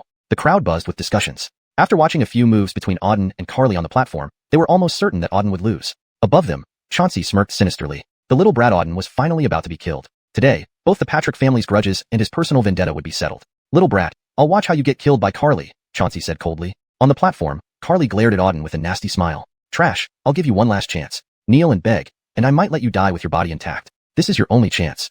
What a waste of breath. Auden's expression was icy cold. With those words, he lunged forward at lightning speed toward Carly. Chanting the ancient mystical sky technique, Auden released a surge of golden energy before him, which condensed into a powerful force under his control. The golden energy surged forward, aimed directly at Carly. Just petty tricks. Seeing Auden's attack, Carly's eyes flashed with disdain. "Blazing palm," he called out, summoning a flame within his palm, which he then hurled down with immense power. A loud hum resonated as the flaming palm imprint hurtled down towards Auden. The sky was filled with intense flames. At the same time, the golden light from the ancient mystical sky technique collided with it. Boom. The two forces clashed mid-air, unleashing a fierce shockwave. Tremendous energy radiated outward, shaking the heavens and earth. The entire platform seemed split by these opposing forces, one side engulfed in flames, the other in golden light. Both were incredibly powerful, neither yielding. Boom. After dozens of seconds, a thunderous roar echoed through the air, and the two forces exploded outward. Swish. Swish. The impact sent both Auden and Carly reeling back. Nine Heavens Immortal Sword Technique. No sooner had Auden landed than he unleashed the Nine Heavens Immortal Sword Technique. 9 beams of sword chi, each infused with formidable sword intent, streaked towards Carly. Swish. Swish. Swish. In an instant, the 9 sword beams reached Carly. Seeing the terrifying beams approaching, Carly's face turned grave. Flame's spirit shield. With a shout, a fiery shield enveloped him, covering his entire body. Under the protection of the flame spirit shield, the 9 sword beams were blocked. Clang after clang, the sound of metal on metal rang out sharply. As the attacks continued, the shield began to waver. Crack, crack, crack. After a few more moments, the shield emitted crackling sounds. Shatter. Suddenly, Auden roared and controlled the 9 sword beams to strike simultaneously. Boom. The flame spirit shield shattered under the combined force of the sword beams. With a resounding thud, Carly was blasted backward, crashing heavily into the ground, which crumbled beneath him upon impact. How could this happen? Carly stared at Auden in disbelief. He had been pushed back, despite having the upper hand moments ago. In just a couple of moves, he was forced on the defensive. His face twisted in frustration. Did this little bastard hold back during their earlier exchange? Black Dragon Palm. At that moment, Auden shouted again, summoning a golden dragon shadow that surged straight at Carly. Aiden slash. Biting his lip, Carly summoned a blood-colored long knife and slashed downward, aiming a powerful blade beam at Auden. Simultaneously, the golden dragon shadow slammed into the blade beam. Boom. Next, the golden dragon and blood-colored blade collided violently in the air. Each clash caused the platform to tremble fiercely. After dozens of exchanges, the blood-colored blade beam was swallowed by the golden dragon shadow, which then charged fiercely at Carly. How can this be? Seeing his devastating Aiden slash being swallowed by the golden dragon, Carly's eyes widened in shock. The Aiden slash was a high-level technique, the strongest and most potent among all his skills. Even a 4th-rank star marshal might struggle against its power. Yet now, his move was effortlessly neutralized, leaving Carly stunned. Just then, Auden suddenly appeared behind him like lightning. Ice condensation. Instantly using ice power, Auden channeled it into Carly's body. In a flash, Carly was frozen solid, unable to move. Standing before the frozen Carly, Auden gave him a cold once-over. Is this your best? Pathetic. Just as much. Though frozen, Carly could still hear and see Auden. Enraged by his words, he glared at Auden, but could do nothing besides stare helplessly. Chapter 144. Easy kill. A scum like you dares to show off in front of me? You must be tired of living. Now, I'll send you on your way. A flash of ruthlessness crossed Auden's eyes as he unleashed a powerful palm strike. The oppressive palm print smashed down fiercely towards Carly trapped in the ice. Explosive sky rift. At this moment, Carly, who was encased in ice, suddenly emitted an explosive roar. Following that, flames erupted from his body. Dense flames engulfed his entire form. In just a brief moment, Carly had transformed into a flaming human torch. Bang! After bursting into boundless flames, the overpowering fiery force exploded outward, shattering the surrounding ice. You actually broke free.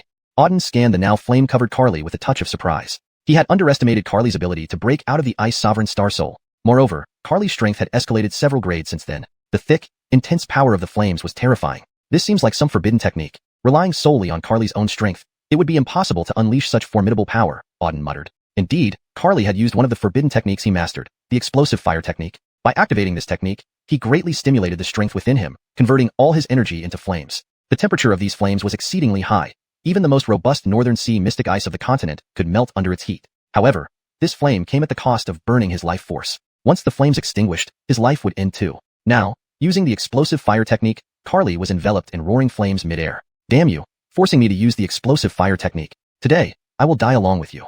Carly locked his gaze fiercely on Auden, roaring furiously. The explosive fire technique was a fatal technique indicating certain death once activated. Forced by Auden, he now only wished for a mutual destruction, dragging Auden down with him even if it meant dying himself. Explosive fire. With another roar, Carly charged wildly toward Auden. His body had transformed entirely into a massive fireball. As the fireball passed, a long trail of fire trailed behind it. In the blink of an eye, it reached Auden. Bang! In the next instant, the fireball containing the terrifying flame force exploded violently. Instantly, destructive force slammed into Auden. This fireball represented Carly's essence. Its explosion equated to a star martial realm martial artist detonating, creating a shocking impact that instantly destroyed the entire arena. Meanwhile, the fierce flames rushed madly toward Auden. Xiuxian. Seeing the immense flames approaching, Auden remained calm. He slowly circulated the Xiuxian sovereign star soul within him. Simultaneously, a Xiuxian bird wreathed in flames emerged from his body and hovered in the air. All the powerful flames released by Carly's explosive fire technique were absorbed by the Xiuxian. Finally, the Xiuxian opened its mouth and swallowed the fireball whole. The flames in the air vanished instantly, and Carly, along with the flames, was consumed by the Xiuxian. The sky returned to normal as if nothing had happened. Auden stood amidst the ruins of the arena, expression cold. Indeed, the explosive fire technique was potent as a forbidden technique, unleashing firepower at the cost of life to kill an opponent. However, it held no effect on Auden. He possessed the Xiuxian sovereign star soul, inherently fire attribute. Xiuxian, among the 4 great beasts of the ancient times, was a fire element beast controlling the mightiest flames of the world. Compared to Xiuxian's flames, the fire released by the explosive fire technique was insignificant. Thus, upon appearing, Xiuxian immediately swallowed Carly whole. Carly, dead. Silence. Beneath the arena, everyone stared intently at Auden. Auden had killed Carly, and directly left no remains, completely devoured by the mysterious Xiuxian. Had they not witnessed it firsthand, they wouldn't have believed that the top genius of Fengyun Academy and third-place winner from the previous year, Carly, was so easily killed by Auden. On the main stage, Aiden, Shukong, and others' pupils constricted sharply at this scene. Even Aiden's eyes flashed with shock. This boy continuously uses 2 sovereign star souls with perfect control. His talent can now rival the top geniuses of the Northern Territory, Aiden murmured. Nancy's lips curled into a smile. She trusted Auden, so she knew he would win this battle. Now, Auden had defeated Carly with absolute strength, bringing her goal closer. I wonder if you can make it to the end. I'll keep watching you. After killing Carly, Auden walked off the arena. Swish. But after taking just a few steps, a figure blocked his path.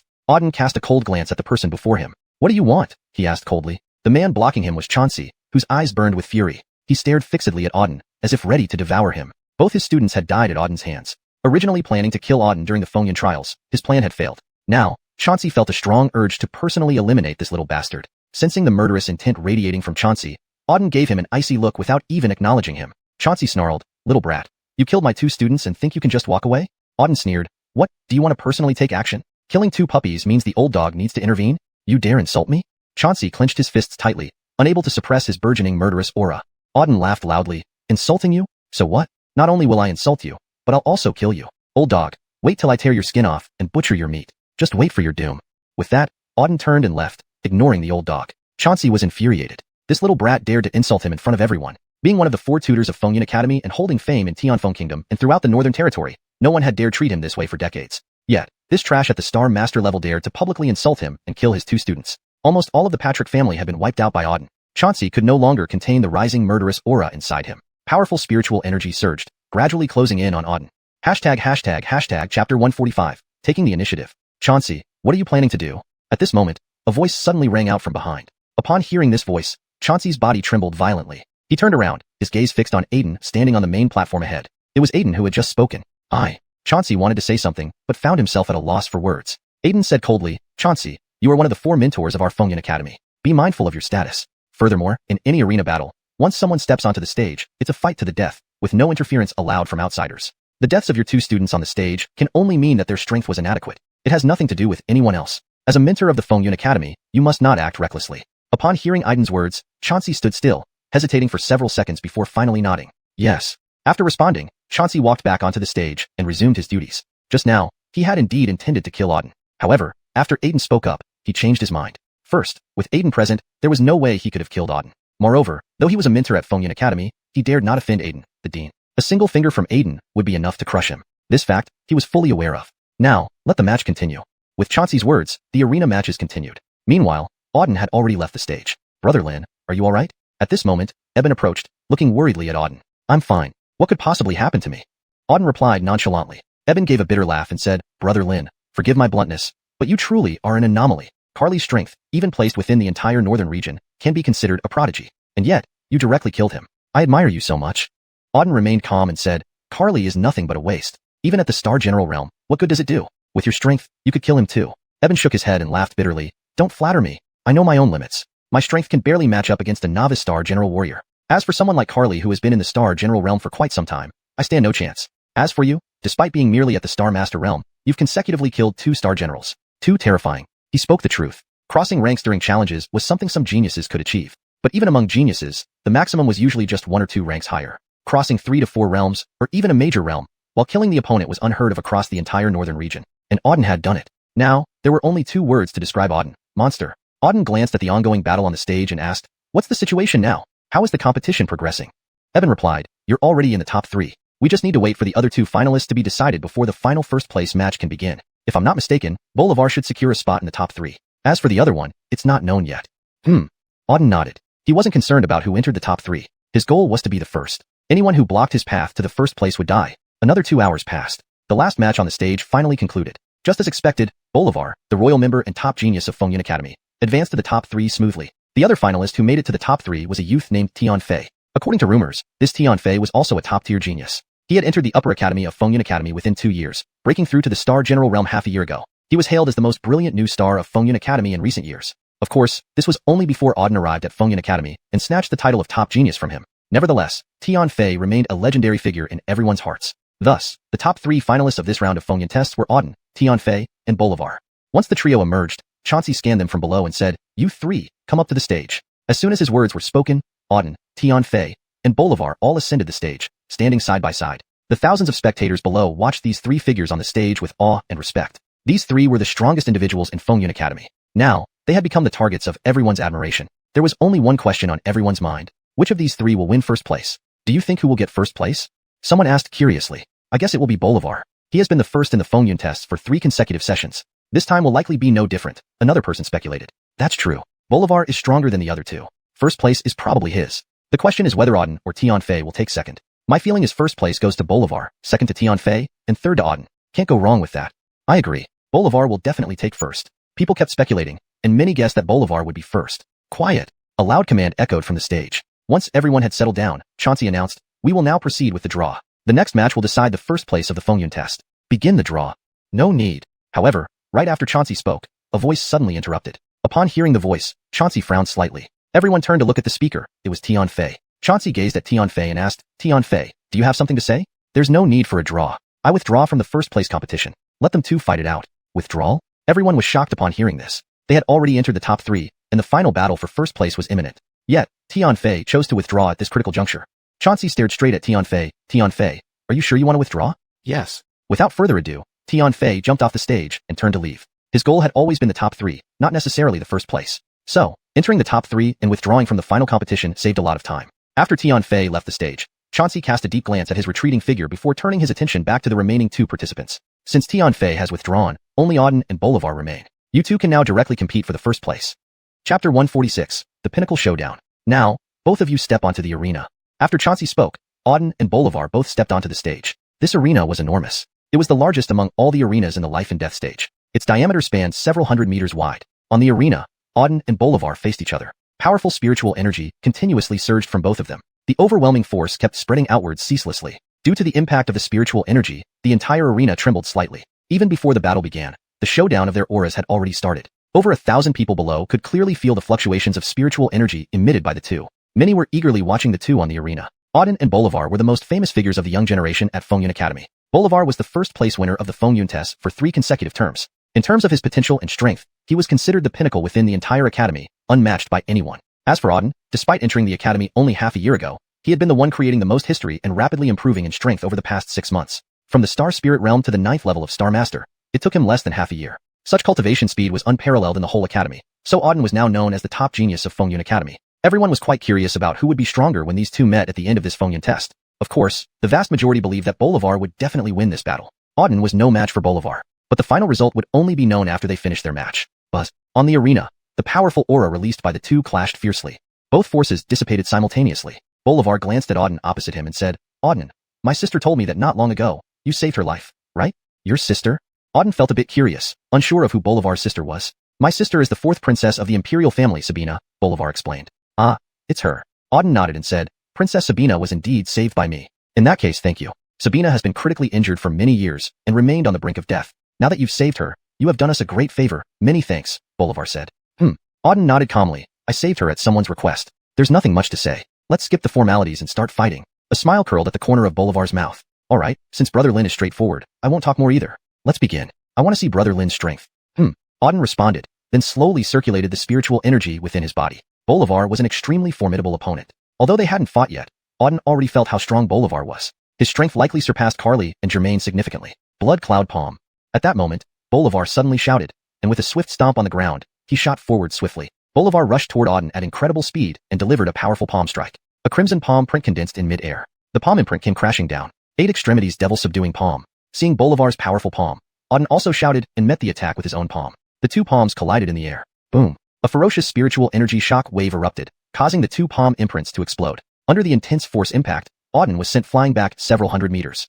Upon landing, the ground under his feet shattered instantly. Mysterious cloud technique. Just as he landed, Bolivar shouted again and waved his hand. A stream of golden energy rushed over from a distance. Wherever the golden energy passed through, space seemed to tear apart. Whoosh. The golden energy instantly reached Auden and struck down forcefully. Scarlet Flame Explosive Fire Fist. Facing the incoming golden energy, Auden's expression grew solemn. He gradually gathered all his strength, condensing it into his fist. In an instant, his fist turned scarlet red. Flames burned around his fist. Boom. Next moment, Auden unleashed a punch. The flaming fist beam hit the golden energy hard. Buzz. Golden energy and fiery fist beam exploded violently. Two forces kept resisting each other. After 3 or 4 breaths, both forces shattered simultaneously. Bang. Bang. A Affected by the collision of the two energies, Auden and Bolivar were pushed back at the same time. Falling on the arena, Bolivar looked at Auden with some surprise. You're even stronger than I imagined. Ordinary peak star master martial artists can be instantly killed by me, but you managed to withstand 2 of my attacks without injury, indeed extraordinary. If I'm not mistaken, your true strength must be at least around 3rd rank star commander, right?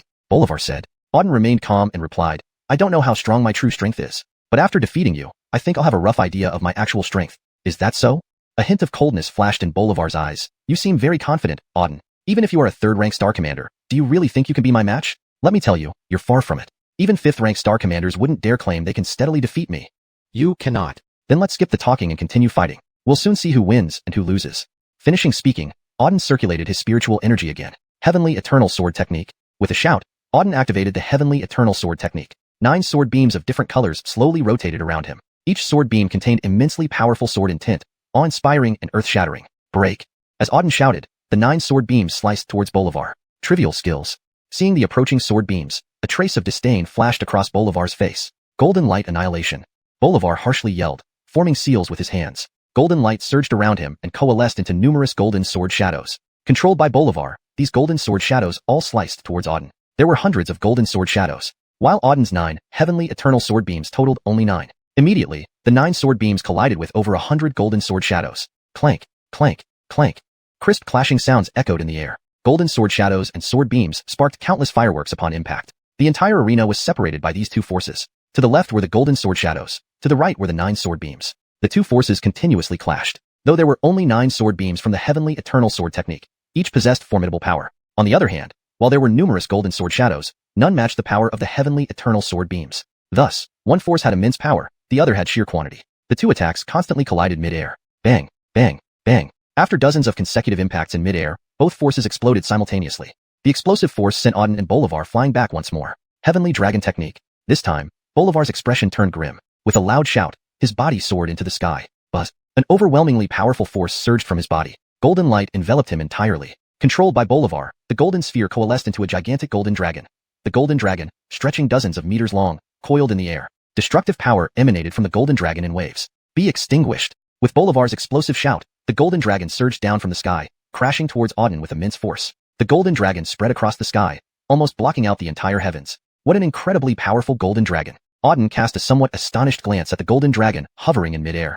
The power of this golden dragon was extremely formidable, almost comparable to that of a real dragon.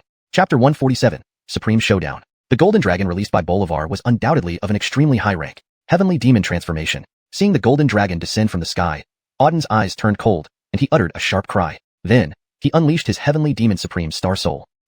As soon as the Heavenly Demon Supreme Star Soul appeared, a gigantic black skeleton slowly materialized above his head. This massive skeleton stood several dozen meters tall, with dark mist enveloping its entire body, covering the sky. Roar.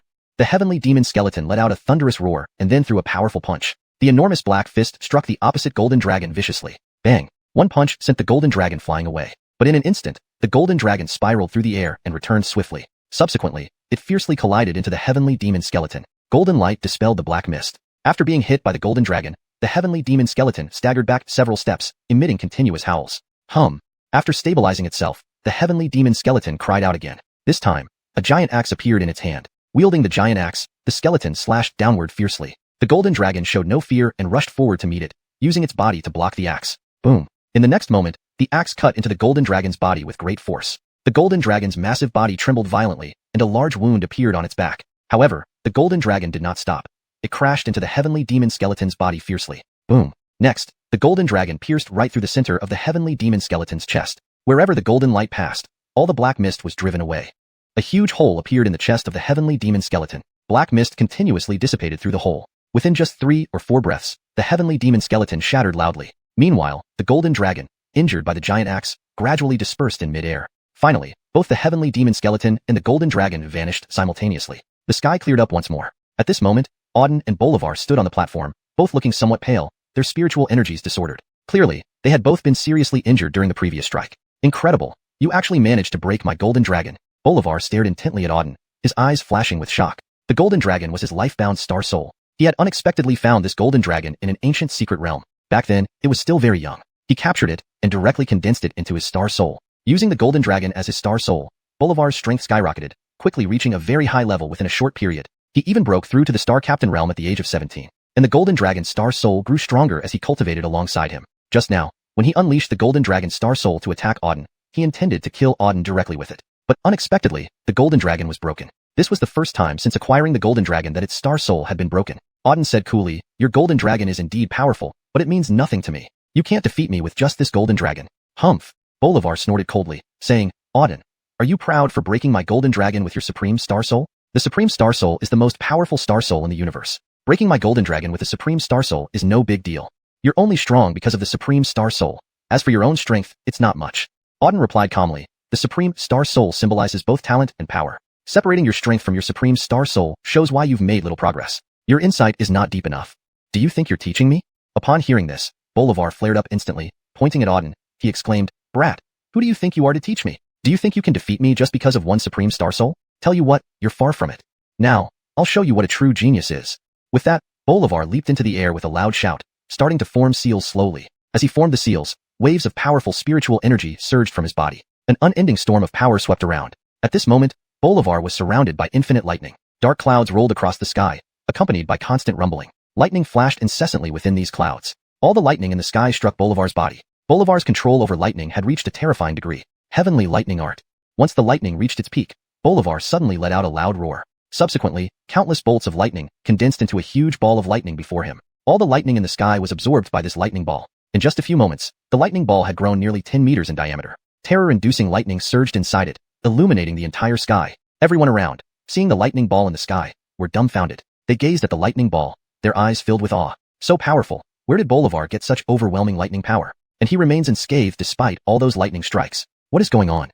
Such formidable lightning power isn't achievable by any single technique. There's only one possibility, the lightning star soul, one of the 10 supreme star souls of the stellar continent. Only the lightning star soul has such terrifying power. Lightning star soul? Are you saying Bolivar possesses the supreme lightning star soul? That's terrifying. It's highly possible. Bolivar is the top genius of Fengyun Academy. If he didn't have a supreme star soul, how could his cultivation speed be so fast? Now that he uses such powerful lightning, it's clear. It's the supreme lightning star soul. Sigh. If that's true, Bolivar is too terrifying. Not only does he possess the powerful golden dragon star soul, but also the supreme lightning star soul. With two powerful star souls, it's terrifying.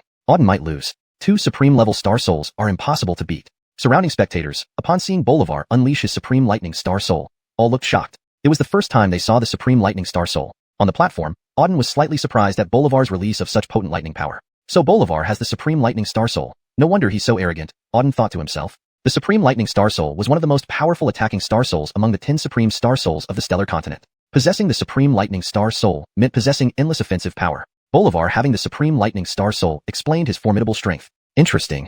Auden's lips curled into a faint smile. He wanted to see just how powerful the supreme lightning star soul was. At this point, Bolivar had maximized his lightning power. He stared intently at Auden below. His gaze dark. "Brat, this is the first time I've used the supreme lightning star soul outside. Being defeated by my supreme lightning star soul should make you proud." Auden responded calmly, "The supreme lightning star soul is indeed powerful, but defeating me with it won't be as easy as you think." "Is that so?" Bolivar sneered and said, "You are truly arrogant, not even putting my supreme lightning star soul in your eyes. Fine, then let's see how you can withstand my supreme lightning star soul." As soon as he finished speaking, Bolivar let out a loud cry and his body darted downwards. With a casual wave of his hand, a torrent of lightning surged from the sky. The overwhelmingly powerful lightning covered the sky and earth as it crashed down from above. Even before it hit the ground, a massive crater dozens of meters deep was blasted into the surface. "Come on." Seeing the immense force of lightning right before his eyes, Auden let out a sharp cry. Note, the text has been translated maintaining the original tone and style, while ensuring fluency and coherence with the previous content. Chapter 148, The Final Victory. Freezing Cold Essence. Auden formed the hand seals and channeled the power of freezing cold. The Ice Sovereign Star Soul, like many other star souls, was one of the 10 supreme star souls of the star continent. Its force could freeze everything within the heavens and the earth. Instantly after unleashing the Ice Sovereign Star Soul, the entire arena was covered by the icy power. The chilling strength froze the whole platform. "Break!" As Auden shouted, the freezing power surged upwards. At the same time, from the sky, a powerful lightning bolt struck down frantically. The lightning force collided with the icy force mid-air. Boom! In that moment, the entire world shook violently. A mighty surge of energy spread continuously in all directions. This overwhelming power obliterated everything within thousands of meters. Onlookers with weaker strength were directly pushed back hundreds of meters. Even those who were relatively strong felt uncomfortable under the impact of these two formidable forces. Almost half of the Skystorm Academy was ruined. No good. Quickly restrain their powers, or the entire Skystorm Academy will be destroyed by them. Seeing the buildings crumbling around, Wesley's face changed abruptly, and he shouted loudly. Immediately, Wesley, Amaya, and several other mentors leaped into the air. They circulated their spirit energy to create a huge defensive shield around Auden and Bolivar's battlefield. They managed to contain the attack's force using this shield and slightly relieve themselves. Everyone was astounded watching the intense battle below. These two fighters were terrifying. Both of them activated Supreme Star Souls. The Supreme Star Souls were among the highest level on the stormy sky continent. Seeing even one was quite rare. And now they had seen two in quick succession. No wonder everyone was astonished. The spectators were also filled with excitement. Battles involving two Supreme Star Souls weren't just once in a century. It was perhaps once every 10 years at least. It was an incredibly thrilling fight they had never seen before. Now, they just wanted to see which was stronger between the Ice Sovereign Star Soul and the Lightning Sovereign Star Soul. Boom. Right then, another loud explosion echoed in the sky. Following this sound, a wild spiritual force poured down. Sensing this immense power, everyone lifted their heads to look up. Upon realizing what happened in the sky, they opened their eyes wide with astonishment. The entire sky was clearly divided by these two powers. On the left side was the ice power, on the right side was the lightning power. These two forces collided madly as the surrounding space continuously trembled. After almost 15 breaths, a massive roar sounded out. Mid-air, the two forces exploded intensely. Affected by the powerful impact, both Auden and Bolivar were sent retreating. Bang, bang. Transforming into shadows, the two crashed heavily to the ground after falling from the sky. The platform was now a complete ruin. Standing on the ruins, Auden and Bolivar faced each other. Both of their faces were pale, and their breathing irregular. Particularly Bolivar. A streak of blood flowed from the corner of his mouth, and his body trembled slightly. Clearly, he had suffered severe injuries in the fight. At this point, Bolivar could barely stand, lacking any remaining combat ability. On the other side, though Auden was also injured, his condition was much better overall than Bolivar's. F***K. How is this possible? How can this be? Bolivar stared at Auden fiercely. His eyes were filled with rage and unwillingness. After using the Lightning Sovereign Star Soul, he still couldn't defeat Auden. The Lightning Sovereign Star Soul was already his strongest move. He originally thought that using it would easily allow him to defeat Auden. Unexpectedly, he didn't win. Instead, under Auden's strong attacks, he sustained significant injuries. Now, he was basically without any fighting strength left. Do you want to continue? Auden scanned Bolivar and spoke calmly. Bolivar stared at Auden straight, his eyes full of regret. After a long silence, he lowered his head and slowly said 3 words. I lost. Simple as these 3 words seemed, they appeared to have taken all of his strength. As a royal family member and the top genius of the Tianfeng Kingdom, he had never expected to lose. Even in the northern region, he had held some status, and he possessed a Supreme Star Soul. Yet, here he stood, defeated by someone far lower in rank. That last strike had used all his power. He could not win anymore. So, he had to admit his loss. Then, Bolivar turned and walked off the platform. Slowly, he vanished from the sight of everyone. Silence. Complete, death-like silence. Hundreds of people in the arena looked intently at Auden on the platform. No one had expected such a result. Auden had won. Before the battle, most believed that Bolivar would ultimately triumph due to the huge gap in their strength and Bolivar's possession of a Supreme Star Soul, making his victory almost certain. But unexpectedly, Auden emerged victorious. This Auden is simply monstrous. Entering Skystorm Academy for only half a year, he has secured first place in the Skystorm test, a feat never seen before in the history of the Academy, someone murmured. Yes, I've never seen anyone so extraordinary. In just 6 months, he went from an unknown nobody to become the top in the Skystorm test. Defeating a general realm genius with a commander realm strength is absolutely unprecedented in the history of Skystorm Academy. Now, Auden is indeed the undisputed first in Skystorm Academy, perhaps even the first in the Tianfeng Kingdom. No young person in the Tianfeng Kingdom can match him. Terrifying. Everyone watched Auden in awe. His performance was truly astonishing. For Auden, they now held endless admiration. At that moment, Wesley leaped onto the platform. Standing in front of Auden, he looked over him for a long while before nodding his head. Excellent. He slowly uttered these 2 words. This was the praise from the Dean of Skystorm Academy. As a super powerhouse of the northern region, few received his acknowledgement. Chapter 149. Acquisition of the Greatest Treasure. Auden, indeed, deserves these 2 words now. He traversed the northern territory, witnessing an uncountable number of prodigies. Among them, there were no shortage of top-tier geniuses who possessed Supreme Star Souls. However, even those top-tier geniuses with multiple Star Souls probably cannot compare to Auden. Auden, even among the entire northern territory, is already quite exceptional. Now, I announce that Auden is the first place winner of this Wind Cloud test. Aiden spoke slowly, his voice spreading throughout the ears of everyone present. Upon hearing Aiden's voice, silence enveloped the surroundings. Everyone stared at Auden with reverence on their faces. No one said a word. For the past 3 sessions, Bolivar always secured the top spot in the Wind Cloud test. It had never changed. Now, Auden defeated Bolivar and claimed the top spot. From this day forth, the name Auden would be etched into the annals of Wind Cloud Academy. Auden, as the winner of this Wind Cloud test, following tradition, the Academy will give you a reward. What would you like? Aiden asked. Auden thought for a moment before shaking his head and saying, I don't know what I should ask for. Leave it to the Dean. I believe whatever he gives will definitely be extraordinary. Ha ha ha. Hearing Auden's response, Aiden laughed heartily and said, Pedro, you're pretty smart, passing this difficult question back to me. Well, since you are the most outstanding disciple of our Wind Cloud Academy and have secured the top spot in the test, I can't be too stingy. This heaven-reversing seal, I give to you. As he spoke, Aiden handed over a green square seal to Auden. Seeing the green square seal offered by Aiden, everyone's eyes widened immediately. Their gazes were filled with astonishment. Heaven-reversing seal. It's actually the heaven-reversing seal. The Dean gave the heaven-reversing seal to Auden. Incredible. one person exclaimed, staring at the large green seal. The Heaven Reversing Seal is one of the 3 greatest treasures of Wind Cloud Academy and has been passed down from ancient times. Its power is immensely strong, and it was always used by the Dean. I never thought that now, the Dean would give the Heaven Reversing Seal to Auden. The Heaven Reversing Seal is a top-level spirit treasure, rumored to possess the power to destroy heaven and earth. Anyone who obtains the Heaven Reversing Seal could enhance their strength several times over. Auden is already very powerful. With the Heaven Reversing Seal, his strength will surely leap to another level. How envious I am. Who knows when I will obtain such a treasure?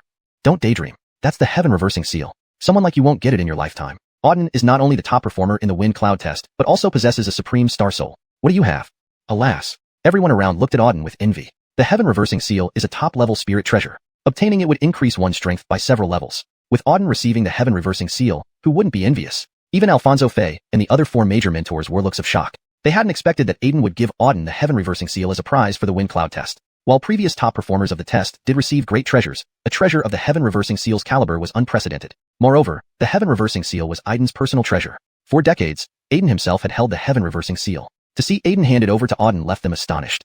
Auden didn't know what the Heaven Reversing Seal was, but from this green square seal emanated an incredibly terrifying spiritual energy fluctuation. Even sensing its power made him feel a slight tremor in his mind. Such formidable power was rare even among heavenly-grade spirit weapons. Spirit treasures. A flash of insight shone in Auden's eyes. This green square seal is a spirit treasure. Spirit treasures are relics passed down from ancient times. Each spirit treasure possesses infinite power. Though they lack grades, the power of a spirit treasure far surpasses that of a spirit weapon. Auden had seen a few spirit treasures before, but none matched the power of the Heaven Reversing Seal. This thing seems indeed to be a treasure.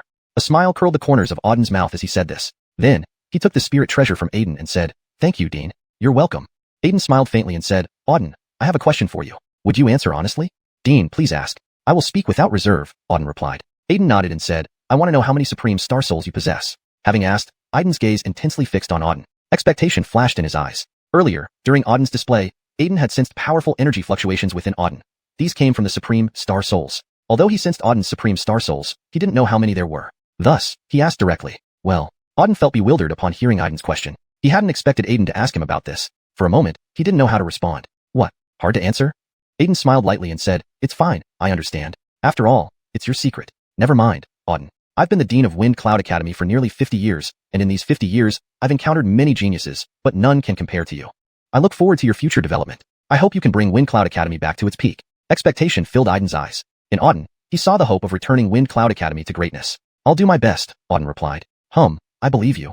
Aiden nodded. After a brief chat, Aiden left. Thus ended the current Wind Cloud test. Auden emerged as the winner of the Wind Cloud test, becoming the leading figure among the younger generation at Wind Cloud Academy. Additionally, he obtained one of the 3 greatest treasures of the Wind Cloud Academy, the Heaven Reversing Seal, from Aiden. Undoubtedly, this Wind Cloud test would leave a deep impression on everyone, and the name Auden would be indelibly remembered by every Wind Cloud Academy student. For the next few decades, or even 100 years, no one would surpass Auden. After the test concluded, everyone prepared to leave. Auden also planned to depart. Just then, suddenly, an extremely powerful spiritual force surged from the sky.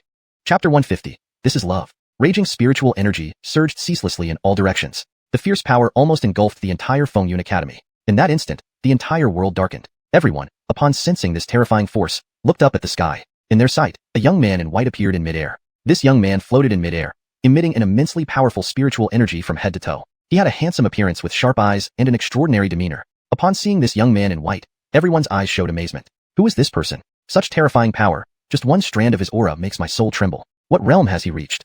This young man looks very young, only in his 20s, yet he's already so powerful. When did Tianfeng Kingdom gain such a top-notch prodigy? I've never seen this person before. I know every slightly capable individual in Tianfeng Kingdom, but none seem like him. Who on earth is he? The power he emits seems to far exceed Auden, who topped the Fengyun test. Terrifying. I don't know where he comes from or why he came to our Fengyun Academy. Everyone around was utterly amazed when they saw the young man in white in the air. Their eyes flickered with shock. Even powerful figures like Alfonso Fei, one of the 4 mentors, showed grave expressions when they saw the young man in white. And Amaya, upon seeing the sudden appearance of the young man in white, her face turned extremely grim. She recognized him. The young man slowly landed on the ground, standing before Amaya. He scanned her with his eyes and said with a smile playing at the corners of his mouth, "Xiaobing, I've come to see you." Amaya coldly swept her gaze over him and said, "Aaron, what are you doing here?" The visitor was indeed Aaron. Aaron said, "Xiaobing, your time at Fengyun Academy is up. Today, I'm here to take you away from Fengyun Academy. Now, come with me." Amaya replied coldly, "I never said I wanted to leave Fengyun Academy. Go back by yourself, I won't go with you." Aaron frowned slightly and said, "Xiaobing, don't be unreasonable. Our agreed time has arrived. Today is the day to leave. If you don't return, how can I explain to the family or the Holy Land? You shouldn't forget that many people are waiting for you to return." Amaya frowned, silent for a moment, then said, if I remember correctly, it's 3 days from now when I should return as agreed with the Holy Land. The date hasn't come yet, and I still have 3 days, so I can stay here temporarily. And even if I do need to return, I'll go by myself. I don't need you to escort me. Aaron, you should leave. My affairs don't concern you. After hearing Amaya's words, Aaron's expression turned extremely ugly. He stared at her for a while before saying, Xiaobing, you are my fiancée. It's natural for me to bring you back. Today, you must go with me. That's an order. Funny. What gives you the right to order me? Amaya scoffed. Between us, there's no matchmaker or any agreement. How did I become your fiancé? Aaron, I advise you not to speak irresponsibly, or else I won't be polite to you.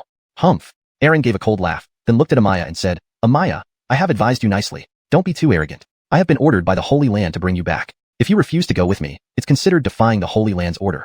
As for the marriage arrangement between us, it was made personally by the Holy Land's Saint Master and the G-Clan Patriarch. How could you change it?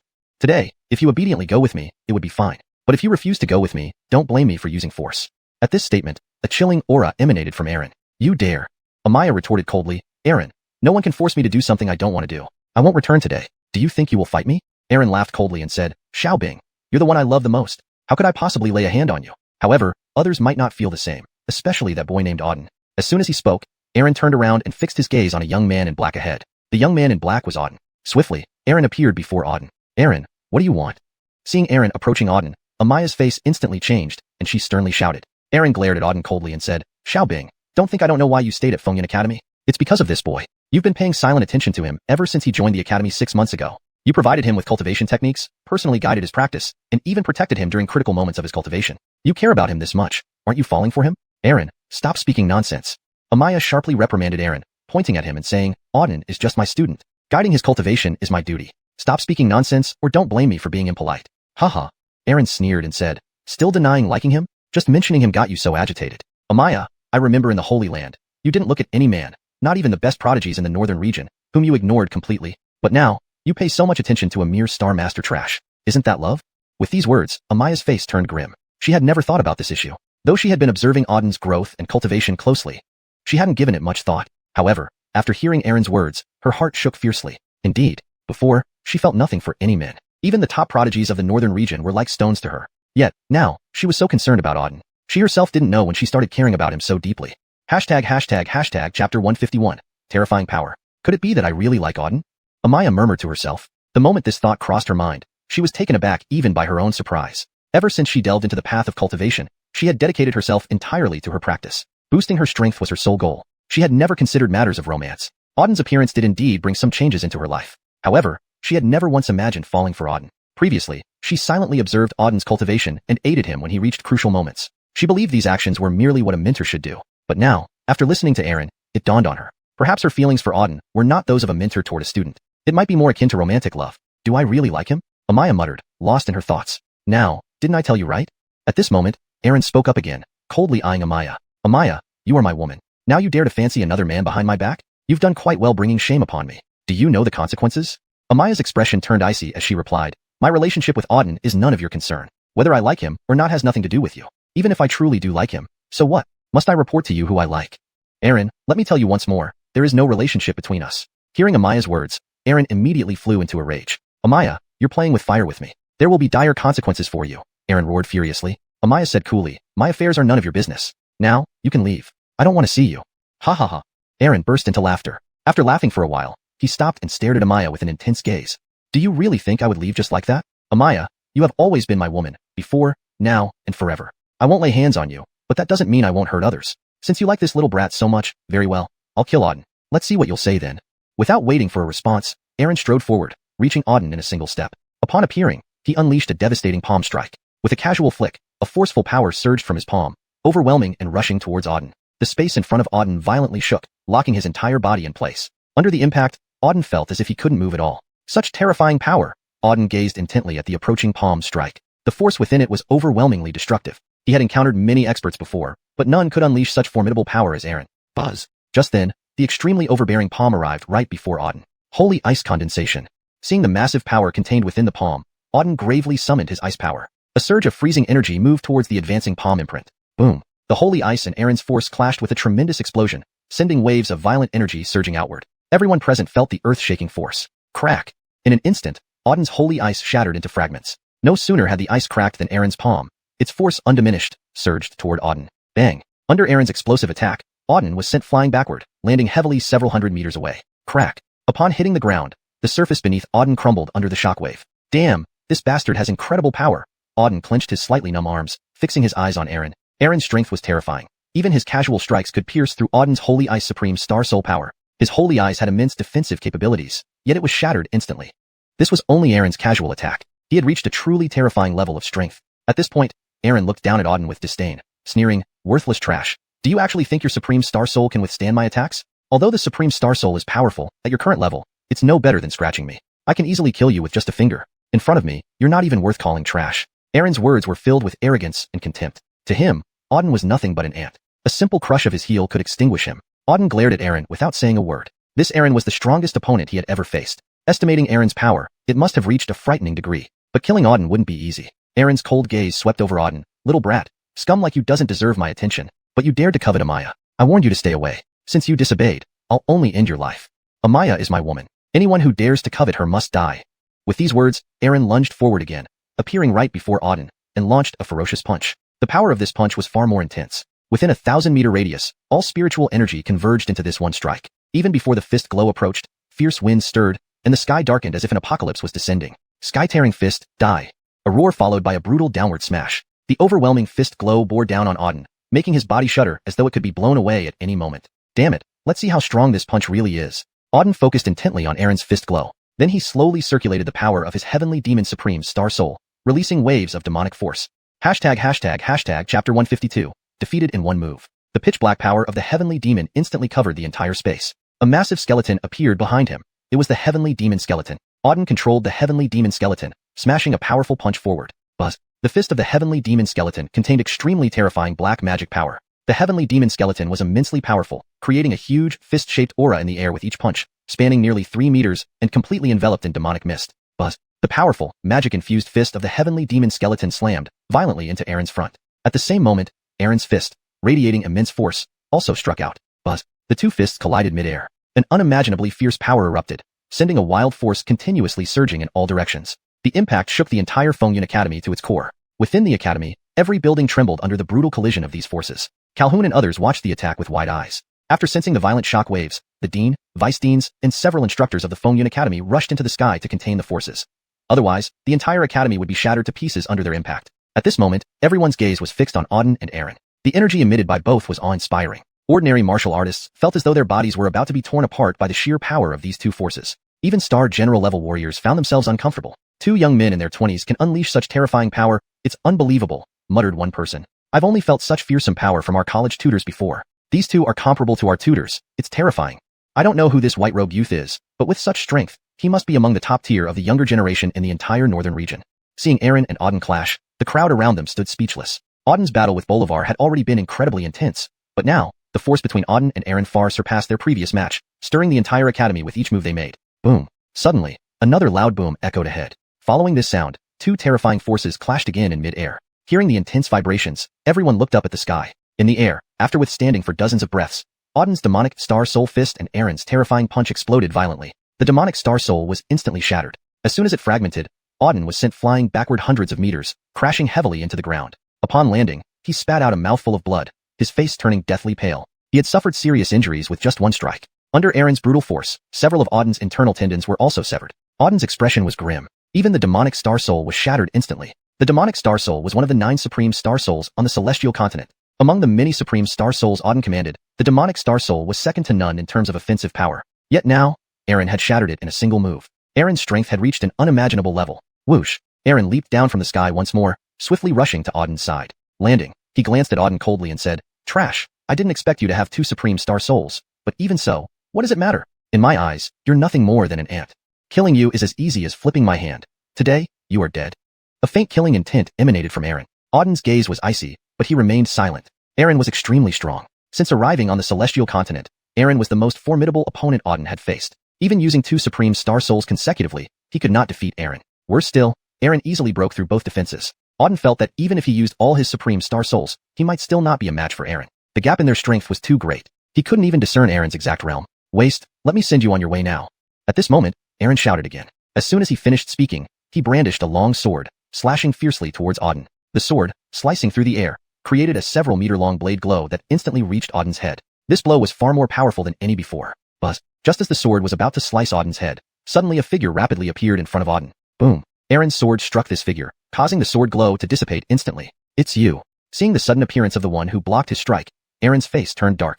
The figure in front of him was Amaya. Amaya, what do you mean? Aaron asked coldly. Amaya, her eyes flashing coldly, stared at Aaron and said, Aaron, shouldn't that question be directed at you? What are you trying to do?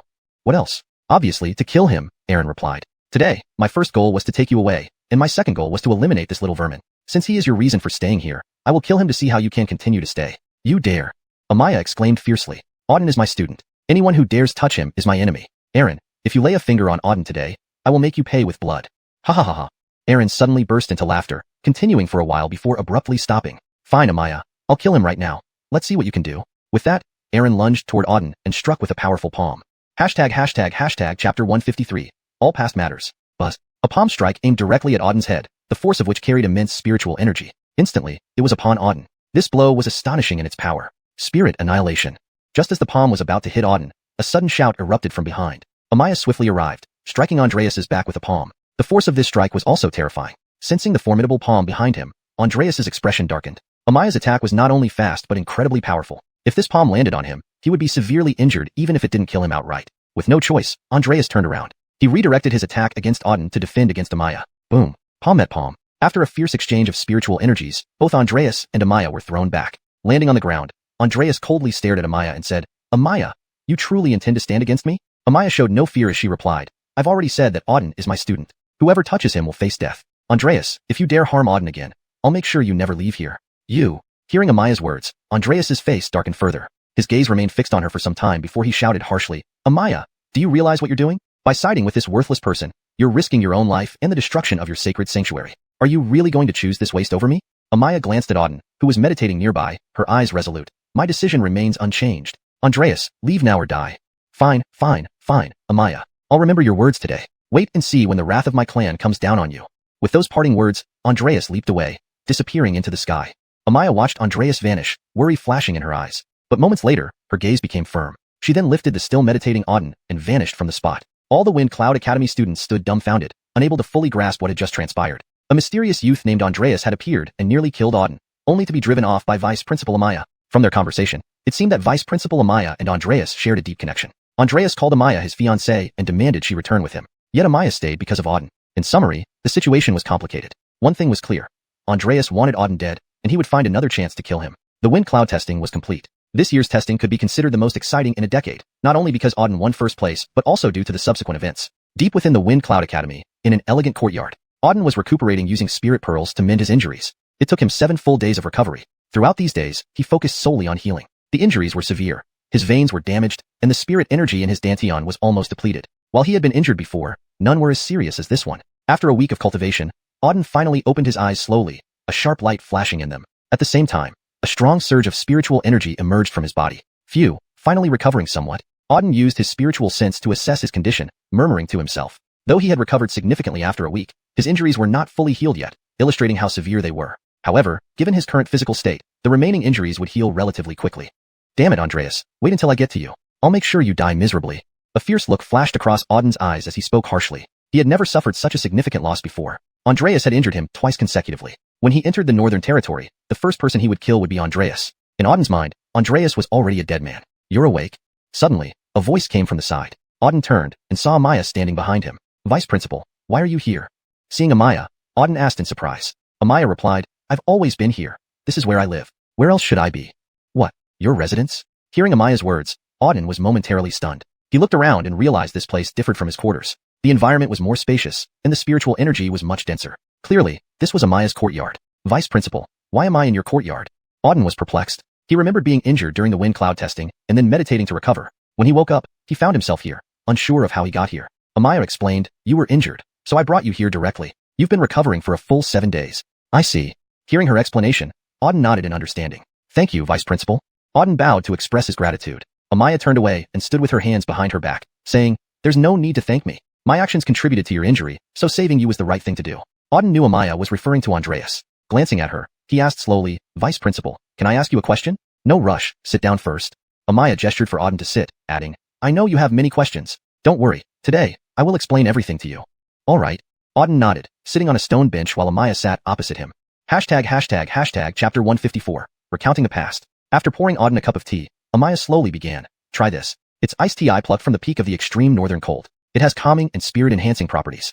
Auden nodded and took a sip from the cup. Indeed, an intensely icy taste surged from the tea. This icy sensation quickly spread throughout his body. However, there was no discomfort at all. On the contrary, as the tea entered his mouth, Auden felt a wave of spiritual energy flowing into his body, spreading through him entirely. Suddenly, he felt his dantian start to rotate gently. Such potent spiritual energy. Auden gazed at the tea in amazement. This small sip was more potent than a fourth-tier spirit medicine, which was simply unbelievable. Amaya smiled faintly and said, "Do you know that this kind of iced tea is so rare that even the top experts in the north may not have had the chance to drink it? In the entire north, less than 10 people qualify to drink this tea. So incredible."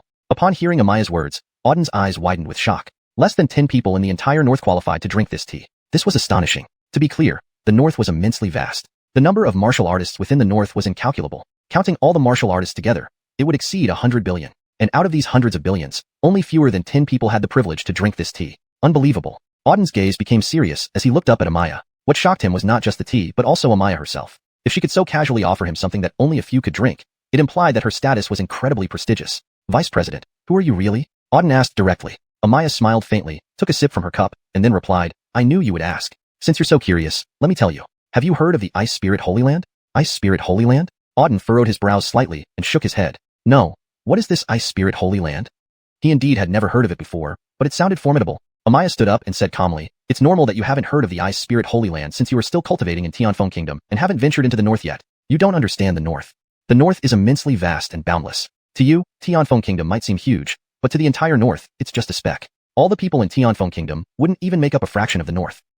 Auden nodded. He already knew this much. The north was vast. Tianfeng Kingdom was merely a tiny part of it. Even the top experts of Tianfeng Kingdom were insignificant compared to those in the north. What about the Ice Spirit Holy Land?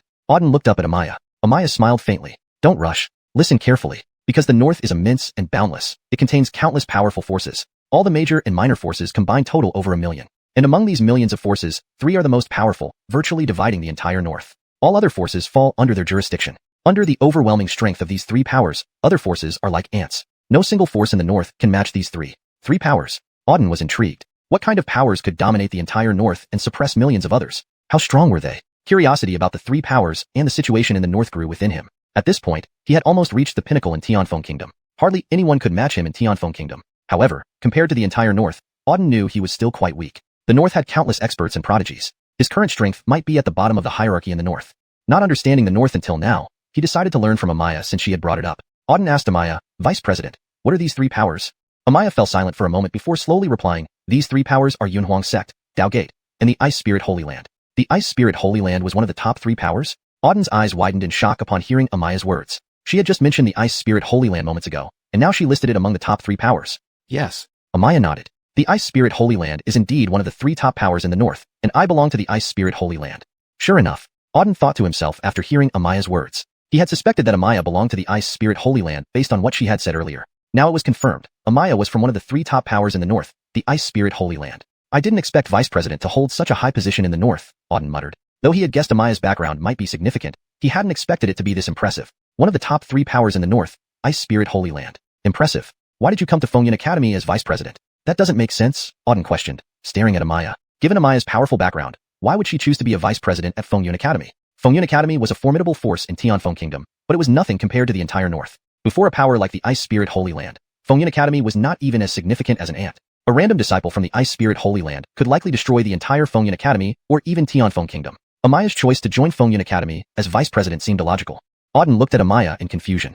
Chapter 155. Exchange of Interests. Emily turned around, her gaze fixed on the sky. After a moment of silence, she said, "There are 2 reasons why I came to Fengyun Academy. The first reason is that my master had connections with Fengyun Academy. Years ago, he was a student here before he became renowned throughout the Northern Territory. The second reason is that I came here to escape." Escape? Hearing this word, Auden asked in confusion, "Escape from what?" Emily turned to face him, her clear eyes scanning over Auden. "Shouldn't you already know by now? Could it be Aaron?" Auden suddenly thought of Aaron from earlier. It seemed there were intricate ties between him and Emily. Their previous malicious conversation indicated that something significant had occurred between them. Therefore, Auden speculated that Emily's escape was related to Aaron. "You're not wrong," Emily didn't deny it. "I came here precisely to escape Aaron. If not for him, why would I come to such a small country like Tianfeng?" Auden looked puzzled and asked, "Deputy Dean, I don't quite understand. You're from the Ice Spirit Sanctuary, one of the 4 top-tier forces in the Northern Territory. With your status, why do you need to escape Eren? It seems you shouldn't have anything to fear from him. Emily gave a bitter smile. Auden, you're thinking too simply. As I've mentioned before, in the entire Northern Territory, there are 3 supreme forces, Yunhuang Sect, Dao Sect, and the Ice Spirit Sanctuary. But do you know that above these 3 top-tier forces, there's an even more colossal existence? Even the 3 top-tier forces are nothing compared to this giant. A giant? Upon hearing this, Auden stared at her and asked, Deputy Dean, what exactly is this giant you speak of? Emily remained silent for a long while before slowly speaking. This giant is none other than the rulers of the Northern Territory, the G family. The G family? That's right, the G family. A flash of intense resentment crossed Emily's eyes. The G family has ruled the Northern Territory for thousands of years. Since its inception, the G family has existed. Some even say the G family predates the formation of the Northern Territory. Since the Northern Territory came into being, the G family has always been its masters. Every force within the territory is under their management, and all martial artists belong to the G family. One could say that the entire Northern Territory belongs to the G family. When they move, the entire territory shakes. The 3 top-tier forces, despite each having histories spanning over 1,000,000 years, pale in comparison to the G family. Emily continued her lengthy explanation, filled with anger and hatred whenever she mentioned the G family. After listening, Auden asked, so Eren is from the G family, correct? Yes. Emily nodded. Eren is indeed from the G family. That's why he can act so recklessly, and I can do nothing against him. Auden stared at Emily and asked, earlier, Eren mentioned a betrothal between you two. Is that true? At the mention of the betrothal, Emily's face paled. Her body shook visibly due to agitation. For a long time, she said nothing. After a considerable pause, Emily finally sighed deeply. Yes, there is a betrothal between Eren and me, but it was not my choice. This betrothal was arranged by the Ice Spirit Sanctuary and the G family. Auden asked, why would the Ice Spirit Sanctuary agree to a betrothal with the G family? If you didn't want it, wouldn't they consider your opinion? My opinion? Emily laughed bitterly. In the face of immense benefits, my opinion means nothing. Alright, since we've come this far, I'll tell you everything. I come from the Ice Spirit Sanctuary, one of the 3 supreme forces in the Northern Territory. However, many thousands of years ago, the Ice Spirit Sanctuary began to decline. Over the past few thousand years, its strength has continually weakened. Although it still maintains the title of one of the 3 top-tier forces, its true power can no longer compare to the other 2. Even some newer forces are on the verge of surpassing the Ice Spirit Sanctuary. In this situation, the only way for the Ice Spirit Sanctuary to maintain its status was to seek help from a more powerful force. In the entire Northern Territory, the only force capable of aiding the Ice Spirit Sanctuary is the G family. So, the Ice Spirit Sanctuary sought help from the G family. The G family agreed to provide the Ice Spirit Sanctuary with top-tier spirit artifacts, elixirs, and protection when threatened. As part of the deal, the G family set a condition. Here, Emily paused. Auden sighed slightly. He had already guessed what the condition was. Sure enough, Emily continued. The G family's condition was for the Ice Spirit Sanctuary to marry off its sacred maiden to a member of the G family, Eren. Faced with the G family's protection, the Ice Spirit Sanctuary almost immediately agreed to this marriage without hesitation. With our betrothal, both forces formed an alliance. And that's how things went. After finishing her story, Emily bowed her head, saying nothing. But a teardrop fell from her eye. Clearly, Emily was emotionally distressed. I see. After listening to Emily, Auden also sighed deeply. In essence, the Ice Spirit Sanctuary had sacrificed Emily to secure the support of the G family. As a large sect, using a woman to gain advantages was disgraceful. The Ice Spirit Sanctuary didn't deserve its status as one of the top forces in the Northern Territory. After a long silence, Emily lifted her head and looked at Auden. Now you understand why Eren came after me and why I am here. Yeah. Auden nodded. Eren and Emily indeed had a betrothal, but it wasn't by her choice. It was forced upon her by her sect. In truth, Emily was just a poor soul betrayed by the Ice Spirit Sanctuary. Everyone thought Emily was a high-ranking deputy dean. In reality, she was merely a sacrificial pawn used for gain. Chapter 156. The destruction of the G family. Only now did Auden realize that this person who had been quietly helping and caring for him was also, in fact, very pitiable. After a long silence, Auden finally spoke slowly. Vice Dean, what do you plan to do next? Amaya raised her head, her gaze fixed on the sky. Her eyes were filled with sorrow and reluctance as tears continuously trickled down from the corners of her eyes. After a while, she wiped away her tears and said, I must return to the Ice Spirit Holy Land. You heard what Eren said. If I don't return, the entire Ice Spirit Holy Land will be destroyed by the G family. The Ice Spirit Holy Land is where I trained and grew up. I have deep feelings for it. No matter how flawed it might be, I can't stand by and watch it be destroyed by the G family, so I must return. I understand. Auden nodded after hearing Amaya's words. He looked straight at her and said, Vice Dean, if you need any help, just say it. No matter what you ask, I will do my utmost to help you. Auden's gaze was resolute. Amaya was the person who had helped him the most since he came to Windcloud Academy. Moreover, even during his most perilous moments, she silently supported him. It could be said that much of his current strength owed to her contributions.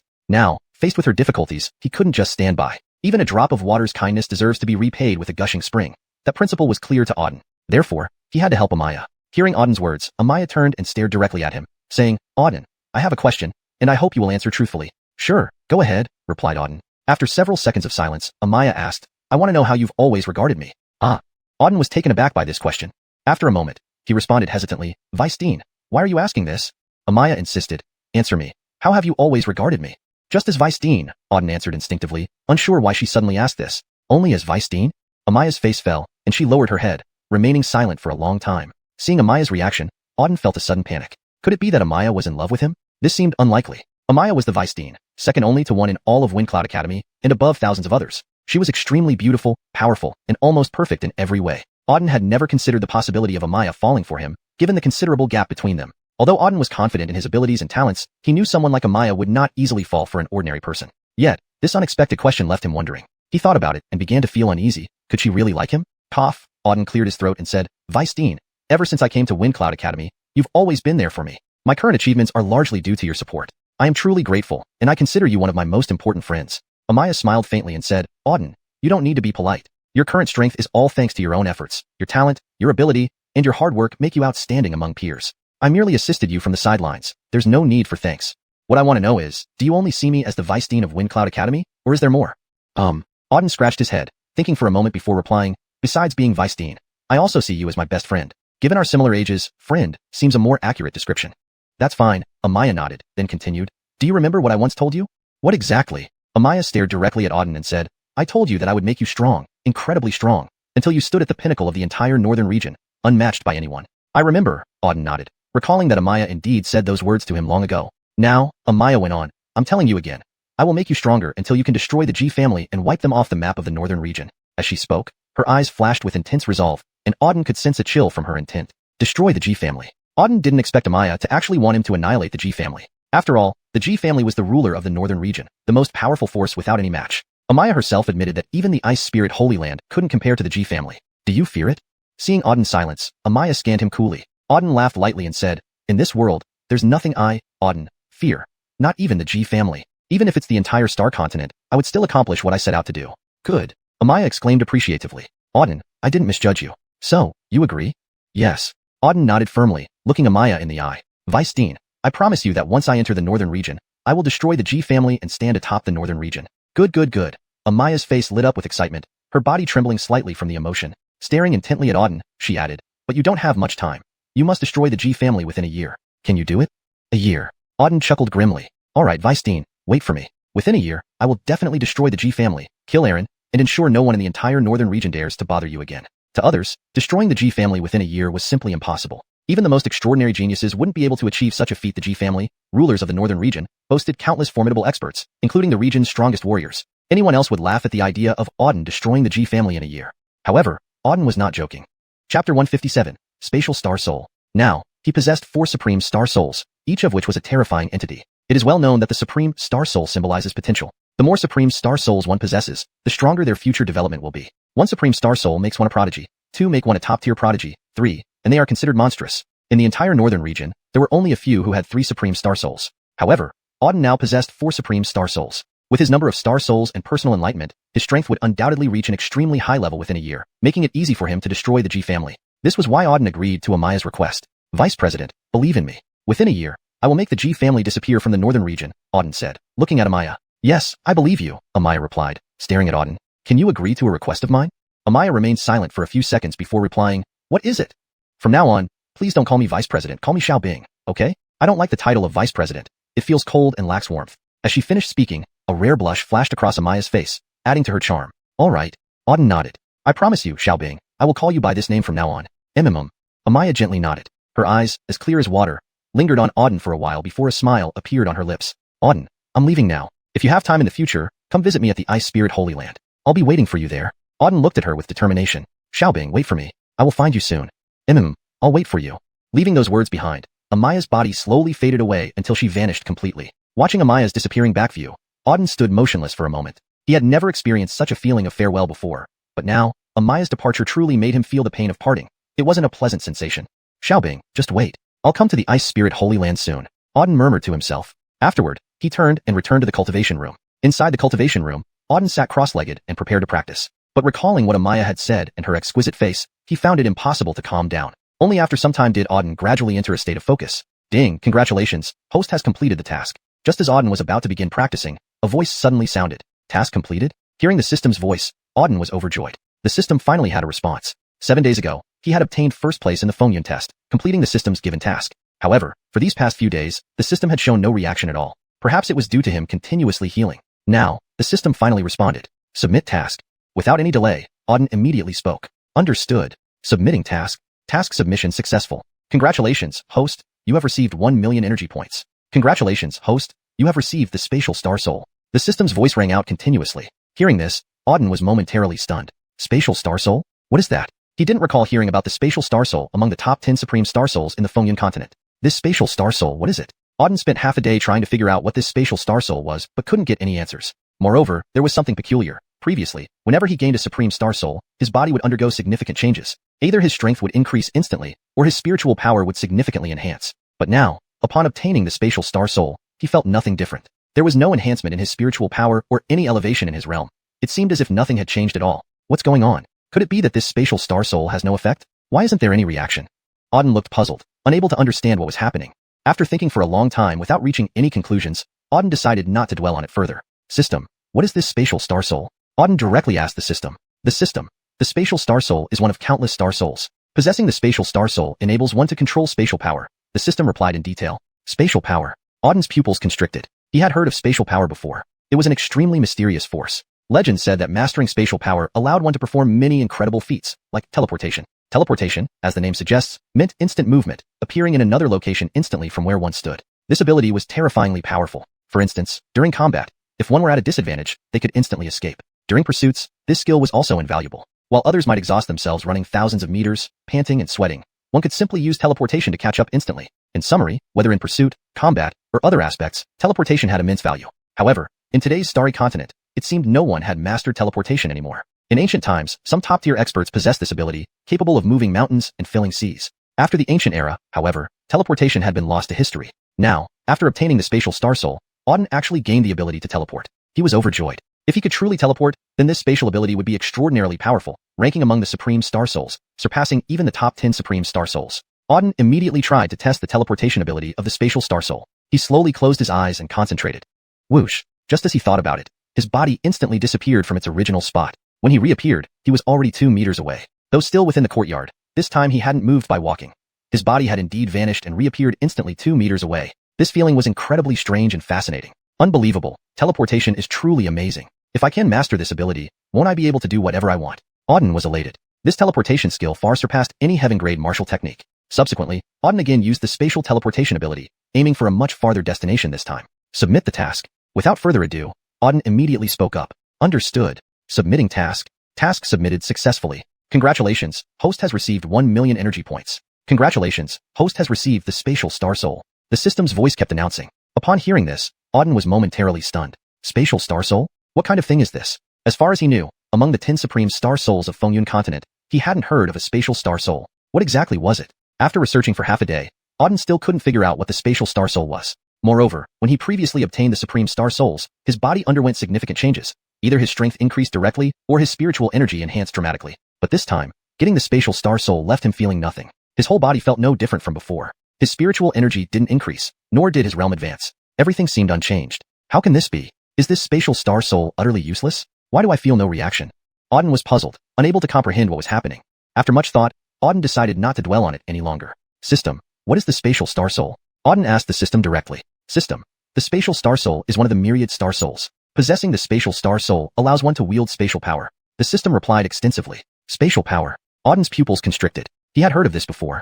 Spatial power was a mysterious force, allowing for various incredible feats, like teleportation. Teleportation, as its name suggests, means instantaneous movement, appearing in another place instantly. This ability was quite terrifying. In combat, if one cannot win, they can instantly leave. When pursuing someone, it also proved incredibly useful. While others might exert all their efforts running for kilometers until they're breathless, one could simply use teleportation to catch up instantly. This demonstrated the terrifying nature of teleportation. Whether chasing, battling, or in other areas, teleportation played a very important role. However, it seemed that nobody in the current starry sky continent mastered teleportation anymore. In ancient times, there were some supreme masters who mastered teleportation, capable of moving mountains and filling seas effortlessly. But after the ancient era, teleportation became lost knowledge. Yet now, after obtaining the Spatial Star Soul, Auden could perform teleportation. He was filled with excitement. If he really could teleport, then this Spatial Star Soul was absolutely a top-level Star Soul, comparable to the 10 Supreme Star Souls. Immediately, Auden tried testing the Spatial Star Soul's teleportation ability. He closed his eyes slowly and focused his mind. Whoosh! In the moment of concentration, his body had already moved from its original position. When he reappeared,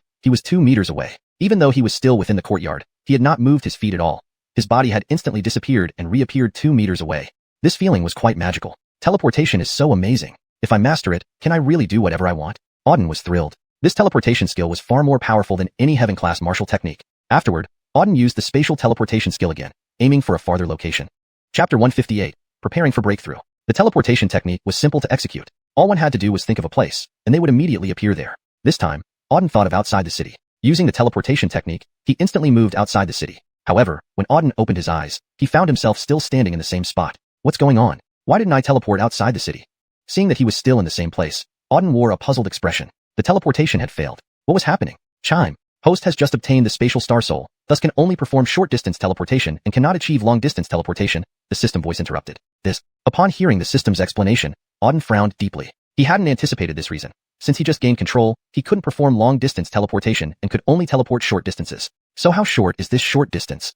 Auden asked further. Currently, you can only teleport within a 100-meter range. Once you master the spatial star soul, your teleportation distance will gradually increase. 100 meters. Upon hearing the figure, the corner of Auden's mouth twitched. This system really was quite a ripoff. He had clearly acquired spatial power, but could only teleport within a 100-meter radius. As for when he could increase his teleportation range, that was yet to be seen. Quite frustrating indeed. Still, it was better than nothing. Besides, using teleportation within 100 meters in actual combat could prove very useful in battle or escape. As for long-distance teleportation, he'd have to wait for future advancements. Overall, the spatial star soul was still pretty decent. And this time, he also received 1 million energy points. Energy points also had significant uses. Now, Auden had already unlocked the level 5 system store. Next was the level 6 system store. The treasures inside the level 5 system store were already quite impressive, so naturally, those in the level 6 system store would be even more precious. Therefore, Auden was quite looking forward to it.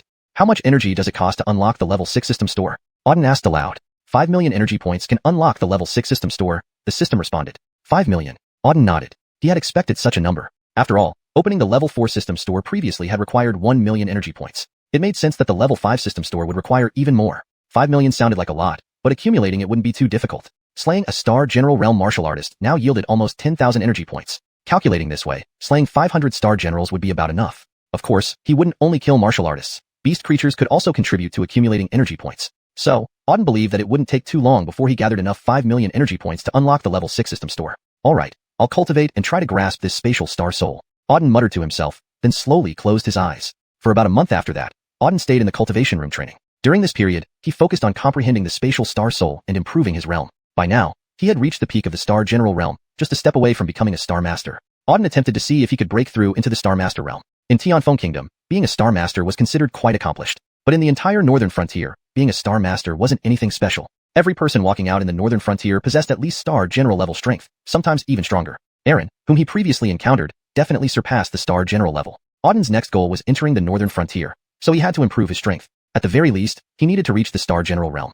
Half a month later, in the Yunfeng Academy, the originally calm sky suddenly turned overcast. Dark clouds rolled in the sky, lightning flashed, and thunder rumbled. Simultaneously, an immensely powerful energy fluctuation abruptly spread from the Yunfeng Academy. The formidable energy continuously surged outward. Everyone in the entire Yunfeng Academy, and even throughout Tianfeng Kingdom, distinctly felt this strong energy fluctuation. Deep within the academy, Calhoun abruptly opened his eyes. He stared at the sky with astonishment, sensing the powerful energy. His gaze flickered. Someone is breaking through to the Star General realm and making such a big fuss. Who could it be? Who in my Yunfeng Academy has reached the Star General realm? Calhoun murmured. Meanwhile, in Tianfeng City's Imperial Palace, Isidore wearing a golden dragon robe felt the strong energy fluctuation. A hint of curiosity flashed across his eyes.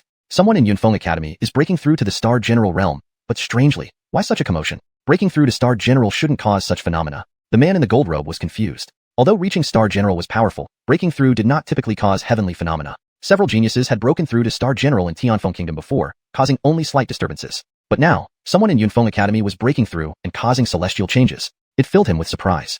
Who in Yunfeng Academy could possess such prowess as to trigger a celestial change while breaking through to Star General? Immediately afterward, the man in the gold robe leaped into the air. At this moment, in a cultivation room in Yunfeng Academy, Auden, who had been in meditation, abruptly opened his eyes. As soon as he did, 2 rays of intense light flashed from his eyes. His body floated in midair, radiating a golden glow. Waves of terrifying power surged from his body. An overwhelming force shook heaven and earth. Behind Auden, 4 colorful star souls shimmered brilliantly. These 4 star souls had condensed into tangible forms, each progressively stronger and more terrifying. The 4 star souls connected to heaven and earth, with their energies constantly infusing into them. Under the combined force of heaven and star soul power, Auden's inner strength continually rose. Finally, after nearly 10 minutes of build-up, these 4 forces reached their peak. With a loud shout, a tremendous force erupted from Auden's body, shocking the heavens. In an instant, the entire Yunfeng Academy shook violently. Thousands of people within the academy looked up at the sky.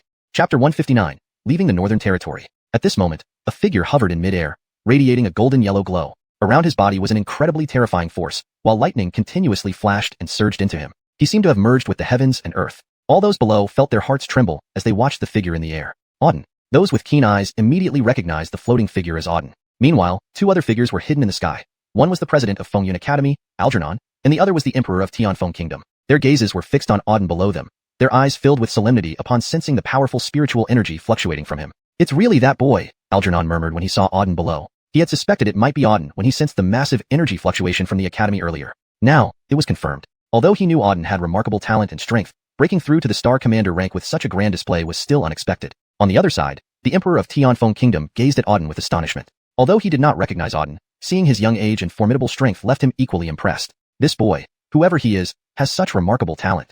It seems Fengyun Academy has recruited another top genius, the Isidore muttered. Under everyone's watchful eyes, the power around Auden continued to intensify. Finally, after several dozen minutes, he slowly opened his eyes. A sharp light flashed in his gaze as he said with a smile, "Finally, I've successfully broken through." A month of cultivation and comprehension had finally paid off.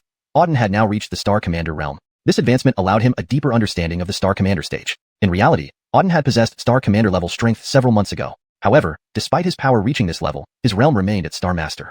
Now, he had truly advanced to Star Commander. The difference between Star Commander and Star Master was significant, not only in power but also in the ability to connect the Star Soul to celestial forces. Previously, the Star Soul's power was limited by one's own strength, but at the Star Commander stage, this restriction vanished. One could now channel infinite celestial power directly through the Star Soul, making even a weak individual capable of unleashing tremendous power. With this breakthrough, Auden immediately felt his four supreme Star Souls power soar. In a calm state, he could clearly sense their formidable force, which would only become more potent in battle. Reaching the Star Commander realm meant a colossal boost in Auden's overall strength. If he faced an ordinary Star Commander now, he could annihilate them instantly. Taking a deep breath, Auden gently landed on the ground. Countless pairs of eyes followed his movements. They were all students from Fengyun Academy. Ignoring their stares, Auden walked straight to Audengxi. "Yunqi, come with me. I need to talk to you." "Okay," she nodded obediently, having already emerged from her cultivation room upon sensing the unusual spiritual energy fluctuation and finding Auden breaking through in the air. Seeing his successful breakthrough made her heart swell with joy. She could clearly feel her brother had become even stronger. Auden led Audengxi up the back mountain of Fengyun Academy, stopping at an uninhabited spot. Turning to face her with a smile, he said, "Yunqi, after over a month, you've already reached the 7th rank of Star Master. Not bad." Auden noticed Audengxi had indeed reached the 7th rank of Star Master in just a short time since joining Fengyun Academy. She giggled. "I've been working hard lately. Since brother helped improve my physique, I've progressed much faster. Before I knew it, I had reached the 7th rank. Thanks to you, brother." Auden replied calmly, "No matter how much help others provide in cultivation, it's just auxiliary. What's crucial is your determination and effort. Without a strong, resolute heart and immense dedication, no real progress can be made. Yunqi, seeing you achieve your current strength makes me very proud," he added. Audengxi nodded gently. "Brother, you must have something important to tell me by bringing me here." "Yes," Auden turned and looked into the distance. "I plan to leave Fengyun Academy and enter the Northern Territory." Audengxi wasn't surprised but looked at Auden calmly. "When do you plan to leave, brother?" She had long known that given Auden's circumstances, he wouldn't stay at Fengyun Academy forever. His decision to leave was something she expected. "In 3 days," Auden declared solemnly. "Fengyun Academy can no longer make me stronger. Only in the Northern Territory can I continue to advance." ####Chapter 160, Preparing to take leave. After reaching the 9th rank of Star Master, Auden had thoughts of leaving the Fengyun Academy. His strength had already reached the pinnacle of the Tianfeng Kingdom. Staying at the Fengyun Academy would no longer help him improve. Only by entering the northern border could he become stronger. Previously, Amaya had informed him about the Ice Spirit Holy Land and the Ji family matters. Amaya was someone Auden held in very high regard, especially since she had helped him several times before. Now that Amaya was in trouble, he couldn't just stand by. Auden promised to wipe out the Ji family within a year. A man must always keep his word. If he said it, he would do it. Therefore, he must enter the northern border to wipe out the Ji family. Audengxi gazed straight at Auden with her clear eyes and said, "Brother is like a star in the sky who needs to go somewhere vaster. The Tianfeng Kingdom is too small. With brother's potential, staying here won't allow you to shine fully. The northern border is where your true brilliance can shine. I understand, brother. You should go, and I support you."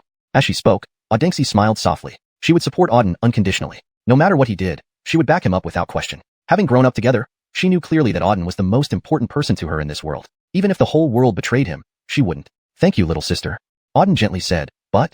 Auden hesitated, but didn't voice his concerns. Audengxi smiled sweetly and said, "Are you worried about me, brother? Afraid that after you leave, I won't be able to stand on my own?" "You're so smart, sister. You know exactly what I'm thinking," Auden replied. Indeed, Audengxi was exceptionally intelligent and understood his thoughts well. Leaving the Tianfeng Kingdom, Auden had few worries. His only concern was for Audengsi, his only family in the kingdom. He couldn't take her to the northern border right now, and so he wasn't sure how to arrange for her safety. Ha ha, Audengsi giggled. Brother, you don't have to worry about me. I'm not that weak girl anymore. Don't forget, I've reached the 7th rank of Star Master. The 7th rank might mean nothing to some strong individuals, but in the Tianfeng kingdom, I am quite formidable. Except for a handful of people, no one can match me. So brother, you don't need to worry about me. I'll be fine here in the Tianfeng kingdom, and when my strength increases further, almost matching yours, I'll come to the northern border to find you.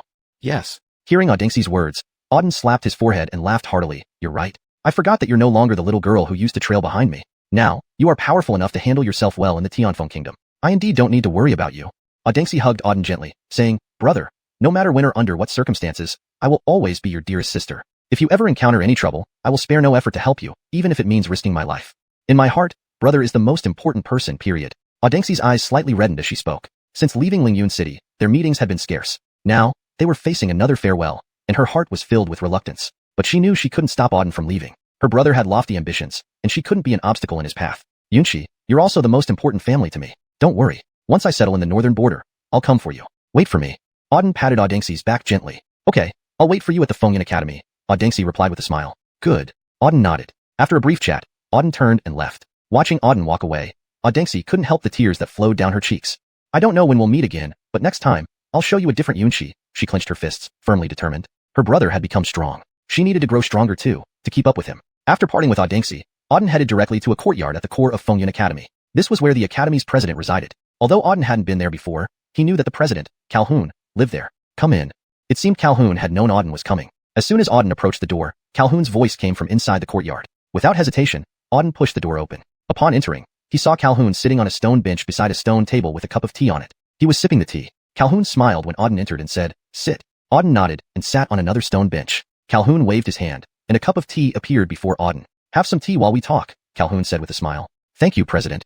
Auden nodded and took a sip. It tasted bitter but was filled with spiritual energy, making it excellent tea. President, I came to bid you farewell.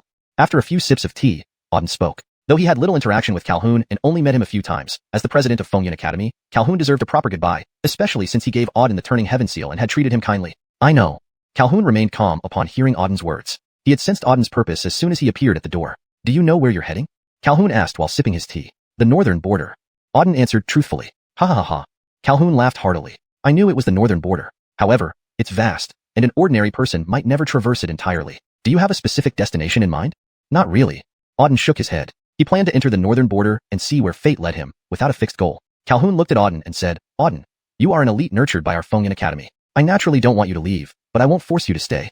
After all, the more powerful you become, the greater Fengyan Academy's reputation will grow, bringing us more benefits. Moreover, Amaya had told him about the Ice Spirit Holy Land and the G family matters earlier. Amaya was someone Auden cared deeply for, especially since she had helped him several times. Now that Amaya was in trouble, he couldn't stand idly by. Auden promised to wipe out the G family within a year. A man's word is his bond. If he said it, he must do it. Therefore, he had to enter the northern border to destroy the G family. Audengsi gazed at Auden with her clear eyes and said, Brother is like a star in the sky, destined to go to a wider and broader place. The Tianfeng kingdom is too small. With your talent, you cannot shine fully here. The northern border is where your brilliance can truly shine. I understand, brother. Go ahead. I support you. As she spoke, Audengsi smiled. She would support Auden no matter what. Growing up together, she knew very well that Auden was the most important person in her life. Even if the whole world betrayed Auden, she wouldn't. Thank you, sister, Auden softly replied. But, he hesitated, unable to continue. Audengsi grinned sweetly and asked, Is brother worried about me? Afraid that after you leave, I might not be able to hold my own here.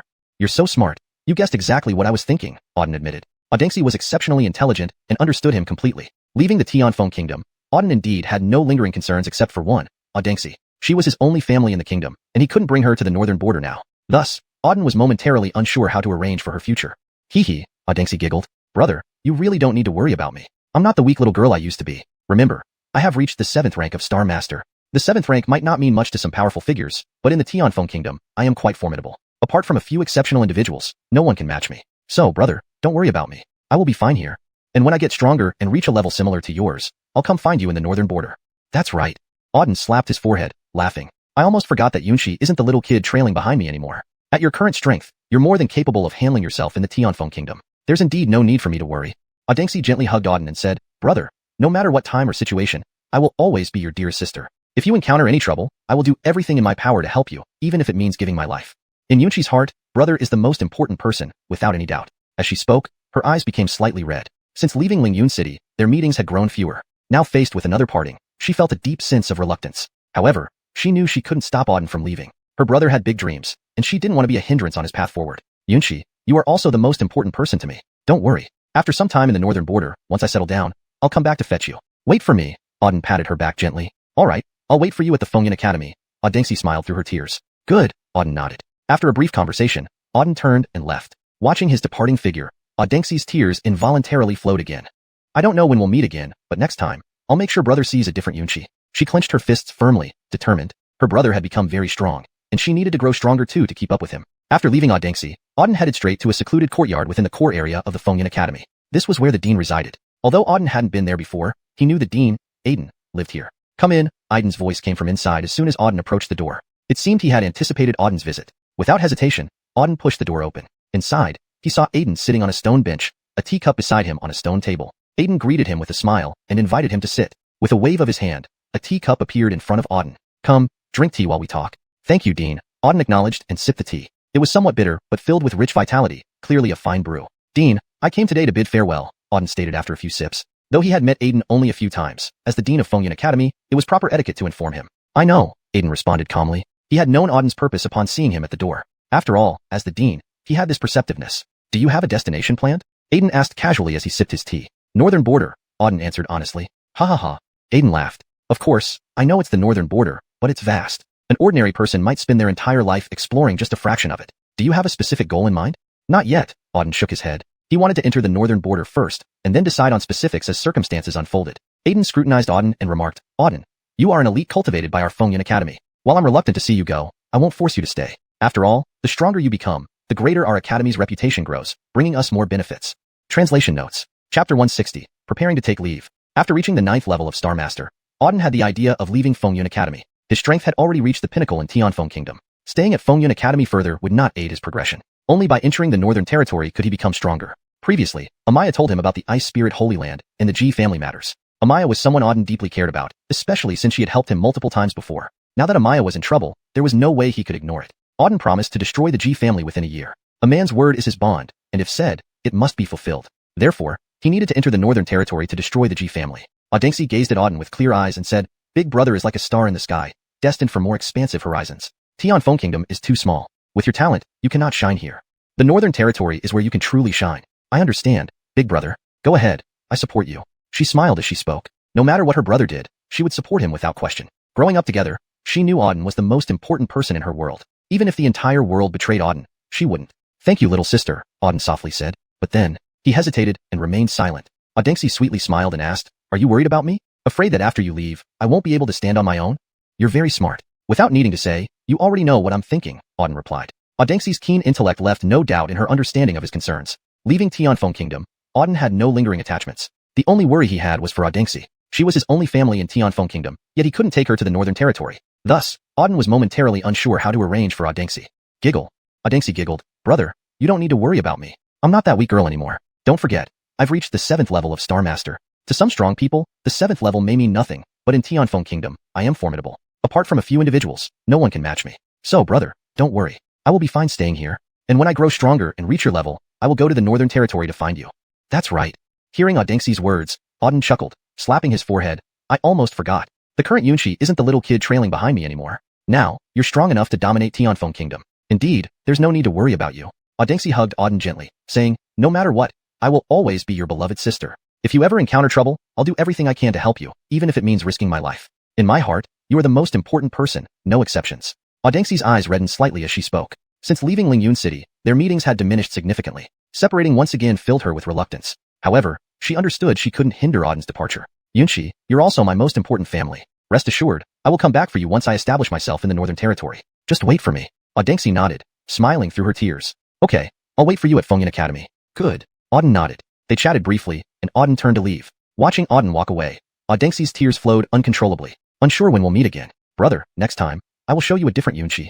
Audengxi clenched her fists, determined to grow stronger to keep pace with her brother. Leaving Audengxi, Auden went directly to the innermost part of Fengyan Academy, a separate courtyard. This was where the academy's dean resided. Although Auden hadn't visited before, he knew Dean Marcus lived here. Come in.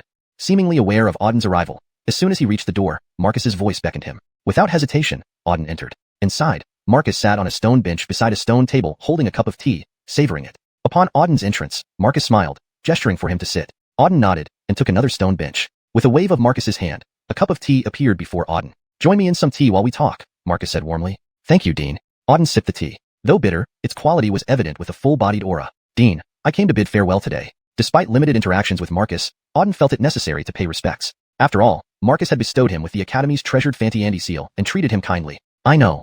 Marcus was unfazed, having anticipated Auden's intention. Do you have a destination in mind? Marcus asked while sipping his tea. Northern Territory. Auden answered truthfully. Ha ha ha ha. Marcus laughed heartily. Of course, it's the Northern Territory. However, vast as it is, an ordinary person might never traverse it fully. Do you have a specific goal? Not really.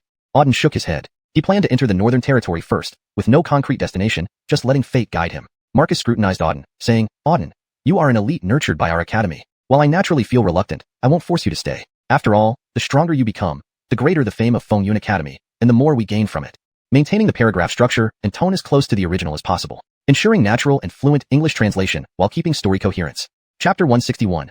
Yunhuang Sect. So, I support your entry into the northern border, but I still suggest that after entering, you choose a good force to join. The northern border is different from Tianfeng Kingdom. In the northern border, affiliating with a powerful faction is extremely important. Not only can it help enhance your strength, but it also serves as your backing.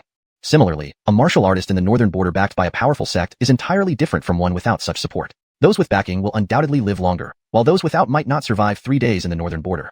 Moreover, the more powerful a sect, the better its cultivation environment and resources for its disciples. You have outstanding talent. What you lack now is a suitable cultivation environment and resources. By joining a powerful sect, you can obtain both. Calhoun said a lengthy speech. After he finished, Auden nodded and asked, Dean, do you have any recommendations? Calhoun replied, have you heard of the 3 top forces in the northern border? I've heard of them, Auden nodded. The 3 top forces are the Ice Spirit Sanctuary, Yunhuang Sect, and Dao Sect. These 3 forces were all told to him by Amaya, and the Ice Spirit Sanctuary, where Amaya was one of the top 3 forces. Very good. Calhoun nodded and continued, Dao Sect, Yunhuang Sect, and Ice Spirit Sanctuary are the most powerful top-tier forces in the northern border. These 3 forces far surpass ordinary forces in terms of cultivation environment, resources, and disciple strength. All youths in the entire northern border aspire to join these 3 top-tier forces. Just being able to join these 3 top-tier forces means an immeasurable future. At least, you could become a renowned figure in the northern border. Auden, with your outstanding talent, joining an ordinary force would bury your potential. Therefore, I recommend you aim for these 3 top-tier forces. Only within these 3 top-tier forces can you fully unleash your potential. Calhoun spoke with great excitement, standing up and patting Auden on the shoulder, looking at him expectantly. Well, hearing Calhoun's words, Auden furrowed his brow slightly before saying, Dean, while these 3 top-tier forces are indeed excellent, getting into them might not be easy. Each of these 3 top-tier forces was at the pinnacle of the northern border. Calhoun had mentioned that all youths in the northern border aimed to join these forces. Thus, entering them wouldn't be easy. That's true. Calhoun nodded, saying gravely, these 3 top-tier forces have very strict standards for accepting disciples. If you're not a genius, they rarely accept you. However, you are an exception. You're a genius and possess multiple Supreme Star Souls. Just based on this, I believe joining these 3 top-tier forces should not be a problem. You can try. If successful, that's the best outcome, and if not, you won't lose anything. After speaking, Calhoun took a sip of tea and added, I've heard that Yunhuang Sect, one of the top-tier forces, is currently recruiting outer sect disciples. You can go check it out. There might be a chance. Yunhuang Sect. Hearing Calhoun, Auden's eyes flickered. Yunhuang Sect was also one of the top-tier forces. However, he didn't know much about it. Since Yunhuang Sect was recruiting outer sect disciples, it would be worth checking out. Thank you, Dean. I'll go check out Yunhuang Sect. Auden said. Calhoun nodded with a smile. Auden, I believe it won't take long before you make a name for yourself throughout the northern border. I trust your talent and strength. When you have time in the future, come back to Fengyun Academy. Our doors will always be open to you. Yes, I will. Fengyun Academy is like home. I'll definitely come back. Auden nodded heavily. During his half year at Fengyun Academy, he grew significantly. Fengyun Academy had taught him a lot, so he held deep affection for it and would visit when he had the chance. Good. With that, it's enough. Before you leave, let me give you one last thing. You'll need it once you enter the northern border. Calhoun said with a smile. What is it? Auden looked at Calhoun curiously, wondering what he was going to receive. Without further ado, Calhoun pulled out a jade pendant and handed it to Auden. This is a map of the northern border. With this map, you'll be more familiar with the territory. I believe it will be useful for you. Calhoun explained. Map. Upon hearing this, Auden was delighted. Entering the northern border, he was practically clueless. Having a map would change everything. With it, he could go wherever he wanted. It was certainly a valuable tool. Thank you, Dean. Auden thanked Calhoun as he accepted the jade pendant. Haha, no need to be so polite. Go. I'm eager to see your performance in the northern border. Calhoun laughed heartily. All right, then I'm off. Auden nodded and turned to leave swiftly. This time, he left Fengyun Academy directly, flying towards the outskirts of Tianfeng City. Calhoun watched Auden's departing figure, his eyes gleaming with anticipation. Auden was a genius, an extraordinary one. Among everyone Calhoun had met, Auden stood out the most. Now that Auden was leaving Fengyun Academy for the northern border, Calhoun eagerly anticipated Auden's performance. Perhaps it won't be long before a super genius emerges in the northern border. Calhoun murmured to himself. At this moment, Auden had already left Tianfeng Kingdom. After exiting Tianfeng Kingdom, he flew northward non-stop. Star Master Realm cultivators could fly in the sky. Now that Auden had reached the Star Martial Realm, his flying speed was even faster, streaking through the sky like lightning. He didn't stop along the way, speeding toward the northern border. The northern border was vast. Even a Star Martial Realm martial artist would take over a year to cross it. Auden's goal wasn't to fly out of the northern border, but to head west. According to the map given by Calhoun, Yunhuang sect was located in the western part of the northern border. In fact, the three top-tier forces in the northern border were situated in different directions. Yunhuang sect in the west, Ice Spirit Sanctuary in the south, and Dao sect in the north. They formed a triangular control over the entire northern border. Chapter 162, Lost in the Desert. Continuing westward, Auden had been walking for nearly half a month. During these 15 days, he did nothing but travel tirelessly. Ever since entering Tianfeng Kingdom, he rarely traveled for such an extended period. After half a month, Auden found himself standing amidst a vast desert known as Tunga Desert. This massive expanse covered nearly 1/10 of the entire northern region. Beyond this desert lay Yunhuang sect. Legend had it that Yunhuang sect was located at the very end of Tunga Desert. Auden had been traveling through Tunga Desert for quite some time, 3 full days. Throughout this period, he did not pause, constantly pushing forward. However, due to the desert's immense size, he hadn't managed to exit it yet. To make matters worse, the surroundings were nearly identical everywhere he looked, causing him to get lost amidst the endless sand dunes. Amidst the swirling sands, Auden had lost his sense of direction. Damn it, even I, Auden, have a day when I get lost, he cursed under his breath. He glanced around. Every direction revealed only endless sand. The sky above blazed fiercely with the sun's scorching heat. However, thanks to the ice star soul within him, he barely felt the heat. What troubled him most was that he couldn't determine which way to go. All around were endless grains of sand. He had no idea where he was or how to proceed. The map given by Calhoun indicated Yunhuang sect lay directly ahead in Tunga Desert. But now, he couldn't identify which direction was truly forward. This is troublesome. If I choose the wrong path and need to retrace my steps, it could waste even more time, thought Auden as he stood still, feeling vexed. While venturing into the northern region, he anticipated many potential difficulties. But he never imagined that the first obstacle would be getting lost. Lost in deep thought, Auden struggled to come up with a solution to navigate this boundless desert correctly. Suddenly, a series of sounds reached his ears from the distance. Auden lifted his head and peered toward the source of the noise. A group of travelers appeared about a few hundred meters away to his right. There were roughly 6 or 7 people, a carriage accompanied by 6 mounted guards surrounding it. At the forefront rode an elderly man in his 50s or 60s. Clad in green robes, the old man had sharp eyes, suggesting formidable abilities. This group moved slowly but steadily forward. Seeing them, Auden felt a flicker of hope. Throughout his journey in Tunga Desert, he had rarely encountered other travelers. These people were clearly martial artists. Perhaps they knew the way to Yunhuang sect. With this thought, Auden approached the carriage. Soon, he arrived in front of the carriage. Upon noticing the sudden appearance of a young man blocking their path, the elder and his companions instantly tensed. "Pedro, who are you, daring to obstruct our path?" the old man demanded, pointing at Auden sternly. Auden said, "Greetings, sirs. I am a traveler who has accidentally become lost. Could you kindly point me in the direction out of this desert?" "Not convenient. Pedro, step aside immediately and don't obstruct our path, or else don't blame me for being impolite," the old man warned, brandishing his sword menacingly. Auden frowned but didn't argue, stepping to the side. Since they were unwilling to help, there was no point in wasting words. They would simply continue on their separate ways. "Sifu Alfonso, what happened? Is something wrong?" a gentle voice called out from inside the carriage. The elder replied, "Page, it's nothing. Just a presumptuous brat blocking our path. I've already sent him away." As he spoke, the carriage door opened, and Ariella stepped out. She was incredibly beautiful, around 16 or 17 years old, with delicate features and clear eyes. Wearing a light blue dress, her long hair accentuated her graceful demeanor. Seeing this girl, Auden's eyes lit up slightly. Despite having met many beautiful women, including those at the peak of beauty, he couldn't deny that this girl was strikingly stunning. Moreover, her attire suggested she wasn't an ordinary person. "Page, why did you come out?" the elder asked. The girl glanced around and said, "Sifu Alfonso, where is the young man you mentioned?"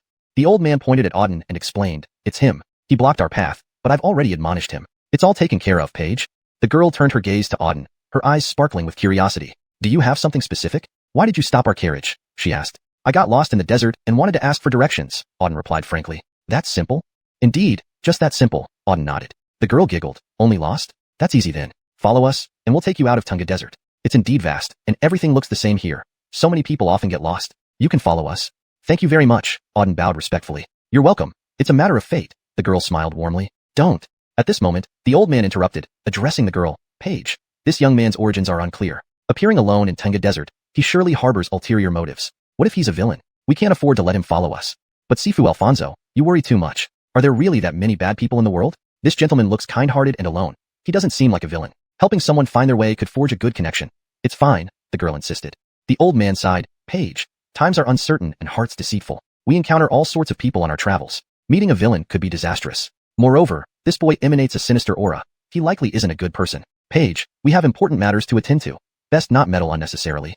Hearing this, the girl frowned, glancing back at Auden several times, indecision flashing in her eyes. After a moment, her gaze hardened with resolve. Chapter 163, Bandit Organization. Friend, come with us. I'll help you leave the Tunga Desert, the Ariella said to Auden. Raylan, you? The old man immediately interrupted anxiously upon hearing her words. The girl waved her hand and replied, Ajay, when we're traveling, if we encounter someone in trouble, we should offer help if we can. Besides, this friend is quite young and alone. How could he possibly be a bad person? Even if he were a bad person, we have so many people here. We don't need to fear him. The old man frowned deeply at her words, then sighed heavily. His young miss was simply too naive. Trusting others so easily would surely lead to trouble. Raylan, this boy is definitely up to no good. Letting him follow us will only bring trouble. Moreover, the Tunga Desert is far from peaceful. Bringing him along will only slow us down, the old man insisted. Exactly because of that, we should take him with us. Otherwise, he might die out here on his own, the girl reasoned. The old man sighed once again and didn't say anything more. All right, just follow us. It won't take long to get out of the desert, the girl said to Auden with a smile. Thank you, Auden thanked her. This girl was indeed kind-hearted and helpful, a rare quality in the current star continent. Auden then followed behind the group. The old man glared at Auden and warned, Boy, since Raylan agreed for you to come along, you better behave. If you try anything funny, I won't let you off easily. Auden gave the old man a cold glance but did not respond. He only wanted to leave the Tunga Desert and didn't feel like engaging further with the old man. Inside the carriage, a purple-robed youth sitting on the left side spoke to the girl, Stefani, you shouldn't have let that boy follow. He's nothing but deadweight. Having him with us will only slow us down. Besides, Ajay is right. There are all sorts of people on the continent. What if he's here to cause trouble? That could be dangerous. Sitting on the right side, the girl replied calmly, Alexei, it's fine. He's just an ordinary person. Taking him out of the desert is a simple task that won't waste our time or affect us. Don't worry. The purple-robed youth shook his head. Helping such a useless person serves no purpose. If he brings trouble, it could endanger us. You should listen to Ajay and abandon him. The girl shrugged. It's too late now. We've already helped him. Let him stay. I think he's a good person, and maybe helping him will lead to some unexpected rewards. Hearing this, the youth's expression turned cold. Looking out the window at Auden, a fierce glint appeared in his eyes. Afterward, the journey remained quiet as the group traveled through the desert for over a day. Throughout this time, Auden stayed with them. Gradually, he became familiar with the group. These people were essentially bodyguards. Everyone around, including Ajay, served as protection for the two individuals inside the carriage. One of them had been the girl who came out earlier, while the other had yet to appear. However, Auden wasn't particularly interested in these details. He just wanted to follow the group to escape the desert. As for who they were and what they did, Auden didn't care much. Except for the girl, everyone else in the group treated him rather hostilely and barely spoke to him. Auden quietly followed behind, thinking about how to join Yunhuang's sect as they continued their journey. Another half-day passed when suddenly, sand stirred up ahead in the desert. Initially, it was just sand, but after several dozen breaths, a large number of people appeared from behind the dust cloud, riding horses at incredible speed toward them. In no time, they reached the group. Not good, it's Blood Wolf Gang, the old man exclaimed, his face pale. He shouted, prepare defenses immediately. Immediately, the 6 bodyguards around the carriage formed a defensive formation, eyeing the approaching men warily. Fear filled their eyes. One of them even trembled uncontrollably. Seeing their terrified reactions, Auden asked the person beside him curiously, what's this Blood Wolf Gang? Why are you all so afraid when you hear their name? The young man gulped and replied, you actually don't know the Blood Wolf Gang? Incredible. The Blood Wolf Gang is a terrifying bandit group in the entire Tunga Desert. Since the Tunga Desert is vast and many people pass through it, numerous bandits have emerged here.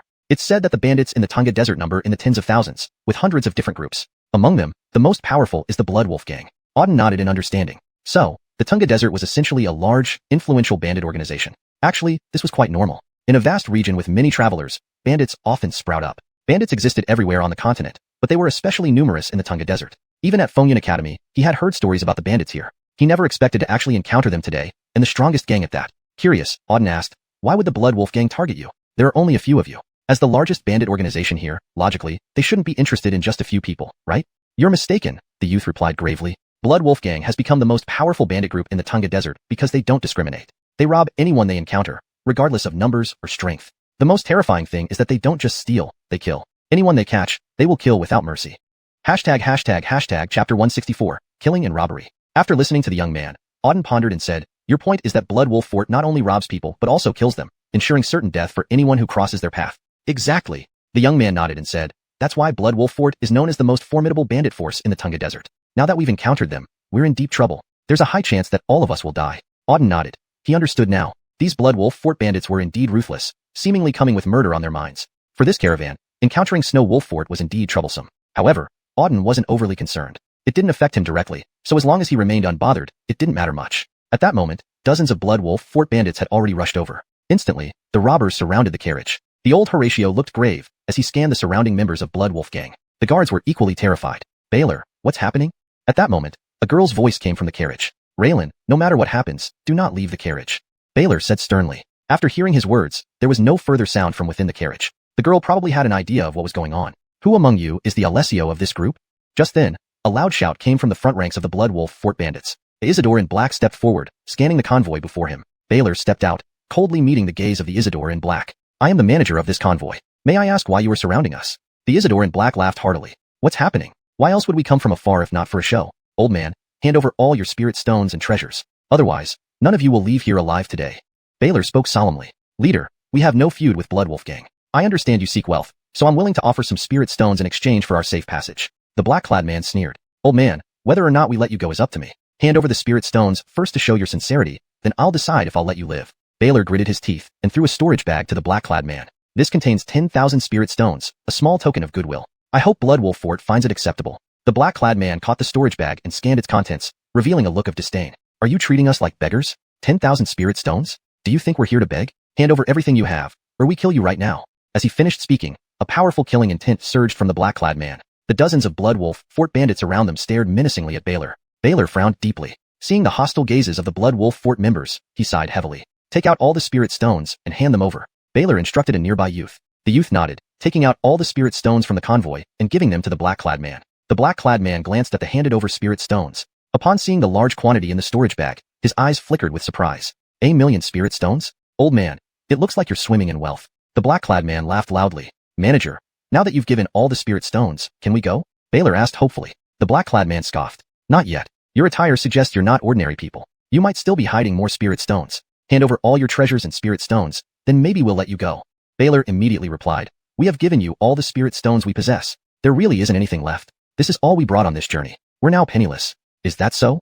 The black-clad man said coldly. What's inside the carriage behind you? Is it treasure as well? Open it up, or else. Baylor's face changed instantly. Leader, the carriage has no treasures. It carries a person, a friend of mine who is severely injured. I need to take her to get healed. Please let us pass. I am eternally grateful. Shut up. Before Baylor could finish, the black-clad man interrupted fiercely. Enough talk. Open the carriage, or you die, old man. This? Baylor froze, staring at the black-clad man and the Blood Wolf Fort bandits. Feeling the intense killing intent radiating from them, he sighed again. He knew they wouldn't let them go unless he opened the carriage. Reluctantly, Baylor ordered someone to open the carriage. As soon as the carriage door opened, everyone saw the situation inside. Two people sat inside, a handsome young man and a beautiful young woman. Seeing that the carriage only contained people, the Blood Wolf Fort bandits looked disappointed. They had expected treasure but found only people. Baylor addressed the black-clad man. You see, there are no spirit stones, only people. Hmph. The black-clad man sneered. So poor. Such a big carriage carrying just two people? Boring. Baylor bowed respectfully. Now, leader, can you let us go? He looked expectantly at the black-clad man. As he did, the black-clad man's eyes darted around and lit up when he saw the young woman in the carriage. I can let you go if you leave this woman behind. The black-clad man pointed at the girl. No way. Baylor's expression changed dramatically. Leader, this young lady is my close relative. Please spare her and let us leave. Bullshit. The Isidore shouted angrily. Old man, I always get what I want from women. Chapter 165. Team in Crisis. This girl has caught my fancy. If you leave this girl with me today, I'll let you all go. Otherwise, all of you trash will die. As he spoke, a menacing aura swirled around him. No way, really no way. Boss, please, can I return and gather some money? I can also provide more spirit stones, but please let us go. We really cannot leave the girl here. Albert said with a bitter expression, nearly kneeling down. Get lost. The Clark roared, and abruptly, a terrifying spiritual power surged from the Isidore's body, striking Albert directly. Thud thud thud. Under this formidable force, Albert stumbled backward several steps, his face instantly turning pale. He stared at the Clark with eyes full of disbelief. He was a star Captain Realm martial artist, and he had already advanced quite a bit within this realm, making him not weak at all. But he hadn't expected that this Clark's mere strand of energy would push him back dozens of meters. This indicated that the Clark had reached an extremely horrifying level of strength. The Clark scanned Albert coldly and snarled, Old fool, do you dare to lay a hand on me? You're clearly tired of living. Today, not one of you trash will survive. With that, he waved his hand. Take them out. Everyone except for that girl should be killed. Every last one. Yes. The moment the Clark finished speaking, dozens of Blood Wolf Fort bandits, who had been eagerly waiting, rushed forward, attacking Albert and his companions. Instantly, Albert and the 6 guards were besieged by the bandits, with 2 of them killed almost immediately. The remaining 4 were now in grave danger, at risk of being killed any second. These bandits from Blood Wolf Fort were powerful to begin with, and their numbers far outnumbered Albert's team. They were simply not on the same level of strength. So as soon as they engaged in battle, Albert's side was pushed into a desperate situation. Within a minute, they would all be dead. At the same time, the Clark flickered beside the Ariella. Pretty girl, you look quite nice. Come along, have some fun with me. The Clark smirked wickedly at the girl. You dream.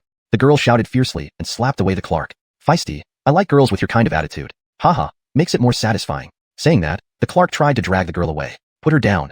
A fierce shout came from nearby. Hearing this voice, the Clark frowned slightly and turned around to find a Miguel glaring at him. This youth had been sitting in the carriage with the girl earlier. However, the Clark ignored him, thinking of him as just a trivial matter, unworthy of attention. But when the youth finally spoke up, the Clark looked at him dismissively. Kid, what are you planning? The Miguel replied sharply, let Alyssa go or else I won't be gentle with you. Not be gentle? The Clark laughed wildly. Kid, didn't I hear you wrong? You actually threaten me? Come on, I'll stand right here and see what you've got. Enraged, the Miguel glared at the Clark. This is all on you. With that, he leaped into the air swiftly and pulled out a long sword. With both hands, he swung the sword down. A sharp blade of light cut through the sky, stretching over 30 meters and slashing ferociously toward the Clark. Seeing this blade of light in the air, the Clark remained unmoved. His expression turned icy. When the blade of light was less than a meter away from him, the Clark slowly extended 2 fingers. His 2 fingers precisely pinched the powerful blade of light midair, stopping it dead. How is this possible? The Miguel's eyes widened in shock. He couldn't believe that such a formidable strike could be so easily stopped. He had reached the Star Captain realm early on and had decent talent, qualifying him as a genius in the entire northern region. Yet, this strike had been effortlessly intercepted. This revelation left the youth awestruck. Just how strong was this Clark? Is that all you've got? What a waste of space. A piece of trash like you dares to speak arrogantly to me? How presumptuous, the Clark sneered. The youth's face paled under the overwhelming pressure. He couldn't even breathe, and he struggled futilely to free his sword from the Clark's grip. Don't worry, I won't kill you that easily. Looks like this woman means something to you, yes? Watch as I strip her in front of you. The Clark cackled. You. Hearing the Clark's words, the youth exploded in anger. Cloud Dragon transformation. With a roar, a silver dragon suddenly emerged from his body and charged furiously at the Clark. Just a trick. The Clark dismissed it with a contemptuous glance and waved his hand casually, releasing a wave of spiritual energy. Bam! It struck the silver dragon, shattering it in an instant. The impact then slammed into the youth. The youth spat blood and was thrown hundreds of meters away, crashing heavily onto the ground. More blood gushed from his mouth upon landing, and his face turned deathly pale. He lay there unable to get back up. The Clark glanced disdainfully at the fallen youth and walked over to the girl. Now, it's just the two of us. Let's play. He grinned lecherously at her. Chapter 166, Offering Help. As he spoke, the man in black started to tear off the girl's clothes. The Ariella looked terrified and attempted to run away. However, she couldn't escape. A surge of spiritual energy from the Clark enveloped the girl. Her entire body was completely suppressed by this spiritual energy, rendering her immobile. Her face was filled with terror. Tears streamed down her eyes nonstop. She stared at the Clark in fear. Seeing him approach and tearing her clothes, she felt utterly helpless. Hee, little beauty, you're mine now. The Clark tore off one of the girl's outer garments. Just as he planned to continue, a voice suddenly came from behind him. Take your dirty hands off her. Though not loud, the voice was heard clearly by everyone present. Upon hearing it, all the fighting around them temporarily ceased. Dozens of pairs of eyes turned to look at the speaker. The Clark was slightly stunned. At this moment, someone dared to interrupt his fun. Did they want to die? Slowly turning around, the man instantly saw the speaker. It was a youth. This young man wore white, looked about 20 years old, had an unrefined appearance and a slender build. He appeared like an inexperienced young boy. And the girl, upon seeing the young man in white, froze in surprise. Because she recognized this young man as the person she had saved earlier. A day ago, she had rescued this young man in the desert and hadn't thought about him since. She didn't expect that this young man would step forward now. Albert and the others from the team were also taken aback. They didn't expect the one who stepped forward to speak would be this person. Yes, the one who spoke was indeed Auden. He had been watching the battle from the sidelines. Originally, he wasn't interested in getting involved in the conflict between this team and Bloodwolf Fort. Although he traveled with this group, he only intended to get out of the desert. The life or death of these people meant nothing to him. Even if Bloodwolf Fort killed them all, it wouldn't matter to him. However, when he saw the Alessio of Bloodwolf Fort trying to assault the girl, he intervened. He didn't have any particular feelings for this team, but the girl had helped him before. Knowing gratitude and repaying kindness was Auden's code of conduct. Therefore, upon seeing the girl about to be harmed, he spoke up to stop it. At this moment, after hearing Auden speak, a cold gleam flashed in the Clark's eyes. He said, "Little brat, who are you? To dare meddle in my business? Have you had enough of life?" Auden replied calmly, "I don't wish to meddle in other people's affairs, nor am I bothered by them. However, this girl is my friend. If you release her, I'll leave immediately without causing further trouble." Huh, what a joke. Hearing Auden's words, the Clark laughed loudly. "You actually want me to release her? You must be dreaming. This little beauty has caught my eye, and today, I intend to claim her. No one can stop me." Auden's expression turned cold, saying, "Since that's the case, then I can only kill you." What? Hearing this, the Clark was momentarily stunned, then burst into laughter again. Not just the Clark, but even the dozens of Bloodwolf Fort members surrounding them laughed out loud. They seemed to be hearing the funniest joke ever. Their laughter continued for quite some time until the Clark stopped abruptly, staring straight at Auden. "Boy, you really do have guts to talk about killing me. You're clearly tired of living. Come on, go and slaughter this little brute." The Clark shouted fiercely. Immediately, dozens of people stepped forward. These dozens of Bloodwolf Fort members exuded powerful killing intent as they glared menacingly at Auden. Gradually approaching and encircling Auden, they closed in on him. "You little bastard, you dare interfere with my big brother's affairs and disrespect him. Today, I'll kill you to teach you a lesson." A Bloodwolf Fort member snarled at Auden. "Just a waste of space. You think you can play hero? Look at your pitiful strength, asking for death," another member added. Don't waste time, kill him. As more voices joined in, a dozen Blood Wolf Fort members charged at Auden all at once. Each of them exuded immense killing intent. Seeing Auden being attacked by over 10 Blood Wolf Fort members, the girl, Albert, and the Miguel shook their heads in disbelief. The girl watched Auden nervously, worried sick. Auden risked everything to save her. If something happened to him, she'd never forgive herself. Albert and the Miguel kept shaking their heads. They believed Auden was recklessly brave. For one person to fight dozens of Blood Wolf Fort warriors was akin to seeking death. Auden would surely die within seconds. Suddenly, a scream pierced the air. Everyone lifted their heads, assuming Auden was already dead. But when they focused on what was happening, everyone was left speechless. Before their eyes, Auden had plunged into the midst of the Blood Wolf Fort members, delivering a devastating punch. One of the Blood Wolf Fort members didn't even have time to react before being killed, his dantian shattered by Auden's fist. After eliminating one, Auden moved again. His body flickered ghost-like through the crowd. In an instant, he appeared next to the second Blood Wolf Fort member. With another punch, he crushed the man's dantian before the latter could react. The second Blood Wolf Fort member, dead. Then Auden vanished from sight again, appearing in front of the third man, delivering another deadly blow. The third Blood Wolf Fort member, dead. Next, Auden's figure flashed like a ghost among the dozen Blood Wolf Fort members. Every time he appeared, another person was killed. In less than 10 seconds, all dozen Blood Wolf Fort members were eliminated. No one could withstand even a single move from Auden. None of them could even see how Auden delivered his strikes. Shrieks and cries echoed throughout the crowd. Within 10 seconds, the ground was covered with bodies. All the Blood Wolf Fort members who had attacked Auden were dead. None survived. The air reeked of blood. Silence. An eerie, death-like silence.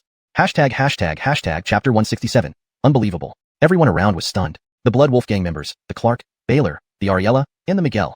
All dozens of people stared intently at Auden. Their eyes were filled with shock and disbelief. Especially the Ariella, Baylor, and the Miguel. Their eyes almost popped out of their heads. They had never expected that this Auden could be so formidable. He killed so many Blood Wolf gang members so effortlessly. These Blood Wolf gang members were all very powerful, at least at the Star Master level, with some even reaching Star Colonel. It was difficult for any one of them to take on just one of these gang members. Yet now, Auden single-handedly and easily slew dozens of Blood Wolf gang members. They were completely dumbstruck. When they first rescued Auden, they thought he was useless and of no help. But now, they saw him display such overwhelming strength. Baylor, how can Auden be so powerful? Didn't you say he was useless and would hold us back? The Ariella asked slowly. Upon hearing her words, Baylor was momentarily speechless, unsure how to respond. Previously, he indeed thought Auden was a nobody who shouldn't have been saved by Raylan. But now, Auden's strength slapped him hard in the face. Auden was stronger than him. If Auden was considered useless, then he must be even more so. Finally, Baylor let out a long sigh, not knowing what to say. Pedro, you are courting death. At that moment, the Clark in front saw over 10 of his subordinates being instantly killed by this youngster. He too was taken aback. He had initially thought Auden to be an insignificant trash. But now, it was clear that Auden was far more capable. The Clark stared intently at Auden, his eyes flashing with a fierce light. I didn't realize that this tiny convoy harbored someone like you. I underestimated you, the Clark said sternly. Auden responded coolly, I told you before, if you release the young lady, I will ensure I don't interfere in whatever you do. Whether you kill or rob, it's none of my business. But since you chose to target her, I have no choice but to eliminate you and your worthless subordinates. Auden's words were casual, but they infuriated the Clark after he finished speaking. Arrogant. The Clark shouted angrily. He stared at Auden, eyes gleaming fiercely. You think you can be arrogant in front of me just because you killed a few useless lackeys of mine? You still have a long way to go. I've roamed the Tunga Desert and encountered all kinds of people. Someone like you dares to show off in front of me? Looking for death. With that, the Clark leaped forward rapidly toward Auden. His speed was lightning fast, reaching Auden in an instant. As soon as he appeared, the Clark unleashed a punch, a dark fist glow smashing toward Auden. 8-Waste Extermination Palm. Seeing the punch, Auden remained calm, activating the 8-Waste Extermination Palm and meeting the punch with a palm strike. In the next moment, the fist and palm collided mid-air. Bang! Two forces exploded into the sky. Powerful energy radiated outwards. A tremendous force shook the surrounding space. Bang! After 4 or 5 breaths, the two forces shattered. Auden was pushed back several dozen meters by the immense impact. The Clark, however, stood firm where he was. Ha ha ha ha, little brat, I thought you were something. Turns out you're only this much trash, really a nobody. Today, you're dead for sure. The Clark laughed maniacally. Auden's expression turned cold as he scanned the Clark. You, a 4th-rank Star Colonel warrior, couldn't defeat me, a 1st-rank Star Colonel, in one move and still act smug. If I were you, I'd find a wall to smash my head against to avoid embarrassing myself. You. Hearing Auden's words, the Clark was furious. He clenched his fists tightly, his eyes full of intense murderous intent. Little brat, today I will kill you. Another roar, and the Clark charged again. Blood Demon Annihilation. With a wave of his hand, a ball of bloody energy formed in front of him. Controlling the blood-colored sphere, the Clark slammed it fiercely towards Auden. Ancient Mystical Heaven Art. Auden's eyes were icy cold as he formed a golden light sphere and met it head-on. The Ancient Mystical Heaven Art is a heaven-level technique, extremely potent. Given Auden's current strength, using the Ancient Mystical Heaven Art made it even more terrifying. Boom. The next moment, the golden and blood-colored spheres collided violently. Two massive forces clashed fiercely in midair. Within a radius of hundreds of meters, the entire space trembled slightly. Everything around was utterly destroyed. Buzz. Several breaths later, the two energy spheres exploded abruptly. For that instant, the world was filled with just these two beams of light, blood red and golden. The two beams of light were awe-inspiring. This time, both Auden and the Clark were sent flying backward. Heavenly eternal sword art. While retreating, Auden uttered a soft chant, sending 9 differently colored sword beams surging toward the Clark. Blood light shield. Seeing the 9 incoming sword beams, the Clark's face changed drastically. He formed a seal with his hands, quickly creating a blood-colored defensive shield beside him. Boom, boom, boom. The 9 sword beams struck the blood-colored shield repeatedly, producing continuous explosions. Under the 7th sword beam, the blood-colored shield shattered. Just as the shield broke, the 8th and 9th sword beams slashed directly onto the Clark. Pft, pft. 2 sword cuts left deep marks on the Clark. He let out a scream, falling heavily to the ground. How is this possible? The Clark stared at Auden, shocked and disbelieving. He was a 4th-rank star colonel, considered quite powerful in the entire northern region. Yet now, he was injured by a mere 1st-rank star colonel. Why was this boy so strong? Qinglong rages. At that moment, Auden issued another shout. A blue dragon flew out from his body. It was the Azure Dragon Supreme Star Soul. The Azure Dragon circled in the air a few times before slamming fiercely toward the Clark. Chapter 168. Destination Xuanhuan. Sky-shattering slash. The black-clad man's face turned grave as he watched the Azure Dragon descending from the sky with immense force. He could sense a destructive power emanating from the dragon, a power that assured him death if it were to strike him. Summoning a blood-red longsword in his hand, the black-clad man channeled all his strength into it, gathering his energy for a decisive strike. With one powerful slash, a blood-red blade of light, several dozen meters long, tore through the air. The blood-red blade was terrifying, splitting the space around it wherever it passed. It collided fiercely with the descending Azure Dragon. Boom. In the next moment, the Azure Dragon smashed down from the sky, colliding with the blood-red blade. The clash between these two forces was earth-shaking. For kilometers around, the space trembled violently. Roar. After just a couple of breaths, the Azure Dragon roared, then bit through the blood-red blade and shattered it. Undeterred, the dragon continued its descent straight towards the black-clad man. Boom. Under the intense impact of the dragon, the black-clad man's body was shattered into pieces without even a scream, marking his instant death. Ding, fused with 4th-rank Star Commander, gained 12,000 energy points. After slaying the black-clad man, the system voice echoed in Auden's mind. Fusion happened instantly, and now Auden could fuse with targets hundreds or even thousands of meters away, even after they were dead, by assimilating their spiritual energy. 4th-rank Star Commander? Nothing more than this. Auden coldly observed the shattered remains of the black-clad man on the ground. Silence fell, a dead silence. Everyone around was stunned to see Auden kill the black-clad man so effortlessly. Countless pairs of eyes stared at Auden, disbelief evident in their gazes. Especially the Ariella, the Miguel, and Baylor were utterly shocked. That black-clad man was extremely powerful and was the chieftain of the Bloodwolf Fort. The fort dominated the Tunga Desert precisely because of him. Yet, now the chieftain was killed by Auden. Auden's terrifying strength left them in awe. Is this boy even human? He's barely 20 years old, yet he killed the chieftain of Bloodwolf Fort, the Miguel muttered, his voice trembling. Baylor's expression was grave. He said, we've clearly underestimated him. Auden is far more formidable than we imagined. His background must be extraordinary. We might have encountered someone important here. The Ariella stood dumbstruck, muttering, we thought we were saving him, but it turns out he saved us. What kind of person is he? As they pondered Auden's identity, Auden's gaze shifted to the other remaining members of the Bloodwolf Fort. Die. Without a word, Auden charged forward, moving through the crowd at lightning speed, beginning his slaughter. The ordinary members of the Bloodwolf Fort had varying levels of strength. Some were barely reaching Star Commander rank while others were merely at the Star Master rank. To Auden, they posed no threat and were simply sources of energy. Auden moved among them, killing mercilessly. A punch sent a 7th-rank Star Commander flying apart. Another quick move brought him face-to-face with a 9th-rank Star Master, who was similarly dispatched with a single blow. The third target was another Star Commander. Upon seeing Auden approach, the 1st-rank Star Commander's face paled, and he hastily retreated. He knew this young man, though youthful in appearance, was incredibly powerful, having already killed the chieftain effortlessly. There was no way he could stand against such power, but the retreat was futile. Auden appeared before the 1st-rank Star Commander almost instantly and delivered a devastating punch. The sound of impact was deafening. The punch pierced through the commander's body, destroying his Dantian, killing him instantly. Continuing his rampage, Auden didn't stop until all 40 members of the Bloodwolf Fort lay dead. System notifications rang in his mind. Ding, fused with 6th-rank Star Master, gained 5,200 energy points. Ding, fused with 8th-rank Star Master, gained 5,600 energy points. Ding, fused with 1st-rank Star Commander, gained 10,000 energy points. Within less than 3 minutes, Auden annihilated every member of the Bloodwolf Fort, causing his energy points to skyrocket rapidly. Though he didn't count exactly, he estimated he collected a few 100,000 points. After killing everyone, Auden landed back beside the carriage. The Ariella, the Miguel, and Baylor watched him intently. Their faces showed a flicker of fear as Auden approached. Auden had wiped out all the Bloodwolf bandits without leaving a single survivor. The Bloodwolf Fort was the largest and most notorious bandit organization in the entire Tunga Desert, responsible for countless deaths over decades. Yet, they were entirely obliterated by Auden, including their chieftain. The trio felt an overwhelming shock. Gulp, Baylor finally spoke after a long pause. Who are you? His voice trembled with fear. Auden replied calmly, I'm just a passerby who got lost in the Tunga Desert and asked you to help me out of it. That's all. A passerby. Hearing Auden's words, Baylor laughed bitterly. Previously, he might have believed such a claim, but now, He found it utterly impossible to believe that Auden was just an ordinary traveler. Chapter 169. Arrival at Yunhuang. A single person had wiped out the Blood Wolf Fort, the most terrifying stronghold in the Tunga Desert. Could this be something an ordinary passerby could accomplish? Phew. Ajay let out a long breath and stared at Auden. Young sir, regardless of anything else, you saved us today. Thank you. Don't talk nonsense. Auden waved his hand. I didn't save you. I saved her. Your lives mean nothing to me. If it weren't for her, I wouldn't have cared if you were all ground to dust by the Blood Wolf Fort. Auden pointed at the Ariella. Hearing this, Ajay looked embarrassed while the Ariella gazed at Auden with confusion. Because of me? The girl was puzzled about why Auden said it was because of her. Auden didn't bother explaining further. He waved his hand and said, if there's nothing else, let's continue on our way. All right.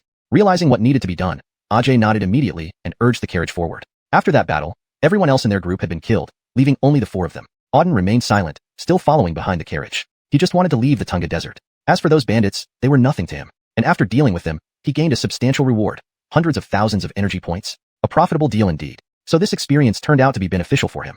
Excuse me, young sir, may I ask where you're headed?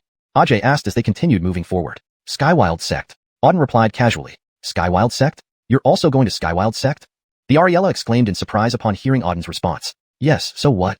Auden responded. The girl looked delighted and said, we are also heading to Skywild Sect. I didn't expect you to be going there too. That's wonderful. We can travel together then. You're also going to Skywild Sect? Auden furrowed his brows slightly, not expecting this group to be heading to Skywild Sect as well. What a coincidence. Ajay guessed right, didn't you? Young sir, you must be going to participate in Skywild Sect's entrance examination, Ajay deduced.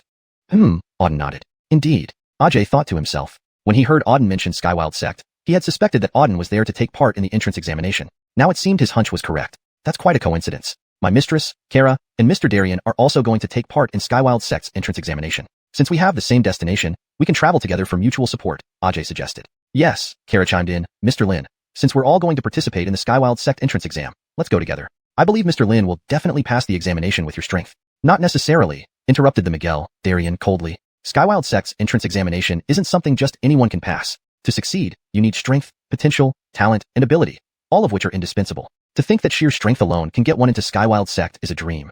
Darien cast a cold glance at Auden. Auden maintained a cool demeanor.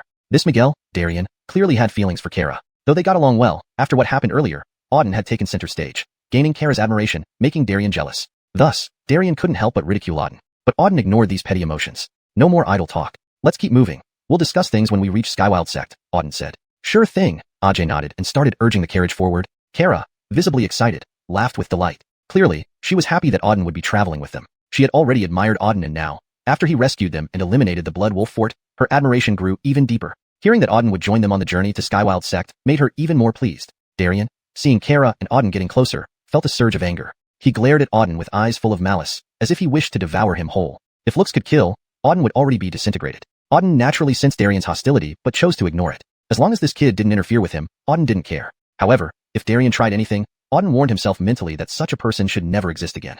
They continued on their journey. The next few days were uneventful until they reached the edge of the Tunga Desert. At the end of the desert stood an immensely large city. Beside the city loomed a towering, magnificent mountain peak that seemed to pierce the heavens. Dense layers of pure spiritual energy emanated from this mountain. From hundreds of kilometers away, one could feel the vast amount of spiritual energy. The mountain ahead is the location of Yunhuang Sect. Alfonso Fong pointed to the enormous peak ahead. Auden nodded, his gaze sweeping over the massive mountain. A hint of surprise flickered in his eyes. Previously, the place with the richest spiritual energy he had experienced was the Wind Cloud Academy. Yet the spiritual energy here far surpassed that of Wind Cloud Academy, especially at the mountain peak, where the density was nearly 10 times greater. Truly deserving of being one of the top 3 sects in the northern region. With such strong spiritual energy, cultivation speed here would undoubtedly far exceed other places, Auden murmured to himself. Around them, numerous young people were all heading toward Yunhuang Sect. These youths are all coming to Yunhuang Sect for the entrance examination. Yunhuang Sect is one of the most powerful 3 sects in the entire northern region. All youths dream of joining Yunhuang Sect, Ajay explained. If they can enter Yunhuang Sect, they can gain fame throughout the northern region and even across the entire star continent.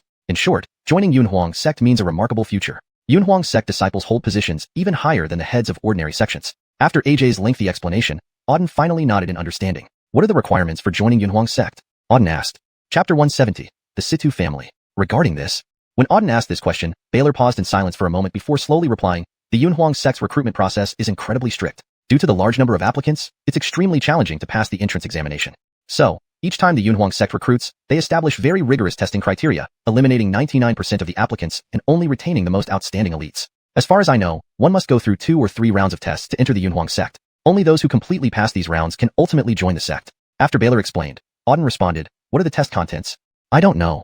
Baylor shook his head, saying, since the test content changes each time, I'm not clear about what specific test will be held this time. However, one thing is certain, strength and talent. Only those who meet both criteria in full can enter the Yunhuang sect. Auden nodded after listening to Baylor. Alright, stop wasting time. Let's go register. Fitz interrupted coldly at this point. They continued their journey towards the Yunhuang sect. Walking forward for approximately half an hour, the four had arrived below the Yunhuang sect. The Yunhuang sect was situated atop an overwhelmingly massive mountain. At the base of the mountain was an enormous plaza, which was now packed with people. Scanning the area, there were at least tens of thousands standing on the square, mostly young adults. Surveying these young people, Auden's eyes revealed a glint of surprise. These tens of thousands of individuals were undoubtedly here for the Yunhuang sect's exams. What surprised him most was their strength. Despite looking relatively young, almost all had reached the Star Captain realm, with only a few at the Star Master level. Not surprising that even an average person's strength here far exceeds that of someone from Tianfeng Kingdom. This revision maintains the meaning while ensuring it reads naturally in English and fits the context of the story. Auden murmured to himself. In Tianfeng Kingdom, Star Captains were considered highly powerful, often at the top echelons. Here, however, nearly everyone possessed Star Captain level strength, clearly demonstrating the overall superiority of the Northland's martial artists. It seems entering this Yunhuang sect isn't easy. My Star Captain level 1 is almost the lowest tier among these people, Auden remarked, shaking his head. Yet, while his rank might be low, Auden was confident his actual strength would make him formidable even here, given that he possessed 4 paramount star souls. Suddenly, shouts rang out from a distance, accompanied by violent vibrations. Everyone turned around. Auden also looked back to see 6 or 7 people riding horses charging down the mountain path, disregarding the surrounding crowd. The mountain paths were already crowded, yet they rode furiously along them, knocking aside many. Those weaker got trampled to death, causing screams to echo intermittently among the people. These people, who are they? How dare they ride horses on Yunhuang sect's mountain path and harm others so recklessly? Someone angrily exclaimed. Do you not recognize them? See the gold-robed youth leading them on horseback? That's Hal, from the Situ family. Only he dares act so arrogantly in the Yunhuang sect, another person added. Hearing Hal, everyone around immediately shifted uneasily, staring at the gold-robed youth with a mixture of shock and fear. No one dared speak further. They obediently moved out of the way, fearful of being knocked off by Hal's horse. Auden also heard the discussions and frowned, curious about who this Hal was, seemingly someone with a strong background. Anatoly also curiously asked Baylor, who is this Hal? Is he really that powerful? Why does everyone seem terrified of him?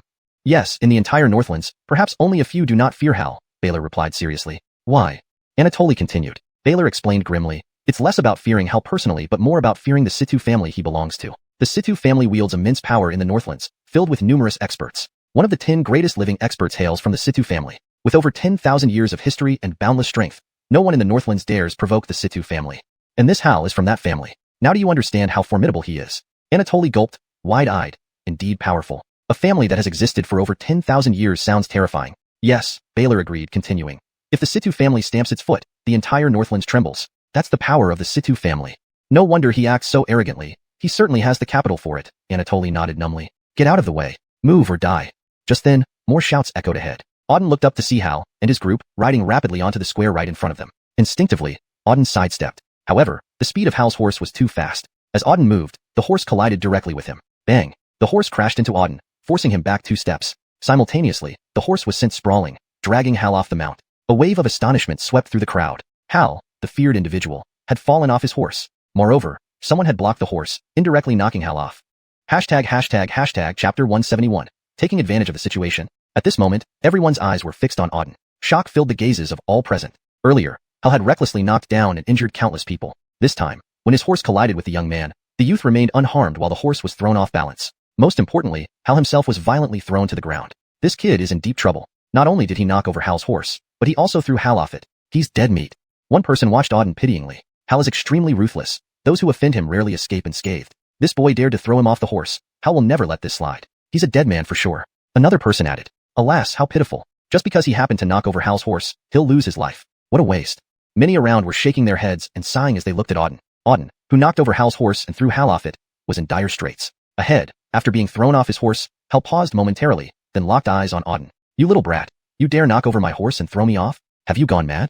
Hal roared, his voice laced with intense anger. Waves of killing intent surged from him. Auden's expression turned cold. Are you blind? You were the one riding your horse recklessly and knocking people over. Your horse injured me, and now you expect an apology? Absurd. With so many people around, you were galloping recklessly. Falling off your horse was just what you deserved. How does this concern me? Silence. Upon hearing Auden's words, everyone fell silent. All eyes were fixed on Auden, filled with shock. Auden actually dared to challenge Hal, even calling him blind. If anyone else encountered such a situation, they would have long since fallen to their knees apologizing, hoping to spare their lives. But this young man in white not only confronted Hal but also insulted him publicly, showing no fear. Everyone was thoroughly stunned by this scene. Even Albert and Kara were alarmed by Auden's audaciousness. The fact that Auden knocked over Hal's horse and caused him to fall already made them anxious. Now, Auden was openly insulting Hal without any regard for consequences. Their hearts were pounding in their throats. If Hal flew into a rage, Auden would be finished. That's too reckless, far too reckless. Speaking like this to Hal is courting death, Albert muttered repeatedly. Kara looked at Auden worriedly, fearing the worst. Just then, after hearing Auden's words, Hal's face contorted with fury. He glared at Auden intensely and growled, "Little brat, what did you say? Repeat it." Auden replied coldly, "Seems like you're not just blind, but also deaf. I said you were galloping recklessly and deserved to fall off. Got that? Damn, you're asking for it." Hal erupted in rage. His eyes blazed with murderous intent. No one had ever dared speak to him this way. This young punk not only opposed him in public, but also threw him off his horse. Hal was livid. "Little brat, you dare oppose me? I'll make you beg for mercy but give you none." With a roar, Hal waved his hand. "Get him. Capture this kid and tear him apart with swords." "Yes." Following Hal's order, 6 figures immediately surrounded Auden. These 6 were young men, around 20 years old, elite guards of Hal. Powerful auras radiated from each of them, indicating formidable strength. The 6 quickly approached Auden. "Die." They launched their attacks simultaneously with a roar. "Find death yourself." Seeing the 6 charge at him, Auden's gaze turned lethal. He had no personal grudge against Hal. After being hit by the horse and injured, Hal now sent his subordinates to kill him. Such arrogance had fueled Auden's own killing intent. As the 6 charged forward, Auden vanished instantly from his spot. In the next instant, he appeared in front of one of the youths. 8 directions demon-slaying palm. A powerful strike followed. The youth's face paled in terror. He hadn't even seen Auden move. Auden's palm was overwhelmingly powerful and swift, striking directly before him. There was no time to dodge. Pang. Auden's palm shattered the youth's dantian. Ding. Extracted energy value from first-rank Star Marshal, 110,000 energy points. The system notification sounded as Auden completed the extraction. Whoosh. Having killed one, Auden disappeared again, reappearing ghost-like behind the second. Boom. Another palm strike dispatched the second youth without warning. Ding. Extracted energy value from second-rank Star Master, 112,000 energy points. The system notification rang again. This pattern repeated with the third, fourth. Using his instantaneous movement technique, Auden's movements became invisible to everyone. Each appearance meant another death. In less than a minute, all 6 of Hal's warriors lay dead at Auden's hands. 6 dead bodies sprawled on the ground. Witnessing this, everyone was dumbstruck. Even Hal was stupefied. His 6 subordinates were all at the Star Marshal rank, mostly second or third level. Yet, all 6 were slain instantly without putting up any resistance. And this young man was only at the first-rank Star Marshal level. A first-rank Star Marshal defeating 6 second or third-rank Star Marshals in seconds. Impossible. Everyone thought the same. Initially, they believed Auden was doomed when Hal's men attacked him. Instead, Hal's men ended up dead. Furthermore, they were all killed within seconds by the young man in white. How did he do it? 6 Star Marshals were killed instantly. I didn't even see how he moved, yet all 6 were dead. One person murmured, "I didn't see either. I only heard some screams, and then all 6 were dead. Who is this kid? He seems pretty strong. How strong can he be? He offended Hal and killed his subordinates. Do you really think he'll survive?" Hashtag chapter 172. Elder Brother Bone. Indeed, anyone who has offended Hal has almost always ended up dead without a whole body. This boy may seem arrogant now, but his fate is already sealed. He will surely die. The crowd around them started talking. Auden killing several of Hal's subordinates had indeed taken them by surprise. However, at the same time that Auden killed Hal's men, his own fate was also decided, death. At this moment, even Hal standing at the front was stunned. These 6 subordinates were all elites, sent by the Situ family to protect him during the Yunhuang sect trial. All 6 had reached the Star Marshal realm and possessed formidable strength. When acting together, their power was immense. Before his eyes stood a mere first-stage Star Marshal. To Hal, it seemed effortless for his 6 subordinates to kill a trash like him. But he hadn't expected these 6 subordinates to be instantly killed without any resistance. Hal's gaze locked firmly on Auden, flashing an extremely intense killing intent. "You little beast, you dare to kill someone from the Situ family? You won't leave here alive today." As soon as the words left his mouth, an overwhelmingly powerful aura surged from his body, sending violent energy sweeping through the surroundings. Affected by this powerful force, the surrounding space quivered faintly. What terrifying power! Hal, the genius of the Situ family, truly lives up to his reputation. A mere wisp of his aura has such formidable strength. Hal's prowess has clearly reached an unbelievable level. One person, feeling the powerful force emanating from Hal, murmured to himself, "I heard long ago that Hal is a genius. With his strength, he could easily enter the Yunhuang sect. He is indeed much stronger than ordinary martial artists." Another commented, "This kid is in trouble now. Hal is going to act personally. If Hal makes a move, this kid is doomed." Seeing the horrifying power emitted by Hal, everyone looked at Auden with pity. Auden was indeed in a dire situation. Although he had killed several of Hal's subordinates, Hal was the true expert. As a top-tier genius of the Situ family, if Hal took action personally, Auden would be certain to die. Kara's face was filled with terror. "What should we do? This Hal seems very powerful. If he attacks Master Lin, will he be alright?" Kara said worriedly. Albert frowned deeply and replied, "Hal is a genius of the Situ family and very strong. Auden might not have a good outcome this time. Now that Hal is taking action personally, given Auden's strength, he might find it hard to cope. I'm afraid Auden is done for." Upon hearing this, Kara's face showed even more anxiety. However, there was nothing she could do. Given her strength, she couldn't intervene in a battle of this caliber. "Well deserved," Fitz scoffed beside them. "Let him be arrogant. He thought this place was the Tunga Desert where no one can touch him. Now he's offended Hal, let's see how he survives." He had long been annoyed with Auden, and seeing him in trouble or possibly about to die brought him great satisfaction. If Hal could kill Auden, it would be even better, making Kara entirely his. In front of them, Hal emitted an incredibly powerful aura as he advanced step by step towards Auden. Each step made the ground tremble slightly. An intense oppressive force continually surged from his body toward Auden. Even before he approached, this oppressive force had completely locked onto Auden. What formidable power! Feeling the terrifying force radiating from Hal, Auden's eyes flashed with an odd expression. Hal was incredibly strong. Judging solely by the aura emanating from him, he was stronger than anyone Auden had previously encountered. No wonder he acted so arrogantly. But Auden wasn't afraid. With his current strength, soul star, and talent, he didn't fear anyone. Even if they really engaged in combat, he wouldn't fear Hal. Seeing Hal approach and ready to strike at any moment, suddenly, a figure dropped from mid-air to the ground. How daring of you to fight in the Xuanhuan sect square. Do you both want to die? As this figure landed, an explosive cry echoed across the entire square. Upon hearing this voice, everyone looked up into the sky. What met their eyes was a young man in blue landing from the air. The blue-clad youth was only in his 20s, but he had an elegant appearance, sharp eyes, and emitted an incredibly powerful aura. His voice alone made the ears of tens of thousands of people below vibrate. How terrifying. It's Elder Brother Boone. Seeing the blue-clad youth in the air, someone exclaimed in shock. Unbelievable, Elder Brother Boone actually appeared. He is one of the 5 geniuses among the outer sect disciples of Xuanhuan sect. It's amazing luck that I could see Elder Brother Boone just after arriving at Xuanhuan sect. Another person said excitedly. I heard that Elder Brother Boone joined Xuanhuan sect only 3 years ago and has already reached the peak of the outer sect. He might enter the inner sect anytime. He is a renowned genius in the northern border. Even if I don't make it into Xuanhuan sect, seeing Elder Brother Boone today makes it all worth it. Another person added excitedly. Everyone around watched the blue-clad youth with excitement. Auden naturally saw him too. Listening to the discussions around him, this blue-clad youth seemed to be a disciple of the Xuanhuan sect and was very powerful. After landing between Auden and Hal, the blue-clad youth scanned both of them coldly and asked, You two have some nerve, daring to fight in the Xuanhuan sect square. Do you want to die? Before Auden could respond, Hal interjected, Elder Brother Boone. I'm Hal from the Situ family. This boy just killed my subordinates. All 6 are dead at his hands. Please, Elder Brother Boone, help me seek justice. Hal first revealed his identity, clearly trying to use the Situ family's name to get Boone to assist against Auden. After all, the Situ family wielded considerable influence throughout the northern border, including within Xuanhuan sect. Are you from the Situ family? Sure enough, upon hearing Hal's words, Jay furrowed his brows slightly. Yes, Elder Brother Boone, I am indeed from the Situ family. I came here for the Xuanhuan sect test, but as soon as I arrived on the mountain, I encountered this boy. Not only did he provoke me, but he also killed my 6 subordinates. Please, Elder Brother Boone, help me seek justice. I would be eternally grateful. Hal said obsequiously. Hashtag chapter 173, The Secret Realm of Xuanhuan. After listening to what Hal had said, Jay's gaze shifted back to Auden and asked, Is what he just said true? Auden remained calm and replied, So many eyes are watching here. You can ask them, Granville, and they will know what happened. With this response, Jay already had his judgment. The Situ family was known for their arrogance. Without a doubt, it was Hal who provoked the conflict, which escalated into a fight that resulted in 6 deaths. These 6 people, did you kill all of them? Jay glanced at the 6 bodies on the ground and asked Auden. Yes. Auden nodded. Upon hearing this answer, Jay's pupils contracted slightly. He had asked casually, not expecting the truth. Before him stood the young man who had killed these 6 individuals. The 6 on the ground were mostly at the Star Captain 2nd or 3rd rank. Yet, the white-clad youth before him was merely at the 1st rank of Star Captain. A Star Captain of the 1st rank managing to kill 6 Star Captains of the 2nd or 3rd rank simultaneously. A feat indeed caught Jay's attention. A flicker of curiosity appeared in his eyes as he looked at Auden. Interesting. It seems you're not just any ordinary martial artist, Jay remarked. At this point, Hal interjected, Granville Tianlan. This boy committed murder within Xuanhuan sect. Please punish him by slaying him as an example. Jay calmly replied.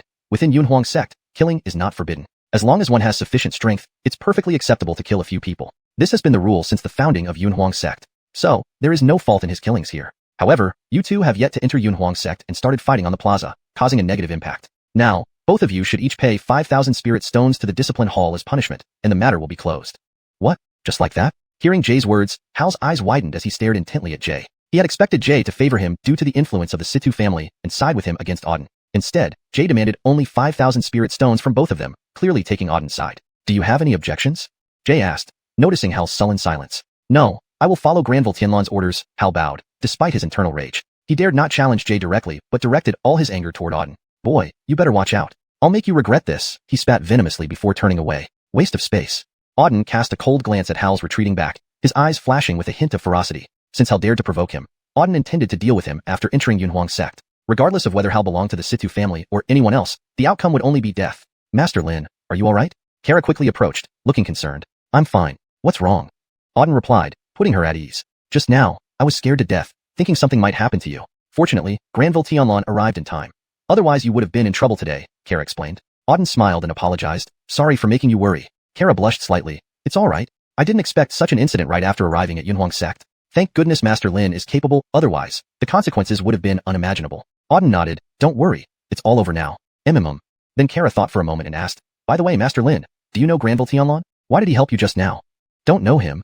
Auden shook his head. He genuinely had no idea why Jay had helped him. After all, Hal belonged to the influential Situ family, and it seemed reasonable for Jay to assist Hal. Yet, he chose otherwise. Auden couldn't figure out the reason. After pondering for a while, he let it go. He would have plenty of time to interact with Jay once inside Yunhuang's sect, and could ask him directly then. Following this, Auden meditated for a bit. After the incident, everyone kept their distance from him, observing from afar. They were astonished not by his strength but by his boldness, daring to clash openly with someone from the Situ family. Few people in the entire northern region would have such courage. Auden had left a deep impression on them. During this period, Auden continued to meditate. Half a day passed before another figure appeared in the air. Silence. The voice echoed loudly, silencing everyone instantly. Tens of thousands of people had gathered in the square, creating considerable noise. Everyone looked up at the person hovering in the air, who turned out to be Jay again. Once everyone was quiet, Jay began speaking. Ladies and gentlemen, I am Jay, an outer sect disciple of Yunhuang's sect, and also the host for this year's Yunhuang sect selection. Firstly, welcome to Yunhuang sect, the premier sect in the northern region. Every 3 years, we conduct a recruitment drive to admit new disciples. You have come from far to join Yunhuang sect, and on behalf of Yunhuang sect, I express my gratitude. Now, I will announce the rules for this year's test. The test consists of 3 rounds. Only those who pass all 3 rounds can become outer sect disciples of Yunhuang sect. After explaining, Jay paused. Someone from below asked, dare I ask, Granville Tianlon, what are the 3 rounds? Jay smiled faintly and said, patience. Let me start with the first round. It's quite simple. Soon, I will transport all of you into the Yunhuang secret realm, which is teeming with beast monsters. Once inside, you will begin hunting these beasts. For every beast killed, you earn points. At the end, rankings will be determined by the total points. Those who rank in the top 500 will pass the first round. Yunhuang's secret realm. Everyone below was stunned by Jay's announcement. Hashtag chapter 174, harvesting points. Yunhuang's secret realm. This is the Yunhuang sect's secret realm. It's said to contain a large number of demonic beasts. Over the past tens of thousands of years, the Yunhuang sect has captured countless demonic beasts and placed them all inside this secret realm. Now, the number of demonic beasts within reach is into the millions, one person muttered. That's correct. Moreover, it's rumored that the demonic beasts in the Yunhuang secret realm are of very high rank. Some have even reached the level of demon kings. Therefore, it's extremely dangerous, and even some of the sect's own disciples dare not enter, another person added. In the past, Yunhuang sect only sent elite disciples each year for training in the Yunhuang secret realm. I didn't expect them to choose this place as the testing ground now. Such self-confidence, someone else commented. After hearing about the Yunhuang secret realm, everyone around was both astonished and curious. The Yunhuang secret realm is an extremely dangerous place. Choosing this location for the test means the danger level has significantly increased. Auden also heard the words, Yunhuang secret realm. However, he wasn't concerned. To him, it didn't matter where the test took place. Moreover, the beast hunting test was beneficial to him. After all, killing demonic beasts allowed him to fuse with them and gain energy points. Currently, what he lacked most was energy points. Quiet. At this moment, Jay shouted from above, silencing everyone. Now, I will open the passage to the secret realm. Once inside, everyone will receive a bracelet on their wrist. This bracelet will display your accumulated points and ranking. The secret realm test lasts 3 days. After 3 days, everyone must leave the secret realm. Now, open the passage. With these words, Jay waved his hand, and instantly, a blue energy wall appeared at the center of the square. Anyone who passed through this blue energy wall would enter the Yunhuang secret realm. All participants, enter the Yunhuang secret realm. As Jay barked out the order, nearly 10,000 people participating in the test rushed through the energy wall one after another. Auden planned to enter last. There was no rush for him. Mr. Lin, good luck. I believe in you, Kara said with determination.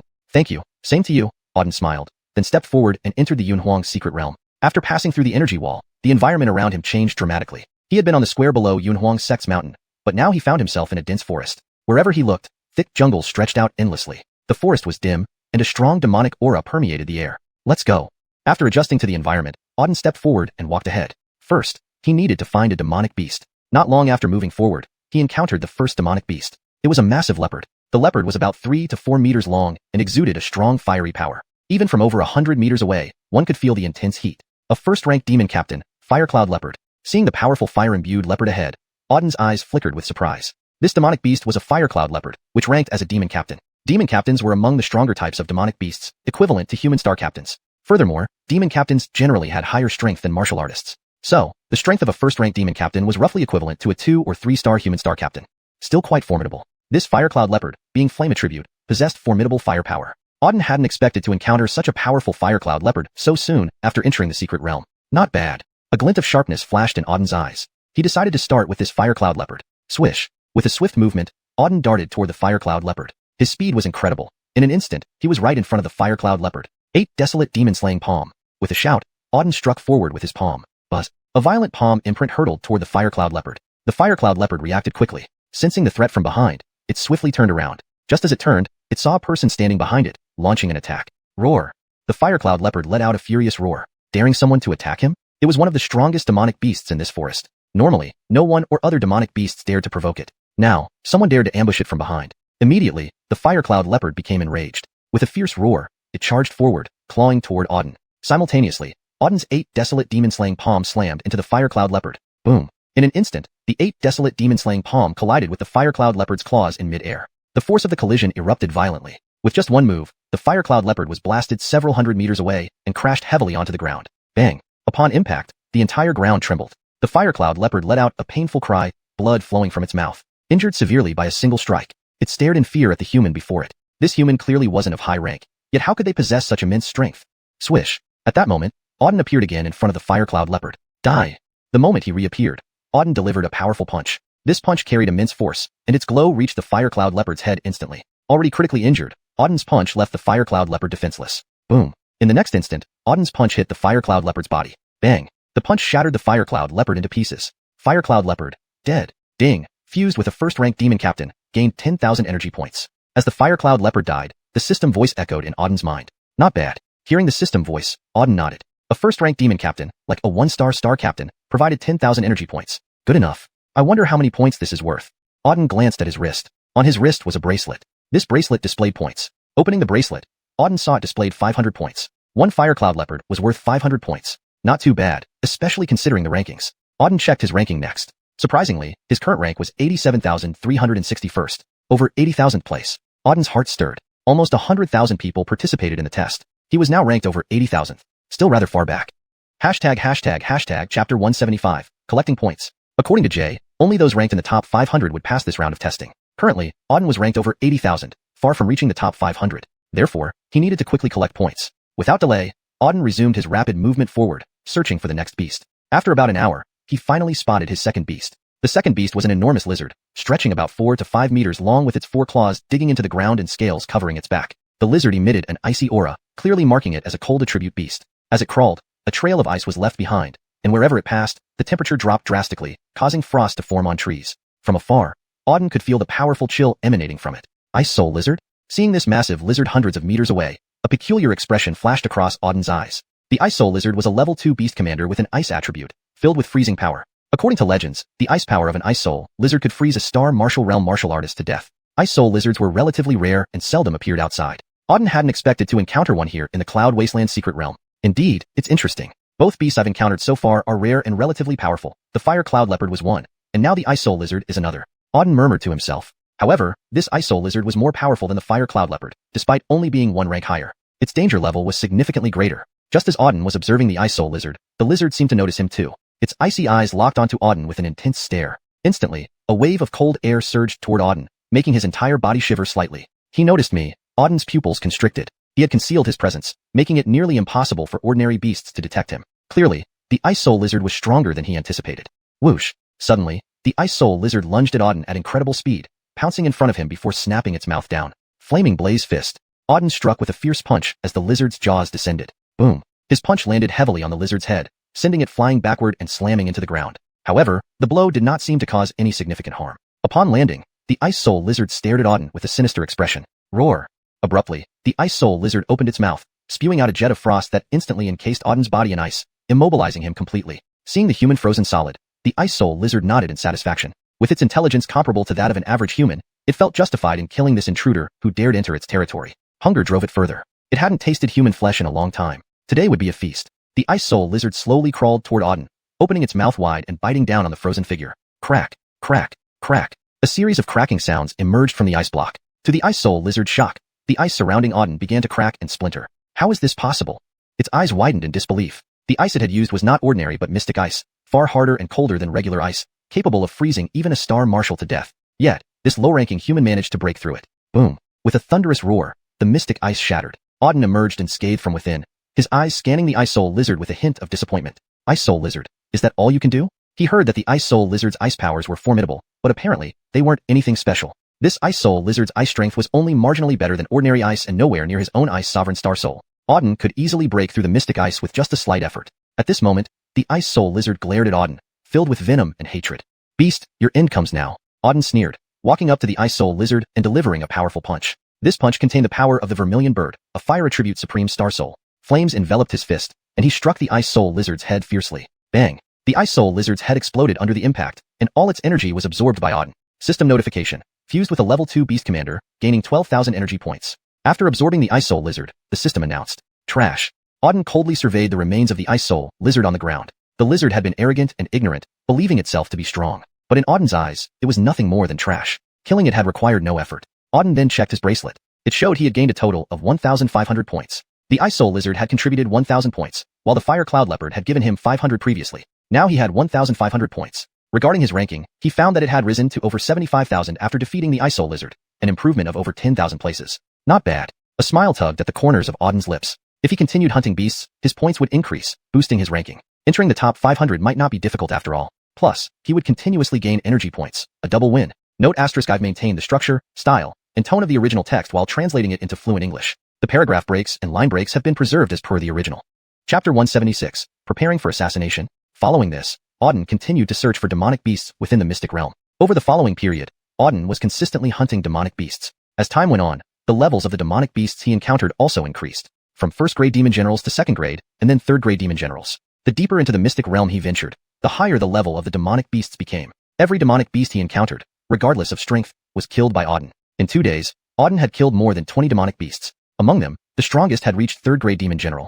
The weakest was a first-grade demon general. With each continuous kill, his points soared rapidly. Boom. 2 days later, within the mystic realm, Auden punched forward, sending a third-grade demonic beast, the golden-haired roar, flying backward. The golden-haired roar is an extremely large and powerful demonic beast, having already reached the 3rd grade. After knocking it back, Auden used his teleportation technique and reappeared in front of the golden-haired roar. Heavenly Tyrant Palm.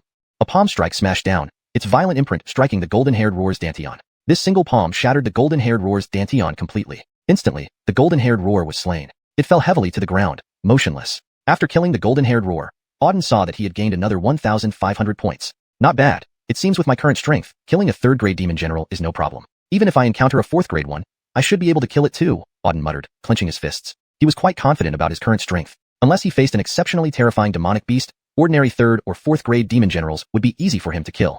I wonder what my ranking is now, Auden thought inwardly. What mattered most now was the ranking. Since 2 days had already passed, there was only 1 day left before the evaluation ended. If he couldn't enter the top 500 within this final day, he would be eliminated. 9,631. His bracelet displayed his current ranking. 9,631. Just over 9,000. Upon seeing this ranking, Auden frowned. He had assumed that he was at least in the top 3,000, or even the top 1,000. But unexpectedly, it was just over 9,000. For 2 days, he had been frenziedly killing demonic beasts to gain points. Although he had killed quite a few demonic beasts and improved his ranking, there was still a gap between him and the top 500. Only 1 day remained. Auden looked ahead, his eyes flashing with determination. No matter what, he had to enter the top 500 in this last day. Continue. With a look of resolve in his eyes, Auden quickly dashed forward. While Auden was searching for demonic beasts, on the other side of the mystic realm, several dozen people were standing together. At the center stood a youth in golden robes. This Beckham was none other than Harold. At this moment, Harold's face was extremely grim, staring ahead with a cold chill radiating from his body. How's it going? Have you found where that boy is? Harold asked. A blue-robed youth beside him replied, Master Sima, I have confirmed that the little brute Auden is currently inside the Cloud Desolate Mystic Realm. Nonsense, of course. I know he's inside the Cloud Desolate Mystic Realm. What I need is his exact location, Harold snapped. Rest assured, Master Sima, I've pinpointed his exact location. He is in the southwestern direction of the Cloud Desolate Mystic Realm and has already reached its core. If we continue moving forward, we can catch up with him within about 3 hours, the blue-robed youth said. Good. Upon hearing the blue-robed youth's words, Harold's eyes gleamed with surprise. Coldly, he said, set out immediately and catch up with that little brute and kill him. Whoever among you kills Auden will be allowed to join the Cloud Desolate sect directly and will receive 300,000 spirit stones. Yes. Yes.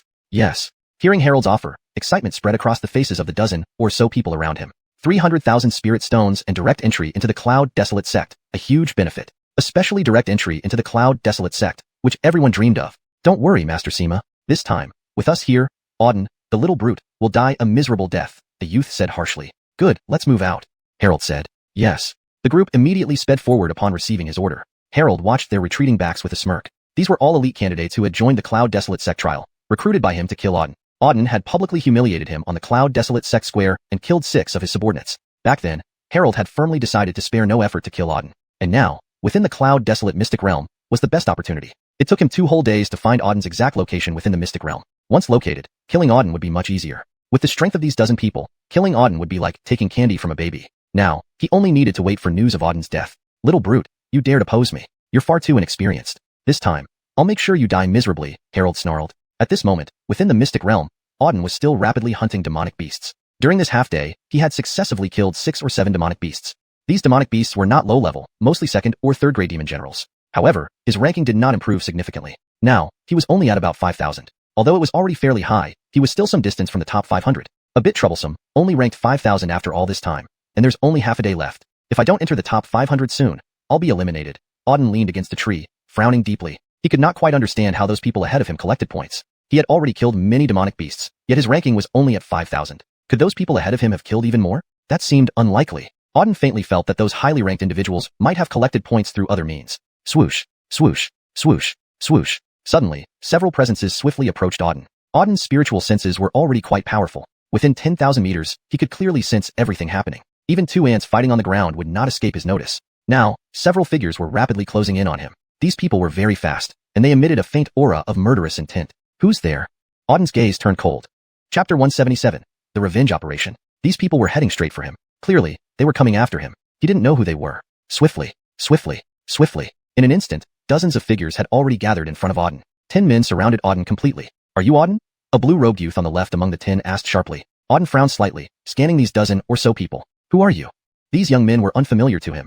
He'd never seen them before. He had no clue about their background. However, these people exuded a very powerful aura. Their strength was roughly at the 3rd-rank star martial level. Clearly, they were not ordinary martial artists participating in the test. The blue-robed youth sneered and said, "You aren't worthy to know who we are. Boy, you've offended someone you shouldn't have. Know this, today you're dead." Someone he shouldn't have offended? Upon hearing this, Auden's gaze flickered. Almost instantly, he thought of Hal. Since coming to Yunhuang's sect, the only one he had offended was Hal. Are you sent by Hal? Auden asked coldly. Humph, I already said you don't deserve to know. Now, hand over your bracelet, and I'll grant you a full corpse. The blue-robed youth glanced at the bracelet on Auden's wrist. Bracelet? What do you need it for? Auden was somewhat confused. The blue-robed youth burst out laughing. You, trash, don't even know the function of the bracelet. Inside the bracelet, there are accumulated points. Once I take your bracelet, I can claim your points. Got it? Waste of space? So that was it. After listening to the blue-robed youth, Auden immediately understood. Earlier, he had been curious why those ahead of him had so many points. Now he realized that these points weren't all from hunting beast monsters, but also from seizing others' bracelets. Once someone was killed and their bracelet taken, the points within would belong to him entirely. Thus, snatching bracelets was an excellent way to gain points. Understanding this, a smile crept across Auden's lips. He finally grasped it. Seizing bracelets to gain points was much easier than hunting beast monsters himself. And these people in front of him also wanted to snatch his bracelet to get points. Waste of space, didn't you hear me? Hand over your bracelet immediately, and I'll grant you a full corpse. Otherwise today, I'll make you wish you were dead.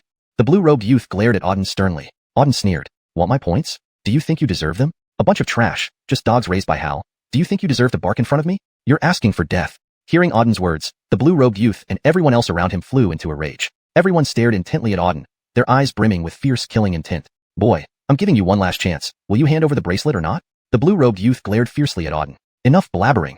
Without another word, Auden rushed forward. There was nothing more to say to this bunch of trash. It was time to kill. Swiftly, he appeared in front of the blue-robed youth and threw a punch. A tyrannical punch beam struck powerfully towards the blue-robed youth. Seeking death. Seeing Auden daring to attack him first, the blue-robed youth immediately flew into a rage. His eyes flashed with anger as he gathered spiritual energy within his body and punched back. Instantly, the two punches collided mid-air. Boom. A deafening roar followed, as the two punch beams clashed fiercely. Violent force collided continuously in the air, causing the surrounding space to tremble slightly. Boom. Just a few moments later, the two forces exploded violently. The blue-robed youth's punch beam shattered instantly. With his beam shattered, Auden's punch's power remained undiminished, smashing directly towards him. Oh no!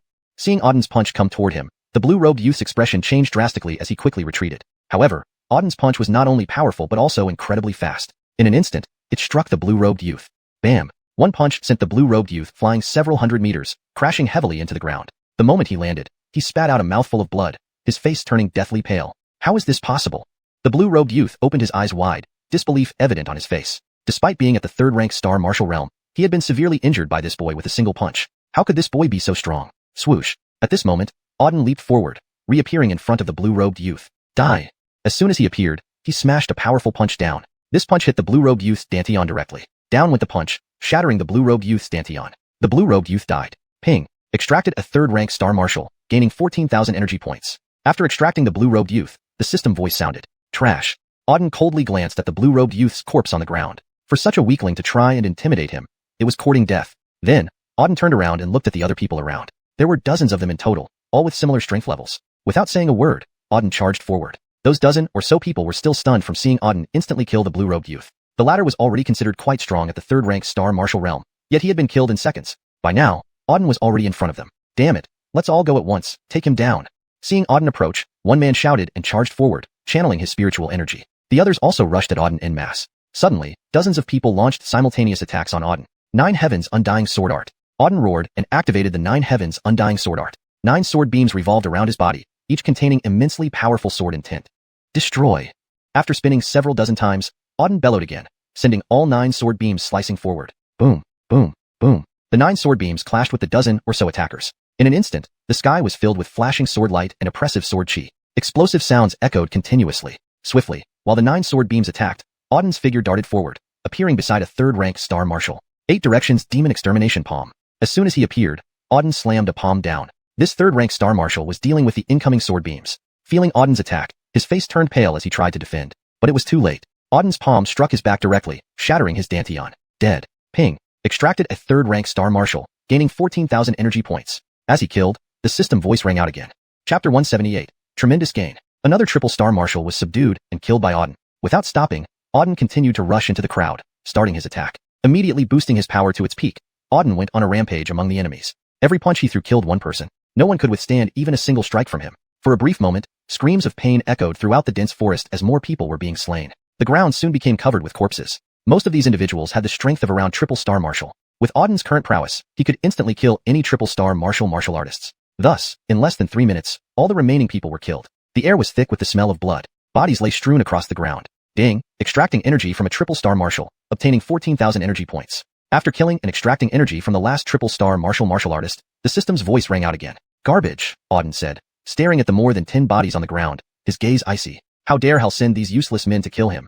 He must be tired of living. Just wait, you surnamed Situ. Sooner or later, I will kill you, Auden said coldly. Subsequently, Auden collected all the storage rings from the corpses on the ground. These people weren't weak. A triple star marshal would be considered a first-class genius in Tianfeng Kingdom. But here, they were only considered average. After sorting through everything in the storage rings, Auden found his gain to be substantial. Combined, they held several million spirit stones, some cultivation techniques, and spirit medicines. There were quite a few items, and without thoroughly checking, Auden just threw them all into his own storage ring.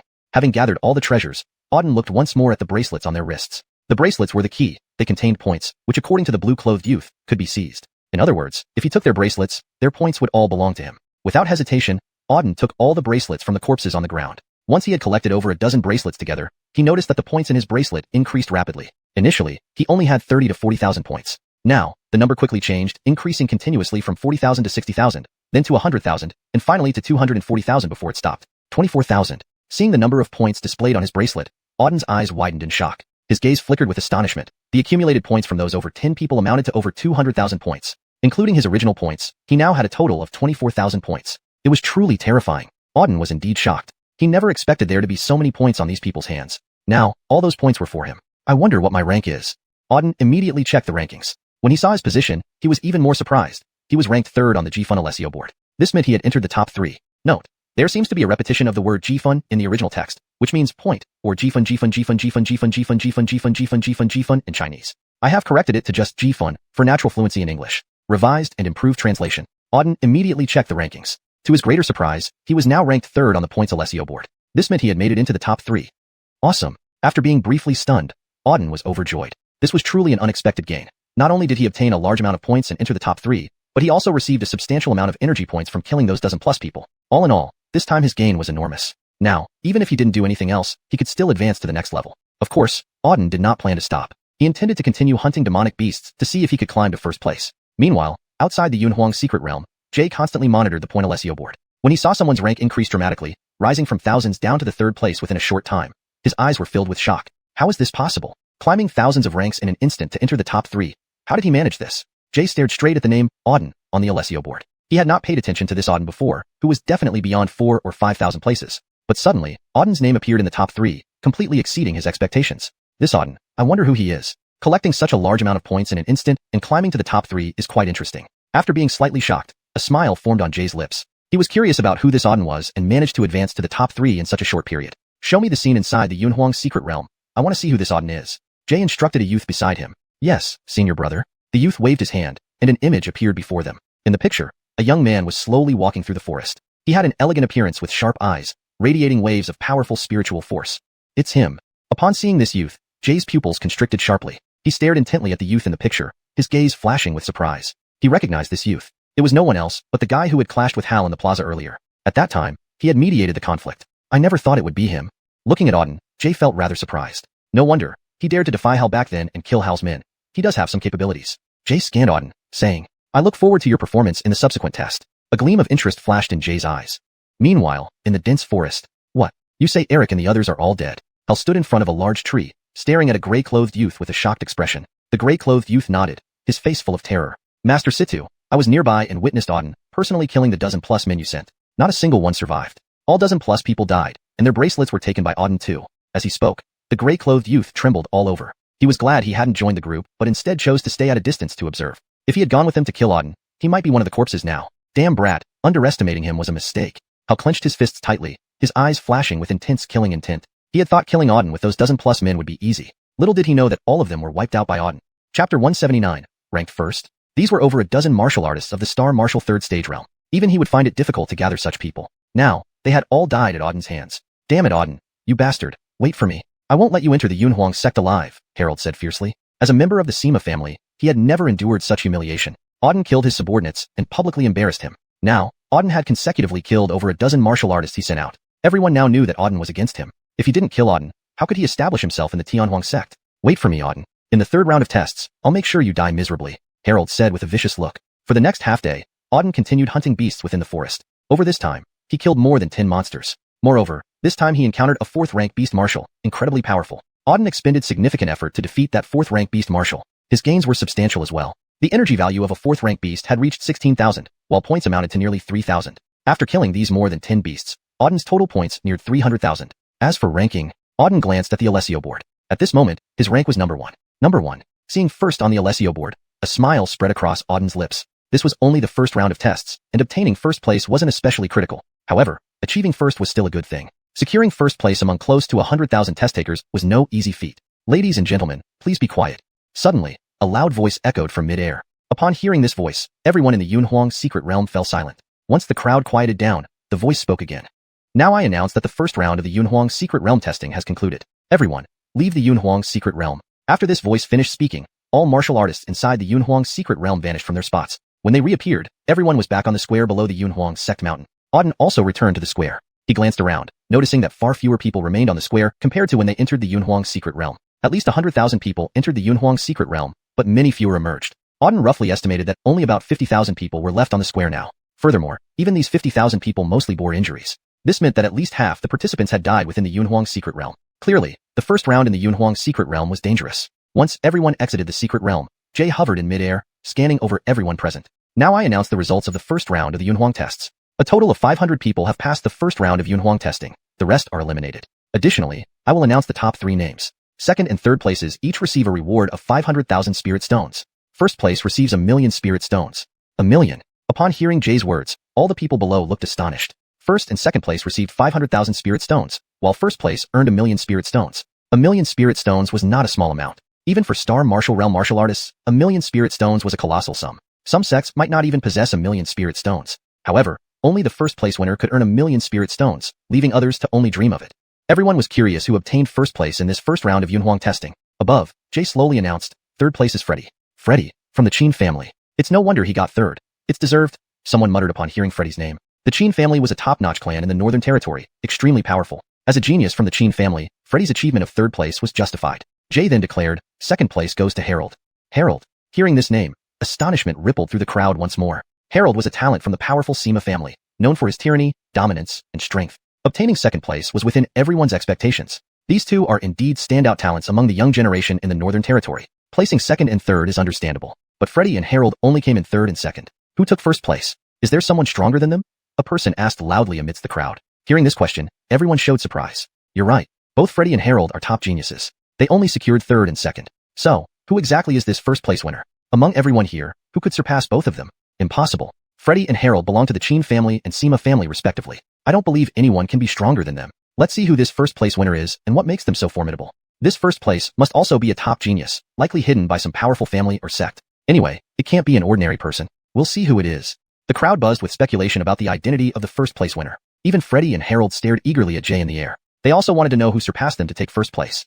Cough, cough. At this moment, Jay cleared his throat. Under countless gazes, he slowly declared, "Now, I announce that the first place winner in the first round of testing is Auden." Auden. At the mention of this name, chaos erupted in the square. Who is this Auden? Why have I never heard of him before? Where did he come from? Someone shouted. I've never heard of Auden either. There doesn't seem to be a Lin family in the Northern Territory. What kind of background does he have to surpass Harold and Freddy and win first place?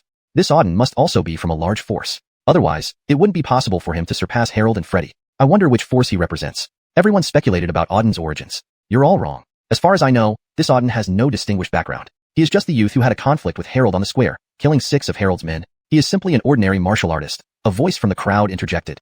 Chapter 180, Making History. Hearing this voice, everyone looked up. They were surprised to see that the speaker was a young man in purple robes. This young man in purple robes was precisely Bohan. Seeing Bohan, everyone's pupils constricted. They all recognized him as the person who had been with Auden earlier. He must know about Auden's background. Now Bohan said that Auden had no significant background and was just an ordinary person. This meant that Auden really was just an ordinary person. This is too terrifying. An ordinary person actually snatched first place from Freddy and Hal. This guy is simply out of this world. Freddy and Hal are both geniuses, from the Chin family and Situ clan, with formidable strength. Originally, it was thought they would definitely be the top in the first round of tests. But unexpectedly, their top spot was stolen by an unknown fellow, which is truly surprising. Not necessarily. Perhaps Auden just had extremely good luck, getting first place. After all, situations in the Yunhuang secret realm are complex. If one has good luck, it is possible to accumulate many points. Right? It must be sheer luck. If not for his good luck, how could a trash at the first stage star martial realm possibly come in first? Everyone around them whispered and gossiped, feeling that Auden had gotten first place because of his dumb luck. Quiet. At this moment, Jay spoke again from above. Auden, Freddy, and Hal have respectively obtained the first, second, and third places. Now, I will give them their rewards. After saying this, Jay handed 3 bags filled with spirit stones to Auden, Freddy, and Hal. Auden's bag was the largest, containing 1,000,000 spirit stones, while Freddy and Hal only received 500,000 each. Every eye among those below flashed with envy. 1,000,000 spirit stones, a huge sum of money. If they could get it, they would be rich. All right. Once the distribution of spirit stones was complete, Jay waved a hand and said, "The first round of tests has concluded. Now begins the second round, the physical constitution test." After Jay finished speaking, everyone below cast serious looks. The second round of tests had begun, and it was a constitution test. It was unknown how this test would be conducted. As people pondered, Jay pointed ahead and said, "Do you see the mountain path in front?" Everyone listened and looked forward. In the distance, there was indeed a long mountain path stretching 100 meters away, leading directly to the peak of Yunhuang Peak. The path was narrow, and a mysterious force seemed to emanate from within. Jay explained, "This path is a gravity passage, with a total of 999 steps. The further you go up, the stronger the gravity becomes. The more steps you climb, the stronger your constitution. Later, all of you will enter this gravity passage to climb upwards. You will have a day's time. Within this day, whoever climbs the most steps wins. Among those who climb over 50 steps can pass the constitution test. Those below 50 will be eliminated." Upon hearing Jay's words, everyone showed curiosity. From a distance, it looked like an ordinary mountain path. Was it really that mysterious? Climbing 999 steps in a day felt like something they could do in an incense stick's time. What if someone directly reaches the top?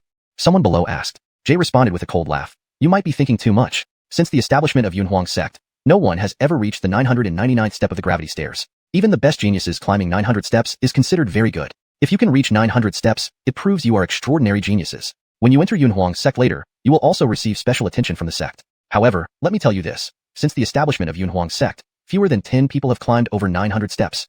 Hiss. Upon hearing Jay's words, everyone below drew a sharp breath. Fewer than 10 people had reached over 900 steps since Yunhuang sect was established. This was absolutely hellish difficulty. Considering Yunhuang sect has birthed countless outstanding geniuses, but fewer than 10 managed this feat, it showed just how challenging these gravity steps were. Now, the test officially begins. Everyone, climb the steps. With Jay's loud order, 500 people immediately rushed towards the mountain path. Swish, swish, swish. The first dozen or so quickly stepped onto the stairs. Ah, ah, ah. Almost immediately, cries of pain rang out. People who rushed up initially now lay sprawled awkwardly on the ground. Some swayed unsteadily, while others foamed at the mouth, rolling on the ground. Seeing this spectacle, everyone preparing to ascend felt their faces turn grim, realizing the steps were not simple. Many carefully ascended, walking slowly compared to the initial rush. Auden was one of the last to walk onto the stairs. As soon as he stepped on the first stair, he felt an intense gravitational pull on his feet, making walking exceptionally difficult. Indeed, it is a gravity step. The gravity here is several times stronger than normal ground.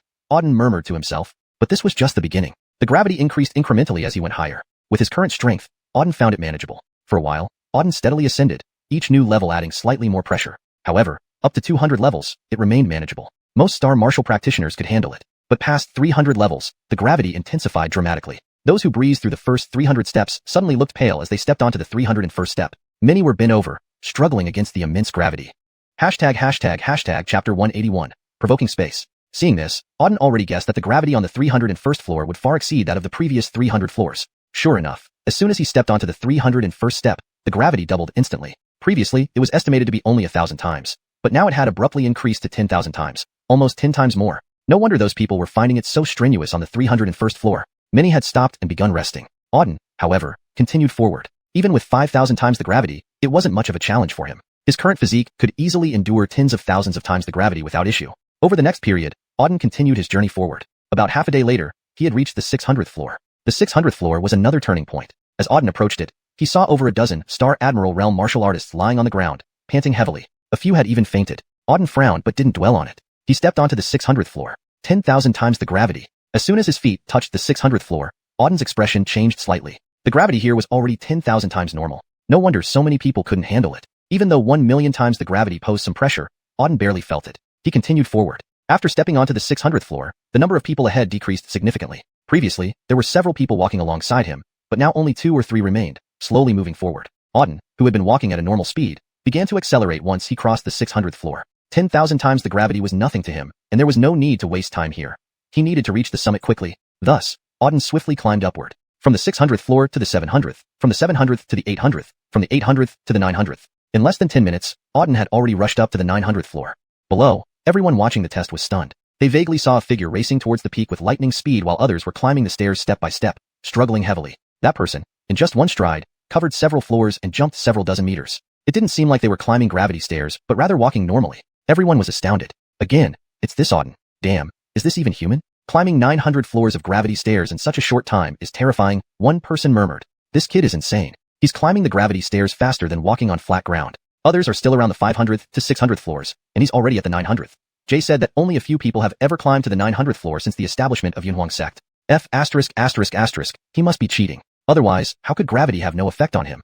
All around, everyone was wide-eyed with shock. Auden had left everyone far behind, reaching the 900th floor in about half a day with almost no effort. Even Jay, seeing Auden climb to the 900th floor so effortlessly, widened her eyes and looked at him with astonishment. This kid is too insane, climbing to the 900th floor in less than half a day. To think, even Xuanhuan sect's top genius took nearly a day to reach the 900th floor, Jay mused. Moreover, what shocked her even more was that Auden continued climbing. After reaching the 900th floor, he didn't stop and kept going up. Could this kid be breaking Xuanhuan sect's record? Jay wondered. At this moment, all eyes were on Auden. Countless people watched him with intense focus, their eyes filled with shock and curiosity. Now that Auden had reached the 900th floor, everyone was curious just how high he could go. Under countless gazes, Auden continued climbing. From the 900th floor to the 910th. From the 910th to the 940th. From the 940th to the 970th. After 3 hours, Auden had already reached the 970th floor. This guy is insane. Even Jay couldn't help but curse. Auden had climbed to the 970th floor. If she remembered correctly, the most powerful genius in Xuanhuan sect's history only made it to the 975th floor. Auden was now very close to that record. 974th floor, he's already at the 974th floor, someone shouted amidst the crowd. Hearing this, everyone immediately looked. Indeed, Auden had climbed to the 974th floor. Then, Auden stepped onto the 975th floor, breaking the record. Auden had shattered Xuanhuan sect's historical record, reaching the 975th floor. Jay swallowed hard. Her gaze was fixed on Auden on the gravity stairs. She felt a sense of fear looking at him. Gravity stairs, 975 floors, climbed effortlessly. What kind of terrifying person could do this? Phew. Jay exhaled deeply. She had a feeling that Auden might shake the entire Xuanhuan sect. 980th floor, he's at the 980th floor. At this moment, another voice rang out from the crowd. Everyone looked up and indeed, Auden was at the 980th floor and still climbing. 990th floor. 10 minutes later, someone spoke again, saying Auden had reached the 990th floor. Now, the crowd barely had any emotional fluctuations because the shock Auden brought them was immense and continuous, leaving them numb. They merely stared as Auden ascended one step after another, continuously climbing higher. 992nd floor. 994th floor. 996th floor. 998th floor. 999th floor. Boom. When Auden stepped onto the 999th floor, the sky suddenly darkened completely. Dark clouds gathered above Xuanhuan sect. Thunder roared, and boundless power surged through the air. At that moment, everyone in Xuanhuan sect clearly felt the tremendous change in the atmosphere.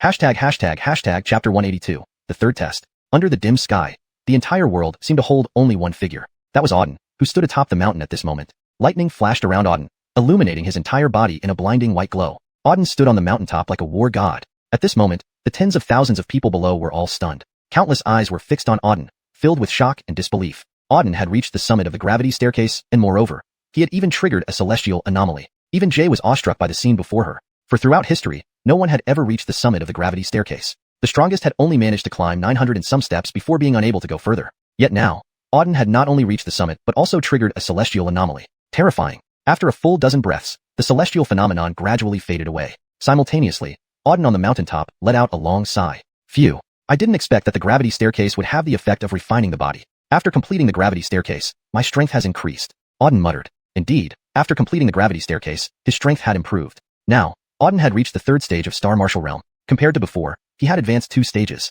From his experience while climbing the gravity staircase, it was evident that it wasn't just a test. It also served to temper the body, especially the last 10 steps, where each step carried an extremely powerful gravitational force. With strong gravity, it was very difficult to walk. Each step felt like carrying nearly 50,000 pounds. But at the same time, gravity also provided excellent refinement for the body. Every step upward strengthened the bones, veins, and muscles. Therefore, after climbing the 999 steps, Auden's strength significantly improved. Cool. A sharp gleam flashed in Auden's eyes, and he was overjoyed. Completing this gravity path had been incredibly rewarding. Not only did he secure first place, but his strength also increased. Subsequently, Auden rested on the spot, waiting. However, no one else managed to reach the 999th step. The highest anyone else went was 937 steps before stopping. Most people only made it to 600 or 700 steps. Few could even reach 800 steps. One day later, the Gravity Mountain Path test concluded entirely. Now I announce that the second test has ended.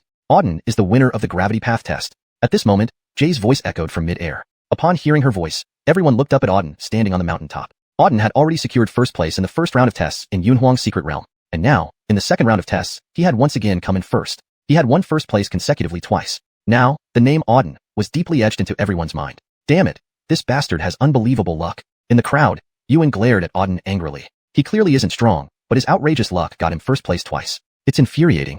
He had been hoping Auden would be eliminated in the second round, but Auden had surprisingly won again. Consecutive first places left Yuan both furious and helpless. Not far away, Alexei also glared menacingly at Auden. His thoughts mirrored Yuan's. He didn't believe Auden relied on strength to reach the summit. It had to be due to luck. Because his luck was so good, he had secured first place in the first and second rounds of tests. Boy, your lucky streak will run out. Wait until the third round, and I'll make you pay. Alexei thought viciously. The first and second rounds of tests meant nothing. The crucial test was the third round. Only winning in the third round truly mattered. And the third round was also the best opportunity to eliminate Auden. Silence. Once again, Jay's voice echoed from the sky. After the crowd quieted down, Jay continued, 200 people have passed the second round of tests. Next comes the third round. Passing the third round allows entry into our Yunhuang sect. Everyone's eyes lit up with anticipation at this announcement. Passing the third round would mean entering Yunhuang sect. No one knew what this third round of tests entailed. All eyes turned upward, eagerly awaiting Jay's next words. Jay paused for a moment before saying slowly, the third round of tests is a combat arena. Only those who win in the arena can enter Yunhuang sect. And if one can secure a top 3 position in the third round arena matches, there will be generous rewards from Yunhuang sect. Arena combat. Hearing these 3 words, everyone frowned. Serious expressions flashed across their faces. Arena combat meant fighting one-on-one on the platform. But there were risks involved. Injuries or even death were possible once on the platform. So, compared to the previous 2 rounds, the third round of tests might be more dangerous. Now, we will draw lots to determine the match order. Matches will follow the lottery draw. 1 versus 2. 3 versus 4. 5 versus 6. Following this pattern. Now, let the lot drawing begin. After Jay finished speaking, the lot drawing officially began. Numerous bamboo sticks appeared before everyone. People started drawing lots. Auden didn't pay much attention and randomly drew 1 stick. Number 3. He had drawn number 3. After about 10 minutes, the lot drawing was complete. At this moment, Yunhuang sect had erected several arenas on the vast plaza for the upcoming fights. The lot drawing is complete. Now, the arena combat officially begins. Number 1 and 2, please proceed to arena 1. Number 3 and 4, please proceed to arena 2. The winner advances, the loser is eliminated. Begin. Jay called out loudly. Following her command, everyone entered their respective arenas. Auden walked onto arena 2. Upon stepping onto the platform, Auden saw a young man in gray clothes already standing opposite him. This gray-clothed youth, around 20 years old, was robust and exuded a powerful aura. However, upon seeing Auden, his face showed a wry smile. His bad luck. He had drawn Auden in the first round of matches. Chapter 183, The 5 Great Geniuses. Auden was now widely recognized among the tens of thousands who participated in the trials. He secured first place in both the first and second rounds. Although many people believe that Auden's victories involved some element of luck, a few understood that he indeed possessed formidable strength. If his first victory could be attributed to luck, then the second certainly couldn't be. The young man in gray felt extremely unlucky. Facing Auden in the first round arena fight, it seemed like his fortune had run out. On the stage, Auden and the young man in gray stood facing each other. After a few seconds of eye contact, the young man said, Brother Lin, please show mercy. All right. Auden nodded indifferently. Go ahead. I offend. A fierce look flashed in the young man's eyes as he suddenly charged forward with a shout. Knowing Auden's strength, he instantly pushed himself to his utmost limit. He wielded a long knife, slashing down forcefully, overbearing heaven slash. With another roar, an immensely violent blade aura crashed down. A several-meter-long slash instantly reached above Auden's head. Watching this dominant strike up close, Auden remained calm. As the blade aura approached, he slowly released a wave of spiritual energy. Boom. In the next moment, this spiritual energy struck the young man's blade aura. Rumble. An ear-splitting roar filled the air. In an instant, the young man's long knife shattered under the impact. The remnants of the blade aura struck the young man fiercely, sending him flying several hundred meters until he heavily slammed into the ground. By the time he landed, the young man was already injured. Struggling to rise from the ground, he glanced deeply at Auden. I lost. Then, he slowly uttered these three words. With just one move, Auden had injured him. He knew very well that he was no match for Auden. Continuing the fight would yield the same result. Seeing how much stronger Auden was, conceding was his best choice. Thank you, Auden responded coolly before stepping off the stage. Second stage, winner, Auden. As Auden stepped down, Jay's voice echoed through the air. After leaving the stage, Auden looked around at the other arenas. Battles were still raging on the other platforms. He was the first to conclude his battle. Given that those who had made it past the first 2 rounds were all geniuses and strong warriors, their fights were intense. Most of the 200 fighters present were at the star captain level, with some even reaching the 4th or 5th tier of that realm. There were no weaklings here. Each arena was witnessing fierce battles. After glancing around, Auden withdrew his gaze. These matches didn't interest him much. He only needed to wait for his next match. Congratulations, Master Lin, for passing the first arena battle. At this moment, a voice came from behind him. Hearing it, Auden turned around. A beautiful woman with a smile on her face walked over. Kara. Thank you, Raylan Mu. How about you? Did you pass? Auden asked. Kara smiled. I had good luck and smoothly passed the first arena battle. If nothing unexpected happens, entering Yunhuang's sect shouldn't be a problem. That's great. Auden nodded. Kara gazed at Auden curiously. Master Lin, I have a question I'd like to ask. Can you answer it? Go ahead. Auden replied. Kara paused for a few seconds before asking, what is your goal for participating in the Yunhuang sect trials? Is it simply to enter the sect? She was genuinely curious. Since meeting Auden, she found him increasingly enigmatic. Initially, she thought Auden was weak, but subsequent events proved otherwise. Her initial assessment was terribly wrong. Auden's strength far exceeded her imagination. Not only did he destroy the Blood Wolf Fort, but also topped the first 2 rounds of the trial. Although not yet part of Yunhuang's sect, he had become a favorite. She felt the distance between them growing. She wanted to know Auden's true goal. What did this mysterious yet charismatic youth aim to achieve in the Yunhuang trials? Auden turned to face the sky and said, my goal is simple, to secure first place. First place? You mean overall top in the Yunhuang trial? Yes. Sure enough. Kara inwardly affirmed upon hearing Auden's response. She had guessed as much when he took first place in both rounds. Securing first place in the trial, becoming the Rookie King, not only brought substantial rewards but also significant benefits within Yunhuang's sect. Auden's remarkable talent and strength made first place his clear target. You've taken first in the first 2 rounds. Now, only the third remains. To claim first place again, you should watch out for a few individuals, Kara added. Who are they? Auden asked curiously. There are 5 people you need to pay special attention to, Ross, Bobby, Freddy, Inez, and Hal, Kara explained. These 5 are highly renowned among the younger generation in the entire Northern Territory, and their strength is formidable. They are the most likely contenders for the Rookie King title in the Yunhuang trial. Defeating them would greatly increase your chances of securing first place. After listening, Auden nodded. Thank you. I'll keep that in mind. Of the 5 mentioned, he had previously encountered 2, Freddy and Hal. Hal was an enemy he now faced with deadly enmity, while Freddy, being from the powerful Qin family, ranked among the top 3 in the first test and was a standout genius. The remaining 3 were no less formidable. Overall, these 5 were geniuses among geniuses.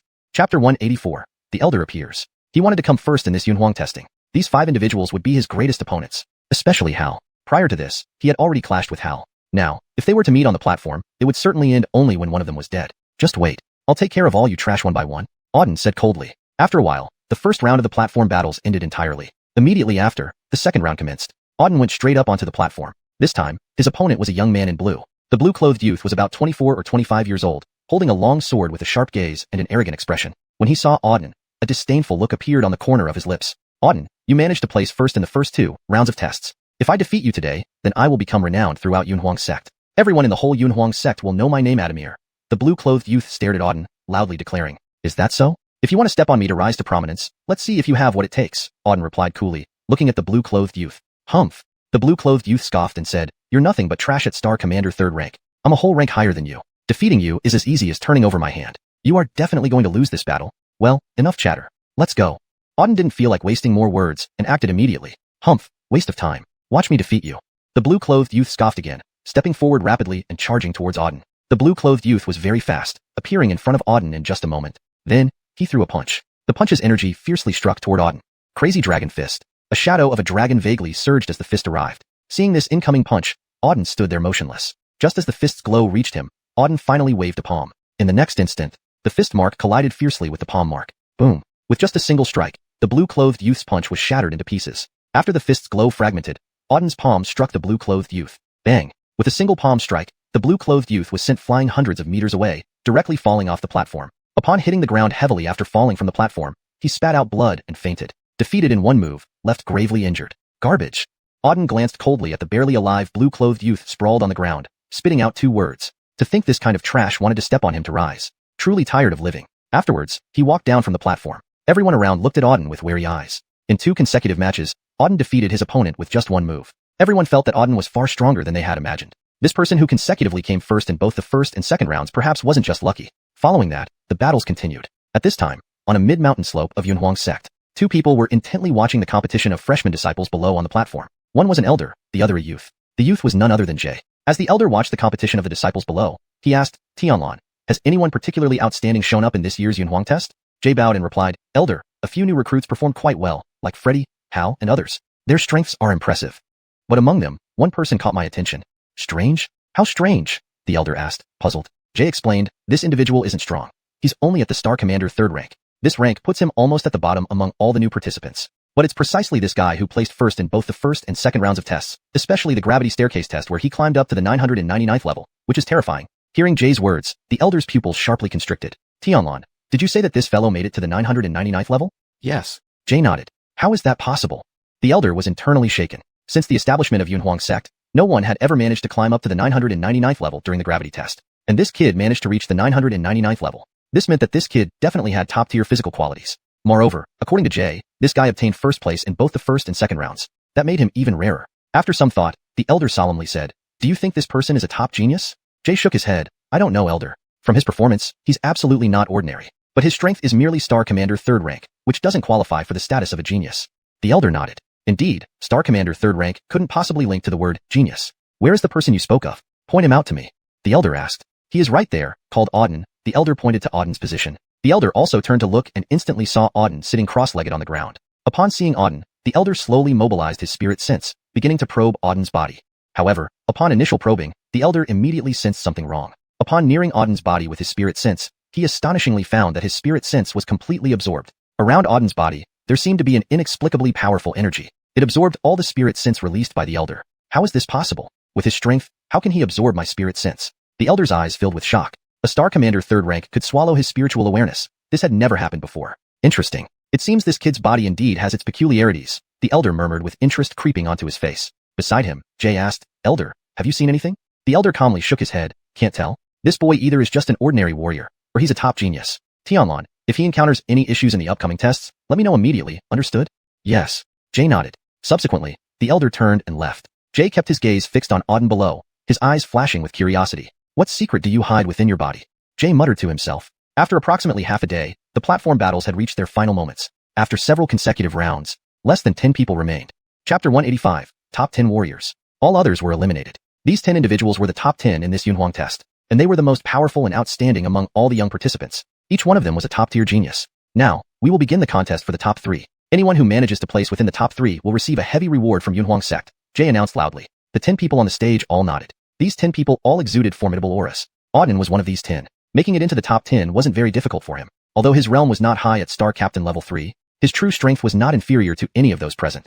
"Now, let's continue with the draw," said Jay once more. After speaking, everyone began drawing lots again. Just as before, Auden randomly picked a bamboo stick. For him, which number or opponent he drew didn't matter. Soon, the drawing was completed. I now announce the pairing results. 1. Brandon Shuang versus 2. Sydney. 3. Bobby versus 4. Auden. Upon hearing this pairing order, all those below widened their eyes in astonishment. Bobby is Auden's opponent? It's actually Bobby. One person exclaimed in surprise. This time, there will be a good show. Auden's opponent is Bobby, who is a famous genius in the Northern Territory. Moreover, his strength has already reached the Star Captain 5th level. He is indeed a strong contender for the top spot in this Xuanhuan test. Bobby's talent is extraordinary. Rumor has it that he possesses an Imperial Star Soul, and the cultivation method he practices is extremely powerful. Auden actually has to fight him this time. This should be interesting. I wonder who will win. What else do you need to say? It must be Bobby. Auden is just a Star Captain 3rd level waste, while Bobby is a 5th level Star Captain, 2 levels apart. How can Auden fight back? Bobby can instantly defeat Auden. Not wrong. Although Auden did defeat several martial artists and made it into the top 10, their strength cannot compare to Bobby. Auden is bound to lose when facing Bobby this time. The crowd buzzed with chatter. Everyone who heard that Auden would be fighting Bobby had basically come to the same conclusion. This battle, Auden was destined to lose. As for Harold, Freddy, and others, upon hearing Auden's opponent was Bobby, Harold sneered and said, "Little brat, this time, I'll watch how Bobby kills you." Bobby isn't someone easy to deal with. You're dead for sure. He originally intended to personally kill Auden. However, now that Auden's opponent was Bobby, It was almost unnecessary for him to act himself. Bobby could easily take care of Auden. Everyone stared intently at the arena, eager to see the outcome of this match. Mr. Lin, please be careful. This Bobby is incredibly strong and hard to handle, Kara said worriedly to Auden. Earlier, she had told Auden about the 5 great experts of this xuanhuan test. Bobby was one of those 5 greats. Now that Auden faced Bobby in the arena, it truly made her anxious. Auden smiled faintly and replied, I know. I'll be cautious. With that, he walked up onto the arena. In no time, Auden was on the platform. Upon entering the arena, Auden saw a white-robed youth standing opposite. This white-robed youth appeared around 20 years old, with a handsome and elegant demeanor. He exuded intense spiritual energy fluctuations. A powerful aura surged around him, making even a single thread of it terrifying. An expert, Auden inwardly acknowledged after seeing the white-robed youth. Indeed, the white-robed youth was a formidable expert. He was none other than Bobby. Auden, finally, we meet on the arena. Not easy, Bobby commented, sweeping his gaze over Auden. Auden responded, I don't seem to know you. What use is meeting me?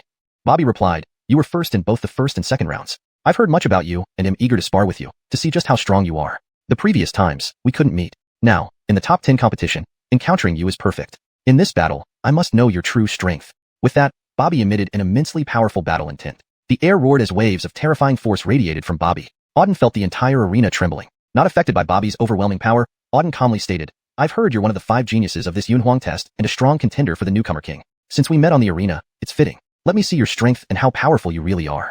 Fine, I'll satisfy you, Bobby declared. His eyes flashed with a sharp look. Auden, in this battle, I will show you what a true genius means. Even if you got first place in the first and second rounds, to me, you mean nothing. In this battle, I am definitely going to win, Bobby confidently added. Though Auden had performed impressively earlier, to Bobby, Auden at the Star Captain 3rd level was nothing. Victory would be effortless. Let's stop wasting time. Begin. Auden coldly said. Good. Overturning Cloud Palm, Bobby shouted and charged toward Auden. Just as he neared, a powerful palm struck out. Humming with energy, a formidable palm imprint shot towards Auden. 8 extremities demon-slaying palm. Seeing the imminent strike, Auden remained calm, returning with his own palm. Boom. Next moment, both palms collided with a deafening roar, shattering each imprint. Auden stood his ground, while Bobby was blasted 100 meters away. Landing heavily, the ground crumbled beneath his feet. After the initial clash, Auden leaped into the air again. Ancient Mystical Heaven Technique. With a fierce shout, he slowly formed hand seals and activated Ancient Mystical Heaven Technique. A golden orb slowly condensed in front of him, spinning as surrounding spirit artifacts poured into it continuously. Within moments, the power within the golden orb became formidable. Be extinguished. With another shout, Auden forcefully thrust the golden orb forward.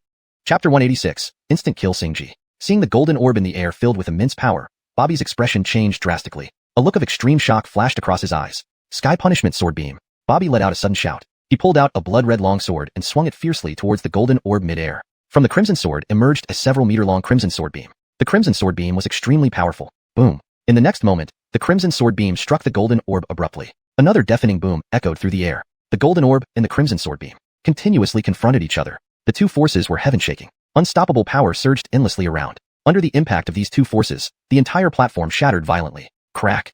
Just after a couple of breaths, under the assault of the golden orb, the Crimson Sword Beam cracked. The moment the sword beam shattered, the golden orb struck Bobby's body. Thud. Affected by the impact of the golden orb, Bobby spat out a mouthful of blood and flew backward like a broken kite. Flying 100 meters back, he hit the ground heavily and fell into unconsciousness. Silence. Absolute silence. At this moment, around the entire platform, everyone's gaze was fixed on Auden. Auden had defeated Bobby, and he only used 2 moves. Bobby, who had been almost half killed, lost all combat ability. How could this be? Bobby is a top genius at the 5th level of Star Captain realm. He actually lost to Auden. Am I dreaming? A person rubbed his eyes repeatedly, his face disbelieving. Damn, this is terrifying. 2 moves to defeat Bobby. Just how strong is Auden? How can he be so terrifying? Another person exclaimed. Bobby is also a genius. To defeat him so easily, I find it hard to believe that Auden really only has the 3rd level Star Captain realm strength. Everyone around was stunned by this scene. Before the battle, they all felt that Auden was not Bobby's match. After all, there was a significant gap in strength between them. And Bobby had already made a great reputation for himself in the Northern Territory. Defeating Auden was an easy task for him. However, the result far exceeded everyone's expectations. Auden had instantly killed Bobby. A great genius was so easily defeated. Even Freddy and Harold were greatly shocked. They did not expect Auden to defeat Bobby so easily. What a useless piece of trash, Bobby. You're truly worthless. You couldn't even beat Auden, garbage. Harold cursed angrily. He wanted Bobby to kill Auden, but unexpectedly, Bobby turned out to be so weak, getting defeated by Auden. It seems I'll have to take care of you personally. Harold glared coldly at Auden ahead. Since Bobby failed to kill Auden, now, he could do it himself, killing Auden. Auden, winner.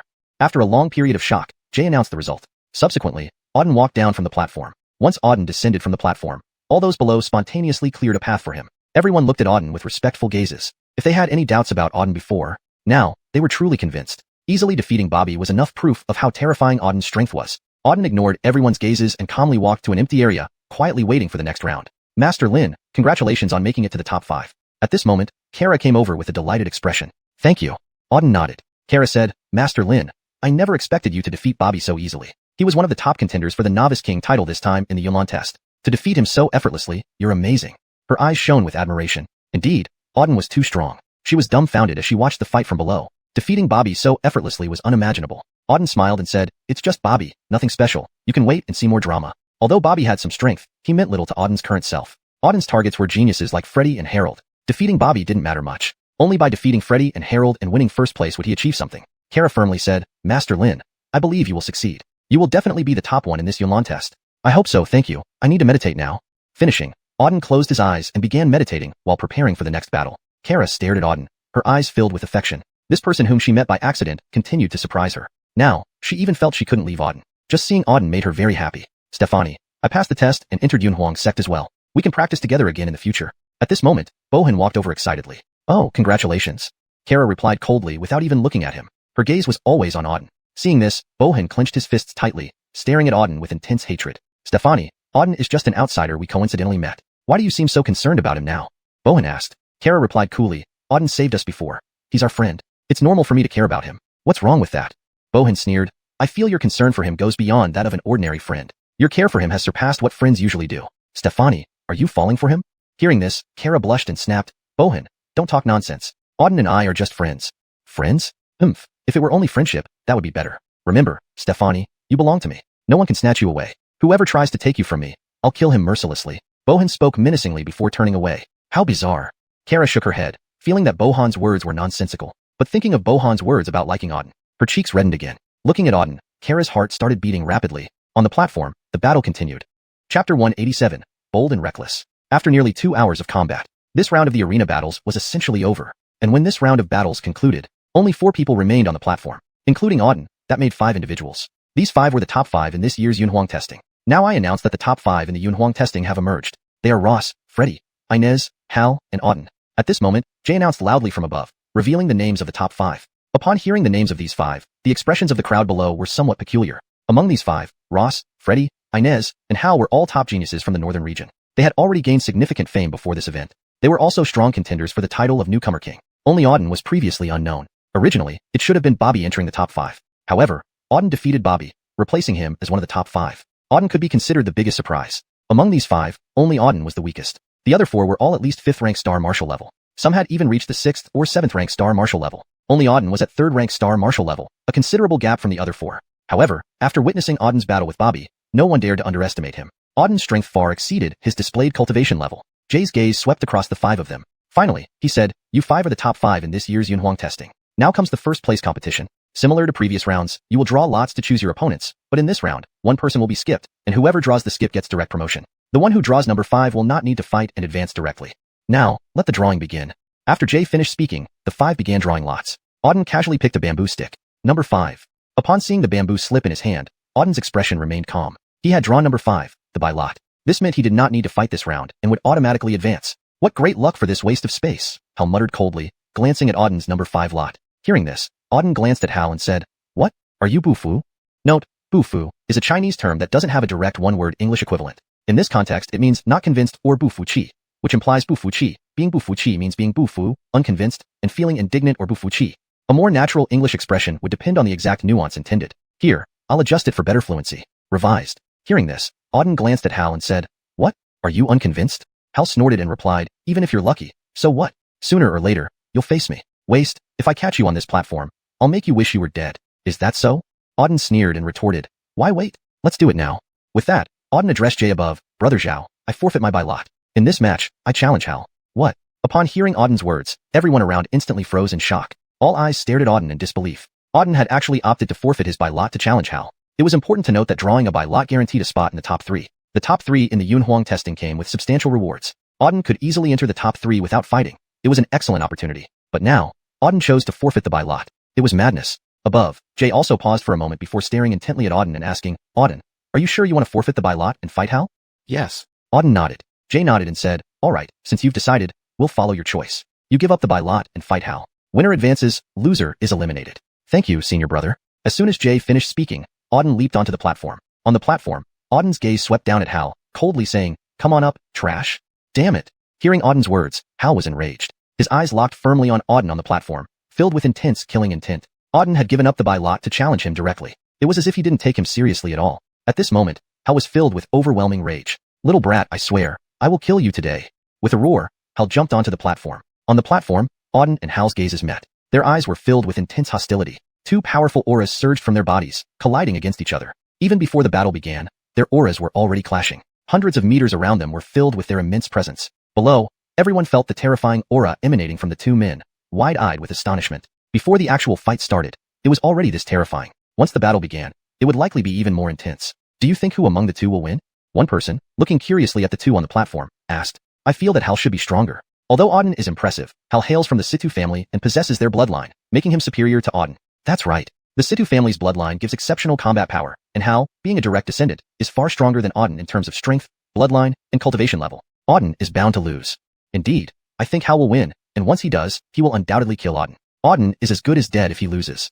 Everyone around commented and speculated about the outcome. Almost everyone believed Auden would lose to Hal. After all, Hal was stronger than the previous opponent, Bobby. Meanwhile, several kilometers away on a mountain, Jay stood beside an elderly man. "The one below is the Auden you mentioned?" The old man scanned Auden and asked. "Exactly." Jay nodded, replying, "Elder, this is Auden."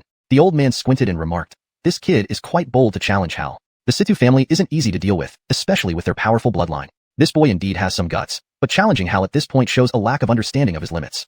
Jay, curious, asked, "Elder, do you think Auden will lose this match?" The elder replied nonchalantly, "Judging by their current situation, Auden stands almost no chance of winning. But nothing is absolute. Since he has the audacity to challenge Hal, perhaps he has some confidence. We shall watch how it unfolds." ####Chapter 188. An overbearing battle. Aha.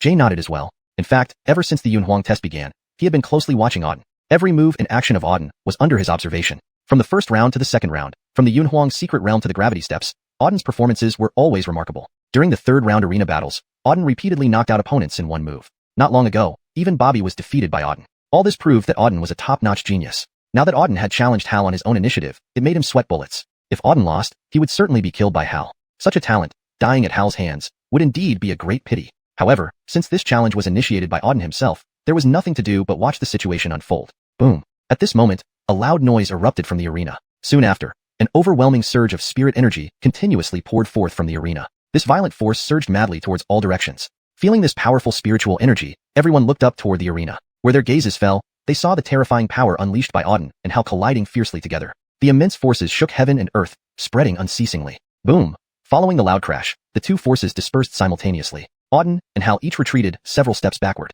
"Worthless trash, you dared to challenge me. Today, I'll make sure you die a miserable death," Hal said with his eyes fixed on Auden, filled with intense killing intent. Waves of potent spirit energy erupted from his body, shaking the heavens.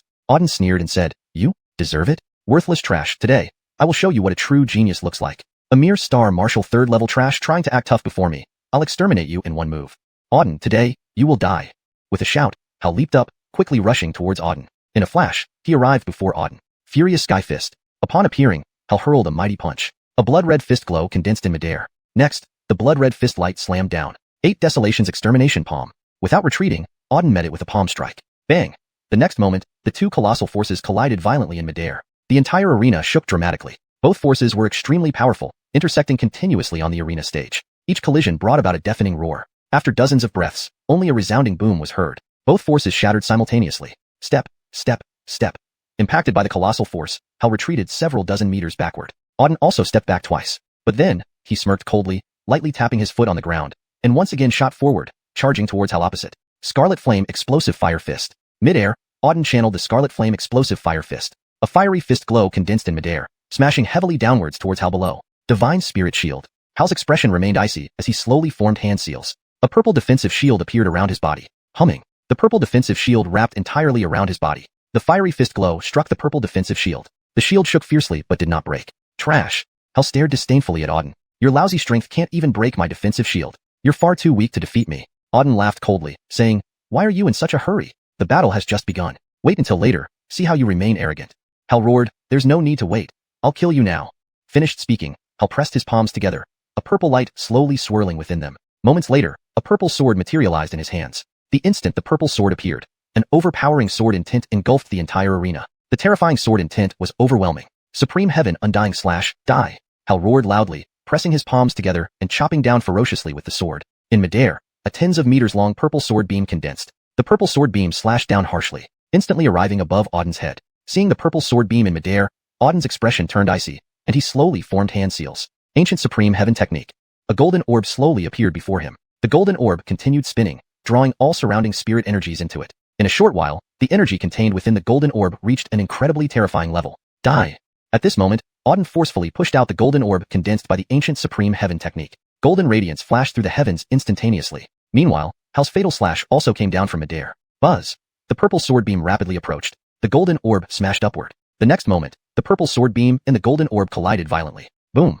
In an instant, the two forces exploded together. The awe-inspiring power spread relentlessly in all directions. The entire arena was instantly destroyed. At this time, the entire sky seemed divided by these two forces. On the left was the purple sword beam, on the right was the golden orb. The two forces clashed madly, emitting incessant booms. Everyone around gaped at the fight between these two men on the arena. Under the impact of these two forces, everyone withdrew several dozen meters backward to avoid being affected. Even some stronger martial artists started retreating at this point. The battle between Auden and Hal had surpassed their limits. After dozens of consecutive collisions, the two forces finally shattered with a thunderous boom. Asterisk boom. Boom.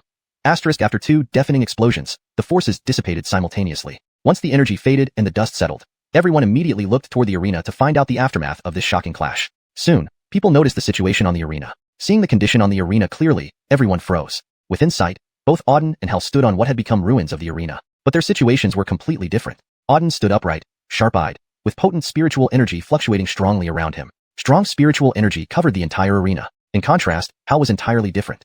Hal's face was pale, his spiritual energy disordered, with dozens of wounds covering his body, oozing fresh blood. Clearly, Hal had suffered severe injuries. How could this be? Everyone was utterly astounded upon seeing this scene. Chapter 189. Instant defeat of Situ. This supreme strike actually put Hal at a disadvantage. Seeing this scene, the surrounding crowd was utterly stunned. After all, Hal belonged to the Situ family and was among the top geniuses among the younger generation. Looking across the northern border, few could match Hal's talent in the younger generation. And now, within just 2 or 3 moves, Hal was actually injured by Auden. And Auden himself was completely unscathed. Everyone was extremely shocked. When did Hal become so weak? Someone murmured. However, those who understood the situation knew it wasn't that Hal had weakened, but rather that Auden was too strong. On the stage, Hal stared intently at Auden. His eyes were filled with intense anger. Auden, this bastard, had actually injured him. In their direct confrontation, he had been at a disadvantage. This young man before him was only at the Star Captain 3rd level realm.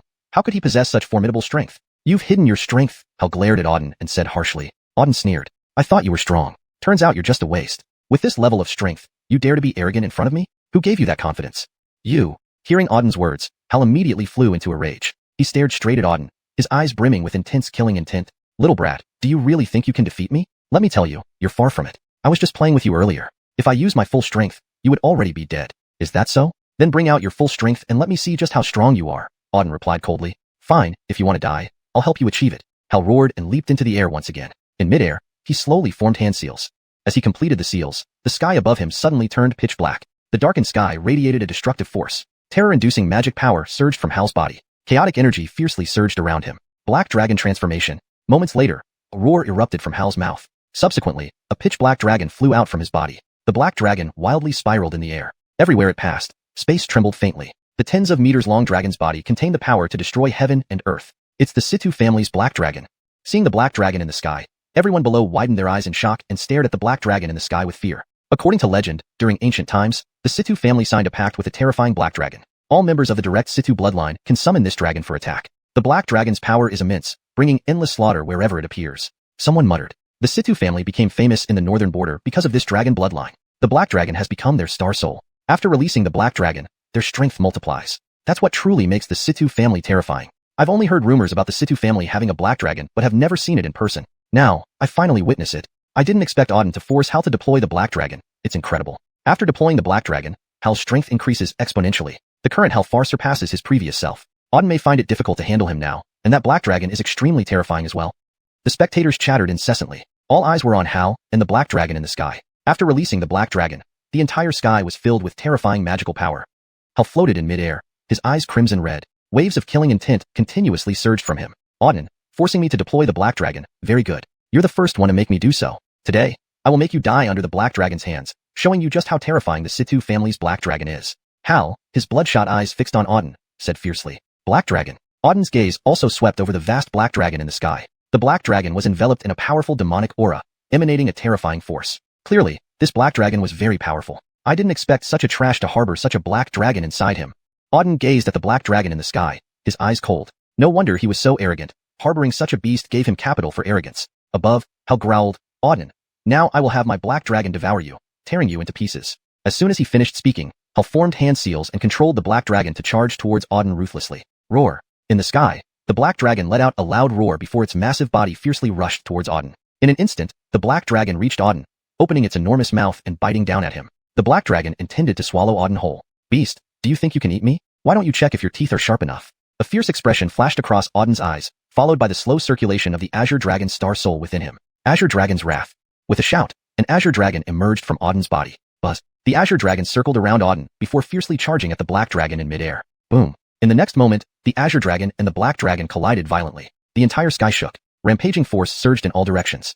All the onlookers were pushed back dozens of meters by the impact of these two forces. Everyone's eyes were fixated on the two dragons in the sky. In midair, the black dragon and the Azure Dragon continuously clashed. Boom, boom, boom. Each collision produced a deafening thunderclap. Terrifying power constantly surged from both dragons' bodies. For several thousand meters around, it was filled with images of the battle between the black dragon and the Azure Dragon. The two dragons were incredibly powerful, entangled in combat without either side being able to gain an upper hand. Within a short period, the two dragons collided fiercely dozens of times. Each time, they unleashed world-shaking force. Those below were all dumbfounded. Auden also has a dragon inside him, and it's an Azure Dragon. It's unbelievable.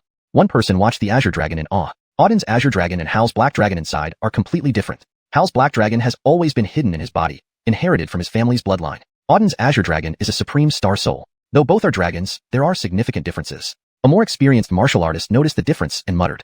Hashtag chapter 190. The clash of the three strongest. Supreme star soul. You mean he has a supreme star soul? Upon hearing this, several people nearby immediately let out shocked exclamations. Auden, possessing a supreme star soul? If you aren't blind, you should have seen that the Azure Dragon Auden released is one of the 10 supreme star souls, the Azure Dragon Star Soul. Its distinctive features are so obvious. How could you miss it? The person said coldly. Sigh. Upon hearing this, everyone around them sucked in a sharp breath. Auden actually possessed a supreme star soul, and not just any, but the formidable Azure Dragon Supreme Star Soul. They had indeed seen the Azure Dragon, but they hadn't realized it was the legendary Azure Dragon Supreme Star Soul. After all, Supreme Star Souls were extremely rare. Anyone who possessed one was considered a top-tier genius, even in a place like the northern region, which was teeming with talent. Having someone release an Azure Dragon Supreme Star Soul was nothing short of astonishing. Boom. At that moment, another thunderous boom echoed from the platform ahead. Hearing the noise, everyone looked up immediately. What they saw caused their pupils to instantly contract. In midair, after dozens of collisions, the Azure Dragon and the demonic dragon had transformed into black and azure rays of light. These two beams then collided fiercely with each other. Boom. Another deafening explosion followed. In its wake, both dragons vanished simultaneously. As the demonic dragon dissipated, Harold spat out a mouthful of blood, his body plummeting like a broken kite before crashing heavily to the ground. Upon landing, he coughed up more blood, his face as pale as paper. Meanwhile, Auden floated down to the ground slowly. Compared to Harold, Auden's condition was significantly better. He had no visible injuries, his aura was steady, and his spirit energy remained robust, as if he had felt nothing at all. Seeing this, the entire Yunhuang sect square fell silent. Everyone stared wide-eyed at the scene, unable to process what had happened. Harold had summoned the inherited demonic dragon of the Sima family to fight Auden, aiming to kill him. Instead, the demonic dragon was destroyed, and Harold ended up severely injured while Auden remained unscathed, an outcome no one expected. On the platform, Auden landed in front of Harold, casting a cold glance at him. How does it feel? You. Just as Harold started speaking, he felt a surge in his throat and spat out another mouthful of blood. He had been utterly devastated by Auden's 2 consecutive attacks and now lacked any fighting power. With an icy expression, Auden said, "A waste like you, still picking on me repeatedly. You've clearly lost your mind, Harold. Now I'll show you the consequences of opposing me." As he spoke, Auden punched forward, the punch's aura striking Harold's head fiercely. No! Harold let out a piercing scream as Auden's fist collided with him. Bang! Harold was obliterated in an instant. As he killed Harold, Auden began to extract something from him. Ding! Extracting a 6th rank star general yields 20,000 energy points. The system's voice sounded. 20,000. Auden's eyes flickered with surprise upon hearing the system's message. He hadn't expected Harold to be worth 20,000 energy points, reaching the 6th rank star general level. Not bad, Auden nodded in satisfaction. 6th rank star general for 20,000 energy points. Quite a profit. He must have accumulated quite a few points now. Soon, he could visit the system store and buy a few treasures. Auden wins, advancing to the top 3. Jackie's voice echoed from the front. After Jackie finished speaking, Auden stepped off the platform. Below, thousands of people watched him with awe-filled eyes. By defeating Harold and advancing to the top 3, Auden had become one of the top 3 participants in the Yunhuang trials. This once unseen individual had already created miracle after miracle. No one knew what Auden's limits were.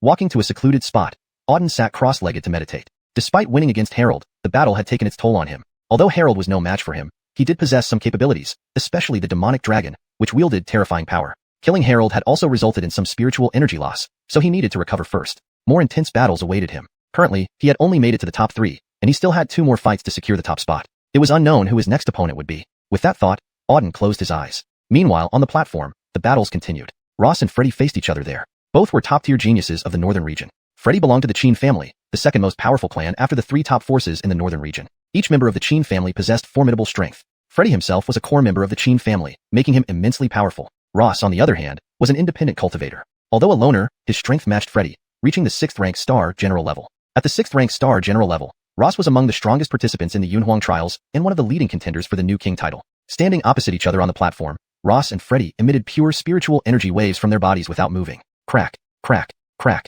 The impact of the 2 spiritual energies caused cracking sounds on the platform, signaling the rupture of space due to their clash. Even a single wisp of their aura had such tremendous force, shocking everyone present. The true strength of Ross and Freddy was indeed remarkable. Kill!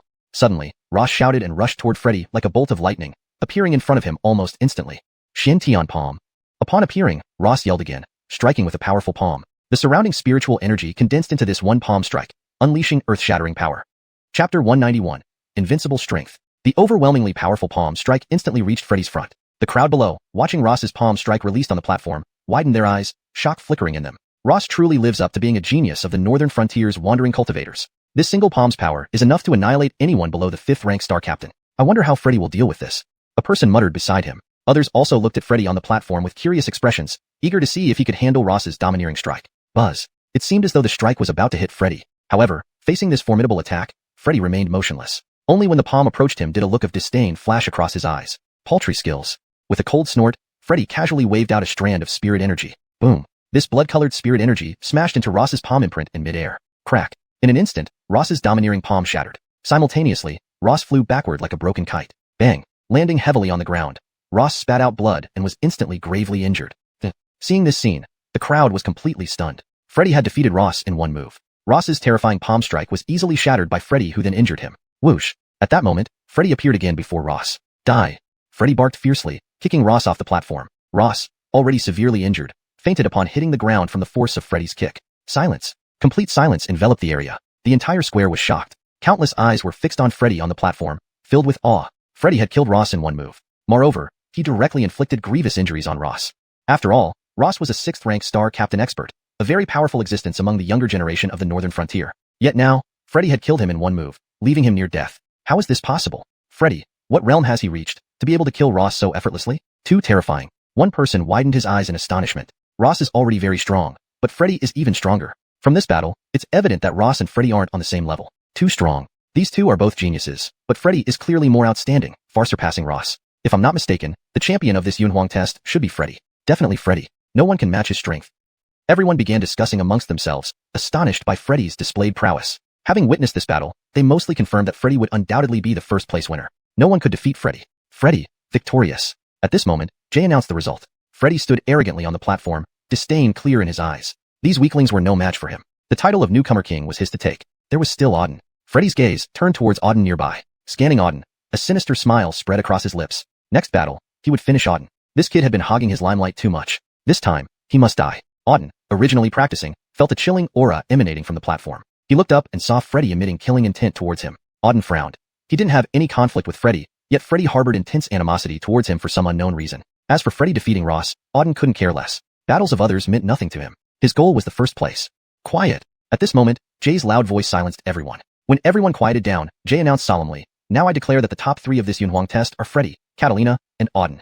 Now, the 3 of you come onto the platform." Following Jay's words, Auden, Catalina, and Freddy ascended the platform. They lined up facing the crowd, who stared at them in reverence. These 3 were the top 3 of this test, the strongest participants selected from 10,000 contestants. Looks like Freddy is the first, leaving Auden and Catalina to fight for second place, someone commented. Yes, Freddy in first is certain. Let's see who gets second. Why not let Auden and Catalina fight for second directly? It saves time since they can't beat Freddy anyway. No way. I want to see Auden fight Freddy. Though Auden isn't a match for Freddy, I want to see how he loses. The crowd began discussing, already determining the rankings. Above, Jay gestured for silence, then said, "Top 3 decided. Now begins the final contest for the newcomer king. As before, we'll draw lots to select opponents." Not necessary. Just as Jay finished speaking, a voice sounded from the platform. He looked and found it was Catalina. "Catalina, do you have something to say?" Catalina replied, "Brother Zhao, I withdraw from the Newcomer King competition. Let them decide the winner. Finishing her words, Catalina jumped off the platform. The crowd below was dumbfounded, never expecting Catalina to withdraw voluntarily. If so, only Auden and Freddy remained. Jay paused, then said, "Since then, Auden and Freddy shall directly compete for first place. Whoever wins is this year's Newcomer King." He jumped off the platform, leaving it to Auden and Freddy. Once Jay left, only Auden and Freddy remained on the platform, standing 100 meters apart, staring at each other. Strong auras erupted from both of them. Zizi, Zizi, their spirit energies clashed, crackling sounds filling the air. "Boy, finally got you on the platform." Freddy glared coldly at Auden. Auden frowned and asked, "I haven't wronged you. Why do you hate me so much?" "Humph." Freddy sneered, "You took the top spots in the first 2 rounds. I am the strongest in this test, but you stole my spotlight. You, a nobody, shouldn't steal my fame. If I don't kill you, others might think you're better than me.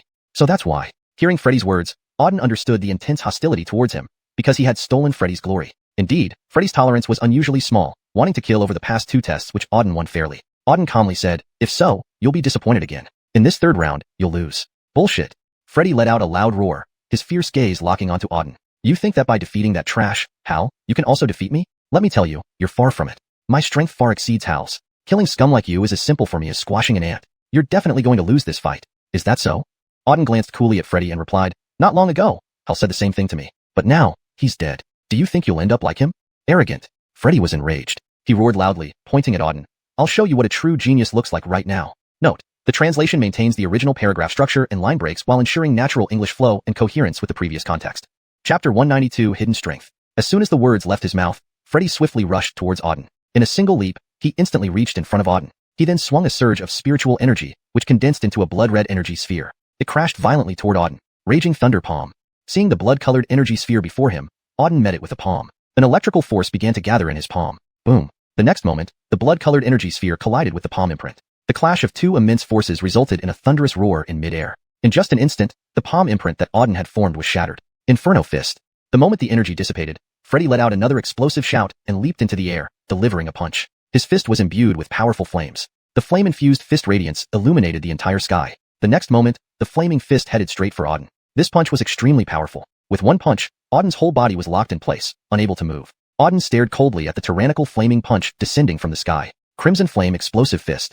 The next moment, Auden also channeled his fire power, meeting the attack with a fist. The 2 fiery fists collided in midair. Boom. Instantly, the sky became a sea of fire. The 2 flames continuously clashed. The fire power was earth-shattering. For several hundred meters in all directions, nothing but flames burned. Everyone felt an intense heat burning them. The fire power remained evenly matched for several breaths before gradually dissipating. When the flames faded, everyone looked up. They found that Auden and Freddy had simultaneously vanished from the sky. Swoosh, swoosh, swoosh. 2 figures clashed in midair like lightning. Both were incredibly fast, making their movements impossible for ordinary people to follow. Within a short period, they clashed dozens of times. Each clash brought about strong fluctuations of spiritual energy.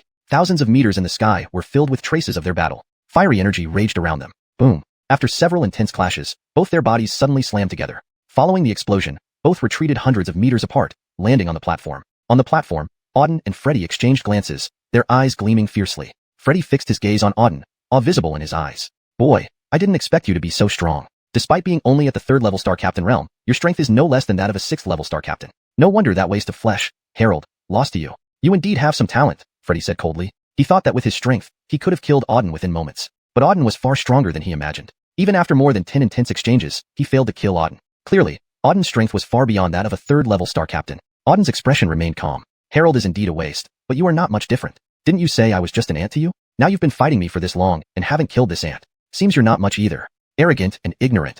Freddy clenched his fists tightly, barking. "You think with your puny strength, you can really defeat me? Dream on. You're far too weak. After our fight just now, I understand that your strength is at most 6th-level Star Captain. But do you know what level my strength is?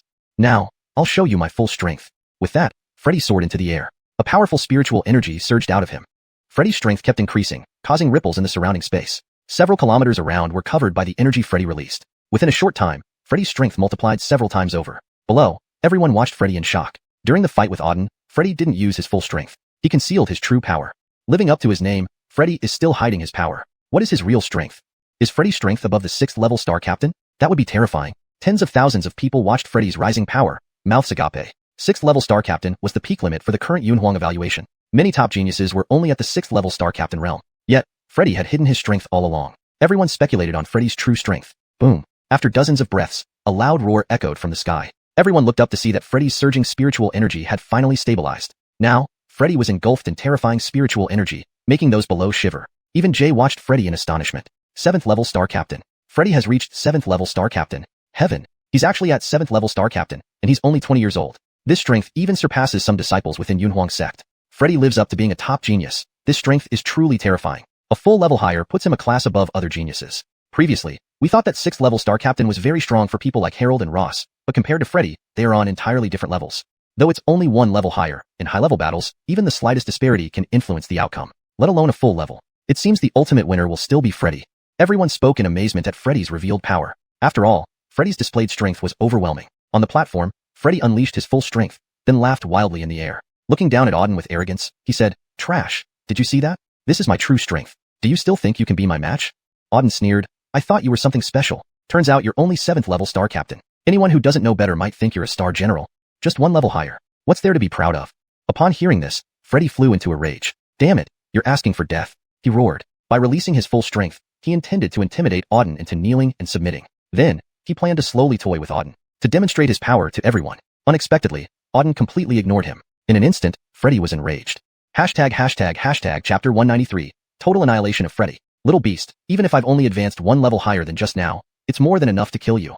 With that, Freddy charged fiercely toward Auden. Devil Sky Slash. Swiftly closing in on Auden, Freddy clasped his hands together, revealing a pitch-black demon blade. He slashed down with full force. Buzz. The long blade sliced through the air, leaving a 100-meter-long trail of blade light. The terrifying blade light instantly reached above Auden's head. This slash was more overpowering than before, and it was clear that Freddy had exerted all his strength. The countless spectators around felt a wave of fear from this single slash. "Humph, good. Let's see how much better you have become, trash." Auden's expression was icy cold. As the blade light descended, he leaped into the air. Ice condensation. With a roar, Auden unleashed the Ice Emperor's Star Soul. Instantly, boundless ice power surged from him. The entire arena was immediately frozen by the ice power. The stage turned into an icy world entirely. Even the overwhelming slash from Freddy was frozen by the ice. The blade light stopped midair. Shatter.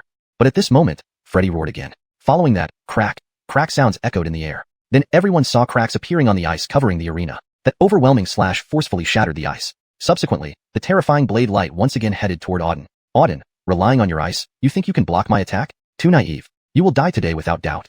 Freddy roared again, pouring more strength into the long blade. The blade light slashed down with even greater power. "Do you really think so?" Auden sneered, "Open your eyes wide and see how I destroy your broken blade." With that, Auden formed a hand seal. Heaven Devil Transformation. With a sharp cry, Auden activated the Heaven Devil Star Soul. Boom. As the Heaven Devil Star Soul operated, the sky instantly turned pitch black. In the dark sky, lightning flashed, thunder rumbled, and dark clouds rolled. A massive skeleton then appeared behind Auden. This giant skeleton stood over 30 meters tall, with blood-red eyes and filled with demonic aura. Everyone stared wide-eyed, their gazes reflecting shock. Even Jay and other Yunhuang sect disciples felt their hearts tremble violently upon seeing the skeleton. Waves of fear washed over them. Meanwhile, thousands of meters away on Yunhuang Peak, an elder watched the huge black skeleton below. A flicker of surprise crossed his eyes. "Heaven Devil Emperor Star Soul. This boy actually possesses the Heaven Devil Emperor Star Soul. Unbelievable." The elder murmured. The Heaven Devil Emperor Star Soul is one of the 10 Supreme Star Souls on the continent. However, compared to other Supreme Star Souls, the Heaven Devil Star Soul has greater power and is even harder to obtain. And now, Auden possessed the Heaven Devil Emperor Star Soul, which greatly surprised him. "I want to see just how many secrets this boy hides." The elder narrowed his eyes, staring at Auden below, his gaze filled with interest. At this moment, on the arena, after unleashing the Heaven Devil Emperor Star Soul, Auden's strength peaked. Destroy. Controlling the Heaven Devil Emperor Star Soul, Auden roared. The Heaven Devil skeleton stretched out its enormous claw toward Freddy below. Simultaneously, Freddy's powerful slash approached. Boom. In the next moment, the Heaven Devil skeleton's claw grabbed the tens of meters long bloody blade light. The entire sky shook with a resounding boom. Frenzied energy erupted outward. Everything within hundreds of meters was destroyed by these two forces. All spectators watched in terror as the bloody blade light and the Heaven Devil skeleton clashed. Now, the sky was split almost entirely. On the left was the bloody blade light. On the right, the dark demonic power. These two forces continuously fought against each other. Crack. After several breaths, cracking sounds were heard in the air. Upon hearing the sound, everyone looked up immediately. As they scanned the scene in the sky, they were all stunned. They saw the gigantic claw of the Heaven Devil skeleton firmly holding the bloody blade light. As the skeleton gradually applied more force, the blade light Freddy released was shattered by the Heaven Devil skeleton. Within moments, the blade light turned into fragments. Just as the Heaven Devil skeleton crushed the bloody long blade, its claw lunged straight for Freddy ahead. How is this possible? Seeing his long blade crushed, Freddy froze. This long blade was formed from his life-bound Star Soul, immensely powerful and solid. Even a heavenly grade artifact couldn't compare. But now, this giant skeleton in front of him had crushed his blade. Just then, the giant claw of the Heaven Devil skeleton arrived before Freddy. Oh, retreat. Seeing the massive black claw enveloped in misty magic in the air, Freddy's face changed drastically. If this claw could crush his blade, grabbing him would be catastrophic. Without hesitation, Freddy turned and sped away. However, the Heaven Devil skeleton not only had formidable attack power but also remarkable speed. As Freddy turned to flee, the claw of the Heaven Devil skeleton already reached behind him. Boom. In the next moment, the Heaven Devil skeleton's claw grabbed Freddy directly. Freddy was caught in the palm of the colossal skeleton. Squish. In the next instant, the Heaven Devil skeleton lightly squeezed its palm, and Freddy exploded into a cloud of blood mist, dissipating into the air. Phew. Seeing this scene, everyone below was dumbfounded. Countless pairs of eyes gazed fixatedly at the Heaven Devil skeleton in the air. Their gazes were filled with shock. The giant skeleton had crushed Freddy into pieces. Freddy died gruesomely. No one expected such a result from this battle. Freddy was reduced to fragments by the giant skeleton summoned by Auden. What is this skeleton? How can it have such terrifying power? Someone staring at the skeleton muttered. The skeleton came from Auden's body. I don't know what it is, but filled with demonic aura. It clearly isn't something good. Another person gulped. You're really uninformed, didn't recognize the Heaven Devil Emperor Star Soul with such obvious characteristics? Someone who knew a bit interjected. What? You mean this giant skeleton is the Heaven Devil Emperor Star Soul? Hearing this explanation, everyone was stunned. The Heaven Devil Emperor Star Soul. Auden actually possessed the Heaven Devil Emperor Star Soul. It was one of the legendary, terrifying Star Souls among the top 10 Supreme Star Souls. No wonder the giant skeleton could crush Freddy. If it was the Heaven Devil Emperor Star Soul, it made sense. At this moment, after killing Freddy, Auden slowly recalled the Heaven Devil Emperor Star Soul. Ding! Refining 7th stage, Star General yields 22,000 energy points. The system notification sounded as Freddy was killed. Trash. Auden said coldly. What if he was at the 7th stage of Star General? He still ended up dead. This Freddy actually dared to act tough in front of him. He didn't even know how the word death was written.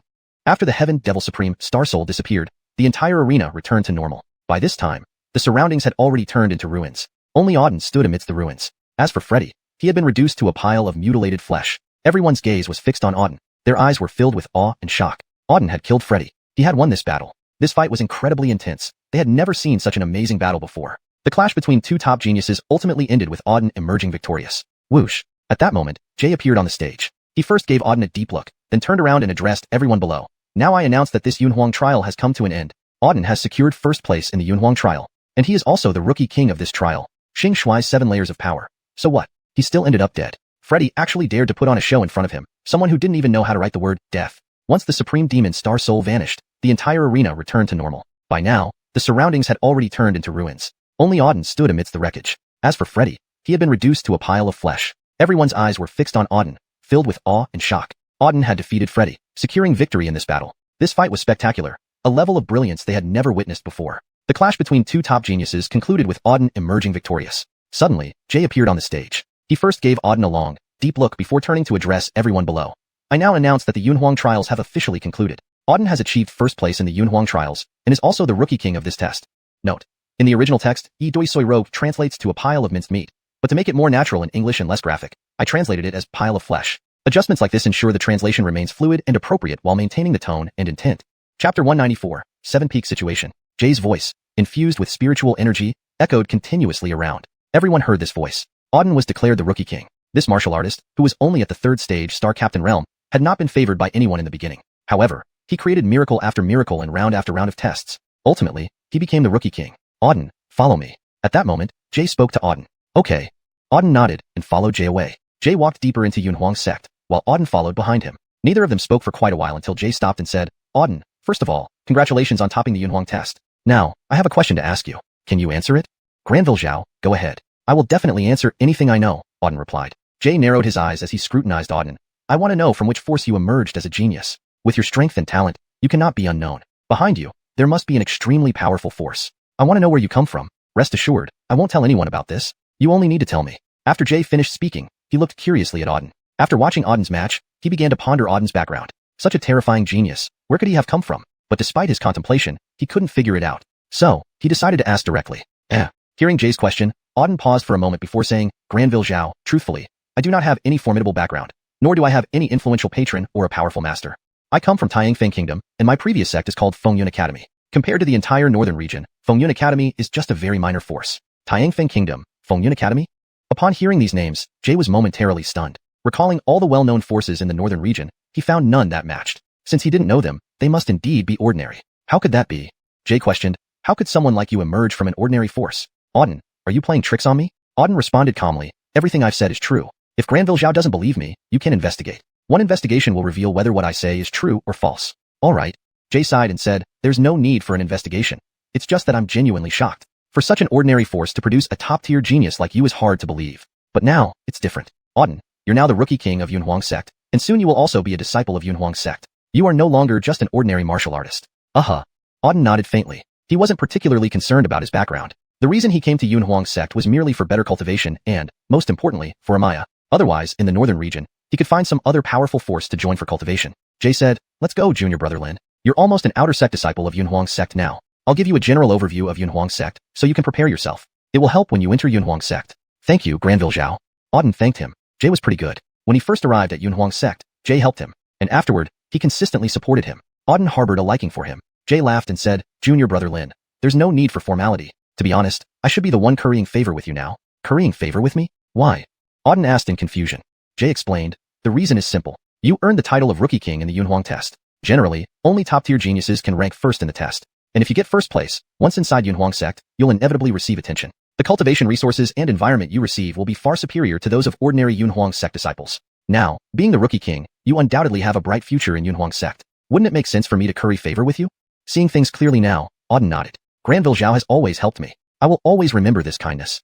Haha, it's nothing significant. Let's discuss the specific situation of Xuanhuan sect. This will greatly assist your future development. Saying this, Jay's expression grew serious. Auden also nodded. Please proceed, Granville Zhao. I'm all ears. Jay nodded and continued walking forward. Xuanhuan sect is a top-tier sect in the northern region. Everyone entering Xuanhuan sect can be considered a genius. However, within Xuanhuan sect, all disciples are equal.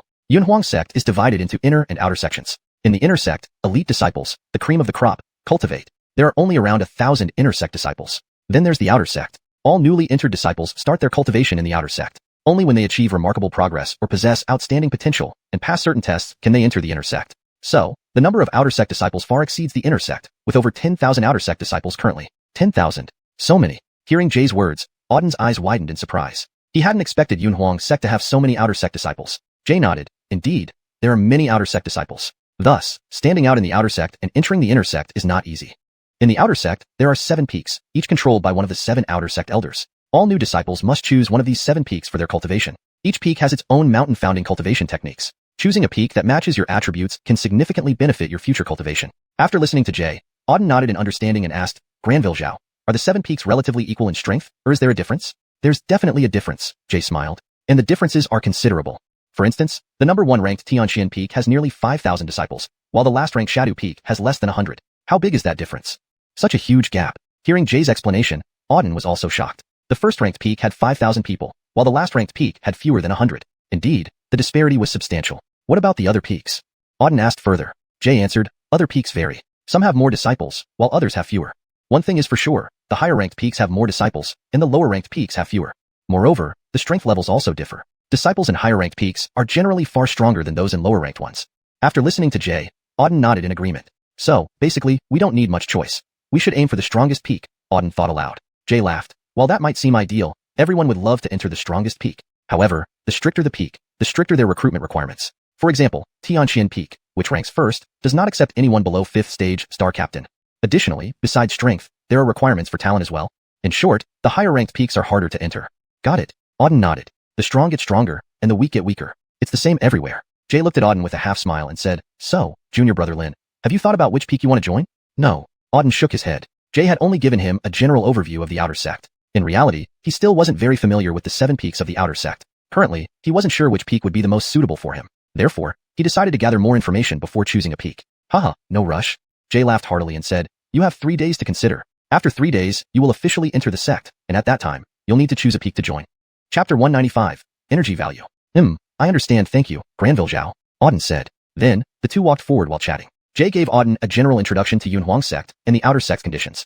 Unconsciously, they had already reached the mountain waste area. Here, there was a dense forest. Within the forest, there were several wooden cabins barely visible. Jay stopped and said, junior brother Lin, for the next 3 days, rest here temporarily. After the initiation ceremony in 3 days, you will officially be a disciple of Xuanhuan sect, at which time, you'll have your own cultivation chamber. Okay. Auden nodded. Choose any vacant room in this forest and stay there. In 3 days, I'll come back for you. After saying that, Jay turned around, intending to leave. Oh right. After walking a couple of steps, he turned back and looked at Auden. Junior brother Lin, during these few days, someone might come to recruit you. It's best to be prepared. All right, I got it. Auden nodded. Then, Jay turned and left. Once Jay left, Auden found an empty room and moved in. These rooms had been previously occupied. They had beds, chairs, and meditation cushions. After a quick cleanup, Auden sat down cross-legged and began meditating. Ever since coming to Yunhuang's sect, he had been in constant battle, from the first round of tests, through the second and third rounds, hardly taking a break between battles, especially during the third round of arena fights, where he faced several very powerful opponents. Hal and Freddy were all geniuses at the 6th or 7th level star martial realm. Though he defeated all of them, he also incurred some losses himself. Moreover, after battling these geniuses, Auden's understanding of the star martial realm deepened further. Now, he wanted to take advantage of this period right after his recent battles to cultivate intensively, seeing if he could gain something from it. With that thought, Auden closed his eyes and entered a state of deep meditation. For the next 2 days, Auden spent his time cultivating. During these 2 days, he meticulously recalled his recent battles and continuously consolidated his spiritual energy. 2 days later, in the room, Auden slowly opened his eyes. As soon as he opened his eyes, a sharp gleam flashed in his eyes. Immediately after, a wave of powerful spiritual energy surged out of his body, filling the entire room with strong spiritual energy. After tens of breaths, the strong spiritual energy emitted by Auden gradually dissipated and finally vanished completely. Phew! Auden exhaled a long breath of turbid air, a smile appearing at the corner of his mouth. Not bad. My spiritual energy has improved somewhat, and my understanding of the star martial realm is even stronger now, Auden said with a smile. The insights gained over the past 2 days had been quite substantial. His realm had fully stabilized at the 3rd level star martial. Of course, regarding his cultivation level, Auden wasn't too concerned right now. If it could be raised, that would be great. If not, it didn't matter either. After all, his current strength had little to do with his cultivation level. Mainly, his power continued to grow steadily, and after several intense battles and subsequent reflection, Auden felt very clearly that his strength had increased. This made him more confident about staying at Yunhuang's sect in the future. I wonder how much energy value I have now, Auden mused. In recent times, he had killed many people and beasts, likely accumulating quite a bit of energy value. However, due to being busy, he hadn't calculated the total amount yet. Now that he had some free time, it was the perfect opportunity to check on his energy value status. After all, if he had enough energy value, he could redeem more items from the system store. System check. Auden commanded. Host, Auden. Age, 20. Strength, 3rd level star martial. Star spirits, 4. Energy value, 1,570,000. The system quickly listed all his details. 1,570,000. Upon seeing the number given by the system, Auden's eyes widened in shock. He actually had 1,570,000 energy values now. That was quite a significant amount. Over 1,000,000 energy values would suffice to exchange for an extremely high-grade treasure. Open the system store, Auden commanded. Then, the system store was opened, and Auden directly accessed the 5th level system store. Since he had been to the 5th level system store before, he was basically familiar with everything inside. The treasures in the 5th level system store were already of fairly high grade. Almost all items were above the heaven rank. However, after browsing around, Auden didn't find what he was looking for. He already had several treasures on him. Even if he bought another one from here, it would be similar to what he already had. No need for that. It would be better if there were more powerful, higher-ranking treasures available, Auden thought. Then, he considered the 6th level system store. Currently, he had only unlocked the 5th level system store. The treasures in the 5th level store were already pretty good. Those in the 6th level store should be even more powerful and of higher rank. How much energy value is needed to unlock the 6th level system store? Auden asked directly. Ding. 5 million energy values are required to unlock the 6th level system store. The system responded. 5 million. Auden's gaze flickered. That was quite a large sum. At present, he only had a little over 1.5 million energy values. It was still quite far from 5 million. It would probably take a considerable amount of time to accumulate enough energy values. However, Auden wasn't in a rush. His rate of collecting energy values had significantly increased compared to before. Just killing a 6th or 7th level star martial warrior would yield over 20,000 energy values. So, if he collected diligently, it wouldn't take too long to gather enough. Well then, I'll wait until I can open the 6th level system store before making purchases, Auden thought to himself. Money should be spent wisely. Buying things from the 5th level store wasn't useful. It was better to buy treasures directly from the 6th level store. He'd save up for now and consider it later. With that thought, Auden exited the system store. Let's go out for a stroll. After closing the system, Auden stood up and planned to go outside for a walk. He had been cooped up in this room for 2 days, feeling quite stifled. A breath of fresh air would do him good, and he could also enjoy the beautiful scenery of Yunhuang sect. As one of the top 3 powers in the Northern Territory, Yunhuang sect was known not only for its formidable strength, but also for its picturesque beauty. Pound, pound, pound. Just as Auden was about to leave, a knocking sound came from outside the door.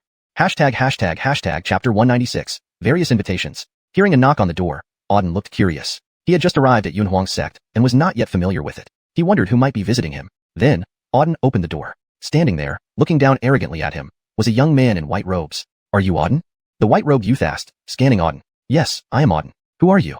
Auden replied, narrowing his eyes slightly. He did not recognize this person and had no idea of his background. I am from Chihua Peak. I have been ordered to invite you to join our Chihua Peak, the white-robed youth said. Chihua Peak? Upon hearing this, Auden's heart stirred slightly. Chihua Peak must be one of the 7 outer peaks of Yunhuang sect. However, he did not know its ranking among the 7 peaks. Seeing Auden remain silent, the white-robed youth sneered coldly, Pedro, you seem to know little about our Chihua Peak. Auden nodded and replied, Indeed, I don't know much about Chihua Peak. Could you please explain more, brother? There's nothing much to explain. Chihua Peak ranks 3rd among the 7 outer peaks. We are powerful. Joining us is the best choice for you.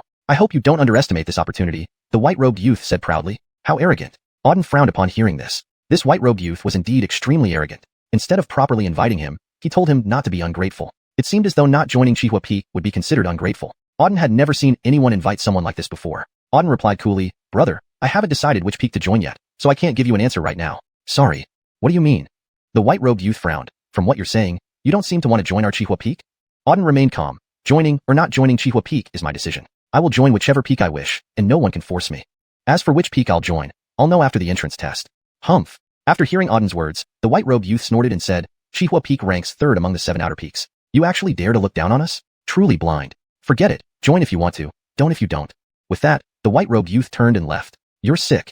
Auden muttered coldly, watching the youths departing back. This white-robed youth was truly troublesome. He threatened and then left. Did Xihua Peak only cultivate such brainless individuals? Although he had yet to meet anyone else from Xihua Peak, Auden had already ruled it out from his options. Junior brother Auden. As Auden was pondering, another voice called from behind him. Turning around, Auden saw a blue-robed youth standing there, having arrived unnoticed. The blue-robed youth was handsome, with a warm smile on his face. Approaching Auden, he said, Junior brother Auden, don't let those people from Xihua Peak upset you. They all have fiery tempers, especially due to their fire attribute cultivation methods.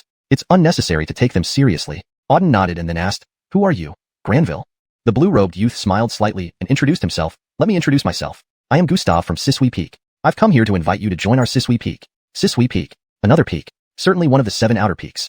However, Gustav's attitude was clearly much better than that of the person from Xihua Peak. Auden found Gustav quite likable. Granville Su, I've just arrived at Yunhuang sect. I know there are 7 outer peaks, but I don't understand the specifics yet, so I haven't decided which peak to join. Please understand, Auden explained. Haha, sure. Gustav laughed. When I first came to Yunhuang sect, I was also unsure about which peak to choose. After getting familiar with the 7 peaks, you should be able to decide which peak to join. Different peaks offer different cultivation methods and environments. Choosing incorrectly could impact your cultivation. Also, choosing a top-ranked peak will benefit your future development, Gustav explained with a smile. Right, Auden nodded. Jay had already mentioned this to him before. He had a general understanding. Gustav continued, Junior brother Lin, Sisui Peak ranks 4th among the 7 outer peaks. Although we rank lower than Xihua Peak, we specialize in water attribute cultivation methods. Moreover, Sisui Peak has abundant spiritual energy, making it a renowned place for cultivation within Yunhuang sect. I noticed that you also possess water attribute strength, so joining our Sisui Peak would be beneficial for you. Water attribute? Huh? Auden murmured to himself. His water attribute strength likely came from the Cold Ice Supreme Star Soul. Cold Ice is related to water, so saying he has water attribute strength isn't incorrect. However, he wasn't entirely sure about joining Sisui Peak. Granville Su, how many disciples does Sisui Peak have? Auden asked. Sisui Peak has nearly 1,000 disciples. Why do you ask, Junior brother Lin? Gustav responded. Just asking out of curiosity. Thank you for the information. However, I haven't decided yet, so I'll let you know once I make up my mind. Is that okay? Auden looked up at Gustav. Of course. Gustav smiled. You still have a day to decide. Just choose during the initiation ceremony tomorrow. Our Sisui Peak welcomes Junior brother Lin very much. If you choose Sisui Peak, we will provide you with the best cultivation environment and resources. Please consider it carefully. I will, Auden nodded. Subsequently, Gustav turned and left. This Gustav seems nice. Sisui Peak is definitely an option, Auden mused, watching Gustav leave. Compared to the person from Xihua Peak, the people from Sisui Peak were much more approachable. 2 major peaks have invited me already. I wonder if others will come. Auden decided to stay in his room and wait for further invitations since he hadn't decided on which peak to join yet. He needed to see who among the visitors suited him best. Chapter 197. Invitations from various peaks. Sure enough, after a while, another person appeared outside his room. However, this time it was Ariella. This green-clothed girl looked to be around 16 or 17 years old, with a pretty and delicate face. Moreover, she emitted strong fluctuations of spiritual energy, clearly an expert. Hello, Junior brother Auden. The girl greeted from the doorway. The green-clothed girl had a very cute smile on her face. Hello? May I ask who you are? Auden replied. The green-clothed girl giggled. Junior brother Auden, let me introduce myself. I'm a disciple of Lin Mu Peak from Yunhuang sect's outer sect, Kiana. Auden nodded upon hearing the introduction. Lin Mu Peak was one of the 7 peaks, though its exact ranking wasn't known. He then looked up at the green-clothed girl. Omar's sister Lin.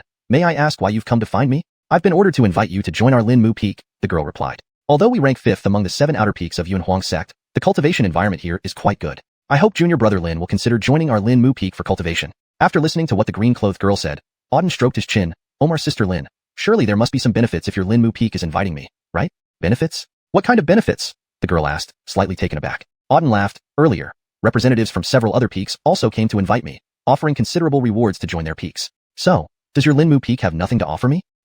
This. The girl hesitated for a moment before replying. My master only instructed me to invite you, and do my best to get you to cultivate at Lin Mu Peak. He didn't mention any benefits. If you want benefits, I'll need to ask my master. But I believe, as long as your conditions aren't too excessive, he would likely agree. Turning to Auden, she continued, why don't you come back to our peak with me and speak directly with my master? Ha ha ha. Auden laughed heartily. After laughing for a few moments, Auden said, "Omar's sister Lin, you're really quite adorable. I do find Lin Mu Peak interesting, but I can't make a decision right now. Joining a peak is a big decision and requires careful consideration. Once I've thought about it, I'll give you an answer." "How's that?" The green-clothed girl nodded in agreement. "All right, but you only have one day to decide. Think fast. If you join another peak, we might become rivals." "Rivals?" Hearing this word, Auden frowned in confusion. "How could we become rivals? Aren't we all disciples of Xuanhuan sect? Even if we're not on the same peak, we shouldn't become enemies." "You don't understand," the girl shook her head. "You just joined Xuanhuan sect and know little about the outer sect. While all outer sect disciples are part of Xuanhuan sect, competition here is fierce. Especially between the 7 peaks, it's even more intense. Peaks compete fiercely to outdo each other, leading to frequent fights among disciples. Xuanhuan sect doesn't prohibit internal conflicts, so fighting among the 7 peaks disciples is common. Deaths happen regularly. Each month, some outer sect disciples mysteriously disappear, killed by disciples from other peaks. So dangerous." Upon hearing this, Auden's eyes widened in shock. He never expected the outer sect to be so chaotic, allowing killing without restriction. While killing was common in the martial arts world, typically, within a sect, there were still limits. For instance, when Auden was at Wind Cloud Academy, it strictly prohibited students from harming each other unless it was on the Wind Cloud platform. Now, at Xuanhuan sect, things were entirely different. Outer sect disciples could freely kill each other without interference. It was indeed perilous. "Don't you feel afraid?" The green-clothed girl giggled, seeing Auden's silence. "Surprised, yes. I didn't expect the outer sect to be so disorderly. It's different from what I imagined," Auden replied. She smiled. "Actually, the sect does this to encourage us to improve our cultivation. Competition at Xuanhuan sect is fierce. Without strength, survival is hard. Only by continuously cultivating and enhancing our power can we stand firm and avoid trouble. In short, it's all about strength. With great power, no one dares to challenge you. Otherwise, anyone could easily kill you." "Indeed." Auden nodded. The green-clothed girl made a lot of sense. Clearly, she held a high position within Lin Mu Peak. "Thank you for answering my questions. I will seriously consider joining Lin Mu Peak," Auden thanked her. "All right, I'll leave now and await your response tomorrow." She turned to leave. "She's quite adorable," Auden smiled, watching the green-clothed girl depart. Lin Mu Peak left a positive impression, but he wouldn't join just based on her words. Clearly, many peaks were interested in him, and he intended to take advantage of this opportunity to get the highest offer possible. He decided to wait for more invitations calmly. Over the next half-day, representatives from several more peaks came to invite Auden, showing genuine interest and sincere intentions, unlike the arrogant white-robed youth from Chihua Peak. Most visitors were sincere in their invitations, making Auden realize his value to the various peaks. Chapter 198. The Mysterious Old Man. As evening approached, almost everyone had gathered. From morning till evening, a total of 5 people came to invite him. These 5 individuals were from the 5 peaks of the outer sect. Through interactions over the day, Auden gained a basic understanding of the situation in the 7 peaks of the outer sect. The 7 peaks of Xuanhuan sect's outer sect were Jinguang Peak, Linmu Peak, Sisui Peak, Qifire Peak, and Mingtu Peak. These 5 peaks were the core of the outer sect, corresponding to the 5 elements. The strength of these 5 peaks was very formidable. Although there were differences among them, these differences weren't significant. Besides these 5 peaks, there were 2 other peaks that were different. These 2 peaks were Tianxian Peak and Chegu Peak. These 2 peaks were distinct from the other 5. Among them, Tianxian Peak ranked first among the 7 peaks of the outer sect and was also the most powerful peak. Chegu Peak, on the other hand, ranked last among the 7 peaks of the outer sect and was the weakest peak. These 2 peaks represented 2 extremes. One was first, the other last. Of the 7 peaks in the outer sect, only these 2 did not send anyone to approach Auden. Compared to the other 5 peaks, Auden was more curious about these 2. According to Jay, all disciples entering Xuanhuan sect hoped to cultivate at Tianxian Peak. Because Tianxian Peak ranked first among the 7 peaks, its cultivation environment, resources, and other aspects far surpassed the others. For this reason, Tianxian Peak was regarded as the holy land for cultivation by all Xuanhuan sect disciples. However, Tianxian Peak was extremely strict with recruitment. Without strong power and qualifications, one had no right to enter it. Thus, among the 7 peaks of the outer sect, Tianxian Peak was the strictest with recruitment. After all, being the top-ranked could be understood. As for the other peak, Chegu Peak, Auden had collected very little information about it. He only knew that Chegu Peak was also one of Xuanhuan sect's 7 peaks. And, this Chegu Peak had once been the top-ranked peak of the outer sect. Later, due to unknown reasons, it declined and became the lowest-ranked peak. Ever since it became the last, its ranking never changed. Due to its low ranking, the cultivation environment and resources were far inferior to other peaks. Therefore, almost no disciples now signed up for Chegu Peak. This Chegu Peak is quite interesting. Even its name is different from the others, Auden said thoughtfully. Chegu Peak seemed to have an insulting connotation. Auden vaguely felt that Chegu Peak might be hiding secrets. Suddenly, while Auden was sitting in his room pondering which peak to join tomorrow, a flash of light appeared outside. Then, a figure appeared outside the room. Someone else had come. Sensing the unusual activity outside, Auden's gaze flickered with surprise. It was already evening, and he thought no one would come anymore, but unexpectedly, someone did. He wondered who it could be this time. Only 2 peaks had not yet sent anyone. Tianxian Peak and Chegu Peak. One was the best, the other the worst. He didn't know which of these 2 peaks it would be. While thinking, Auden walked out of the room. Upon stepping outside, Auden saw an old man standing at the door. This old man was in his 60s or 70s, with white hair and a bent back, thin as a skeleton, looking like a withering elder on the verge of death. Yet, his eyes flashed with sharpness when they focused on Auden. Being scrutinized by the old man's hazy eyes, Auden felt his soul tremble slightly. An overwhelmingly terrifying presence emanated from the old man. Such terrifying power, this old man is definitely no ordinary person. His strength has reached an inconceivable level, Auden thought to himself. He had met many experts before, but none gave him such a strong sense of pressure as this old man. This old man was undoubtedly an expert, a top-tier one. Indeed, one shouldn't judge a book by its cover. Who would have thought that within this frail, skeletal-looking old man was such terrifying power? Just as Auden was astonished by the old man's strength, the old man's hazy eyes continued to focus on Auden. His gaze fixed on Auden for a long time before a smile appeared on his lips. Young friend, hello? Omar, hello. Auden bowed slightly. This old man was absolutely no ordinary person. Just from the terrifying aura he emitted, it was clear that this person was a terror-level existence. The old man smiled lightly and said, I heard that during this Xuanhuan test, a top genius emerged, achieving first place in the first 3 rounds. And with the strength of Star Captain 3rd tier, he defeated several geniuses of Star Captain 6th and 7th tiers. I'm somewhat curious, so I came to take a look. Hearing the old man's words, Auden remained calm and replied, I'm just an ordinary martial artist, not a genius. Achieving first place earlier was partly due to luck. Omar, please don't pay too much attention to it. Is that so? The old man smiled faintly. A young man not only possesses terrifying strength and talent, but also has such a calm demeanor. You are indeed extraordinary. Omar flatters me. I dare not accept such praise. Auden bowed again. Enough. The old man waved his hand. There's no need to be overly humble. Among all the people I've met, you're one of the best. Your future prospects are boundless. But today, I didn't come here to praise you. There's something I want to discuss with you. The old man then stared straight at Auden. Please speak, Omar, Auden replied. The old man squinted his eyes as he surveyed Auden and asked, Pedro, do you know who I am? Auden calmly answered, if I'm not mistaken, Omar should be the head of Chugu Peak. You actually know my identity. Hearing Auden's reply, the old man suddenly widened his eyes. He stared intently at Auden, his gaze filled with shock. This young man had accurately identified his identity. This left the old man deeply shaken. Where did Auden see through his identity? He seemed never to have leaked any information about it. Chapter 199. A difficult choice. Auden smiled faintly and said, in fact, it's quite simple to recognize Omar's identity. During the day, 5 of the 7 outer sect peaks had already sent people to find me. At this time, only the number 1 ranked Xiuxian peak and the 7th ranked Chugu peak could come looking for me. From Omar's age and strength, you must be at the level of a peak master among the 7 outer sect peaks. Ordinary disciples wouldn't have such power or be of advanced age like you. It can be confirmed that Omar is one of the 7 outer sect peak masters. Since 5 of the peaks have already had their representatives find me during the day, their masters would not come again. The remaining Xiuxian peak and Chugu peak, the Xiuxian peak, being the top-ranked existence in the outer sect 7 peaks, its peak master definitely wouldn't come see me, a mere junior disciple who just entered the sect. So, only Chugu peak remains. In the 7 outer sect peaks, Chugu peak is ranked last, so if they want me to join their peak, they will certainly send someone of higher status over. Combining this with your age and strength, I can basically confirm that you are the master of Chugu peak. Auden explained all this in one go. When he finished speaking, the old man looked at him in amazement, his eyes filled with shock. I didn't expect that not only do you possess outstanding talent and strength, but also such high intelligence and judgment. Just by doing some analysis, you could know my identity. It's unbelievable. Boy, even I now somewhat admire you. The elder praised nonstop. Omar, you're too kind. From what you say, you really are the master of Chugu peak. Auden raised his head and stared at the old man in front of him. Indeed. The old man nodded and said, I am Lucius, the master of Chugu peak.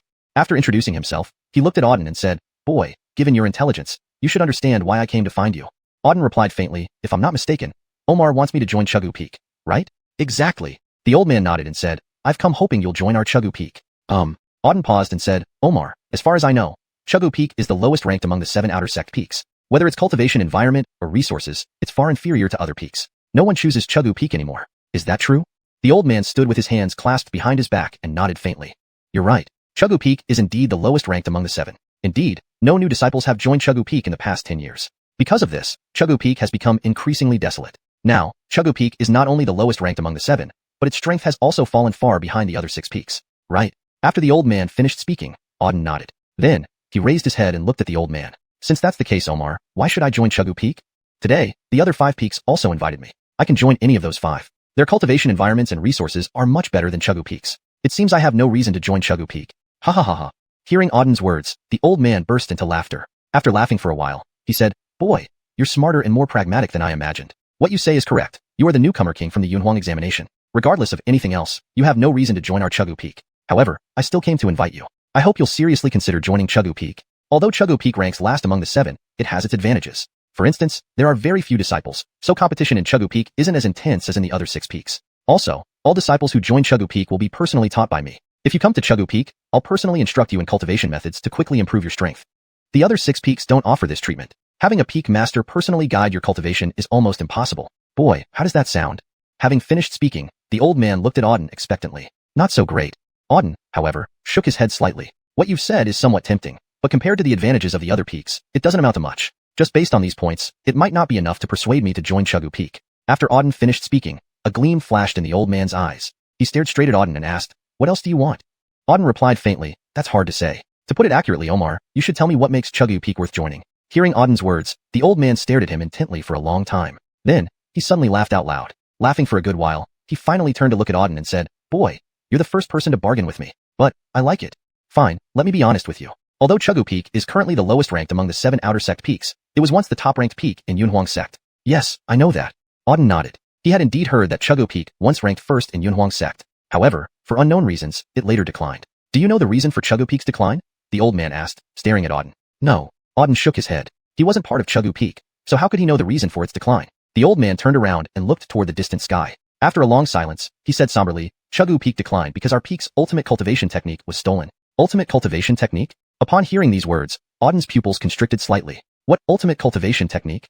The old man's eyes moved slightly, seemingly lost in a very distant memory. His expression was extremely agitated. After a dozen breaths, the old man continued, "Each of the 7 outer sect peaks has its own unique ultimate cultivation technique. A long time ago, Chuggu Peak's ultimate cultivation technique was the most powerful among the 7 peaks. Because of this, Chuggu Peak held the top spot for hundreds of years, unmatched. But later, our peak's ultimate cultivation technique was stolen. Without it, Chuggu Peak rapidly declined, overtaken by the other 6 peaks. Finally, it became the lowest ranked among the 7. Chapter 200, The 9 Swords of Eternal Desolation. After listening to the elder, Auden nodded in understanding and said, "So it seems that the decline of Chuggu Peak is related to this martial art." "Exactly," the elder confirmed with a nod. "What exactly is this martial art that has such tremendous power? It enabled Chuggu Peak to become the top among the 7 peaks, yet its loss relegated us to the bottom," Auden asked, his curiosity piqued. Based on the elder's tone, this martial art seemed incredibly powerful. The elder replied, "The pinnacle technique of our Chuggu Peak is called the 9 Swords of Eternal Desolation. These 9 swords are not from modern times, but have been passed down from ancient times. Even back then, the 9 Swords of Eternal Desolation were considered one of the top martial arts. It is said that if fully mastered, they can tear through space and destroy the entire celestial continent." "Destroy the entire celestial continent? That's so powerful," Auden exclaimed, shock flickering across his eyes. If this were true, it would indeed be terrifying. Moreover, martial arts from ancient times had far greater power than those of today, a well-known fact on the continent. An ancient martial art could easily possess the power to shatter the heavens and destroy the earth. However, most ancient techniques have been lost over time, and only a few remain today. He never expected Chuggu Peak to still possess one such ancient technique. After comprehending the significance, Auden looked up at the elder and asked, "Then may I ask who stole this 9 Swords of Eternal Desolation?" "I don't know." The elder shook his head. "If I did, we wouldn't have had such trouble. Since the loss of the 9 swords, Chuggu Peak has been searching for both the technique and the thief. However, all these years, there have been no clues about either. The fate of the 9 swords remains unknown, as does the identity of the thief." Sigh. The elder sighed deeply. Auden nodded sympathetically. Indeed, it was a pity to lose an ancient, top-tier martial art. If the 9 swords were still here, Chuggu Peak would likely be the leading peak now. "May I ask why you told me all this, elder? What does this have to do with me?" Auden asked, turning back to the elder. The elder had explained much about the 9 swords, yet Auden saw no connection between them and himself. The elder narrowed his eyes and scrutinized Auden before asking, "What if I could let you practice the 9 swords of eternal desolation? Would you be willing to join Chuggu Peak to cultivate them?" Hearing this, Auden's pupils dilated in surprise. He gazed at the elder in disbelief. "Elder, didn't you say the 9 swords were lost? How could you let me practice them?" Auden couldn't understand the elder's intentions. How could someone practice a lost technique? The elder laughed heartily. "The 9 swords did get lost, but I didn't say they were completely lost." "Not completely lost? What does that mean?" Auden frowned. The elder waved his hand dismissively. "I'll stop being mysterious. The 9 swords consist of 9 individual sword techniques. The last 4 have been lost, but the first 5 still remain on Chuggu Peak. Now, do you understand what I'm getting at?" Upon hearing this explanation, Auden nodded in comprehension. So, only the last 4 had been lost, while the first 5 were still available. If that's the case, the power of the 9 swords must be significantly diminished, Auden pointed out. "You're right," the elder agreed. "With the loss of the last 4, the power isn't as formidable as it once was. But it's more than enough to handle ordinary opponents. And if given the chance, you might even find the lost 4 later on and master all 9. You'd certainly be able to dominate the northern region without issue." The elder fixed his gaze on Auden. "What do you think? Do you accept this offer?" A smile crept onto Auden's face. "Since elder invites me so sincerely, I'll agree to join Chuggu Peak, but I have one condition." "Speak." Auden said, "On Chuggu Peak, I want access to the best cultivation grounds. Also, I reserve the right not to participate in any sect affairs, and nobody can disturb me when I'm cultivating. Furthermore, if I wish to leave, I cannot be stopped." "No problem." Without hesitation, the elder accepted Auden's terms. He then stared intently at him. "I agree to your conditions. I'll provide you with the best environment and resources. Additionally, I'll give you 500,000 spirit stones monthly for cultivation support. Auden, I only hope that you can help Chuggu Peak rise again. If you achieve this, even transferring the position of Chuggu Peak leader to you would be fine." Auden smiled wryly. "Rest assured, I'll do my best." "Good," the elder nodded. "That's settled then. Join us after the entrance exam tomorrow. I'll be waiting." With that, The elder vanished instantly from the spot. Watching the elder's disappearing figure, Auden smiled. Joining the lowest ranked peak will be interesting. It's more of a challenge. Initially, Auden hadn't intended to join Chuggu Peak. However, learning about the ancient technique, the 9 Swords of Eternal Desolation, made him decide to join. Auden already had many high-level techniques, but none from ancient times. The 9 swords fit him perfectly. Moreover, even though the elder mentioned it was incomplete, Auden knew he could use the system to repair the lost sections. This meant he could master the complete set of 9 swords.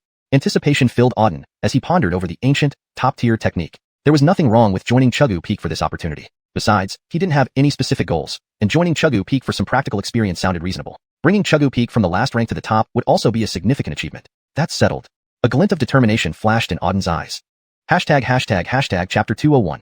Initiation Ceremony. He had already decided to join Chuggu Peak, and now he just had to wait for the initiation ceremony tomorrow. The next morning, as soon as dawn broke, a voice came from outside the door. Junior brother Lin, are you there? Upon hearing this, Auden got up and opened the door. Granville Zhao. Standing at the door was Jay. He smiled slightly and said, Junior brother Lin, today is the day of the initiation ceremony. Come with me to attend it. After completing the ceremony, you will officially become a disciple of Yunhuang sect. All right. Auden nodded and followed Jay as they left. On the way, Jay glanced at Auden curiously and asked, Junior brother Lin, during these 3 days, have you thought about which peak you wish to join? I have made my decision. Auden nodded. Is that so? Jay looked curious. Then may I ask which peak Junior brother Lin has ultimately chosen to join? About that, Auden smiled. Wait a moment, and Granville Zhao will know. All right. Jay laughed helplessly. Junior brother Lin sure knows how to keep one in suspense. But no matter what choice you make, I will support you. Thank you, Granville. Auden nodded. Jay was actually quite decent, a friend worth making. Soon, under Jay's guidance, Auden arrived at a massive palace. This palace was grand and imposing, with 2 stone dragons flanking the entrance, exuding an air of dominance. Upon entering the palace, Auden saw that it was already filled with people. All around were young disciples, numbering over 100. These were all martial artists who had passed the tests and entered Yunhuang sect. At the top, 7 individuals were seated. These 7 were all older, 6 men and 1 woman, each radiating powerful spiritual energy fluctuations, obviously high-ranking experts. They were the 7 outer sect elders of Yunhuang sect.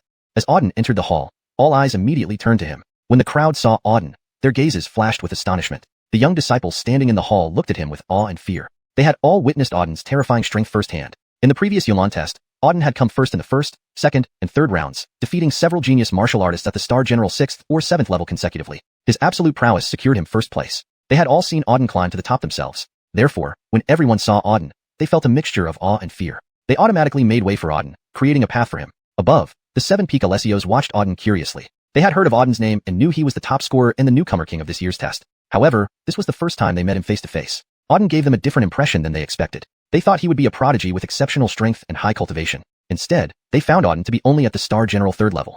This level was merely mid to low among those who participated in the newcomer test. Yet, someone of this level managed to secure first place, surprising them.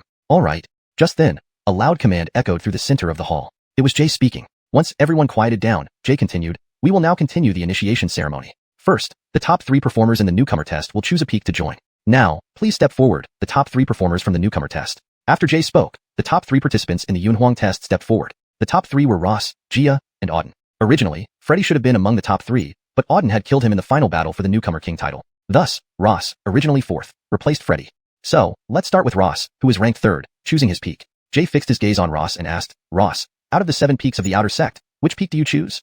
Ross scanned the 7 peak Alessios above. Just as he was about to speak, the Sisui peak Alessio offered, Ross, if you join our Sisui peak, I will give you 10,000 spirit stones as a reward. 10,000. Hearing the offer from the Sisui peak Alessio, everyone's eyes widened in surprise. They didn't expect Sisui peak to offer 10,000 spirit stones to recruit Ross. 10,000 spirit stones was not a small amount, and most martial artists would find it hard to refuse. Indeed, a hint of interest flashed in Ross's eyes. After some consideration, however, he replied, thank you, peak leader, for your generous offer, but I still wish to join Tianxian peak. Upon hearing this, everyone in the hall nodded understandingly. Tianxian peak was the number 1 peak among the 7 outer sect peaks and considered the holy land for cultivation by many young martial artists. Although 10,000 spirit stones was a good offer, Ross clearly preferred joining Tianxian peak. The Sisui peak Alessio also nodded indifferently without further comment. Very well, Ross, you are joining Tianxian peak. With Ross's decision confirmed, Jay announced the result. Everyone looked at Ross enviously. Tianxian peak was the number 1 peak among the 7 outer sect peaks. Joining it generally promised an outstanding future. Many did not even qualify to enter Tianxian peak. Only the top 10 performers in the Yunhuang test could freely choose any peak. Ross joining the top-ranked Tianxian peak was enviable indeed. Now, Jia, who was ranked 2nd, please choose your peak. At this moment, Jay spoke again, focusing his attention on Jia. Meanwhile, everyone else in the hall also turned their eyes to her. Jia was the only woman among the top 3, making it particularly challenging to reach such a high rank. Not only was she exceptionally strong, but she was also incredibly beautiful and graceful. Jia was a perfect blend of beauty, talent, and strength. Such a paragon of excellence was admired by all, wherever she went. Jia embodied this admiration perfectly.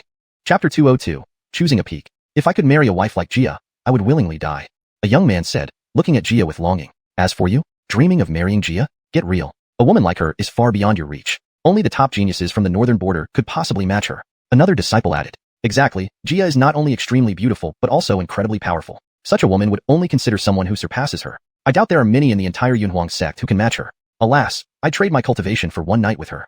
Get lost. Your cultivation isn't even worth giving to a dog. You think it's enough to swap for a night with Jia? Keep dreaming. Many disciples around were continuously commenting on Jia, all filled with admiration. At the same time, as Jia walked out from among the disciples, the 7 peak masters above focused their gazes on her. Before Jia could speak, the Red Fire Peak Master stood up and said, Jia, if you join our Red Fire Peak, we will provide you with 300,000 spirit stones to aid in your cultivation. 300,000. Upon hearing this, everyone around showed visible shock. Ross was offered only 100,000 spirit stones, yet Jia was given 300,000. Although she was only one rank higher, the difference was 200,000 spirit stones. And that was just the offer from Red Fire Peak. Just as the Red Fire Peak Master finished speaking, the Limu Peak Master next to him said, Jia, if you join our Limu Peak, I'll offer you 500,000 spirit stones. 500,000. Whispers rippled through the crowd. The Red Fire Peak Master offered 300,000, while the Limu Peak Master instantly raised the price to 500,000, a difference of 200,000 spirit stones. Everyone was stunned. No one expected these 2 Peak Masters to begin bidding for Jia. Jia, standing below, paused momentarily before responding, thank you both for your appreciation, but my goal is to join Tianxian Peak, so I choose Tianxian Peak. Upon hearing Jia's words, the Red Fire and Limu Peak Master sighed deeply, clearly disappointed. The surrounding disciples nodded in understanding. Just like Ross, Jia also wanted to join Tianxian Peak. After all, Tianxian Peak ranked first among the outer sect's 7 peaks. Joining it meant an infinite future, along with excellent cultivation environments and resources. A genius like Jia naturally desired to enter Tianxian Peak. Thus, she chose to join Tianxian Peak. The other peak masters could only sigh helplessly. As the leading peak, Tianxian Peak always attracted the best disciples. During each Yunhuang test, those ranked in the top 10 generally ended up in Tianxian Peak, leaving the others with lower rank choices. Over time, Tianxian Peak grew stronger while the others weakened, the gap between them growing ever wider. But there was nothing they could do about it. Both Ross and Jia, among the top 3 in the Yunhuang test, joined Tianxian Peak. Now, only the top-ranked Auden remained. Jay spoke again. Now Auden, who ranked first in the Yunhuang test, will begin selecting a peak. Finishing, Jay focused on Auden. Auden, which peak do you wish to join? As soon as Jay spoke, everyone's attention turned to Auden. He was the top scorer in the Yunhuang test, creating countless miracles. This test had become his personal show. No one else came close to his achievements. Everyone was now curious which peak Auden would choose. I guess Auden will still choose Tianxian Peak. After all, it's the top outer sect peak, and any genius wants to join Tianxian Peak. One person analyzed. Right, I agree. Both Ross and Jia joined Tianxian Peak, so Auden will likely do the same. And every first place winner in the Yunhuang test has joined Tianxian Peak. Auden will definitely choose Tianxian Peak. Indeed, compared to the other 6 peaks, Tianxian Peak's advantages are overwhelming. There's no doubt he will pick Tianxian Peak. The crowd buzzed with speculation, almost unanimously believing Auden would choose Tianxian Peak. The 7 peak masters also fixed their gazes on Auden. Auden, if you join our Sisui Peak, we will offer you 1 million spirit stones. The Sisui Peak Master declared as soon as Auden stepped forward. Whispers of astonishment filled the air. 1 million spirit stones. Even a small sect might struggle to provide such a sum. To think the Sisui Peak Master offered 1 million to recruit Auden. Before the surprise could settle, the Limu Peak Master spoke up. Auden, join Limu Peak, and I'll give you 2 million spirit stones and an exquisite Earth-grade spirit weapon. Sighs of amazement echoed. 2 million. A full doubling of the previous offer. Even the peak masters together would find it challenging to gather 2 million spirit stones at once. Plus, an exquisite Earth-grade spirit weapon. They were completely going all out to win Auden over. Auden, join Red Fire Peak, and I will personally teach you, making you the chief disciple of Red Fire Peak. The Red Fire Peak Master interrupted. Shocked murmurs filled the hall. Making Auden the chief disciple of Red Fire Peak? The Red Fire Peak Master was offering an immense opportunity. Chief disciple status was the most prestigious position within a peak. All current chief disciples were top geniuses who had been part of the Yunhuang sect for several years. Yet here, Auden had just arrived, and the Red Fire Peak Master already wanted to make him chief disciple. Red Fire sect was willing to pay an astronomical price to recruit Auden. Everyone in the hall was stunned. Chapter 203. Astonishing choice. Such favorable conditions were hard for anyone to refuse. Everyone's eyes were on Auden, pondering whether he would accept the Red Fire Peak Master's offer and join Red Fire Peak. Auden should join Red Fire Peak. After all, the conditions offered by the Red Fire Peak Master are quite tempting. Who could refuse being the chief disciple? A disciple muttered. That's right. The status of the chief disciple is already very prestigious. If I were Auden, I would definitely choose Red Fire Peak. Another disciple said. Not necessarily. Though the position of chief disciple is important, for a genius like Auden, cultivation environment and resources might be more crucial. The top-ranked Heavenly Profound Peak can provide these things for him, allowing him to develop better there. So, I guess Auden might join Heavenly Profound Peak. Yes, after all, Heavenly Profound Peak is the foremost among the outer peaks. With Auden's talent, he would surely be favored if he entered Heavenly Profound Peak. There's no need to join Red Fire Peak as a mere chief disciple. I bet he'll choose Heavenly Profound Peak. It will either be Heavenly Profound Peak or Red Fire Peak. He won't choose any other peak. Hundreds of disciples chattered among themselves. After the Red Fire Peak Master made his offer, they had almost determined that Auden would choose between Red Fire Peak and Heavenly Profound Peak. As for the other 5 peaks, given Auden's strength and talent, he definitely wouldn't choose them. All right. At this moment, Jay shouted from above, silencing everyone. Once everyone quieted down, Jay turned his gaze to Auden and asked, Auden, have you made your decision? Which peak do you want to join? Give me your answer. Upon Jay's words, everyone, including the 7 peak masters above, focused their attention on Auden. They all wanted to know which peak Auden would choose as the top scorer in this Xuanhuan test. I choose Straw Dog Peak. Auden slowly spoke out his choice. Chaos erupted. Hearing Auden's decision, everyone stared at him in shock. Auden actually chose Straw Dog Peak. Is this Auden crazy? Choosing Straw Dog Peak, which ranks last among the 7 outer peaks. Even many worthless disciples avoid Straw Dog Peak. Why did Auden choose it? Is he delusional? Does he not know that Straw Dog Peak ranks last among the 7 peaks? If he didn't know, I could understand. How could he not know? Even outsiders know the ranking of the 7 peaks, let alone him. So what's going on? Why did Auden choose the last ranked Straw Dog Peak? Everyone murmured, looking at Auden with confusion. They couldn't understand why Auden chose Straw Dog Peak. Even the 6 peak masters above widened their eyes when they heard Auden's choice. Especially the Red Fire Peak Master and the Heavenly Profound Peak Master. They thought Auden would choose one of their peaks. Who would have thought Auden picked the worst ranking Straw Dog Peak? The Red Fire Peak Master stared at Auden and asked, Auden, do you know that Straw Dog Peak ranks last among the 7 peaks? Yes, I do, Auden nodded. Then why did you choose Straw Dog Peak? Entering Straw Dog Peak means having no future, squandering your talent, the Red Fire Peak Master said. Auden shrugged. No reason, just because I like Straw Dog Peak and want to see it. And thank you to the Peak Masters for considering me.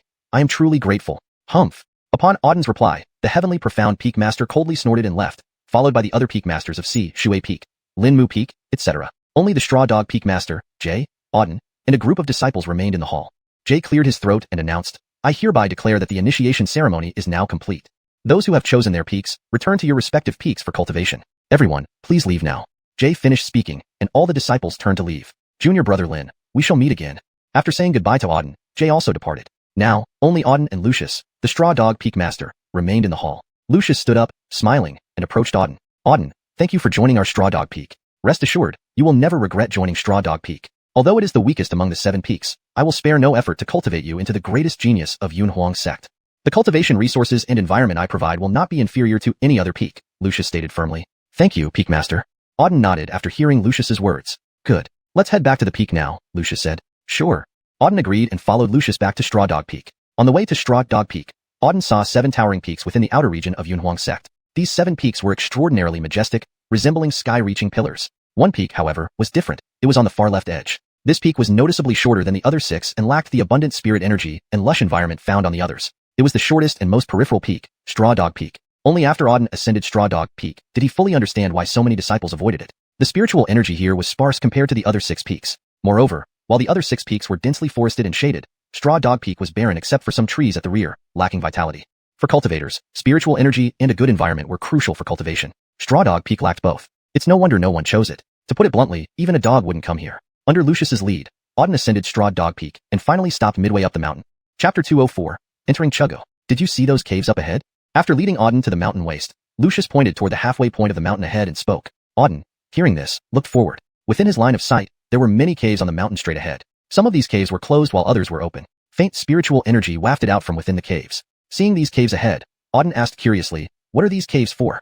Lucius said, these caves are where the disciples of my Chugu Peak practice. Caves that are closed mean someone is inside. Those that are open mean no one is inside. The higher the cave, the denser the spiritual energy it contains, allowing for faster cultivation. I have already reserved the highest cave for you. You can enter and practice soon. In the future, that cave will be your place for cultivation. Upon hearing this, Auden glanced at the topmost cave. Sure enough, the topmost cave contained very strong spiritual energy. Its density was at least several times greater than that of the lower caves. Thank you, sect leader. Auden thanked Lucius. Lucius waved a hand and said, you're welcome. Additionally, here's the 9 swords of the wasteland. I'll give them to you as well. Saying this, Lucius handed an old yellowed book to Auden. Auden took the book and gave it a brief look. This book was in rather poor condition, having been passed down for who knows how many years. On its cover, faintly written were the 4 large characters, 9 swords of the wasteland. Even just these 4 characters exuded quite powerful energy. While staring at these 4 characters, Auden felt his soul tremble slightly. What potent sword and tint.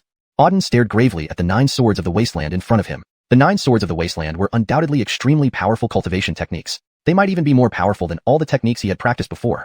Although he had yet to open the 9 swords of the wasteland, just from these 4 characters, Auden could feel a terrifying sword force. It was absolutely a top-tier sword technique. Lucius also stared gravely at the sword manual in Auden's hand and said, Auden, The 9 swords of the wasteland are the most advanced sword techniques not only in the north, but possibly on the entire continent. Now, I'm giving you the 9 swords of the wasteland, but you need to prepare yourself well. Cultivating the 9 swords of the wasteland comes with significant risks since the version in your hands is incomplete. While cultivating, you must be constantly vigilant, or you risk losing control and potentially suffering grave consequences. The power of the 9 swords of the wasteland is so immense that if you lose control, it almost certainly leads to death. Finishing his words, Lucius stared seriously at Auden and said, "Therefore, when you cultivate the 9 swords of the wasteland, you must be extremely cautious. You are the most talented person in our Chugu Peak, and I do not wish for anything unfortunate to happen to you due to cultivating the 9 swords of the wasteland." Hearing what Lucius said, Auden nodded and replied, "I understand, thank you, sect leader, for reminding me. Good. If you encounter any issues with your cultivation in the future, you can come directly to me. I'll always be on Chugu Peak," Lucius said. Auden nodded. "Master." At that moment, a voice came from behind. Hearing the voice, both Auden and Lucius turned around to look back. In their sight, there stood a young man in white clothes. He appeared to be in his mid-20s, with an elegant appearance and faint ripples of spiritual energy emanating from him. Seeing this young man, Lucius said, "Ernesto, you've come." "Yes, master." The young man in white clothes nodded. Lucius introduced, "Let me introduce you to Auden, who has just joined Chugu Peak as a disciple. He will cultivate on our Chugu Peak in the future. Regardless of what happens on Chugu Peak, you should assist him fully." "I understand, master." The young man nodded and then turned his gaze to Auden, saying, "Little brother Lin, I am Ernesto, also a disciple of Chugu Peak. Welcome little brother Lin to Chugu Peak. In the future, if you have any issues on Chugu Peak, feel free to come to me directly." Ernesto smiled warmly as he spoke to Auden. "Thank you, Granville." Auden bowed slightly towards Ernesto. Lucius added, "Auden, let me introduce you to Ernesto. He is also the chief disciple of our Chugu Peak. If you have any problems on Chugu Peak in the future, you can tell him, and he will help you. I have other matters to attend to, so I must go now. If you have any questions about Chugu Peak or Yunhuang sect, you can ask him for answers." With that, Lucius turned and left. Once Lucius was gone, only Auden and Ernesto remained. Ernesto smiled gently and said, "Little brother Lin, welcome to our Chugu Peak. Our Chugu Peak hasn't welcomed new disciples for a long time. I heard that you were the rookie king of the Yunhuang test. With your strength and talent, you could easily join better peaks, like the #1 ranked Tianxian Peak. Why did you choose our Chugu Peak specifically?" After speaking, Ernesto gazed intently at Auden, curiosity evident in his eyes. Actually, he had known the day before that Auden would come to Chugu Peak. It was told to him by Lucius. Yet, he couldn't quite understand why the rookie king of the Yunhuang test would choose Chugu Peak. Chugu Peak ranked last among the 7 outer sects of Yunhuang sect. In past tests, those who ranked first generally joined Tianxian Peak. Yet, Auden, the rookie king, had chosen the lowest ranked peak, which puzzled him. Ernesto stared at Auden, awaiting his response. After Ernesto finished speaking, Auden smiled lightly and said, "Granville Alfonso, my reason for coming to Chugu Peak is simple. I like Chugu Peak. Compared to the other 6 outer sects, Chugu Peak suits me better, so I chose it." Listening to Auden, Ernesto gave a bitter laugh and said, "Little brother Lin, theoretically, with your talent and strength, you can choose freely among the 7 outer sections. Even the top-ranked Tianxian Peak wouldn't be a problem for you to join easily. As a Chugu Peak disciple, I know very well that we rank last among the 7 outer sections. Given your strength and talent, there's no reason you should join Chugu Peak. I'm merely curious, why did you choose Chugu Peak? As for liking Chugu Peak, I don't believe it. If you can, please satisfy my curiosity." Ernesto spoke at length. After he finished, Auden gave him a cool glance. Chapter 205, Collecting Martial Arts Techniques. This brother Ernesto is really straightforward. Hearing Ernesto's words, Auden shook his head helplessly. He had already made it very clear that he did not want to explain further, yet Ernesto insisted on pressing for an answer. It was unclear what Ernesto was thinking, insisting on getting to the bottom of things. However, Auden thought such people were quite easy to get along with, honest and direct. Auden said, "Since brother Alfonso insists on knowing, I'll tell you then. The Peak Master imparted me the Chugu Peak's most powerful technique, the 9 Swords of Heavenly Wasteland, which I heard is extremely powerful. So, I wanted to practice it. That's the reason. Now do you understand, brother Alfonso?"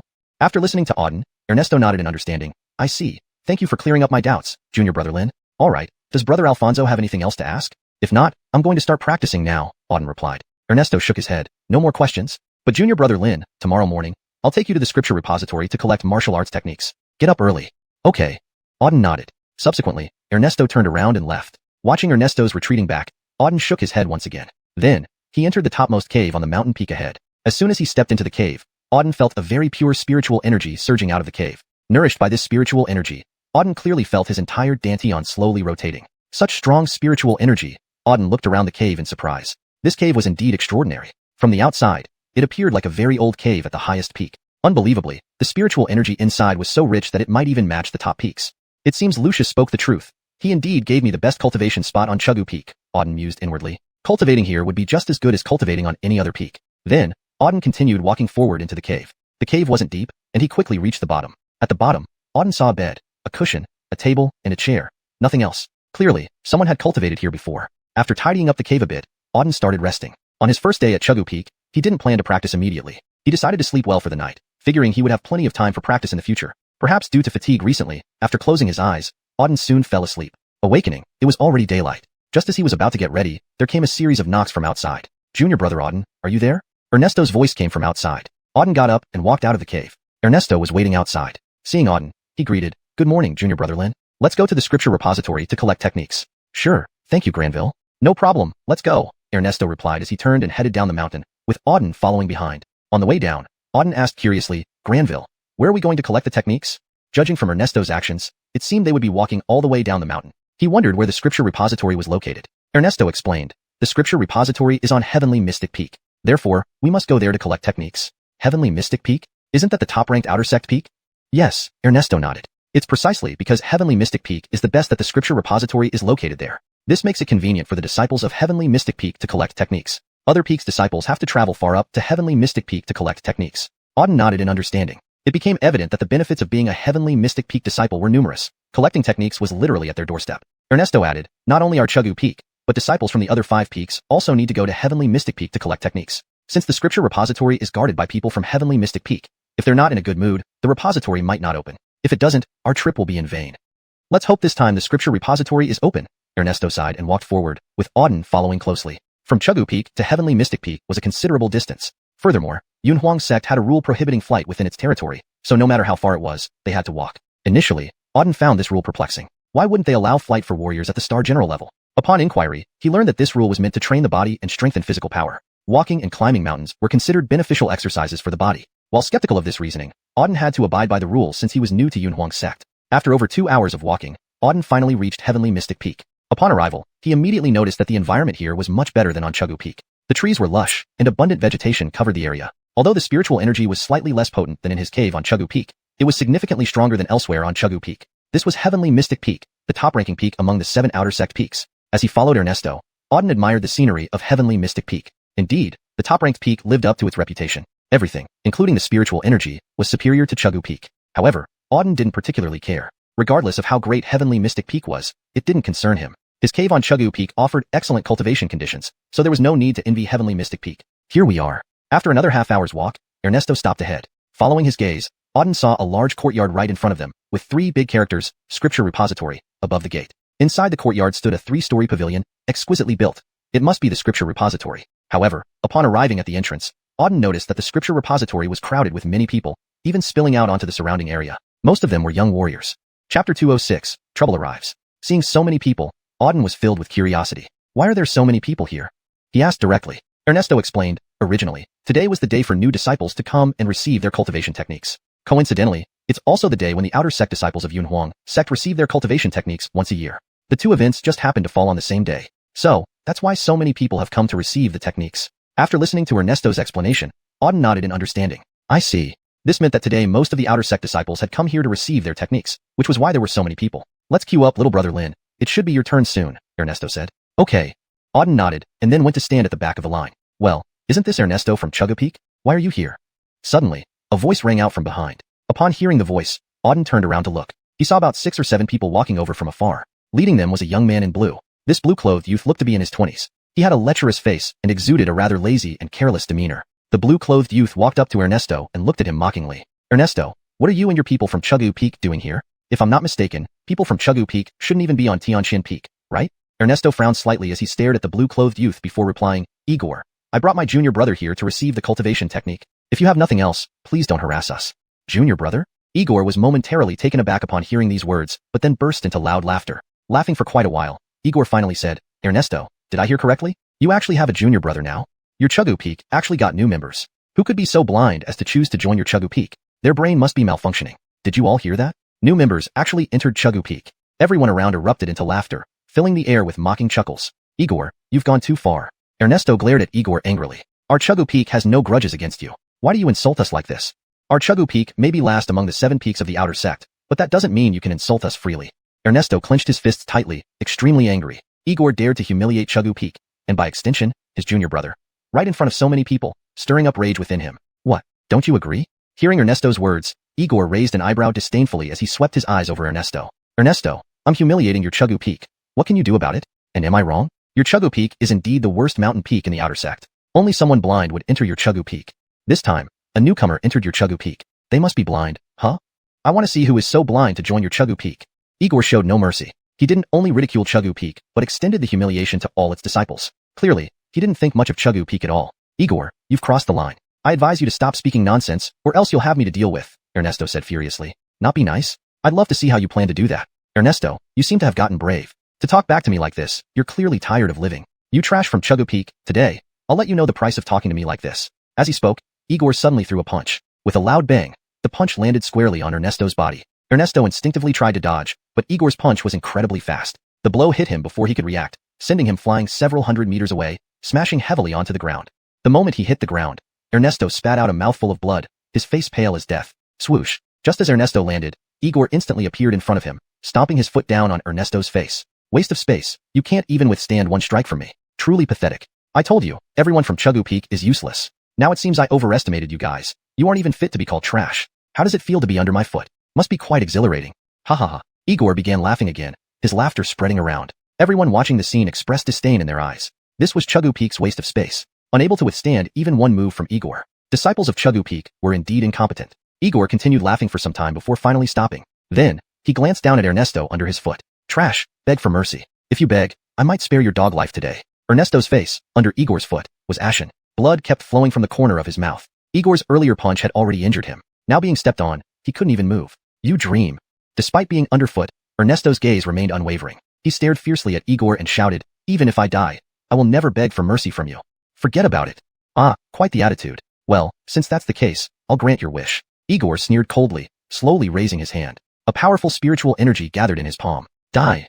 With a roar, Igor's palm smashed downward towards Ernesto. At this moment, Ernesto was pinned under Igor's foot and completely unable to resist after being heavily wounded by the previous punch. There was no doubt that this blow would kill Ernesto. Onlookers shook their heads. Although mutual killing wasn't forbidden among disciples in Yunhuang sect, Ernesto held a significant position in Chuggu Peak. Now he was about to die at Igor's hands. They silently sighed in their hearts. This was Chuggu Peak, home to disciples ranked last in the outer sect, where killings occurred casually. Under everyone's watchful eyes, Igor's palm descended rapidly, approaching Ernesto. Ernesto faced imminent death. Chapter 207. Auden appears. Just as Ernesto was about to be killed by Igor, a figure appeared in front of Ernesto like a flash of lightning. Bang! Igor's overpowering palm strike hit this figure. A loud explosion followed, but the figure stood unmoved. On the contrary, Igor was forced back several steps. Who? Seeing someone dare to stop him from killing, Igor immediately became furious. Who had the audacity to stop him? Did they want to die? He looked forward and saw a young man in white standing in front of Ernesto. The young man was around 16 or 17 years old, with an elegant appearance and a cold demeanor. Seeing this young man in white, Igor was slightly taken aback. Kid, who are you? How dare you meddle in my affairs? Are you tired of living? Igor said sternly. The young man in white replied calmly, Auden. The one who acted was indeed Auden. Just now, Ernesto's life was in danger. If he hadn't acted, Ernesto would have been killed by the person in front of him. Therefore, Auden had no choice but to intervene, saving Ernesto. Auden helped Ernesto up from the ground and asked, Granville Alfonso, are you okay?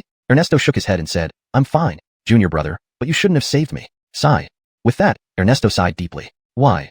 Auden looked at Ernesto in confusion. If he hadn't intervened just now, Ernesto would surely have died. Yet, Ernesto said he shouldn't have been saved. What did that mean? Ernesto explained, Junior brother, saving me will bring trouble to you. Do you know who Igor is? He belongs to Golden Light Peak, which ranks second among the 7 outer peaks and is extremely powerful. Moreover, Igor is a genius of Golden Light Peak. By saving me from him, you've provoked him, and he definitely won't let you off easily. Junior brother Lin, you should leave quickly. Otherwise, you won't be able to escape later. Golden Light Peak. After hearing Ernesto's words, Auden's expression turned icy. What kind of Golden Light Peak is this? He didn't even care about Heaven Profound Peak, let alone some Golden Light Peak. Granville, don't worry. Nothing will happen. I'll handle everything, Auden said calmly. This? Ernesto stared straight at Auden, eyes filled with astonishment. Auden seemed completely unafraid of Golden Light Peak or Igor. After all, Golden Light Peak ranked second among the 7 outer peaks, and Igor was their top genius. Now Auden had offended Igor for saving him. This wasn't a small matter. Given Igor's character, he wouldn't let Auden go easily. He didn't understand why Auden remained so calm. Boy, what relation do you have with Ernesto? At that moment, Igor spoke from the front, his eyes narrowing menacingly as he stared at Auden. This boy dared to obstruct his killing spree, truly asking for death. However, Igor wasn't in a hurry to act. He first needed to clarify identities before making his move. Auden raised his head and glanced at Igor, saying, I'm a disciple of Chuggu Peak, and Ernesto is my senior brother. What do you think our relationship is? Another disciple of Chuggu Peak. Upon hearing Auden's response, Igor's expression turned frigid. Little bastard, it seems you're tired of living if you dare to meddle in my business. You Chuggu Peak trash are getting bolder these days. A piece of trash from Chuggu Peak dares to challenge me. You must be really tired of living. Little bastard, I'll give you a chance. Kneel down and kowtow to me 3 times, and I'll let you die intact. With that, Igor smiled savagely. Make me kneel? Your brain must have been kicked by a donkey. Do you think you deserve me to kneel? Auden scanned Igor coldly. Besides, you injured my senior brother earlier. We haven't settled that score yet. Today, I'll make you realize that people from Chugu Peak aren't something you can touch at will. To hurt someone from Chugu Peak, you'll have to pay a price. Russell. Upon hearing Auden's words, everyone around was instantly astonished. Due to the significant disturbance, many disciples had gathered to watch the spectacle. When they heard Auden's words, hundreds of faces showed shock. This Chugu Peak disciple has guts to speak to Igor like this. Igor belongs to Golden Light Peak, which ranks second among the outer peaks. No one has ever dared to talk to Igor like this. Yes, and this person publicly humiliated Igor. Igor is someone who holds grudges. A Chugu Peak disciple challenging him. This guy must be tired of living. Igor will never let him go.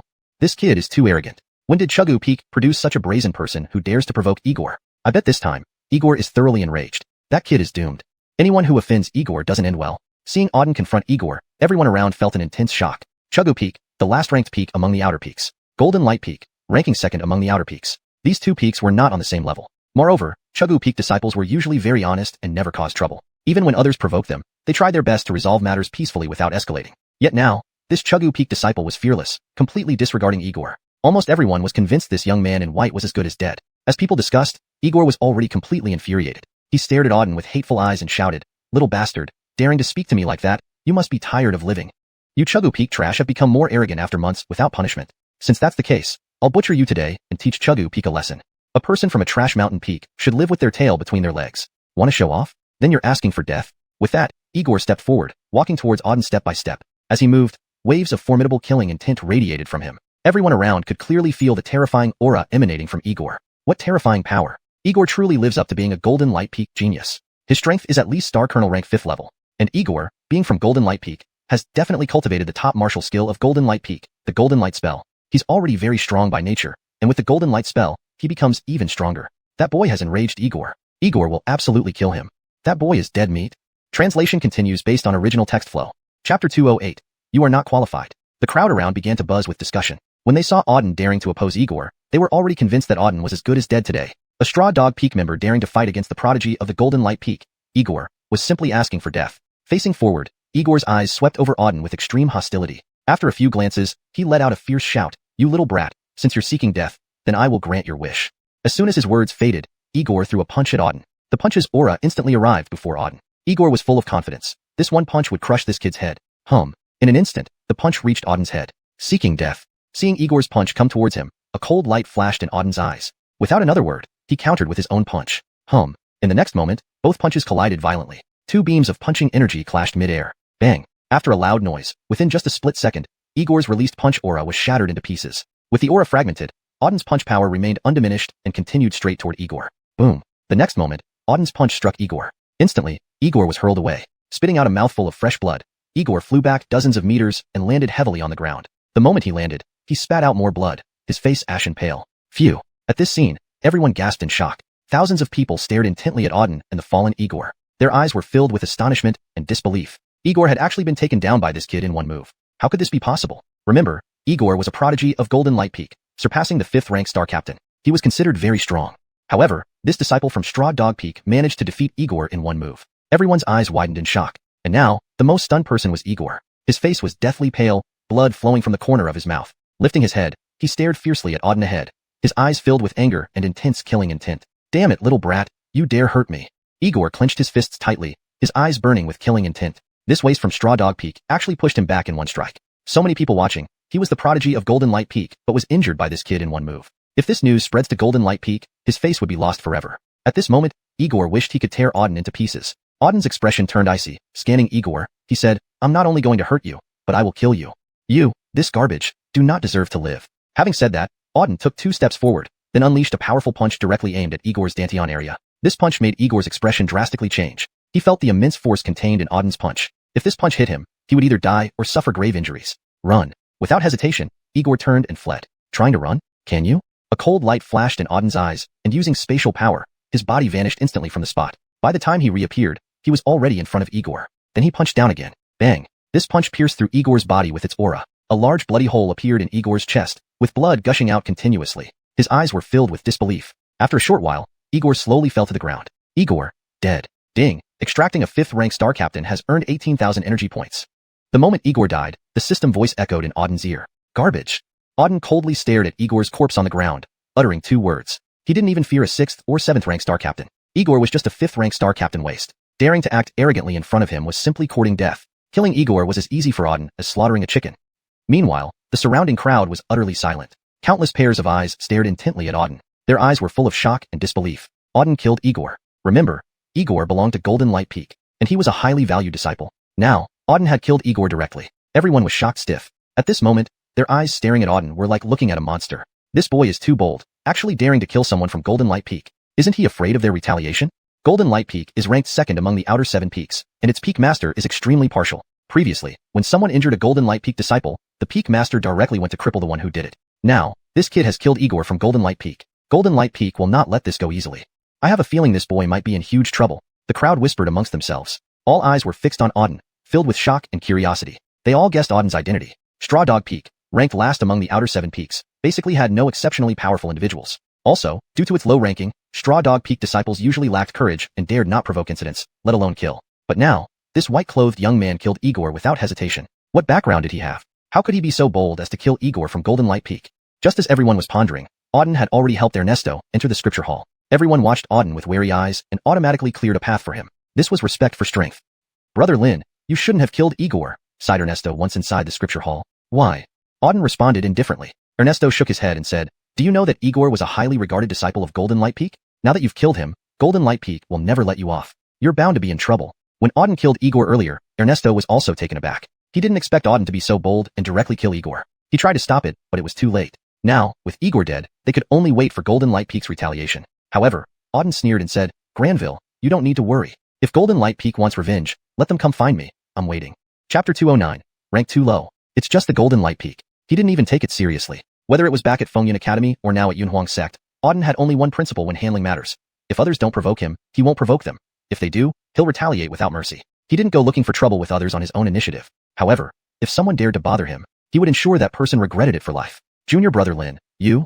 Upon hearing Auden's words, Ernesto stared blankly at Auden. He was stunned by what Auden had just said. Listening to Auden's tone, it seemed like he wasn't afraid of the Golden Light Peak at all. He even allowed them to retaliate against him. What kind of powerful confidence did he need to say something like this? In an instant, Ernesto suddenly realized that he couldn't quite understand this junior brother who had just joined Xuanhuan Peak. Without saying anything more, Ernesto sat cross-legged and began treating his injuries. Auden continued to wait to enter the scripture hall to claim cultivation techniques. Many people around still watched Auden intermittently, but now, their gazes were filled with awe instead of disdain. Nobody dared to approach Auden anymore. A person who dared to kill a disciple of the Golden Light Peak. Who would dare provoke him? After about half an hour, it was finally Auden's turn. Auden walked up to the scripture hall. There was an elderly man at the entrance to the scripture hall. The old man appeared to be in his 60s or 70s, with graying hair and a hunched back, looking as if he were an elderly man on the verge of decline. However, the sharp gaze occasionally emitted from his eyes testified to his extraordinary nature. Omar, I've come to receive cultivation techniques, Auden said with a bow.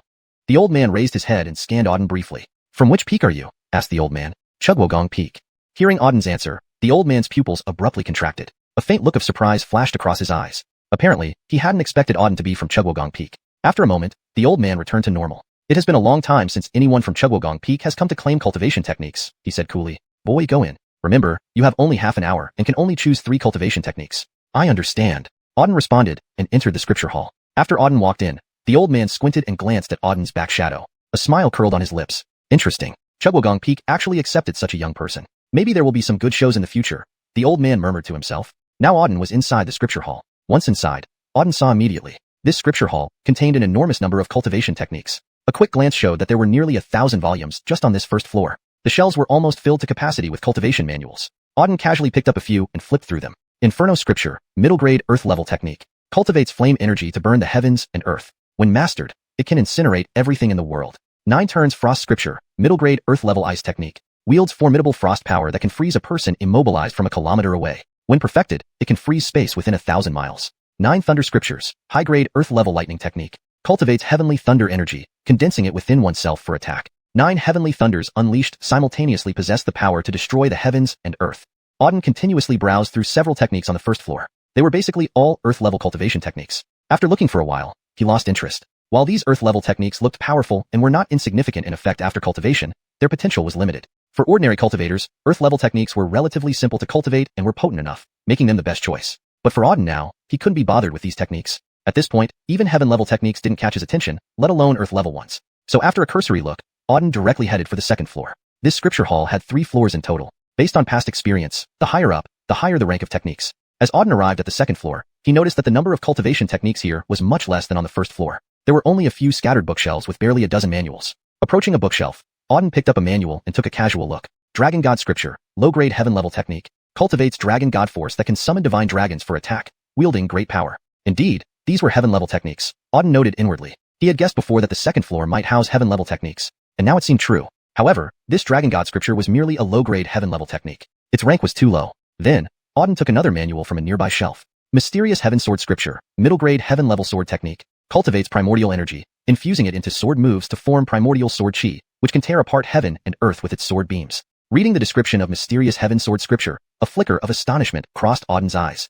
The power of this sword technique seemed impressive. It could infuse primordial energy into the sword technique for cultivation. Primordial energy was a very mysterious and powerful force in the universe. It was rumored that only those with special constitutions could cultivate it. But this Mysterious Heaven Sword Scripture didn't require any special constitution. Cultivation would yield primordial sword chi. Indeed, it was exceptional. Although it looks good, the rank is still too low. Auden shook his head. Middle-grade heaven-level techniques were indeed too low for him now. After looking twice, Auden put the Mysterious Heaven Sword Scripture back. Then, he started examining other techniques. Moments later, Auden had understood everything clearly. All the techniques on the second floor were heaven-level. Most of them were low, or middle-grade heaven-level techniques. There were no higher ranks available. To the third floor, Auden lifted his head and looked towards the third floor. Generally speaking, in these three-story scripture halls, only the third floor contained the highest-ranked techniques. Since he was here to claim cultivation techniques, he naturally wanted the highest-ranking ones. Ordinary techniques simply didn't meet his standards. Then, Auden ascended to the third floor. On reaching the third floor, Auden was taken aback to see that the space was small with only one bookshelf. This single shelf held just 3 books. These 3 books were placed in very conspicuous locations. So, the entire third floor of this scripture hall only contains 3 techniques. That's quite stingy. Seeing the 3 techniques, Auden was rather surprised. Chapter 210. 3 Cultivation Techniques. He thought that, although this third floor of the scripture library housed the highest-ranked cultivation techniques, there should be at least a dozen. To his surprise, there were only 3. However, if the number of techniques was so few, then their ranks should be quite high. Auden was somewhat anticipatory about the rank of these third-floor techniques. As he pondered, Auden walked to the bookshelf, his gaze fixed on the 3 cultivation techniques in front of him. Great Tathagata Palm Seal, Supreme Heavenly Rank Technique. It encompasses the ultimate yang force, condensing all spiritual energy within tens of thousands of meters into one palm strike. One strike can destroy heaven and earth, with the palm imprint breaking everything. Seeing the first technique, Auden's pupils constricted sharply. The Great Tathagata Palm Seal, embodying ultimate hardness and positivity, seemed incredibly powerful. Moreover, it could condense all spiritual energy within 10,000 meters into the palm imprint, making its power undoubtedly formidable. Furthermore, as a supreme heavenly rank technique, it was significantly higher ranked than previous ones. Though not quite matching the top-tier rank he envisioned, it was acceptable. Not bad, you're mine, Auden declared and immediately chose the Great Tathagata Palm Seal. Next, he turned his attention to the second technique. Immortal Body Technique, Immortal Rank Cultivation Technique with Supreme Defense. Practicing this allows the body to reach an indestructible state. Regardless of how powerful the attack, the body suffers no damage whatsoever. Its defensive power is unparalleled. Auden was even more astonished upon reading the introduction of the second technique. It was an immortal rank technique, which was extremely rare. According to legends, immortal rank techniques were scarce across the entire continent. Although he had immortal rank techniques from the system, this immortal body technique belonged to Xuanhuan's sect. Additionally, being a defensive type technique, it had significant practical use in combat. Without hesitation, Auden took it, given its immortal rank alone warranted its acquisition. In the third floor, he had already secured 2 techniques. Only the third one remained. Then, Auden looked at the third technique. Given that the first 2 were supreme heavenly rank and immortal rank respectively, what would the third one be? Without further thought, Auden opened the third book. Mysterious Heaven Sword Formation, Immortal Rank Technique. Within a kilometer radius, summon a massive sword formation, from which countless beams of sword light will fly out. Everything within the sword formation gets obliterated. All living beings perish without survivors. Upon seeing the description of the third technique, Auden sucked in a breath of cold air. This third technique was actually a formation, and specifically a sword formation. Formations differed from cultivation techniques. Typically, only those specializing in formations knew how to set them up. Ordinary warriors, regardless of strength, couldn't deploy formations. However, the Mysterious Heaven Sword Formation could indeed be deployed. It utilized countless sword beams within the formation to execute everyone inside, leaving no survivors. Just from the description, one could tell that this formation was immensely powerful. Being an immortal rank technique, it was formidable just by its rank alone. Not bad, you're mine. Auden smiled and stored away the Mysterious Heaven Sword Formation. He had never cultivated a formation before. Now it was time to give it a try and see its effect. With that, Auden had chosen all 3 techniques from the third floor. Recalling the old man guarding the scripture library mentioned each person could choose 3 techniques. Auden's choices fit perfectly. Exactly 3. It's as if the third floor was tailored for me. Decent haul this time around, Auden remarked, content with his picks. These 3 techniques would certainly enhance his combat abilities. As for realm advancement, Auden wasn't particularly concerned. Realm advancement was irrelevant. Improved combat prowess was paramount. After making his selections, Auden left the scripture library. Boy, hold it, came a voice as he approached the door. Auden turned to see the Eve. Omar, do you need something? Auden asked curiously. The old man surveyed Auden and said, Pedro, you sure have a ruthless heart. You took all 3 techniques from the 3rd floor. Do you know they are the highest ranked ones in the outer sect? Taken aback by the old man's words, Auden paused before responding, Omar, it seems you said we could freely choose 3 techniques from the library. You didn't say we couldn't pick from the 3rd floor? So, choosing from the 3rd floor shouldn't be a problem, right? Hearing this, the old man glared at Auden fiercely and said, I did say freely choose techniques, but I didn't expect you, young man, to be so bold as to pick all top-tier 3rd floor techniques. You've taught me a valuable lesson. However, boy, the 3rd floor's techniques are exceedingly high rank, including immortal rank ones. Are you sure you can cultivate them? If your aptitude isn't sufficient, forcefully cultivating high-rank techniques can easily lead to energy misdirection, a serious matter that could cost you your life. So boy, take care. Don't be greedy or overestimate your abilities. It could end your life. After hearing the old man's warning, Auden smiled and replied, Thank you for the caution, Omar. I'll be careful. Since I chose these techniques, I believe I can cultivate them. Omar, if there's nothing else, I'll take my leave. Finishing his words, Auden bowed to the old man. Go ahead, go ahead. The old man waved his hand at Auden. When you have time, feel free to visit the scripture library. Who knows, better techniques might come in. Thank you, Omar. Auden thanked him again before turning to leave. The old man, though stern, was somewhat amusing, and perhaps worth visiting more often. After Auden left, the old man watched his retreating figure, a smile playing on his lips. Chapter 211. Intercept on the way. Fascinating kid. I wonder what his appearance will bring to Xuanhuan's sect, the elder muttered to himself. From Auden, he sensed a very peculiar vibe. This kid was different from other disciples. Although, for now, Auden's strength was quite weak.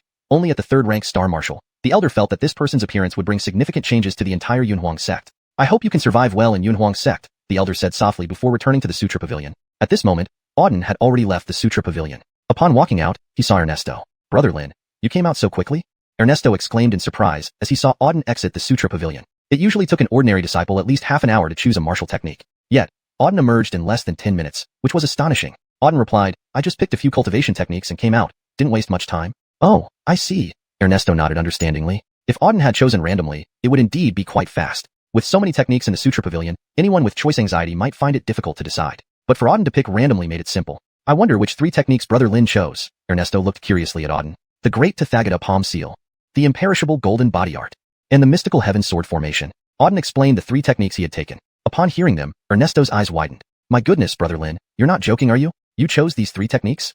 These are the highest ranked techniques in the 3rd level of the Sutra Pavilion. Ernesto was completely stunned. Auden had said he picked randomly, so Ernesto thought he genuinely selected any 3. Never did he expect Auden to choose the highest ranked ones.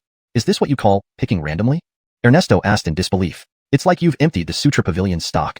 Ernesto stared in shock at Auden, who shrugged and said, These were the only 3 techniques I saw after reaching the 3rd level of the Sutra Pavilion, so I just took them. After Auden's explanation, Ernesto gave a bitter laugh. Brother Lin, you're really ruthless. You took all 3 of the highest ranked techniques in the Sutra Pavilion. The next people to come will probably be furious. Auden asked curiously, these 3 techniques are highly ranked. Why were they always left untouched? Logically, such high-ranked techniques should have been taken long ago. Why do they remain untouched? When Auden first saw these 3 techniques, he found it quite curious. Anyone would prefer higher-ranked techniques, especially on the 3rd level of the Sutra Pavilion where they are rare. Yet, no one had taken them until he did, which seemed unusual. Ernesto answered, the reason no one takes these 3 techniques is simple. They aren't qualified to cultivate them.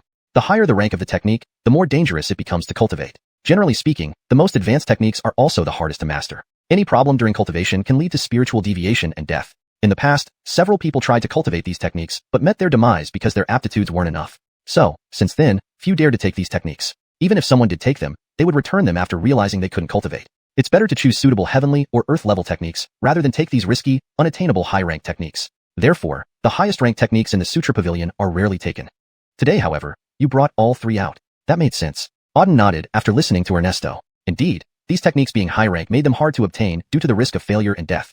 This worked out well for him though. Since others feared attempting these techniques, they ended up in his hands, a stroke of good fortune. Alright, now that we've obtained the techniques, let's head back. The Peak Master is waiting, Ernesto suggested. Sure, Auden agreed. They left Heavenly Profound Peak and headed towards Chugo Peak. Just as they were walking downhill, suddenly a cacophony of footsteps echoed from a distance. You two trash, stop right there.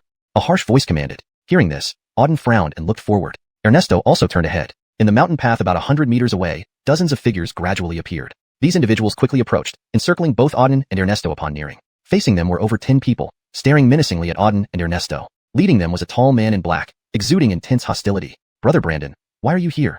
Ernesto's face paled slightly as he cautiously approached the black-clad man. Slap. Before Ernesto could get closer, the black-clad man slapped him hard across the face. Why am I here? You dare ask me why I'm here?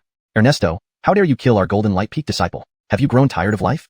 We've left you alone for months, and you've gotten too bold, daring to harm us. You clearly seek death, the man growled. The words were filled with intense killing intent. Ernesto flew backward from the slap and lay on the ground, his face pale and body trembling. Clearly, the slap carried considerable force. Trembling, Ernesto looked fearfully at the black-clad youth. Brother Brandon, it's a misunderstanding. Please hear me out. A misunderstanding? A load of rubbish. The black-clad youth shouted fiercely. I recently received news that someone from your Go Peak publicly killed Igor. Chapter 212 Absolute Defense. Julian is a disciple of my Golden Light Peak. The trash from your Straw Dog Peak dares to kill a disciple of my Golden Light Peak. I see you're really tired of living. Speak. Who killed Igor? The young man in black was filled with murderous intent. With an exceedingly sinister tone, he stared at Ernesto and roared. This? Upon hearing the black-clothed youth's words, Ernesto lowered his head deeply. For half a day, he didn't utter a single word. What? Unwilling to speak. Seeing Ernesto lower his head silently, a flash of sharpness once again appeared in the black-clothed youth's eyes. Slap. Then another slap struck Ernesto's face. This time, Ernesto was directly slapped away, flying several meters back before crashing heavily onto the ground. Blood spurted from Ernesto's mouth, and his face turned deathly pale, clearly sustaining severe injuries. Before he could stand up, the black-clothed youth walked back to him. Then, with a kick, he stepped on Ernesto, roaring, Waste. Since you don't want to talk, this old man will just finish you off first. After all, you're just garbage from Straw Dog Peak. Killing you here, I'll then go to Straw Dog Peak and wipe out every one of those wastes there. Let's see if you'll still be so arrogant afterward. Having said that, the black-clothed youth prepared to attack Ernesto. Remove your stinking foot. Just then, a voice suddenly came from behind. HM? Startled by the voice, the black-clothed youth hesitated for a moment. Then he turned around and looked back. What met his gaze was a young man in white standing behind him. This young man in white was about 16 or 17 years old. His youthful features were slim and lanky, but his gaze was very sharp. Upon seeing this young man, the black-clothed youth frowned and asked, Kid, who are you? Auden.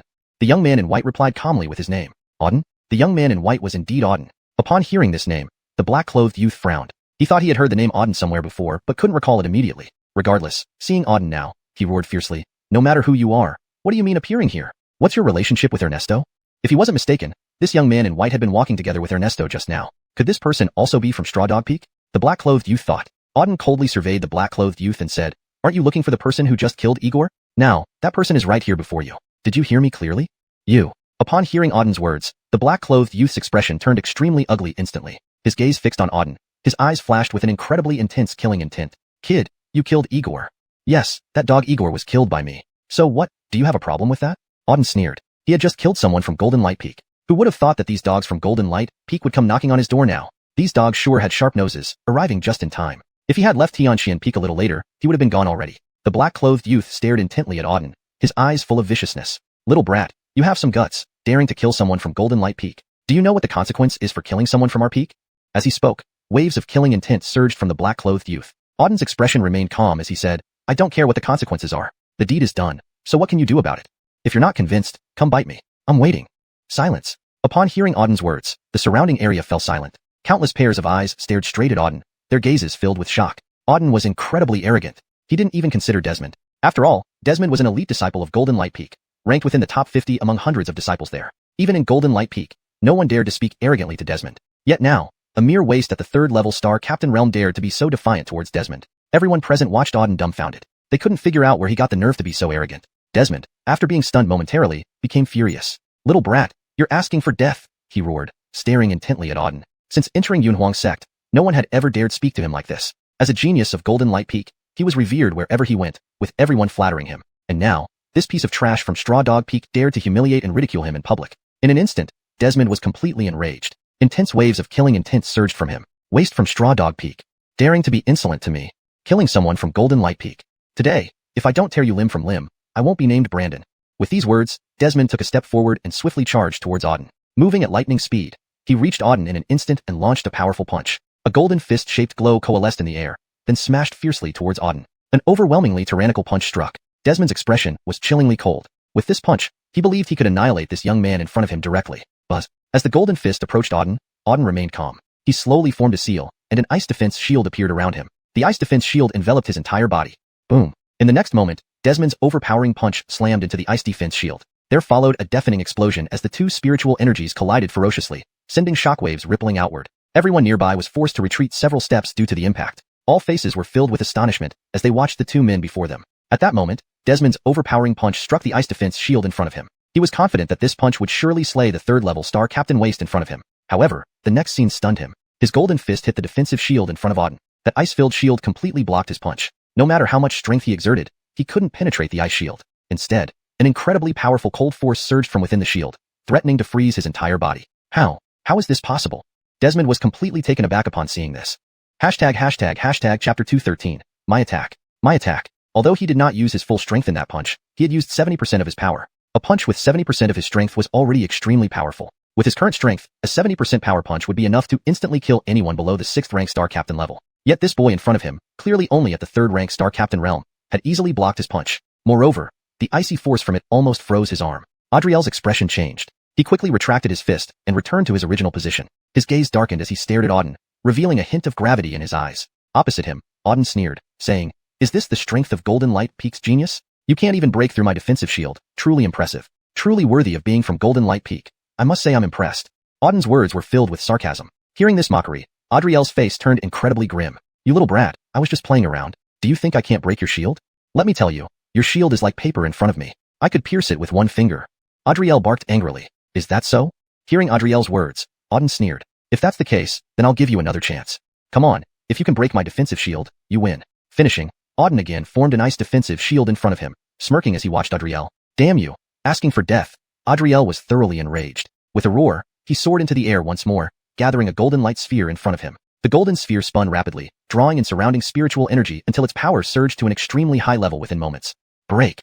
Adriel roared, hurling the golden sphere down with all his might. Buzz! The spinning golden sphere smashed heavily against the ice shield below. At that moment, everyone's attention focused on the golden sphere, wondering whether it could break through Auden's ice shield. Under everyone's gaze, the golden sphere crashed onto the ice shield with a loud boom. A deafening explosion echoed as the two energies collided fiercely. Powerful spiritual forces radiated outward, shaking the space around them slightly. Golden light flashed incessantly. After the intense collision, everyone immediately looked forward, eager to know if the golden sphere had broken through the ice shield. However, upon seeing the situation up close, everyone froze. The golden sphere, despite its overwhelming power, continued to hammer the ice shield, which remained unmoved. The ice shield stood firm, unyielding against any attacks, steadfast and impenetrable. Seeing this, everyone was dumbfounded. They couldn't believe that Adriel's formidable attack still hadn't shattered Auden's ice shield. This time, Adriel had prepared carefully, using much more power than before. If the first move was a probe, then the second was an all-out assault. Yet even so, the ice shield remained unbroken. Staring at Auden, everyone was filled with shock. How could someone at the 3rd rank star captain level have such strong defensive power?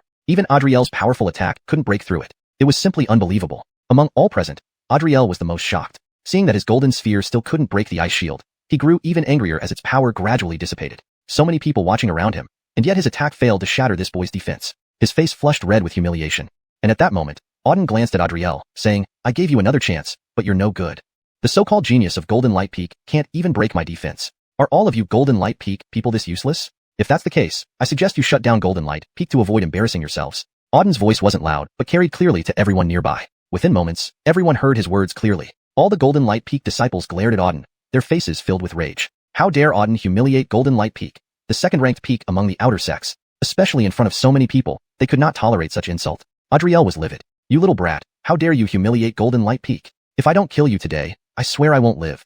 Your turtle shell is indeed thick, but what good does it do if that's all you have? In the martial world, power is everything. Without offense, you're nothing." Furiously, Adriel tried to provoke Auden into attacking so he could find an opening to kill him. If Auden didn't use his ice shield, Adriel was confident he could kill him. "Is that so?" Auden sneered. "Do you really think I only have defense and no attack?" "Humph." Adriel coldly snorted, mocking. "A 3rd rank star captain waste who somehow learned some turtle shell defense. What else can you do besides hiding inside it? One-on-one, I can crush you with just one finger." Adriel wore a confident smile. While Auden's defense was impressive, he doubted his offensive capabilities. He believed he could finish off Auden in one move. "Is that so?" Auden replied. "Fine, let's see if you're right. Go ahead, attack. I'll let you make the first move. Open your eyes wide and watch. I'm not just a defender. This is what you asked for. Waste. I'll end you in one strike." With a roar, Adriel leaped forward, rushing towards Auden with an overwhelming burst of spiritual energy emanating from him. Chapter 214. Unbelievably Arrogant. Heavenly Dragon Fist. Immediately after, Desmond slammed down with a powerful punch. A faint dragon shadow emerged from the glow of his fist, striking fiercely towards Auden. The overwhelming force reached Auden in an instant. "Come well."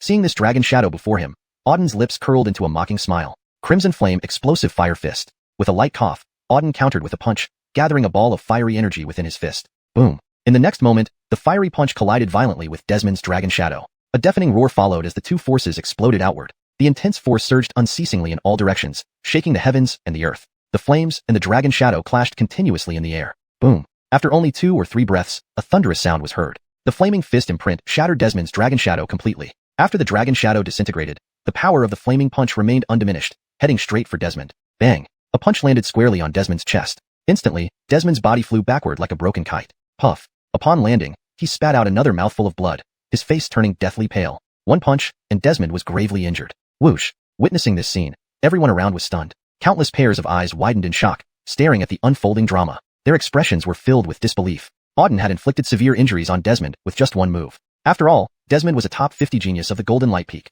already at the 7th level star martial realm. Yet now, Desmond had been severely injured by Auden with just one punch. Everyone was completely dumbfounded, all eyes wide open, staring straight at Auden and the fallen Desmond. For a moment, there was complete silence. No one spoke. They were all stunned by what they saw. At this moment, Auden took a step forward, approaching Desmond. Although Desmond had been severely injured by Auden, he was still alive. Now, seeing Auden approach, his eyes burned with intense rage and fear. He, a genius of the Golden Light Peak, had been struck down by a mere 3rd-level star marshal. Auden's punch earlier had been extremely powerful. His heavenly dragon fist was shattered instantly, and he himself was seriously injured. If he hadn't dodged slightly, that punch would have cost him his life. At this point, Desmond felt both astonished and enraged. How could this young brat have such formidable strength, far surpassing his 3rd-level star martial realm? By now, Auden had reached Desmond. Coldly surveying Desmond on the ground, Auden said, "You wanted to experience my attack power, right? Have you experienced it yet? How does it feel?" Hearing Auden's words, fury flashed in Desmond's eyes. Before, it was he who mocked Auden, but now, the tables had turned, and Auden was mocking him. This change was hard to accept. A Golden Light Peak genius being ridiculed by a 3rd-level star marshal. Desmond found it unbearable. "Auden, if you dare to humiliate me, I will never stop until you're dead," Desmond growled. Auden's gaze swept coldly over Desmond. "You really don't know when to stop? How can you be so arrogant even in this situation? Do you think I'll give you another chance to live?"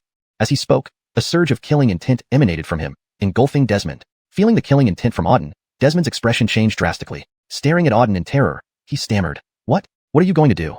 "Do what?" Auden sneered, saying, "Of course, I'm going to kill you. What else? You wanted to die, didn't you? Then I'll grant your wish."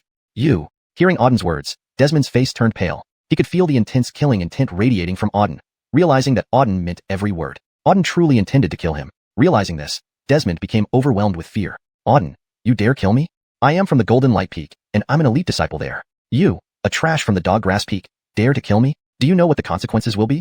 Not only you but the entire Doggrass Peak will be buried with you." Desmond roared. "Is that so?"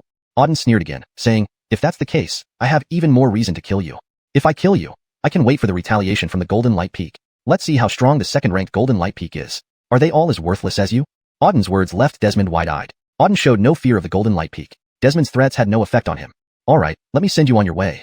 With those words, Auden stepped up to Desmond and delivered a merciless palm strike. Seeing Auden's palm coming down, Desmond's eyes were filled with terror. He tried to dodge but was already grievously injured and couldn't muster the strength to avoid Auden's deadly blow. Bang! The palm hit Desmond's body, killing him instantly. Desmond, dead. Simultaneously extracting energy from Desmond's body, a system notification sounded. Ding! Extracted energy from a 7th-level star marshal, gained 24,000 energy points. Hearing the system voice, Auden remained indifferent. 24,000 energy points were not bad, a significant gain indeed. 5 million energy points would unlock the level 6 system store, which Auden looked forward to exploring. Although he was still some distance from 5 million energy points, collecting bit by bit should reach the goal sooner than expected. A promising future. Meanwhile, the surrounding crowd was utterly silent, everyone stunned. They stared in disbelief at the scene before them. Auden had killed Desmond. Not long ago, he had slain Igor of the Golden Light Peak, and now he had killed another Golden Light Peak disciple, Desmond. In less than a day, 2 Golden Light Peak disciples had died at Auden's hands. Especially Desmond, who ranked among the top 50 elites of the Golden Light Peak. Chapter 215, Fearless. Jingguang Peak, ranked 2nd among the outer sex peaks. Before this, no one had dared to provoke Jingguang Peak. Even more so, no one had ever dared to kill a disciple of Jingguang Peak. And now, Auden had killed 2 disciples of Jingguang Peak in just a day. This was unprecedented in the entire history of Jingguang Peak. Everyone around watched Auden with shock on their faces. This young man from Chugu Peak, who was only at the 3rd-ranked star martial realm, showed absolutely no fear. He dared to kill people from Jingguang Peak, his audacity reaching new heights. At this moment, Auden walked up to Ernesto. "Let's go, Granville Alfonso. We can head back," Auden said casually. Ernesto was still in a state of shock. He hadn't yet recovered from the rapid killing of Desmond by Auden. Hearing Auden's words now, he turned around slowly. Brother Lin, are you alright?" He swallowed and asked. Auden shook his head and replied, "I'm fine, what could happen? Let's go, Granville Alfonso. The trouble is resolved, it's time to return." "Oh, okay." Ernesto nodded mechanically. Then he followed Auden away. On the way, he was still in a daze. Auden had killed 2 Jingguang Peak disciples within a single day. If he hadn't seen it with his own eyes, he wouldn't have believed that his junior brother could be so fierce. Now, even as he walked beside Auden, he felt a bit frightened. After Auden left, the few people standing there stared blankly at his retreating figure. One of them quickly spoke up, We must return to the peak immediately and report this situation to the peak master. How arrogant Chuggu Peak has become. They dared to kill Granville Desmond. Yes, too arrogant. That guy named Auden killed 2 of our Jingguang Peak disciples in a day without any regard for us. He's utterly fearless. Our Jingguang Peak hasn't been humiliated like this in decades. We must report this to the peak master and make Chuggu Peak pay the price. That's right. Chuggu Peak, ranked last, dares to provoke us. They've had enough. Especially Auden. He openly challenged Jingguang Peak to retaliate. This time, we absolutely cannot let him go. Kill him. The surrounding Jingguang Peak disciples expressed anger one after another. Auden had killed Desmond right in front of them. If they didn't kill Auden, how would Jingguang Peak maintain its position among the 7 peaks of the outer sect? They quickly returned to Jingguang Peak to report the situation to the peak master. Meanwhile, Auden also returned to Chuggu Peak. Upon returning to Chuggu Peak, Auden went directly into a cave to start practicing. He had just taken out 3 cultivation techniques from the scripture library. These 3 techniques were quite powerful. Auden planned to practice them to see if he could improve his strength. He needed power now. Yunhuang's sect appeared peaceful on the surface, but danger lurked everywhere. Even if you didn't seek trouble, trouble would find you. Like today, Igor and Desmond. Auden had no prior connections with these 2, yet they came after his life immediately. Without strength, he would have been dealt with by the 2. Desmond and Igor weren't very strong, and he managed to handle them. But if he faced stronger opponents in the future, it might not be so easy. Without great strength, encountering a powerful person could easily lead to death. So he must increase his strength. Wherever he was, strength was the most important thing. After pondering for a while, Auden took out the 3 cultivation techniques he had obtained from the scripture library: Dharma Palm Print, Imperishable Golden Body Art, and Mysterious Heaven Sword Array. Looking at these 3 cultivation techniques, Auden's eyes gleamed with sharpness. These 3 techniques were of high rank and quite powerful. If he could cultivate all 3, his strength should improve significantly. After thinking for a moment, Auden decided to start with Dharma Palm Print. Dharma Palm Print was an extremely powerful palm technique, which would be very useful in combat. So, he started practicing Dharma Palm Print first. Opening the book on Dharma Palm Print. Dharma Palm Print * gathers spiritual energy from within 100 miles, condense it into a palm print with infinite power for attack. Dharma Palm Print is immensely powerful and can cleave the heavens and the earth with one strike. Auden skimmed through the introduction, which seemed like exaggerated boasting. What mattered most was practical effectiveness. Auden started practicing directly. Dharma Palm Print was an extreme grade heaven class technique. While the grade was high, it posed no difficulty for Auden. He had already practiced several immortal grade techniques before. With his 4th rank Supreme Star Soul, practicing such a technique was effortless. Closing his eyes, Auden began to focus on cultivating. Over the next 3 days, Auden remained in the cave, practicing both Dharma Palm Print and Imperishable Golden Body Art. As for Mysterious Heaven Sword Array, due to lack of time, he postponed its practice and devoted all his efforts to the first 2 techniques. During these 3 days of cultivation, the entire outer sect was in turmoil. A shocking piece of news spread rapidly. 3 days ago, a young man from Xuanhuan Peak killed 2 Jingguang Peak disciples when picking up cultivation techniques. Among them was Desmond, who ranked in the top 50 of Jingguang Peak. When this news broke out, the entire outer sect was shaken. After all, Jingguang Peak, as the 2nd-ranked peak in the outer sect, had rarely been provoked since its establishment, let alone killing 2 Jingguang Peak disciples in a day. This was undoubtedly shocking news. Everyone began speculating about who had killed those 2 Jingguang Peak disciples. Who in the outer sect would dare to kill 2 Jingguang Peak disciples in one day? Finally, someone uncovered the truth. The killer came from Chuggu Peak. This revelation sent another shockwave through the outer sect. Chuggu Peak, the weakest and last-ranked peak, had always been a target for other 6 peaks. It never dared to challenge others. Due to being the weakest, Chuggu Peak disciples stayed secluded and didn't even dare to leave the mountain. Killing people? Unheard of. Now, a disciple from Chuggu Peak had killed 2 Jingguang Peak disciples, an unprecedented event. Further rumors revealed that the Chuggu Peak disciple who killed the 2 Jingguang Peak disciples was Auden. Most people were unfamiliar with Auden's name. Only a few disciples who entered at the same time knew of him. Other outer sect disciples had no clue who Auden was. Upon hearing that Auden had killed 2 Jingguang Peak disciples, everyone was incredibly shocked. Especially the people of Jingguang Peak, who were furious. What is this Auden? How dare he kill our disciples? Has he had enough of life? I've never heard of Auden before. Where did he come from to be so audacious, killing 2 Jingguang Peak disciples on his first day? It's said that when killing Desmond, he dared to taunt us to retaliate. Too cocky. We must not let him off. Make him disappear from Yunhuang's sect. Note: the translation maintains the structure and tone of the original text, ensuring that character names and place names are accurately represented in English. Chapter 216. Master of Golden Light Peak. Since the establishment of Yunhuang's sect, it had always been the case that disciples from other 6 peaks slaughtered the disciples from Chuggu Peak. Never before has there been an instance where a disciple from Chuggu Peak killed someone from another peak. Thus, when today's incident emerged, it immediately stunned everyone in the outer sect. The several masters of major peaks in the outer sect were also greatly shocked upon hearing this news. A trash disciple from Chuggu Peak had slain 2 elite disciples from Golden Light Peak, one of whom was a genius ranked within the top 50. It was almost unbelievable. At this moment, inside a palace at the center of Golden Light Peak, inside the grand hall stood dozens of young men. Sitting at the main position above was Isidore. This man was about 30 or 40 years old, with sharp eyes, exuding a faint but powerful spiritual energy. He was none other than Colm, the master of Golden Light Peak. Colm's expression was extremely grim at the moment. His gaze was fixed on the disciples below him, filled with intense rage. He had just returned to Golden Light Peak after being away on business, and right as he returned, he received a piece of news. A piece of news that infuriated him. Just 3 days ago, 2 disciples from Golden Light Peak were killed. One of them was Desmond, whom he especially favored. Desmond was an elite disciple of Golden Light Peak. Colm had once personally tutored Desmond. But now, Desmond had been killed by someone. More importantly, the person who killed these two disciples from Golden Light Peak was from Chugu Peak. Chugu Peak, which ranked last among the 7 outer peaks, dared to kill his Golden Light Peak disciples. When he first heard the news, Colm couldn't believe it. It was absolutely impossible. He knew the strength of those trash from Chugu Peak very well. Even the strongest disciple among the younger generation in Chugu Peak wouldn't be a match for Desmond. Therefore, he didn't believe that it was Chugu Peak who killed Desmond and the other disciple from Golden Light Peak. However, after returning to Golden Light Peak and conducting a thorough investigation, he found out this matter was true. Indeed, a single person from Chugu Peak had killed 2 disciples from Golden Light Peak. Understanding the true situation, Colm instantly flew into a rage. Chugu Peak must have lost its mind. How dare they harm his Golden Light Peak disciples? If he did not take revenge for this, how would Golden Light Peak stand tall in the outer sec from then on? That's why today, he gathered all the elite disciples of Golden Light Peak here to discuss a plan. As he scanned the group of young men below, Colm said, "You are all elites of my Golden Light Peak. Now, such an incident has occurred within our Golden Light Peak. What do you think we should do?" The moment Colm finished speaking, a blue-robed youth stepped forward, walked to the center of the hall and bowed, saying, "Master, the people from Chugu Peak have dared to kill our Golden Light Peak disciples. They're practically courting death. We should immediately send people over to kill that Auden brat, turning him into minced meat to avenge junior brother Desmond."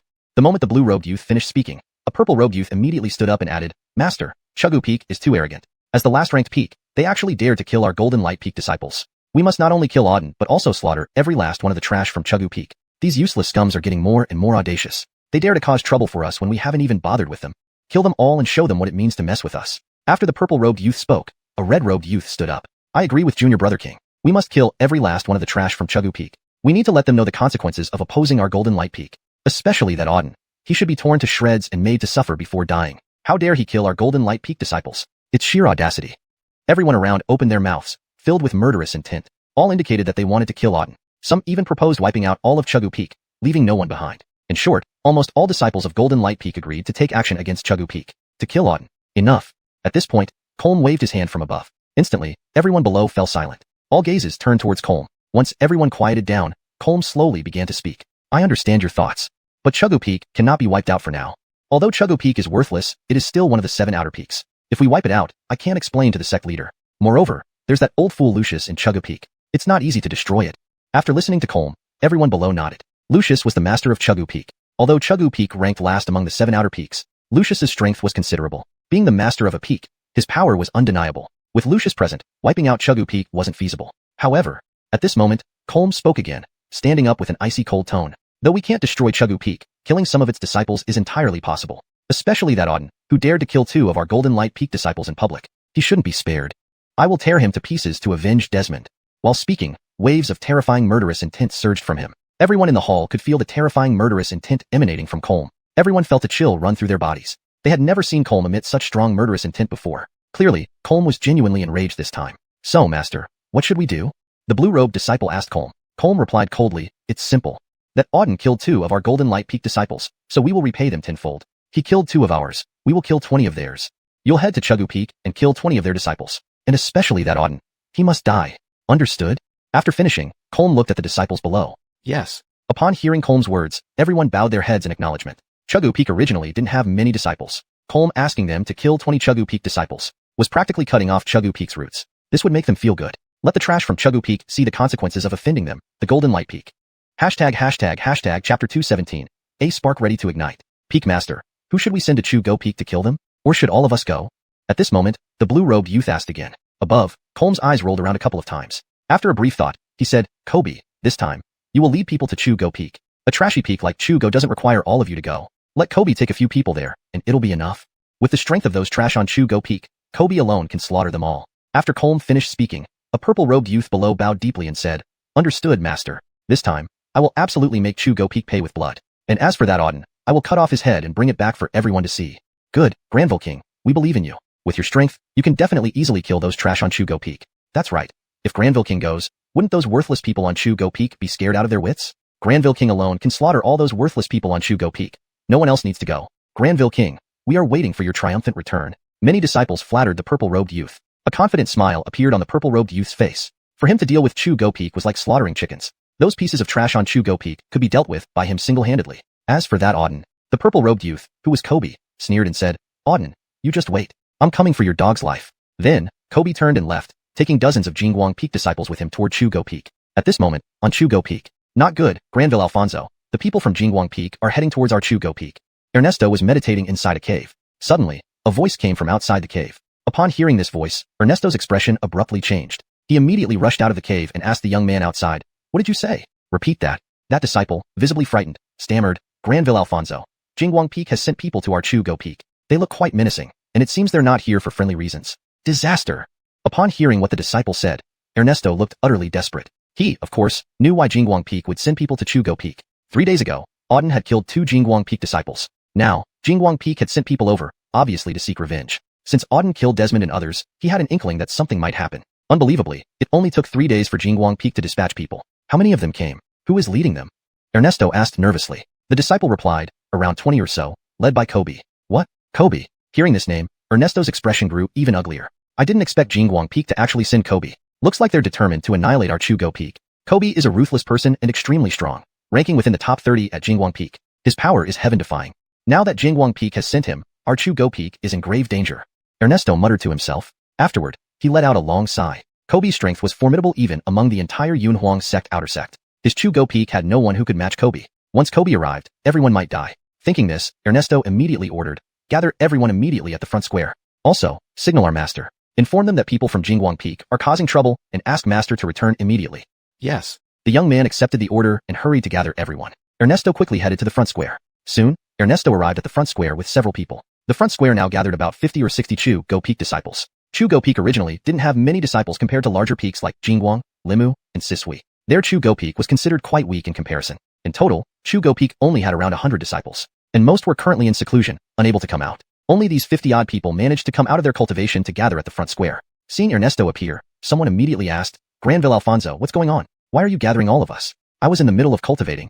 "Yeah, Granville Alfonso, our Chugo Peak rarely has gatherings. We haven't been assembled together in years. What's happening?" "Granville Alfonso, if there's something, just tell us quickly. I need to continue refining my pills." Everyone stared at Ernesto, puzzled and wondering why he had summoned them all. Ernesto sighed inwardly. He didn't know how to explain the situation. Once the people from Jingguang Peak arrived, it would likely be a massacre. Coughing lightly, Ernesto said, "Junior brothers, I have gathered you all because of something important. In a while, people from Jingguang Peak will be arriving at Archugo Peak. I received news that Jingguang Peak intends to take action against Archugo Peak and has sent several experts. I have gathered you all to inform you that Chugo Peak is not safe now. If any of you want to leave, please do so now to avoid trouble. If you don't wish to leave, stay with me and wait for Jingguang Peak's arrival to see what they intend to do." Rumors spread instantly upon hearing Ernesto's words. Jingguang Peak wants to attack Archugo Peak? How is this possible? We have no grudge against Jingguang Peak. Why would they attack us? Exactly. Archugo Peak has always been peaceful and rarely leaves the mountain. Have we offended them? Why would they target us? Could there be some misunderstanding? If so, resolving it would be better. Granville Alfonso, perhaps we should negotiate with Jingguang Peak to understand their intentions. If nothing major happens, maybe giving them some spirit stones to leave would suffice. As long as it can be solved with money, let's avoid violence. After all, we Chugo Peak can't possibly be a match for Jingguang Peak. Chapter 2:18 Forced to counterattack. Quiet. Hearing the disciples of Chugo Peak chattering around him, Ernesto shouted, immediately silencing everyone. Once everyone quieted down, Ernesto said gravely, "Everyone, the matter with Jingguang Peak cannot be solved by money. This time, Jingguang Peak is coming with such force and will definitely not leave easily. So, juniors, you should go down the mountain or hide on other peaks right now. You can return once the people from Jingguang Peak have left." Upon hearing Ernesto's words, everyone nodded. Since they couldn't stop the people from Jingguang Peak, their only option was to temporarily leave to avoid confrontation. Otherwise, given their current strength, they stood no chance against Jingguang Peak's geniuses. If the people from Jingguang Peak were really here, there would be no escape. Immediately after, everyone started preparing to leave the mountain to bide their time for a while. "You guys are thinking of going where?" Just as the Chugo Peak disciples were about to leave, a voice suddenly came from a distance. Upon hearing this voice, everyone immediately looked forward. What met their eyes was a group of people walking up the mountain path ahead. There were approximately 20 of them, led by a young man in purple clothes. This group of more than 20 people emitted powerful spiritual energy. After they ascended the mountain path, they quickly surrounded the entire square, each person glaring at the Chugo Peak disciples with a fierce gaze. The young man in purple clothes sneered as he looked at the over 50 Chugo Peak disciples in front of him. "Where do you think you're going? Can you leave without my permission?" One of the Chugo Peak disciples pointed at the young man in purple clothes and asked, "Who are you?" "The name's Kobe. Did you hear me clearly?" "Kobe." Upon hearing this name, a clamor broke out among the surrounding crowd. Everyone's eyes were fixed on the young man in purple clothes. Their looks were filled with shock. This young man in purple was none other than Kobe, one of the top talents of Jingguang Peak. His talent was extremely terrifying. In less than a year since entering Jingguang Peak, he had already ranked within the top 30 of Jingguang Peak. Moreover, he was highly regarded by Jingguang Peak's Alessio, Colm. It was rumored that Kobe had been diligently cultivating within Jingguang Peak, making his strength continuously grow. He had already entered the top 30 a year ago. Now, after another year, his strength must surely have grown even more. As for what level he had reached, nobody knew. The crowd hadn't expected that this young man in purple would be the renowned Kobe of Jingguang Peak. Seeing the amazed and fearful expressions on everyone's faces, Kobe flashed an arrogant look. He loved the feeling of being revered by others. Only the strong earned respect. He scanned the Chuggu Peak disciples before him arrogantly and coldly said, "You trash of Chuggu Peak dared to kill my Jingguang Peak people. Today, I'm here to make Chuggu Peak pay the price. You killed 2 of my Jingguang Peak members, so I will kill 20 of yours." What? Upon hearing Kobe's words, all 50-odd Chuggu Peak disciples opened their eyes wide. Kobe intended to kill 20 of Chuggu Peak's disciples. Chuggu Peak only had about 100 disciples, most of whom were relatively weak. Now, Kobe actually wanted to kill 20 of them, instantly angering all the Chuggu Peak disciples. They stared furiously at Kobe. At this moment, Ernesto stepped forward, approaching the crowd and fixing his gaze on Kobe. "Granville King, what happened earlier was a misunderstanding. We of Chuggu Peak did not intentionally kill your Jingguang Peak disciples. It was they who attacked us first, leaving us no choice but to retaliate. So, I hope Granville King can understand. It really was just a misunderstanding," Ernesto said in a very humble tone. Misunderstanding? Upon hearing this, Kobe sneered coldly. "Your Chuggu Peak killed 2 of our Jingguang Peak people and emerged unscathed. Now you tell me it was a misunderstanding. So, would killing 20 of your Chuggu Peak disciples also be a misunderstanding? Enough nonsense. Since you dared to attack Jingguang Peak, you'll have to pay the price. I won't leave until 20 of your Chuggu Peak members are dead." Upon hearing Kobe's words, all the Chuggu Peak disciples' faces turned ghastly pale. Jingguang Peak actually wanted to kill 20 of them. It was outrageous. One last fight. We may be the weakest outer gate peak, but we can't let them bully us like this. One disciple shouted. Indeed, even death isn't that scary. Let's fight these scums from Jingguang Peak, dragging a few of them down with us as we die. Another added, let's all attack together. Even if we die, let's take as many of them down as we can. Several Chuggu Peak disciples spoke up loudly, their anger reaching its peak. Jingguang Peak demanded 20 lives, and they wouldn't just sit back and accept it. A fierce battle to the death awaited. Listening to these words, a disdainful expression spread across Kobe's face. You lot of trash actually dare to resist Jingguang Peak? You're asking for death.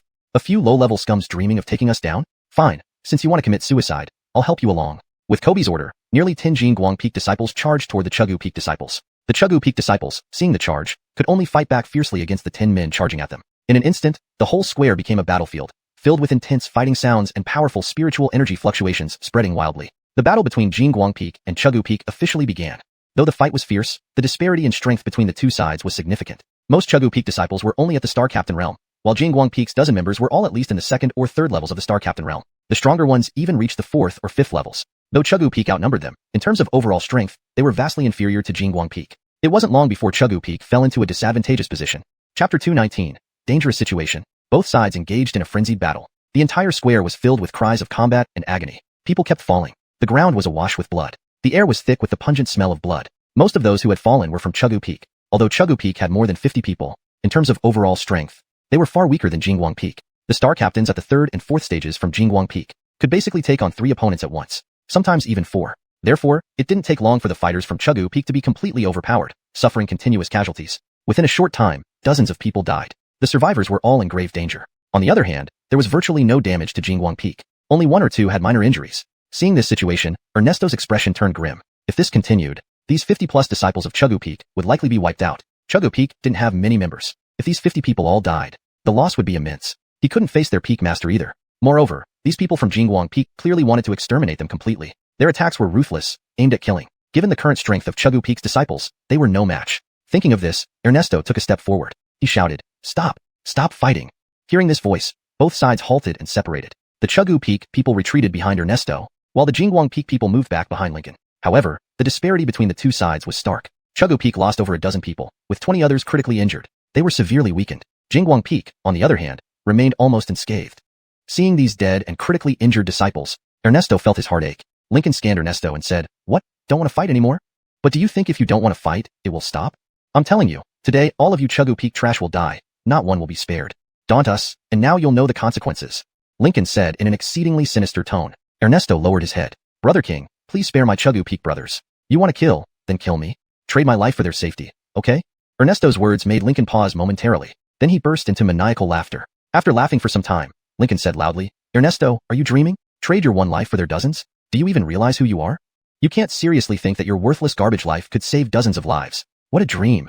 And let me tell you, today not only you but all of you useless Chuggu Peak trash will die, every last one. Today is the end of Chuggu Peak."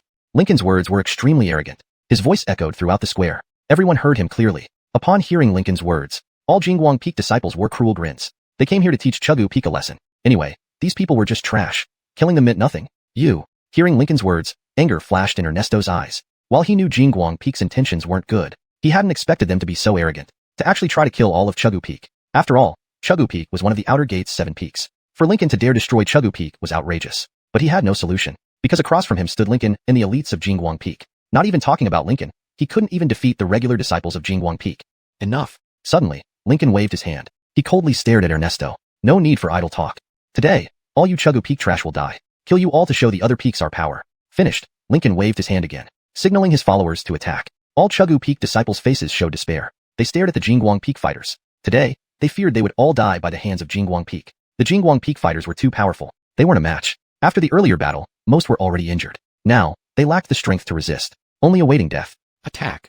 With Lincoln's command, a dozen Jingguang Peak disciples surged forward, charging towards the Chuggu Peak disciples. Boom. But as they were about to attack, a loud boom echoed from the sky. Then, an overwhelmingly powerful spiritual energy descended from the air. Powerful spiritual energy wildly surged. Several Jingguang Peak disciples who rushed forward were blasted away by this force. Even the rest felt a mental shock and were forced back. Even Lincoln, sensing this terrifying force, changed expression slightly. Shock flickered in his eyes. Who? Lincoln yelled, his eyes fixed on the sky. Someone dared to intervene at this moment. Judging by the spiritual energy emitted, this person was no ordinary individual. The Chuggu Peak disciples also looked up. Could someone be coming to help them? Everyone's eyes were fixed on the sky. In their line of sight, a figure slowly descended from the sky to the ground. A young man in white, around 16 or 17 years old. Sharp gaze, handsome appearance, with a faint aura of powerful energy surrounding him. Brother Lin. Seeing the man who landed from the sky, Ernesto froze. It was Auden. Auden had been in closed training for days, and despite seeking him multiple times, he never found him.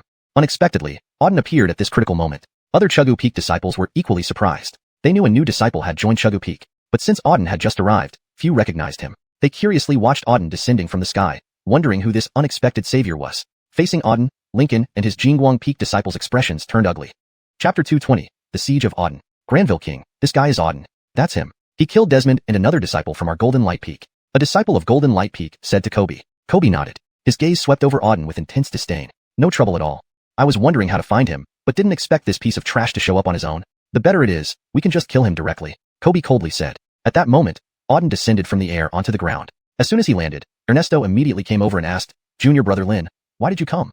Auden replied, I just heard strong fluctuations of spiritual power coming from the square, so I came to check out what was going on. Granville Alfonso, what's happening?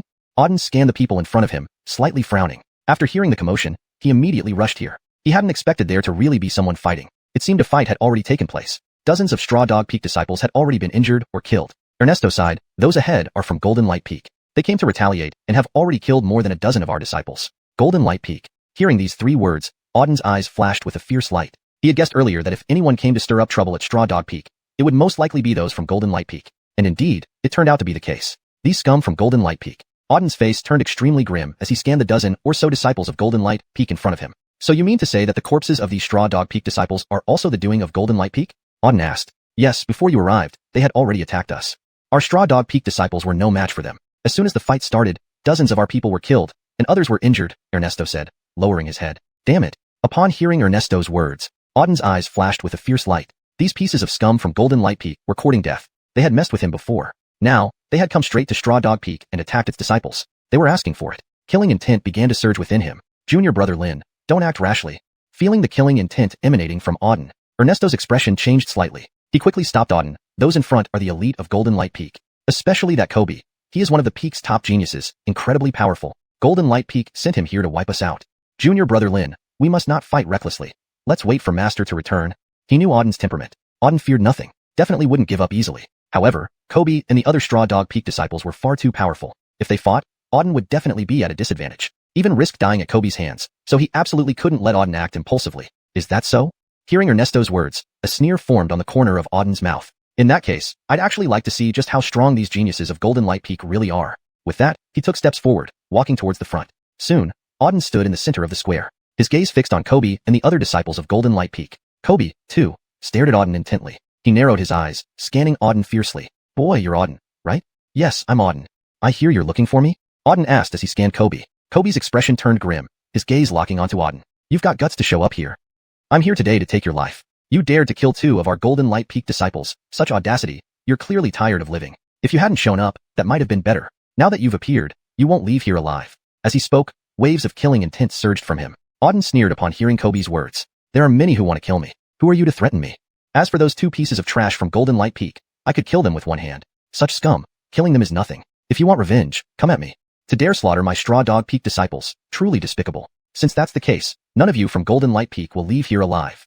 As Auden delivered his speech, terrifying waves of killing intent surged from him. The overwhelming aura of killing spread continuously. Everyone on the square felt chills run down their spines at the killing intent emanating from Auden. Kobe's expression changed slightly, then an even more terrifying wave of killing intent erupted from him. Little brat, you dare threaten me? It seems you're truly tired of living. A mere third-rank star marshal trash daring to threaten me? What are you? Today, I'll make you and all these useless Straw Dog Peak trash wish you were dead. As he finished speaking, Kobe waved his hand, bellowing, attack! Kill this boy!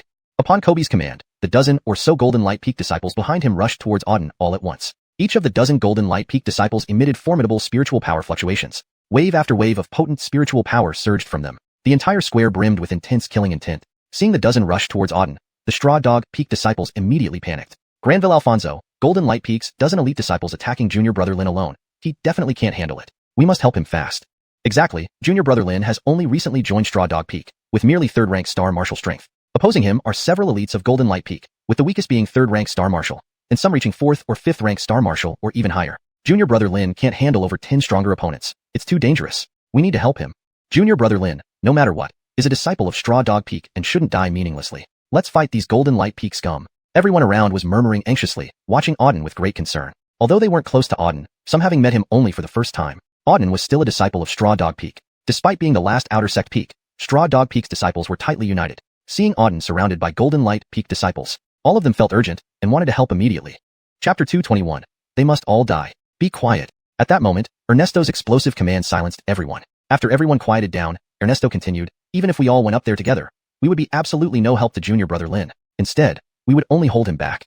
So, let's observe the situation for now. If Junior Brother Lin is in danger, we must do everything to rescue him. If Junior Brother Lin can handle the people from Golden Light Peak, then there's no need for us to intervene. Upon hearing Ernesto's words, everyone around fell silent. Although Ernesto said that if Auden could deal with the people from Golden Light Peak, they believed it was virtually impossible for Auden to handle so many from Golden Light Peak. After all, these were all elite members of Golden Light Peak. Even without Kobe, the other disciples of Golden Light Peak were extremely powerful. There were more than a dozen of them, each possessing strength at or above the third-level Star General stage. How could Auden possibly contend with so many? However, they couldn't do much now except observe the situation. At that moment, Auden stood in the center of the plaza, surrounded by over a dozen disciples from Golden Light Peak. Each disciple emitted a formidable aura of killing intent, glaring fiercely at Auden.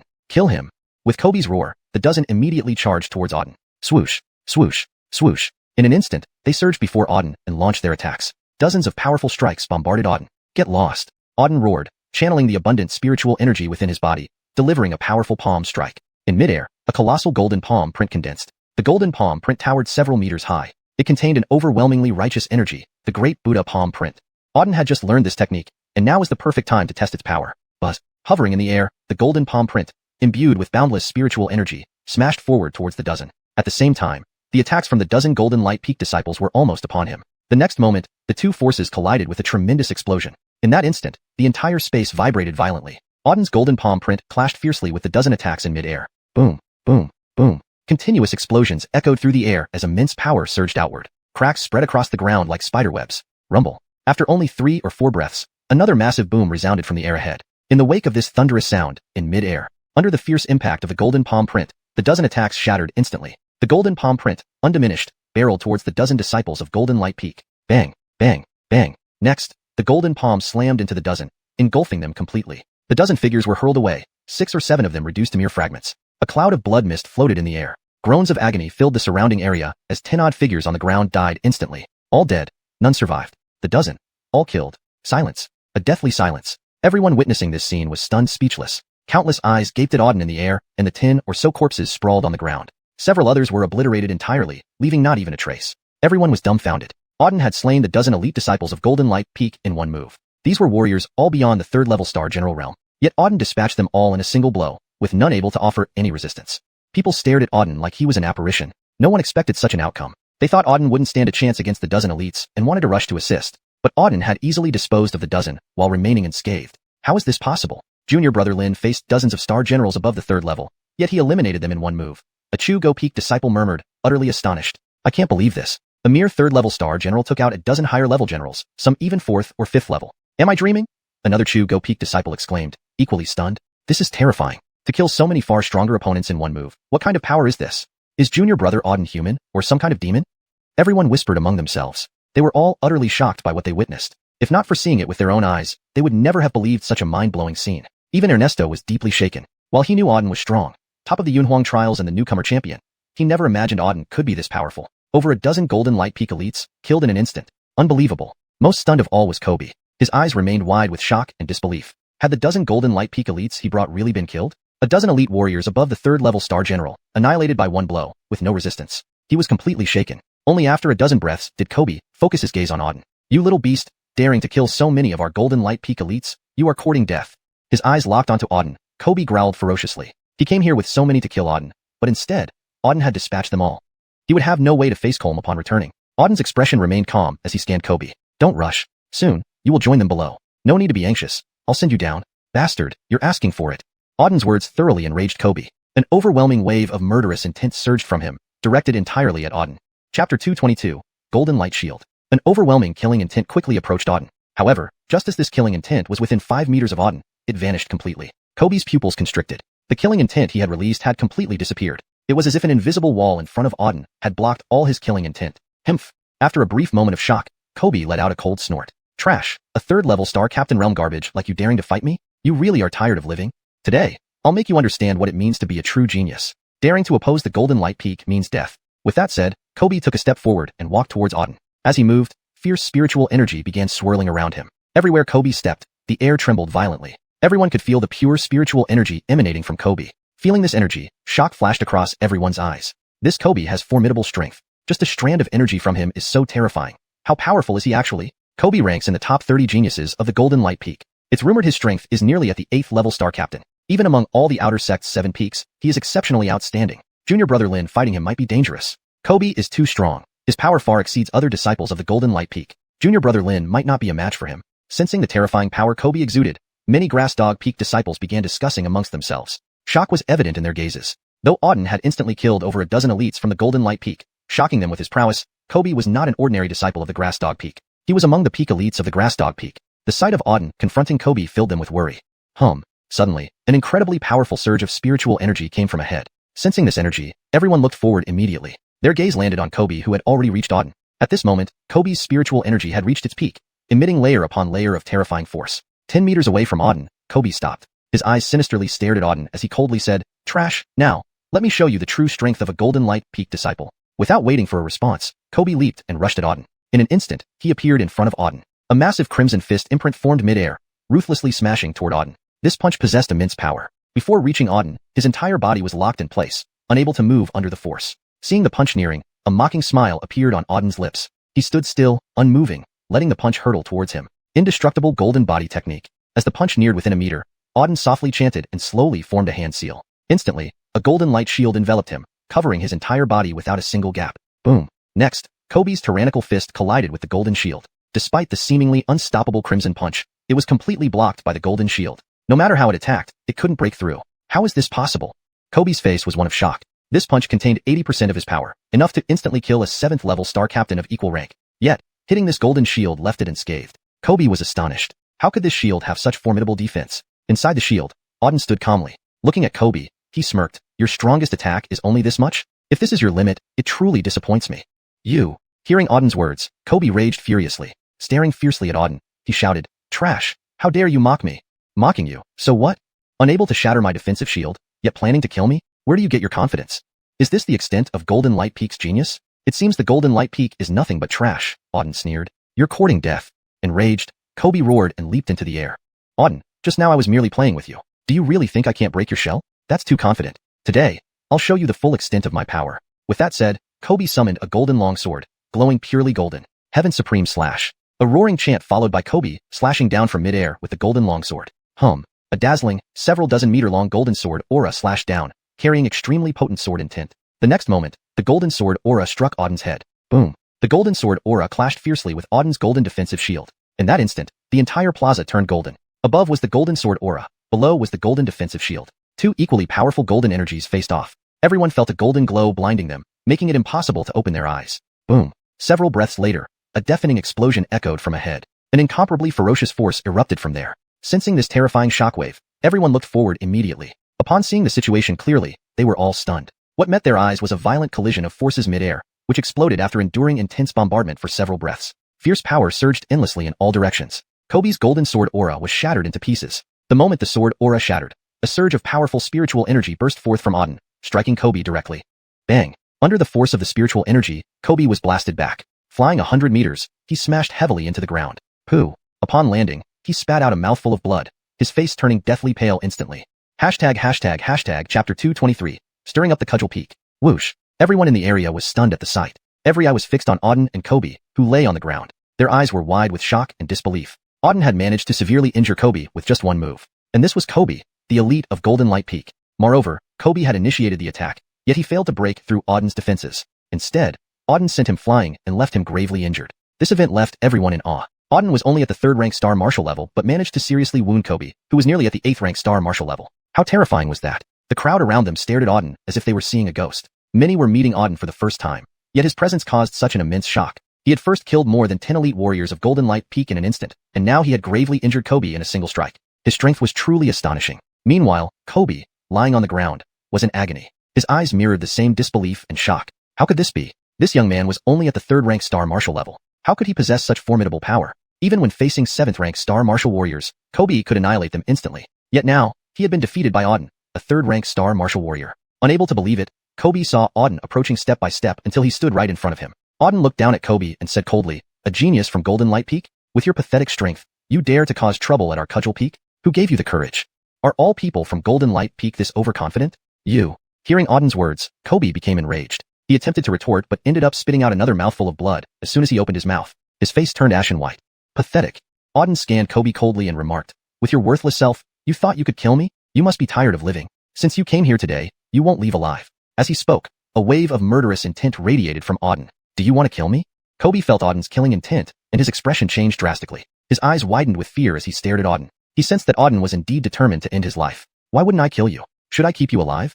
Auden replied coldly, "You dared to provoke my cudgel peak, kill my disciples, and threaten me. For a wretched person like you, sparing you would be kindness. Today, you will die." Auden's voice was filled with menacing intent. "You dare." Kobe, filled with terror, shouted loudly, "Auden, I am from Golden Light Peak, the favorite disciple of the Peak Master. If you dare to kill me, the Peak Master will never let you off." Threatening me? Auden sneered inwardly. What a fool Kobe was to still threaten him even at this point. "Fine, then I'll wait for Golden Light Peak's retaliation. Now, go to hell."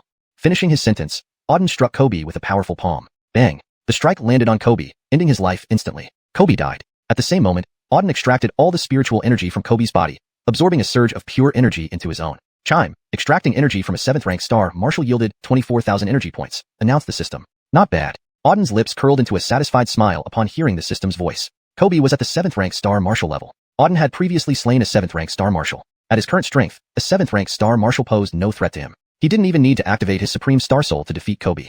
Just now, Auden had also tested the Great Tathagata Palm Seal and the Imperishable Golden Body technique, which he had just learned. The power of these techniques was undeniably immense, one focused on defense while the other on offense. Both top-tier martial arts techniques performed quite well. Using these two techniques, he effortlessly killed Kobe. From the outcome of the battle, Auden was quite satisfied with the power of these techniques. They provided him with additional means for future battles. Not bad harvest this time, Auden glanced at the system. Not only did he kill Kobe, but also over 10-star martial level warriors from Golden Light Peak, yielding substantial gains. Each star martial warrior provided close to or over 20,000 energy points. Adding up all of them amounted to roughly 300,000 to 400,000 energy points. Significant sum. Auden felt he was getting closer to his goal of accumulating 5 million energy points. At that moment, Ernesto and several other disciples from Golden Light Peak slowly approached. Their gazes were fixed on Auden. They stood there speechless for a while. After several moments of silence, Ernesto finally swallowed hard and murmured, "Brother Lin, are you alright?" "I'm fine. What's wrong?"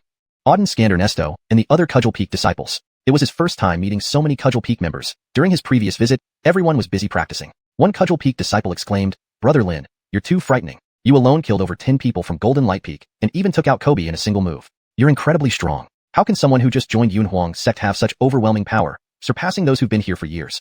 Indeed. Before the conversation could continue, another blue-robed youth added, "That Kobe is one of the elite disciples of Golden Light Peak, personally groomed by Peak Master Colm. Even within the outer sect, he has some renown. And today, you managed to kill him. You're truly amazing. I admire you so much. When I saw you kill Kobe, I was completely stunned. To instantly kill him, how powerful must you be? Brother Lin, you're too terrifying." Several Cudgel Peak disciples voiced their thoughts in succession. They stared at Auden, their hearts filled with admiration and astonishment. Chapter 224. I need to establish my authority. Auden entered the outer sect of Yunhuang sect. In less than a week, he had already killed Kobe, an elite disciple of Golden Light Peak. Additionally, over 10 elites from Golden Light Peak. Such actions were unprecedented within the entire outer sect of Yunhuang sect. At this moment, the people of Chuggu Peak felt immense admiration for Auden. Swoosh. Right then, a figure descended swiftly from the sky. Peak Master. Upon seeing this person, everyone around bowed respectfully. The newcomer was a white-haired elder in his 60s or 70s, with a hunched back. He was none other than the Peak Master of Chuggu Peak, Lucius. Seeing Lucius arrive, everyone bowed in respect. Standing on the plaza, Lucius furrowed his brows slightly as he saw the corpses scattered everywhere. What happened here? He asked. Ernesto stepped forward and recounted everything that had just occurred to Lucius. After hearing Ernesto's account, Lucius's brows remained tightly knit. He stared at Auden, giving him a deep look, then said, "Clear away all the bodies. Leave no trace. Auden, come with me." With that, Lucius walked ahead, and Auden followed. Soon, Lucius led Auden into the main hall of Chuggu Peak. Inside the hall, Lucius stood above, while Auden stood below. Silence enveloped the hall. Neither spoke. After a long silence, Lucius finally broke it. "Auden, you should go hide for now." "Why?" Auden raised his head, looking at Lucius. Lucius sighed, saying, "You killed so many from Golden Light Peak. They will not let this slide. I suspect it won't be long before Golden Light Peak comes knocking. It would be safer for you to hide. Better safe than sorry." In truth, when Lucius saw so many corpses on the plaza, he was frightened. He hadn't anticipated that Auden would be so domineering, killing so many from Golden Light Peak at once. Golden Light Peak ranked second among the outer sect peaks, brimming with experts. After suffering such a blow, they certainly wouldn't rest easy. Retaliation from Golden Light Peak was inevitable. If they retaliated, Auden would be in serious trouble. So, Lucius suggested Auden to hide temporarily, which would be for the best. However, Auden's expression remained calm. "Peak Master, I don't see the need to hide. These Golden Light Peak people came to Chuggu Peak first, provoking trouble. Even if we kill them all, what's wrong with that? Do we allow Golden Light Peak to kill but forbid us from defending ourselves? There's no such logic in the world. Besides, I'm a disciple of Chuggu Peak. Staying on my own peak is only right. I see no reason to hide because of those Golden Light Peak trash." After Auden spoke calmly, Lucius sighed deeply. "Though you have your point, do you know how formidable Golden Light Peak is? They rank second among the outer sections. Their strength far surpasses ours. If they really come, our entire Chuggu Peak may be in danger. Hiding would be for your own good. I fear you might be in trouble. Even if something happens to Chuggu Peak, nothing must happen to you. I'd rather all disciples die in battle than lose you. As long as you live, Chuggu Peak is hope. Do you understand?" Lucius expressed these lengthy sentiments, appearing helpless afterward. As the Peak Master, being unable to protect one of his own disciples was a bitter pill to swallow. But there was little he could do. The power gap between Chuggu Peak and Golden Light Peak was too vast. A war would likely result in Chuggu Peak's destruction. Chuggu Peak could be lost, but Auden must survive. He was their hope. Lucius believed that as long as Auden lived, Chuggu Peak could rise again. After speaking, he looked at Auden expectantly. Auden, however, remained composed after hearing Lucius's words. "Peak Master, do you know why I killed those Golden Light Peak disciples today?" he asked. "Why?" Lucius asked puzzledly. "The reason is simple," Auden said coolly. "I want the entire 7 peaks to know that starting today, Chuggu Peak is no longer the mountain anyone can bully. Our disciples will no longer be humiliated. Whoever dares to stir trouble on Chuggu Peak, kill 1 if 1 comes, kill 2 if 2 come. Anyone who opposes Chuggu Peak, dies." Auden slowly spoke his thoughts. Above, Lucius was stunned. His eyes widened, filled with shock. Auden had indeed killed those Golden Light Peak disciples for this very reason. He sought to establish Chuggu Peak's authority. Anyone who offended Chuggu Peak would meet their end. Such a powerful statement was hard to believe coming from a young man under 20. Chuggu Peak was one of the 7 outer peaks. For countless years, it had been the weakest, often bullied by disciples from the other 6 peaks. Outside, they could kill Chuggu Peak disciples at will, and the Chuggu Peak members had no right to resist. Thus, many Chuggu Peak disciples dared not leave the mountain anymore. They stayed on Chuggu Peak, ostensibly practicing, but actually imprisoned. Now, Auden wanted to change that, to elevate Chuggu Peak and establish its dominance. That's why he had slain those Golden Light Peak disciples. Lucius hadn't expected this reason. He was dazed for a while before regaining his senses. Staring at Auden, Lucius said, "Auden, I understand your resolve. On behalf of Chuggu Peak, I thank you. Your desire to establish Chuggu Peak's authority and make it rise again is admirable. But we mustn't rush things. If we act hastily, problems may arise. Now you've become a thorn in the side of Golden Light Peak and possibly the other 6 peaks. They'll try every means to eliminate you. You cannot afford to falter. If you do, all your ambitions will be in vain. So, please, be more low profile at times. Only then can you stay alive longer, and Chuggu Peak will have more hope. Do you understand?" Lucius spoke earnestly, looking at Auden expectantly. Chapter 225. Auden once again. He had great hopes for Auden. In fact, Auden was the only hope for Chuggu Peak's rise. If anything happened to Auden, Chuggu Peak would be doomed. Therefore, he hoped Auden could be a bit more low-key. Otherwise, with Auden's personality, trouble would inevitably come his way sooner or later. "Thank you for reminding me, Peak Master," Auden nodded and said to Lucius, "Rest assured, I will pay attention from now on and try not to attract any trouble." Lucius also meant well. Auden understood that. However, he had his own way of handling things. He wouldn't seek out trouble, but if trouble dared to come to him, he would make sure the other party paid a heavy price. "That's good." Hearing Auden's firm response, Lucius sighed in relief. Then he added, "All right, go back and rest for now. The rest can be handled by me." "All right." Auden nodded and turned to leave. After Auden left, Lucius stared at Auden's retreating figure and sighed deeply. "Auden, you are my Chuggu Peak's only hope. Please don't let anything happen to you. He had finally managed to bring Auden, this top genius, to Chuggu Peak. If anything were to happen to Auden, Chuggu Peak's future would indeed be over. Auden was their only hope for resurgence, and Lucius placed all his hopes on him. He hoped everything would go smoothly. Meanwhile, at Jingguang Peak, in the Grand Hall, Colm was waiting for news from Chuggu Peak. Kobe had been there for about half a day already. According to the timeline, matters should have been concluded by now. Yet Kobe hadn't returned, leaving Colm perplexed. So much time has passed. Nothing could have gone wrong, right? Colm muttered to himself. Peak Master, there's no need to worry. Chuggu Peak is nothing significant.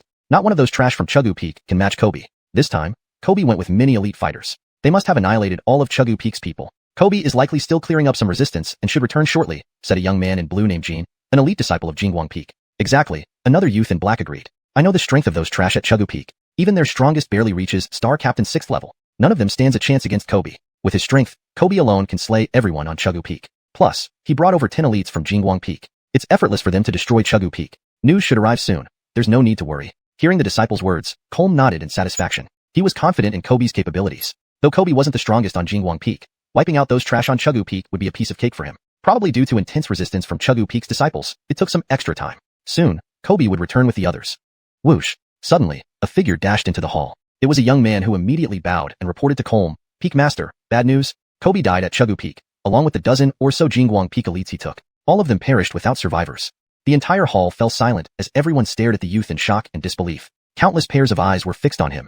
Alfonso Tao, what did you just say? Repeat it again, Colm demanded harshly. Alfonso Tao replied, it's true, Peak Master. The news has spread throughout the outer sect of Yunhuang sect. Kobe and his group of over 10 were killed by Chuggu Peak's people, with no survivors. They're all dead. Dead silence filled the hall, punctuated only by the thud of pins dropping. Everyone looked stunned. Just moments ago, they were discussing Kobe, and now he was dead, along with his team. How could this be? Kobe was nearly at Star Captain 8th level, and the men he brought were all elites of Jingguang Peak, each very powerful. How could those trash at Chuggu Peak possibly kill Kobe and his team? Alfonso Tao, are you mistaken?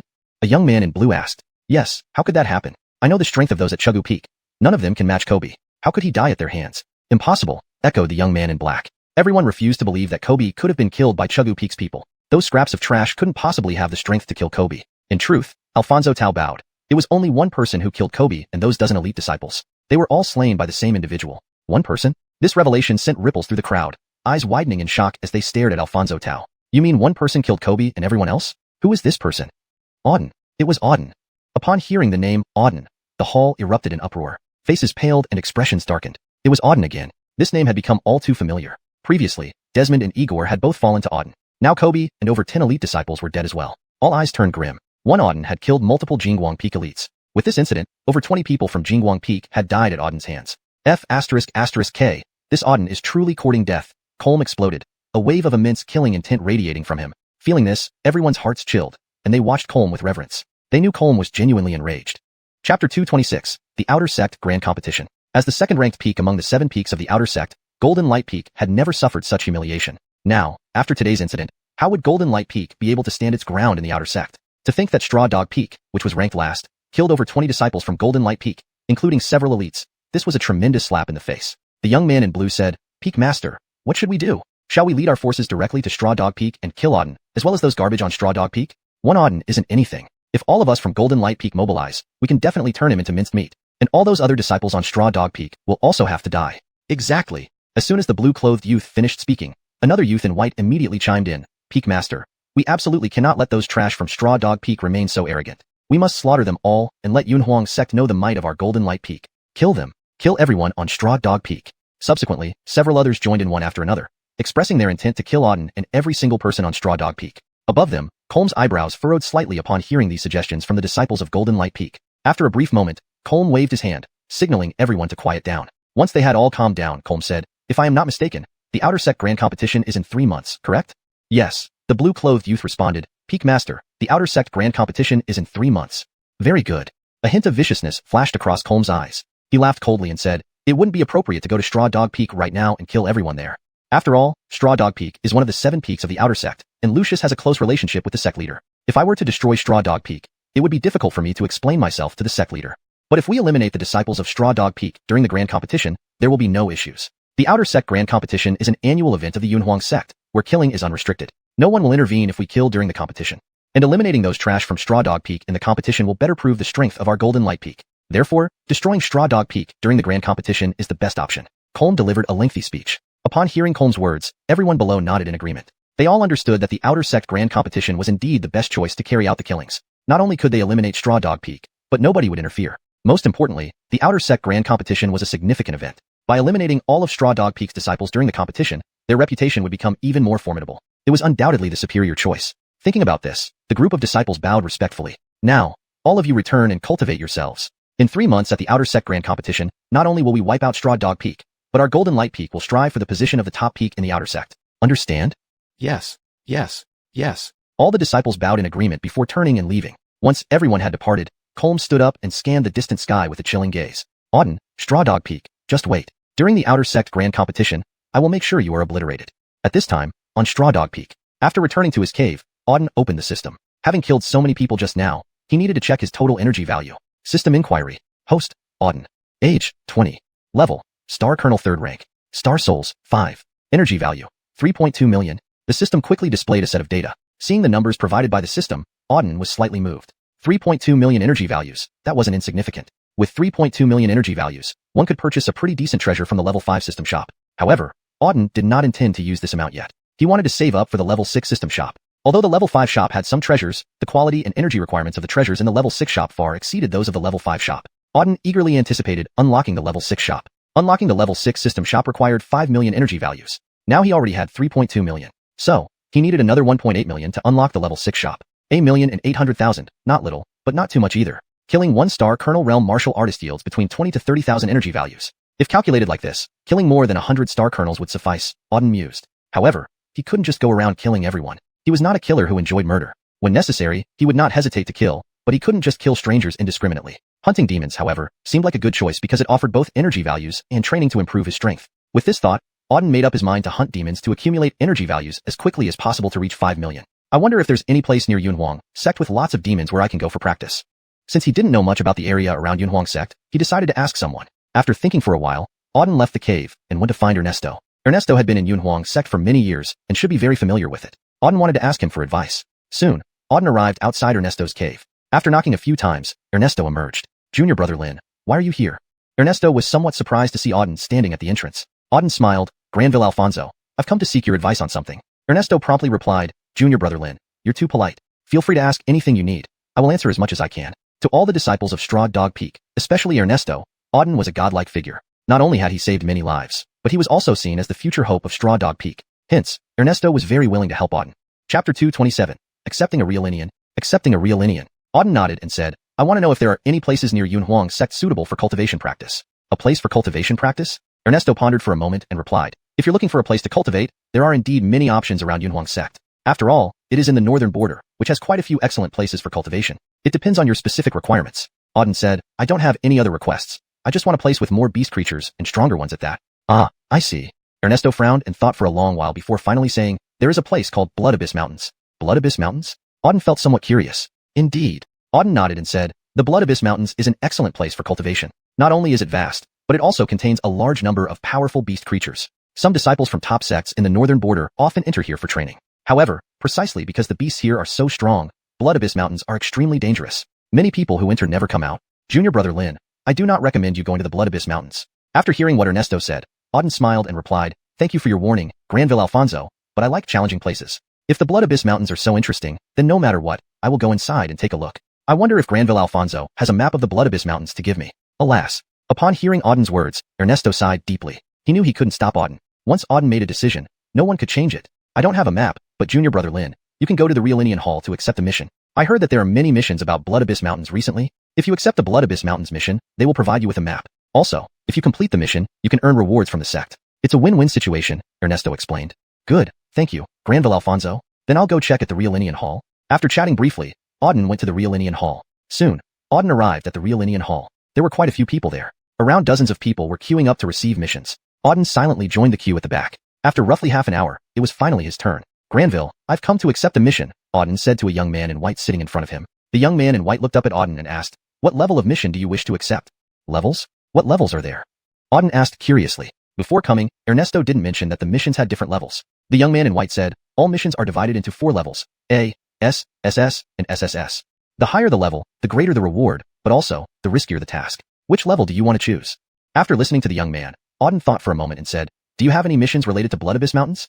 Yes. The young man nodded, glanced at the register in his hand, and said, there are 3 Blood Abyss Mountains missions in total. They are ranked A, S, and SSS. Which of these 3 missions would you like to undertake? After finishing, the young man looked at Auden, glanced at him twice, and added, Junior brother, based on your strength, I suggest you accept an A-level mission. They are easier and less dangerous, making them more suitable for you. Seeing this, Auden smiled and said, then I'll accept the SSS level mission. What? Upon hearing Auden's response, the young man in white was stunned. He widened his eyes at Auden and said, you just said you wanted to accept which level of mission? I didn't hear clearly, please say it again. Auden calmly repeated, Granville, I want to accept an SS level mission. Hiss. The young man in white sucked in a cold breath. Even the others waiting to receive missions nearby opened their eyes wide at Auden. Immediately after, everyone burst into laughter. This kid actually wants to accept an SSS level mission. Is he crazy? An SSS level mission is the hardest and most risky. Those who accept SSS level missions have a 90% death rate. Only the most powerful dare to accept SSS level missions. This kid is utterly mad. That's true. Even peak star martial realm warriors wouldn't dare to accept an SSS level mission. This kid dares to accept an SSS level mission. It's too arrogant. With his strength, accepting an SSS level mission means certain death. He must be tired of living. I feel his strength isn't even enough for an S level mission, yet he dares to accept an SSS level mission. He's simply courting death. This kid's face is unfamiliar. I've never seen him before. I wonder which peak disciple he is. How ignorant, daring to accept an SSS level mission right away. Truly ignorance is bravery. People around kept talking about Auden. When they heard that he wanted to accept an SSS level mission, they all believed he was insane. A mere 3rd rank star martial realm warrior wanting to accept an SSS level mission, something even peak star martial realm experts wouldn't dare to attempt. What was the difference between this and seeking death? But Auden paid no heed to the surrounding comments. He looked at the young man in white and said, Granville, I want to accept an S level mission. Can I? The young man in white also paused, staring at Auden, Junior brother. I must remind you, with your strength, accepting an S level mission means certain death. I hope you think carefully and don't throw your life away. Auden remained calm, smiled, and said, thank you for the reminder, Granville. However, I want to challenge myself, so I still intend to accept the SSS level mission. Overestimating oneself. Upon hearing Auden's answer, the young man in white didn't want to say anything further. He initially wanted to warn this audacious young person. Yet, the other party wasn't grateful. With only 3rd rank star martial realm strength, attempting even an S level mission would be tough. How dare he accept an SSS level mission? Purely courting death. However, seeing Auden so determined, he didn't care anymore. Subsequently, he handed over the SSS level mission token to Auden. Auden glanced at the jade token in his hand. There were a few characters written on it. Blood Abyss Mountains, hunt the Heaven Demon Beast and retrieve the Demon Core. Chapter 228, Terrifying Magic Beast. A Sky Magic Beast? Is it a magic beast? Upon seeing this mission, Auden's pupils constricted slightly. His task this time was to hunt a magic beast. Unlike demonic beasts, magic beasts were far more powerful. Legends told of the Star Continent being home to many magic beasts during ancient times. Back then, magic beasts virtually ruled over the entire Star Continent. Both humans and demons stood no chance against them. However, they mysteriously vanished after the ancient era. Since then, magic beasts were rarely seen on the continent, only occasionally spotted in remote, terrifying places. Auden had never encountered a magic beast since entering the martial world. To his surprise, this mission required him to hunt one. Fascinating. I wonder what a magic beast looks like. Is it as formidable as the legends say, being much stronger than demonic beasts? This is my chance to find out, Auden murmured to himself. He then turned and left the mission hall. Watching Auden depart, the young man in white shook his head. He was certain that Auden would not return alive. A low-rank martial artist at the 3rd level of Star General dared to accept an SSS class mission.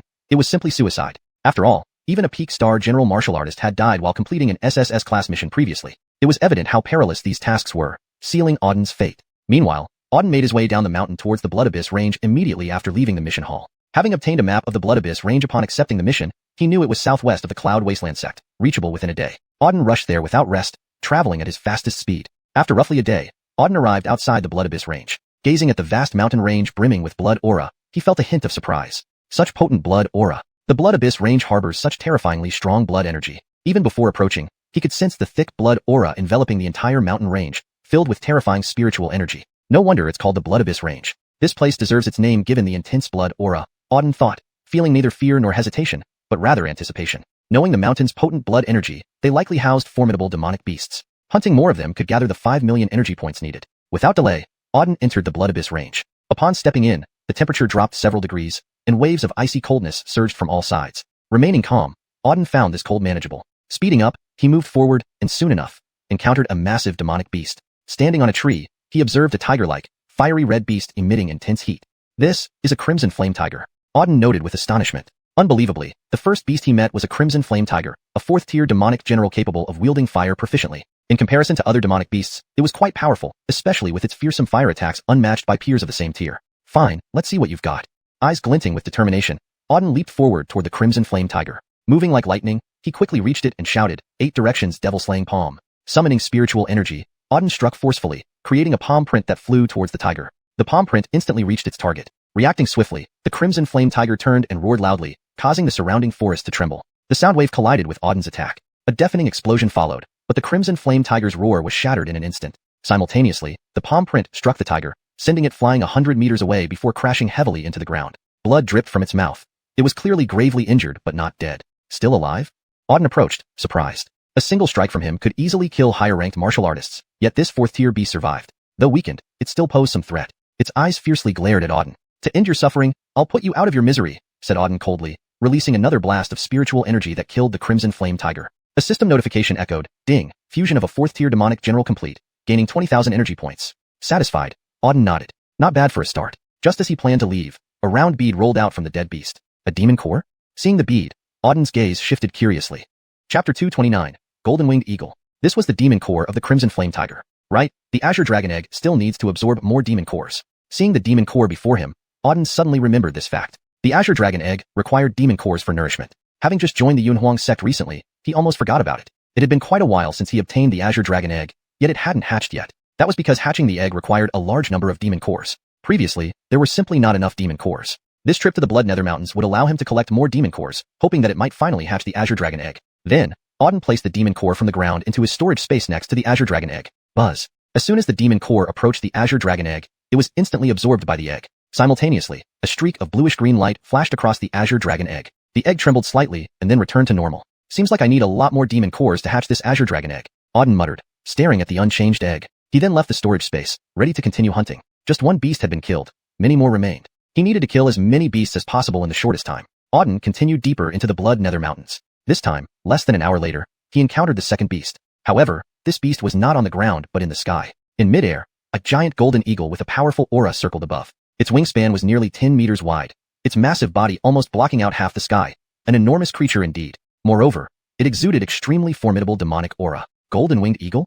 Seeing the golden eagle in the air, Auden's pupils constricted. The second beast was indeed a golden-winged eagle. A level 5 demon general, it possessed formidable attack power and incredibly fast speed, ranking among the top 3 fastest among demon generals. Its sharp talons could tear apart even a star general realm martial artist.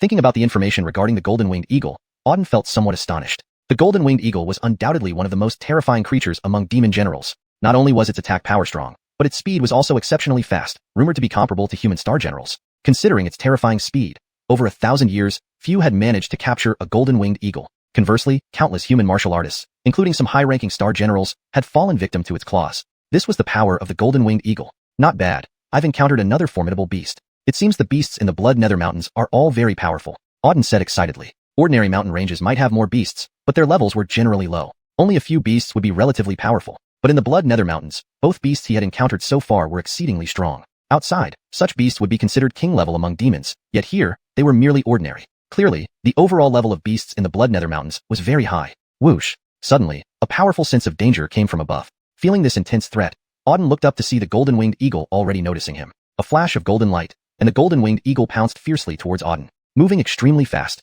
it reached Auden in the blink of an eye. Its sharp claws, larger than Auden's body, aimed directly at him, completely locking him down. You brute, seeking death. Seeing the eagle, Auden's face turned cold, a menacing look flashing in his eyes. Daring to attack him, this beast truly wanted to die. As the eagle neared, Auden leaped into the air, charging straight up. Flame burst fist. With a loud shout, Auden channeled spiritual energy into a punch surrounded by flames. The fiery fist smashed towards the golden-winged eagle. Simultaneously, the eagle's claws struck from above. Bang! The flaming fist hit the eagle, sending it flying back. At the same time, Auden landed on the ground. Though the punch sent the eagle flying, it still circled in the air without any apparent injury, radiating even more ferocious aura. This brute has a tough hide. It can withstand my punch without damage. Auden glanced at the golden-winged eagle, surprised by its resilience. The eagle's defenses were truly formidable. Whoosh! Suddenly, after circling several times, the golden-winged eagle dived down again, even more fiercely. Opening its mouth, it spat out a golden orb, hurtling straight towards Auden. The golden orb contained immense force, reaching Auden's head in an instant. Great Tathagata Palm Seal. Auden's gaze turned icy. He slowly channeled spiritual energy and activated the Great Tathagata Palm Seal. Instantly, a massive golden palm seal condensed in front of him. Destroy!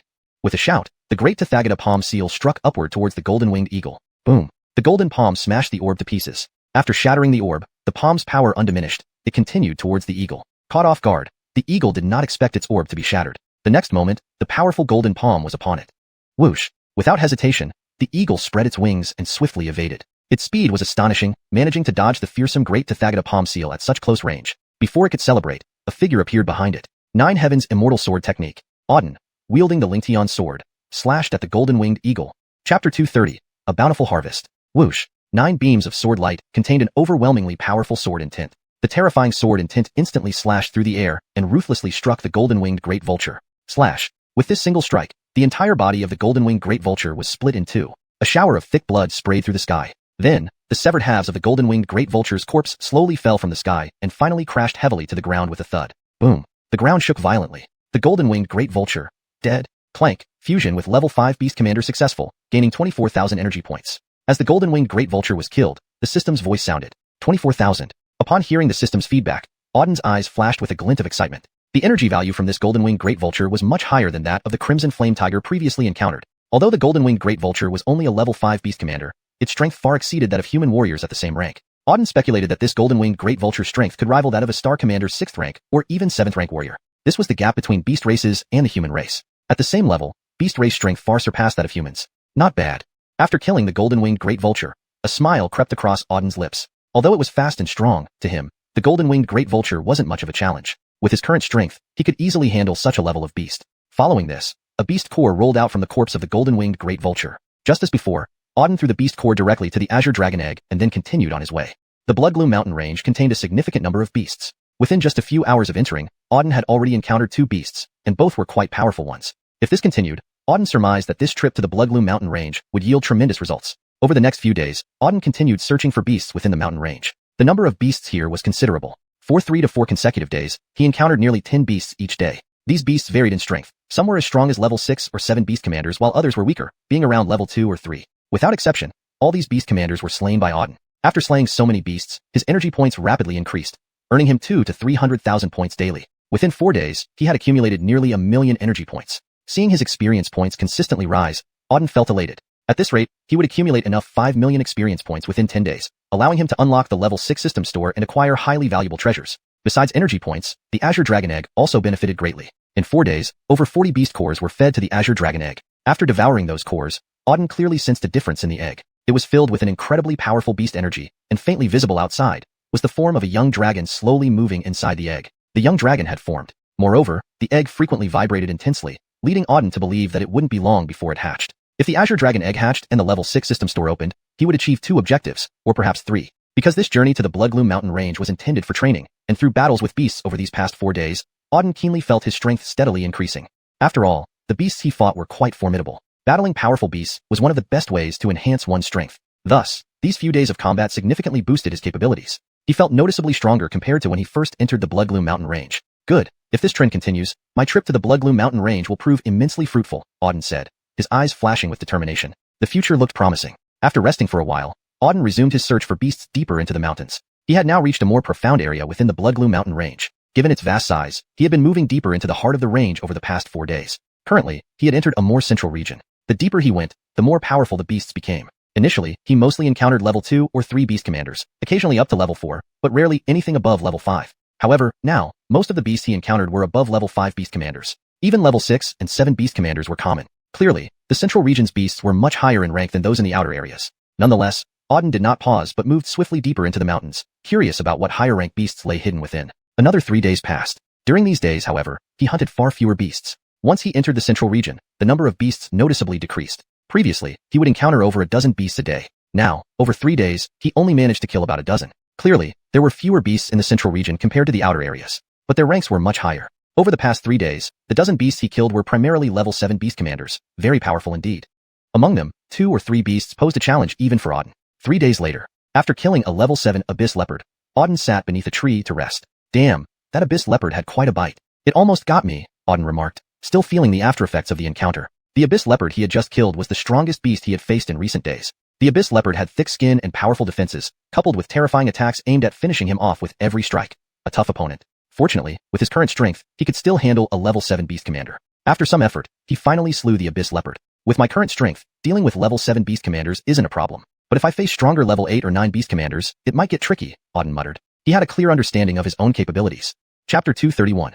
Spiritual Ape and Xiaolong. Although he could rely on the Supreme Star Soul to challenge higher levels, there were still limits. Encountering an overwhelmingly powerful beast would be risky. However, since entering the Bloodgloom mountain range, the highest level beast he faced was a level 7 beast martial. He could handle a level 7 beast martial, but it was uncertain about a level 8 beast martial. Therefore, Auden was somewhat eager to encounter a level 8 beast martial to test his skills. Rumble. Suddenly, an extremely fierce energy fluctuation surged from ahead, shaking the entire space. Violent energy continuously spread outwards, shattering all trees within several thousand meters. What a powerful energy fluctuation. Someone is engaging in battle up ahead. Auden's eyes flashed with shock at such potent energy fluctuations. The magnitude suggested that someone was indeed battling, and whoever it was had considerable strength, an expert. While Auden pondered, strong energy continued to surge from the front. I'll go take a look.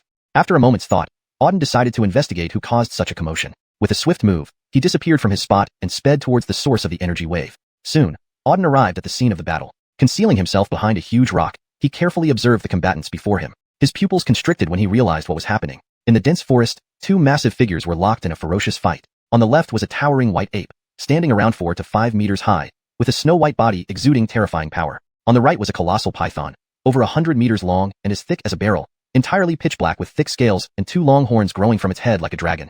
The python emitted blackish, fearsome demonic aura, enveloping hundreds of meters around it. Both beasts clashed fiercely, radiating formidable power. Auden watched from afar, his eyes filled with shock. Those are actually a spiritual ape and a xiaolong. Auden was utterly amazed by these two extraordinary creatures. One was a spiritual ape, and the other, a xiaolong. Both belonged to the most terrifying types of beasts. The spiritual ape possessed ancient bloodline of the Peerless beast, Tongbeilingyun, making it a pure-blooded descendant of a supreme beast with the potential to cause world-shaking destruction. The xiaolong was equally formidable, its body covered in tough scales and adorned with horns, indicating its evolution beyond a mere python. Further advancement could turn it into a true dragon, one of the top-tier beasts. Both beasts represented the upper echelon among all beasts, excelling in both lineage and strength. It was exceptionally rare to see them, especially the spiritual ape, which hadn't been sighted for centuries on the continent. Auden felt both awe and excitement. He never imagined encountering such powerful beasts. His eyes were fixed on the spiritual ape and xiaolong engaged in their frantic battle. The ape fought with immense strength using fists and claws, every punch sending terrifying force towards the xiaolong. In contrast, the xiaolong was agile, coiling around the ape while defending and seeking opportunities to counterattack. One excelled in power, the other in speed. Their clash produced earth-shattering force with each move, causing waves of energy to ripple outwards. Auden, hiding at a distance, was still affected by their intense energy. Observing their brutal attack, Auden's expression grew serious. These beasts' strength is terrifying. From the intensity of their battle, they must have exceeded the beast marshal level, reaching the beast general rank, he mumbled. Beast marshals couldn't unleash such terrifying power. This was the first time Auden witnessed beast generals engage in such a fierce battle. Curiously, beasts of this caliber rarely engaged in such life-or-death struggles due to their advanced intelligence. Yet, these two beasts fought with all their might, aiming for each other's weakest points as if determined to kill each other. Why? Why were they fighting so desperately? There had to be a reason. Scanning the area, Auden suddenly noticed a pond several hundred meters away. Although small, it emitted a faint yet pure spiritual force and intermittent golden light. That pond seems to contain something significant. Such potent spiritual energy suggested that whatever lay within the pond was no ordinary item. Could the beasts be fighting over this object? Thinking this, Auden's eyes narrowed. He quickly concealed his presence further and cautiously moved closer to the pond. Chapter 232. The Mysterious Golden Coffin. Ahead, the two demonic beasts were still fiercely battling, seemingly unaware of his presence. With Auden's current strength, even a demon general level beast would find it hard to detect him after he concealed his aura. However, for safety's sake, he moved cautiously, fearing any unforeseen circumstances. Soon, Auden reached the water pond. Buzz. As soon as he approached, an overwhelming spiritual energy surged from the pond. A golden light flickered persistently, emanating from the very bottom of the pond. Something must be down there. Upon closer inspection, Auden was certain that there was something extraordinary at the bottom of the pond. Without further ado, he leaped into the water. The pond was deep, and Auden accelerated his descent. After about 2 or 3 minutes, he finally reached the bottom. As he got a clear view of the pond's floor, his pupils constricted in shock. Before him lay a stone door, tightly shut but radiating immense spiritual energy. Why is there a stone door here? Could someone still be living here? Auden was astounded. From the outside, the pond appeared unremarkable, just an ordinary small body of water. But within, it was a different world altogether, with a stone door hidden beneath. Judging by the marks on the door, it had been there for a long time. Approaching the door, Auden tried to push it open. However, the stone door was heavy, and there was a powerful energy pulsing from it. There were restrictions. Without hesitation, Auden gathered his spiritual energy and struck the restriction on the stone door with one palm. Buzz. A violent surge of energy followed, and the restriction was shattered. Once broken, an even stronger spiritual energy burst forth from the stone door. At this moment, the entire pond seemed to turn golden. Intrigued by this phenomenon, Auden grew more eager to see what lay behind the door. With a steady push, rumble, the stone door opened under his gentle force. Inside was a small stone chamber. The room was simple, with bookshelves lining the walls, a table on the ground, and a cushion nearby. On the table sat an exquisite jade box. This seems like a hidden cultivation site. It appears someone cultivated here before, Auden muttered to himself. The room was empty, with dust covering the table and shelves, indicating no one had visited for a long time. Yet, the layout suggested it once belonged to a powerful cultivator. I wonder who cultivated here and managed to hide their practice place in such an inconspicuous pond, Auden mused. He could understand why recluses often chose secluded places to cultivate: deep forests, uninhabited islands, even dangerous forbidden zones. Thus, a pond like this wasn't out of the ordinary. After a brief observation, Auden found the stone chamber quite basic, except for the books on the shelves and the jade box on the table. He first examined the books, which contained diverse information about the star continent, including its history, major sects, regions, and mysterious, perilous places like the 10 Great Forbidden Zones, 10 Divine Flames, and 10 Divine Weapons. By studying these ancient texts, Auden gained a deeper understanding of the star continent. He realized that the northern region, where he currently resided, was only a small part of the vast continent. Despite its apparent enormity, the northern region was insignificant compared to the entirety of the star continent, which had dozens of similar regions. The continent was incredibly vast, beyond imagination. These books offered a comprehensive introduction to the star continent, allowing Auden to gain a detailed understanding for the first time. Besides general knowledge, they also covered mysterious entities such as the 10 Divine Flames, 10 Divine Swords, and 10 Forbidden Zones, enriching his perspective. Feeling that these books would broaden his horizons, Auden decided to take them with him, believing they would be useful when he eventually left the northern region and ventured into the broader star continent. After relocating all the books into his storage space, Auden turned his attention to the jade box in the center of the room. This was the first thing he noticed upon entering the chamber, and the intense spiritual energy emitted earlier had come from this box. The jade box was intricately carved with mystical runes, leading Auden to suspect it contained something extraordinary. Approaching the jade box, Auden attempted to open it. However, as soon as he got close, a powerful energy erupted, knocking him back. What formidable energy! Auden looked at the jade box in shock. It was so potent that it repelled him. Determined to uncover its secrets, he focused his spiritual energy again, ready for another attempt. As he approached the jade box once more, the same force surged toward him. But this time, he was prepared. Chapter 233, Severe Damage. As energy surged from the jade box, Auden simultaneously channeled his spiritual energy to counter it. The energy within the jade box was powerful, continuously attempting to force Auden back. However, Auden's current spiritual energy was immense. A mere jade box could not hope to push him back. Auden gradually intensified his spiritual energy. As it grew stronger, the power within the jade box began to weaken. Break!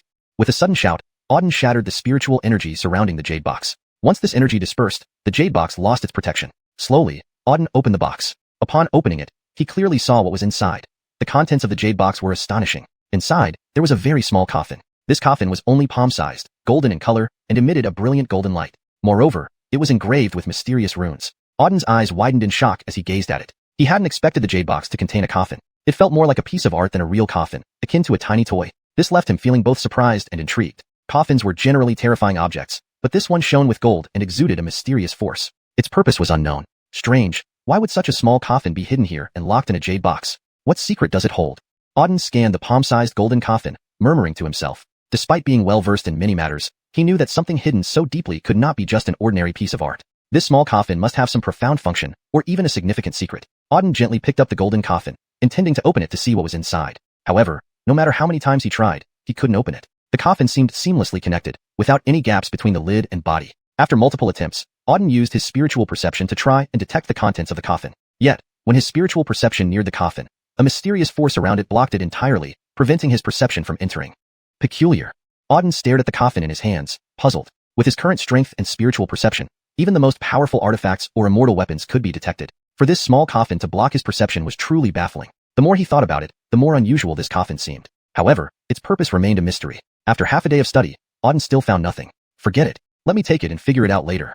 This deep underwater, protected by a jade box, it seems this underwater chamber was built specifically for this coffin. It's bound to be extraordinary, hiding a great secret. Perhaps this coffin itself is a priceless treasure. If I take it out and study it thoroughly, there might be a significant discovery. Auden believed the small coffin was definitely a treasure. It was just a matter of finding the method to use it. Eventually, he would know. He took the golden coffin and exited the underwater chamber. After leaving, he swam upward until he emerged from the pond. Just as he left the pond, he witnessed an extremely shocking scene. Everything within several kilometers had been flattened, engulfed in overwhelming demonic aura. The air reeked of blood, and the area bore clear marks of intense battle. Hundreds of meters away, two massive beasts lay on the ground. One was the water dragon, and the other, the spirit ape. Both had suffered severe injuries. The spirit ape's arm was severed, and it had a deep wound on its abdomen exposing internal organs. Blood streamed from the wound, staining the ground red. It trembled slightly but couldn't rise again. Clearly, it was gravely injured and close to death. The water dragon fared no better. Its body was broken into 3 parts, seemingly torn apart by the spirit ape. Each segment lay scattered. Additionally, half its head was missing, likely bitten off by the ape. Blood covered its entire body, and in pain, it coiled on the ground. The entire dense forest was filled with a strong, chilling atmosphere. Seeing this scene, Auden's eyes widened in shock. He couldn't believe that in his brief absence, These two formidable beasts had battled to such a degree. Both were grievously injured, nearing death. While battles among beasts were common, for such high-ranking demons to fight so viciously was rare. Auden was deeply shaken. At this moment, both the spirit ape and the water dragon sensed Auden's presence and focused their eyes on him. Human? Upon seeing Auden, the water dragon spoke, its voice hoarse. Auden wasn't surprised. Both beasts were at the demon general level, comparable to human star generals. Such strength allowed them to speak, and if they were stronger, they could even transform into human forms. Both beasts watched Auden warily. Human, why are you here? The spirit ape asked, staring intently at Auden. Auden responded calmly, I'm just passing by. I happened to witness your fierce battle. My apologies for the interruption. The water dragon growled. This is the core of the Blood Shadow Mountain Range. Human, dare you enter the core of Blood Shadow Mountain Range? Are you courting death? The water dragon had assessed Auden's strength and noted he was weak, only at the third-rank star marshal level. Chapter 234. Exploiting the situation. A trashy human at the third level of star captain dared to enter the core of the Blood Nether Mountain Range, practically courting death. The humans and the beast races were originally two major races that were always at odds. Now, a low-level human appeared before them. Both the Rigs and the Rex coldly scanned Auden, their eyes flickering with murderous intent. Auden sneered, scanning the Rigs and the Rex. The two of you seem not to fully understand your current situation. I don't want to die, but both of you will soon be dead. As he spoke, a wave of killing intent surged from him. What are you planning to do? Upon hearing Auden's words and sensing the killing intent emanating from him, the Riggs' expression abruptly changed. He stared directly at Auden, his eyes flashing with a hint of terror. Auden replied coldly, what am I going to do? Naturally, I'm going to kill you. What else? Since the two of you wish for death so much, then I'll grant your wishes. With those words, Auden walked straight toward the two beast monsters. These two beasts were formidable. One was a Rex, and the other was a Riggs, both being high-level beasts. If he managed to slay these two powerful creatures, he would definitely gain a large amount of energy points, as well as beast cores. Ordinarily, he might not have been able to handle these two beast generals level monsters since they had both reached the beast general level, while he was still far from the star general level. But the circumstances were different now. The two beasts had just fought fiercely and were severely weakened. This was a heaven-sent opportunity, a proverbial exploitation of weakness. You dare. Hearing Auden's words, the Riggs' face drastically changed. He snarled, brat, if you dare touch me, I'll make sure you die without a whole corpse. Auden scoffed. At this point, you still dare to threaten me? Truly tired of living.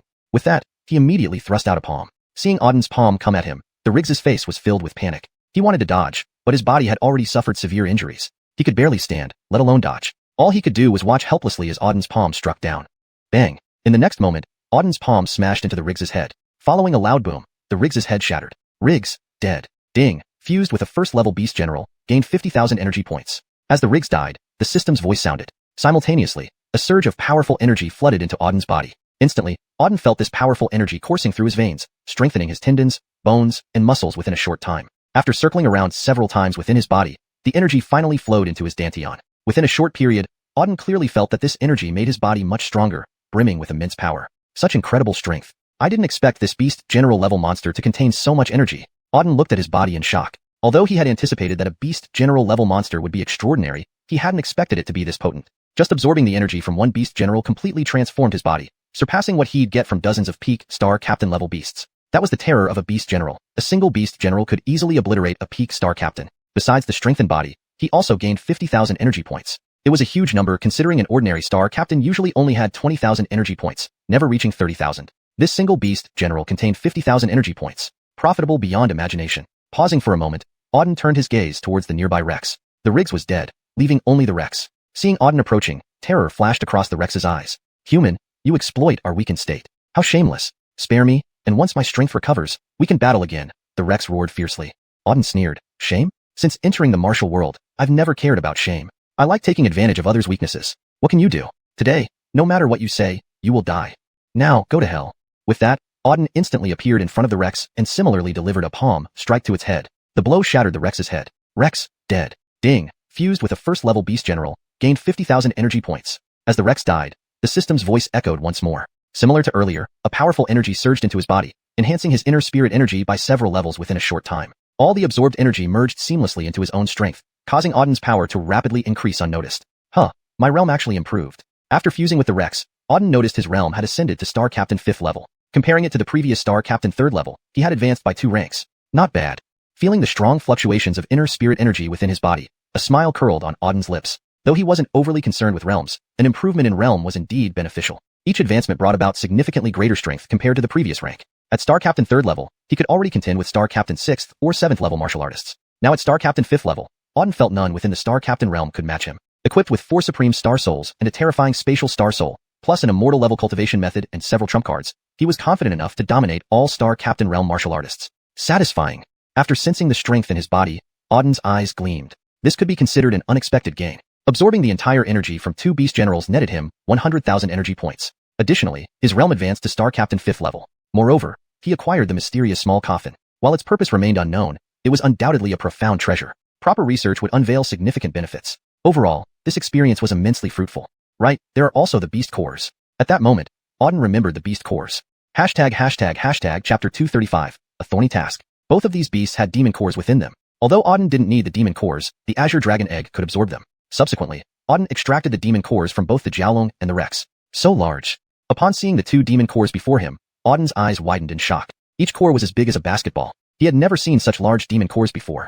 Previously collected demon commander level cores were only fist-sized, but these demon general level cores were 10 times larger than the demon commanders. Indeed, they were worthy of being demon generals. I wonder if the Azure Dragon Egg can hatch after absorbing these 2 demon general level cores. Auden mumbled to himself. He had already felt that after entering the Blood Abyss Mountains and devouring so many demon cores, the Azure Dragon Egg showed signs of hatching. Now, with these 2 high-ranking demon general level cores, he was quite hopeful about its hatching. Then, he placed the 2 demon cores beside the Azure Dragon Egg. But, as soon as the demon cores got close to the egg, energy surged out from it, immediately absorbing the cores. The entire Azure Dragon Egg began to tremble, radiating a vivid green light that illuminated the storage space. Simultaneously, an overwhelmingly powerful energy emanated from the egg. Through it, Auden clearly saw a baby dragon moving inside the Azure Dragon Egg. Its body kept bumping against the eggshell, trying to break out. The baby dragon's strength was already formidable. Auden could feel the intense demonic power radiating from it. However, the eggshell was exceptionally tough. Despite dozens of attempts, the baby dragon couldn't break through. Auden was almost tempted to help break the shell, but he held back. As a top-tier demonic beast, the Azure Dragon needed to rely on its own strength to be born. If he helped it out using external force, even if it managed to come out, its power would be greatly diminished. The current failure indicated that the baby dragon wasn't strong enough yet. Continued absorption of demon cores should suffice. Sigh. At this thought, Auden let out a long sigh. 2 demon general level cores hadn't been enough for it to hatch. He wondered how many more would be required for the baby dragon to be born. Nonetheless, based on the recent activity, Auden felt it was just a matter of time. Patience was all that remained. Meanwhile, the baby dragon inside the egg seemed to sense Auden's presence. It peered at him intently through the shell. Though Auden couldn't see its exact expression, he could almost feel those large, watery eyes watching him. Little one, you've eaten so many demon cores. You better come out or else. Auden muttered with a fatherly concern. After observing for a while, Auden left the storage space. The battlefield outside was a mess, filled with the aftermath of the battle between the Rex and the Jiaolong. Glancing around briefly, he quickly moved deeper into the mountains, now much more cautious. Based on what he had witnessed, there might be more demon general level beasts in the core area of the Blood Abyss Mountains. Although he had killed 2 earlier, they were critically injured and defenseless. Facing a normal demon general wouldn't be as easy. Despite his current Star Commander 5th rank strength, tackling a peak demon general still posed some pressure. He hadn't faced a peak demon general yet, unsure of their true strength. But demon generals were a completely different realm compared to demon commanders. Even a peak demon commander was like an ant compared to a demon general. And under equal conditions, demonic beasts far surpassed humans in strength. Thus, encountering a peak demon general would likely be unfavorable. Though confident, Auden wasn't reckless. He knew he couldn't easily slay a normal demon general. Hence, caution was paramount in this area. Over the next few days, Auden continued hunting demons deep within the mountains. The number of beasts here was significantly fewer, but their ranks were much higher. During these 4 or 5 days, most were 7th rank demon commanders or above, even 8th and 9th rank commanders. However, these weren't too threatening to him. He slew around 6 or 7 beasts, gaining more energy points and demon cores. After killing an 8th rank commander, Auden rested against a tree, contemplating his situation. I've been in the Blood Abyss Mountains for nearly 10 days now, killing over 100 beasts and earning a lot of energy points. It's time to leave, but there's one problem. The Sky Magic Beast remains unfound. Without killing it, I can't complete my mission or report back satisfactorily. Frowning, he pondered. Where could the Sky Magic Beast be? I've traversed most of the Blood Abyss Mountains for over 10 days and still haven't found it. Could it not even be here? Finding it frustrating, Auden questioned whether the Sky Magic Beast truly resided in the Blood Abyss Mountains after all this time without success. Chapter 236, Surrounded by Demonic Beasts. Although he had these speculations, it seemed the mission issued by xuanhuan sect should still be reliable. If the Heavenly Demon Beast were not in the Blood Meditation Mountains, it would have been impossible for them to issue this task. Moreover, it was at the highest SSS level. Therefore, the Heavenly Demon Beast should indeed be in the Blood Meditation Mountains. It's just that he hasn't found it yet. Auden rested and pondered where the Heavenly Demon Beast could be located within the Blood Meditation Mountains. I've already walked through more than half of the Blood Meditation Mountains. If there's any place I haven't been, it must be the core area. Could the Heavenly Demon Beast be in the very heart of the Blood Meditation Mountains?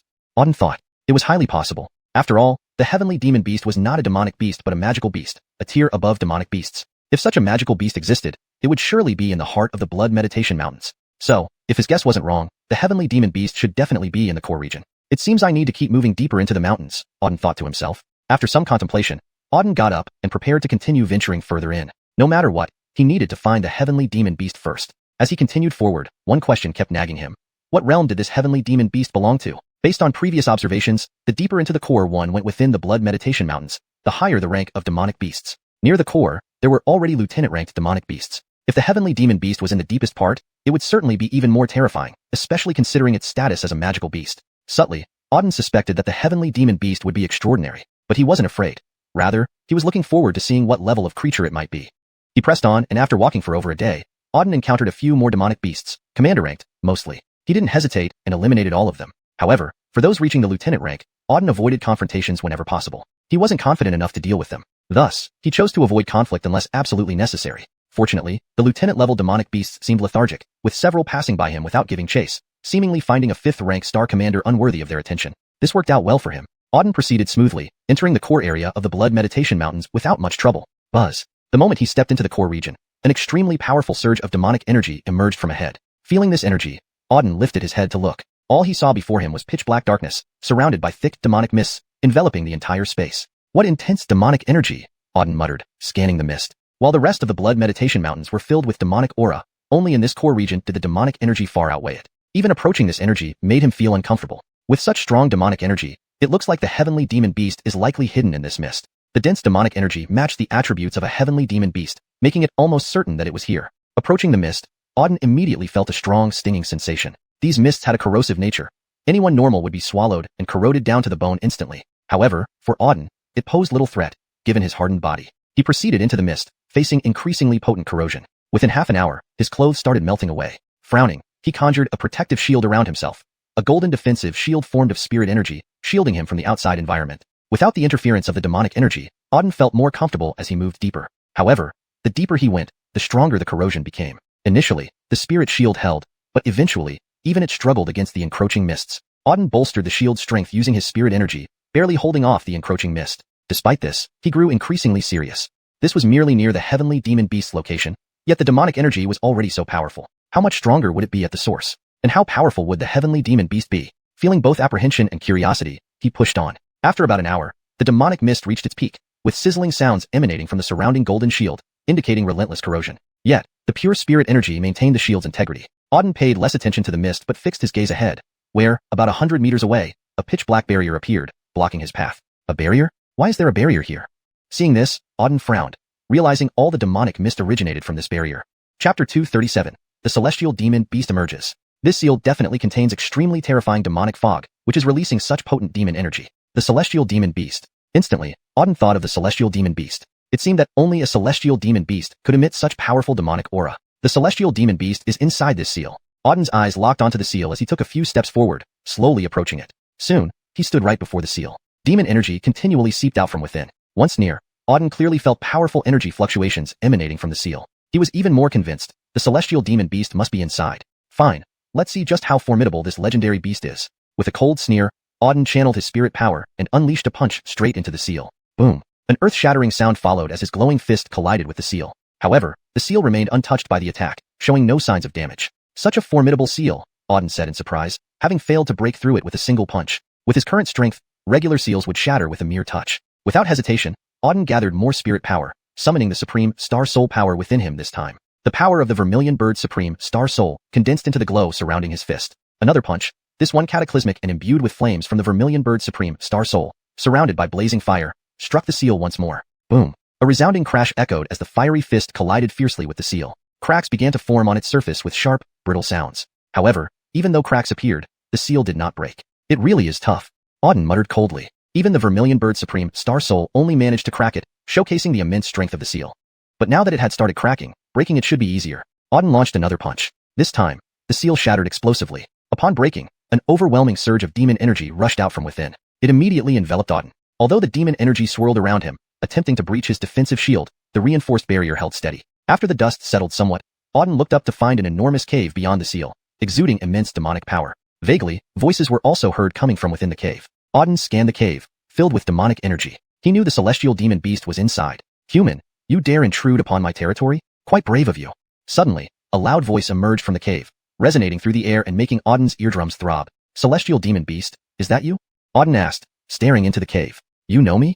The voice responded with surprise, seemingly astonished that a human outside knew of its existence. I came here for you. Of course I know you, Auden replied. Why have you come for me? Did you come specifically seeking me? The voice inquired, more shocked than ever. Yes, Auden nodded. What do you want with me? To kill you. Two simple words brimmed with intense killing intent. What? Inside the cave, the celestial demon beast froze at first, then erupted into maniacal laughter, echoing throughout the forbidden zone. Finally, after laughing for some time, the celestial demon beast bellowed. Boy, you've lost your mind, daring to say you will kill me. A waste of space Star General 5th rank actually thinks he can come to the Blood Meditation Mountains to kill me? You are too laughable. Do you know the consequences of uttering such things? Auden, icy-faced, stared into the cave. There are no consequences, just your death or mine. As the legends say, every beast still surviving on the continent today has endured since ancient times, immensely powerful. Today, I wish to see if the strength of the celestial demon beasts lives up to their legendary fearsomeness. Don't bother with small talk. Get out of that cave and show me what you're made of. As soon as Auden finished speaking, the celestial demon beast within the cave flew into a rage. An overpowering and terrifying aura radiated from within. Boy, how dare you insult us celestial demon beasts? You're courting death. Since you seek death so earnestly, I'll grant your wish. With a series of booming sounds, the celestial demon beast emerged from the cave. Auden focused intensely, eager to see what the celestial demon beast looked like. Then, under his gaze, a colossal creature stepped out. Standing over 3 to 4 meters tall, it resembled a small mountain, covered in pitch-black fur. Its muscular body was like that of an enormous gorilla. In its hand, it held a blood-red battle axe, exuding a thick, bloody stench. Its blood-red eyes, surrounded by a dense cloud of demonic fog, locked onto Auden with a gaze filled with murderous intent. Seeing the massive creature emerge, Auden's pupils constricted. Is this what a celestial demon beast looks like? It doesn't match my expectations. He had always assumed that celestial demon beasts resembled fiendish beasts but differed in source of power, one being demonic and the other divine. Yet, this celestial demon beast looked almost human-like, just much taller and emitting demonic energy. Overall, it gave off the impression of a gigantic gorilla covered in long hair, oozing demonic power. Boy, you sought death, and now I'll send you on your way, the celestial demon beast declared, its blood-red eyes fixed on Auden. A wave of terrifying killing intent surged from it. In an instant, Auden was locked within the celestial demon beast's deadly aura. Chapter 238. Terrifying demon power. Die. With a sharp cry, the heavenly demon beast charged at Auden at breakneck speed. Its massive body sent tremors through the ground with each step, as if an earthquake were happening. An overwhelmingly powerful force surged from the heavenly demon beast before it. Whoosh. In an instant, the heavenly demon beast was in front of Auden and swung a punch. The space around where the fist passed was torn apart by its power. In the blink of an eye, the tyrannical fist glow arrived in front of Auden. 8 Extremes Demon-Slaying Palm. Seeing the fist about to hit, Auden's expression turned grave. He channeled the 8 Extremes Demon-Slaying Palm and countered with one palm. Boom. Immediately, the fist and palm collided mid-air, causing a loud explosion. In that split second, Auden's palm shattered under the impact. As the 8 Extremes Demon-Slaying Palm crumbled, the power of the fist remained undiminished, smashing toward Auden's body. Not good, retreat. Seeing the fierce punch, Auden's face changed, and he swiftly dodged to the side. Boom. At the moment Auden avoided it, the heavenly demon beast's punch struck the ground he had just stood on, causing a thunderous shockwave. The ground caved in, forming a crater several dozen meters deep from the impact. What immense power! Auden gazed at the heavenly demon beast ahead, slightly shocked. A single punch was so terrifying. This beast's strength was beyond comprehension. At this point, the heavenly demon beast approached Auden again, swinging another punch that was even more powerful than before. Fist glow slammed down. Fiery burst fire fist. Seeing the approaching fist glow, Auden's eyes flashed fiercely. He gathered his spirit energy and countered with a fiery burst fire fist, manifesting a flaming fist glow mid-air. Buzz. In the next moment, the fiery burst fist collided with the heavenly demon beast's powerful fist glow once again. This time, it only held for 2 breaths before shattering under pressure. A powerful force threw Auden back 100 meters onto the ground. With his arms slightly numb, Auden looked grimly at the heavenly demon beast. Its strength was truly terrifying. After merely 2 punches, he was completely outclassed. Each punch carried at least 5 million caddies of force, surpassing the limits of Star Captain rank. In front of him, the heavenly demon beast, having pushed Auden back with consecutive strikes, sneered darkly. Lowly human race, I thought you'd be strong. Turns out you're nothing much. With this strength, you dare to provoke me? You've lived too long. Today, I will tear you limb from limb and show you what happens when you cross a heavenly demon beast. As it spoke, a torrent of demonic aura surged from it. Within a few hundred meters, demons swirled, emanating a fearsome aura. Auden glared coldly. What's your hurry? The battle has just begun. You can act superior after defeating me. Ha ha ha ha. Upon hearing Auden's words, the heavenly demon beast burst into manic laughter for a while before saying, Boy, do you think you still have a chance? With your puny strength, I could crush you to death with a finger easily. The last 2 punches were just to scare you. If I had used full power, you'd already be dead. Now, let me show you the true terror of the heavenly demon beast. Buzz. As it finished speaking, even more potent demonic aura surged out from its body. An incredibly terrifying air continuously swirled around. Heavenly demon destruction. With a shout, countless demonic auras surged towards Auden, instantly enveloping his body. These auras were stronger, corrosive, and restrictive. After the demonic auras neared, Auden felt his entire body engulfed and immobilized. Die. Just then, the heavenly demon beast shouted. It brandished a blood-red axe, swinging it down forcefully from the sky. Buzz! The giant axe cleaved down fiercely, splitting the space in half. The incomparably fearsome axe instantly reached above Auden's head. Facing the descending axe, Auden's expression turned solemn. His body, controlled by the demonic aura, couldn't move. The descending giant axe clearly aimed to kill him directly. Inexhaustible golden body art. Seeing the giant axe coming down, Auden suddenly shouted. Then, a golden light flashed around him, forming a golden defensive shield. The inexhaustible golden body art, a top-tier defensive technique of Xuanhuan sect. Clank. Next, the giant axe smashed heavily against the golden shield, emitting a ringing sound, followed by a violent shake. However, the defensive shield wasn't breached. How is this possible? In midair, seeing the golden shield unbroken by his axe strike, the heavenly demon beast's gaze flickered with astonishment. This blow was extremely powerful, enough to slay even peak Star Captain warriors. Yet, it failed to break the defense of this low-level boy who was already restrained. Shocked, but in the next moment, a stronger killing intent emerged. I want to see how hard this golden shield is. Speaking, the heavenly demon beast leaped into the air once more. Gripping the axe with both hands and gathering all its might, it swung down again. Buzz! The axe filled with terrifying demonic aura cleaved down fiercely from midair. This strike's power was greater than before. When the axe descended, Auden felt like his entire body might be split apart. Vermilion bird, annihilate. Facing the axe from the sky, Auden's expression grew grave. The strength of this demon was formidable. He had to give it his all or risk losing. Then, Auden activated the Vermilion Bird Supreme Star Soul. Buzz! Next, a vermilion bird engulfed in flames flew out of his body. The bird rapidly grew in size, transforming into a colossal creature several dozen meters long within moments. Flames burned fiercely from the bird, illuminating the surrounding space. After releasing the vermilion bird, it quickly flew toward the heavenly demon beast, with intense flames rushing toward it. Meanwhile, the immensely tyrannical axe also descended from the sky. Chapter 239. Heavenly Demon Spirit Core. Boom. In the next moment, the vermilion bird clashed fiercely with the giant, heavenly demon axe in midair. On one side was the vermilion bird, imbued with formidable firepower. On the other was the heavenly demon axe, saturated with terrifying demonic energy. The two forces continuously collided in the sky. Their immense power nearly split the entire space apart. Terror-inducing strength poured endlessly into the surroundings. Boom. After dozens of breaths, both the giant axe and the vermilion bird exploded simultaneously. Both forces shattered completely. Struck by the massive impact, the heavenly demon beast was repelled 100 meters. Auden also retreated 100 meters backward, his face slightly pale. Boy, you actually have an Imperial Star Soul, inconceivable. Ahead, where the heavenly demon beast had landed, it stared at Auden in shock. Just now, Auden had released the vermilion bird, which was clearly an Imperial Star Soul. The heavenly demon beast hadn't expected that this boy before him possessed an Imperial Star Soul. An Imperial Star Soul symbolized genius. Among the vast human race, very few people possessed an Imperial Star Soul. Auden's expression remained cold as he said, "What's so special about an Imperial Star Soul? Do you think you can imagine what I truly possess?" Himph.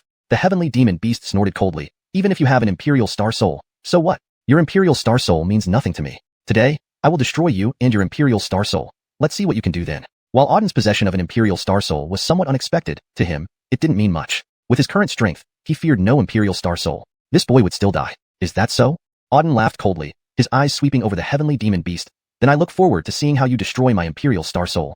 As he spoke, Auden slowly formed seals with his hands. A torrent of demonic aura surged from his body. He prepared to release another Imperial Star Soul, but this time, it was the heavenly demon Imperial Star Soul. During their earlier battle, Auden suddenly remembered that he possessed the heavenly demon Imperial Star Soul. The heavenly demon Imperial Star Soul was a star soul with demonic attributes, and the beast before him was known as a heavenly demon beast. The connection between them seemed significant. Using the heavenly demon Imperial Star Soul against the heavenly demon beast, what would be the outcome? At this thought, Auden summoned the heavenly demon Imperial Star Soul. Buzz. The moment the heavenly demon Imperial Star Soul appeared, a dense fog of demonic aura enveloped the area. Within a 100-meter radius, an enormous skeleton emerged. Hidden in the black mist, it had blood-red eyes and was covered in demonic energy. Behind the heavenly demon Imperial Star Soul, within tens of thousands of meters, the demonic aura was nearly all consumed by it. In just a short time, the demonic energy within the heavenly demon Imperial Star Soul had reached an extremely terrifying level. This is an Imperial Heavenly Demon?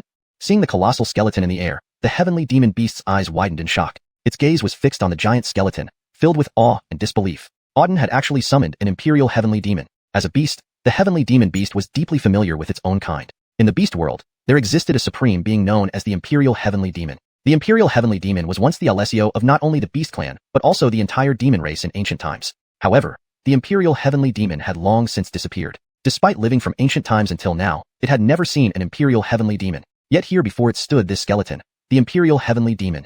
How is this possible? How could this boy summon an Imperial Heavenly Demon? The Heavenly Demon Beast was utterly stunned. The Imperial Heavenly Demon was the most exalted existence in the beast world and the king of all demons. And yet, it had been summoned by this boy. What was happening? But now, there was no time for questions. The colossal skeleton approached the heavenly demon beast step by step. The overwhelming demonic energy radiating from it caused the heavenly demon beast's entire body to tremble uncontrollably. Under the suppression of the skeleton's powerful demonic energy, it couldn't move. Buzz. In the next moment, the colossal skeleton lifted its fist and pounded down toward the heavenly demon beast. An incredibly massive fist, brimming with fearsome demonic energy, descended. Finally, it struck hard against the heavenly demon beast. Instinctively, the heavenly demon beast tried to block it, but in front of the imperial heavenly demon, it had no chance to resist. This was absolute dominance. Since they were both of the demon race, the imperial heavenly demon ranked infinitely higher. The mere aura emitted by the imperial heavenly demon left it immobile. Under the might of the imperial heavenly demon's punch, the heavenly demon beast had no thought of resistance. Bang! The next moment, the imperial heavenly demon, a colossal skeleton, struck the heavenly demon beast with a single punch. One punch shattered the heavenly demon beast into pieces. Its demonic energy instantly dissipated entirely. The heavenly demon beast was killed in one blow. Hiss. Seeing this scene, Auden, standing not far away, sucked in a sharp breath. He had summoned the heavenly demon Imperial Star Soul merely to test whether it could deal with the heavenly demon beast. A duel between two beings of the same attribute would surely be interesting.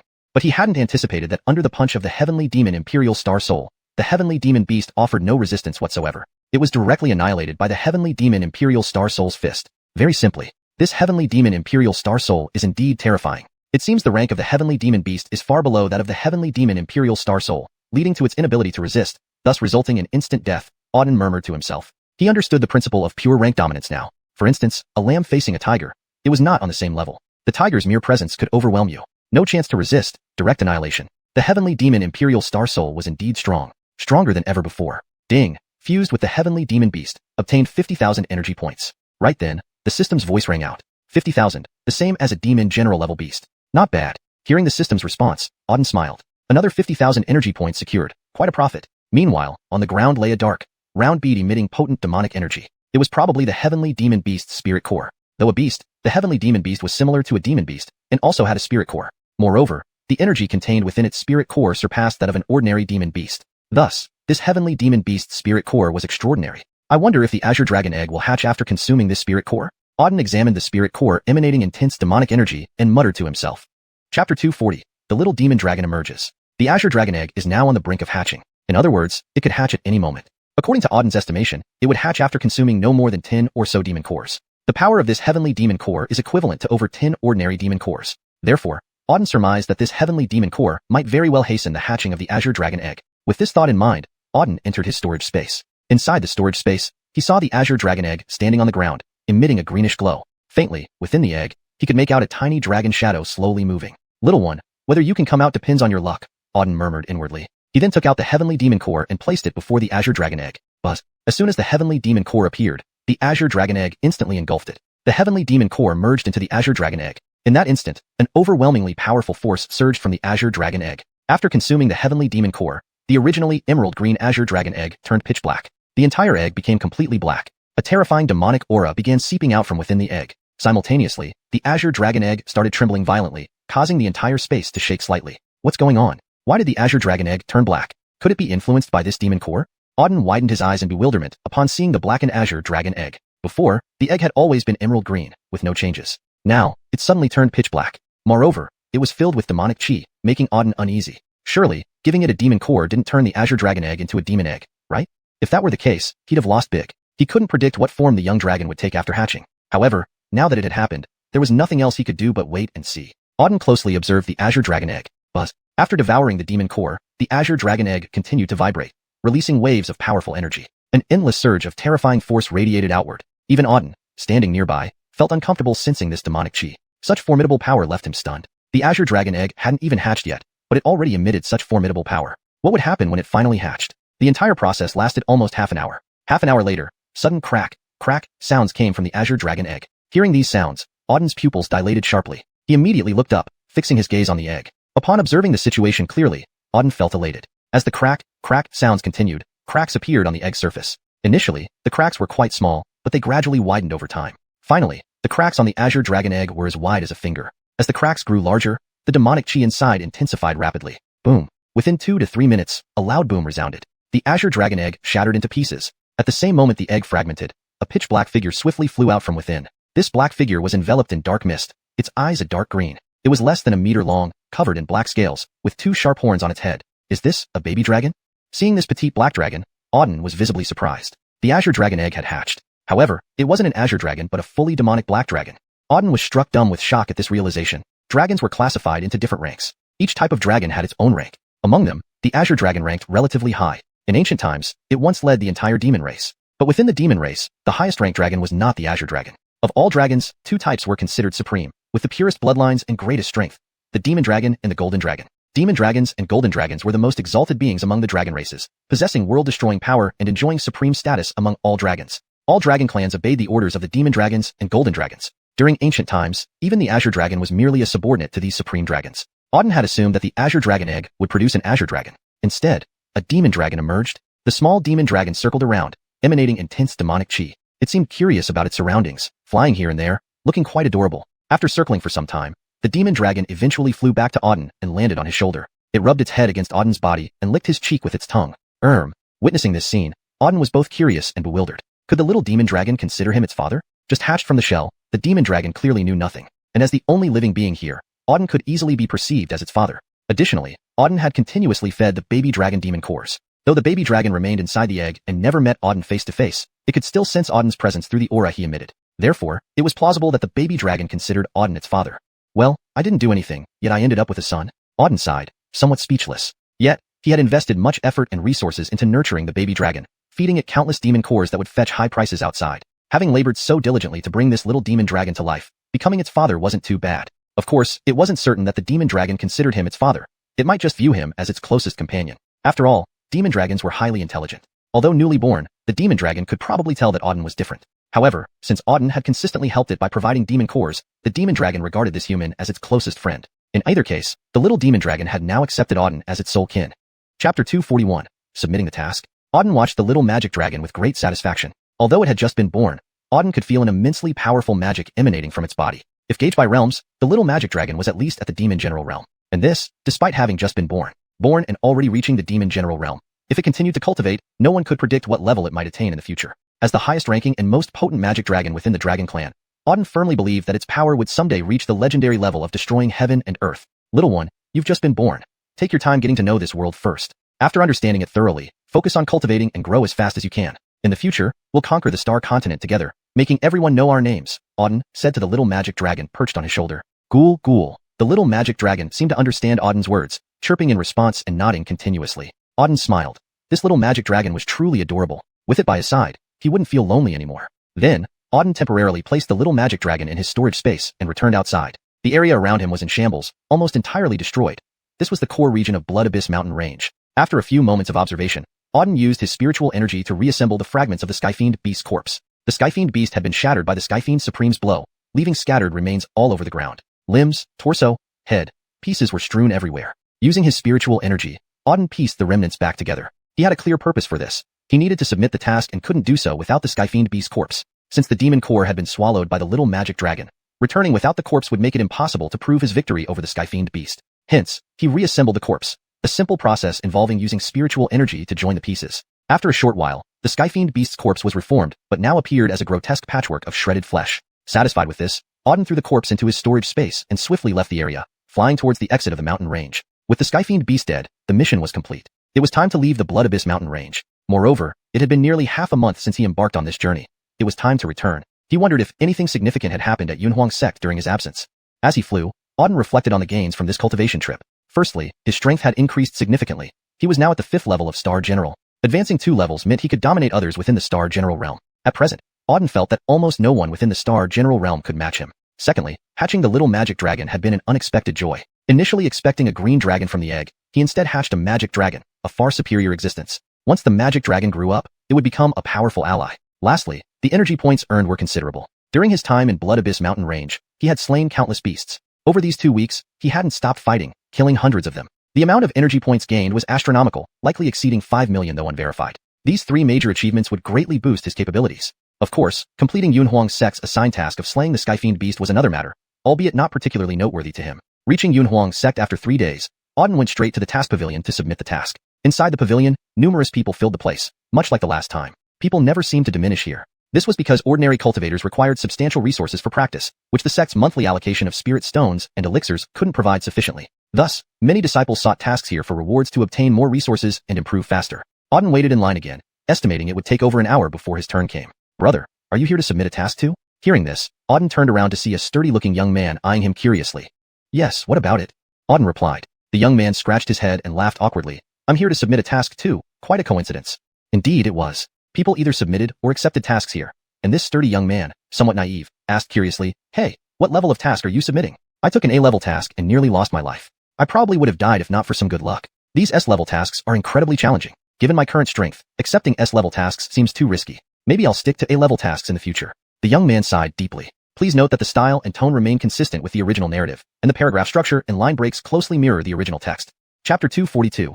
Realinean in hand. He had just accepted an S-class mission. Initially, he thought that with his 6th stage Star Captain strength, accepting an S-class mission should pose no problem. However, he did not expect this S-class mission to be so perilous, nearly costing him his life. This left him feeling extremely uneasy. From now on, he would never dare to accept S-class missions again. Probably, the highest level he could handle would be A-class missions. Subsequently, he turned his gaze towards Auden and said, Brother, what kind of mission did you accept? An A-class mission? Upon hearing this simple-hearted young man's words, Auden opened his mouth but for a moment didn't know how to respond. It's just a normal mission, similar to yours, Auden eventually replied. Okay. Hearing Auden's response, the simple-hearted young man nodded. He had already guessed that Auden must have accepted an A-class mission. It was only that this person had a thin skin and felt embarrassed to say so. Thereafter, the two chatted intermittently. After about an hour, their turn in the queue finally arrived. First, the simple-hearted young man submitted his mission. He submitted an S-class mission. After submitting his mission, the young man did not leave immediately. Instead, he waited nearby for Auden to submit his mission, planning to leave together afterward. Is it you? As Auden approached the counter, a white-robed disciple from the task hall widened his eyes upon seeing Auden. He looked at him in shock. You are still alive. The white-robed youth stared at Auden in disbelief. He recognized this person as the one who, half a month ago, had come here to accept an SSS class mission, a low-level warrior at 3rd stage Star Captain. Back then, it startled him deeply to see someone of such a low rank attempting to accept the highest-ranking SSS class mission. He had been scared witless and tried for a long time to persuade Auden to abandon the SSS class mission. Yet, that stubborn youth ultimately chose to accept the SSS class mission anyway.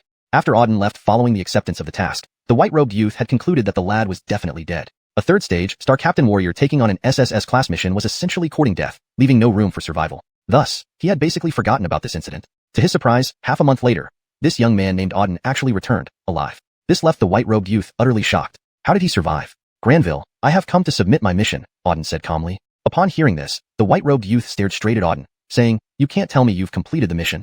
Auden nodded, replying, Granville's guess is correct. I have finished the mission and have come to submit it. Impossible.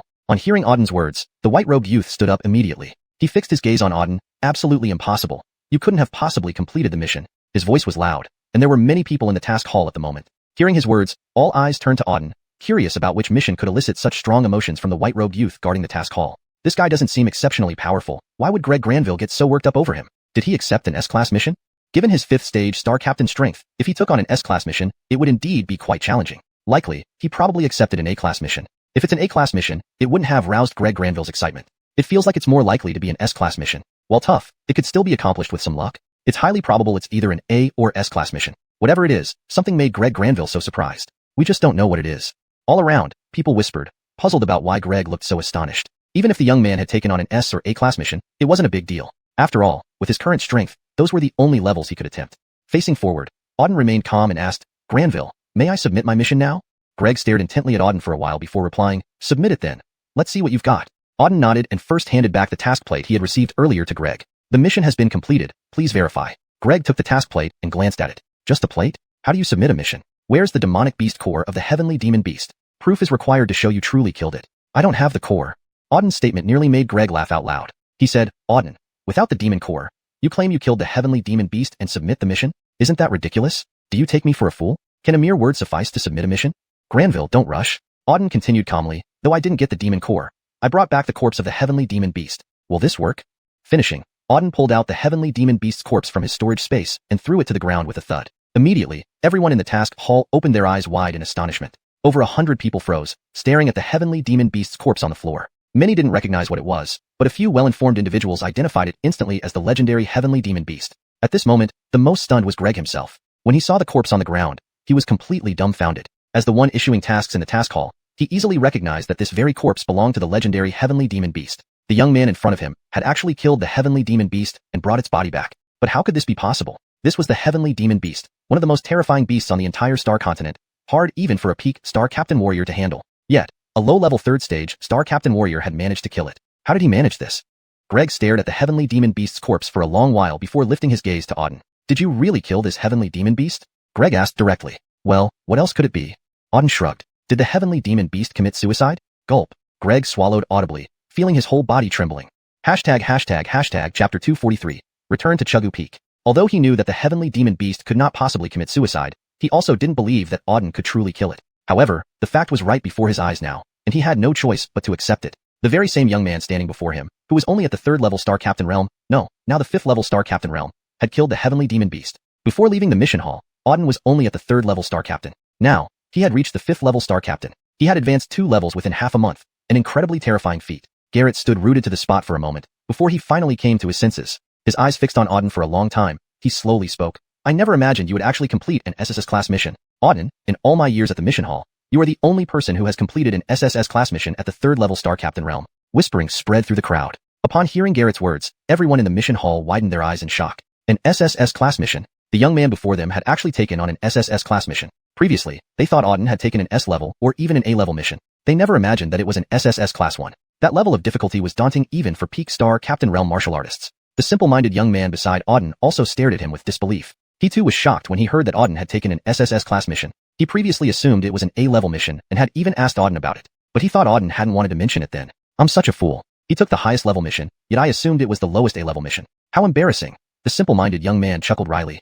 Recalling what he had said to Auden just now made his face turn as red as an apple. Auden's achievement stunned everyone in the mission hall. Auden calmly scanned the crowd, unmoved by their shock. He turned to look at Garrett and asked, Granville, can I submit the mission? Yes. After a daze, Garrett snapped back into action, hurriedly nodding as he processed Auden's mission submission. Moments later, the task was officially submitted. Garrett handed over a jade pendant to Auden, saying, Junior Brother Lin, this jade pendant contains your reward for completing the mission. If you want to take on more missions in the future, feel free to come find me directly. Auden nodded after taking the jade pendant. Thank you, Granville. Farewell. With that, he left the mission hall. Everyone in the mission hall watched Auden's departing figure intently. Their gazes were filled with shock, admiration, and reverence. Despite being only at the 5th level Star Captain realm, Auden's accomplishment of completing an SSS class mission was enough to awe everyone. All present would remember Auden's name. After Auden exited the mission hall, the simple-minded young man quickly followed him out. He chased after Auden, saying, Brother, you're amazing. How did you complete an SSS class mission? Could you tell me? I'm really curious. Auden glanced at the simple-minded young man and sighed inwardly. This kid was pretty straightforward. Not much to it, just luck. I happened to kill it when the heavenly demon beast was injured, Auden replied casually. Oh, I see. The simple-minded young man nodded in understanding. Then he added, By the way, brother, my name is Harry. Would you like to be friends? He looked at Auden eagerly. Auden stopped walking, looking at the simple-minded young man, Harry. Despite his simplicity, Harry seemed genuinely kind-hearted and possessed solid potential. Already reaching the 6th level Star Captain realm, which was higher than his own current realm, he was definitely talented. Seeing Harry's expectant expression, Auden smiled. Of course. My name is Auden. If you have time, feel free to visit Chugu Peak. Are you the Auden from Chugu Peak? Harry blurted out, stunned. Upon realizing who he was, Harry stared at Auden in amazement. He couldn't believe that the youth before him was Auden. Do you know me? Auden asked curiously. Harry, it seemed, recognized him. Harry laughed bitterly. In the entire outer sect of Cloud Wasteland sect, probably no one doesn't know you. You've killed over 20 geniuses from Golden Light Peak, including Kobe, who ranks among the top 30 on Golden Light Peak. Now, you're the hottest figure in the outer sect. Everyone knows you. I never thought I'd become friends with Auden. I'm thrilled, Harry beamed. Currently, Auden's fame in the outer sect was huge. Many regarded him as an idol, and Harry was excited beyond measure to have befriended him. Auden responded coolly. They asked for it. It's no big deal. I have some things to attend to, so I'll head back. Feel free to visit Chugu Peak if you have time. Saying this, Auden turned and left. He had returned to Cloud Wasteland sect after being out for half a month and felt quite tired. He wanted to rest for a while, perhaps sleep for 3 days. Soon after, Auden returned to Chugu Peak. Everything remained as quiet and peaceful as before.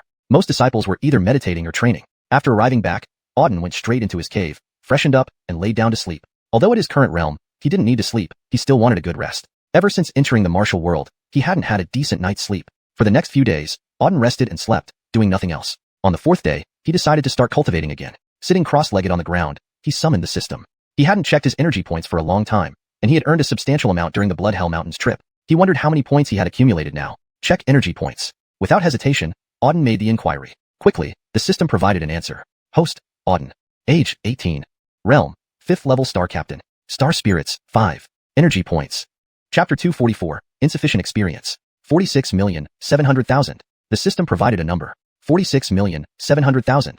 Seeing the figure given by the system, Auden was slightly stunned. It hadn't even reached 50 million yet. After spending so much time in the Blood Shadows Mountains, he had thought that the energy points should have surpassed 50 million. After all, he had killed so many beasts. But unexpectedly, it was only 46,700,000. This number was already quite close to 50 million. Just over 3 million more would reach the target. Ah.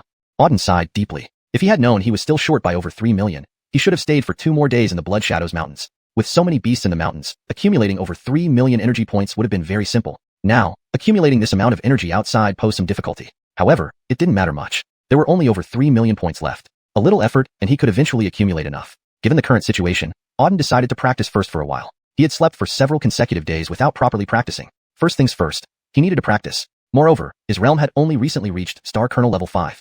This level also needed consolidation. Thinking about this, Auden closed his eyes and started practicing. In the next few days, Auden was continuously in practice. Firstly, he consolidated his realm, stabilizing the recently upgraded Star Kernel level 5. Subsequently, he practiced martial arts, especially the Mavirakana palm imprint, indestructible golden body technique, and mystic heaven sword formation. These 3 techniques were primarily used by him in actual combat.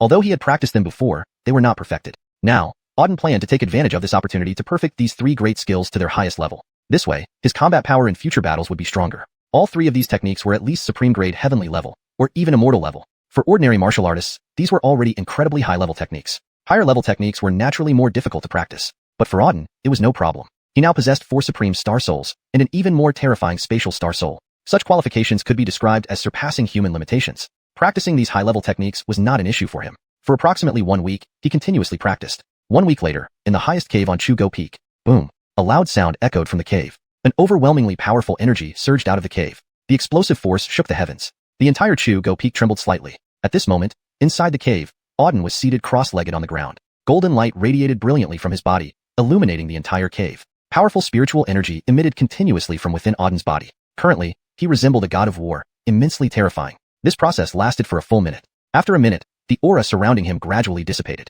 Simultaneously, Auden opened his eyes. Buzz. A glint of sharpness flashed across his pupils the moment he opened his eyes. The surrounding air trembled slightly again. Very good. Auden slowly stood up, a smile spreading across his lips as he felt the strong spiritual energy emanating from within him. During these days, he had consistently practiced, achieving quite satisfactory results. His strength was now firmly established at Star Kernel level 5. Furthermore, the indestructible golden body technique, Mavirakana palm imprint, and mystic heaven sword formation had also seen significant improvement. Compared to before, his overall strength had increased considerably. To summarize, each practice session yielded some gain for him. After undergoing training in the Blood Shadows Mountains, his overall strength far exceeded what it was previously. Now, if he encountered martial artists of the Star Kernel level 6 or 7 realms, he could annihilate them instantly. Not bad. If I continue practicing like this, it won't be long before I can reach the Star General realm, Auden murmured. The Star General realm was where true strength lay. Although there were countless martial artists across the entire starry continent, only a few could reach the Star General realm. It was said that among 100 peak Star Kernel martial artists, not even one might achieve the Star General realm. From this, the rarity of Star Generals became evident. Only after reaching the Star General realm could one be considered a true expert. On the starry continent, there was a saying, below Star Generals, all are mere ants. Though somewhat exaggerated, it held considerable truth. To Star General level experts, all other martial artists were akin to ants. Even peak Star Kernels were nothing more than ants. This illustrated the terror of the Star General realm. If I can reach the Star General realm, I will be able to establish myself in the northern region. I can also try to find a Maya. Auden exhaled a long breath. The road ahead was still long. This was merely the beginning. Bang bang bang. Suddenly, knocks came from the door. Upon hearing this, Auden was curious. Who was looking for him? He walked out of the cave. Outside the cave stood a young man. It was Ernesto. Junior brother Lin, you're finally awake, Ernesto exclaimed joyfully upon seeing Auden emerge. What is it, Granville Alfonso? What did you need? Auden looked curiously at Ernesto. Ernesto replied, it's not me looking for you, but Master looking for you. Go quickly. Master is waiting for you in the Grand Hall. The Peak Master. Huh. All right. Auden nodded and proceeded towards the Grand Hall, unsure of why the Peak Master wanted to see him. Soon, Auden arrived at the Grand Hall. Entering the hall, Auden saw Lucius standing at the top of the hall with his back turned, lost in thought. Peak Master. Auden bowed respectfully, prompting Lucius to come out of his reverie. Auden, you've arrived, Lucius greeted him with a smile. Yes, Granville Alfonso said you wanted to see me. May I ask what it's about? Auden asked directly. Lucius descended from the dais, speaking as he walked. I heard you went outside for training these past days. How did it go? It went well. I advanced in rank, completed a mission, and made some gains, Auden replied honestly. Good job. Lucius praised him, nodding and adding, I see your strength has reached Star Kernel level 5, advancing 2 ranks from before. Advancing 2 ranks within half a month is quite impressive. Chapter 245, Xuanhuan Grand Contest. An ordinary martial artist might not advance a single realm for 2 to 3 months, or even a year. Yet Auden had advanced 2 realms in just a short span of 2 to 3 months. This indeed left him astonished. Such a cultivation speed would even match that of the top geniuses in Xuanhuang sect. Auden was truly worthy of being called a genius. Being able to recruit such a genius as Auden to Chugu Peak made Lucius quite pleased with his decision back then. Auden asked, Peak Master, may I know why you've summoned me? Lucius replied solemnly, I've brought you here mainly to inform you about 2 matters. The first is regarding the Outer Sect Grand Contest. In just over 2 months, it will be time for the Grand Contest. I hope you're prepared. This Outer Sect Grand Contest is of great importance to our Chuggu Peak. If we can achieve a good ranking in the contest, it will certainly improve Chuggu Peak's status within the Outer Sect. So, I hope you're mentally prepared for it. Outer Sect Grand Contest? Upon hearing Lucius's words, Auden asked curiously, what is this Outer Sect Grand Contest? He hadn't heard of the Outer Sect Grand Contest before. Lucius turned around, standing with his hands behind his back and said, the Outer Sect Grand Contest is a competition among all disciples of Yunhuang Sect's Outer Sect. All disciples from the 7 peaks of the Outer Sect will participate. The Grand Contest not only ranks all Outer Sect disciples, but also ranks the 7 peaks. Whichever peak has its disciple secure the top spot will become the best of the 7 peaks. Therefore, this Grand Contest is extremely important for the 7 peaks of the Outer Sect. Everyone wants to earn the title of the first peak. So that's how it is.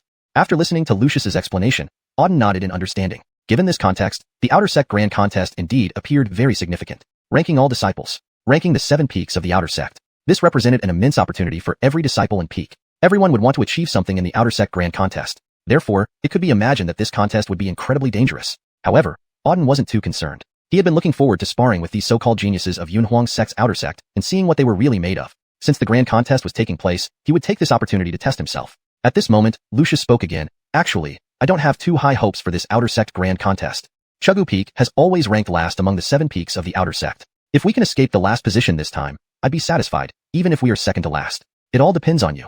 Lucius looked at Auden as he spoke. He knew that only Auden could help Chuggu Peak escape the bottom rank. Although Chuggu Peak had some other disciples, none of them were of any real use. Ultimately, it all boiled down to Auden. Looking at Lucius's expectant gaze, Auden smiled slightly and said, rest assured, Peak Master, I'll do my best. Lucius's goal was merely to avoid finishing last. But for Auden, it wouldn't be that simple. Since he was participating in the Grand Contest, he intended to perform at his best. Escaping last place by becoming second to last didn't mean much. If he fought, he aimed to be the strongest, first place. He had already set his goal, leading Chuggu Peak to first place in this Outer Sect Grand Contest, turning a peak that was once dead last into the outright Alessio. It sounded almost impossible. For others, it was entirely beyond reach. However, for Auden, it wasn't out of the question. Anything was possible with him. I wonder what the second matter is? Auden raised his head, looking at Lucius. Just now, Lucius had mentioned 2 things, one of which was the Grand Contest. He wondered what the other matter was. The second matter is regarding Yunhuang Tower, Lucius said. Yunhuang Tower? What was this? Auden looked at Lucius in confusion. Lucius explained, Yunhuang Tower is the most crucial training ground in Yunhuang Sect. It contains highly concentrated spiritual energy and mysterious ancient cultivation realms. Anyone who trains inside Yunhuang Tower generally makes substantial progress. Entering to train can elevate one's realm by at least 1 to 2 levels. With better luck, it could even boost one's realm by 3 or 4 levels. So, Yunhuang Tower is the dream training ground for all Yunhuang Sect disciples, each wanting to enter for cultivation. That impressive. Listening to Lucius, Auden felt surprised. One would surely ascend in realm upon entering, at least 1 to 2 levels. With more luck, 3 or 4 levels. If this were true, Yunhuang Tower indeed deserved its title as a sacred training ground. With such a wonderful place, doesn't everyone in Yunhuang Sect want to go there for cultivation? Auden asked Lucius curiously. So many people in Yunhuang Sect. Could they all enter this prime location? Of course, not everyone can enter Yunhuang Tower. Initially, only inner sect disciples could train inside. Later, the restrictions were relaxed, allowing outer sect disciples to enter provided they possessed sufficient talent. However, their training duration would be shorter than inner sect disciples. Given your talent, you should be eligible to enter Yunhuang Tower for training now. So, I want you to train in Yunhuang Tower for a while. This way, your strength will likely advance further by the time of the Outer Sect Grand Contest, increasing your chances of success. After Lucius finished his lengthy explanation, Auden nodded and said, in that case, I'll check it out. Do you know where Yunhuang Tower is? Lucius replied, Yunhuang Tower is located at the rear mountain of the Outer Sect. There's a vast plaza at the back mountain, and Yunhuang Tower stands right there. You'll see it when you arrive. Additionally, before entering Yunhuang Tower, you'll need to undergo a small talent test. Passing the test allows entry. Given your talent, you shouldn't have a problem. Go ahead and try. After speaking, Lucius looked at Auden. Alright, I'll head there now. Auden nodded without saying more and left the hall. Standing at the top, Lucius watched Auden leave, a flicker of anticipation in his eyes. Every year during the Outer Sect Grand Contest used to be his most troubling time. Because Chuggu Peak always ended up last, it tarnished his reputation as Peak Master. Each time, he wished for Chuggu Peak to rise in the Outer Sect Grand Contest, yet no opportunities ever came his way. Chapter 246, Testing Values. The disciples of Chuggu Peak have poor aptitude and weak strength. They are completely unable to compete with the disciples of the other 4 peaks. Therefore, in the Outer Sect competition, they hold no advantages whatsoever. Many Chuggu Peak disciples even die during the Outer Sect competition. This was the most helpless part for him. But this time it was different. This time, Chuggu Peak had Auden. Auden's aptitude was not inferior to any individual from the other peaks. Although his current strength wasn't very high, if he could train inside the Yunhuang Tower for some time, when he came out, his strength would definitely be enhanced. Then, in the Outer Sect competition, even if he couldn't match those top geniuses, leading Chuggu Peak away from the last place was still possible. In short, as long as he could take Chuggu Peak out of last place, he would be content. After leaving Chuggu Peak, Auden headed toward the back mountain. He walked straight back for about half an hour, and sure enough, a massive plaza appeared ahead. and in the middle of the plaza stood an extremely tall and majestic stone tower. As soon as he got close to the stone tower, Auden immediately felt powerful spiritual energy surging from within. Simultaneously, an ancient power emerged from the stone tower, enveloping its surroundings with this terrifying force. Such formidable spiritual energy, Auden swept his gaze over the stone tower before him with some astonishment. It lived up to being a supreme treasure passed down from ancient times. Just the spiritual energy emanating from its periphery was so powerful. It was unimaginable how potent the spiritual energy inside the Xuanhuan Tower must be. No wonder Lucius said that as long as one enters the Xuanhuan Tower, there will be gains, at least advancing a couple of realms. From what it looks like now, this is indeed true. The Xuanhuan Tower has such capabilities. Auden murmured to himself. Indeed, the Xuanhuan Tower was no ordinary thing. He had seen many treasures before, but among all the supreme treasures he had encountered, the Xuanhuan Tower ranked quite high. After observing for a while, Auden continued walking toward the Xuanhuan Tower. He quickly arrived before the Xuanhuan Tower. At this moment, there were a large number of people around the Xuanhuan Tower, all of whom were young martial artists. Auden took a rough look. There had to be at least 100 people, and it seemed that these 100 or so individuals were all here to cultivate in the Xuanhuan Tower. Wasn't it said that entering the Xuanhuan Tower is very difficult and only geniuses can enter? Why are there so many people? Auden felt greatly surprised. This situation differed from what Lucius had mentioned. While thinking, Auden walked over to take a closer look. When he reached the Xuanhuan Tower, he saw that these hundreds of people were surrounding a huge stone in front of them, seemingly testing something. The giant stone was pitch black, roughly 1 meter tall, standing before the Xuanhuan Tower, radiating an ancient force that felt similar to the Xuanhuan Tower. Auden guessed this stone was used for testing purposes. Previously, Lucius had mentioned that tests needed to be conducted to enter the Xuanhuan Tower. So many people surrounding this giant stone must be testing. Brother Lin, why are you here too? Just then, a familiar voice came from behind. Hearing the voice, Auden slightly paused and turned around to see a hardy figure. It was Harry? There stood Harry behind him, looking at him with excitement. Why are you here? Auden hadn't expected to run into Harry here. He had met Harry at the mission hall a few days ago, who turned out to be quite a decent person. Who would have thought that just after a few days, he would bump into him again at the Xuanhuan Tower? Harry was also thrilled. Big Brother Lin, I came here to cultivate in the Xuanhuan Tower too. I didn't expect to meet you here. My luck is really good. I've encountered Big Brother Lin twice in half a month. Haha, indeed we seem destined, Auden chuckled. He had a pretty good impression of Harry. This straightforward young man seemed genuine and could make a good friend. Big Brother Lin, you haven't taken the test yet, right? With your strength, you'll surely pass the test, Harry said firmly. Auden was curious. How does the testing work? Tell me more. Up until now, he didn't know how the test would proceed. Harry explained, it's simple, Big Brother Lin. See that huge stone in front of you? That's the Xuanhuan stone, specifically for testing aptitude. Just attack the Xuanhuan stone with all your might. It will display your aptitude on its surface. If your aptitude meets the standard, you can enter the Xuanhuan Tower for cultivation. If not, you cannot enter.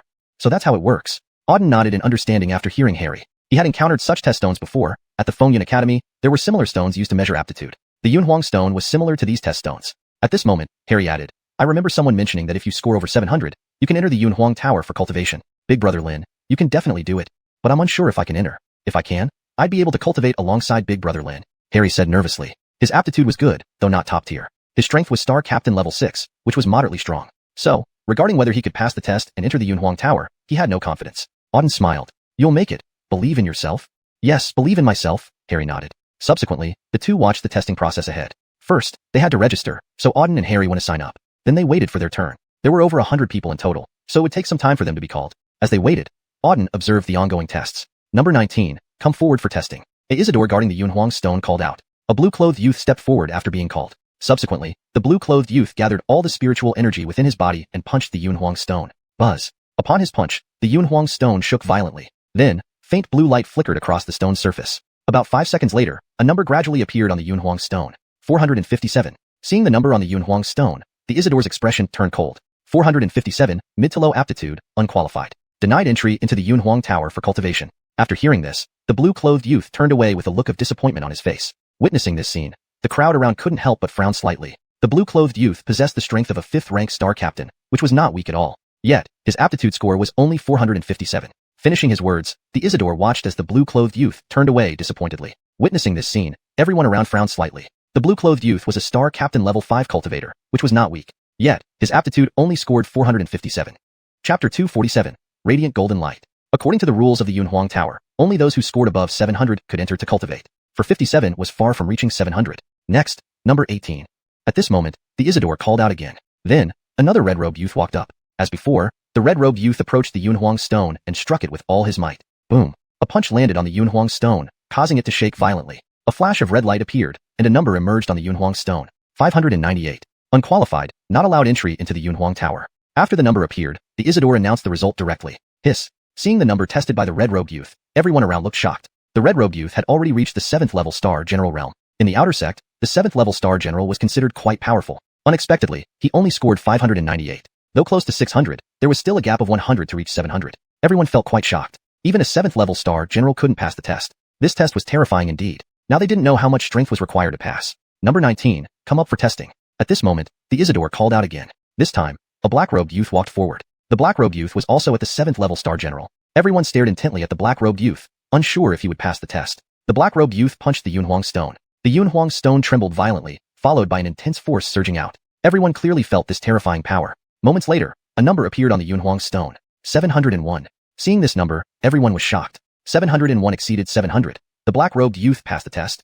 The Isidore nodded approvingly. Pass. Enter the Xuanhuan Tower to cultivate. Thank you, senior. The black-robed youth was clearly excited, bowed to the Isidore, and quickly entered the Xuanhuan Tower. Others around watched the black-robed youth enviously. Being able to enter the Xuanhuan Tower was everyone's dream here. However, so far, only this black-robed youth had passed. The passing rate was very low, but at least one person had passed, proving there was still a chance. People began to harbor some hope. Subsequently, the testing continued. Over the next 2 hours, nearly 100 people were tested. Out of these 100, fewer than 5 passed the test. All others were eliminated. Those who passed generally had strength at or above the 7th level star general. Thus, after observing so many tests, most people here had a clear understanding. Only those at the 7th level star general and above had a chance to pass. Just a chance. And those below the 7th level star general had no chance at all. Therefore, many warriors below the 7th level star general left without testing, knowing it would be a waste of time. So difficult, Harry muttered, his face grim. Based on what we've seen, only those at or above the 7th level star general have a chance to pass. I'm only at the 6th level star general. Looks like I won't make it. Alas. Harry sighed deeply. He needed just one more level of cultivation to have a chance of entering the Xuanhuan Tower. Auden glanced at him calmly and said, if that's true, then I have even less hope since I'm only at the 5th level star general. Huh. Hearing Auden's reply, Harry awkwardly scratched the back of his head. Brother Lin, you're different from us. Even though your realm is lower, I believe you can pass the test. I can't compare to you.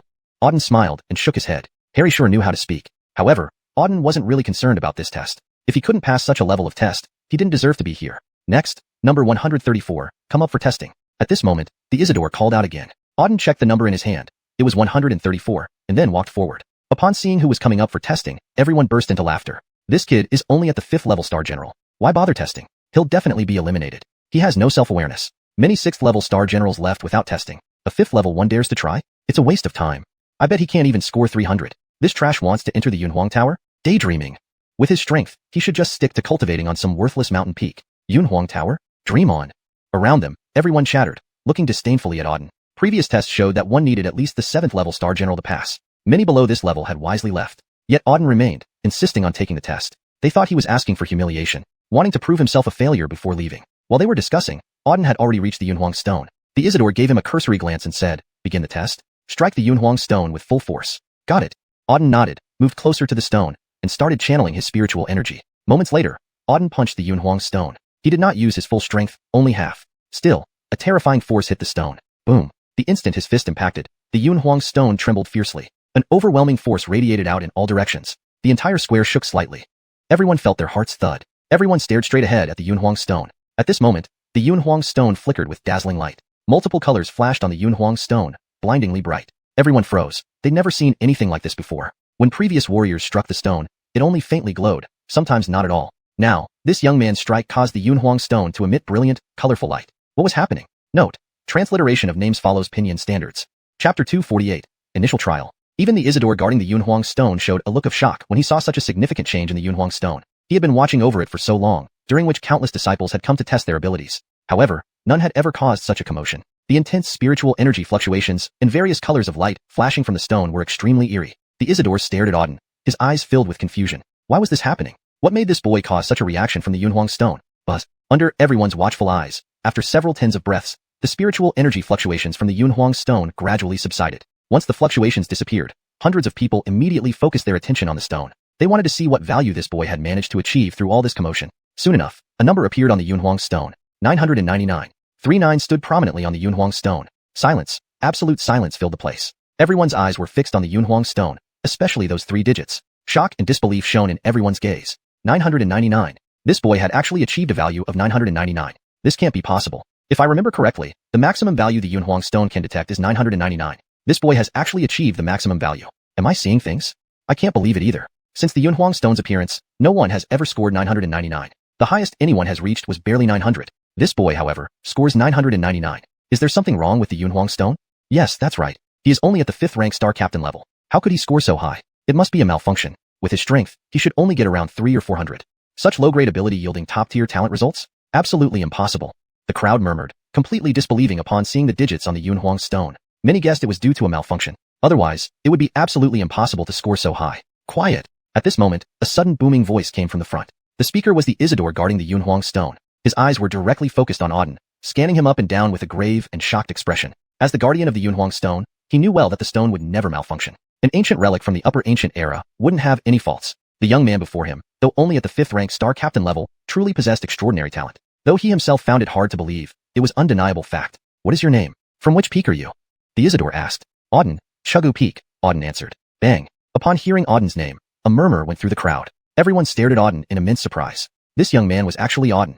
The name Auden was now widely known throughout the outer sect, perhaps even more renowned than some senior disciples. Though everyone knew of Auden, many had never seen him. To hear this white-clothed youth introduce himself as the legendary Auden left everyone stunned. None could have expected the illustrious Auden of the outer sect to be the person standing before them. After realizing who he was, no one dared to speak another word. Had it been someone else scoring 999, they would not have believed it. But if it was Auden, Auden was the newcomer king who had already made a huge name for himself within just 2 or 3 months of entering Yunhuang sect. Scoring 999 was entirely plausible for him.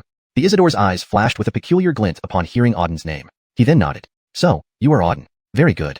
He had heard of Auden, but never thought he would meet this young man making waves in the outer sect today. Auden, you have passed the test and may enter Yunhuang Tower for cultivation for half a month, the Isidore said to Auden. Thank you, Omar. Auden nodded and then walked towards Yunhuang Tower. The surrounding crowd watched his back enviously, reverently, admiringly. Auden was now an idol in the hearts of many outer sect disciples. Being able to see Auden today filled them with excitement. Meanwhile, Auden had already arrived at Yunhuang Tower. He felt indifferent about scoring 999. In reality, he had used only half of his power when attacking the Yunhuang stone. Had he used full force, he could have shattered the stone. Auden had never doubted his own talent. Such tests were child's play to him, offering no challenge whatsoever. Standing before Yunhuang Tower, Auden surveyed the closed stone door that, once opened, would lead him inside. As he stood below the tower, he felt waves of pure spiritual energy emanating from it. Auden looked forward to what gains he might achieve in half a month of cultivation within Yunhuang Tower. He slowly pushed open the stone door of Yunhuang Tower. Rumble. As he applied more force, the stone door creaked open. Instantly, a vast torrent of pure spiritual energy surged out from the tower, flooding into Auden's body. Spreading through his entire being, this powerful spiritual energy left Auden feeling incomparably comfortable. Once all the spiritual energy gathered in his dantian, it began to slowly circulate. Such potent spiritual energy. Auden was inwardly amazed. The spiritual energy in Yunhuang Tower was indeed formidable, not only abundant but also remarkably pure, far surpassing the chaotic spiritual energy outside. Stepping forward, Auden entered Yunhuang Tower. Inside Yunhuang Tower, Auden looked up to see numerous people around him. He seemed to be on the first floor of Yunhuang Tower. The space here was large, with many stone chambers scattered around, all of which were occupied. Additionally, many people sat cross-legged on the floor outside these chambers, engrossed in cultivation. A glance revealed that the entire ground floor was filled with people, probably at least 500 individuals cultivating on the first floor alone. Chapter 249. Below the 3rd level. These were only those cultivating outside. If one included the people inside the surrounding stone chambers, there must be around 600 people in total. At that moment, these roughly 600 people were engrossed in cultivation. Everyone was emitting pure and refined spiritual energy fluctuations. Many didn't react to Auden's entry. Occasionally, a few would open their eyes to glance at Auden before closing them again. Auden looked around. This level was already full, with the ground completely covered by people. There wasn't even a place to put one's foot. I'll check out the 2nd level, he muttered, walking towards the 2nd floor. This Yunhuang Tower had a total of 7 floors, and its space was quite vast. Since the first floor was full, he moved to the 2nd. As soon as he stepped onto the 2nd floor, Auden immediately sensed a powerful surge of spiritual energy fluctuation. Moreover, this floor's spiritual energy was more potent than the first. Its purity also far surpassed the first floor. Fascinating. It seems the higher up you go in the Yunhuang Tower, the stronger the spiritual energy becomes. In that case, cultivating on the topmost floor might yield better results, Auden murmured to himself. He glanced around on the 2nd level, which was also packed to the brim. Whether in the surrounding stone chambers or in the open space, people sat cross-legged everywhere. There were at least 300 people cultivating here. With no free space left, Auden proceeded directly to the 3rd floor. Since it was evident that the higher the floor, the denser the spiritual energy, he decided to check the topmost level. However, judging from the present situation, Auden guessed that the entire Yunhuang Tower might already be filled. Even the bottom 2 levels were teeming with people, so the upper levels would likely be no different. And indeed, that was the case. Upon reaching the 3rd level, Auden found it also full. About 200 martial artists were seated on the ground, deep in cultivation. The dozen or so cultivation chambers around were also occupied. Clearly, there was no room left for cultivation here either. As expected, the spiritual energy on the 3rd floor was more concentrated than the 2nd. Just as Auden was about to head to the 4th level, someone appeared in front of him, blocking his path. Outer sect disciples can only cultivate within the first 3 levels and are not allowed on the 4th. The man coldly scanned Auden and said. Auden frowned slightly. There were such rules? Outer sect disciples could only cultivate on the first 3 levels, which meant they couldn't reach the most spirit-rich top level. It made sense. After all, they were just outer sect disciples, while the top 4 levels were likely reserved for inner sect members. After glancing around the 3rd level, Auden asked, Granville, it looks like the first 3 levels are all full. There's no place to cultivate. The man replied, you can wait until someone leaves and then cultivate in their spot. Wait. Hearing this response, Auden frowned. How long would that take? Everyone was in deep cultivation, probably days or even longer before anyone emerged. He couldn't afford to waste several days. Besides, he only had half a month in the Yunhuang Tower. Waiting idly would squander precious time. Lost in thought, Auden continued to look around. The 3rd floor ground was fully occupied with no gaps. His gaze shifted to the dozens of surrounding cultivation chambers. Those chambers clearly provided a much better environment for cultivation than the open area. While probing the chambers with his spiritual sense, Auden suddenly noticed one that was empty. All other chambers had occupants, except for the one in the center, which stood unoccupied. Granville, the central chamber is empty. Can I go in and cultivate? Auden asked. The Isidore glanced at the indicated chamber and said, in principle, any vacant cultivation chamber can be used for cultivation. However, I advise against using that particular chamber. Why? Auden, puzzled, asked, isn't it empty? If it's empty, why can't I use it? The Isidore replied, that chamber is actually claimed by someone, even though it's currently unoccupied. It's his exclusive cultivation chamber, and only he can use it. Others who dare occupy it usually don't end well. A young man once entered that chamber without knowing and never came out alive. After speaking, the Isidore scanned Auden and added, so, I don't recommend entering that chamber unless you're prepared to face the consequences. So overbearing. Hearing this, Auden remained calm. To claim a chamber even when not present, it was clear that cultivation chambers in the Yunhuang Tower were scarce. Many had to cultivate in the hallways and couldn't enter chambers despite the hallways being crowded. Yet, some individuals monopolized a chamber for themselves, preventing others from using it even in their absence. It was indeed overbearing. Without hesitation, Auden walked towards the empty chamber. Interesting, the Isidore remarked with a faint smile. He sensed something significant about to unfold. At the same time, some martial artists on the 3rd level also seemed to notice and open their eyes. Seeing someone enter the central chamber, many exchanged startled glances. Is this kid tired of living? That chamber isn't to be entered, one exclaimed. Ignorance is bravery. Seeing the chamber empty, he just went in, lacking common sense. Didn't he see how everyone prefers to stay outside rather than enter that chamber? What audacity! The moment he steps into that chamber, his fate is sealed. We just have to watch the show. He's only at the 5th rank star captain stage. How did he get into the Yunhuang Tower? Trash like him shouldn't even be able to enter for cultivation, another commented. Everyone stared at Auden with disdain, certain of his doom the moment he entered the central chamber on the 3rd level. But Auden paid no attention to their gazes, stepping straight into the cultivation chamber. Chapter 250. No one dares to enter. What a dense aura of spiritual energy.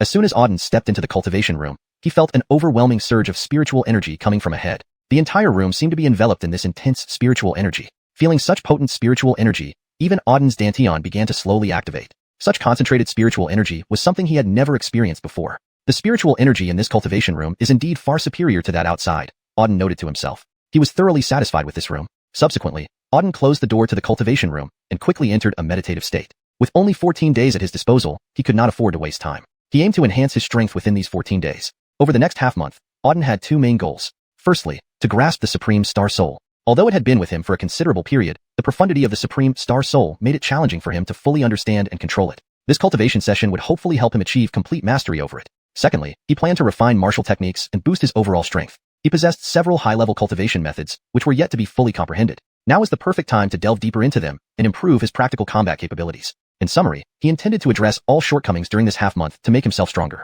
Subsequently, Auden closed his eyes and entered a meditative state. As he slowly formed the seals, a continuous flow of incredibly pure spiritual energy surged into his body. These refined energies were entirely free of impurities and circulated within him in endless loops, gradually strengthening every part of his body, from veins and flesh to bones and skin. All the spiritual energy eventually converged into his dantian, which reacted vigorously under its nourishment. Infinite spiritual energy transformed into his own power within the dantian's frenzied cycle. Throughout this continuous absorption process, Auden's strength steadily increased. Within a short period, he sensed his internal spiritual energy continuously rising. His entire body rapidly strengthened under the influence of the spiritual energy.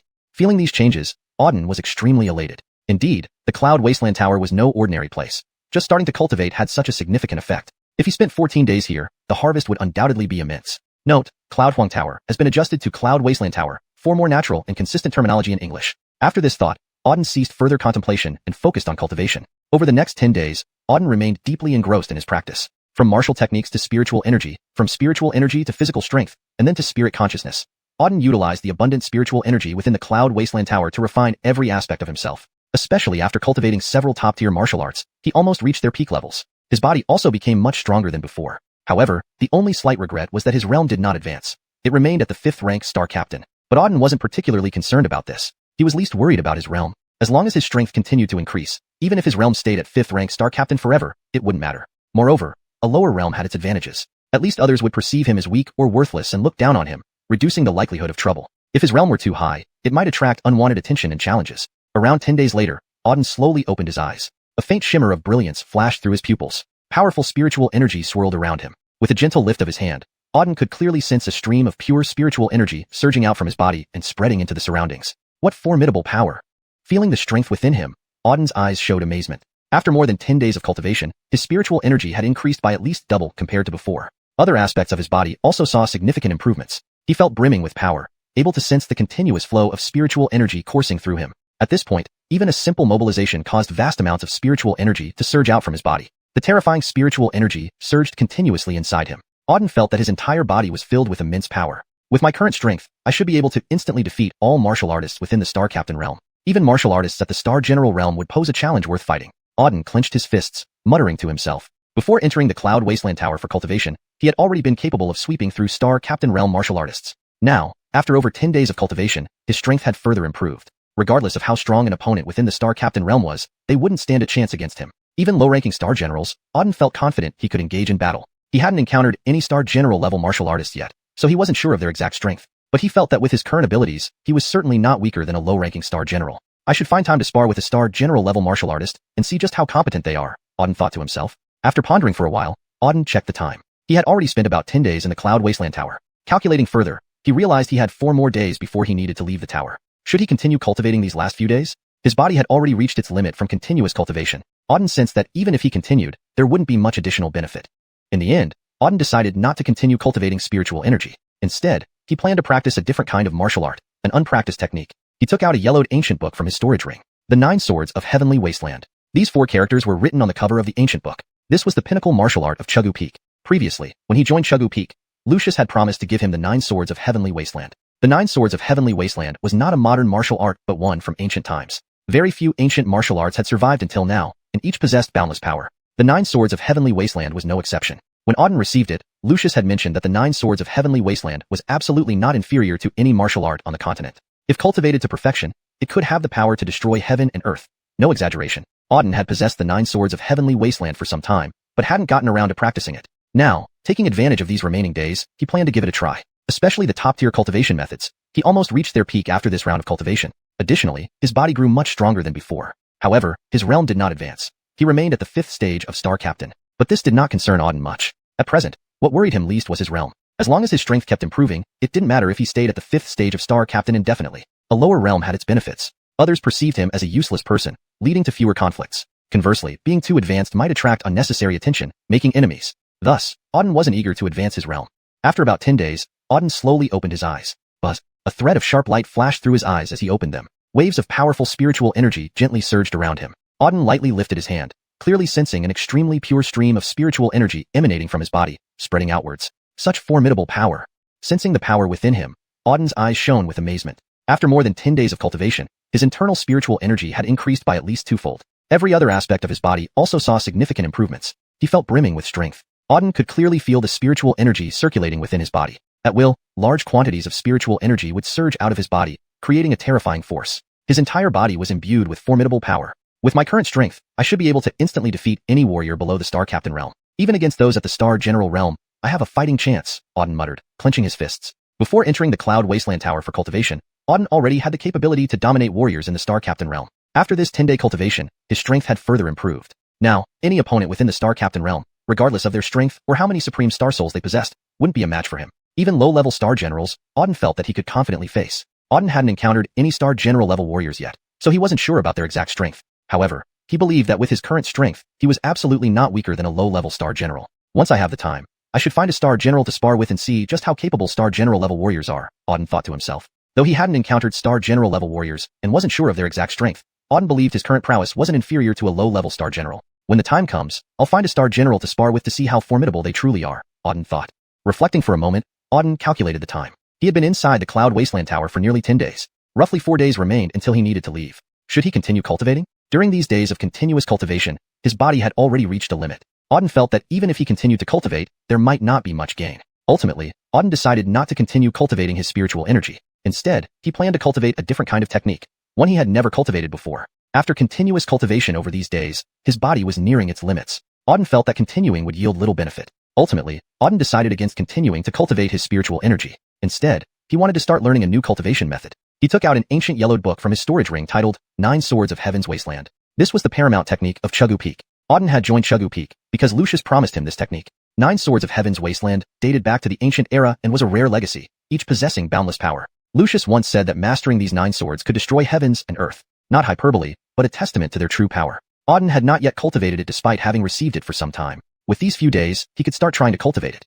Chapter 251.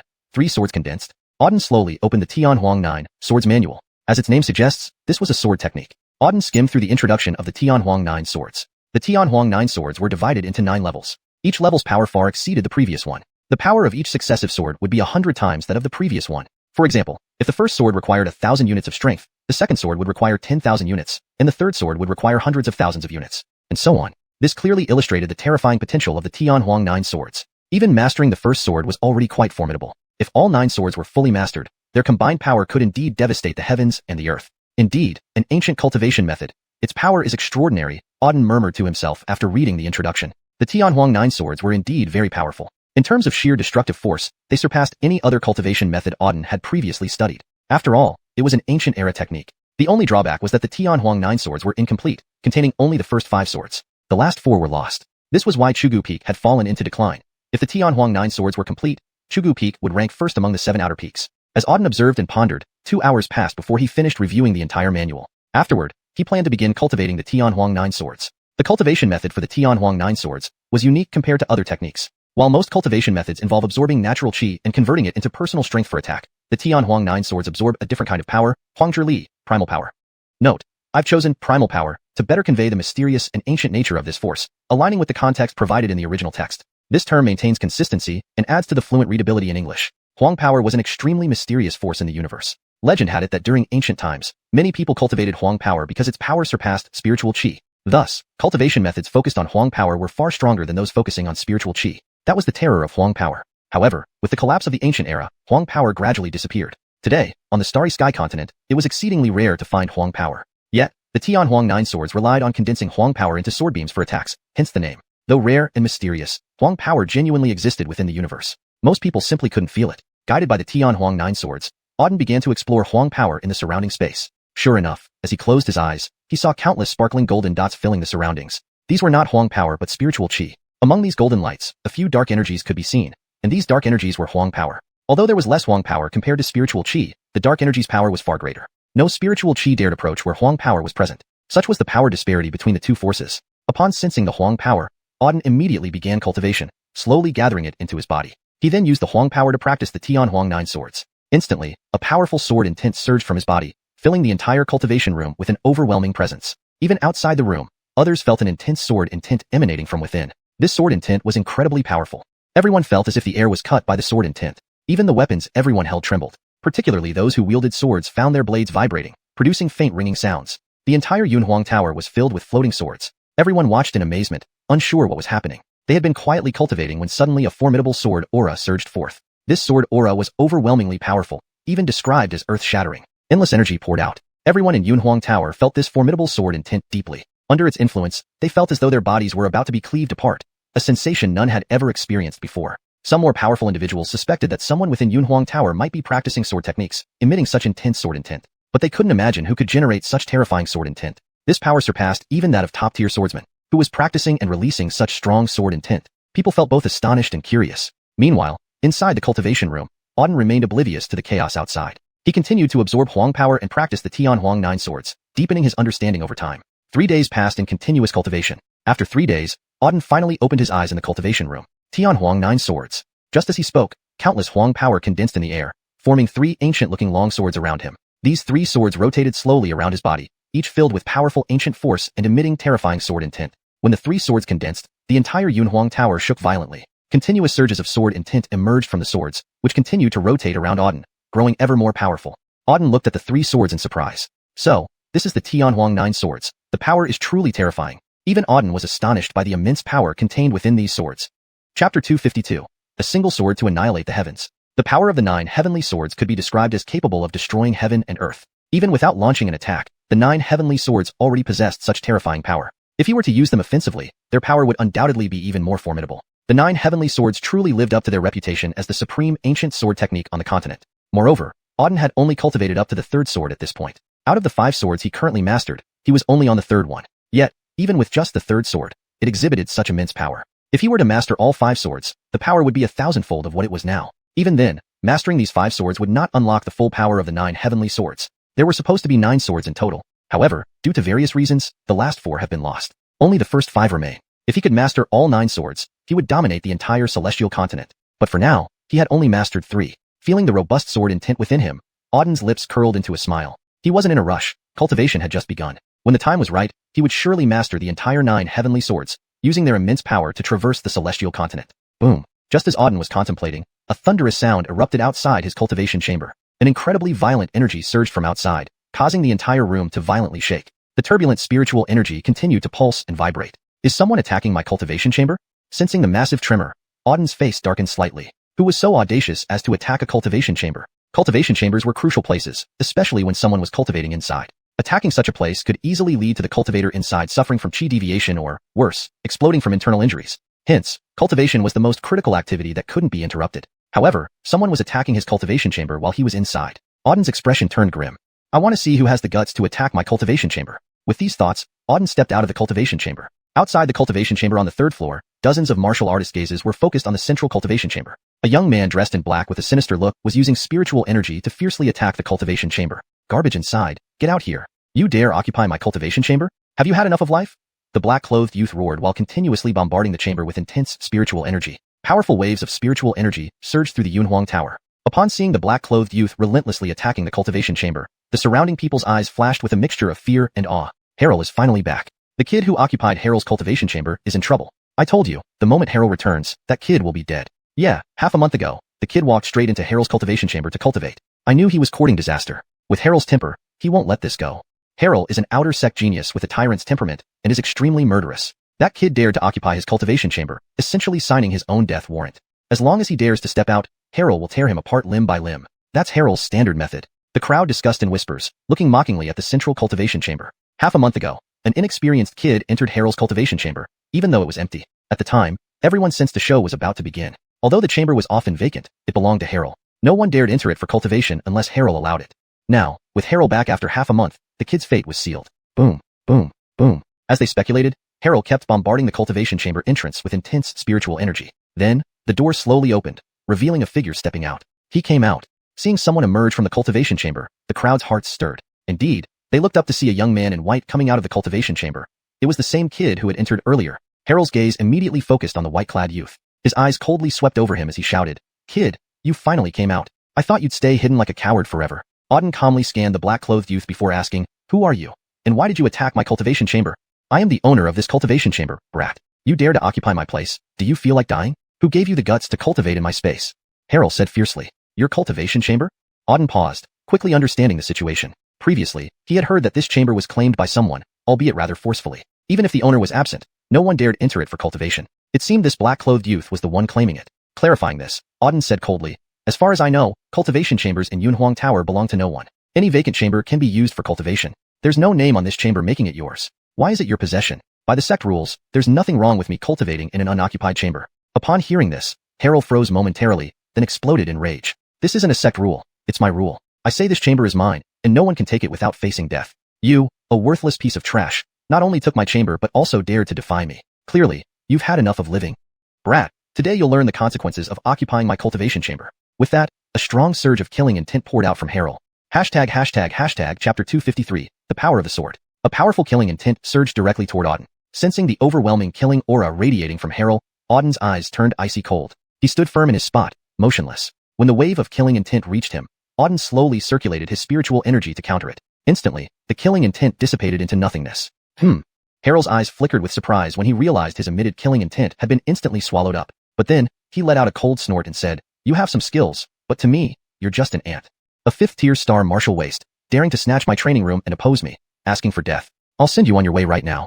As he spoke, Harold took a step forward and approached Auden. In an instant, he was standing before Auden. The moment he appeared, Harold swung his fist, aiming a brutal punch straight at Auden's body. Buzz! An overwhelmingly dominant force erupted from his fist, forming a fist beam in midair as it charged at Auden. Foolish! Seeing Harold launch an attack, Auden's gaze hardened. This Harold was indeed a waste.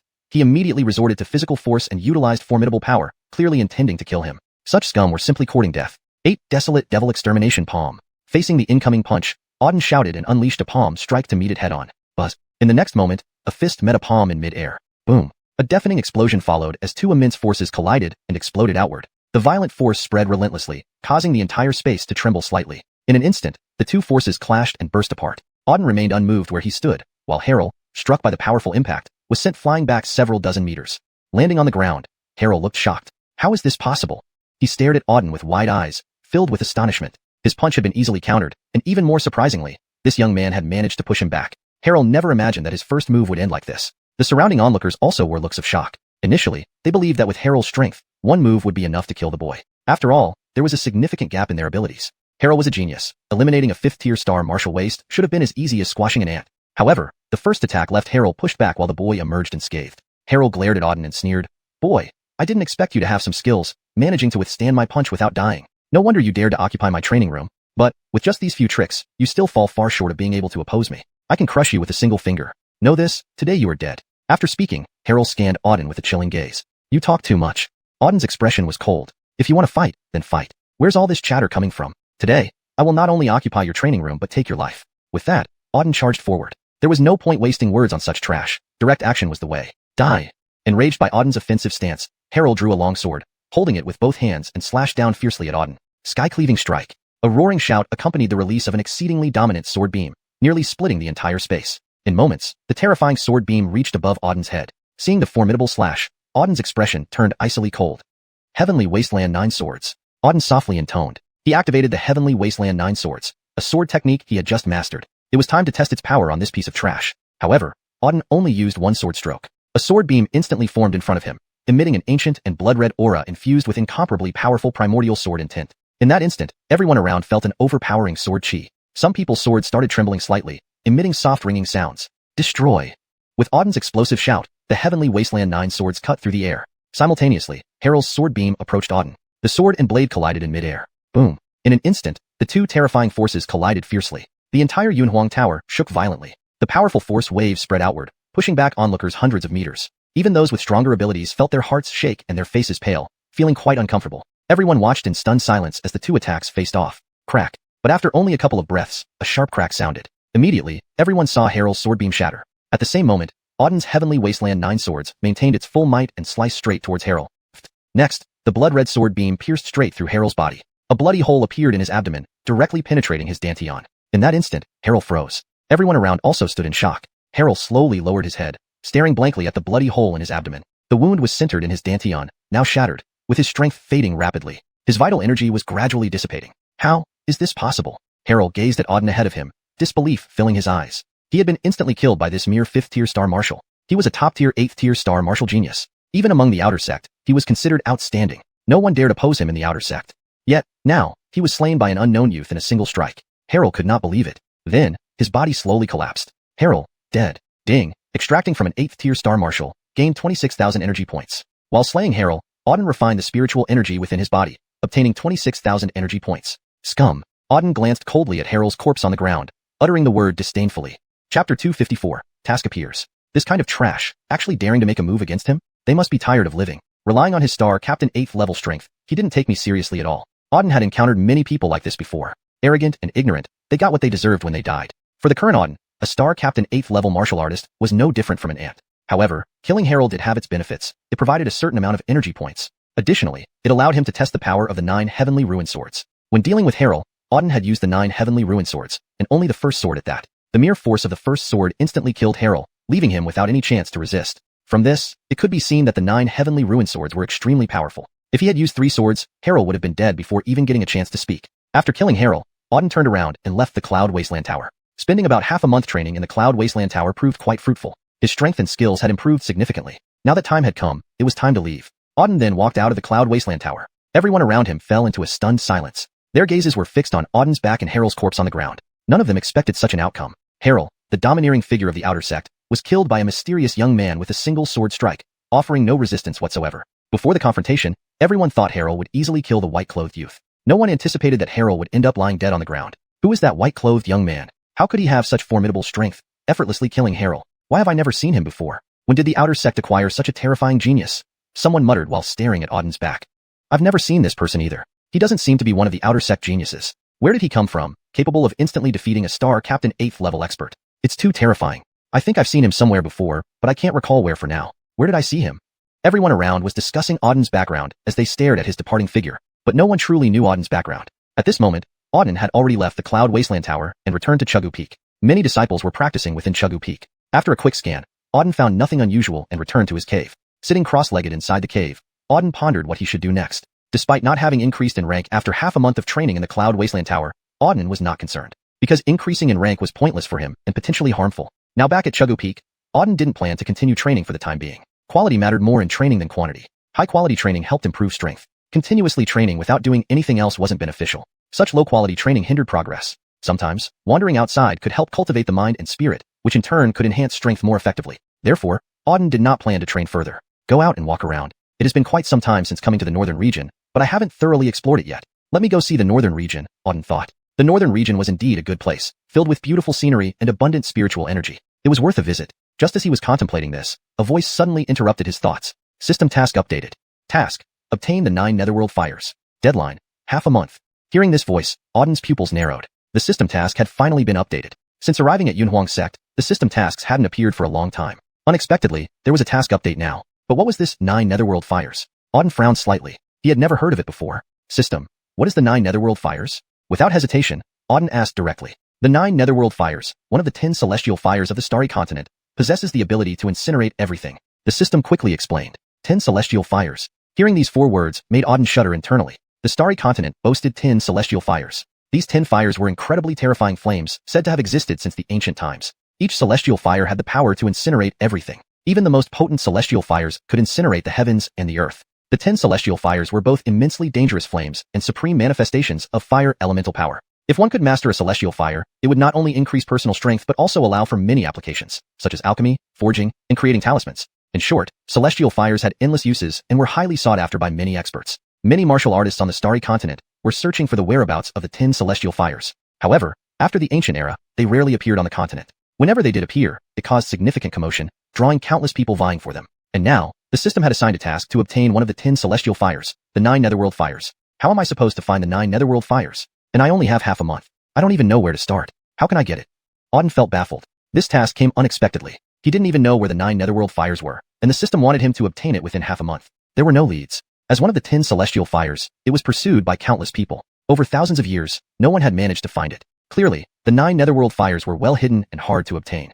The system demanded that he obtain it within half a month. Auden felt it was somewhat far-fetched. Is the system just playing with me? Auden sighed wryly. But based on previous system tasks, it usually provided clues and wouldn't play tricks. The 9 netherworld fires should be no exception. Thinking this, Auden decided to gather some information first before making a decision. He left the cave and headed to the main hall of Chuggu Peak. He planned to consult Master Lucius first. Lucius, as the head of Chuggu Peak and an elder of Yunhuang sect, was knowledgeable. Perhaps, he knew something about the 9 netherworld fires. Shortly after, Auden arrived at the main hall.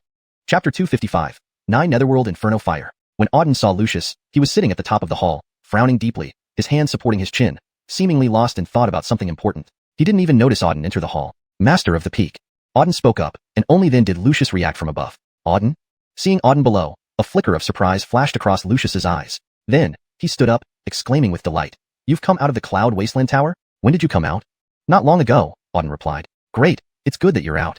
Lucius's face was full of joy. Every time he saw Auden, it slightly improved his otherwise sour mood. Auden was his hope, as well as the hope for the entire Chuggu Peak. That doesn't seem right, Lucius suddenly frowned after scanning Auden twice, asking, You cultivated for half a month in the Cloud Wasteland Tower. Why has your realm not improved at all?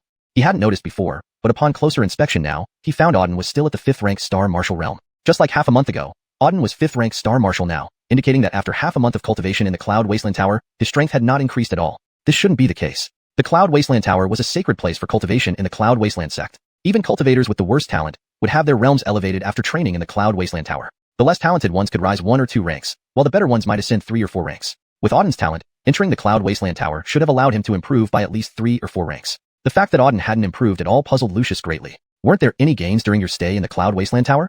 Lucius asked curiously.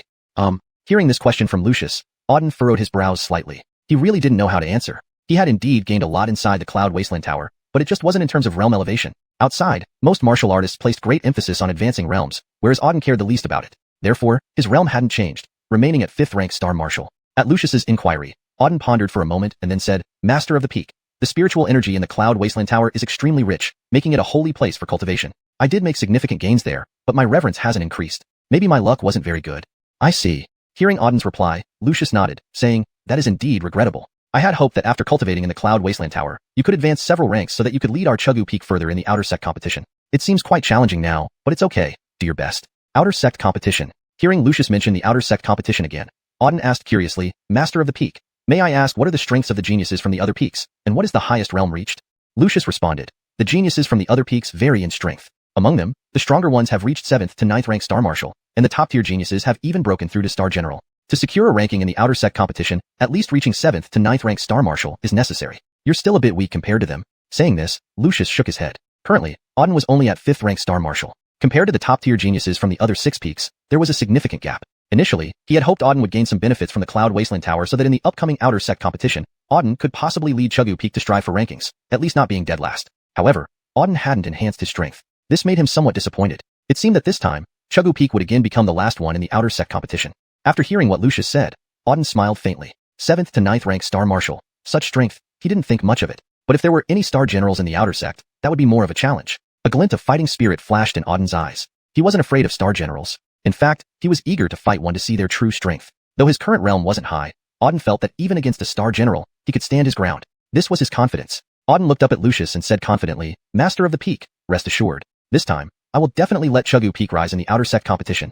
Auden's words were forceful and resounded throughout the hall. Hearing Auden speak, Lucius was slightly stunned for a moment, but then gave a bitter laugh. He trusted Auden, and Auden's talent was clear to all. Given time, Auden's achievements would not fall short of anyone's. However, Auden's current realm was still too low, far inferior to those geniuses from the other peaks. Thus, though Auden was confident, Lucius didn't have much expectation for the Outer Sect competition this time. Lucius smiled and looked at Auden, saying, Auden, don't feel pressured. If this time doesn't work out, there's always next time. We can compete for rankings next year. Since you've joined the Cloud Wasteland Sect recently, there's no need to rush. Treat this Outer Sect competition as an experience. Let's aim for rankings next year. I believe in you.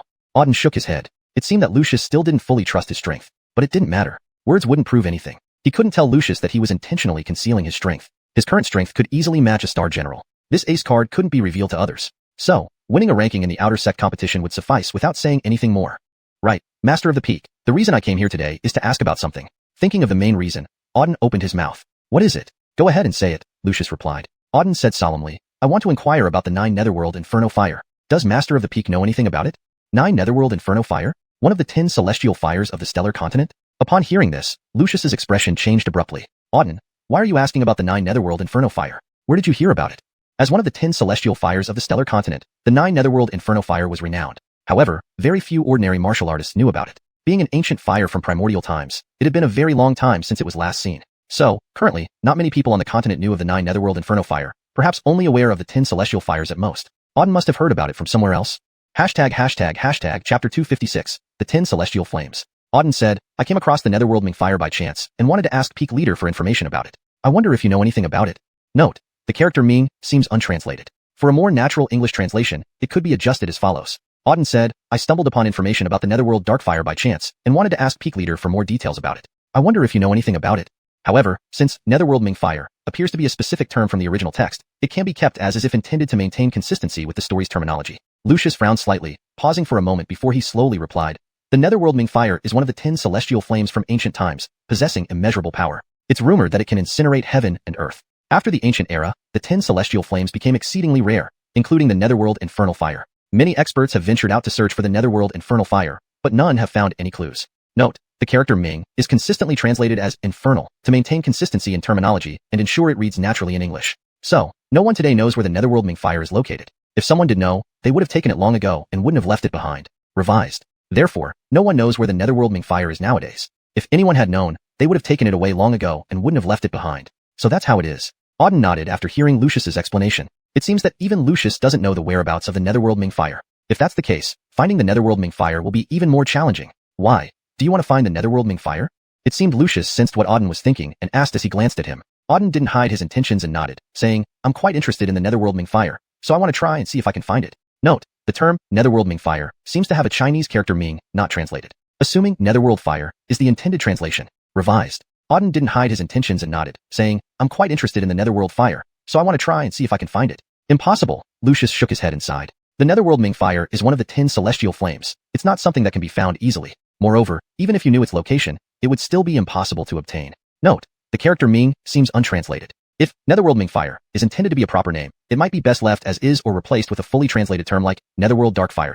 The netherworld Ming fire's power is too overwhelming. Ordinary martial artists would be incinerated into ashes the moment they get close to it. Even some extremely powerful experts find it difficult to withstand the intense flames of the netherworld Ming fire. So, even if you knew its location, you wouldn't be able to obtain it. Auden, I understand your desire to obtain the netherworld Ming fire, but I think you should reconsider. The chances are extremely slim, and it's incredibly dangerous. You might risk your life. After Lucius's lengthy speech, Auden paused for a moment before responding, Peak Leader, to be honest, the netherworld Ming fire is quite important to me. Do you have any means to investigate its whereabouts? If we could find where it is, that would be ideal. As for how to obtain it, that's my concern. I have my methods. Note, the character Ming should likely be translated as nether or underworld to fit the context better. Here's a refined version. After Lucius's lengthy speech, Auden paused for a moment before responding, Peak Leader, to be honest, the netherworld fire is quite important to me. Do you have any means to investigate its whereabouts? If we could find where it is, that would be ideal. As for how to obtain it, that's my concern. I have my methods. Lucius was taken aback by Auden's words. He hadn't expected that after all his warnings, Auden would still insist on seeking the netherworld Ming fire. Looking at Auden's unwavering gaze, it was clear that further persuasion would be futile. Note, Ming seems to be a remnant from the original Chinese text and should be integrated into the English term for consistency. It should be netherworld Ming fire, or another consistent translation like netherworld dark fire. However, based on previous context, it might be best referred to as netherworld dark fire. For consistency and fluency, let's use netherworld dark fire. He hadn't expected that after all his warnings, Auden would still insist on seeking the netherworld dark fire. Looking at Auden's unwavering gaze, it was clear that further persuasion would be futile. Auden was someone Lucius understood well. Whenever he set his mind on something, no one could stop him from achieving it. After pondering for a while, Lucius sighed deeply and finally said, You truly give me no choice. I don't know where the netherworld Ming fire is, but if you're really determined to find it, I can recommend a place. You can go there and ask. Perhaps they might know something. Where is it? Auden immediately asked. Tianji Pavilion. Lucius slowly uttered 3 words. Tianji Pavilion? Hearing these 3 words, Auden's brows furrowed slightly. The name sounded familiar. Lucius stood with his hands behind his back and said solemnly, The Tianji Pavilion is the largest hub for intelligence and information on the entire star continent. There isn't anything happening on the star continent that they wouldn't know about. If you want to inquire about the whereabouts of the netherworld Ming fire, going to the Tianji Pavilion might yield some leads. However, consulting them comes at an extremely high cost. I don't know if you can afford it. Cost? What kind of cost? Auden was curious about how significant this cost could be. As for the specific cost, Lucius shook his head upon hearing Auden's question. I'm not sure either. The Tianji Pavilion demands different rewards for different questions. Some require spirit stones, while others may demand something else entirely. In short, they are a very peculiar force. It's best not to deal with them unless it's absolutely necessary. Understood. After listening to Lucius, Auden nodded in comprehension. If he wanted to find out about the whereabouts of the netherworld Ming fire, he had to visit the Tianji Pavilion. Master Peak, do you know where the Tianji Pavilion is? Auden looked up and asked. Lucius replied, The main headquarters of the Tianji Pavilion is not in the northern border, but there is a branch in Yunhuang City. You can go there and ask. Thank you, Master Peak. I will take my leave then. With that, Auden turned and left. Watching Auden walk away, Lucius chuckled wryly. This kid is fearless. Now he actually wants the netherworld Ming fire. I hope nothing happens to him. Lucius murmured to himself. Acquiring the netherworld Ming fire would not be easy. If Auden insisted on pursuing it forcefully, it would come with great risks. He didn't want Auden to risk his life for it. However, Auden's determination was unyielding, and no one could persuade him otherwise. There was nothing more he could do but pray silently for his safety. Meanwhile, Auden had already left Yunhuang Sect. After descending the mountain, he entered Yunhuang City directly. Located at the foot of Yunhuang Sect's mountain, Yunhuang City was a massive metropolis. The city sprawled over an extensive area, housing tens of millions of residents. Even in the entire northern border, it ranked among the top 5 largest cities.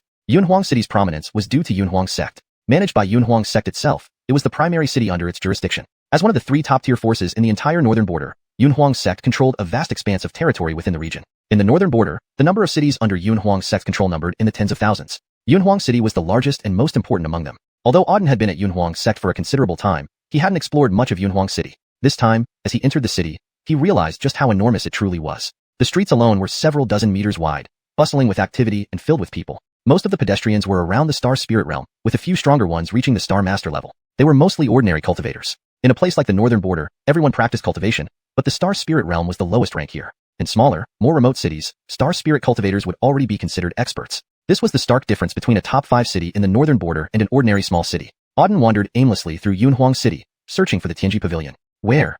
Auden immediately asked. Houston Pavilion. Lucius slowly uttered 3 words. Houston Pavilion? Hearing those 3 words, Auden's eyebrows furrowed. It sounded familiar. Lucius stood with his hands behind his back and said gravely, The Houston Pavilion is the largest intelligence hub in the entire starry continent. There's nothing happening on this land that they don't know about. If you want to investigate the whereabouts of the Netherworld Ming Fire, the Houston Pavilion might provide some leads. Note, the character Ming seems untranslated in the provided text, so I kept it as is, assuming it might be a specific term or name. However, consulting the Houston Pavilion comes at a great cost. Whether you can afford it remains to be seen. Cost? What kind of cost? Auden was curious, unsure of what great cost meant. Well, hearing Auden's question, Lucius shook his head. As for what specific cost, I'm not entirely sure. The Houston Pavilion demands different rewards for different questions. Some require spirit stones, others need something else entirely. In short, they're a peculiar force. It's best not to deal with them unless absolutely necessary.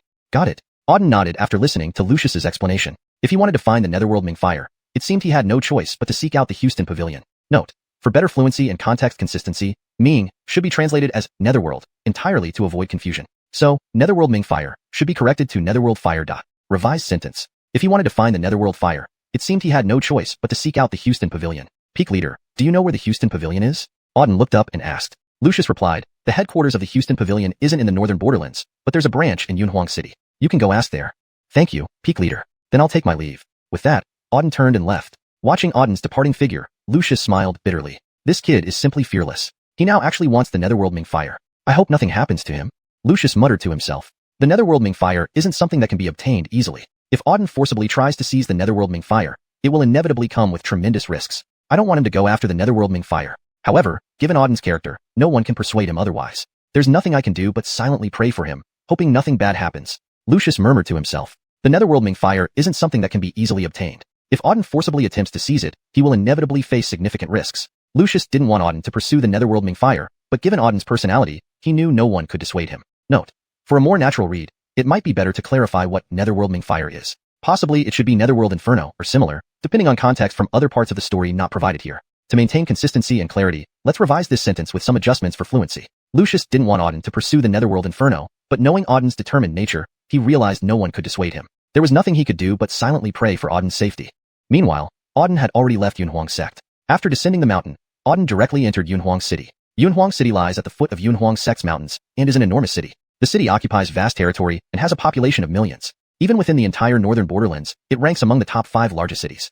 Yunhuang City owes its fame primarily to Yunhuang Sect, which personally manages the city and considers it the foremost under its control. Yunhuang Sect, as one of the 3 top-tier forces in the northern borderlands, controls a vast expanse of land. In the northern borderlands, Yunhuang Sect oversees at least 10,000 cities. Among these, Yunhuang City is the largest and most prestigious. Auden had been at Yunhuang Sect for a considerable time but hadn't explored much of Yunhuang City. This time, entering Yunhuang City, Auden realized just how expansive it was. The streets alone were several dozen meters wide, incredibly spacious. People bustled along the roads, creating a lively atmosphere. A quick glance revealed that most people were at the Star Spirit realm, with a few stronger ones reaching the Star Master realm, basically ordinary martial artists. In places like the northern borderlands, everyone practices cultivation, but the Star Spirit realm represents the lowest rank here. In some small, remote cities, being at the Star Spirit realm already makes one considered an expert. That's the difference. The disparity between one of the top 5 cities in the northern borderlands and an ordinary small city is immense. Auden wandered aimlessly through Yunhuang City, searching for the Houston Pavilion. Chapter 257, Green Dress Maiden. After half a day and many inquiries, Auden finally found Houston Pavilion in the southwest direction of Tianguang City. Houston Pavilion was a 3-story small pavilion. Although not large, it was exquisitely built. A giant stone stood at the entrance with Houston Pavilion, inscribed on it in bold letters. Auden scanned the pavilion and then walked straight in. This young master, what brings you to our Houston Pavilion? A graceful figure emerged as he entered. It was a woman in a light green dress, around 20 years old, exceptionally beautiful with a tall, elegant stature and striking features. She smiled sweetly as she asked Auden. Even Auden, who was used to seeing beauties, felt his eyes light up upon seeing this green-dressed maiden. This Houston Pavilion really was extraordinary. Even its ordinary staff were stunningly beautiful. Auden replied, I've come to inquire about something here. I've heard that Houston Pavilion knows everything, so I came to see. And may I ask what it is that young master wants to inquire about? The green-dressed maiden asked with a smile. Netherworld Inferno Flame. Auden slowly said 4 words. Netherworld Inferno Flame? Hearing these 4 words, the green-dressed maiden's eyes flickered slightly. Is it the Netherworld Inferno Flame, one of the 10 celestial flames of the star continent, that you are referring to, young master? That's correct. Auden nodded. Indeed, it is the Netherworld Inferno Flame. May I know if your honorable pavilion knows where it can be found? Finishing, Auden stared at the green-dressed maiden, waiting for her answer. The green-dressed maiden remained silent for a moment before slowly responding, Young master, do you know that the Netherworld Inferno Flame is an extremely important item on the star continent? Our Houston Pavilion is a business place. To obtain information from us, a great price must be paid. The cost for the whereabouts of the Netherworld Inferno Flame is substantial. I wonder if you can bear it. Auden maintained a calm expression. I don't know what the price is. Please tell me so I can consider it. The green-dressed maiden furrowed her brow slightly before replying. The Netherworld Inferno Flame is crucial, and I can't make the decision alone. Let me fetch the pavilion master, who will speak with you directly. Thank you, miss. Auden nodded in gratitude. Don't mention it, young master, please wait a moment. I'll be right back, the green-dressed maiden said, turning away. Auden curiously observed the green-dressed maiden. He wondered what role she played in the Houston Pavilion. Her aura was remarkable, so she couldn't be just a common servant. After about 2 or 3 minutes, the green-dressed maiden returned. This time, she was accompanied by Isidore. The Isidore was around 30 to 40 years old, with a square face and sharp eyes, emitting a formidable spiritual energy. A master. The moment Auden saw him, he sensed that the man was a top expert. While Auden was observing the Isidore, the man was scrutinizing Auden as well. His eyes seemed to pierce through Auden, a sensation Auden had never experienced before. The Isidore examined Auden intently before withdrawing his gaze. He wore a meaningful smile. This young master, beside me, is the pavilion master of Xuanhuan branch of Houston Pavilion. You can speak directly to him, the green-dressed maiden introduced. All right, Auden nodded and looked at the Isidore, saying, Master, I'm here to inquire about the whereabouts of the netherworld Inferno Flame. The Isidore nodded and replied, Little brother, please sit down. Matters concerning the netherworld Inferno Flame should not be rushed. As he spoke, he gestured for Auden to take a seat. Auden sat on the sofa while the green-dressed maiden poured him a cup of tea and smiled lightly. The Isidore then slowly spoke. May I know why you seek the netherworld Inferno Flame? Of course for use, Auden replied. The Isidore remarked, the netherworld Inferno Flame is not a benign force. Though powerful, it poses significant dangers. A slight mishandling could lead to self-immolation. Those who previously obtained it didn't fare well, often being consumed by the netherworld Inferno Flame. Little brother, not to discriminate, but given your current strength, you likely cannot control the netherworld Inferno Flame. Auden calmly replied, Thank you for your concern, master. However, the netherworld Inferno Flame is vital to me. Regardless of the risks, I am confident I can manage them once I have it. Ha ha ha. The Isidore laughed heartily. Little brother indeed has courage. I admire that. Now let's discuss the main issue. You should know our Houston Pavilion's rules. To obtain any information from us, a hefty price must be paid. What do you plan to offer for the netherworld Inferno Flame's whereabouts? As he spoke, his eyes scrutinized Auden curiously. Auden remained calm. Didn't your Houston Pavilion set the conditions? My purpose is solely for the netherworld Inferno Flame. As long as you have a clue, any condition will be met. Is that so? Any condition? The Isidore's eyes narrowed. What if the condition involves your life? What do you mean? Auden frowned, eyeing him suspiciously. The Isidore waved his hand dismissively. Just a joke, little brother. No need to take it seriously. However, for something as important as the netherworld Inferno Flame, the price to acquire its whereabouts is indeed substantial. Our Houston Pavilion never engages in loss-making deals. Little brother, you only need to agree to one condition to gain the clue. Curious, Auden asked. What condition? I want you to join our Houston Pavilion. The Isidore paused for a few moments before speaking. What? Upon hearing the Isidore's condition, Auden frowned deeply. You want me to join the Houston Pavilion? He stared directly at the man. Correct. The Isidore nodded. That is my condition. If you agree, I'll give you the clue. If not, I'm afraid I can't assist you. With that, the Isidore took a sip of tea, awaiting Auden's response. Auden's eyes locked onto the Isidore, reflecting confusion. Hashtag chapter 258. Joining Tianji. He didn't know why this Isidore would set such a condition for him, inviting him to join the Tianji Pavilion. This was his first time visiting the Tianji Pavilion, and before this, he hadn't even known what it was. And now, this Isidore was already asking him to join. Auden was puzzled as to what this man's intentions were. May I ask the reason? Auden asked directly. The Isidore smiled faintly and said, There isn't much of a reason. Our Tianji Pavilion has always conducted business in this manner, ensuring that the effort and reward are equal. The answer you seek requires this kind of commitment from you. What do you think? Would you consider it? Auden responded solemnly, I belong to a sect, and besides, your Tianji Pavilion doesn't even know my background. Don't you think it's rather rash to invite me to join like this? The Isidore shook his head repeatedly and replied, You don't need to worry about that. Having a sect affiliation does not interfere with joining our Tianji Pavilion. Our Tianji Pavilion is not a typical sect-based organization. We are merely a group formed by countless individuals. Most of the members in our Tianji Pavilion also have their own sects, and some are even heads of their sections. They are both sect members and members of our Tianji Pavilion. With this explanation, you should understand now. Indeed. After hearing the Isidore's explanation, Auden nodded in agreement. The Tianji Pavilion was indeed a secretive organization where each member held their own identity. In other words, regardless of what one did previously, they could join the Tianji Pavilion. Even if one were an emperor, it wouldn't be a problem. After clarifying this point, Auden asked again, What exactly would I need to do if I joined the Tianji Pavilion? The Isidore explained, In the Tianji Pavilion, there aren't too many tasks. Occasionally, we might need you to help gather some intelligence or information. These requests wouldn't be frequent, probably no more than once a year. Moreover, every month, you will receive a substantial compensation from the Tianji Pavilion. This is the treatment enjoyed by all members of the Tianji Pavilion.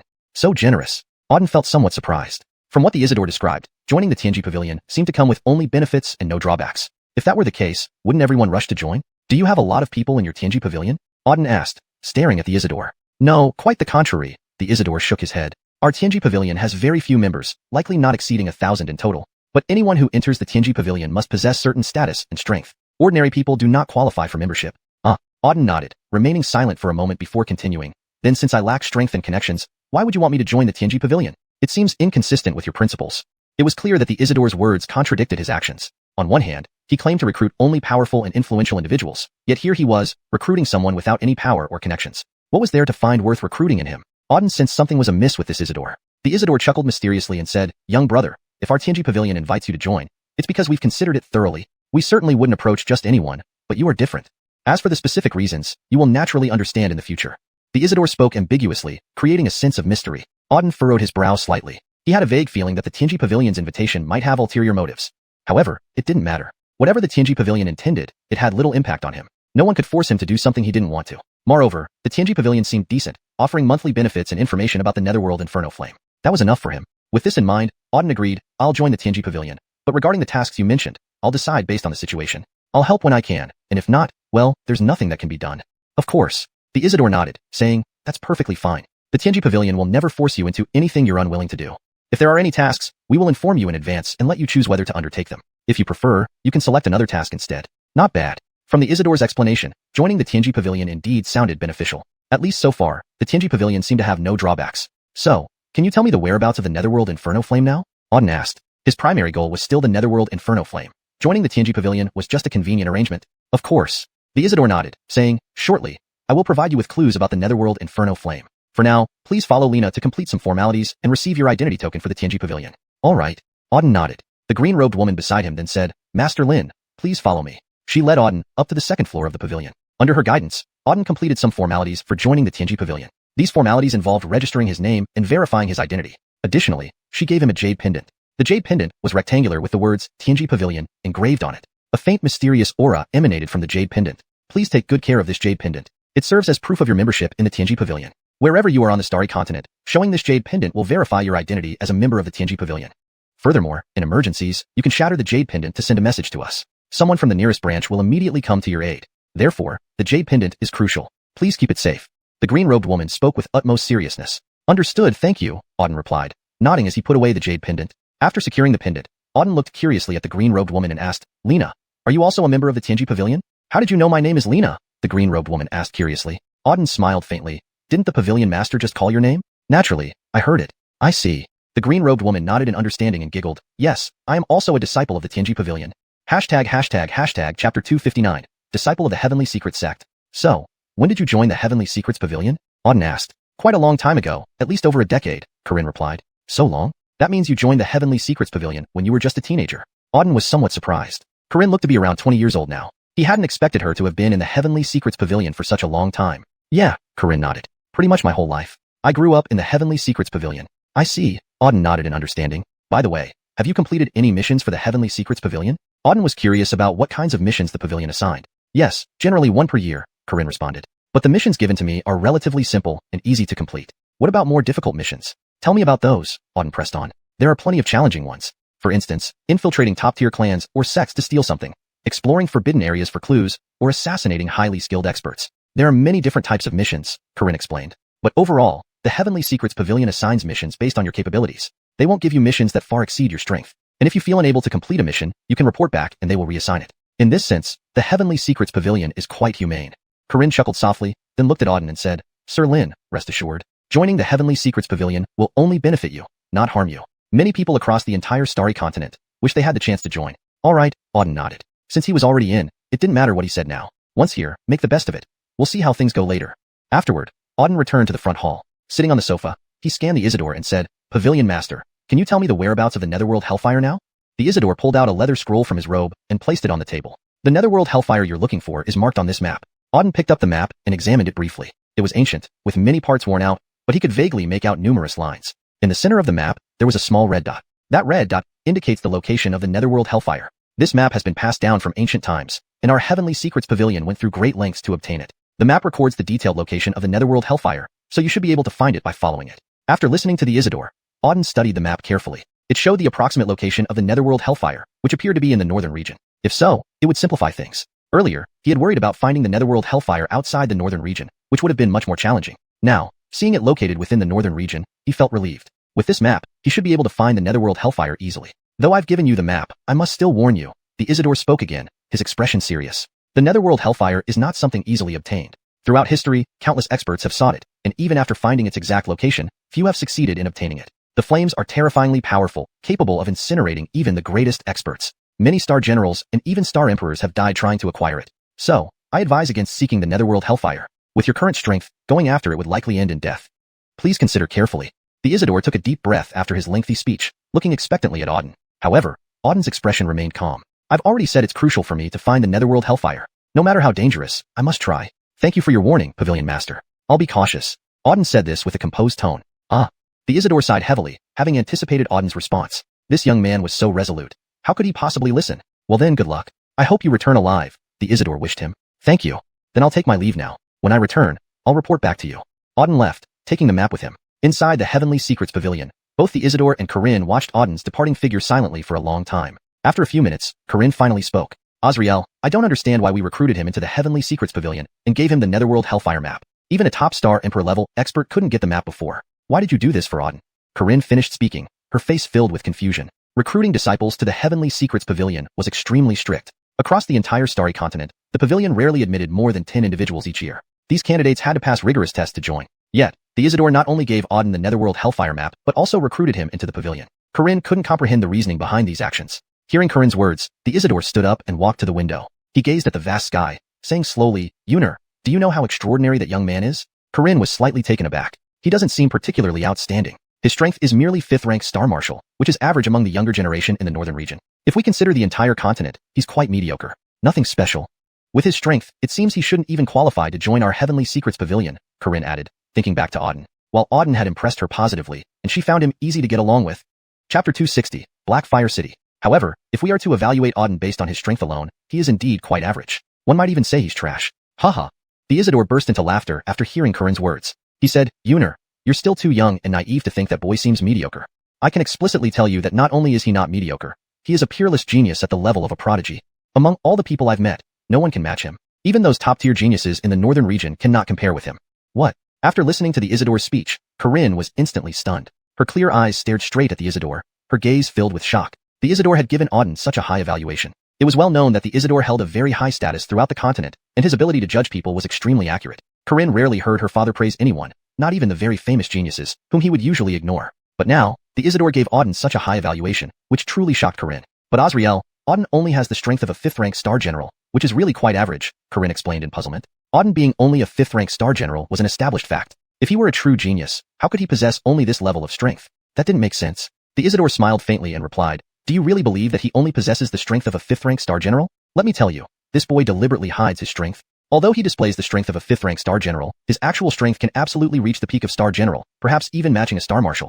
I've never misjudged a person before. This Auden is definitely extraordinary, and moreover, he possesses multiple Supreme Star Souls within him. With just this point, he's far from ordinary.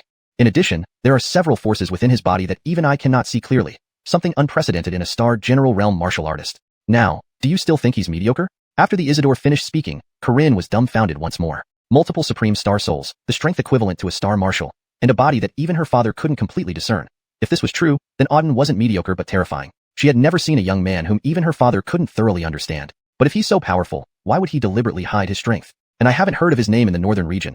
He seems to have no fame, Corinne asked, puzzled again. For someone so formidable to have no renown seemed peculiar. Those who possessed great talent and formidable power always desired greater fame. At the very least, some people should know their names. Yet, she hadn't heard of Auden before. It was quite strange. The Isidore sipped his tea and calmly replied, this is normal. Some people like to stand out, others prefer staying low-key, and some choose to hide their strength. Everyone has different personalities and choices. This Auden chose to hide his strength and act mediocre simply because he doesn't want attention. Often, it's these kinds of people who are the most terrifying. This is also why I recruited him into the Tianji Pavilion. To recruit such a heaven-defying genius with just a map to the Netherworld Hellfire was a wise decision. Having him in our ranks, the future of our Tianji Pavilion will undoubtedly be extraordinary. Speaking, a hint of anticipation spread across the Isidore's face.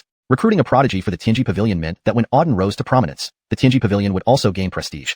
I understand, Corinne nodded in understanding. Now she realized just how formidable Auden, who had left earlier, truly was, a top-tier prodigy. But, can he succeed in finding the Netherworld Hellfire?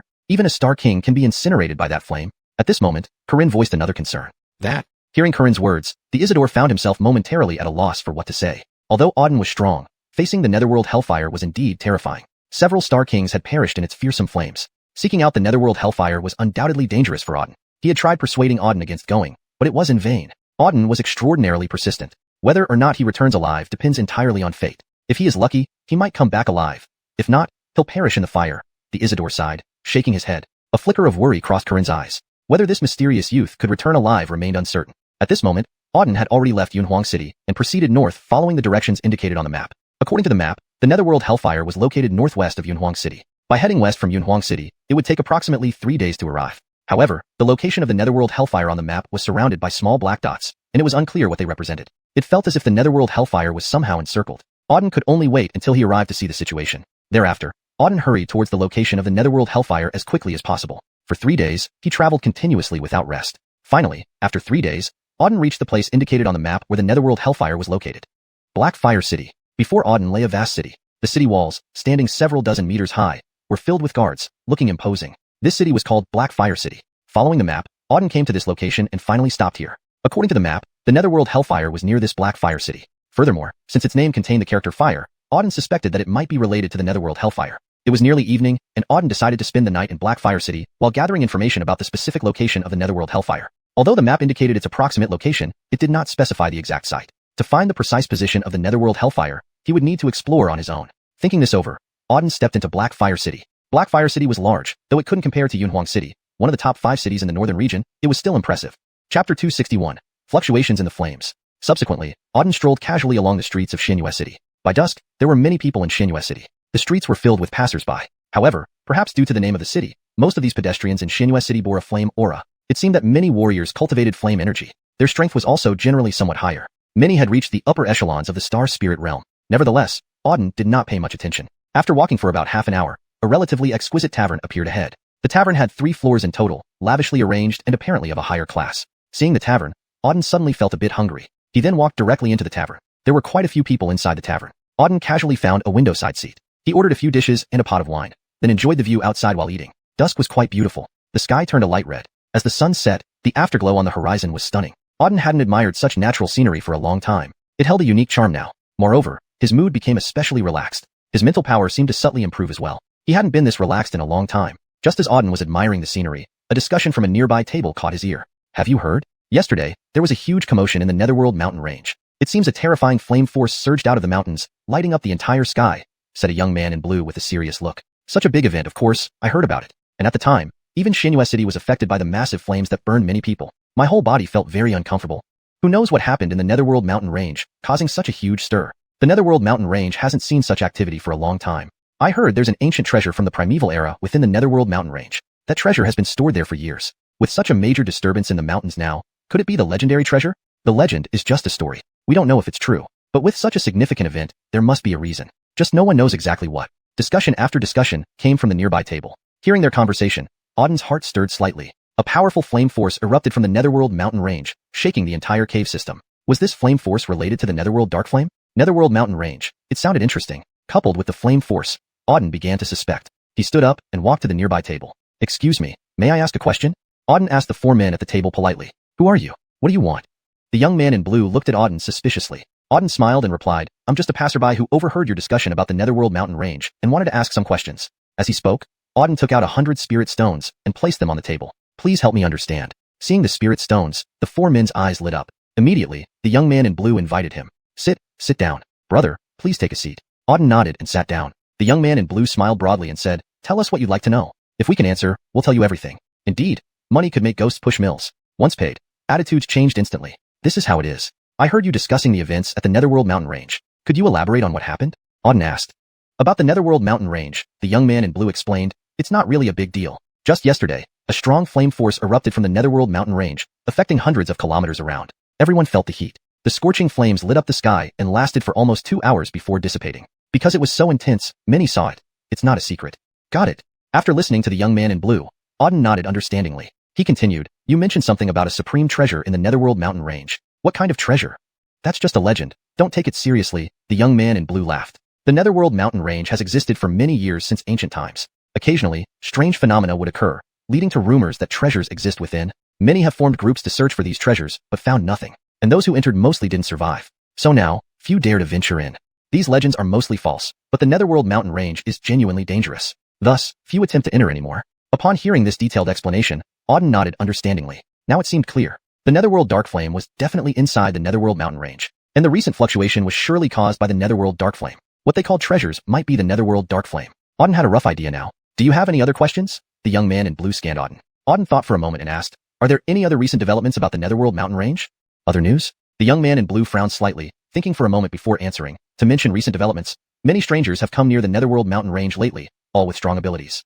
Especially after the recent major disturbances, several groups entered the Netherworld mountain range, though no one knows why. The Netherworld mountain range hasn't been this lively for a long time. Many strangers entering the Netherworld mountain range. Auden pondered. Could they be seeking the Netherworld dark flame too? It's likely. Given the timing and purpose, it was hard to imagine another reason. Furthermore, considering the high danger level and low survival rate, going in for anything else besides the Netherworld dark flame seemed unlikely. It seems others have their eyes on the Netherworld dark flame too.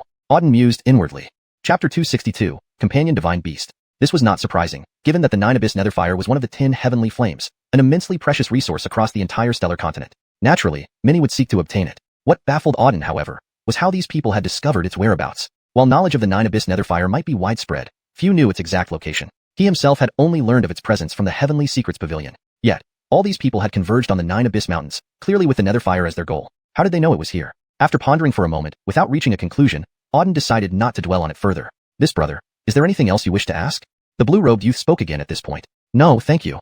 Auden shook his head, thanked him, and then turned to leave the tavern. Walking down the street, he considered how to acquire the 9 Abyss Netherfire. Given the current situation, obtaining it wouldn't be easy. Many experts were vying for it. Although he didn't know who specifically was involved, he could be sure they were formidable individuals. Regardless, I'll enter the 9 Abyss Mountains first and see how things unfold. No matter what, I must obtain the 9 Abyss Netherfire.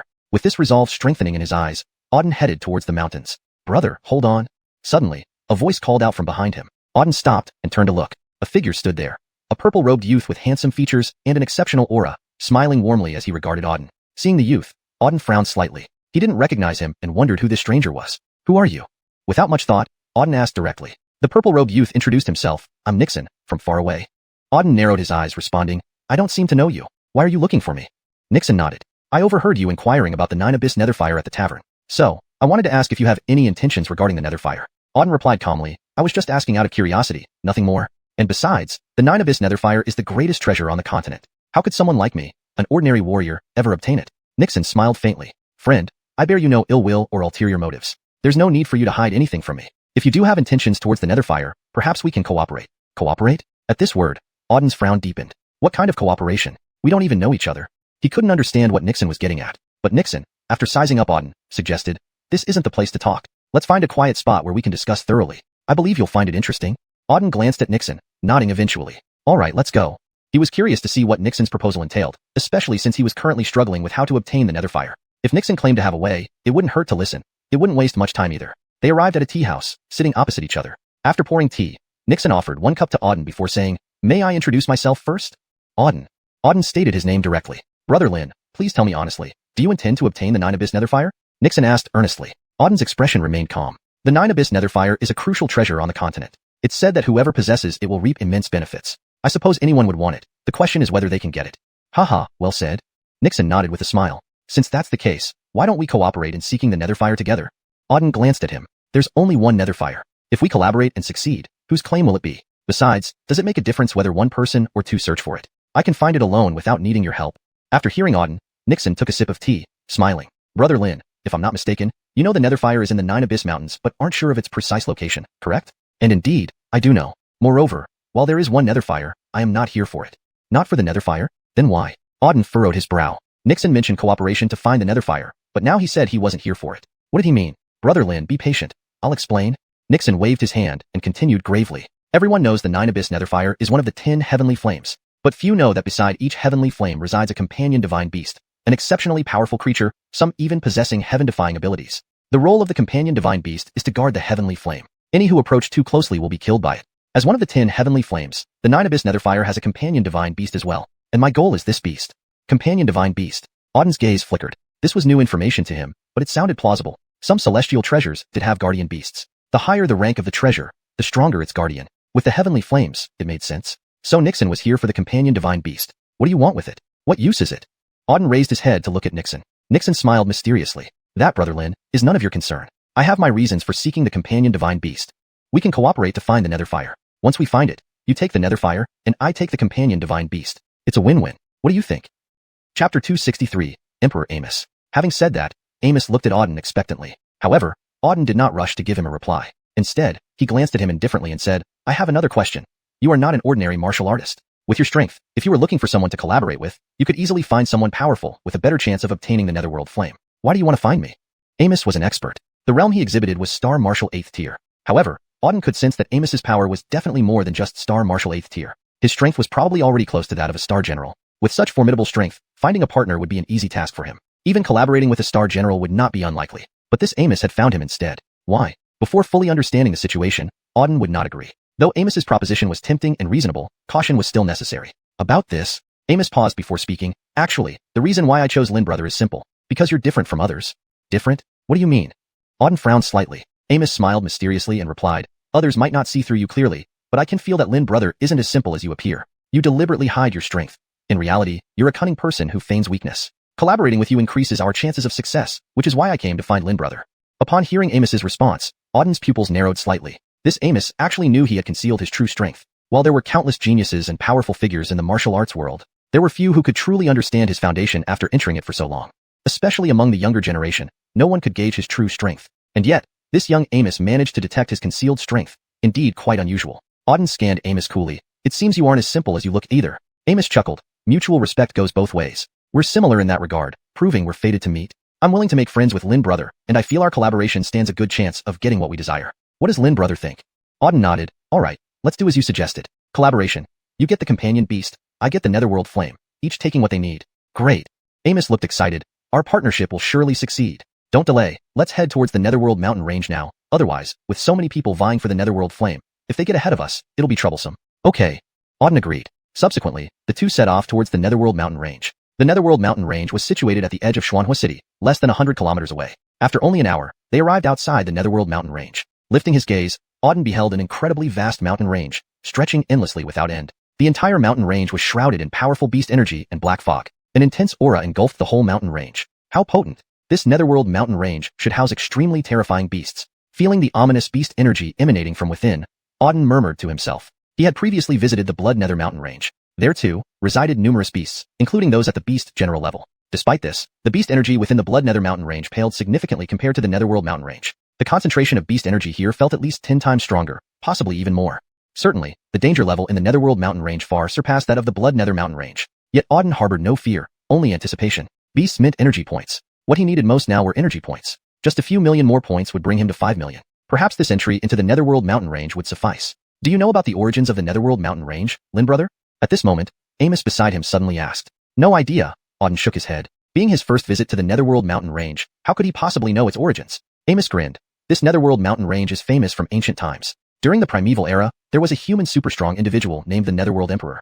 The Netherworld Emperor was one of the top experts during that time. His strength reached the peak where he was all-powerful. It was said that his stomp could shake the entire universe, and with a wave of his hand, he could annihilate heaven and earth. At that time, humans were at war with the 100 races. The Netherworld Emperor led humanity, engaging in countless battles against them, rescuing humanity from peril on multiple occasions. One could say, the Netherworld Emperor was like a deity in the hearts of humans back then. Without him, humanity might have been destroyed by the ancient 100 races. Hearing Amos's words, Auden was astonished. He hadn't expected such a towering figure existed in ancient times. As for the battle between humans and the 100 races, Auden had heard of it. In ancient times, the celestial continent was home to numerous races, with humanity being the weakest among them. Back then, humans were just food for other races, holding very low status. It was rumored that humanity almost faced extinction before several top experts emerged, saving it from the brink. Auden responded, is this Netherworld mountain range related to the Netherworld Emperor? Yes, Amos nodded solemnly. The Netherworld mountain range is precisely where the Netherworld Emperor fell. In ancient times, the 100 race experts surrounded and fiercely battled the Netherworld Emperor. In the end, the Netherworld Emperor couldn't hold up against them and perished here. Afterward, this place became known as the Netherworld mountain range. Strictly speaking, it is a tomb. The tomb of the primeval era's supreme expert, the Netherworld Emperor. So that's how it was. Understanding now, Auden nodded in agreement. Chapter 264. Origin of the Netherworld Mountains. No wonder, the Netherworld Mountains. The name of this mountain range sounds different from any other. It has an incredibly domineering feel to it. Turns out, it was once the place where a great emperor fell. A great emperor, in the era of antiquity, was the pinnacle of strength in the world. It was said that with just a wave of his hand, a great emperor could destroy the heavens and earth and reverse the sky. The strongest among the great emperors were even revered as emperor respects. However, since the era of antiquity, the star continent has not produced any more great emperors. To this day, it has been hundreds of millions of years. Auden did not expect that the Netherworld mountains before him would be the place where a great emperor had fallen. That Netherworld Inferno Flame must also have a connection with this Netherworld Great Emperor. Auden said, indeed. Nixa nodded and solemnly said, as one of the tiny fires of the star continent, The Netherworld Inferno Flame was controlled by Emperor Nixon during the era of antiquity.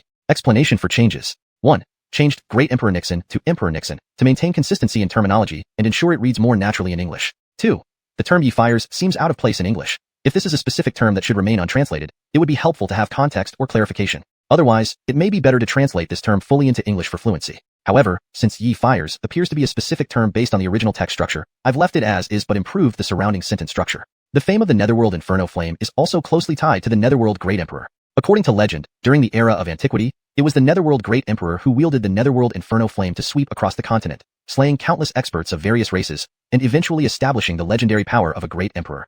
I understand. After listening to what Nixon said, Auden finally had a rough understanding of the origin of the Netherworld Inferno Flame. The Netherworld Inferno Flame was already one of the 10 great fires on the continent. Given its connection to the legendary Netherworld Great Emperor, its reputation grew even more significant. That's why so many people wanted to obtain the Netherworld Inferno Flame. There's still something I don't quite understand. After pondering for a moment, Auden spoke up again with some confusion. Nixon laughed and said, "Please go ahead, Brother Lin. I know quite a lot about the Netherworld Inferno Flame. As long as your question concerns it, I can answer it." Okay. Auden nodded and said, "As far as I know, there are many people on the continent who know of the Netherworld Inferno Flame's existence, but few truly know its location. But after I arrived here, I found that it seems many people know the Netherworld Inferno Flame is in the Netherworld Mountains. Why is that?" This was a question Auden had noticed since arriving at Flame City. He just hadn't figured it out until now. It was the perfect time to ask Nixon. "So that's what you're wondering." Hearing Auden's words, Nixon replied calmly, "The answer to this question is actually quite simple. As you mentioned, indeed, not many people on the continent truly know the location of the Netherworld Inferno Flame, but there are still some formidable individuals who, through careful judgment and clues they possess, have deduced that the Netherworld Inferno Flame is within the Netherworld Mountains. Furthermore, anyone with a bit of strength could have guessed the whereabouts of the Netherworld Inferno Flame. Because the Netherworld Inferno Flame belonged to the Netherworld Great Emperor, and the Netherworld Great Emperor's final resting place is the Netherworld Mountains, the most likely place for the Netherworld Inferno Flame to appear is in the Netherworld Mountains. Recently, there was a powerful energy fluctuation within the Netherworld Mountains, and an extremely strong flame force erupted. This flame power far exceeds ordinary flames and resembles the legendary 10 celestial fires. So, many people speculate that the Netherworld Inferno Flame is in the Netherworld Mountains and is about to emerge. That's why so many people have come to the Netherworld Mountains, all aiming to obtain the Netherworld Inferno Flame. After hearing Nixon's long explanation, Auden finally nodded in understanding. He finally understood why so many people had come to the Netherworld Mountains. First, because of the names. The Netherworld Mountains and the Netherworld Inferno Flame sound related. Second, due to the massive flame explosion not long ago. Anyone with a bit of strength could certainly sense this powerful flame fluctuation. Precisely because of this, so many people came to the Netherworld Mountains to seek the Netherworld Inferno Flame. Understanding the situation, Auden grasped the reason. To think everyone who has come here to find the Netherworld Inferno Flame are all experts, Auden mused. Yes. Nixon's expression turned very serious as he looked straight at Auden. You could say that anyone who wants the Netherworld Inferno Flame must be an expert. Ordinary people wouldn't dare harbor such ambitions. Understood. After Nixon finished speaking, Auden nodded thoughtfully. It seemed that obtaining the Netherworld Inferno Flame would not be easy this time. And most importantly, this was a mission assigned by the system. Failing to complete it would result in severe punishment. That was the key point. Therefore, no matter what, he had to obtain the Netherworld Inferno Flame. Thinking this, Auden's gaze became resolute. "Brother Lin, let's enter the mountains now, and try to find the Netherworld Inferno Flame as soon as possible." Nixon said. "Sure." Auden nodded, and the two entered the Netherworld Mountains. The Netherworld Mountains were vast. As soon as they entered, Auden instantly felt an immensely powerful demonic aura assaulting them from all sides. The entire mountain range was filled with a dense demonic aura. Clearly, the demons within these mountains were of a high level. Otherwise, the demonic aura wouldn't be this thick. Beside him, Nixon looked worried, seemingly afraid of encountering demonic beasts in the mountains. However, Auden was quite excited. If he could meet a demonic beast, that would be ideal. His 5 million experience points could be accumulated quickly, but clearly, things didn't go as smoothly as he had hoped. The demonic aura in the Netherworld Mountains was indeed very strong, but after entering, Auden didn't encounter a single demonic beast all day. From entering the Netherworld Mountains to now, not a single hair was seen. This left him feeling somewhat disappointed. He had hoped to encounter a demonic beast and slay it. But unexpectedly, the journey went this smoothly. Nonetheless, he wasn't in a rush. Eventually, he would encounter one. So, the two continued forward. By dusk, the sky had mostly darkened. At this time, Nixon suggested they rest for a while before continuing. The Netherworld Mountains were not peaceful at night, so it was important to adjust their physical condition and maintain peak strength. Only then might they handle potential troubles. Auden didn't mind. If resting was needed, then they should rest. Besides, he wasn't afraid of danger. In fact, he was looking forward to encountering something in these mountains, like demonic beasts. Thus, the two stopped to rest on the spot. Swoosh, swoosh, swoosh. Just as they were resting, several figures suddenly darted out rapidly from the dense forest ahead. Chapter 265. The Xiuxian family. These dozen or so figures emitted formidable spiritual energy fluctuations from their bodies. Leading them was a young man in his early 20s. The rest were also quite young, mostly in their teens and early 20s. Despite their youth, each of the 20-odd people exuded a progressively stronger aura, especially the Alessio, a purple-robed youth, who radiated an even more terrifying spiritual energy. The moment these people appeared, they immediately surrounded Auden and Nixon. Who are you people? Seeing these unexpected arrivals, Nixon asked warily, why should we tell the likes of you? I'd rather ask why you two are here. The leading purple-robed youth scanned Auden and Nixon. Nixon replied, we came here for training. What does it have to do with you?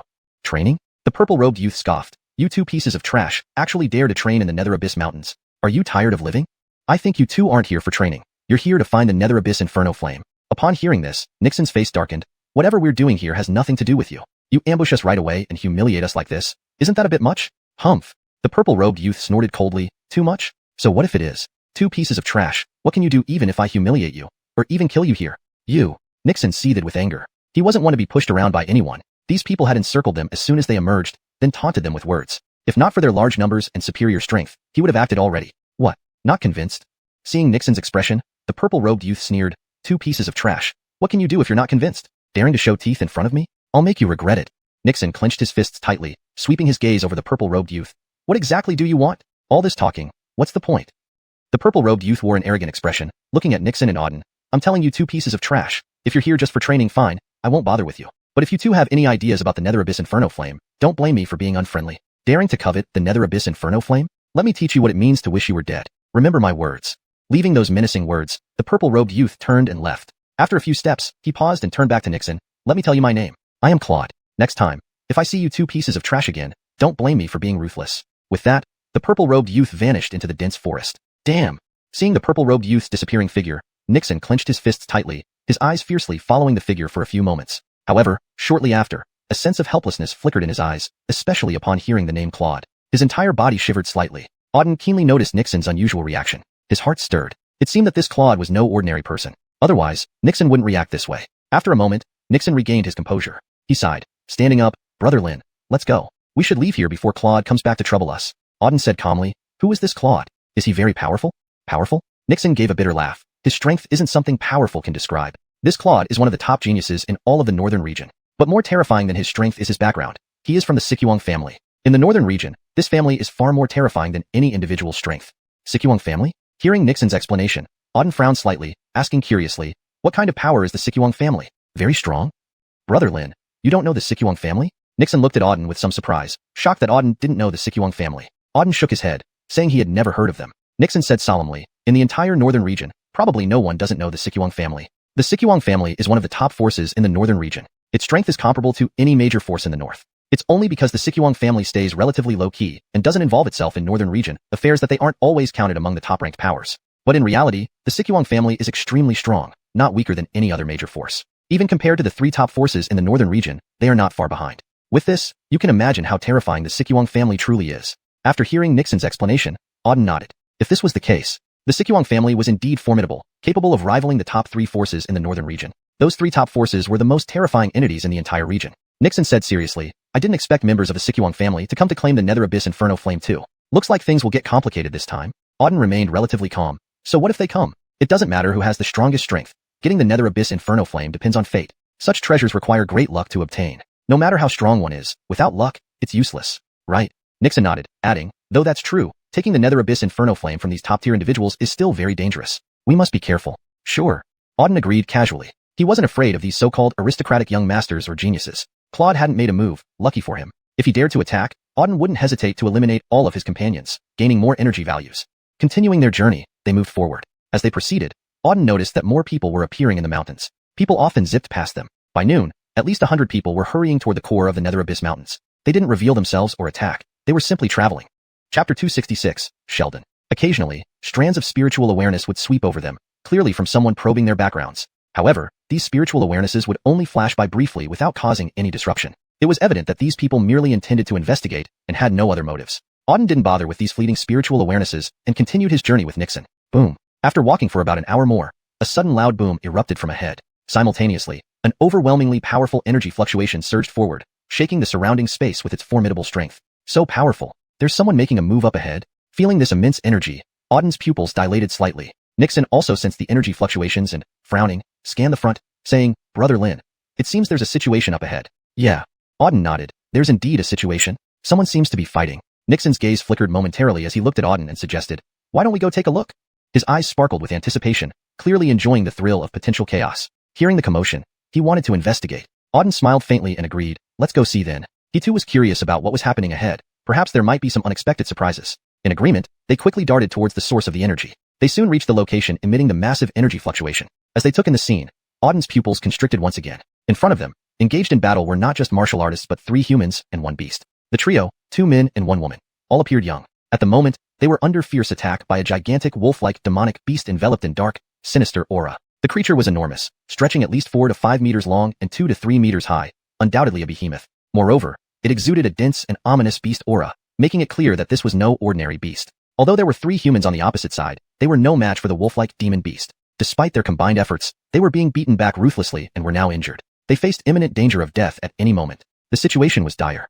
Is that the Sheldon? I never expected such a terrifying beast would exist in the Xiuxian mountains. Seeing the giant wolf shrouded in demonic mist, Nixon's expression turned extremely serious, his voice filled with astonishment. Sheldon? Upon hearing Nixon's words, Auden's pupils narrowed sharply, revealing a trace of surprise. The Sheldon was an exceedingly powerful beast, rumored to possess the bloodline of an ancient top-tier demonic wolf, making it incredibly strong. An adult Sheldon could reach the power level of a beast king. This creature had not been seen on the continent for a very long time. Auden had only heard of it before, never having encountered one personally. He hadn't expected to encounter one here. Nixon stared intently at the Sheldon and remarked solemnly, this Sheldon is not fully mature yet, so it hasn't reached its peak strength. Still, it's incredibly terrifying. These 3 youths must be incredibly bold, daring to provoke a Sheldon. Have they grown tired of living? Auden curiously observed the 3 young people. Their strength wasn't weak. One at Star Captain rank 7 and the other 2 at Star Captain rank 8. For young talents, such strength was already commendable. However, facing the Sheldon, their abilities were nothing. They couldn't inflict even the slightest damage despite their joint attacks. Instead, they suffered severe injuries under the demon wolf's fearsome assault. The 3 youths were now being relentlessly attacked by the demon wolf. At this rate, they wouldn't last much longer. Seeing this, Nixon frowned slightly and said, within a minute, those 3 will certainly die. Brother Lin, should we go help and save them? Auden glanced at him indifferently. Why? Do you want to meddle in other people's affairs? Well, Nixon hesitated, I'm not meddling, but it doesn't seem right to just stand by and watch. After all, there are 3 lives at stake, facing a terrifying beast. Auden replied coolly, if you want to save them, go ahead. I'm not interested. Those 3 lives meant nothing to him, and Auden wasn't keen on risking his life to save others. All right. Nixon nodded and said, then Brother Lin, wait here while I try to assist them. Auden cast a glance at Nixon. Are you sure you can handle the Sheldon? Though Nixon concealed some of his true strength, the Sheldon was no pushover.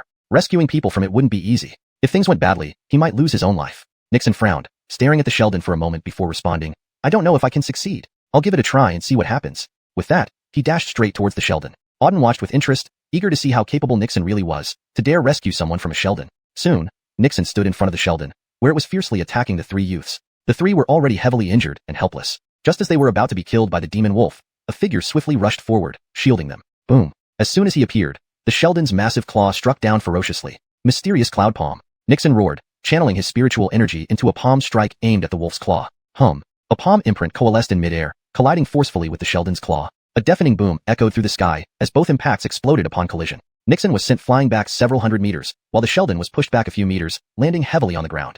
Who? Landing. The Sheldon glared fiercely at the intruder, roaring menacingly. Who dared interfere and save people from its grasp? Hashtag chapter 267, 2 forms. The Sheldon looked ahead. Within his line of sight, another human appeared directly in front of him. Another one coming to die, he sneered as he observed the newly arrived purple-robed youth. I haven't eaten human flesh in a long time. Who would have thought that today humans would come one after another to offer themselves up for death? Well then, I'll just devour you all one by one. Sheldon said this with a fierce voice. In front of him, Nixon coldly scanned the Sheldon and replied, if you want to eat me, you'll need to check if your teeth are sharp enough. Himph. Sheldon snorted coldly and remarked, not old but quite boastful, a lowly human at the Star Captain realm actually dares to act arrogant before me, simply courting death. I will now show you how powerful I am.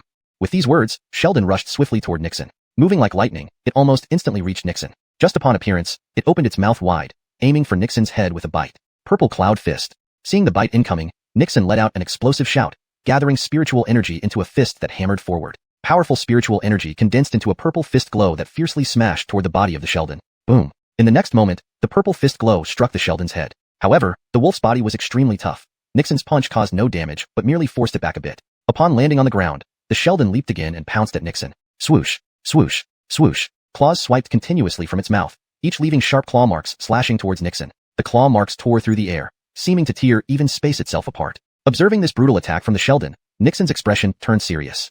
Purple Sky Slash. He shouted once more, and in the next instant, a purple long sword appeared in his hand. Nixon swung the sword with great force. Buzz. A several meter long purple sword glow streaked through the air. Subsequently, the purple sword glow collided fiercely with the Sheldon's claws. Crack, crack. Crack. Two terrifying forces clashed, producing continuous crackling sounds and flashes of sparks. Both attacks were incredibly powerful, making it difficult to determine the winner in such a short time. Under the impact of these two powerful forces, energy fluctuations radiated outwards ceaselessly. Everything within hundreds of meters was shattered by the force. Not far away, the three individuals, one woman and two men, were dumbstruck by the scene unfolding before their eyes. They stared blankly at the battle between man and wolf, completely speechless. Several hundred meters away, Auden also watched the battle between Sheldon and Nixon with interest. Sensing the immense power emanating from both, Auden's eyes flickered with a hint of surprise. Nixon's strength is indeed formidable, able to contend with the Sheldon face to face, he muttered to himself. If my guess is correct, the Sheldon's power should be close to the demon general realm. With its demonic beast identity, its combat ability might even surpass that of an ordinary demon general. Yet, Nixon can match it without showing any sign of weakness, which is quite impressive. Moreover, Auden could clearly sense that even now, Nixon might not have revealed his full strength. This Nixon is indeed hiding deeply. I wonder how much of your full strength you can muster. Auden smiled slightly, muttering under his breath. Boom. At this moment, another loud explosion resounded from ahead. An overwhelmingly powerful energy wave surged forth, smashing countless giant trees into pieces within seconds.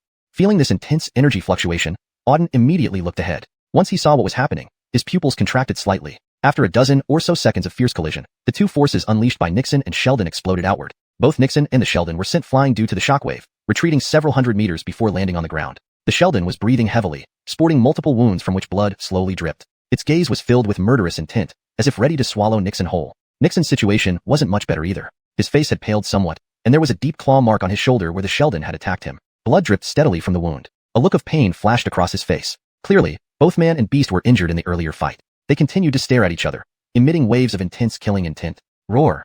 Suddenly, the Sheldon let out a deafening roar that echoed throughout the dense forest. Following the roar, the Sheldon's body began to undergo a significant transformation. Initially, the demon wolf was already large, around 3 to 4 meters long and 2 to 3 meters tall, nearly double the size of an ordinary wolf. Now, with the roar, its body began expanding even further. In just moments, it grew into a monstrous creature nearly 10 meters long and 5 meters tall. When others nearby saw this drastic change in the Sheldon, they were stunned. They had never seen such a colossal demonic beast before, one that almost blocked out the entire sky. Standing over 5 meters tall and spanning dozens of meters in length, it felt like a titanic beast. More terrifyingly, the transformation didn't stop at physical size. The demon aura surrounding it intensified along with its increased form, filling the entire dense forest with thick, menacing energy. In a short span of time, the aura of the Sheldon doubled or tripled in intensity.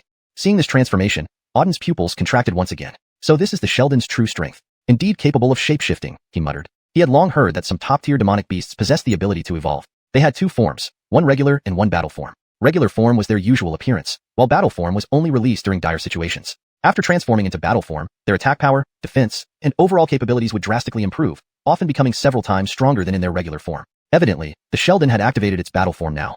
Chapter 268, 6th Rank Elixir. Roar. After releasing its battle form, the Sheldon let out another ear-piercing howl. It then lunged fiercely towards Nixon. With a single leap, its massive body was already in front of Nixon. The wolf's claw, now larger than Nixon's entire body, swung down toward him. Nixon was completely enveloped by the shadow of the claw as it descended. Seeing the attack closing in, Nixon's expression grew grave. He slowly began to perform a set of hand seals. As he performed the seals, layers of purple energy started swirling around him. Within this purple energy lay an eerie power. Purple Abyss Divine Sword. Moments later, the purple energy surrounding Nixon had grown incredibly potent. With a loud shout, he directed the countless strands of purple energy to coalesce into a gigantic, several dozen meter long sword of purple radiance in midair. The purple blade was exceedingly formidable. As soon as it took shape, a powerful aura of sword intent permeated a radius of hundreds of meters. Perish.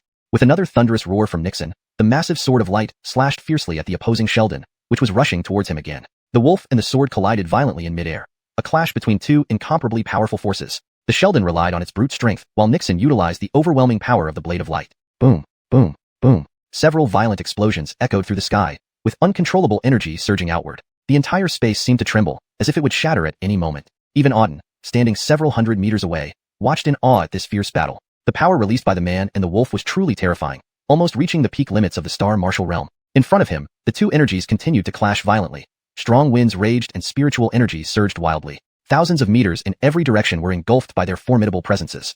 Rumble. After dozens of breaths, another massive explosion sounded from ahead. This sound shook the heavens and the earth, and simultaneously, the two colossal forces erupted in a violent blast. Sensing the immense shockwave, Auden immediately looked forward. Where his gaze landed, the space was completely overtaken by these two energies. Amidst the intense collision of these energies, the area was filled with dust, obscuring everything from sight. It took nearly a minute for the dust to gradually settle. Once it did, Auden could finally see the aftermath of the battle clearly. At the center of the battlefield, a massive pit over 100 meters deep appeared. On one side of the pit, The enormous body of the Sheldon lay sprawled on the ground, a long gash running almost the length of its body, bleeding profusely. Although not dead, the wolf was perilously close. On the other side, Nixon's face was deathly pale, his spiritual energy in disarray. His body bore several wounds, staining his clothes red with blood. However, he still stood upright, indicating that overall, he was in better condition than the Sheldon. Clearly, both sides suffered greatly, but it was evident that the Sheldon had sustained more severe injuries and lost all capacity for resistance. The battle was won by Nixon, though at a great cost. His injuries would likely take several days to heal fully.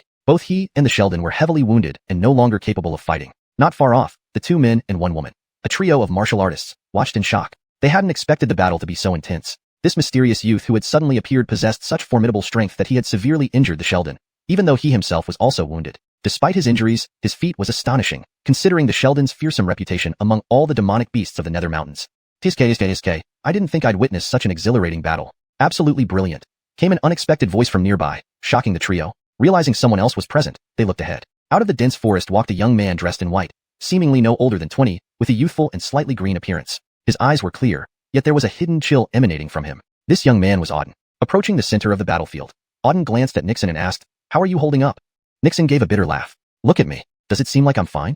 I probably won't recover in less than 10 to 15 days. This beast is really something. I used all my strength, yet I couldn't kill it. Instead, it wounded me." He had indeed exerted all his efforts, but failed to defeat the Sheldon and ended up injured. The wolf was undoubtedly terrifying. Auden laughed heartily. "Don't belittle yourself. You're already very strong. This is a Sheldon, a frightening existence among demonic beasts. Even a regular fiend general would likely be no match for it. Yet, you managed to severely injure it, and I admire you for that."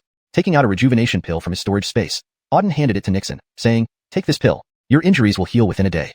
6th rank rejuvenation pill? It's actually a 6th rank rejuvenation pill. Upon seeing the pill Auden offered, Nixon's eyes widened in shock. Auden casually handed him a 6th rank elixir. In the entire northern region, 6th rank elixirs were of exceptionally high grade. Only alchemists of the 6th rank or higher could produce them. Across the northern region, one could count the number of 6th rank alchemists on one hand.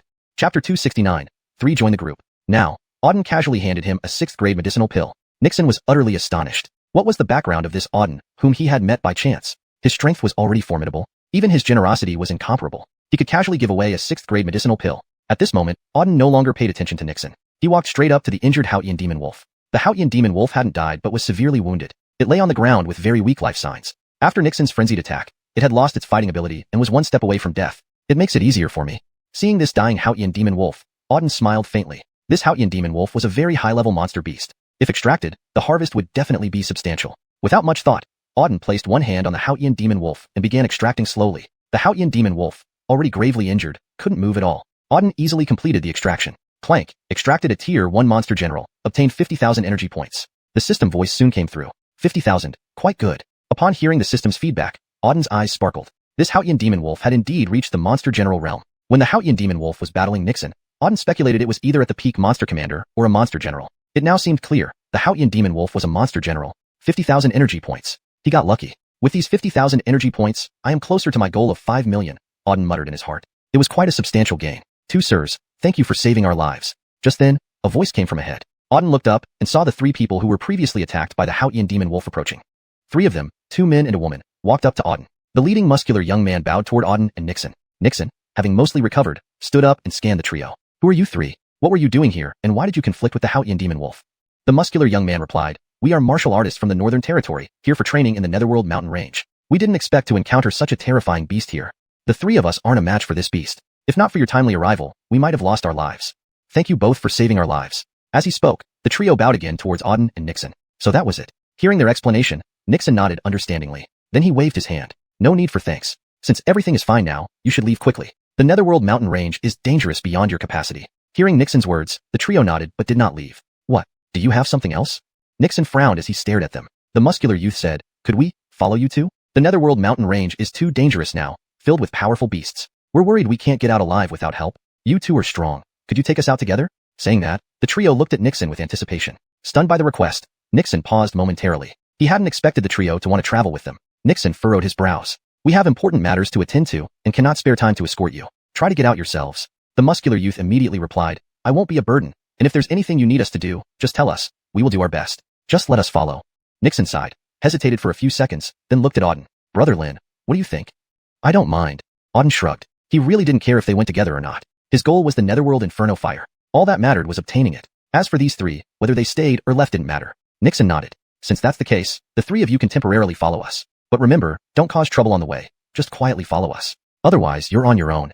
We understand, thank you, sirs, the muscular youth exclaimed gratefully. The other two also showed great excitement. They recognized the prowess of these two men. With their current strength, they couldn't safely leave the Netherworld mountain range on their own. But following these two significantly increased their chances of survival. Maybe even unexpectedly good fortune if luck was on their side. Continuing onward, as they delved deeper into the mountain range, the surrounding demonic aura grew increasingly intense. During this time, they encountered several more beast monsters. However, these beasts' power was generally within the monster commander realm. Beasts of this level posed no threat to them. Auden didn't even bother intervening. The trio handled them. These newly joined youths, seemingly eager to impress Auden and Nixon, were quite proactive.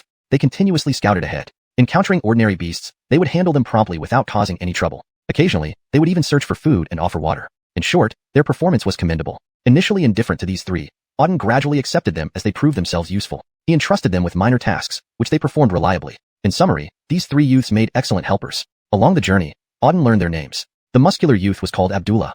Another slender youth was named Paxton, and the petite and beautiful girl was Rona. All three came from a sect called the Mystic Light Sect. The Mystic Light Sect wasn't obscure in the Northern Territory. It possessed considerable overall strength, ranking among the top 10 sects in the Northern Territory, a first-rate sect. Auden hadn't expected these three to hail from the Mystic Light Sect. Hashtag Chapter 270, The Secret of Mount Tai. Since you are disciples of the xuanhuan sect, why did you choose to enter such a dangerous place as the Jiuyou Mountains for training? As far as I know, your xuanhuan sect has its own dedicated training grounds. After learning the identities of these three individuals, Amos asked curiously. Well, upon hearing Amos's question, Abdullah scratched his head, somewhat awkwardly saying, Brother Amos, actually, the Jiuyou Mountains aren't usually very dangerous. Disciples from our xuanhuan sect and other nearby sects often come here for training. It's just that recently, there have been rumors about the 9 Abyss Inferno fire spreading within the Jiuyou Mountains, which attracted many experts. This has made the area much more perilous. Additionally, because many human martial artists entered the mountains, the beasts within have become agitated, increasing the danger exponentially. All this culminated in the current situation. If it were under normal circumstances, with our three's strength, we could have roamed freely in the Jiuyou Mountains. But now, due to various unexpected events, we encountered dangers within the mountains. Abdullah spoke at length. After he finished, Amos nodded understandingly. It was still because of the 9 Abyss Inferno fire. The appearance of the 9 Abyss Inferno fire had caused significant changes in the entire Jiuyou Mountains. This was understandable. After all, the 9 Abyss Inferno fire was the most important thing in the Jiuyou Mountains. Granvilles, if I'm not mistaken, you two must have also come to the Jiuyou Mountains for the 9 Abyss Inferno fire, right? At this moment, Abdullah looked up, staring intently at Auden and Amos. How do you know that? Hearing Abdullah's words, Amos's eyebrows furrowed slightly as he scrutinized him. Amos chuckled awkwardly, saying, actually, it's nothing surprising. Entering the Jiuyou Mountains at this time can only be for the 9 Abyss Inferno fire. What else could it be? Moreover, given Granville's formidable strength, the only thing attractive enough in the Jiuyou Mountains would be the 9 Abyss Inferno fire. Amos glanced coolly at Abdullah, adding, sometimes, knowing too much isn't necessarily a good thing. It might even cost you your life. I understand. Abdullah nodded, saying, I have my reasons for mentioning this. If both Granvilles really came here for the 9 Abyss Inferno fire, perhaps I can help. Help? Upon hearing Abdullah's words, Amos's pupils narrowed instantly. He stared directly at Abdullah, asking, what kind of help? Abdullah said solemnly, I do know a bit about the 9 Abyss Inferno fire. The precise location of the 9 Abyss Inferno fire is in a highly secretive volcano at the core of the mountains. Surrounding this volcano are extremely powerful restrictions. Ordinary people cannot get anywhere near it. Even some relatively powerful martial artists find it hard to approach the volcano. Anyone within 100 meters will be incinerated by its flames. No matter how powerful one is, they cannot withstand the intense heat. That's why, for billions of years, no one has been able to take the 9 Abyss Inferno fire out of the Jiuyou Mountains.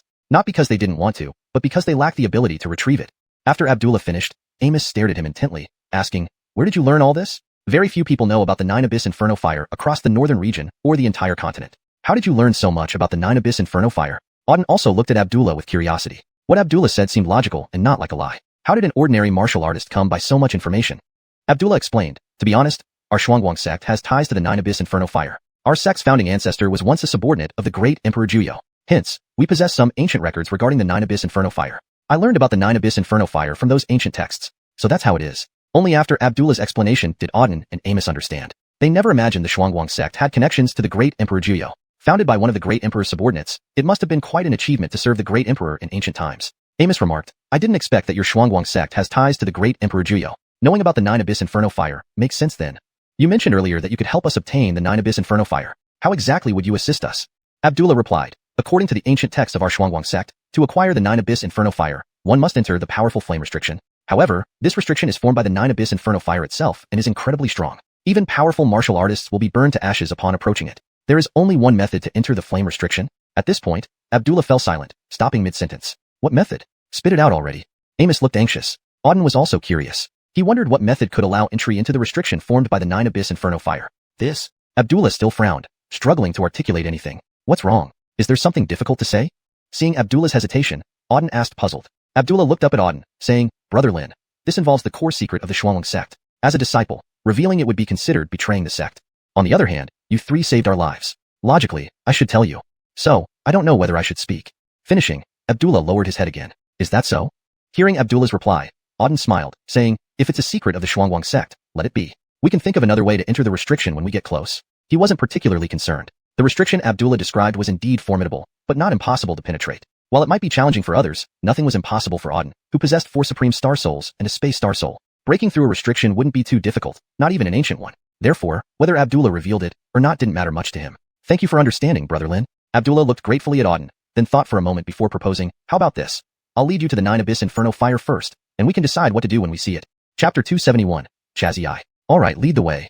Amos said. Hansen nodded without further ado and swiftly moved forward. Auden, Amos, and the other 2 closely followed behind him. It seemed that Hansen was quite familiar with the Netherworld mountains. He proceeded ahead without any hesitation, leading Auden and Amos through the forest at a rapid pace. As they moved forward, Auden noticed that there were still many people walking in the same direction as them. Obviously, these people's goal was also the Netherworld Infernal Flame. There were quite a number of them. In just half a day, at least dozens of individuals sped past. Auden roughly assessed the strength of these people. To say the least, they were all fairly powerful. Most were at the 7th or 8th level Star Martial realm. The stronger ones had even reached the Star General realm. In just this half-day time, Auden saw at least 4 or 5 Star General level martial artists. There are indeed quite a few experts who have come to vie for the Netherworld Infernal Flame. Auden murmured to himself upon seeing these powerful martial artists streak past. Given his strength, currently no Star Martial level martial artist could pose a threat to him. However, it was different for Star General level martial artists. Since he hadn't fought against Star General level experts before, Auden wasn't certain how strong they were. But he had a vague feeling that, given his current strength, dealing with ordinary Star Generals shouldn't be an issue. While deep in thought,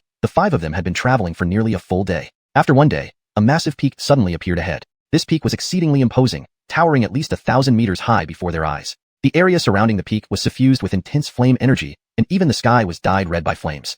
With the peak at its center, the temperature around it was extremely high. Just approaching the peak from several kilometers away, Auden felt the intense heat. A volcano. Auden scanned the mountain with a grave expression. Clearly, this was a volcano. Moreover, it was an active volcano brimming with formidable flame power. When Auden and Amos approached this volcano, he suddenly noticed that numerous people were already standing around the volcano. All around the enormous volcano, there were countless figures, hundreds, it seemed, and their gazes were fixated on the volcano. So many people.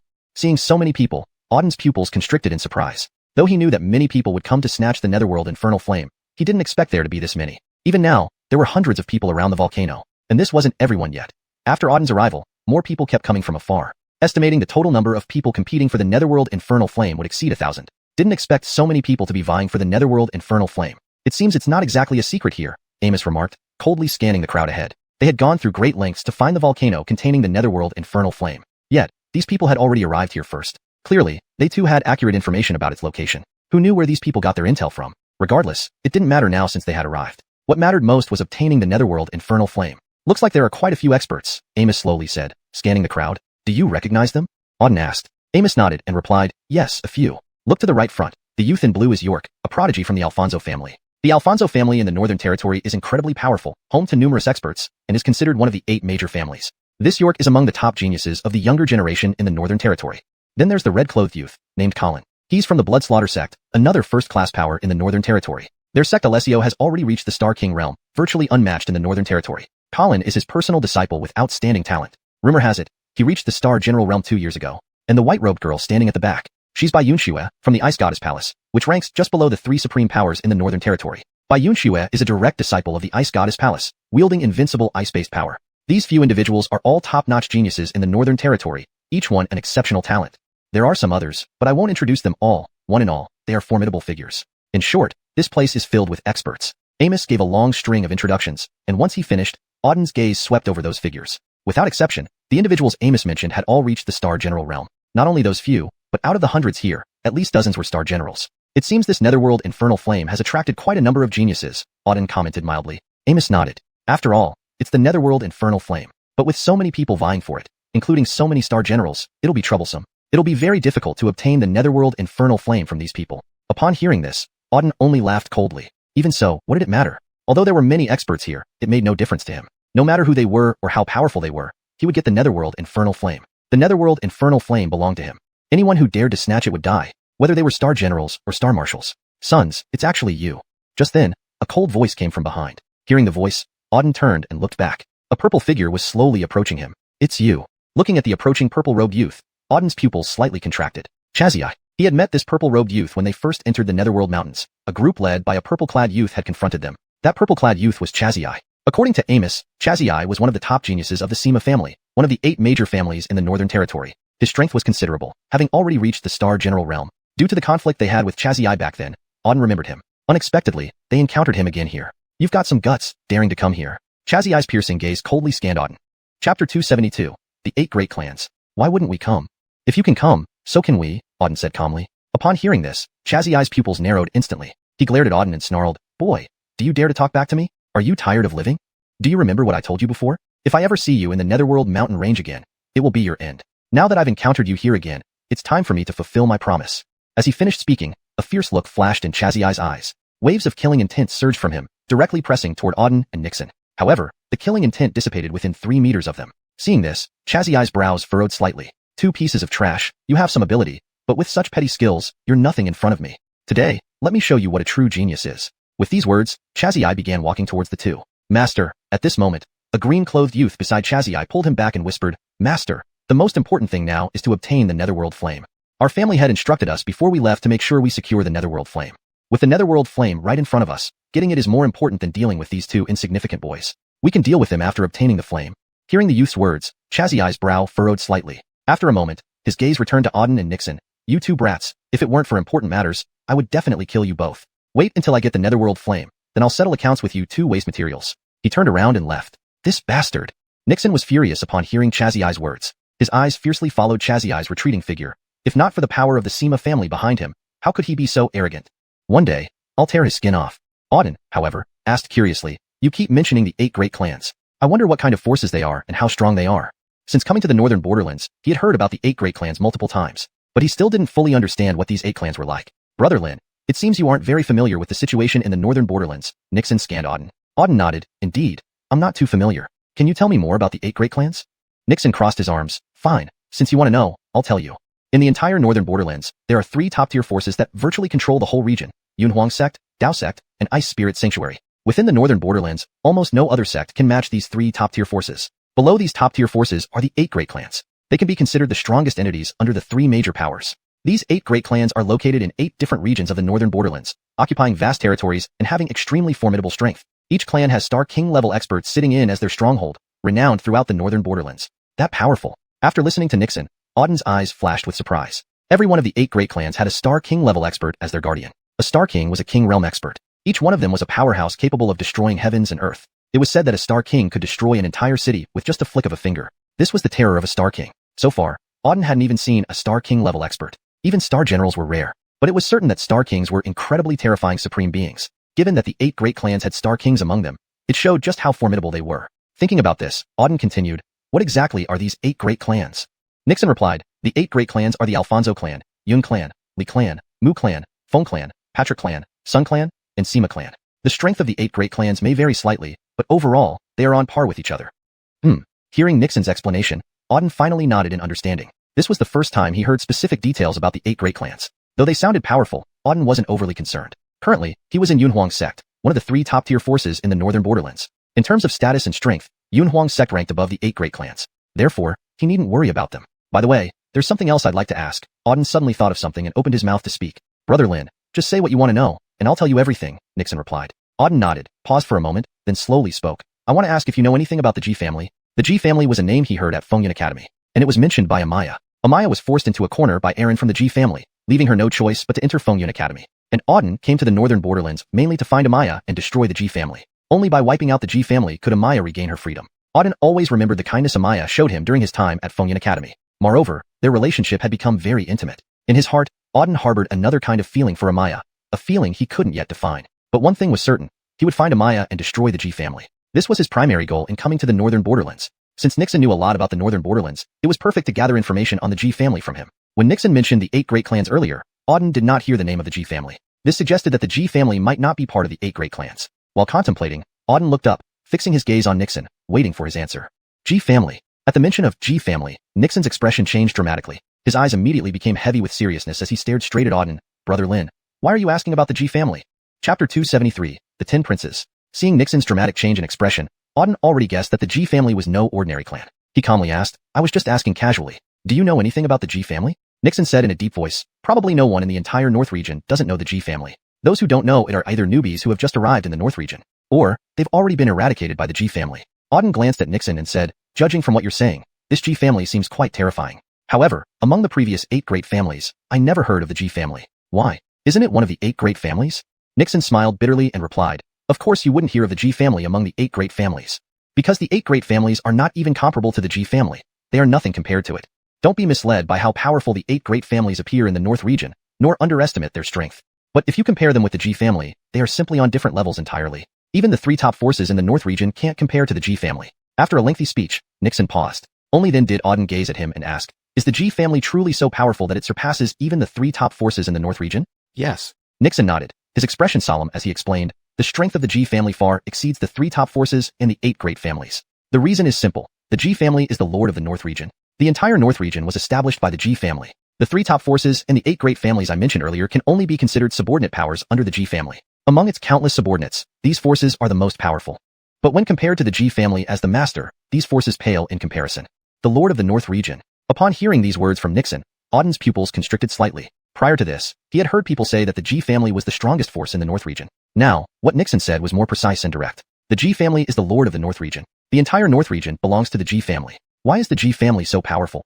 Auden asked curiously, frowning. In the whole North region, the G family stands supreme. Other forces cannot match up to it at all. Why is the G family so powerful? This has a long history. The G family's current might is the result of countless years of development. The existence of the G family dates back a long time. In ancient times, it was an extremely powerful family among the human race, producing several top-tier experts whose influence shook the world. In that era, the G family led the human race and could even be considered the ruler of the humans.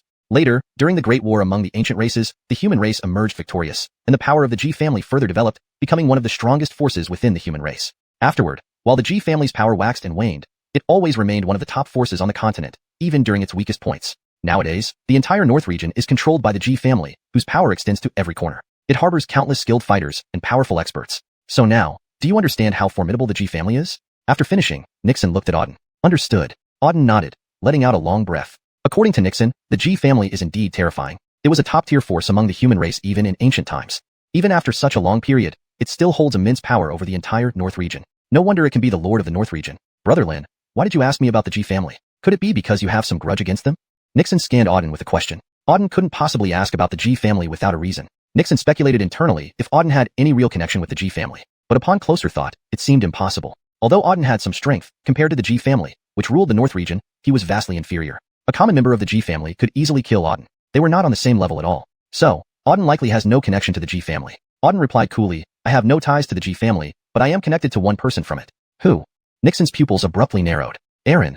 Auden slowly uttered a name. Aaron was the one who forced Amaya into submission. According to Amaya, she once had a marriage arrangement with Aaron. However, this marriage wasn't of her own will. It was forced upon her by the G family behind Aaron. Due to this marriage contract, Amaya fled to Fengyun Academy in Tianfeng Kingdom. Ultimately, she was still found by Aaron. At Fengyun Academy, Aaron repeatedly threatened Auden and even attacked him directly. Auden vividly remembered the first time he met Aaron, who struck him with a palm, severely injuring him. That scene would forever be etched in his memory. At that moment, he silently vowed to kill Aaron at all costs one day, not just for Amaya, but for himself as well. Since arriving in the North region, he hasn't encountered Aaron yet. But Auden knew that eventually, he would find him and slay him. Seemingly sensing the killing intent emanating from Auden, Nixon's face changed slightly as he stared at Auden and asked, Brother Lin, did you just mention Aaron? That's right, Aaron. Auden confirmed, do you know him? Nixon nodded gravely and replied, yes, of course I do. How could I not recognize such a top-notch genius with such a prestigious background? Aaron is one of the 10 princes of the North region, one of the most elite geniuses among billions of youths, and the idol in every martial artist's heart. How could I not know someone like him? As Nixon spoke, admiration flashed in his eyes. Even he held immense reverence for the 10 princes of the North region. Although he himself was also a genius, compared to the 10 princes, he was like dirt to heaven. The 10 princes of the North region are gods in everyone's hearts. 10 princes of the North region? Auden had also heard this title. He curiously asked, what are the 10 princes of the North region? You've never heard of the 10 princes of the North region? Hearing this, Nixon's eyes widened in shock as he gazed at Auden with disbelief, as if looking at a fool. There are actually people in the North region who don't know the 10 princes. Is Auden a wild man from the deep mountains? Chapter 274, Flames Emerge. Even a fool would know of the 10 noble sons of the North. Auden shrugged and said, I really don't know who the 10 noble sons of the North are. Introduce them to me. Are they very strong? Nixon let out a bitter laugh and said, "Can the word strong even describe the 10 noble sons? They're freaks." The 10 noble sons represent the 10 most powerful, most talented, and most terrifying young men in the North. These 10 individuals each possess extraordinarily gifted talents, incomparably formidable strength, and unparalleled potential. Despite their youth, their power has reached an inconceivable level, rivaling that of senior warriors. Indeed, some of the 10 noble sons surpass certain elder powerhouses. They are the idols of all the young generation in the North. Now you should understand just how formidable the 10 noble sons of the North are. Nixon spoke at length, and only after he finished did Auden nod in understanding. According to Nixon's description, these 10 noble sons were truly extraordinary. The 10 most powerful youths in the North. One must consider that the North is immensely vast. There are certainly tens of billions among the young generation. To be in the top 10 from amongst those tens of billions, the difficulty was immense. I didn't expect Aaron's reputation to be this huge. The 10 noble sons of the North, interesting. Auden remarked coldly. He already knew that Aaron was very powerful and had a certain status within the North. But he hadn't anticipated that Aaron was this powerful. No wonder he dared to force a marriage proposal upon Amaya. With such strength and connections in the North, what could he not do? With this thought, Auden raised his head and asked Nixon, "Do you know what specific levels of power the 10 noble sons have?" Since the 10 noble sons were so remarkable, Auden felt curious about just what realm they had attained and how strong they actually were. Nixon spoke in a solemn voice. The power of the 10 noble sons has always been a mystery. Since they are the strongest and highest-ranked figures in the North, they rarely show up publicly. So, almost no one knows their exact strength. However, based on rumors, the 10 noble sons' strength is at least at the Star King realm. One can't become one of the 10 noble sons without being at the Star King realm. Star King. Upon hearing this, Auden's pupils constricted sharply. That powerful? He had imagined that the so-called 10 noble sons wouldn't be much higher than the Star General realm. He hadn't expected them to reach the Star King realm. If that were true, it was indeed terrifying. Reaching Star King around the age of 20, truly a heaven-defying genius. He himself had decent talent but currently was only at the 5th level Star Captain, not even reaching the Star General realm. Though Auden's real combat strength was equivalent to a Star General, his cultivation realm was still just Star Captain. It was a long way from reaching Star King. It seems I need to focus on my cultivation. At least, I should aim for the Star General realm. Otherwise, if I encounter Aaron again, it might be dangerous, Auden murmured to himself. Although his current strength was commendable, there was still a considerable gap between him and the elite geniuses. Thus, he needed to cultivate diligently to eventually defeat Aaron. Beside him, Nixon looked curiously at Auden and said, "Brother Lin, do you and Aaron have no grudge between you? Why does it seem like your expression changes when mentioning Aaron?" Auden gave Nixon a faint glance and replied, "No, as a nobody, how could I possibly have any conflict with one of the 10 noble sons, Aaron? You're overthinking."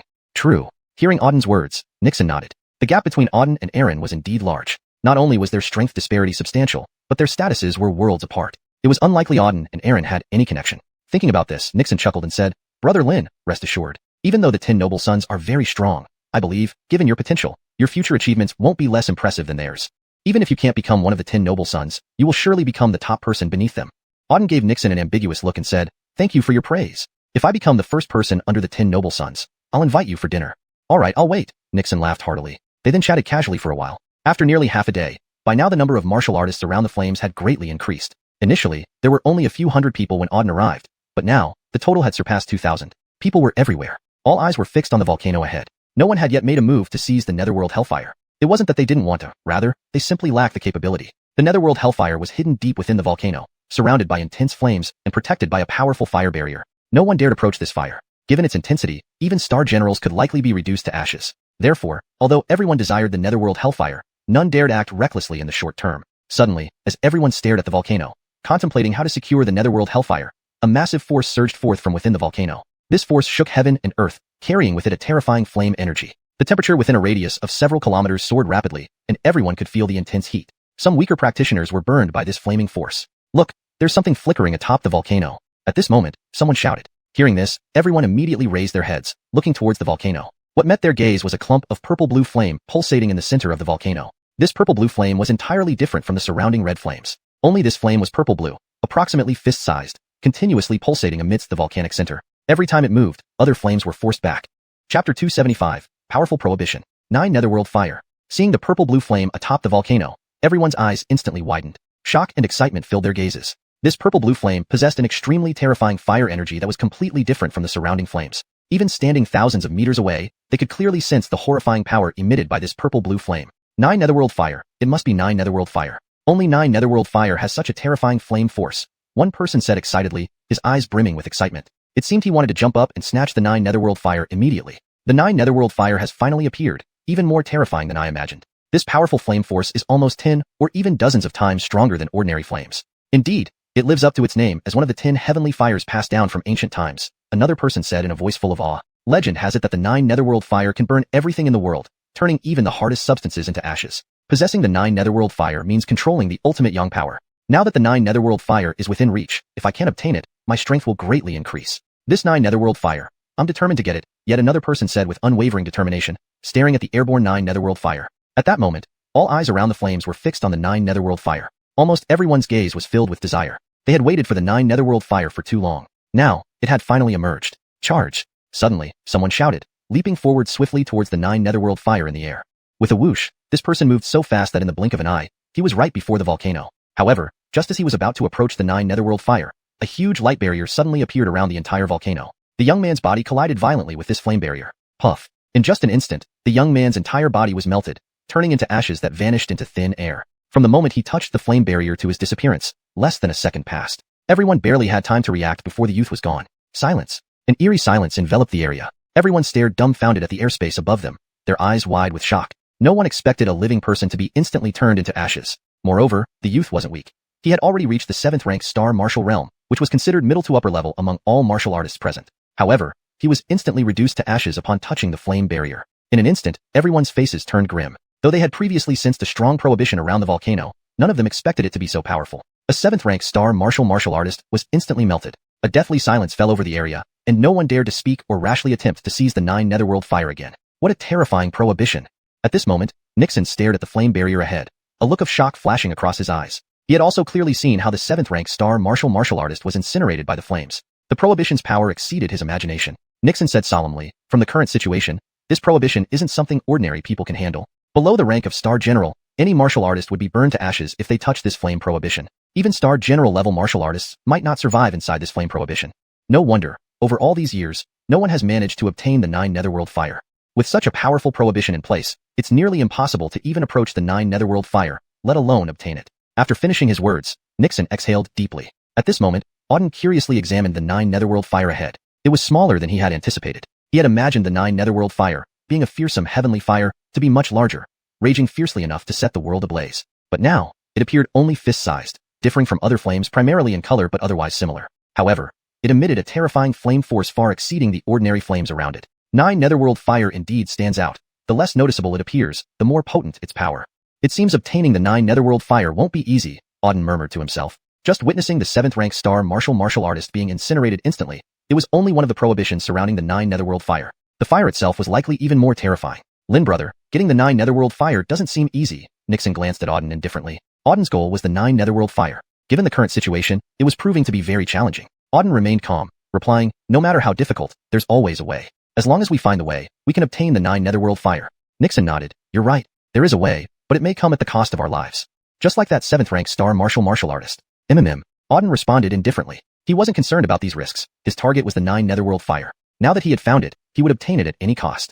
Ladies and gentlemen, just as everyone was deep in thought about the 9 Netherworld fire, a voice suddenly came from the front center. Looking up upon hearing the voice, they saw a young man with a sinister appearance. Corey. Seeing this sinister-faced youth, Nixon's pupils contracted slightly. This was Corey. Standing at the center, Corey scanned the crowd, then spoke slowly. Everyone is here for the 9 Netherworld fire, and we needn't elaborate on that. Earlier, everyone saw what happened.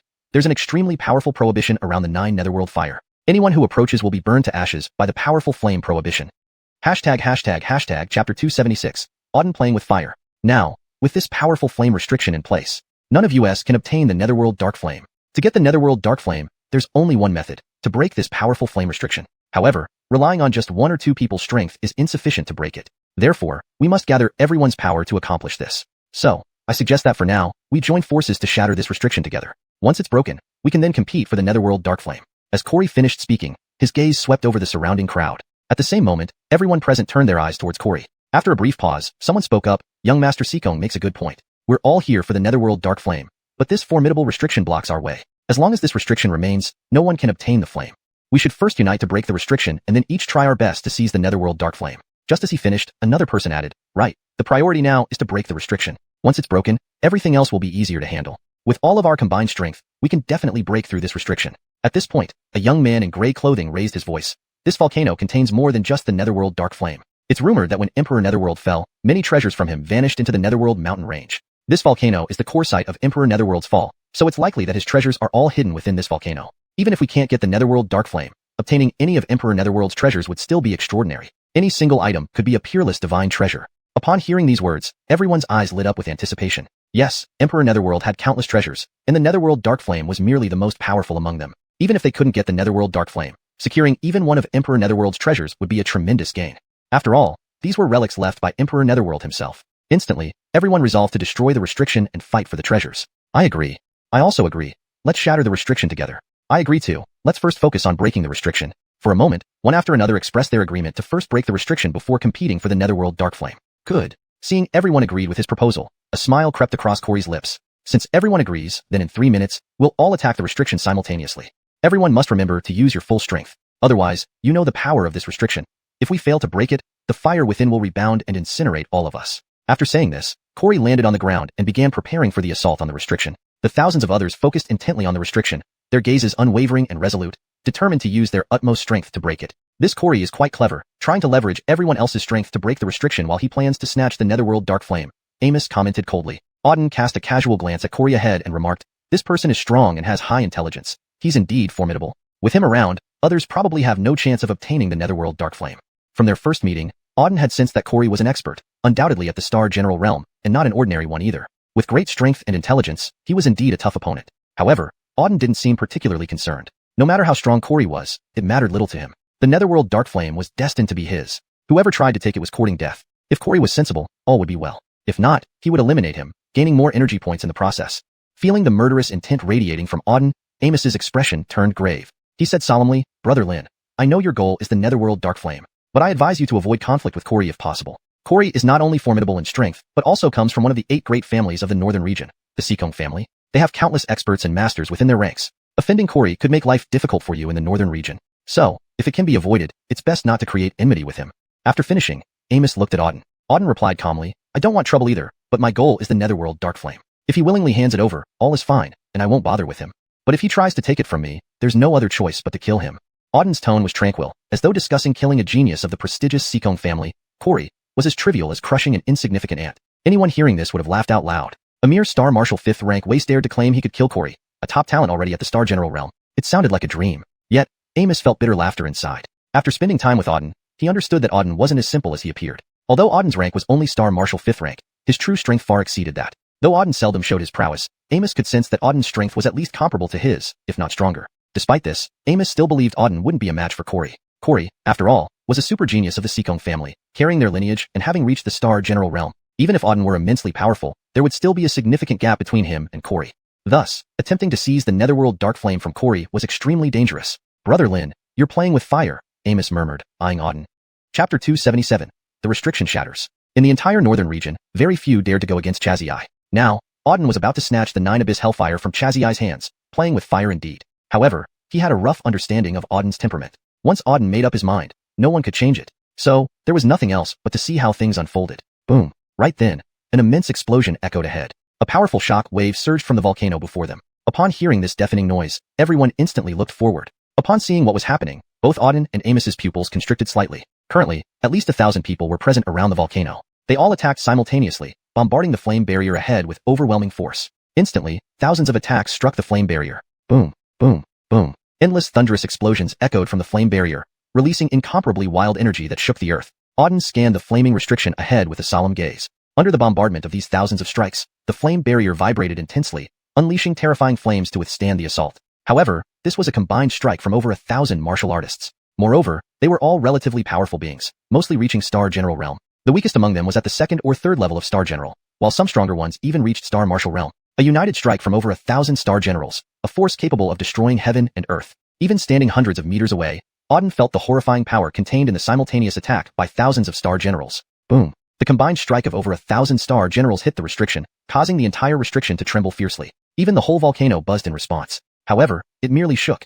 It did not shatter. Conversely, after this intense strike, the volcano's flames began to rage uncontrollably. Flames surged, igniting the sky within several 10,000-meter radius. The intense heat rose rapidly, burning anyone weaker into critical injuries. Even the stronger individuals felt extremely uncomfortable under the dense flames.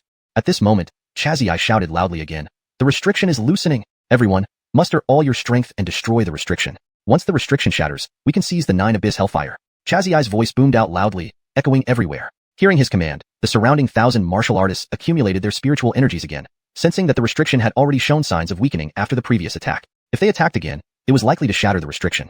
Attack. With Chazzy's roar, thousands gathered all their inner spiritual energies and bombarded the flame restriction once more. Boom. In an instant, thousands of attacks bombarded the flame barrier, shaking it intensely. Powerful spiritual forces surged outwards. Space itself quivered as strong flames also surged from the core, resisting these attacks. The two forces equally matched, deadlocked for the moment. Crack, crack, crack. After dozens of moments, a series of crisp cracking sounds emerged from the flame barrier. Upon hearing the cracks, Auden and Amos looked up immediately. As they saw clearly, Auden's eyes flickered with surprise. Under the frenzied bombardment of thousands of attacks, the flame barrier had developed numerous cracks. With increasing force, these cracks kept extending. At first, only a couple appeared, now numbering in the thousands. The entire flame barrier seemed full of cracks, emitting sharp, crackling noises. This restriction will likely shatter soon, said Amos seriously. Yeah, replied Auden, nodding faintly. Within a minute, this flame barrier would definitely shatter. Amos said gravely, Lin brother, after the barrier shatters, these people will surely compete fiercely for the 9 Abyss Hellfire. Be cautious. Though the Hellfire is important, life is more crucial. If you cannot seize it, don't force yourself. There will be other opportunities. Hearing Amos's words, Auden's lips curled up in a slight smile, glancing at him casually. Don't worry, I know what to do. I won't throw my life away. He turned back to look at the 9 Abyss Hellfire. Sighing, Amos acknowledged Auden's reassurance, but thought Auden might be the most reckless once the Hellfire appeared. Boom, boom, boom. Even as they spoke, terrifying energy still bombarded from the sky ahead. Under continuous strikes, the flame barrier teetered on the edge of collapse. Boom. After another intense tremor, the flame barrier finally shattered. At the same time, a formidable flame force erupted, igniting the entire 9 Abyss mountain range. Rolling flames spread ceaselessly. For tens of thousands of meters around, everything was enveloped in flames, including the skies. Many weaker ones were incinerated instantly upon the barrier's shattering. When the flame's intensity slightly diminished, countless figures dashed out from around the volcano toward its center, the location of the 9 Abyss Hellfire. Zoom. A youth in a green robe was the first to reach the 9 Abyss Hellfire. Chapter 278. Bernie makes a move. The 9 Nether Hellfire is mine. The Malcolm grew extraordinarily excited as he approached the 9 Nether Hellfire. He lunged toward it without hesitation. Boom. However, before he could grab it, a terrifying force surged from behind. Before the Malcolm could react, violent spiritual energy struck his back. Immediately after, he was blasted into the flames and turned to ashes instantly. The attacker was a Horatio. After killing the Malcolm, he sneered and dashed towards the 9 Nether Hellfire. However, just as he was about to get close, dozens of people rushed out from all directions and attacked him fiercely. Swish, swish, swish. Dozens of sword beams slashed at the green-robed man, puncturing his body like a honeycomb within seconds. The green-robed man was dead. No sooner had the green-robed man died than dozens more people charged straight for the 9 Nether Hellfire. But not a single person managed to seize it. Anyone who got close immediately became the target of everyone else's attacks and was killed instantly. In a short period, dozens of people had been blasted into the fire below, turning into ashes. The volcanic area and the entire 9 Nether mountain range were now engulfed in flames. Anyone falling in would almost certainly perish unless they were extremely powerful. So at this moment, all martial artists flew in midair, madly rushing towards the 9 Nether Hellfire to seize it. Around the 9 Nether Hellfire, at least 1,000 people were fighting each other in chaos. These thousands of people didn't care who their opponents were or how strong they were. As long as someone got close to the 9 Nether Hellfire, they would all attack that person until they were killed before moving on to others, trying to seize the 9 Nether Hellfire themselves. But with too many people in the sky and the situation incredibly complex, no one could take the 9 Nether Hellfire away. Anyone who grabbed it was instantly killed, only for the 9 Nether Hellfire to fall into another person's hands, who would then be surrounded and attacked again. For a moment, the sky was filled with shouts of battle, descending into utter chaos. People kept falling into the flames below, turning into ashes. Within 10 minutes, hundreds had already been killed. The remaining few hundred continued to fight ferociously in the air for the 9 Nether Hellfire. Swoosh. Just as everyone continued to compete for it, a stunning surge of power suddenly emerged from below. Then, a figure broke through countless attacks and rushed towards the 9 Nether Hellfire. This person grabbed it directly upon approaching. The 9 Nether Hellfire is mine. Who dares to challenge me? I'll leave them dead and dismembered. Upon securing the 9 Nether Hellfire, this person bellowed loudly. Everyone charged towards him when they saw this figure. When they realized who it was, everyone's expressions changed dramatically. Dressed in blue, this person radiated a sharp gaze and a formidable aura of spiritual energy. York. It's York from the Alfonso family. One person said grimly upon seeing the blue-robed youth. York. At the sound of this name, everyone's faces flashed with serious expressions. York was from the Alfonso family and was their top prodigy. The Alfonso family was one of the 8 major families of the Northern Territory, a powerful and influential family. Seeing York obtain the 9 Nether Hellfire made many hesitate, unsure of what to do next. If it were anyone else, they would have charged forward and tried to seize it right away. But York was not only powerful but also had an immense backing. Trying to snatch the 9 Nether Hellfire from him was far too risky. For a moment, everyone stared at each other, unsure of their next move. Himph, a bunch of trash, York snorted. Looking around at the hesitant crowd, holding the 9 Nether Hellfire, he turned and began to walk away. Stop right there.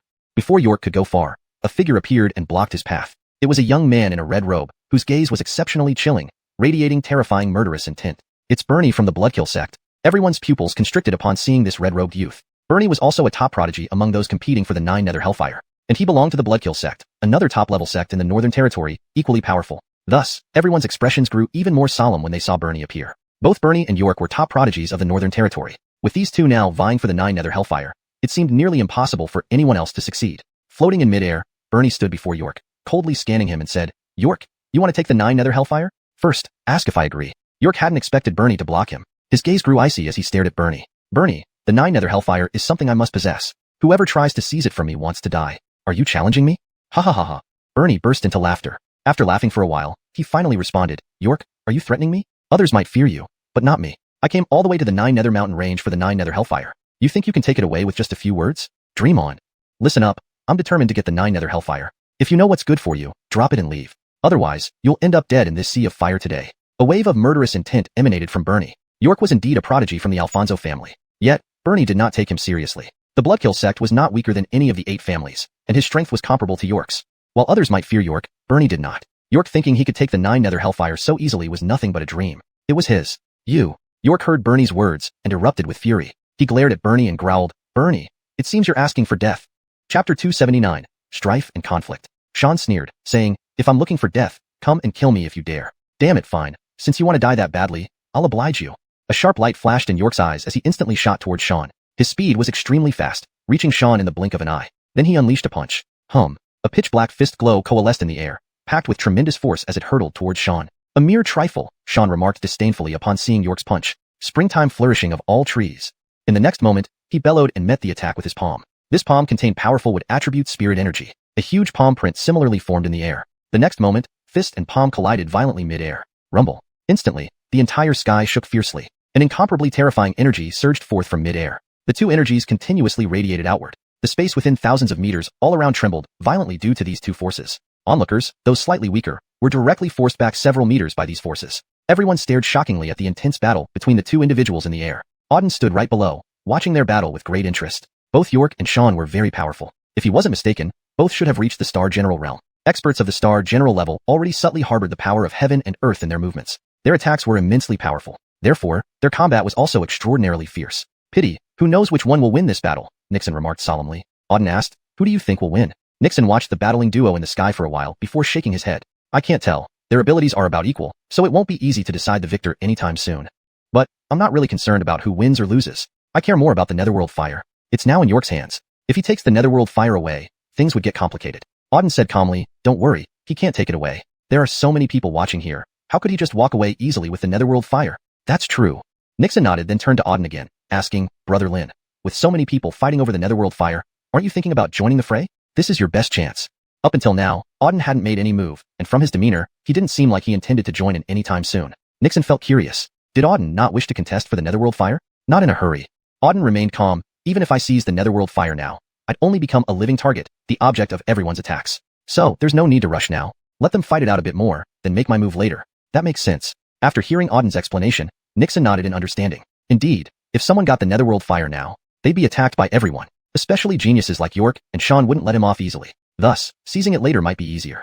Rumble. While they spoke, another deafening explosion echoed from mid-air. Simultaneously, a terrifying surge of spiritual energy rumbled through. Sensing the intense spiritual energy fluctuations, Auden looked up immediately. He saw York and Sean collide once more after dozens of consecutive ferocious blows. The two forces clashed spectacularly in the sky. After dozens of breaths, the formidable spiritual energies simultaneously exploded. Bang, bang. York and Sean were forced back hundreds of meters by the powerful spiritual energy impact. Meanwhile, the Netherworld Fire originally held by York was thrown into the air. "Seize it." Seeing the Netherworld Fire airborne once more, everyone around went mad, attempting to seize it. They hadn't dared interfere when York and Sean were contending, but now that both were pushed back, the Netherworld Fire became ownerless again. Hence, they rushed forward again. This was the best chance to grab the Netherworld Fire. If they didn't act now, they'd lose the opportunity. Whoosh, whoosh, whoosh. In an instant, hundreds of people rushed skyward, trying to seize the Netherworld Fire. Just as everyone prepared to contend for the Netherworld Fire, suddenly, a horrifying aura surged up from below. Whoosh. A massive sword beam slashed through the air. Swish, swish, swish. Wherever the sword beam passed, scores of people were instantly killed. Anyone close to the sword beam was mostly slaughtered. Even warriors tens of meters away suffered deep cuts when the sword beam passed by, sustaining significant injuries. Everyone gaped in astonishment at the single sword strike. Its power was immense. It had instantly slain dozens and wounded tens. Who could release such a powerful sword beam? Looking downward, everyone saw a young man in purple robes slowly soar into the sky, heading straight for the central Netherworld Fire. The terrifying sword beam just now came from this purple-robed youth. Anthony. Seeing this purple-robed youth, everyone's faces turned grave. It was actually Anthony. At the sight of Anthony, every face grew darker. Just as York and Sean were mutually weakened from fighting over the netherworld fire, they thought they'd have a chance to vie for it. But unexpectedly, Anthony appeared. Anthony was even tougher than York and Sean. From that horrifically powerful sword strike just now, Anthony's strength had reached an incredibly terrifying level. All around, everyone stared apprehensively at Anthony advancing ahead. As Anthony neared the netherworld fire, they didn't dare obstruct him. Seeing the motionless crowd around, Anthony sneered. He effortlessly flew before the netherworld fire, extended his hand gently, and grasped it firmly. The netherworld fire, about the size of a fist, leaped gently in his palm. Chapter 280, The Three Great Geniuses. The netherworld flame is mine. Alby's eyes sparkled with excitement as he gazed at the netherworld flame now within his grasp. He had entered the netherworld mountains for one purpose, to obtain the netherworld flame. And finally, it was in his hands. With this netherworld flame, my strength will certainly advance several realms. Furthermore, the netherworld flame can incinerate everything. Its power in actual combat is immense. Now that I have the netherworld flame, I would like to see who in the northern region dares to trouble me. Ha ha ha. As he spoke, Alby burst into loud laughter, his voice echoing endlessly around him. Everyone nearby could hear it clearly. To say the netherworld flame is yours now is premature. A voice suddenly interrupted from below. Hearing this, Alby's laughter stopped. He lowered his gaze to see two figures slowly ascending from below. Seeing these two approaching figures, Alby's pupils contracted sharply. It's you two, he said aloud. The figures rising from below were none other than York and Colin, who had been injured while fighting over the netherworld flame earlier. Now, seeing the flame in Alby's possession, they wasted no time flying up. The netherworld flame was something they must obtain.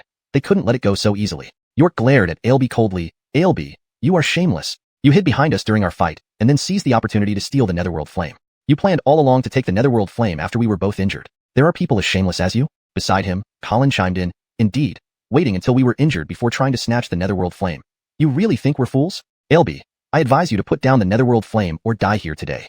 As they spoke, waves of intense killing intent emanated from both men. It infuriated them that Alby dared to try snatching their prize when they were weakened. Humph. In response to their threats, Alby sneered. The netherworld flame naturally belongs to the strongest. I've obtained it because I'm strong enough. What does it have to do with you two? The netherworld flame is already in my hands. If you think I'll give it up willingly, you're dreaming. You two should step aside if you know what's good for you, or you'll be buried in flames. Alby scanned them without fear. Although York and Colin were powerful and considered top-tier geniuses in the northern region, he wasn't intimidated by them. They were weaker now due to injuries sustained in battle. Alby, you dare to underestimate us? You're asking for death. York and Colin erupted in rage, their eyes fixed on Alby with deadly intent. Kill him, Colin shouted. After slaughtering Alby, we'll seize the netherworld flame. Agreed. York nodded. We'll kill him first. The netherworld flame must not fall into his hands.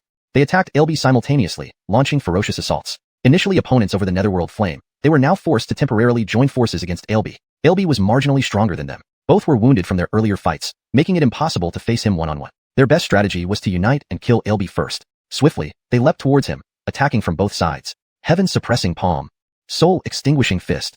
One palm and one fist charged with immense power hurtled towards Alby. Find death yourselves. Recognizing the threat, Alby's eyes gleamed fiercely as he channeled his spiritual energy. Nine Heaven's mystic palm. With a thunderous roar, he unleashed a palm strike powered by his entire might. A tremendous explosion resounded as the three forces collided mid-air. Alby's Nine Heaven's mystic palm versus the combined attacks of York and Colin. Shockwaves shook the entire volcano, and the raw spiritual energy spread out violently. Everything within a radius of several thousand meters was obliterated. Onlookers nearby were pushed back, some vomiting blood from the sheer force. Even the more formidable spectators felt discomfort from the clash of powers. Everyone watched in awe as the three geniuses battled intensely in the sky. This is the strength of celestial general-level warriors. Terrifying. Every move contained such formidable power. If I fought them, I'd be killed instantly, one spectator murmured. These three have all reached the celestial general level, renowned geniuses of the northern region. Such battles rarely happen. To witness the peak showdown between these three great geniuses, even if I don't get the netherworld flame, it's worth it, another added. I wonder who will win this battle. Colin and York are teamed up against Alby, but they are all at the celestial general level, with roughly equal strength. However, Colin and York are injured, while Alby is at peak condition.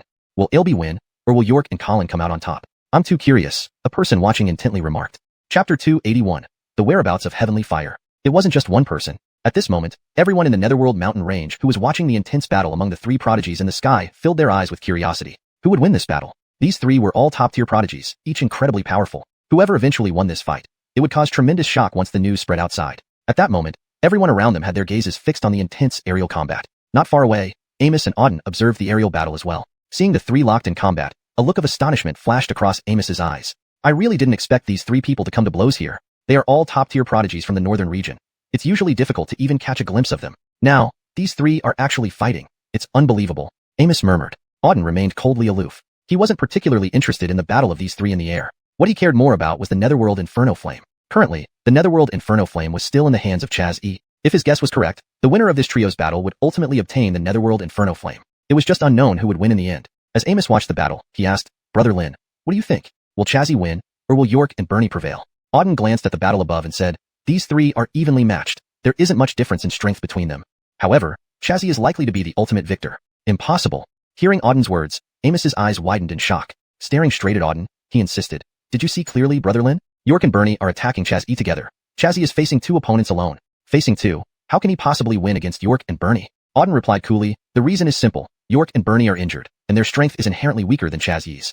For warriors at their level, even the slightest disparity can change the outcome of the battle. So, no matter how strong York and Bernie are, they are always slightly weaker than Chazzy. This means that they will inevitably lose this battle." Upon hearing these few sentences from Auden, Amos nodded as if finally understanding. If that's the case, then it might be very difficult to contest for the Netherworld Inferno Flame. I was thinking that we could let these three dogs bite each other until they were both exhausted, and then we could take the opportunity to seize the Netherworld Inferno Flame. But it seems impossible now. Once Chazzy wins, it will be nearly impossible for us to snatch the Netherworld Inferno Flame from him. Hearing Amos's words, Auden's lips curled into a faint sneer. That may not necessarily be the case. What do you mean? Amos was taken aback. Could Auden possibly want to take the Netherworld Inferno Flame from Chazzy? Impossible. Even York and Bernie couldn't match Chazzy. Snatching the Netherworld Inferno Flame from his hands would be courting death. Staring at Auden, Amos felt an inkling that something might happen today. Boom. Suddenly, a loud roar echoed through the sky. Then, an overwhelmingly powerful surge of spiritual energy erupted from midair. Under the impact of this immense power, the surrounding space trembled violently. Feeling such a potent spiritual energy fluctuation, everyone immediately looked up. They saw that in midair, Chaz E, York, and Bernie had already exchanged dozens of powerful strikes. Each strike was extraordinarily formidable, shaking heaven and earth. An endless stream of terrifying power surged outwards. After a series of fierce strikes, another violent tremor rippled through the air. The attacks of Chaz E, York, and Bernie collided head-on. In that instant, three currents of spiritual energy reverberated through the heavens. The entire sky seemed to be divided by these three streams of energy. On the left was the purple-blue spiritual energy unleashed by Chaz E, while on the right were the pitch-black and blood-red spiritual energies released by York and Bernie, respectively. These three differently colored streams of energy collided fiercely in midair. Violent waves of power radiated outward like ripples. Everyone around felt their hearts trembling under the impact of these three forces. Some of the weaker individuals coughed up blood from the corner of their mouths, their faces turning pale as paper. Everyone was profoundly stunned. Even Auden and Amos were visibly shaken by the sheer force of the attack in the sky. The three forces were extraordinarily powerful, truly earth-shattering. If he hadn't been mistaken, the three of them must have used all their power in this move. This strike was very likely to decide the outcome of the battle. Everyone's gaze was riveted on the three terrifying attacks in the air. The powerful and domineering force was breathtaking. Boom. After tens of breaths, the three currents of power exploded in midair. The powerful spiritual energy shattered instantly. The three forces surged in different directions simultaneously. Under the impact of these three potent currents of spiritual energy, York and Bernie were instantly blasted back hundreds of meters, crashing heavily onto the ground. Thud. As soon as they landed, both spat out mouthfuls of blood, their faces turning deathly pale. Under the ferocious attack of the three forces, both had suffered serious injuries. Meanwhile, Chazzy still stood firmly in the sky. Though he bore several wounds and his spiritual energy was somewhat disordered, his overall condition was far better than that of York and Bernie. Clearly, in this fierce exchange, Chazzy held the upper hand, having severely wounded York and Bernie single-handedly. Whoosh! Witnessing this scene, everyone present gaped in shock. Their eyes brimmed with incredulity. They never expected such a result from this intense battle. Chaz E, facing two opponents, had defeated York and Bernie, leaving them grievously injured. This Chaz E is too strong, taking on two and injuring York and Bernie. What kind of strength does he possess? Yes, York and Bernie are also prodigies from the northern region, having reached the Star General realm. Yet, they were defeated by Chazzy alone, which is almost unbelievable. Though they are all prodigies, Chazzy seems far stronger than Bernie and York. He truly lives up to being from the Sima family, one of the 8 major families in the northern region. From the current situation, Chazzy has clearly defeated York and Bernie. With both of them seriously injured, the Netherworld Inferno Flame should belong to Chaz E, right? Given Chaz E's strength, since York and Bernie have lost, there is no one else who can snatch the Netherworld Inferno Flame from him here. Chapter 282. The seizure begins. People around them were chattering incessantly. After witnessing Blaine defeat both York and Colin, they had almost concluded that the Netherworld Inferno belonged to Blaine. Nobody believed anyone else had the power to seize it from him. Ha ha ha. At this moment, a wild laugh echoed through the air. Everyone immediately looked up at the sky where they saw Blaine hovering in midair, clutching the Netherworld Inferno, his eyes flashing with madness. The Netherworld Inferno is mine. Who dares try to snatch it from me? Just you lot of trash? You're courting death if you try. After I absorb the Netherworld Inferno, I will slaughter each one of you worthless creatures. Blaine raved madly. Hearing his words, those below turned pale. His gaze was terrifying. He intended to wipe them all out. They had heard that Blaine was ruthless and bloodthirsty, but not to this extent. He was going to kill complete strangers. Everyone felt an overwhelming chill. After finishing his speech, Blaine focused intently on the Netherworld Inferno in his hand, preparing to assimilate it. Swoosh. Just then, a figure darted into the sky, appearing right before him. Don't be too hasty. This netherworld inferno isn't yours yet. Simultaneously, a voice slowly drifted over. Who's there? Startled by the voice, Blaine's expression changed drastically as he stared ahead. Everyone below was also taken aback. Who would dare challenge Blaine now for the netherworld inferno? How reckless. Both York and Colin had suffered severe injuries at his hands. Seizing the netherworld inferno now was tantamount to suicide. Who could have such audacity? All eyes turned skyward, curious who had such nerve. Under everyone's gazes, they saw a young man in white standing 10 meters in front of Blaine. This young man looked about 20 years old, with elegant features and a calm demeanor, giving no hint of any spiritual power. Who is this kid? I've never seen him before, people murmured in confusion. None recognized the sudden appearance of the white-clad youth. This guy just popped out of nowhere. He doesn't seem to be from the 8 major clans or some top-notch northern sect either. If nobody recognizes him, he must be an unknown nobody. Bold indeed, daring to snatch the netherworld inferno from Blaine. He must be tired of living. Some random nobody, claiming to snatch the netherworld inferno. Truly audacious. One finger from Blaine could squash him like a bug. He has no strength and still puts on a show. Must be crazy. Let's see how Blaine finishes him off. Everyone commented disdainfully on the youth. No one recognized him. Clearly, he was no genius but an ordinary warrior. An ordinary warrior attempting to take the netherworld inferno from Blaine. Suicidal. Meanwhile, Nixon observed the scene with a bitter smile. Brother Lin, I didn't expect you'd choose this moment to vie for the netherworld inferno. He shook his head, feeling helpless. The person who had soared into the sky was none other than Auden. Nixon was quite depressed, having already anticipated Auden's move. After all, Auden came for the netherworld inferno. Through their time together, Nixon had come to understand Auden. A man who wouldn't give up until he got what he wanted. Thus, it wasn't surprising that Auden would contest the netherworld inferno, but Nixon hadn't expected him to do so right at this critical juncture, challenging Blaine directly. Nixon had warned Auden earlier about Blaine's formidable strength and advised caution. Even after Blaine had defeated York and Colin, showcasing terrifying prowess, he thought Auden would bide his time or seek an alternative plan. But instead, Auden chose this moment to confront Blaine directly for the netherworld inferno. You have some nerve, challenging Blaine like this. Nixon sighed helplessly, not knowing what Auden was thinking. With Auden already in the air, all he could do was watch and wait. In the sky, Blaine stared intently at the youth before him. It's you. His expression darkened after recognizing the young man. It was the same kid he had humiliated earlier. Just a while ago, they had clashed, and now this boy appeared before him again. Little pest, you have some guts. Blaine snarled, glaring at Auden. I told you to leave, but instead, you come here. What are you planning? Auden remained composed. What else? To get the netherworld inferno, obviously. What? Surprised, Blaine paused, then burst into uncontrollable laughter. After a moment, he stopped abruptly, eyeing Auden. Kid, did I hear you wrong? You think you can take the netherworld inferno? Do you know who currently holds the netherworld inferno? Auden stayed calm. Of course, it's in your hands. So hand it over, don't waste time. This infuriated Blaine. You want to die. With a furious roar, an overwhelming killing intent erupted from him. Chapter 283. Yin Yang Mystical Heaven. This little brat actually dared to snatch his netherworld hellfire. He must have had enough of life. Even York and Bernie were defeated by him. Both of them were star generals. Now, this trash with only a 5th-rank star martial power level dared to snatch his netherworld hellfire. Anthony was utterly enraged. Do you want to die? I'll send you off. Roaring loudly, Anthony suddenly lunged forward, rapidly rushing towards Auden. A powerful spiritual energy erupted from him, smashing down upon Auden. This force had not even reached Auden when it locked him in place completely. In the next moment, an overwhelming force crashed down. Seeing this formidable spiritual energy fluctuation right before his eyes, Auden's expression turned cold. Great Tathagata palm seal. After roaring out these words, Auden sent out a palm strike. In midair, a golden palm imprint formed. The next instant, this golden palm imprint struck out fiercely. At the same time, ahead of him, the powerful spiritual energy released by Anthony also rushed over. The two forces collided violently in the air. Boom. An intensely violent tremor followed, after which the two forces exploded in midair. Auden's Great Tathagata palm seal was instantly shattered. Just as the Great Tathagata palm seal was crushed, ahead, the strength of that spiritual energy remained unchanged and smashed straight into Auden's body. Bang! Struck by the spiritual energy, Auden was immediately blasted back, retreating hundreds of meters backward before slamming heavily onto the ground. The entire ground shook vigorously, forming a several-meter-deep pit beneath Auden's feet. Anthony pushed Auden back with just one move. Ha ha ha ha. In midair, Anthony laughed maniacally. He cast a disdainful look at Auden below and shouted loudly, Trash, I thought you were strong. Turns out that's all you've got. Someone like you dares to snatch my netherworld hellfire? You must be tired of living. Today, I'll let you know how many eyes Amiri has. With these words, Anthony once again descended from the sky. Chaos-cleaving slash. Roaring loudly, Anthony brandished a long sword. The long sword slashed down from midair, creating an immediate streak of a several-meter-long sword beam slicing through the air, aimed directly at Auden. Seeing this immensely powerful sword strike in midair, everyone present shook their heads. This audacious kid, he's dead for sure. Anthony's sword strike was incredibly powerful. Even a star general might struggle to withstand it, let alone Auden, who was merely 5th-rank star marshal. This strike would definitely be fatal to Auden. Under everyone's watchful eyes, the sword beam in the sky immediately sliced down towards Auden. Good timing. As he saw the sword beam closing in, a flash of severity crossed Auden's gaze. Blue Dragon Fury. After a roar, Auden unleashed the Blue Dragon Supreme Star Soul. Instantly, a blue dragon surged out of his body. The dragon spiraled rapidly in the air, its several dozen-meter-long body almost blocking out the entire sky. Following this, carrying an unparalleled force, the blue dragon slammed down fiercely towards Anthony. At the same time, Anthony's domineering sword beam came slashing down. Boom! In an instant, the Blue Dragon Supreme Star Soul and the sword beam clashed ferociously. The whole sky quivered slightly. An overwhelmingly fierce force surged from the air, causing everyone to feel a tremor in mind and body under the intense spiritual energy impact. Everyone stared straight at the two attacks colliding in mid-air, their expressions filled with shock. Boom!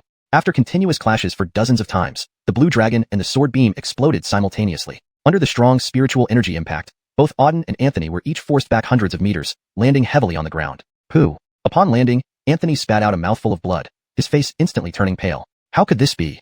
Staring at Auden with shock-filled eyes, Anthony was overwhelmed with astonishment and disbelief. His sword beam had been shattered, and he himself was injured. That blue dragon released by Auden earlier was extraordinarily powerful. Could this really be the Blue Dragon Supreme Star Soul? Suddenly, those words flashed through Anthony's mind. The Blue Dragon Supreme Star Soul, one of the 10 Supreme Star Souls of the Star Continent. Only the Blue Dragon Supreme Star Soul could have such terrifying power. Realizing this, Anthony's face turned abnormally grim. This little brat actually possessed the Blue Dragon Supreme Star Soul. Meanwhile, everyone around was equally stunned. They all stared at Auden with looks of shock.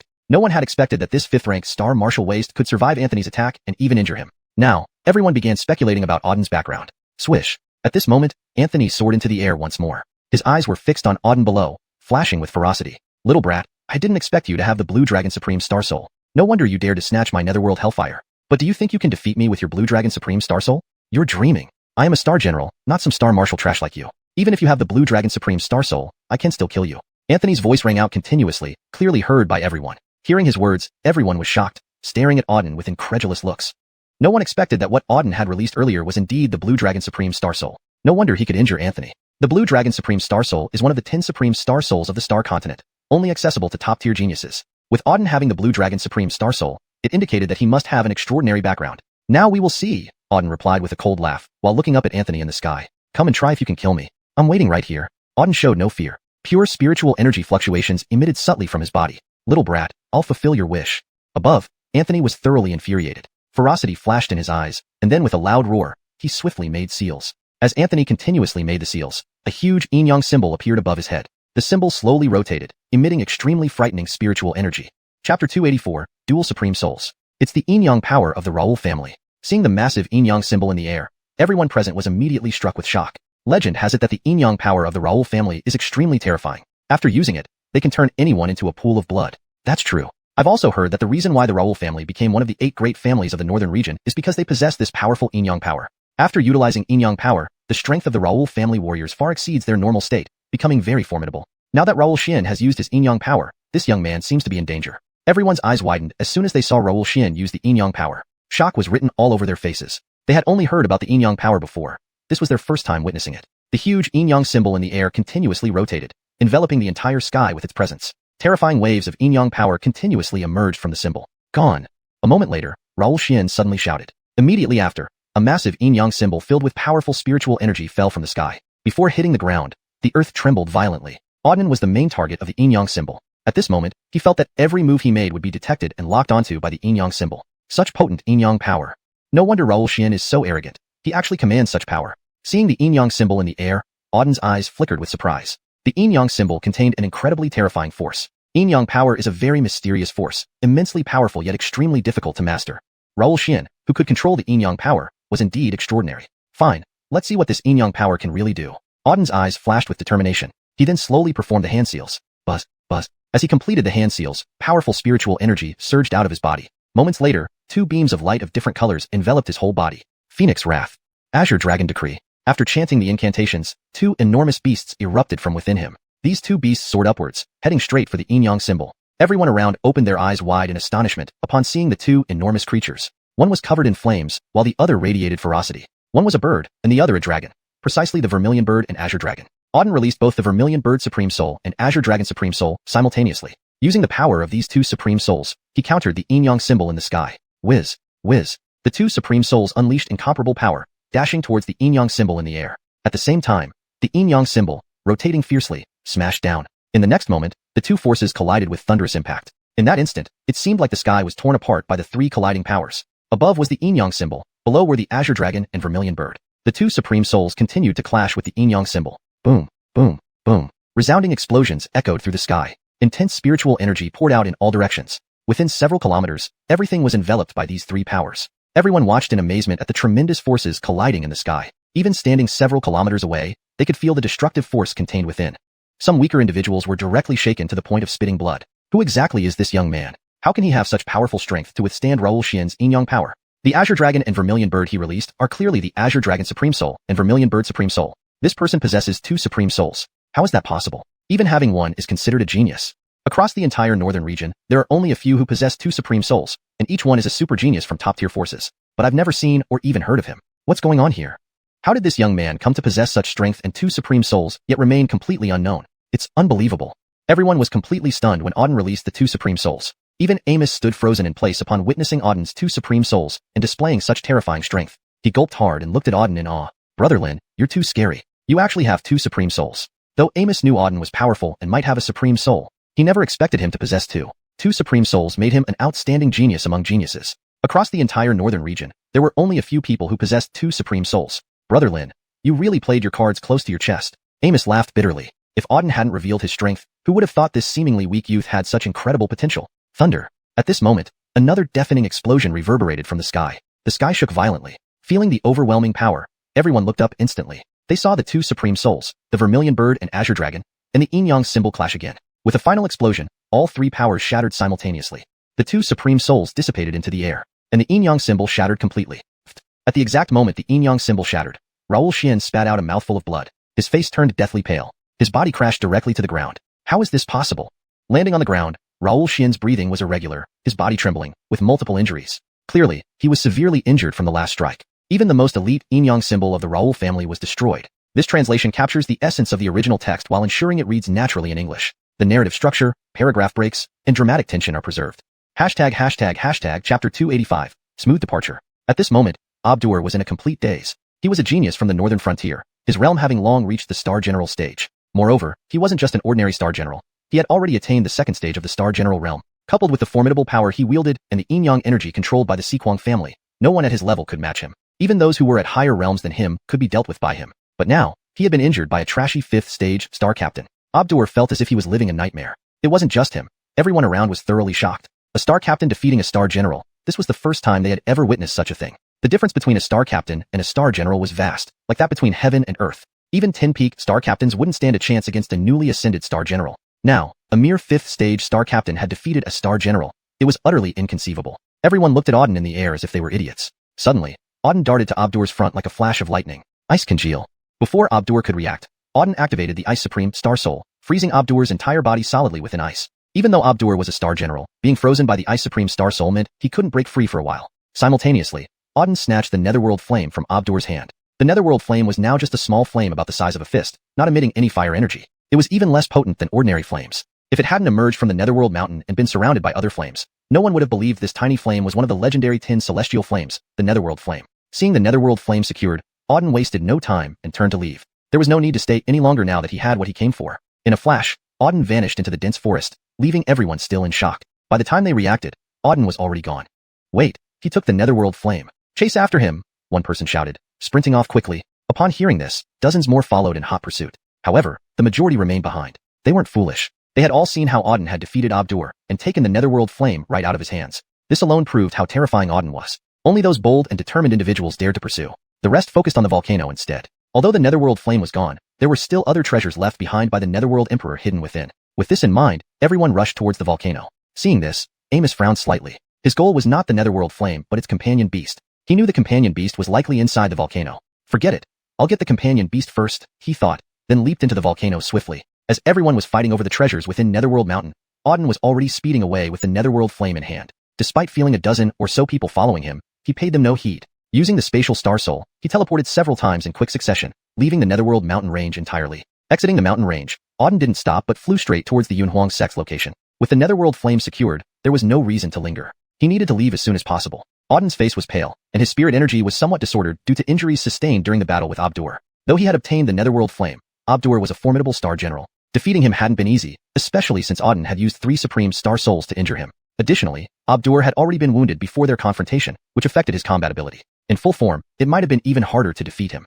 However, securing the netherworld flame made all the effort worthwhile. Continuing forward, Auden traveled for half a day before he started feeling weak and his spirit energy difficult to replenish. Finally, he found a secluded cave up ahead and entered it. After setting up a barrier at the entrance, he entered the depths of the cave to begin healing. Checking the cave for safety, Auden sat down cross-legged, swallowed a blood-replenishing pill, and began meditating to heal. His injuries were quite severe, compounded by the significant depletion of spirit energy during the flight. Feeling very uncomfortable, Auden closed his eyes and immersed himself in cultivation. For the next 3 days, Auden remained in the cave cultivating. The spirit energy within the cave continuously entered his body, healing his wounds. On the 3rd day, he slowly opened his eyes. But a wave of pure spirit energy surged from him, causing the cave to tremble slightly. Auden exhaled deeply and glanced at his body, shaking his head in frustration. My strength is still too weak to be injured this badly by Abdur. If my strength were greater, I wouldn't have feared him, Auden muttered. Indeed, Abdur was formidable, having reached the 2nd stage of the Star General realm, while Auden was only at the 5th stage of the Star Captain realm. The gap in their realms was significant.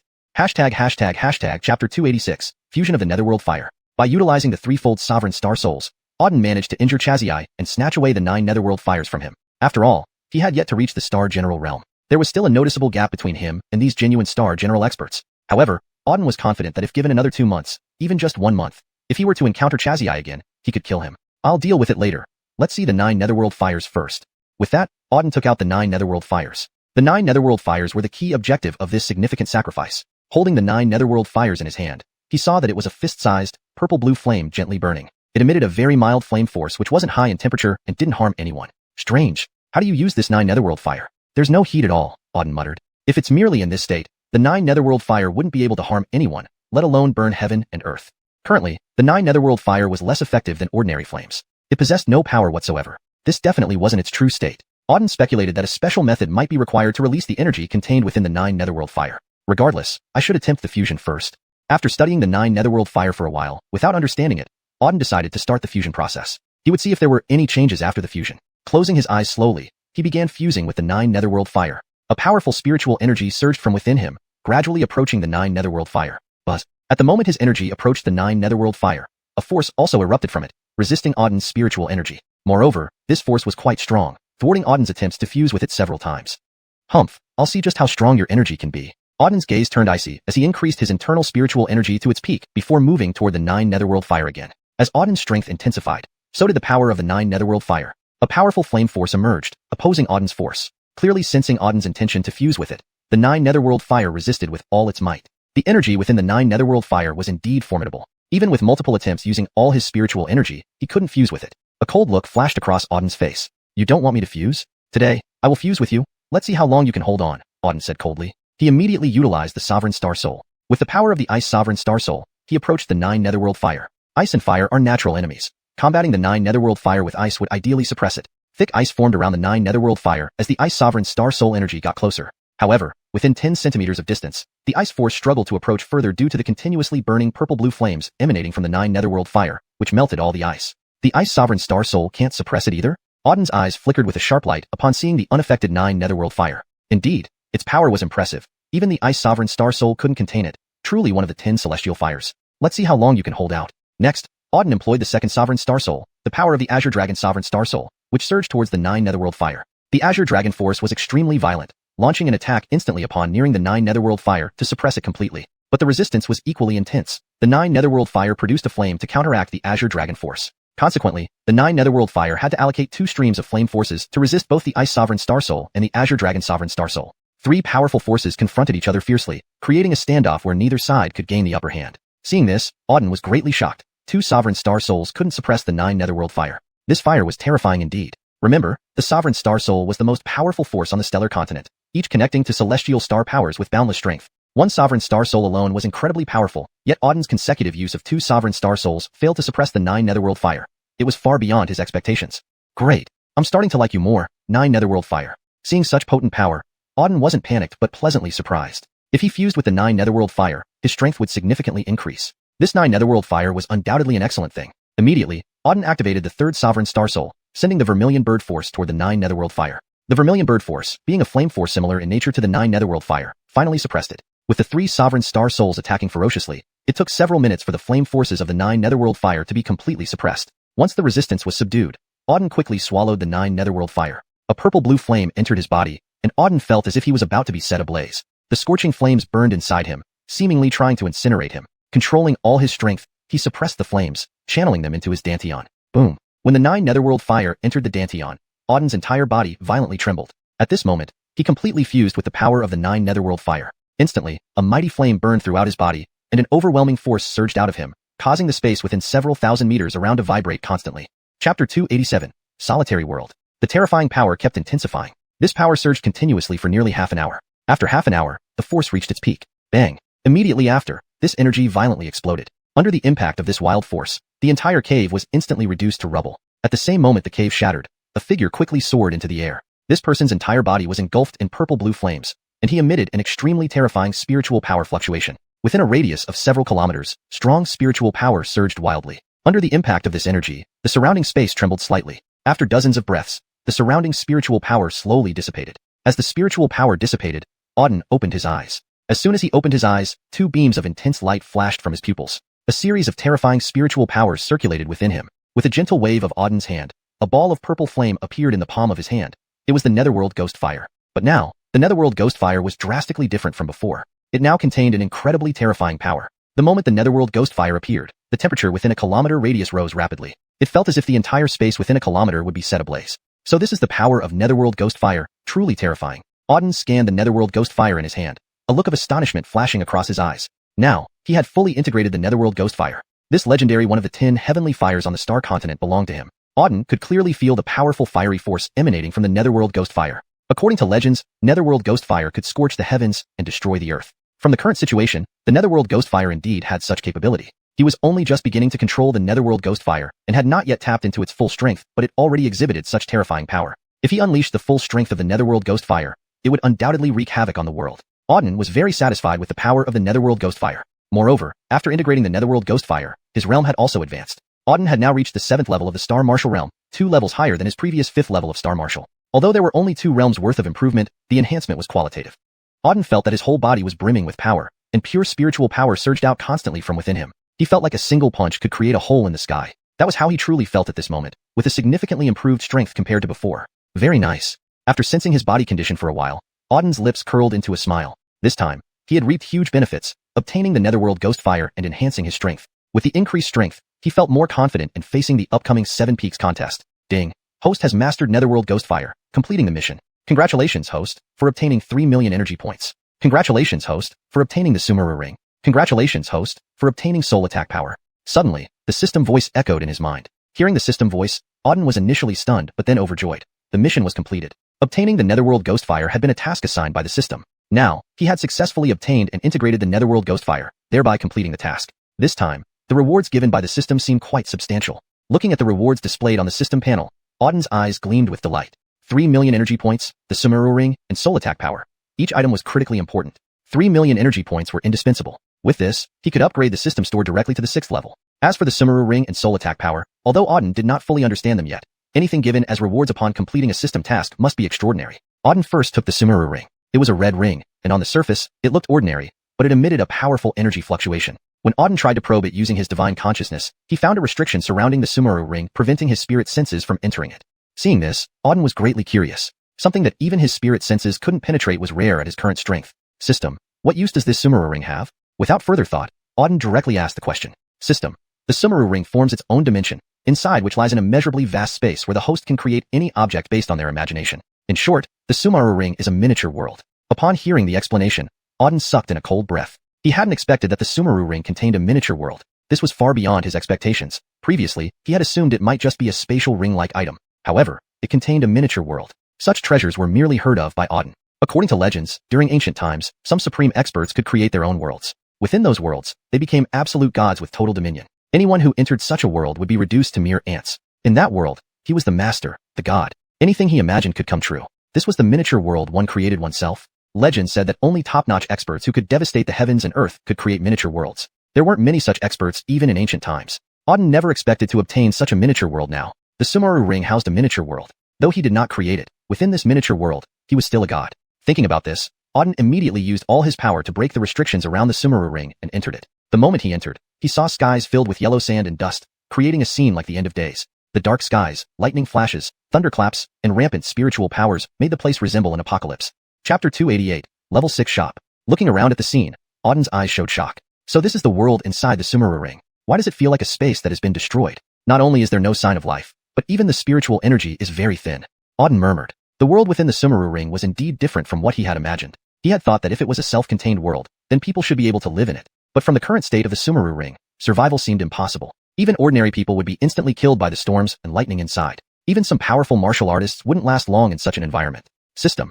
The Sumeru ring is just a world. Its transformation needs to be personally completed by the host. Once the host controls the Sumeru ring, they can attempt to transform this world. As the host transforms it, the world inside the Sumeru ring will gradually improve, eventually becoming a brand new world. So that's how it is. After hearing the system's explanation, Auden nodded understandingly. It appeared the system had given him a broken world that needed personal effort to transform. However, regardless, the Sumeru ring was still a unique world, something rare across the entire continent. So, it was quite valuable. As for the transformation, it could wait. For now, he could use the Sumeru ring as storage for unused items. Once his strength increased, he would gradually transform this world. After pondering, Auden exited the Sumeru ring and put it back on his finger. He then began studying the second treasure the system gave him, soul attack power. This power seemed to exist as a force, visible only in his mind as a small knife. It was intangible, invisible, and untouchable. Although Auden could sense it, it wasn't a physical object, more like an illusion. With a thought, the small knife would appear and with another, disappear. How mysterious, Auden marveled. It felt as though it was born from his imagination. Whenever he thought of the small knife, it appeared. When he wanted it gone, it vanished. Truly an imaginary creation. This is the soul attack power? Indeed, rather intriguing, appearing merely by imagination. All other weapons were tangible, made strong and powerful. But the soul attack power existed purely through imagination. He wondered about its effectiveness. Deciding to test it, Auden summoned the small knife again, staring straight at a small mountain in front of him before releasing the knife into the air. Invisible, undetectable by spiritual senses, only he could sense the knife flying forward. A straight trajectory cut through the air before the small knife struck the mountain with immense force. In a split second, an ear-deafening explosion echoed through the mountain. 100-meter-high mountain shattered into pieces, the whole space vibrating with the impact. Dust rose everywhere. Such powerful force. Stunned, Auden's eyes widened. A mountain this high being shredded to pieces by an imaginary small knife was unbelievable. Even a Star General Realm martial artist's full power attack might not have accomplished this feat yet. The small knife, born from soul power, did so effortlessly and undetectably. If used in battle, the opponent would be killed before reacting. Truly formidable. Pleased with testing the soul attack power, Auden appreciated both treasures, the Sumeru ring, an independent world, and soul attack power, which could kill silently. Both significantly boosted his current strength and situation. Overall, he was quite satisfied with these treasures. Of course, another reward awaited, 3 million energy points. To Auden, this was the most valuable reward because it allowed him to upgrade the system shop to level 6. The 5th level shop already contained treasures, but their utility was limited for him. Opening the 6th level shop promised items far surpassing those of the 5th level. Thus, he eagerly awaited opening it. Unfortunately, it required 5 million energy points, which he lacked. But now, with an additional 3 million energy points, he could finally unlock the 6th level shop with extra energy remaining. Without hesitation, Auden instructed, System, open the level 6 system shop. System, acknowledged. Opening the level 6 system shop requires 5 million energy points. Do you wish to proceed? Yes. Acknowledged. Level 6 system shop opening. Level 6 system shop opened successfully. At the moment the system confirmed, Auden realized the level 6 system shop had opened successfully. Thrilled, he entered the shop immediately. When he saw the items on display, his eyes widened in astonishment. The 6th level system shop wasn't large. Floating in midair were dozens of treasures. Translation ends. Chapter 289.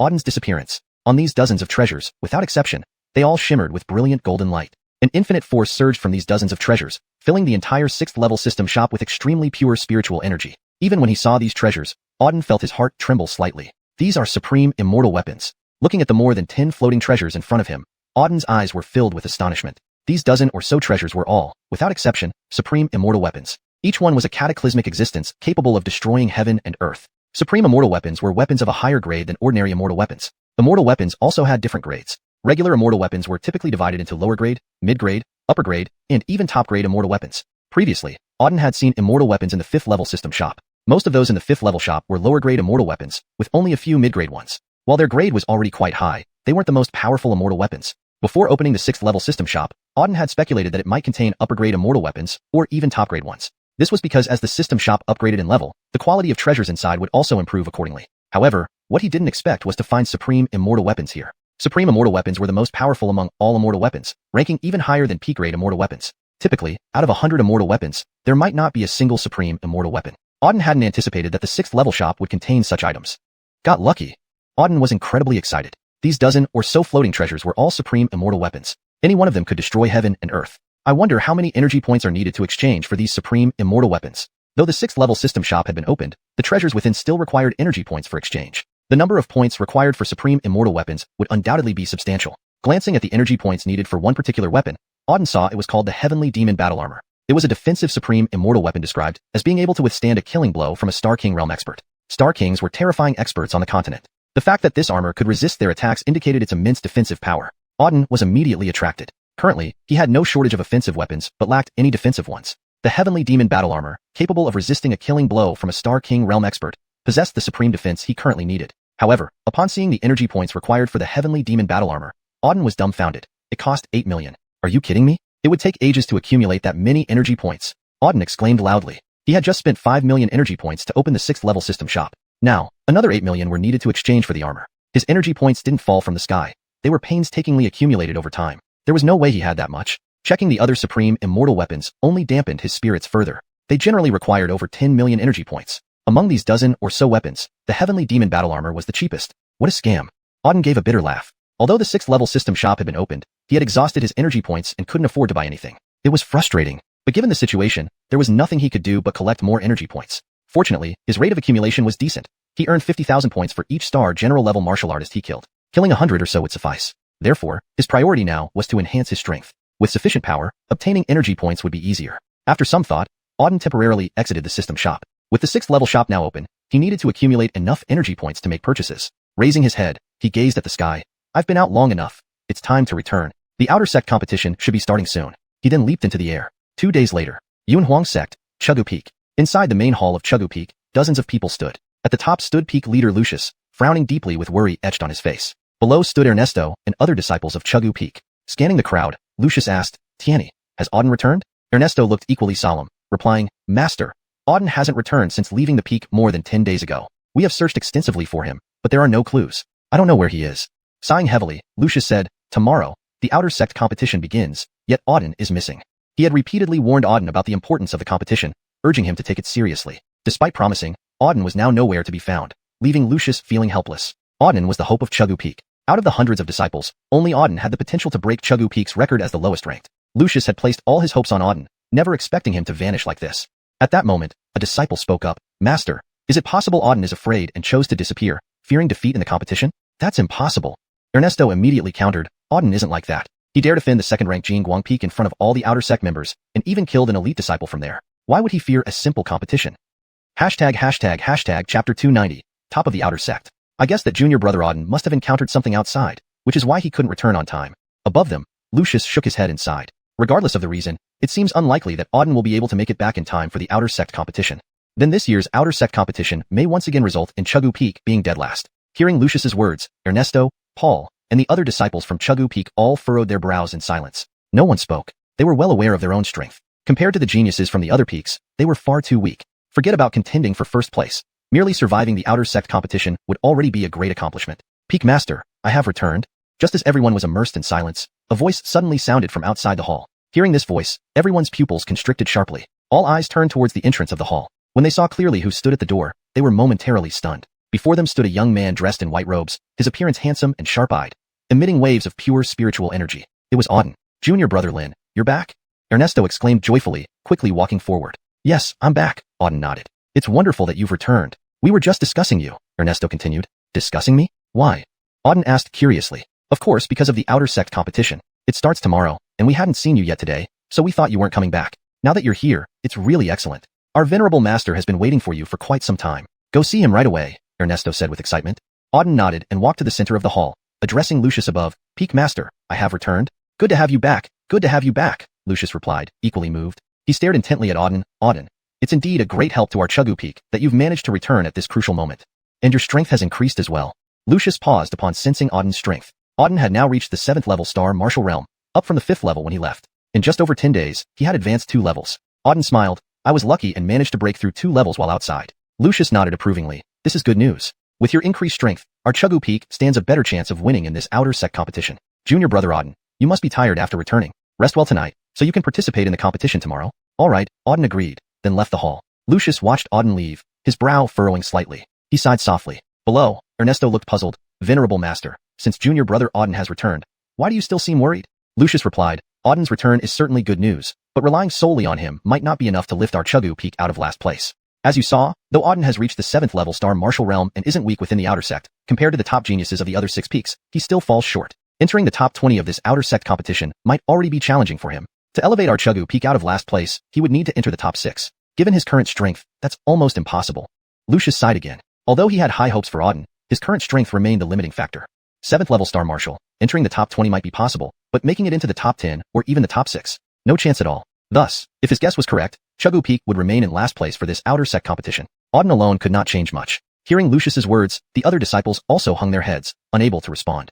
Alright, go rest now. Prepare well for tomorrow's outer sect competition. Don't completely lose hope. Maybe a miracle will happen, Lucius said with a bitter smile. Miracles? Even he didn't believe in them. Afterward, Ernesto and the others exited the hall. In Chuggu Peak's cave residence, after returning, Auden first took a bath, then began meditating. Tomorrow's outer sect competition was very important. Although he wasn't particularly interested in these contests, as a member of Chuggu Peak now, he felt responsible. Ernesto, Lucius, and others had treated him kindly since he arrived at Chuggu Peak. So, this time, he must help Chuggu Peak achieve a higher ranking. Lost in thought, Auden closed his eyes to meditate. Ding, system task updated.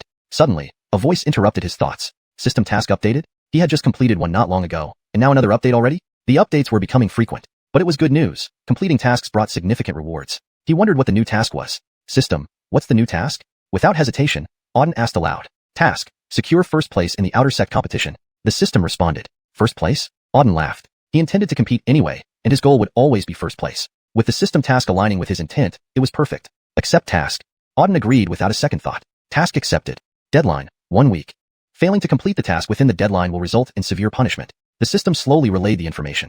Auden remained calm. He already knew incomplete tasks carried penalties, so this wasn't surprising. What mattered was securing first place in the outer sect competition. Subsequently, Auden closed his eyes and began meditating. At dawn the next morning, as soon as the sky lightened, cloudy wasteland sect's outer sect buzzed with activity.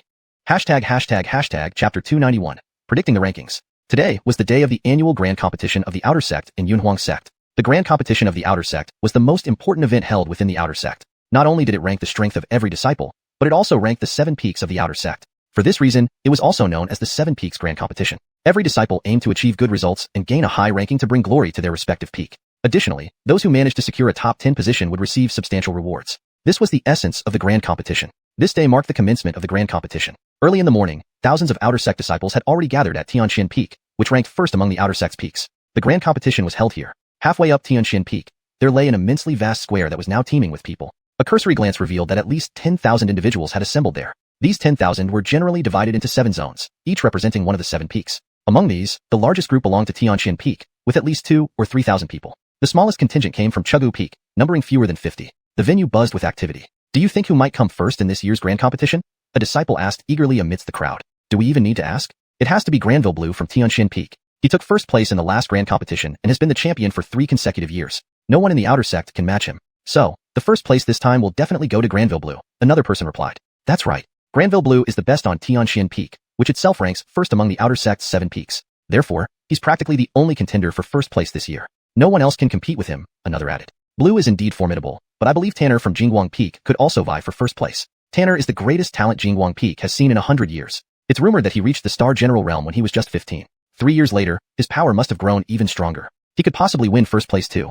I've heard of Granville Tanner. He reached the Star General realm 3 years ago and made waves within the outer sect. Since then, he has devoted himself entirely to cultivation and remained in seclusion. His strength now must be terrifying. So yes, he has a chance to win first place. Blue and Tanner are the strongest contenders for first place. Besides them, I've heard that Reina from Limu Peak is also quite strong and might have the ability to challenge them for the top spot.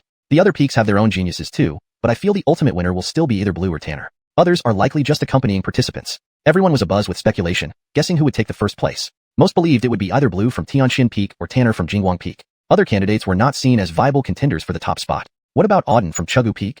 Suddenly, a voice rang out from the crowd.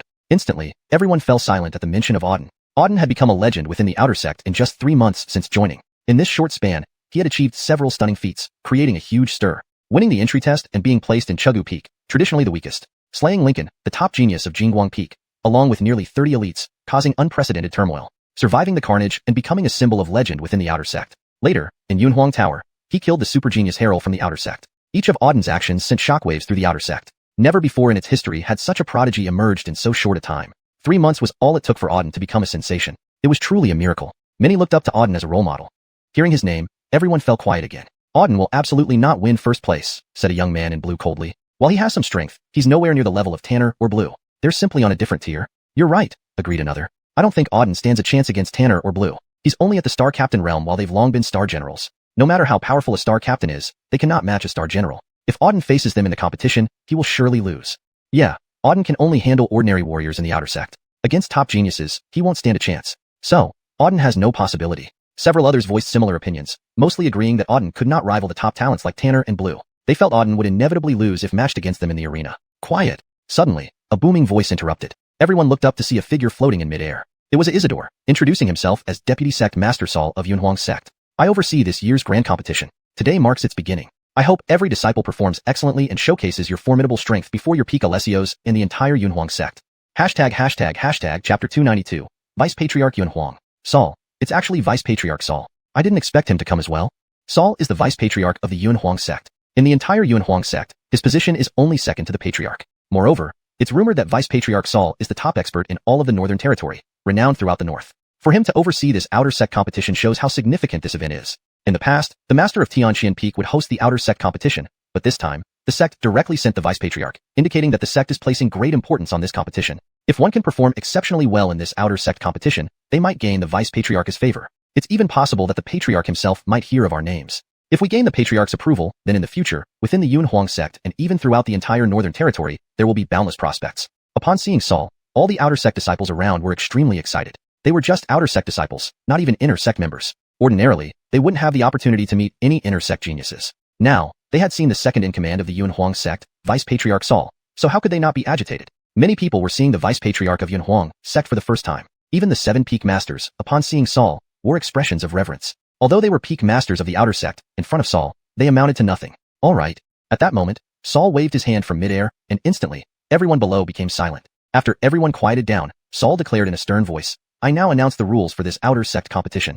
The method for this outer sect competition is quite simple. It's a tournament-style match. The rankings will be determined based on performance in battle. Those who secure a top 10 position in the tournament will receive substantial rewards from the sect. If one can enter the top 3, they will have the chance to become an inner sect disciple. Hiss. Upon hearing these words, everyone below showed signs of shock in their eyes. Top 3 means entry into the inner sect. Becoming an inner sect disciple of the Yunhuang sect was everyone's dream. The Yunhuang sect was divided into inner and outer sects. Currently, they were just outer sect disciples. All outer sect disciples had one goal, to enter the inner sect. Despite being just one character apart, the status difference between inner and outer sect disciples was like heaven and earth. Whether it was identity, resources, cultivation environment, or any other aspect, inner sect disciples were far superior to outer sect disciples. It was even rumored that the cultivation environment and resources for inner sect disciples were 10 times better than those for outer sect disciples. More importantly, the status of inner sect disciples within the Northern Territory was very high. Some even surpassed the patriarchs of secondary forces. Therefore, anyone who entered the Yunhuang sect hoped to join the inner sect and become an inner sect disciple. However, becoming an inner sect disciple was extremely difficult. Out of 100 outer sect disciples, perhaps only one might enter the inner sect. This time, if one placed in the top 3 during the outer sect competition, they would immediately be eligible to join the inner sect. Suddenly, everyone grew excited. Determination filled their eyes. Regardless of what it took, they had to secure a spot in the top 3 and enter the inner sect. Now, the competition begins.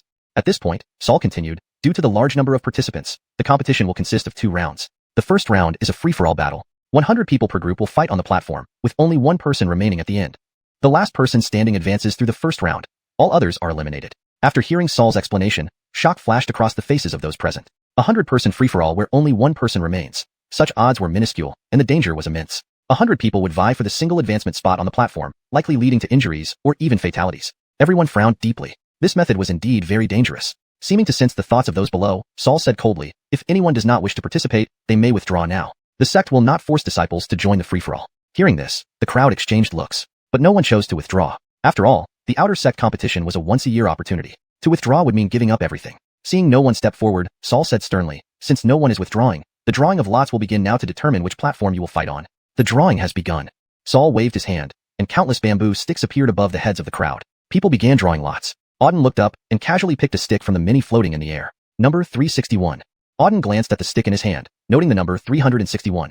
Well, Lin Jr. brother, it's fortunate that we're not in the same group, otherwise I would have been in trouble, remarked Ernesto beside him after glancing at Auden's lot. If they had been in the same group, he wouldn't need to fight, just concede straight away. Auden smiled but didn't reply. Indeed, if members from the same peak were in the same group, it would be disadvantageous as someone would definitely be eliminated. Especially for Chugu Peak, which had few people, being in the same group and fighting each other would complicate matters further. All right. At this moment, Saul's voice boomed from midair as he surveyed the crowd below. The lot drawing is complete. Now begins the first round free-for-all. Those who drew numbers 1 to 100 will go to platform 1, 101 to 200 to platform 2, and so on. After Saul finished speaking, the outer sect disciples who had drawn lots went to their designated platforms. Auden headed toward platform 4. Soon, Auden arrived at platform 4. Once he stepped onto it, several dozen people were already standing there, clearly part of his group. Upon seeing Auden ascend the platform, their expressions turned notably sour. They couldn't believe they'd been grouped with Auden, the monster who had only been in the outer sect for 3 months, yet had killed many outer sect geniuses. With him in their group, many inwardly cursed their luck. Shortly, all 100 participants gathered on the platform. The battle starts now. With Saul's command, fights broke out on all platforms simultaneously. On platform 4, everyone's gaze frequently lingered on Auden. They felt he posed the greatest threat on this platform. Chapter 293, the grand finale. As long as Auden was present, they would not stand a chance. Therefore, they could only hope by first eliminating Auden. At this moment, one of them shouted loudly, "Let's all work together and take down Auden first. Otherwise, with him here, we have no chance at all. Indeed, we must take care of Auden first. Otherwise, based on his strength, none of us can match him. If all of us work together, we can definitely kill Auden. Let's deal with him first, then compete for that single slot. Let's do it." On the 4th platform, many people spoke up in succession, all focusing their attention on Auden. Clearly, they had made their decision to join forces and take out Auden first. These people seem to be targeting me? Seeing over 90 martial artists surrounding him, their eyes locked onto him. Auden's lips curled into a cold sneer. He already knew that these people wanted to remove him first before competing for the top spot. However, with just these people trying to push him off the platform, was that even possible? Attack. At that moment, a loud shout came from the crowd in front. Instantly, more than 90 people rushed towards Auden. Each person emitted an immensely powerful spiritual energy fluctuation. Over 90 attacks were closing in within an instant. Perfect timing. Seeing these people start to attack, a fierce expression flashed across Auden's eyes. Following this, he leaped into the air. Great Tathagata palm seal. In mid-air, Auden shouted fiercely, channeling all the spiritual energy within him into his palm. Then, he unleashed the Great Tathagata palm seal with a powerful downward strike. Buzz. A colossal golden palm seal condensed in mid-air, carrying an immensely strong spiritual energy. The Great Tathagata palm seal struck down from the sky, hitting the more than 90 people on the platform. Boom. A massive thunderous explosion echoed across the platform. Under the force of the Great Tathagata palm seal, over 20 relatively weaker martial artists were instantly blasted away. These 2 dozen or so individuals were all below the Star Captain 5th rank. Auden's single palm strike sent these 20-some individuals spitting blood and flying off the platform. Some of the weakest ones were even killed outright. Apart from these 20-odd Star Captain 5th rank martial artists, there were the remaining Star Captain 6th and 7th rank martial artists. Even they struggled against Auden's Great Tathagata palm seal. Although they barely held their ground, the remaining 60-odd people were pale-faced and disoriented. Everyone stared at Auden in shock, astounded by the sheer power of his first move. Profound Heaven Sword Array. Just as everyone below was shocked by Auden's strength, he shouted again from mid-air. They watched as a massive sword array condensed in the air above the platform. Within this enormous circular sword array, countless beams of sword light surged, each containing terrifying sword intent. It was the Profound Heaven Sword Array. Due to the large number of opponents below, Auden didn't want to waste time and directly activated the Profound Heaven Sword Array. Forming seals slowly in his hands, the Profound Heaven Sword Array continuously condensed in mid-air. Thousands upon thousands of sword beams gathered within the array, reaching its maximum power in mere moments. Profound Heaven Sword Array, destroy. With Auden's command, thousands of sword beams slashed down towards the 60-odd people below in an overwhelming torrent. Swish, swish, swish. In an instant, tens of thousands of sword beams clashed violently with the attacks of the dozens of people below. Boom. Another earth-shattering tremor spread through the platform. Immediately after, the originally standing 60-odd people on the platform were all severely injured. At least 30 to 40 of the 60-odd people were directly killed by the intense sword beam attacks, leaving the remaining 20-odd heavily wounded, covered in dozens of sword marks, pale-faced, and completely drained of fighting strength. I'm done. I surrender. I quit. One person yelled in agony and immediately jumped off the platform. I quit too. This is not human. Thousands of sword beams slashing down from the sky. It's impossible to defend. Is this even human? I give up. One person defeating over 90 of us in an instant, killing nearly 50 and seriously injuring 40 more. This is a devil, pure devil. I also give up. I concede. Auden, we are not your match. Please let us go. All those remaining on the platform stared at Auden in terror. Their eyes were filled with fear and disbelief. They never imagined that even with over 90 of them working together, they were no match for Auden. He defeated them all, with 50 dead and over 40 critically injured. This wasn't human. It was a devil, worse than any devil. At this moment, everyone conceded. The platform was left with only Auden standing alone. Auden stood calmly in the center of the platform, his face icy cold and without a word. By using his full strength to defeat them all, he showed that anyone who tried to step on him to rise would be courting death. The winner of Platform 4 is Auden. At this moment, Saul's voice announced the result from above. His gaze lingered on Auden, showing a flash of surprise. He never expected this young man to defeat over 90 people in an instant and win. He could see that Auden was merely at the Star Captain 7th rank, which, while not weak, was not exceptionally strong either. Yet, a Star Captain 7th rank individual could defeat over 90 people instantly. This was intriguing. Saul scanned Auden, interest flickering in his eyes. This young man seemed unusual. The Xuanhuan competition continued, but with Auden's current strength, no one in Xuanhuang's sect could threaten him anymore. Finally, Auden secured the top rank in Xuanhuang sect with his absolute strength. Ding, system notification. The host has obtained the top rank in Xuanhuang sect, completing the Jiadanxing objective. Edit. The host has achieved the top rank in Yunhuang sect, accomplishing this phase's objective. For better fluency and natural reading in English, I've made slight adjustments. Please ensure this meets your needs. If Jiedanxing goal has a specific meaning in your context that should be preserved, please provide more details. Otherwise, phase's objective or Jiedanxing objective can both be used depending on your preference for style and consistency. Additionally, note that using phase's objective helps avoid potential confusion with the word goal, which could have multiple interpretations in different contexts. The system will enter temporary dormancy. On some future day, the system will restart. Just as Auden claimed the top rank in Yunhuang sect, the system voice suddenly rang out. The system was going to hibernate. When will you wake up? Auden immediately asked. System, unknown? But even without me, the host can still grow stronger in the celestial continent. Now, the host possesses formidable strength and transcendent talent, no longer needing me. One day when the host needs me again, I might reactivate. Alright. Hearing the system's words, Auden felt a sudden pang of reluctance. The system had accompanied him for so long, and now it was suddenly leaving. It was hard to accept. System, goodbye, take care. With that, the system fell silent. After a moment's stunned silence, Auden's eyes grew determined. The system was right. Even without the system, he had to become stronger. He had to walk the path to the pinnacle. Now, he was the top-ranked individual in Yunhuang. Next, it would be the broader world of the celestial continent, a world full of wonders and excitement. But that's another story. Go to the celestial continent. Auden's thoughts flickered, and his body instantly vanished from the spot. The end.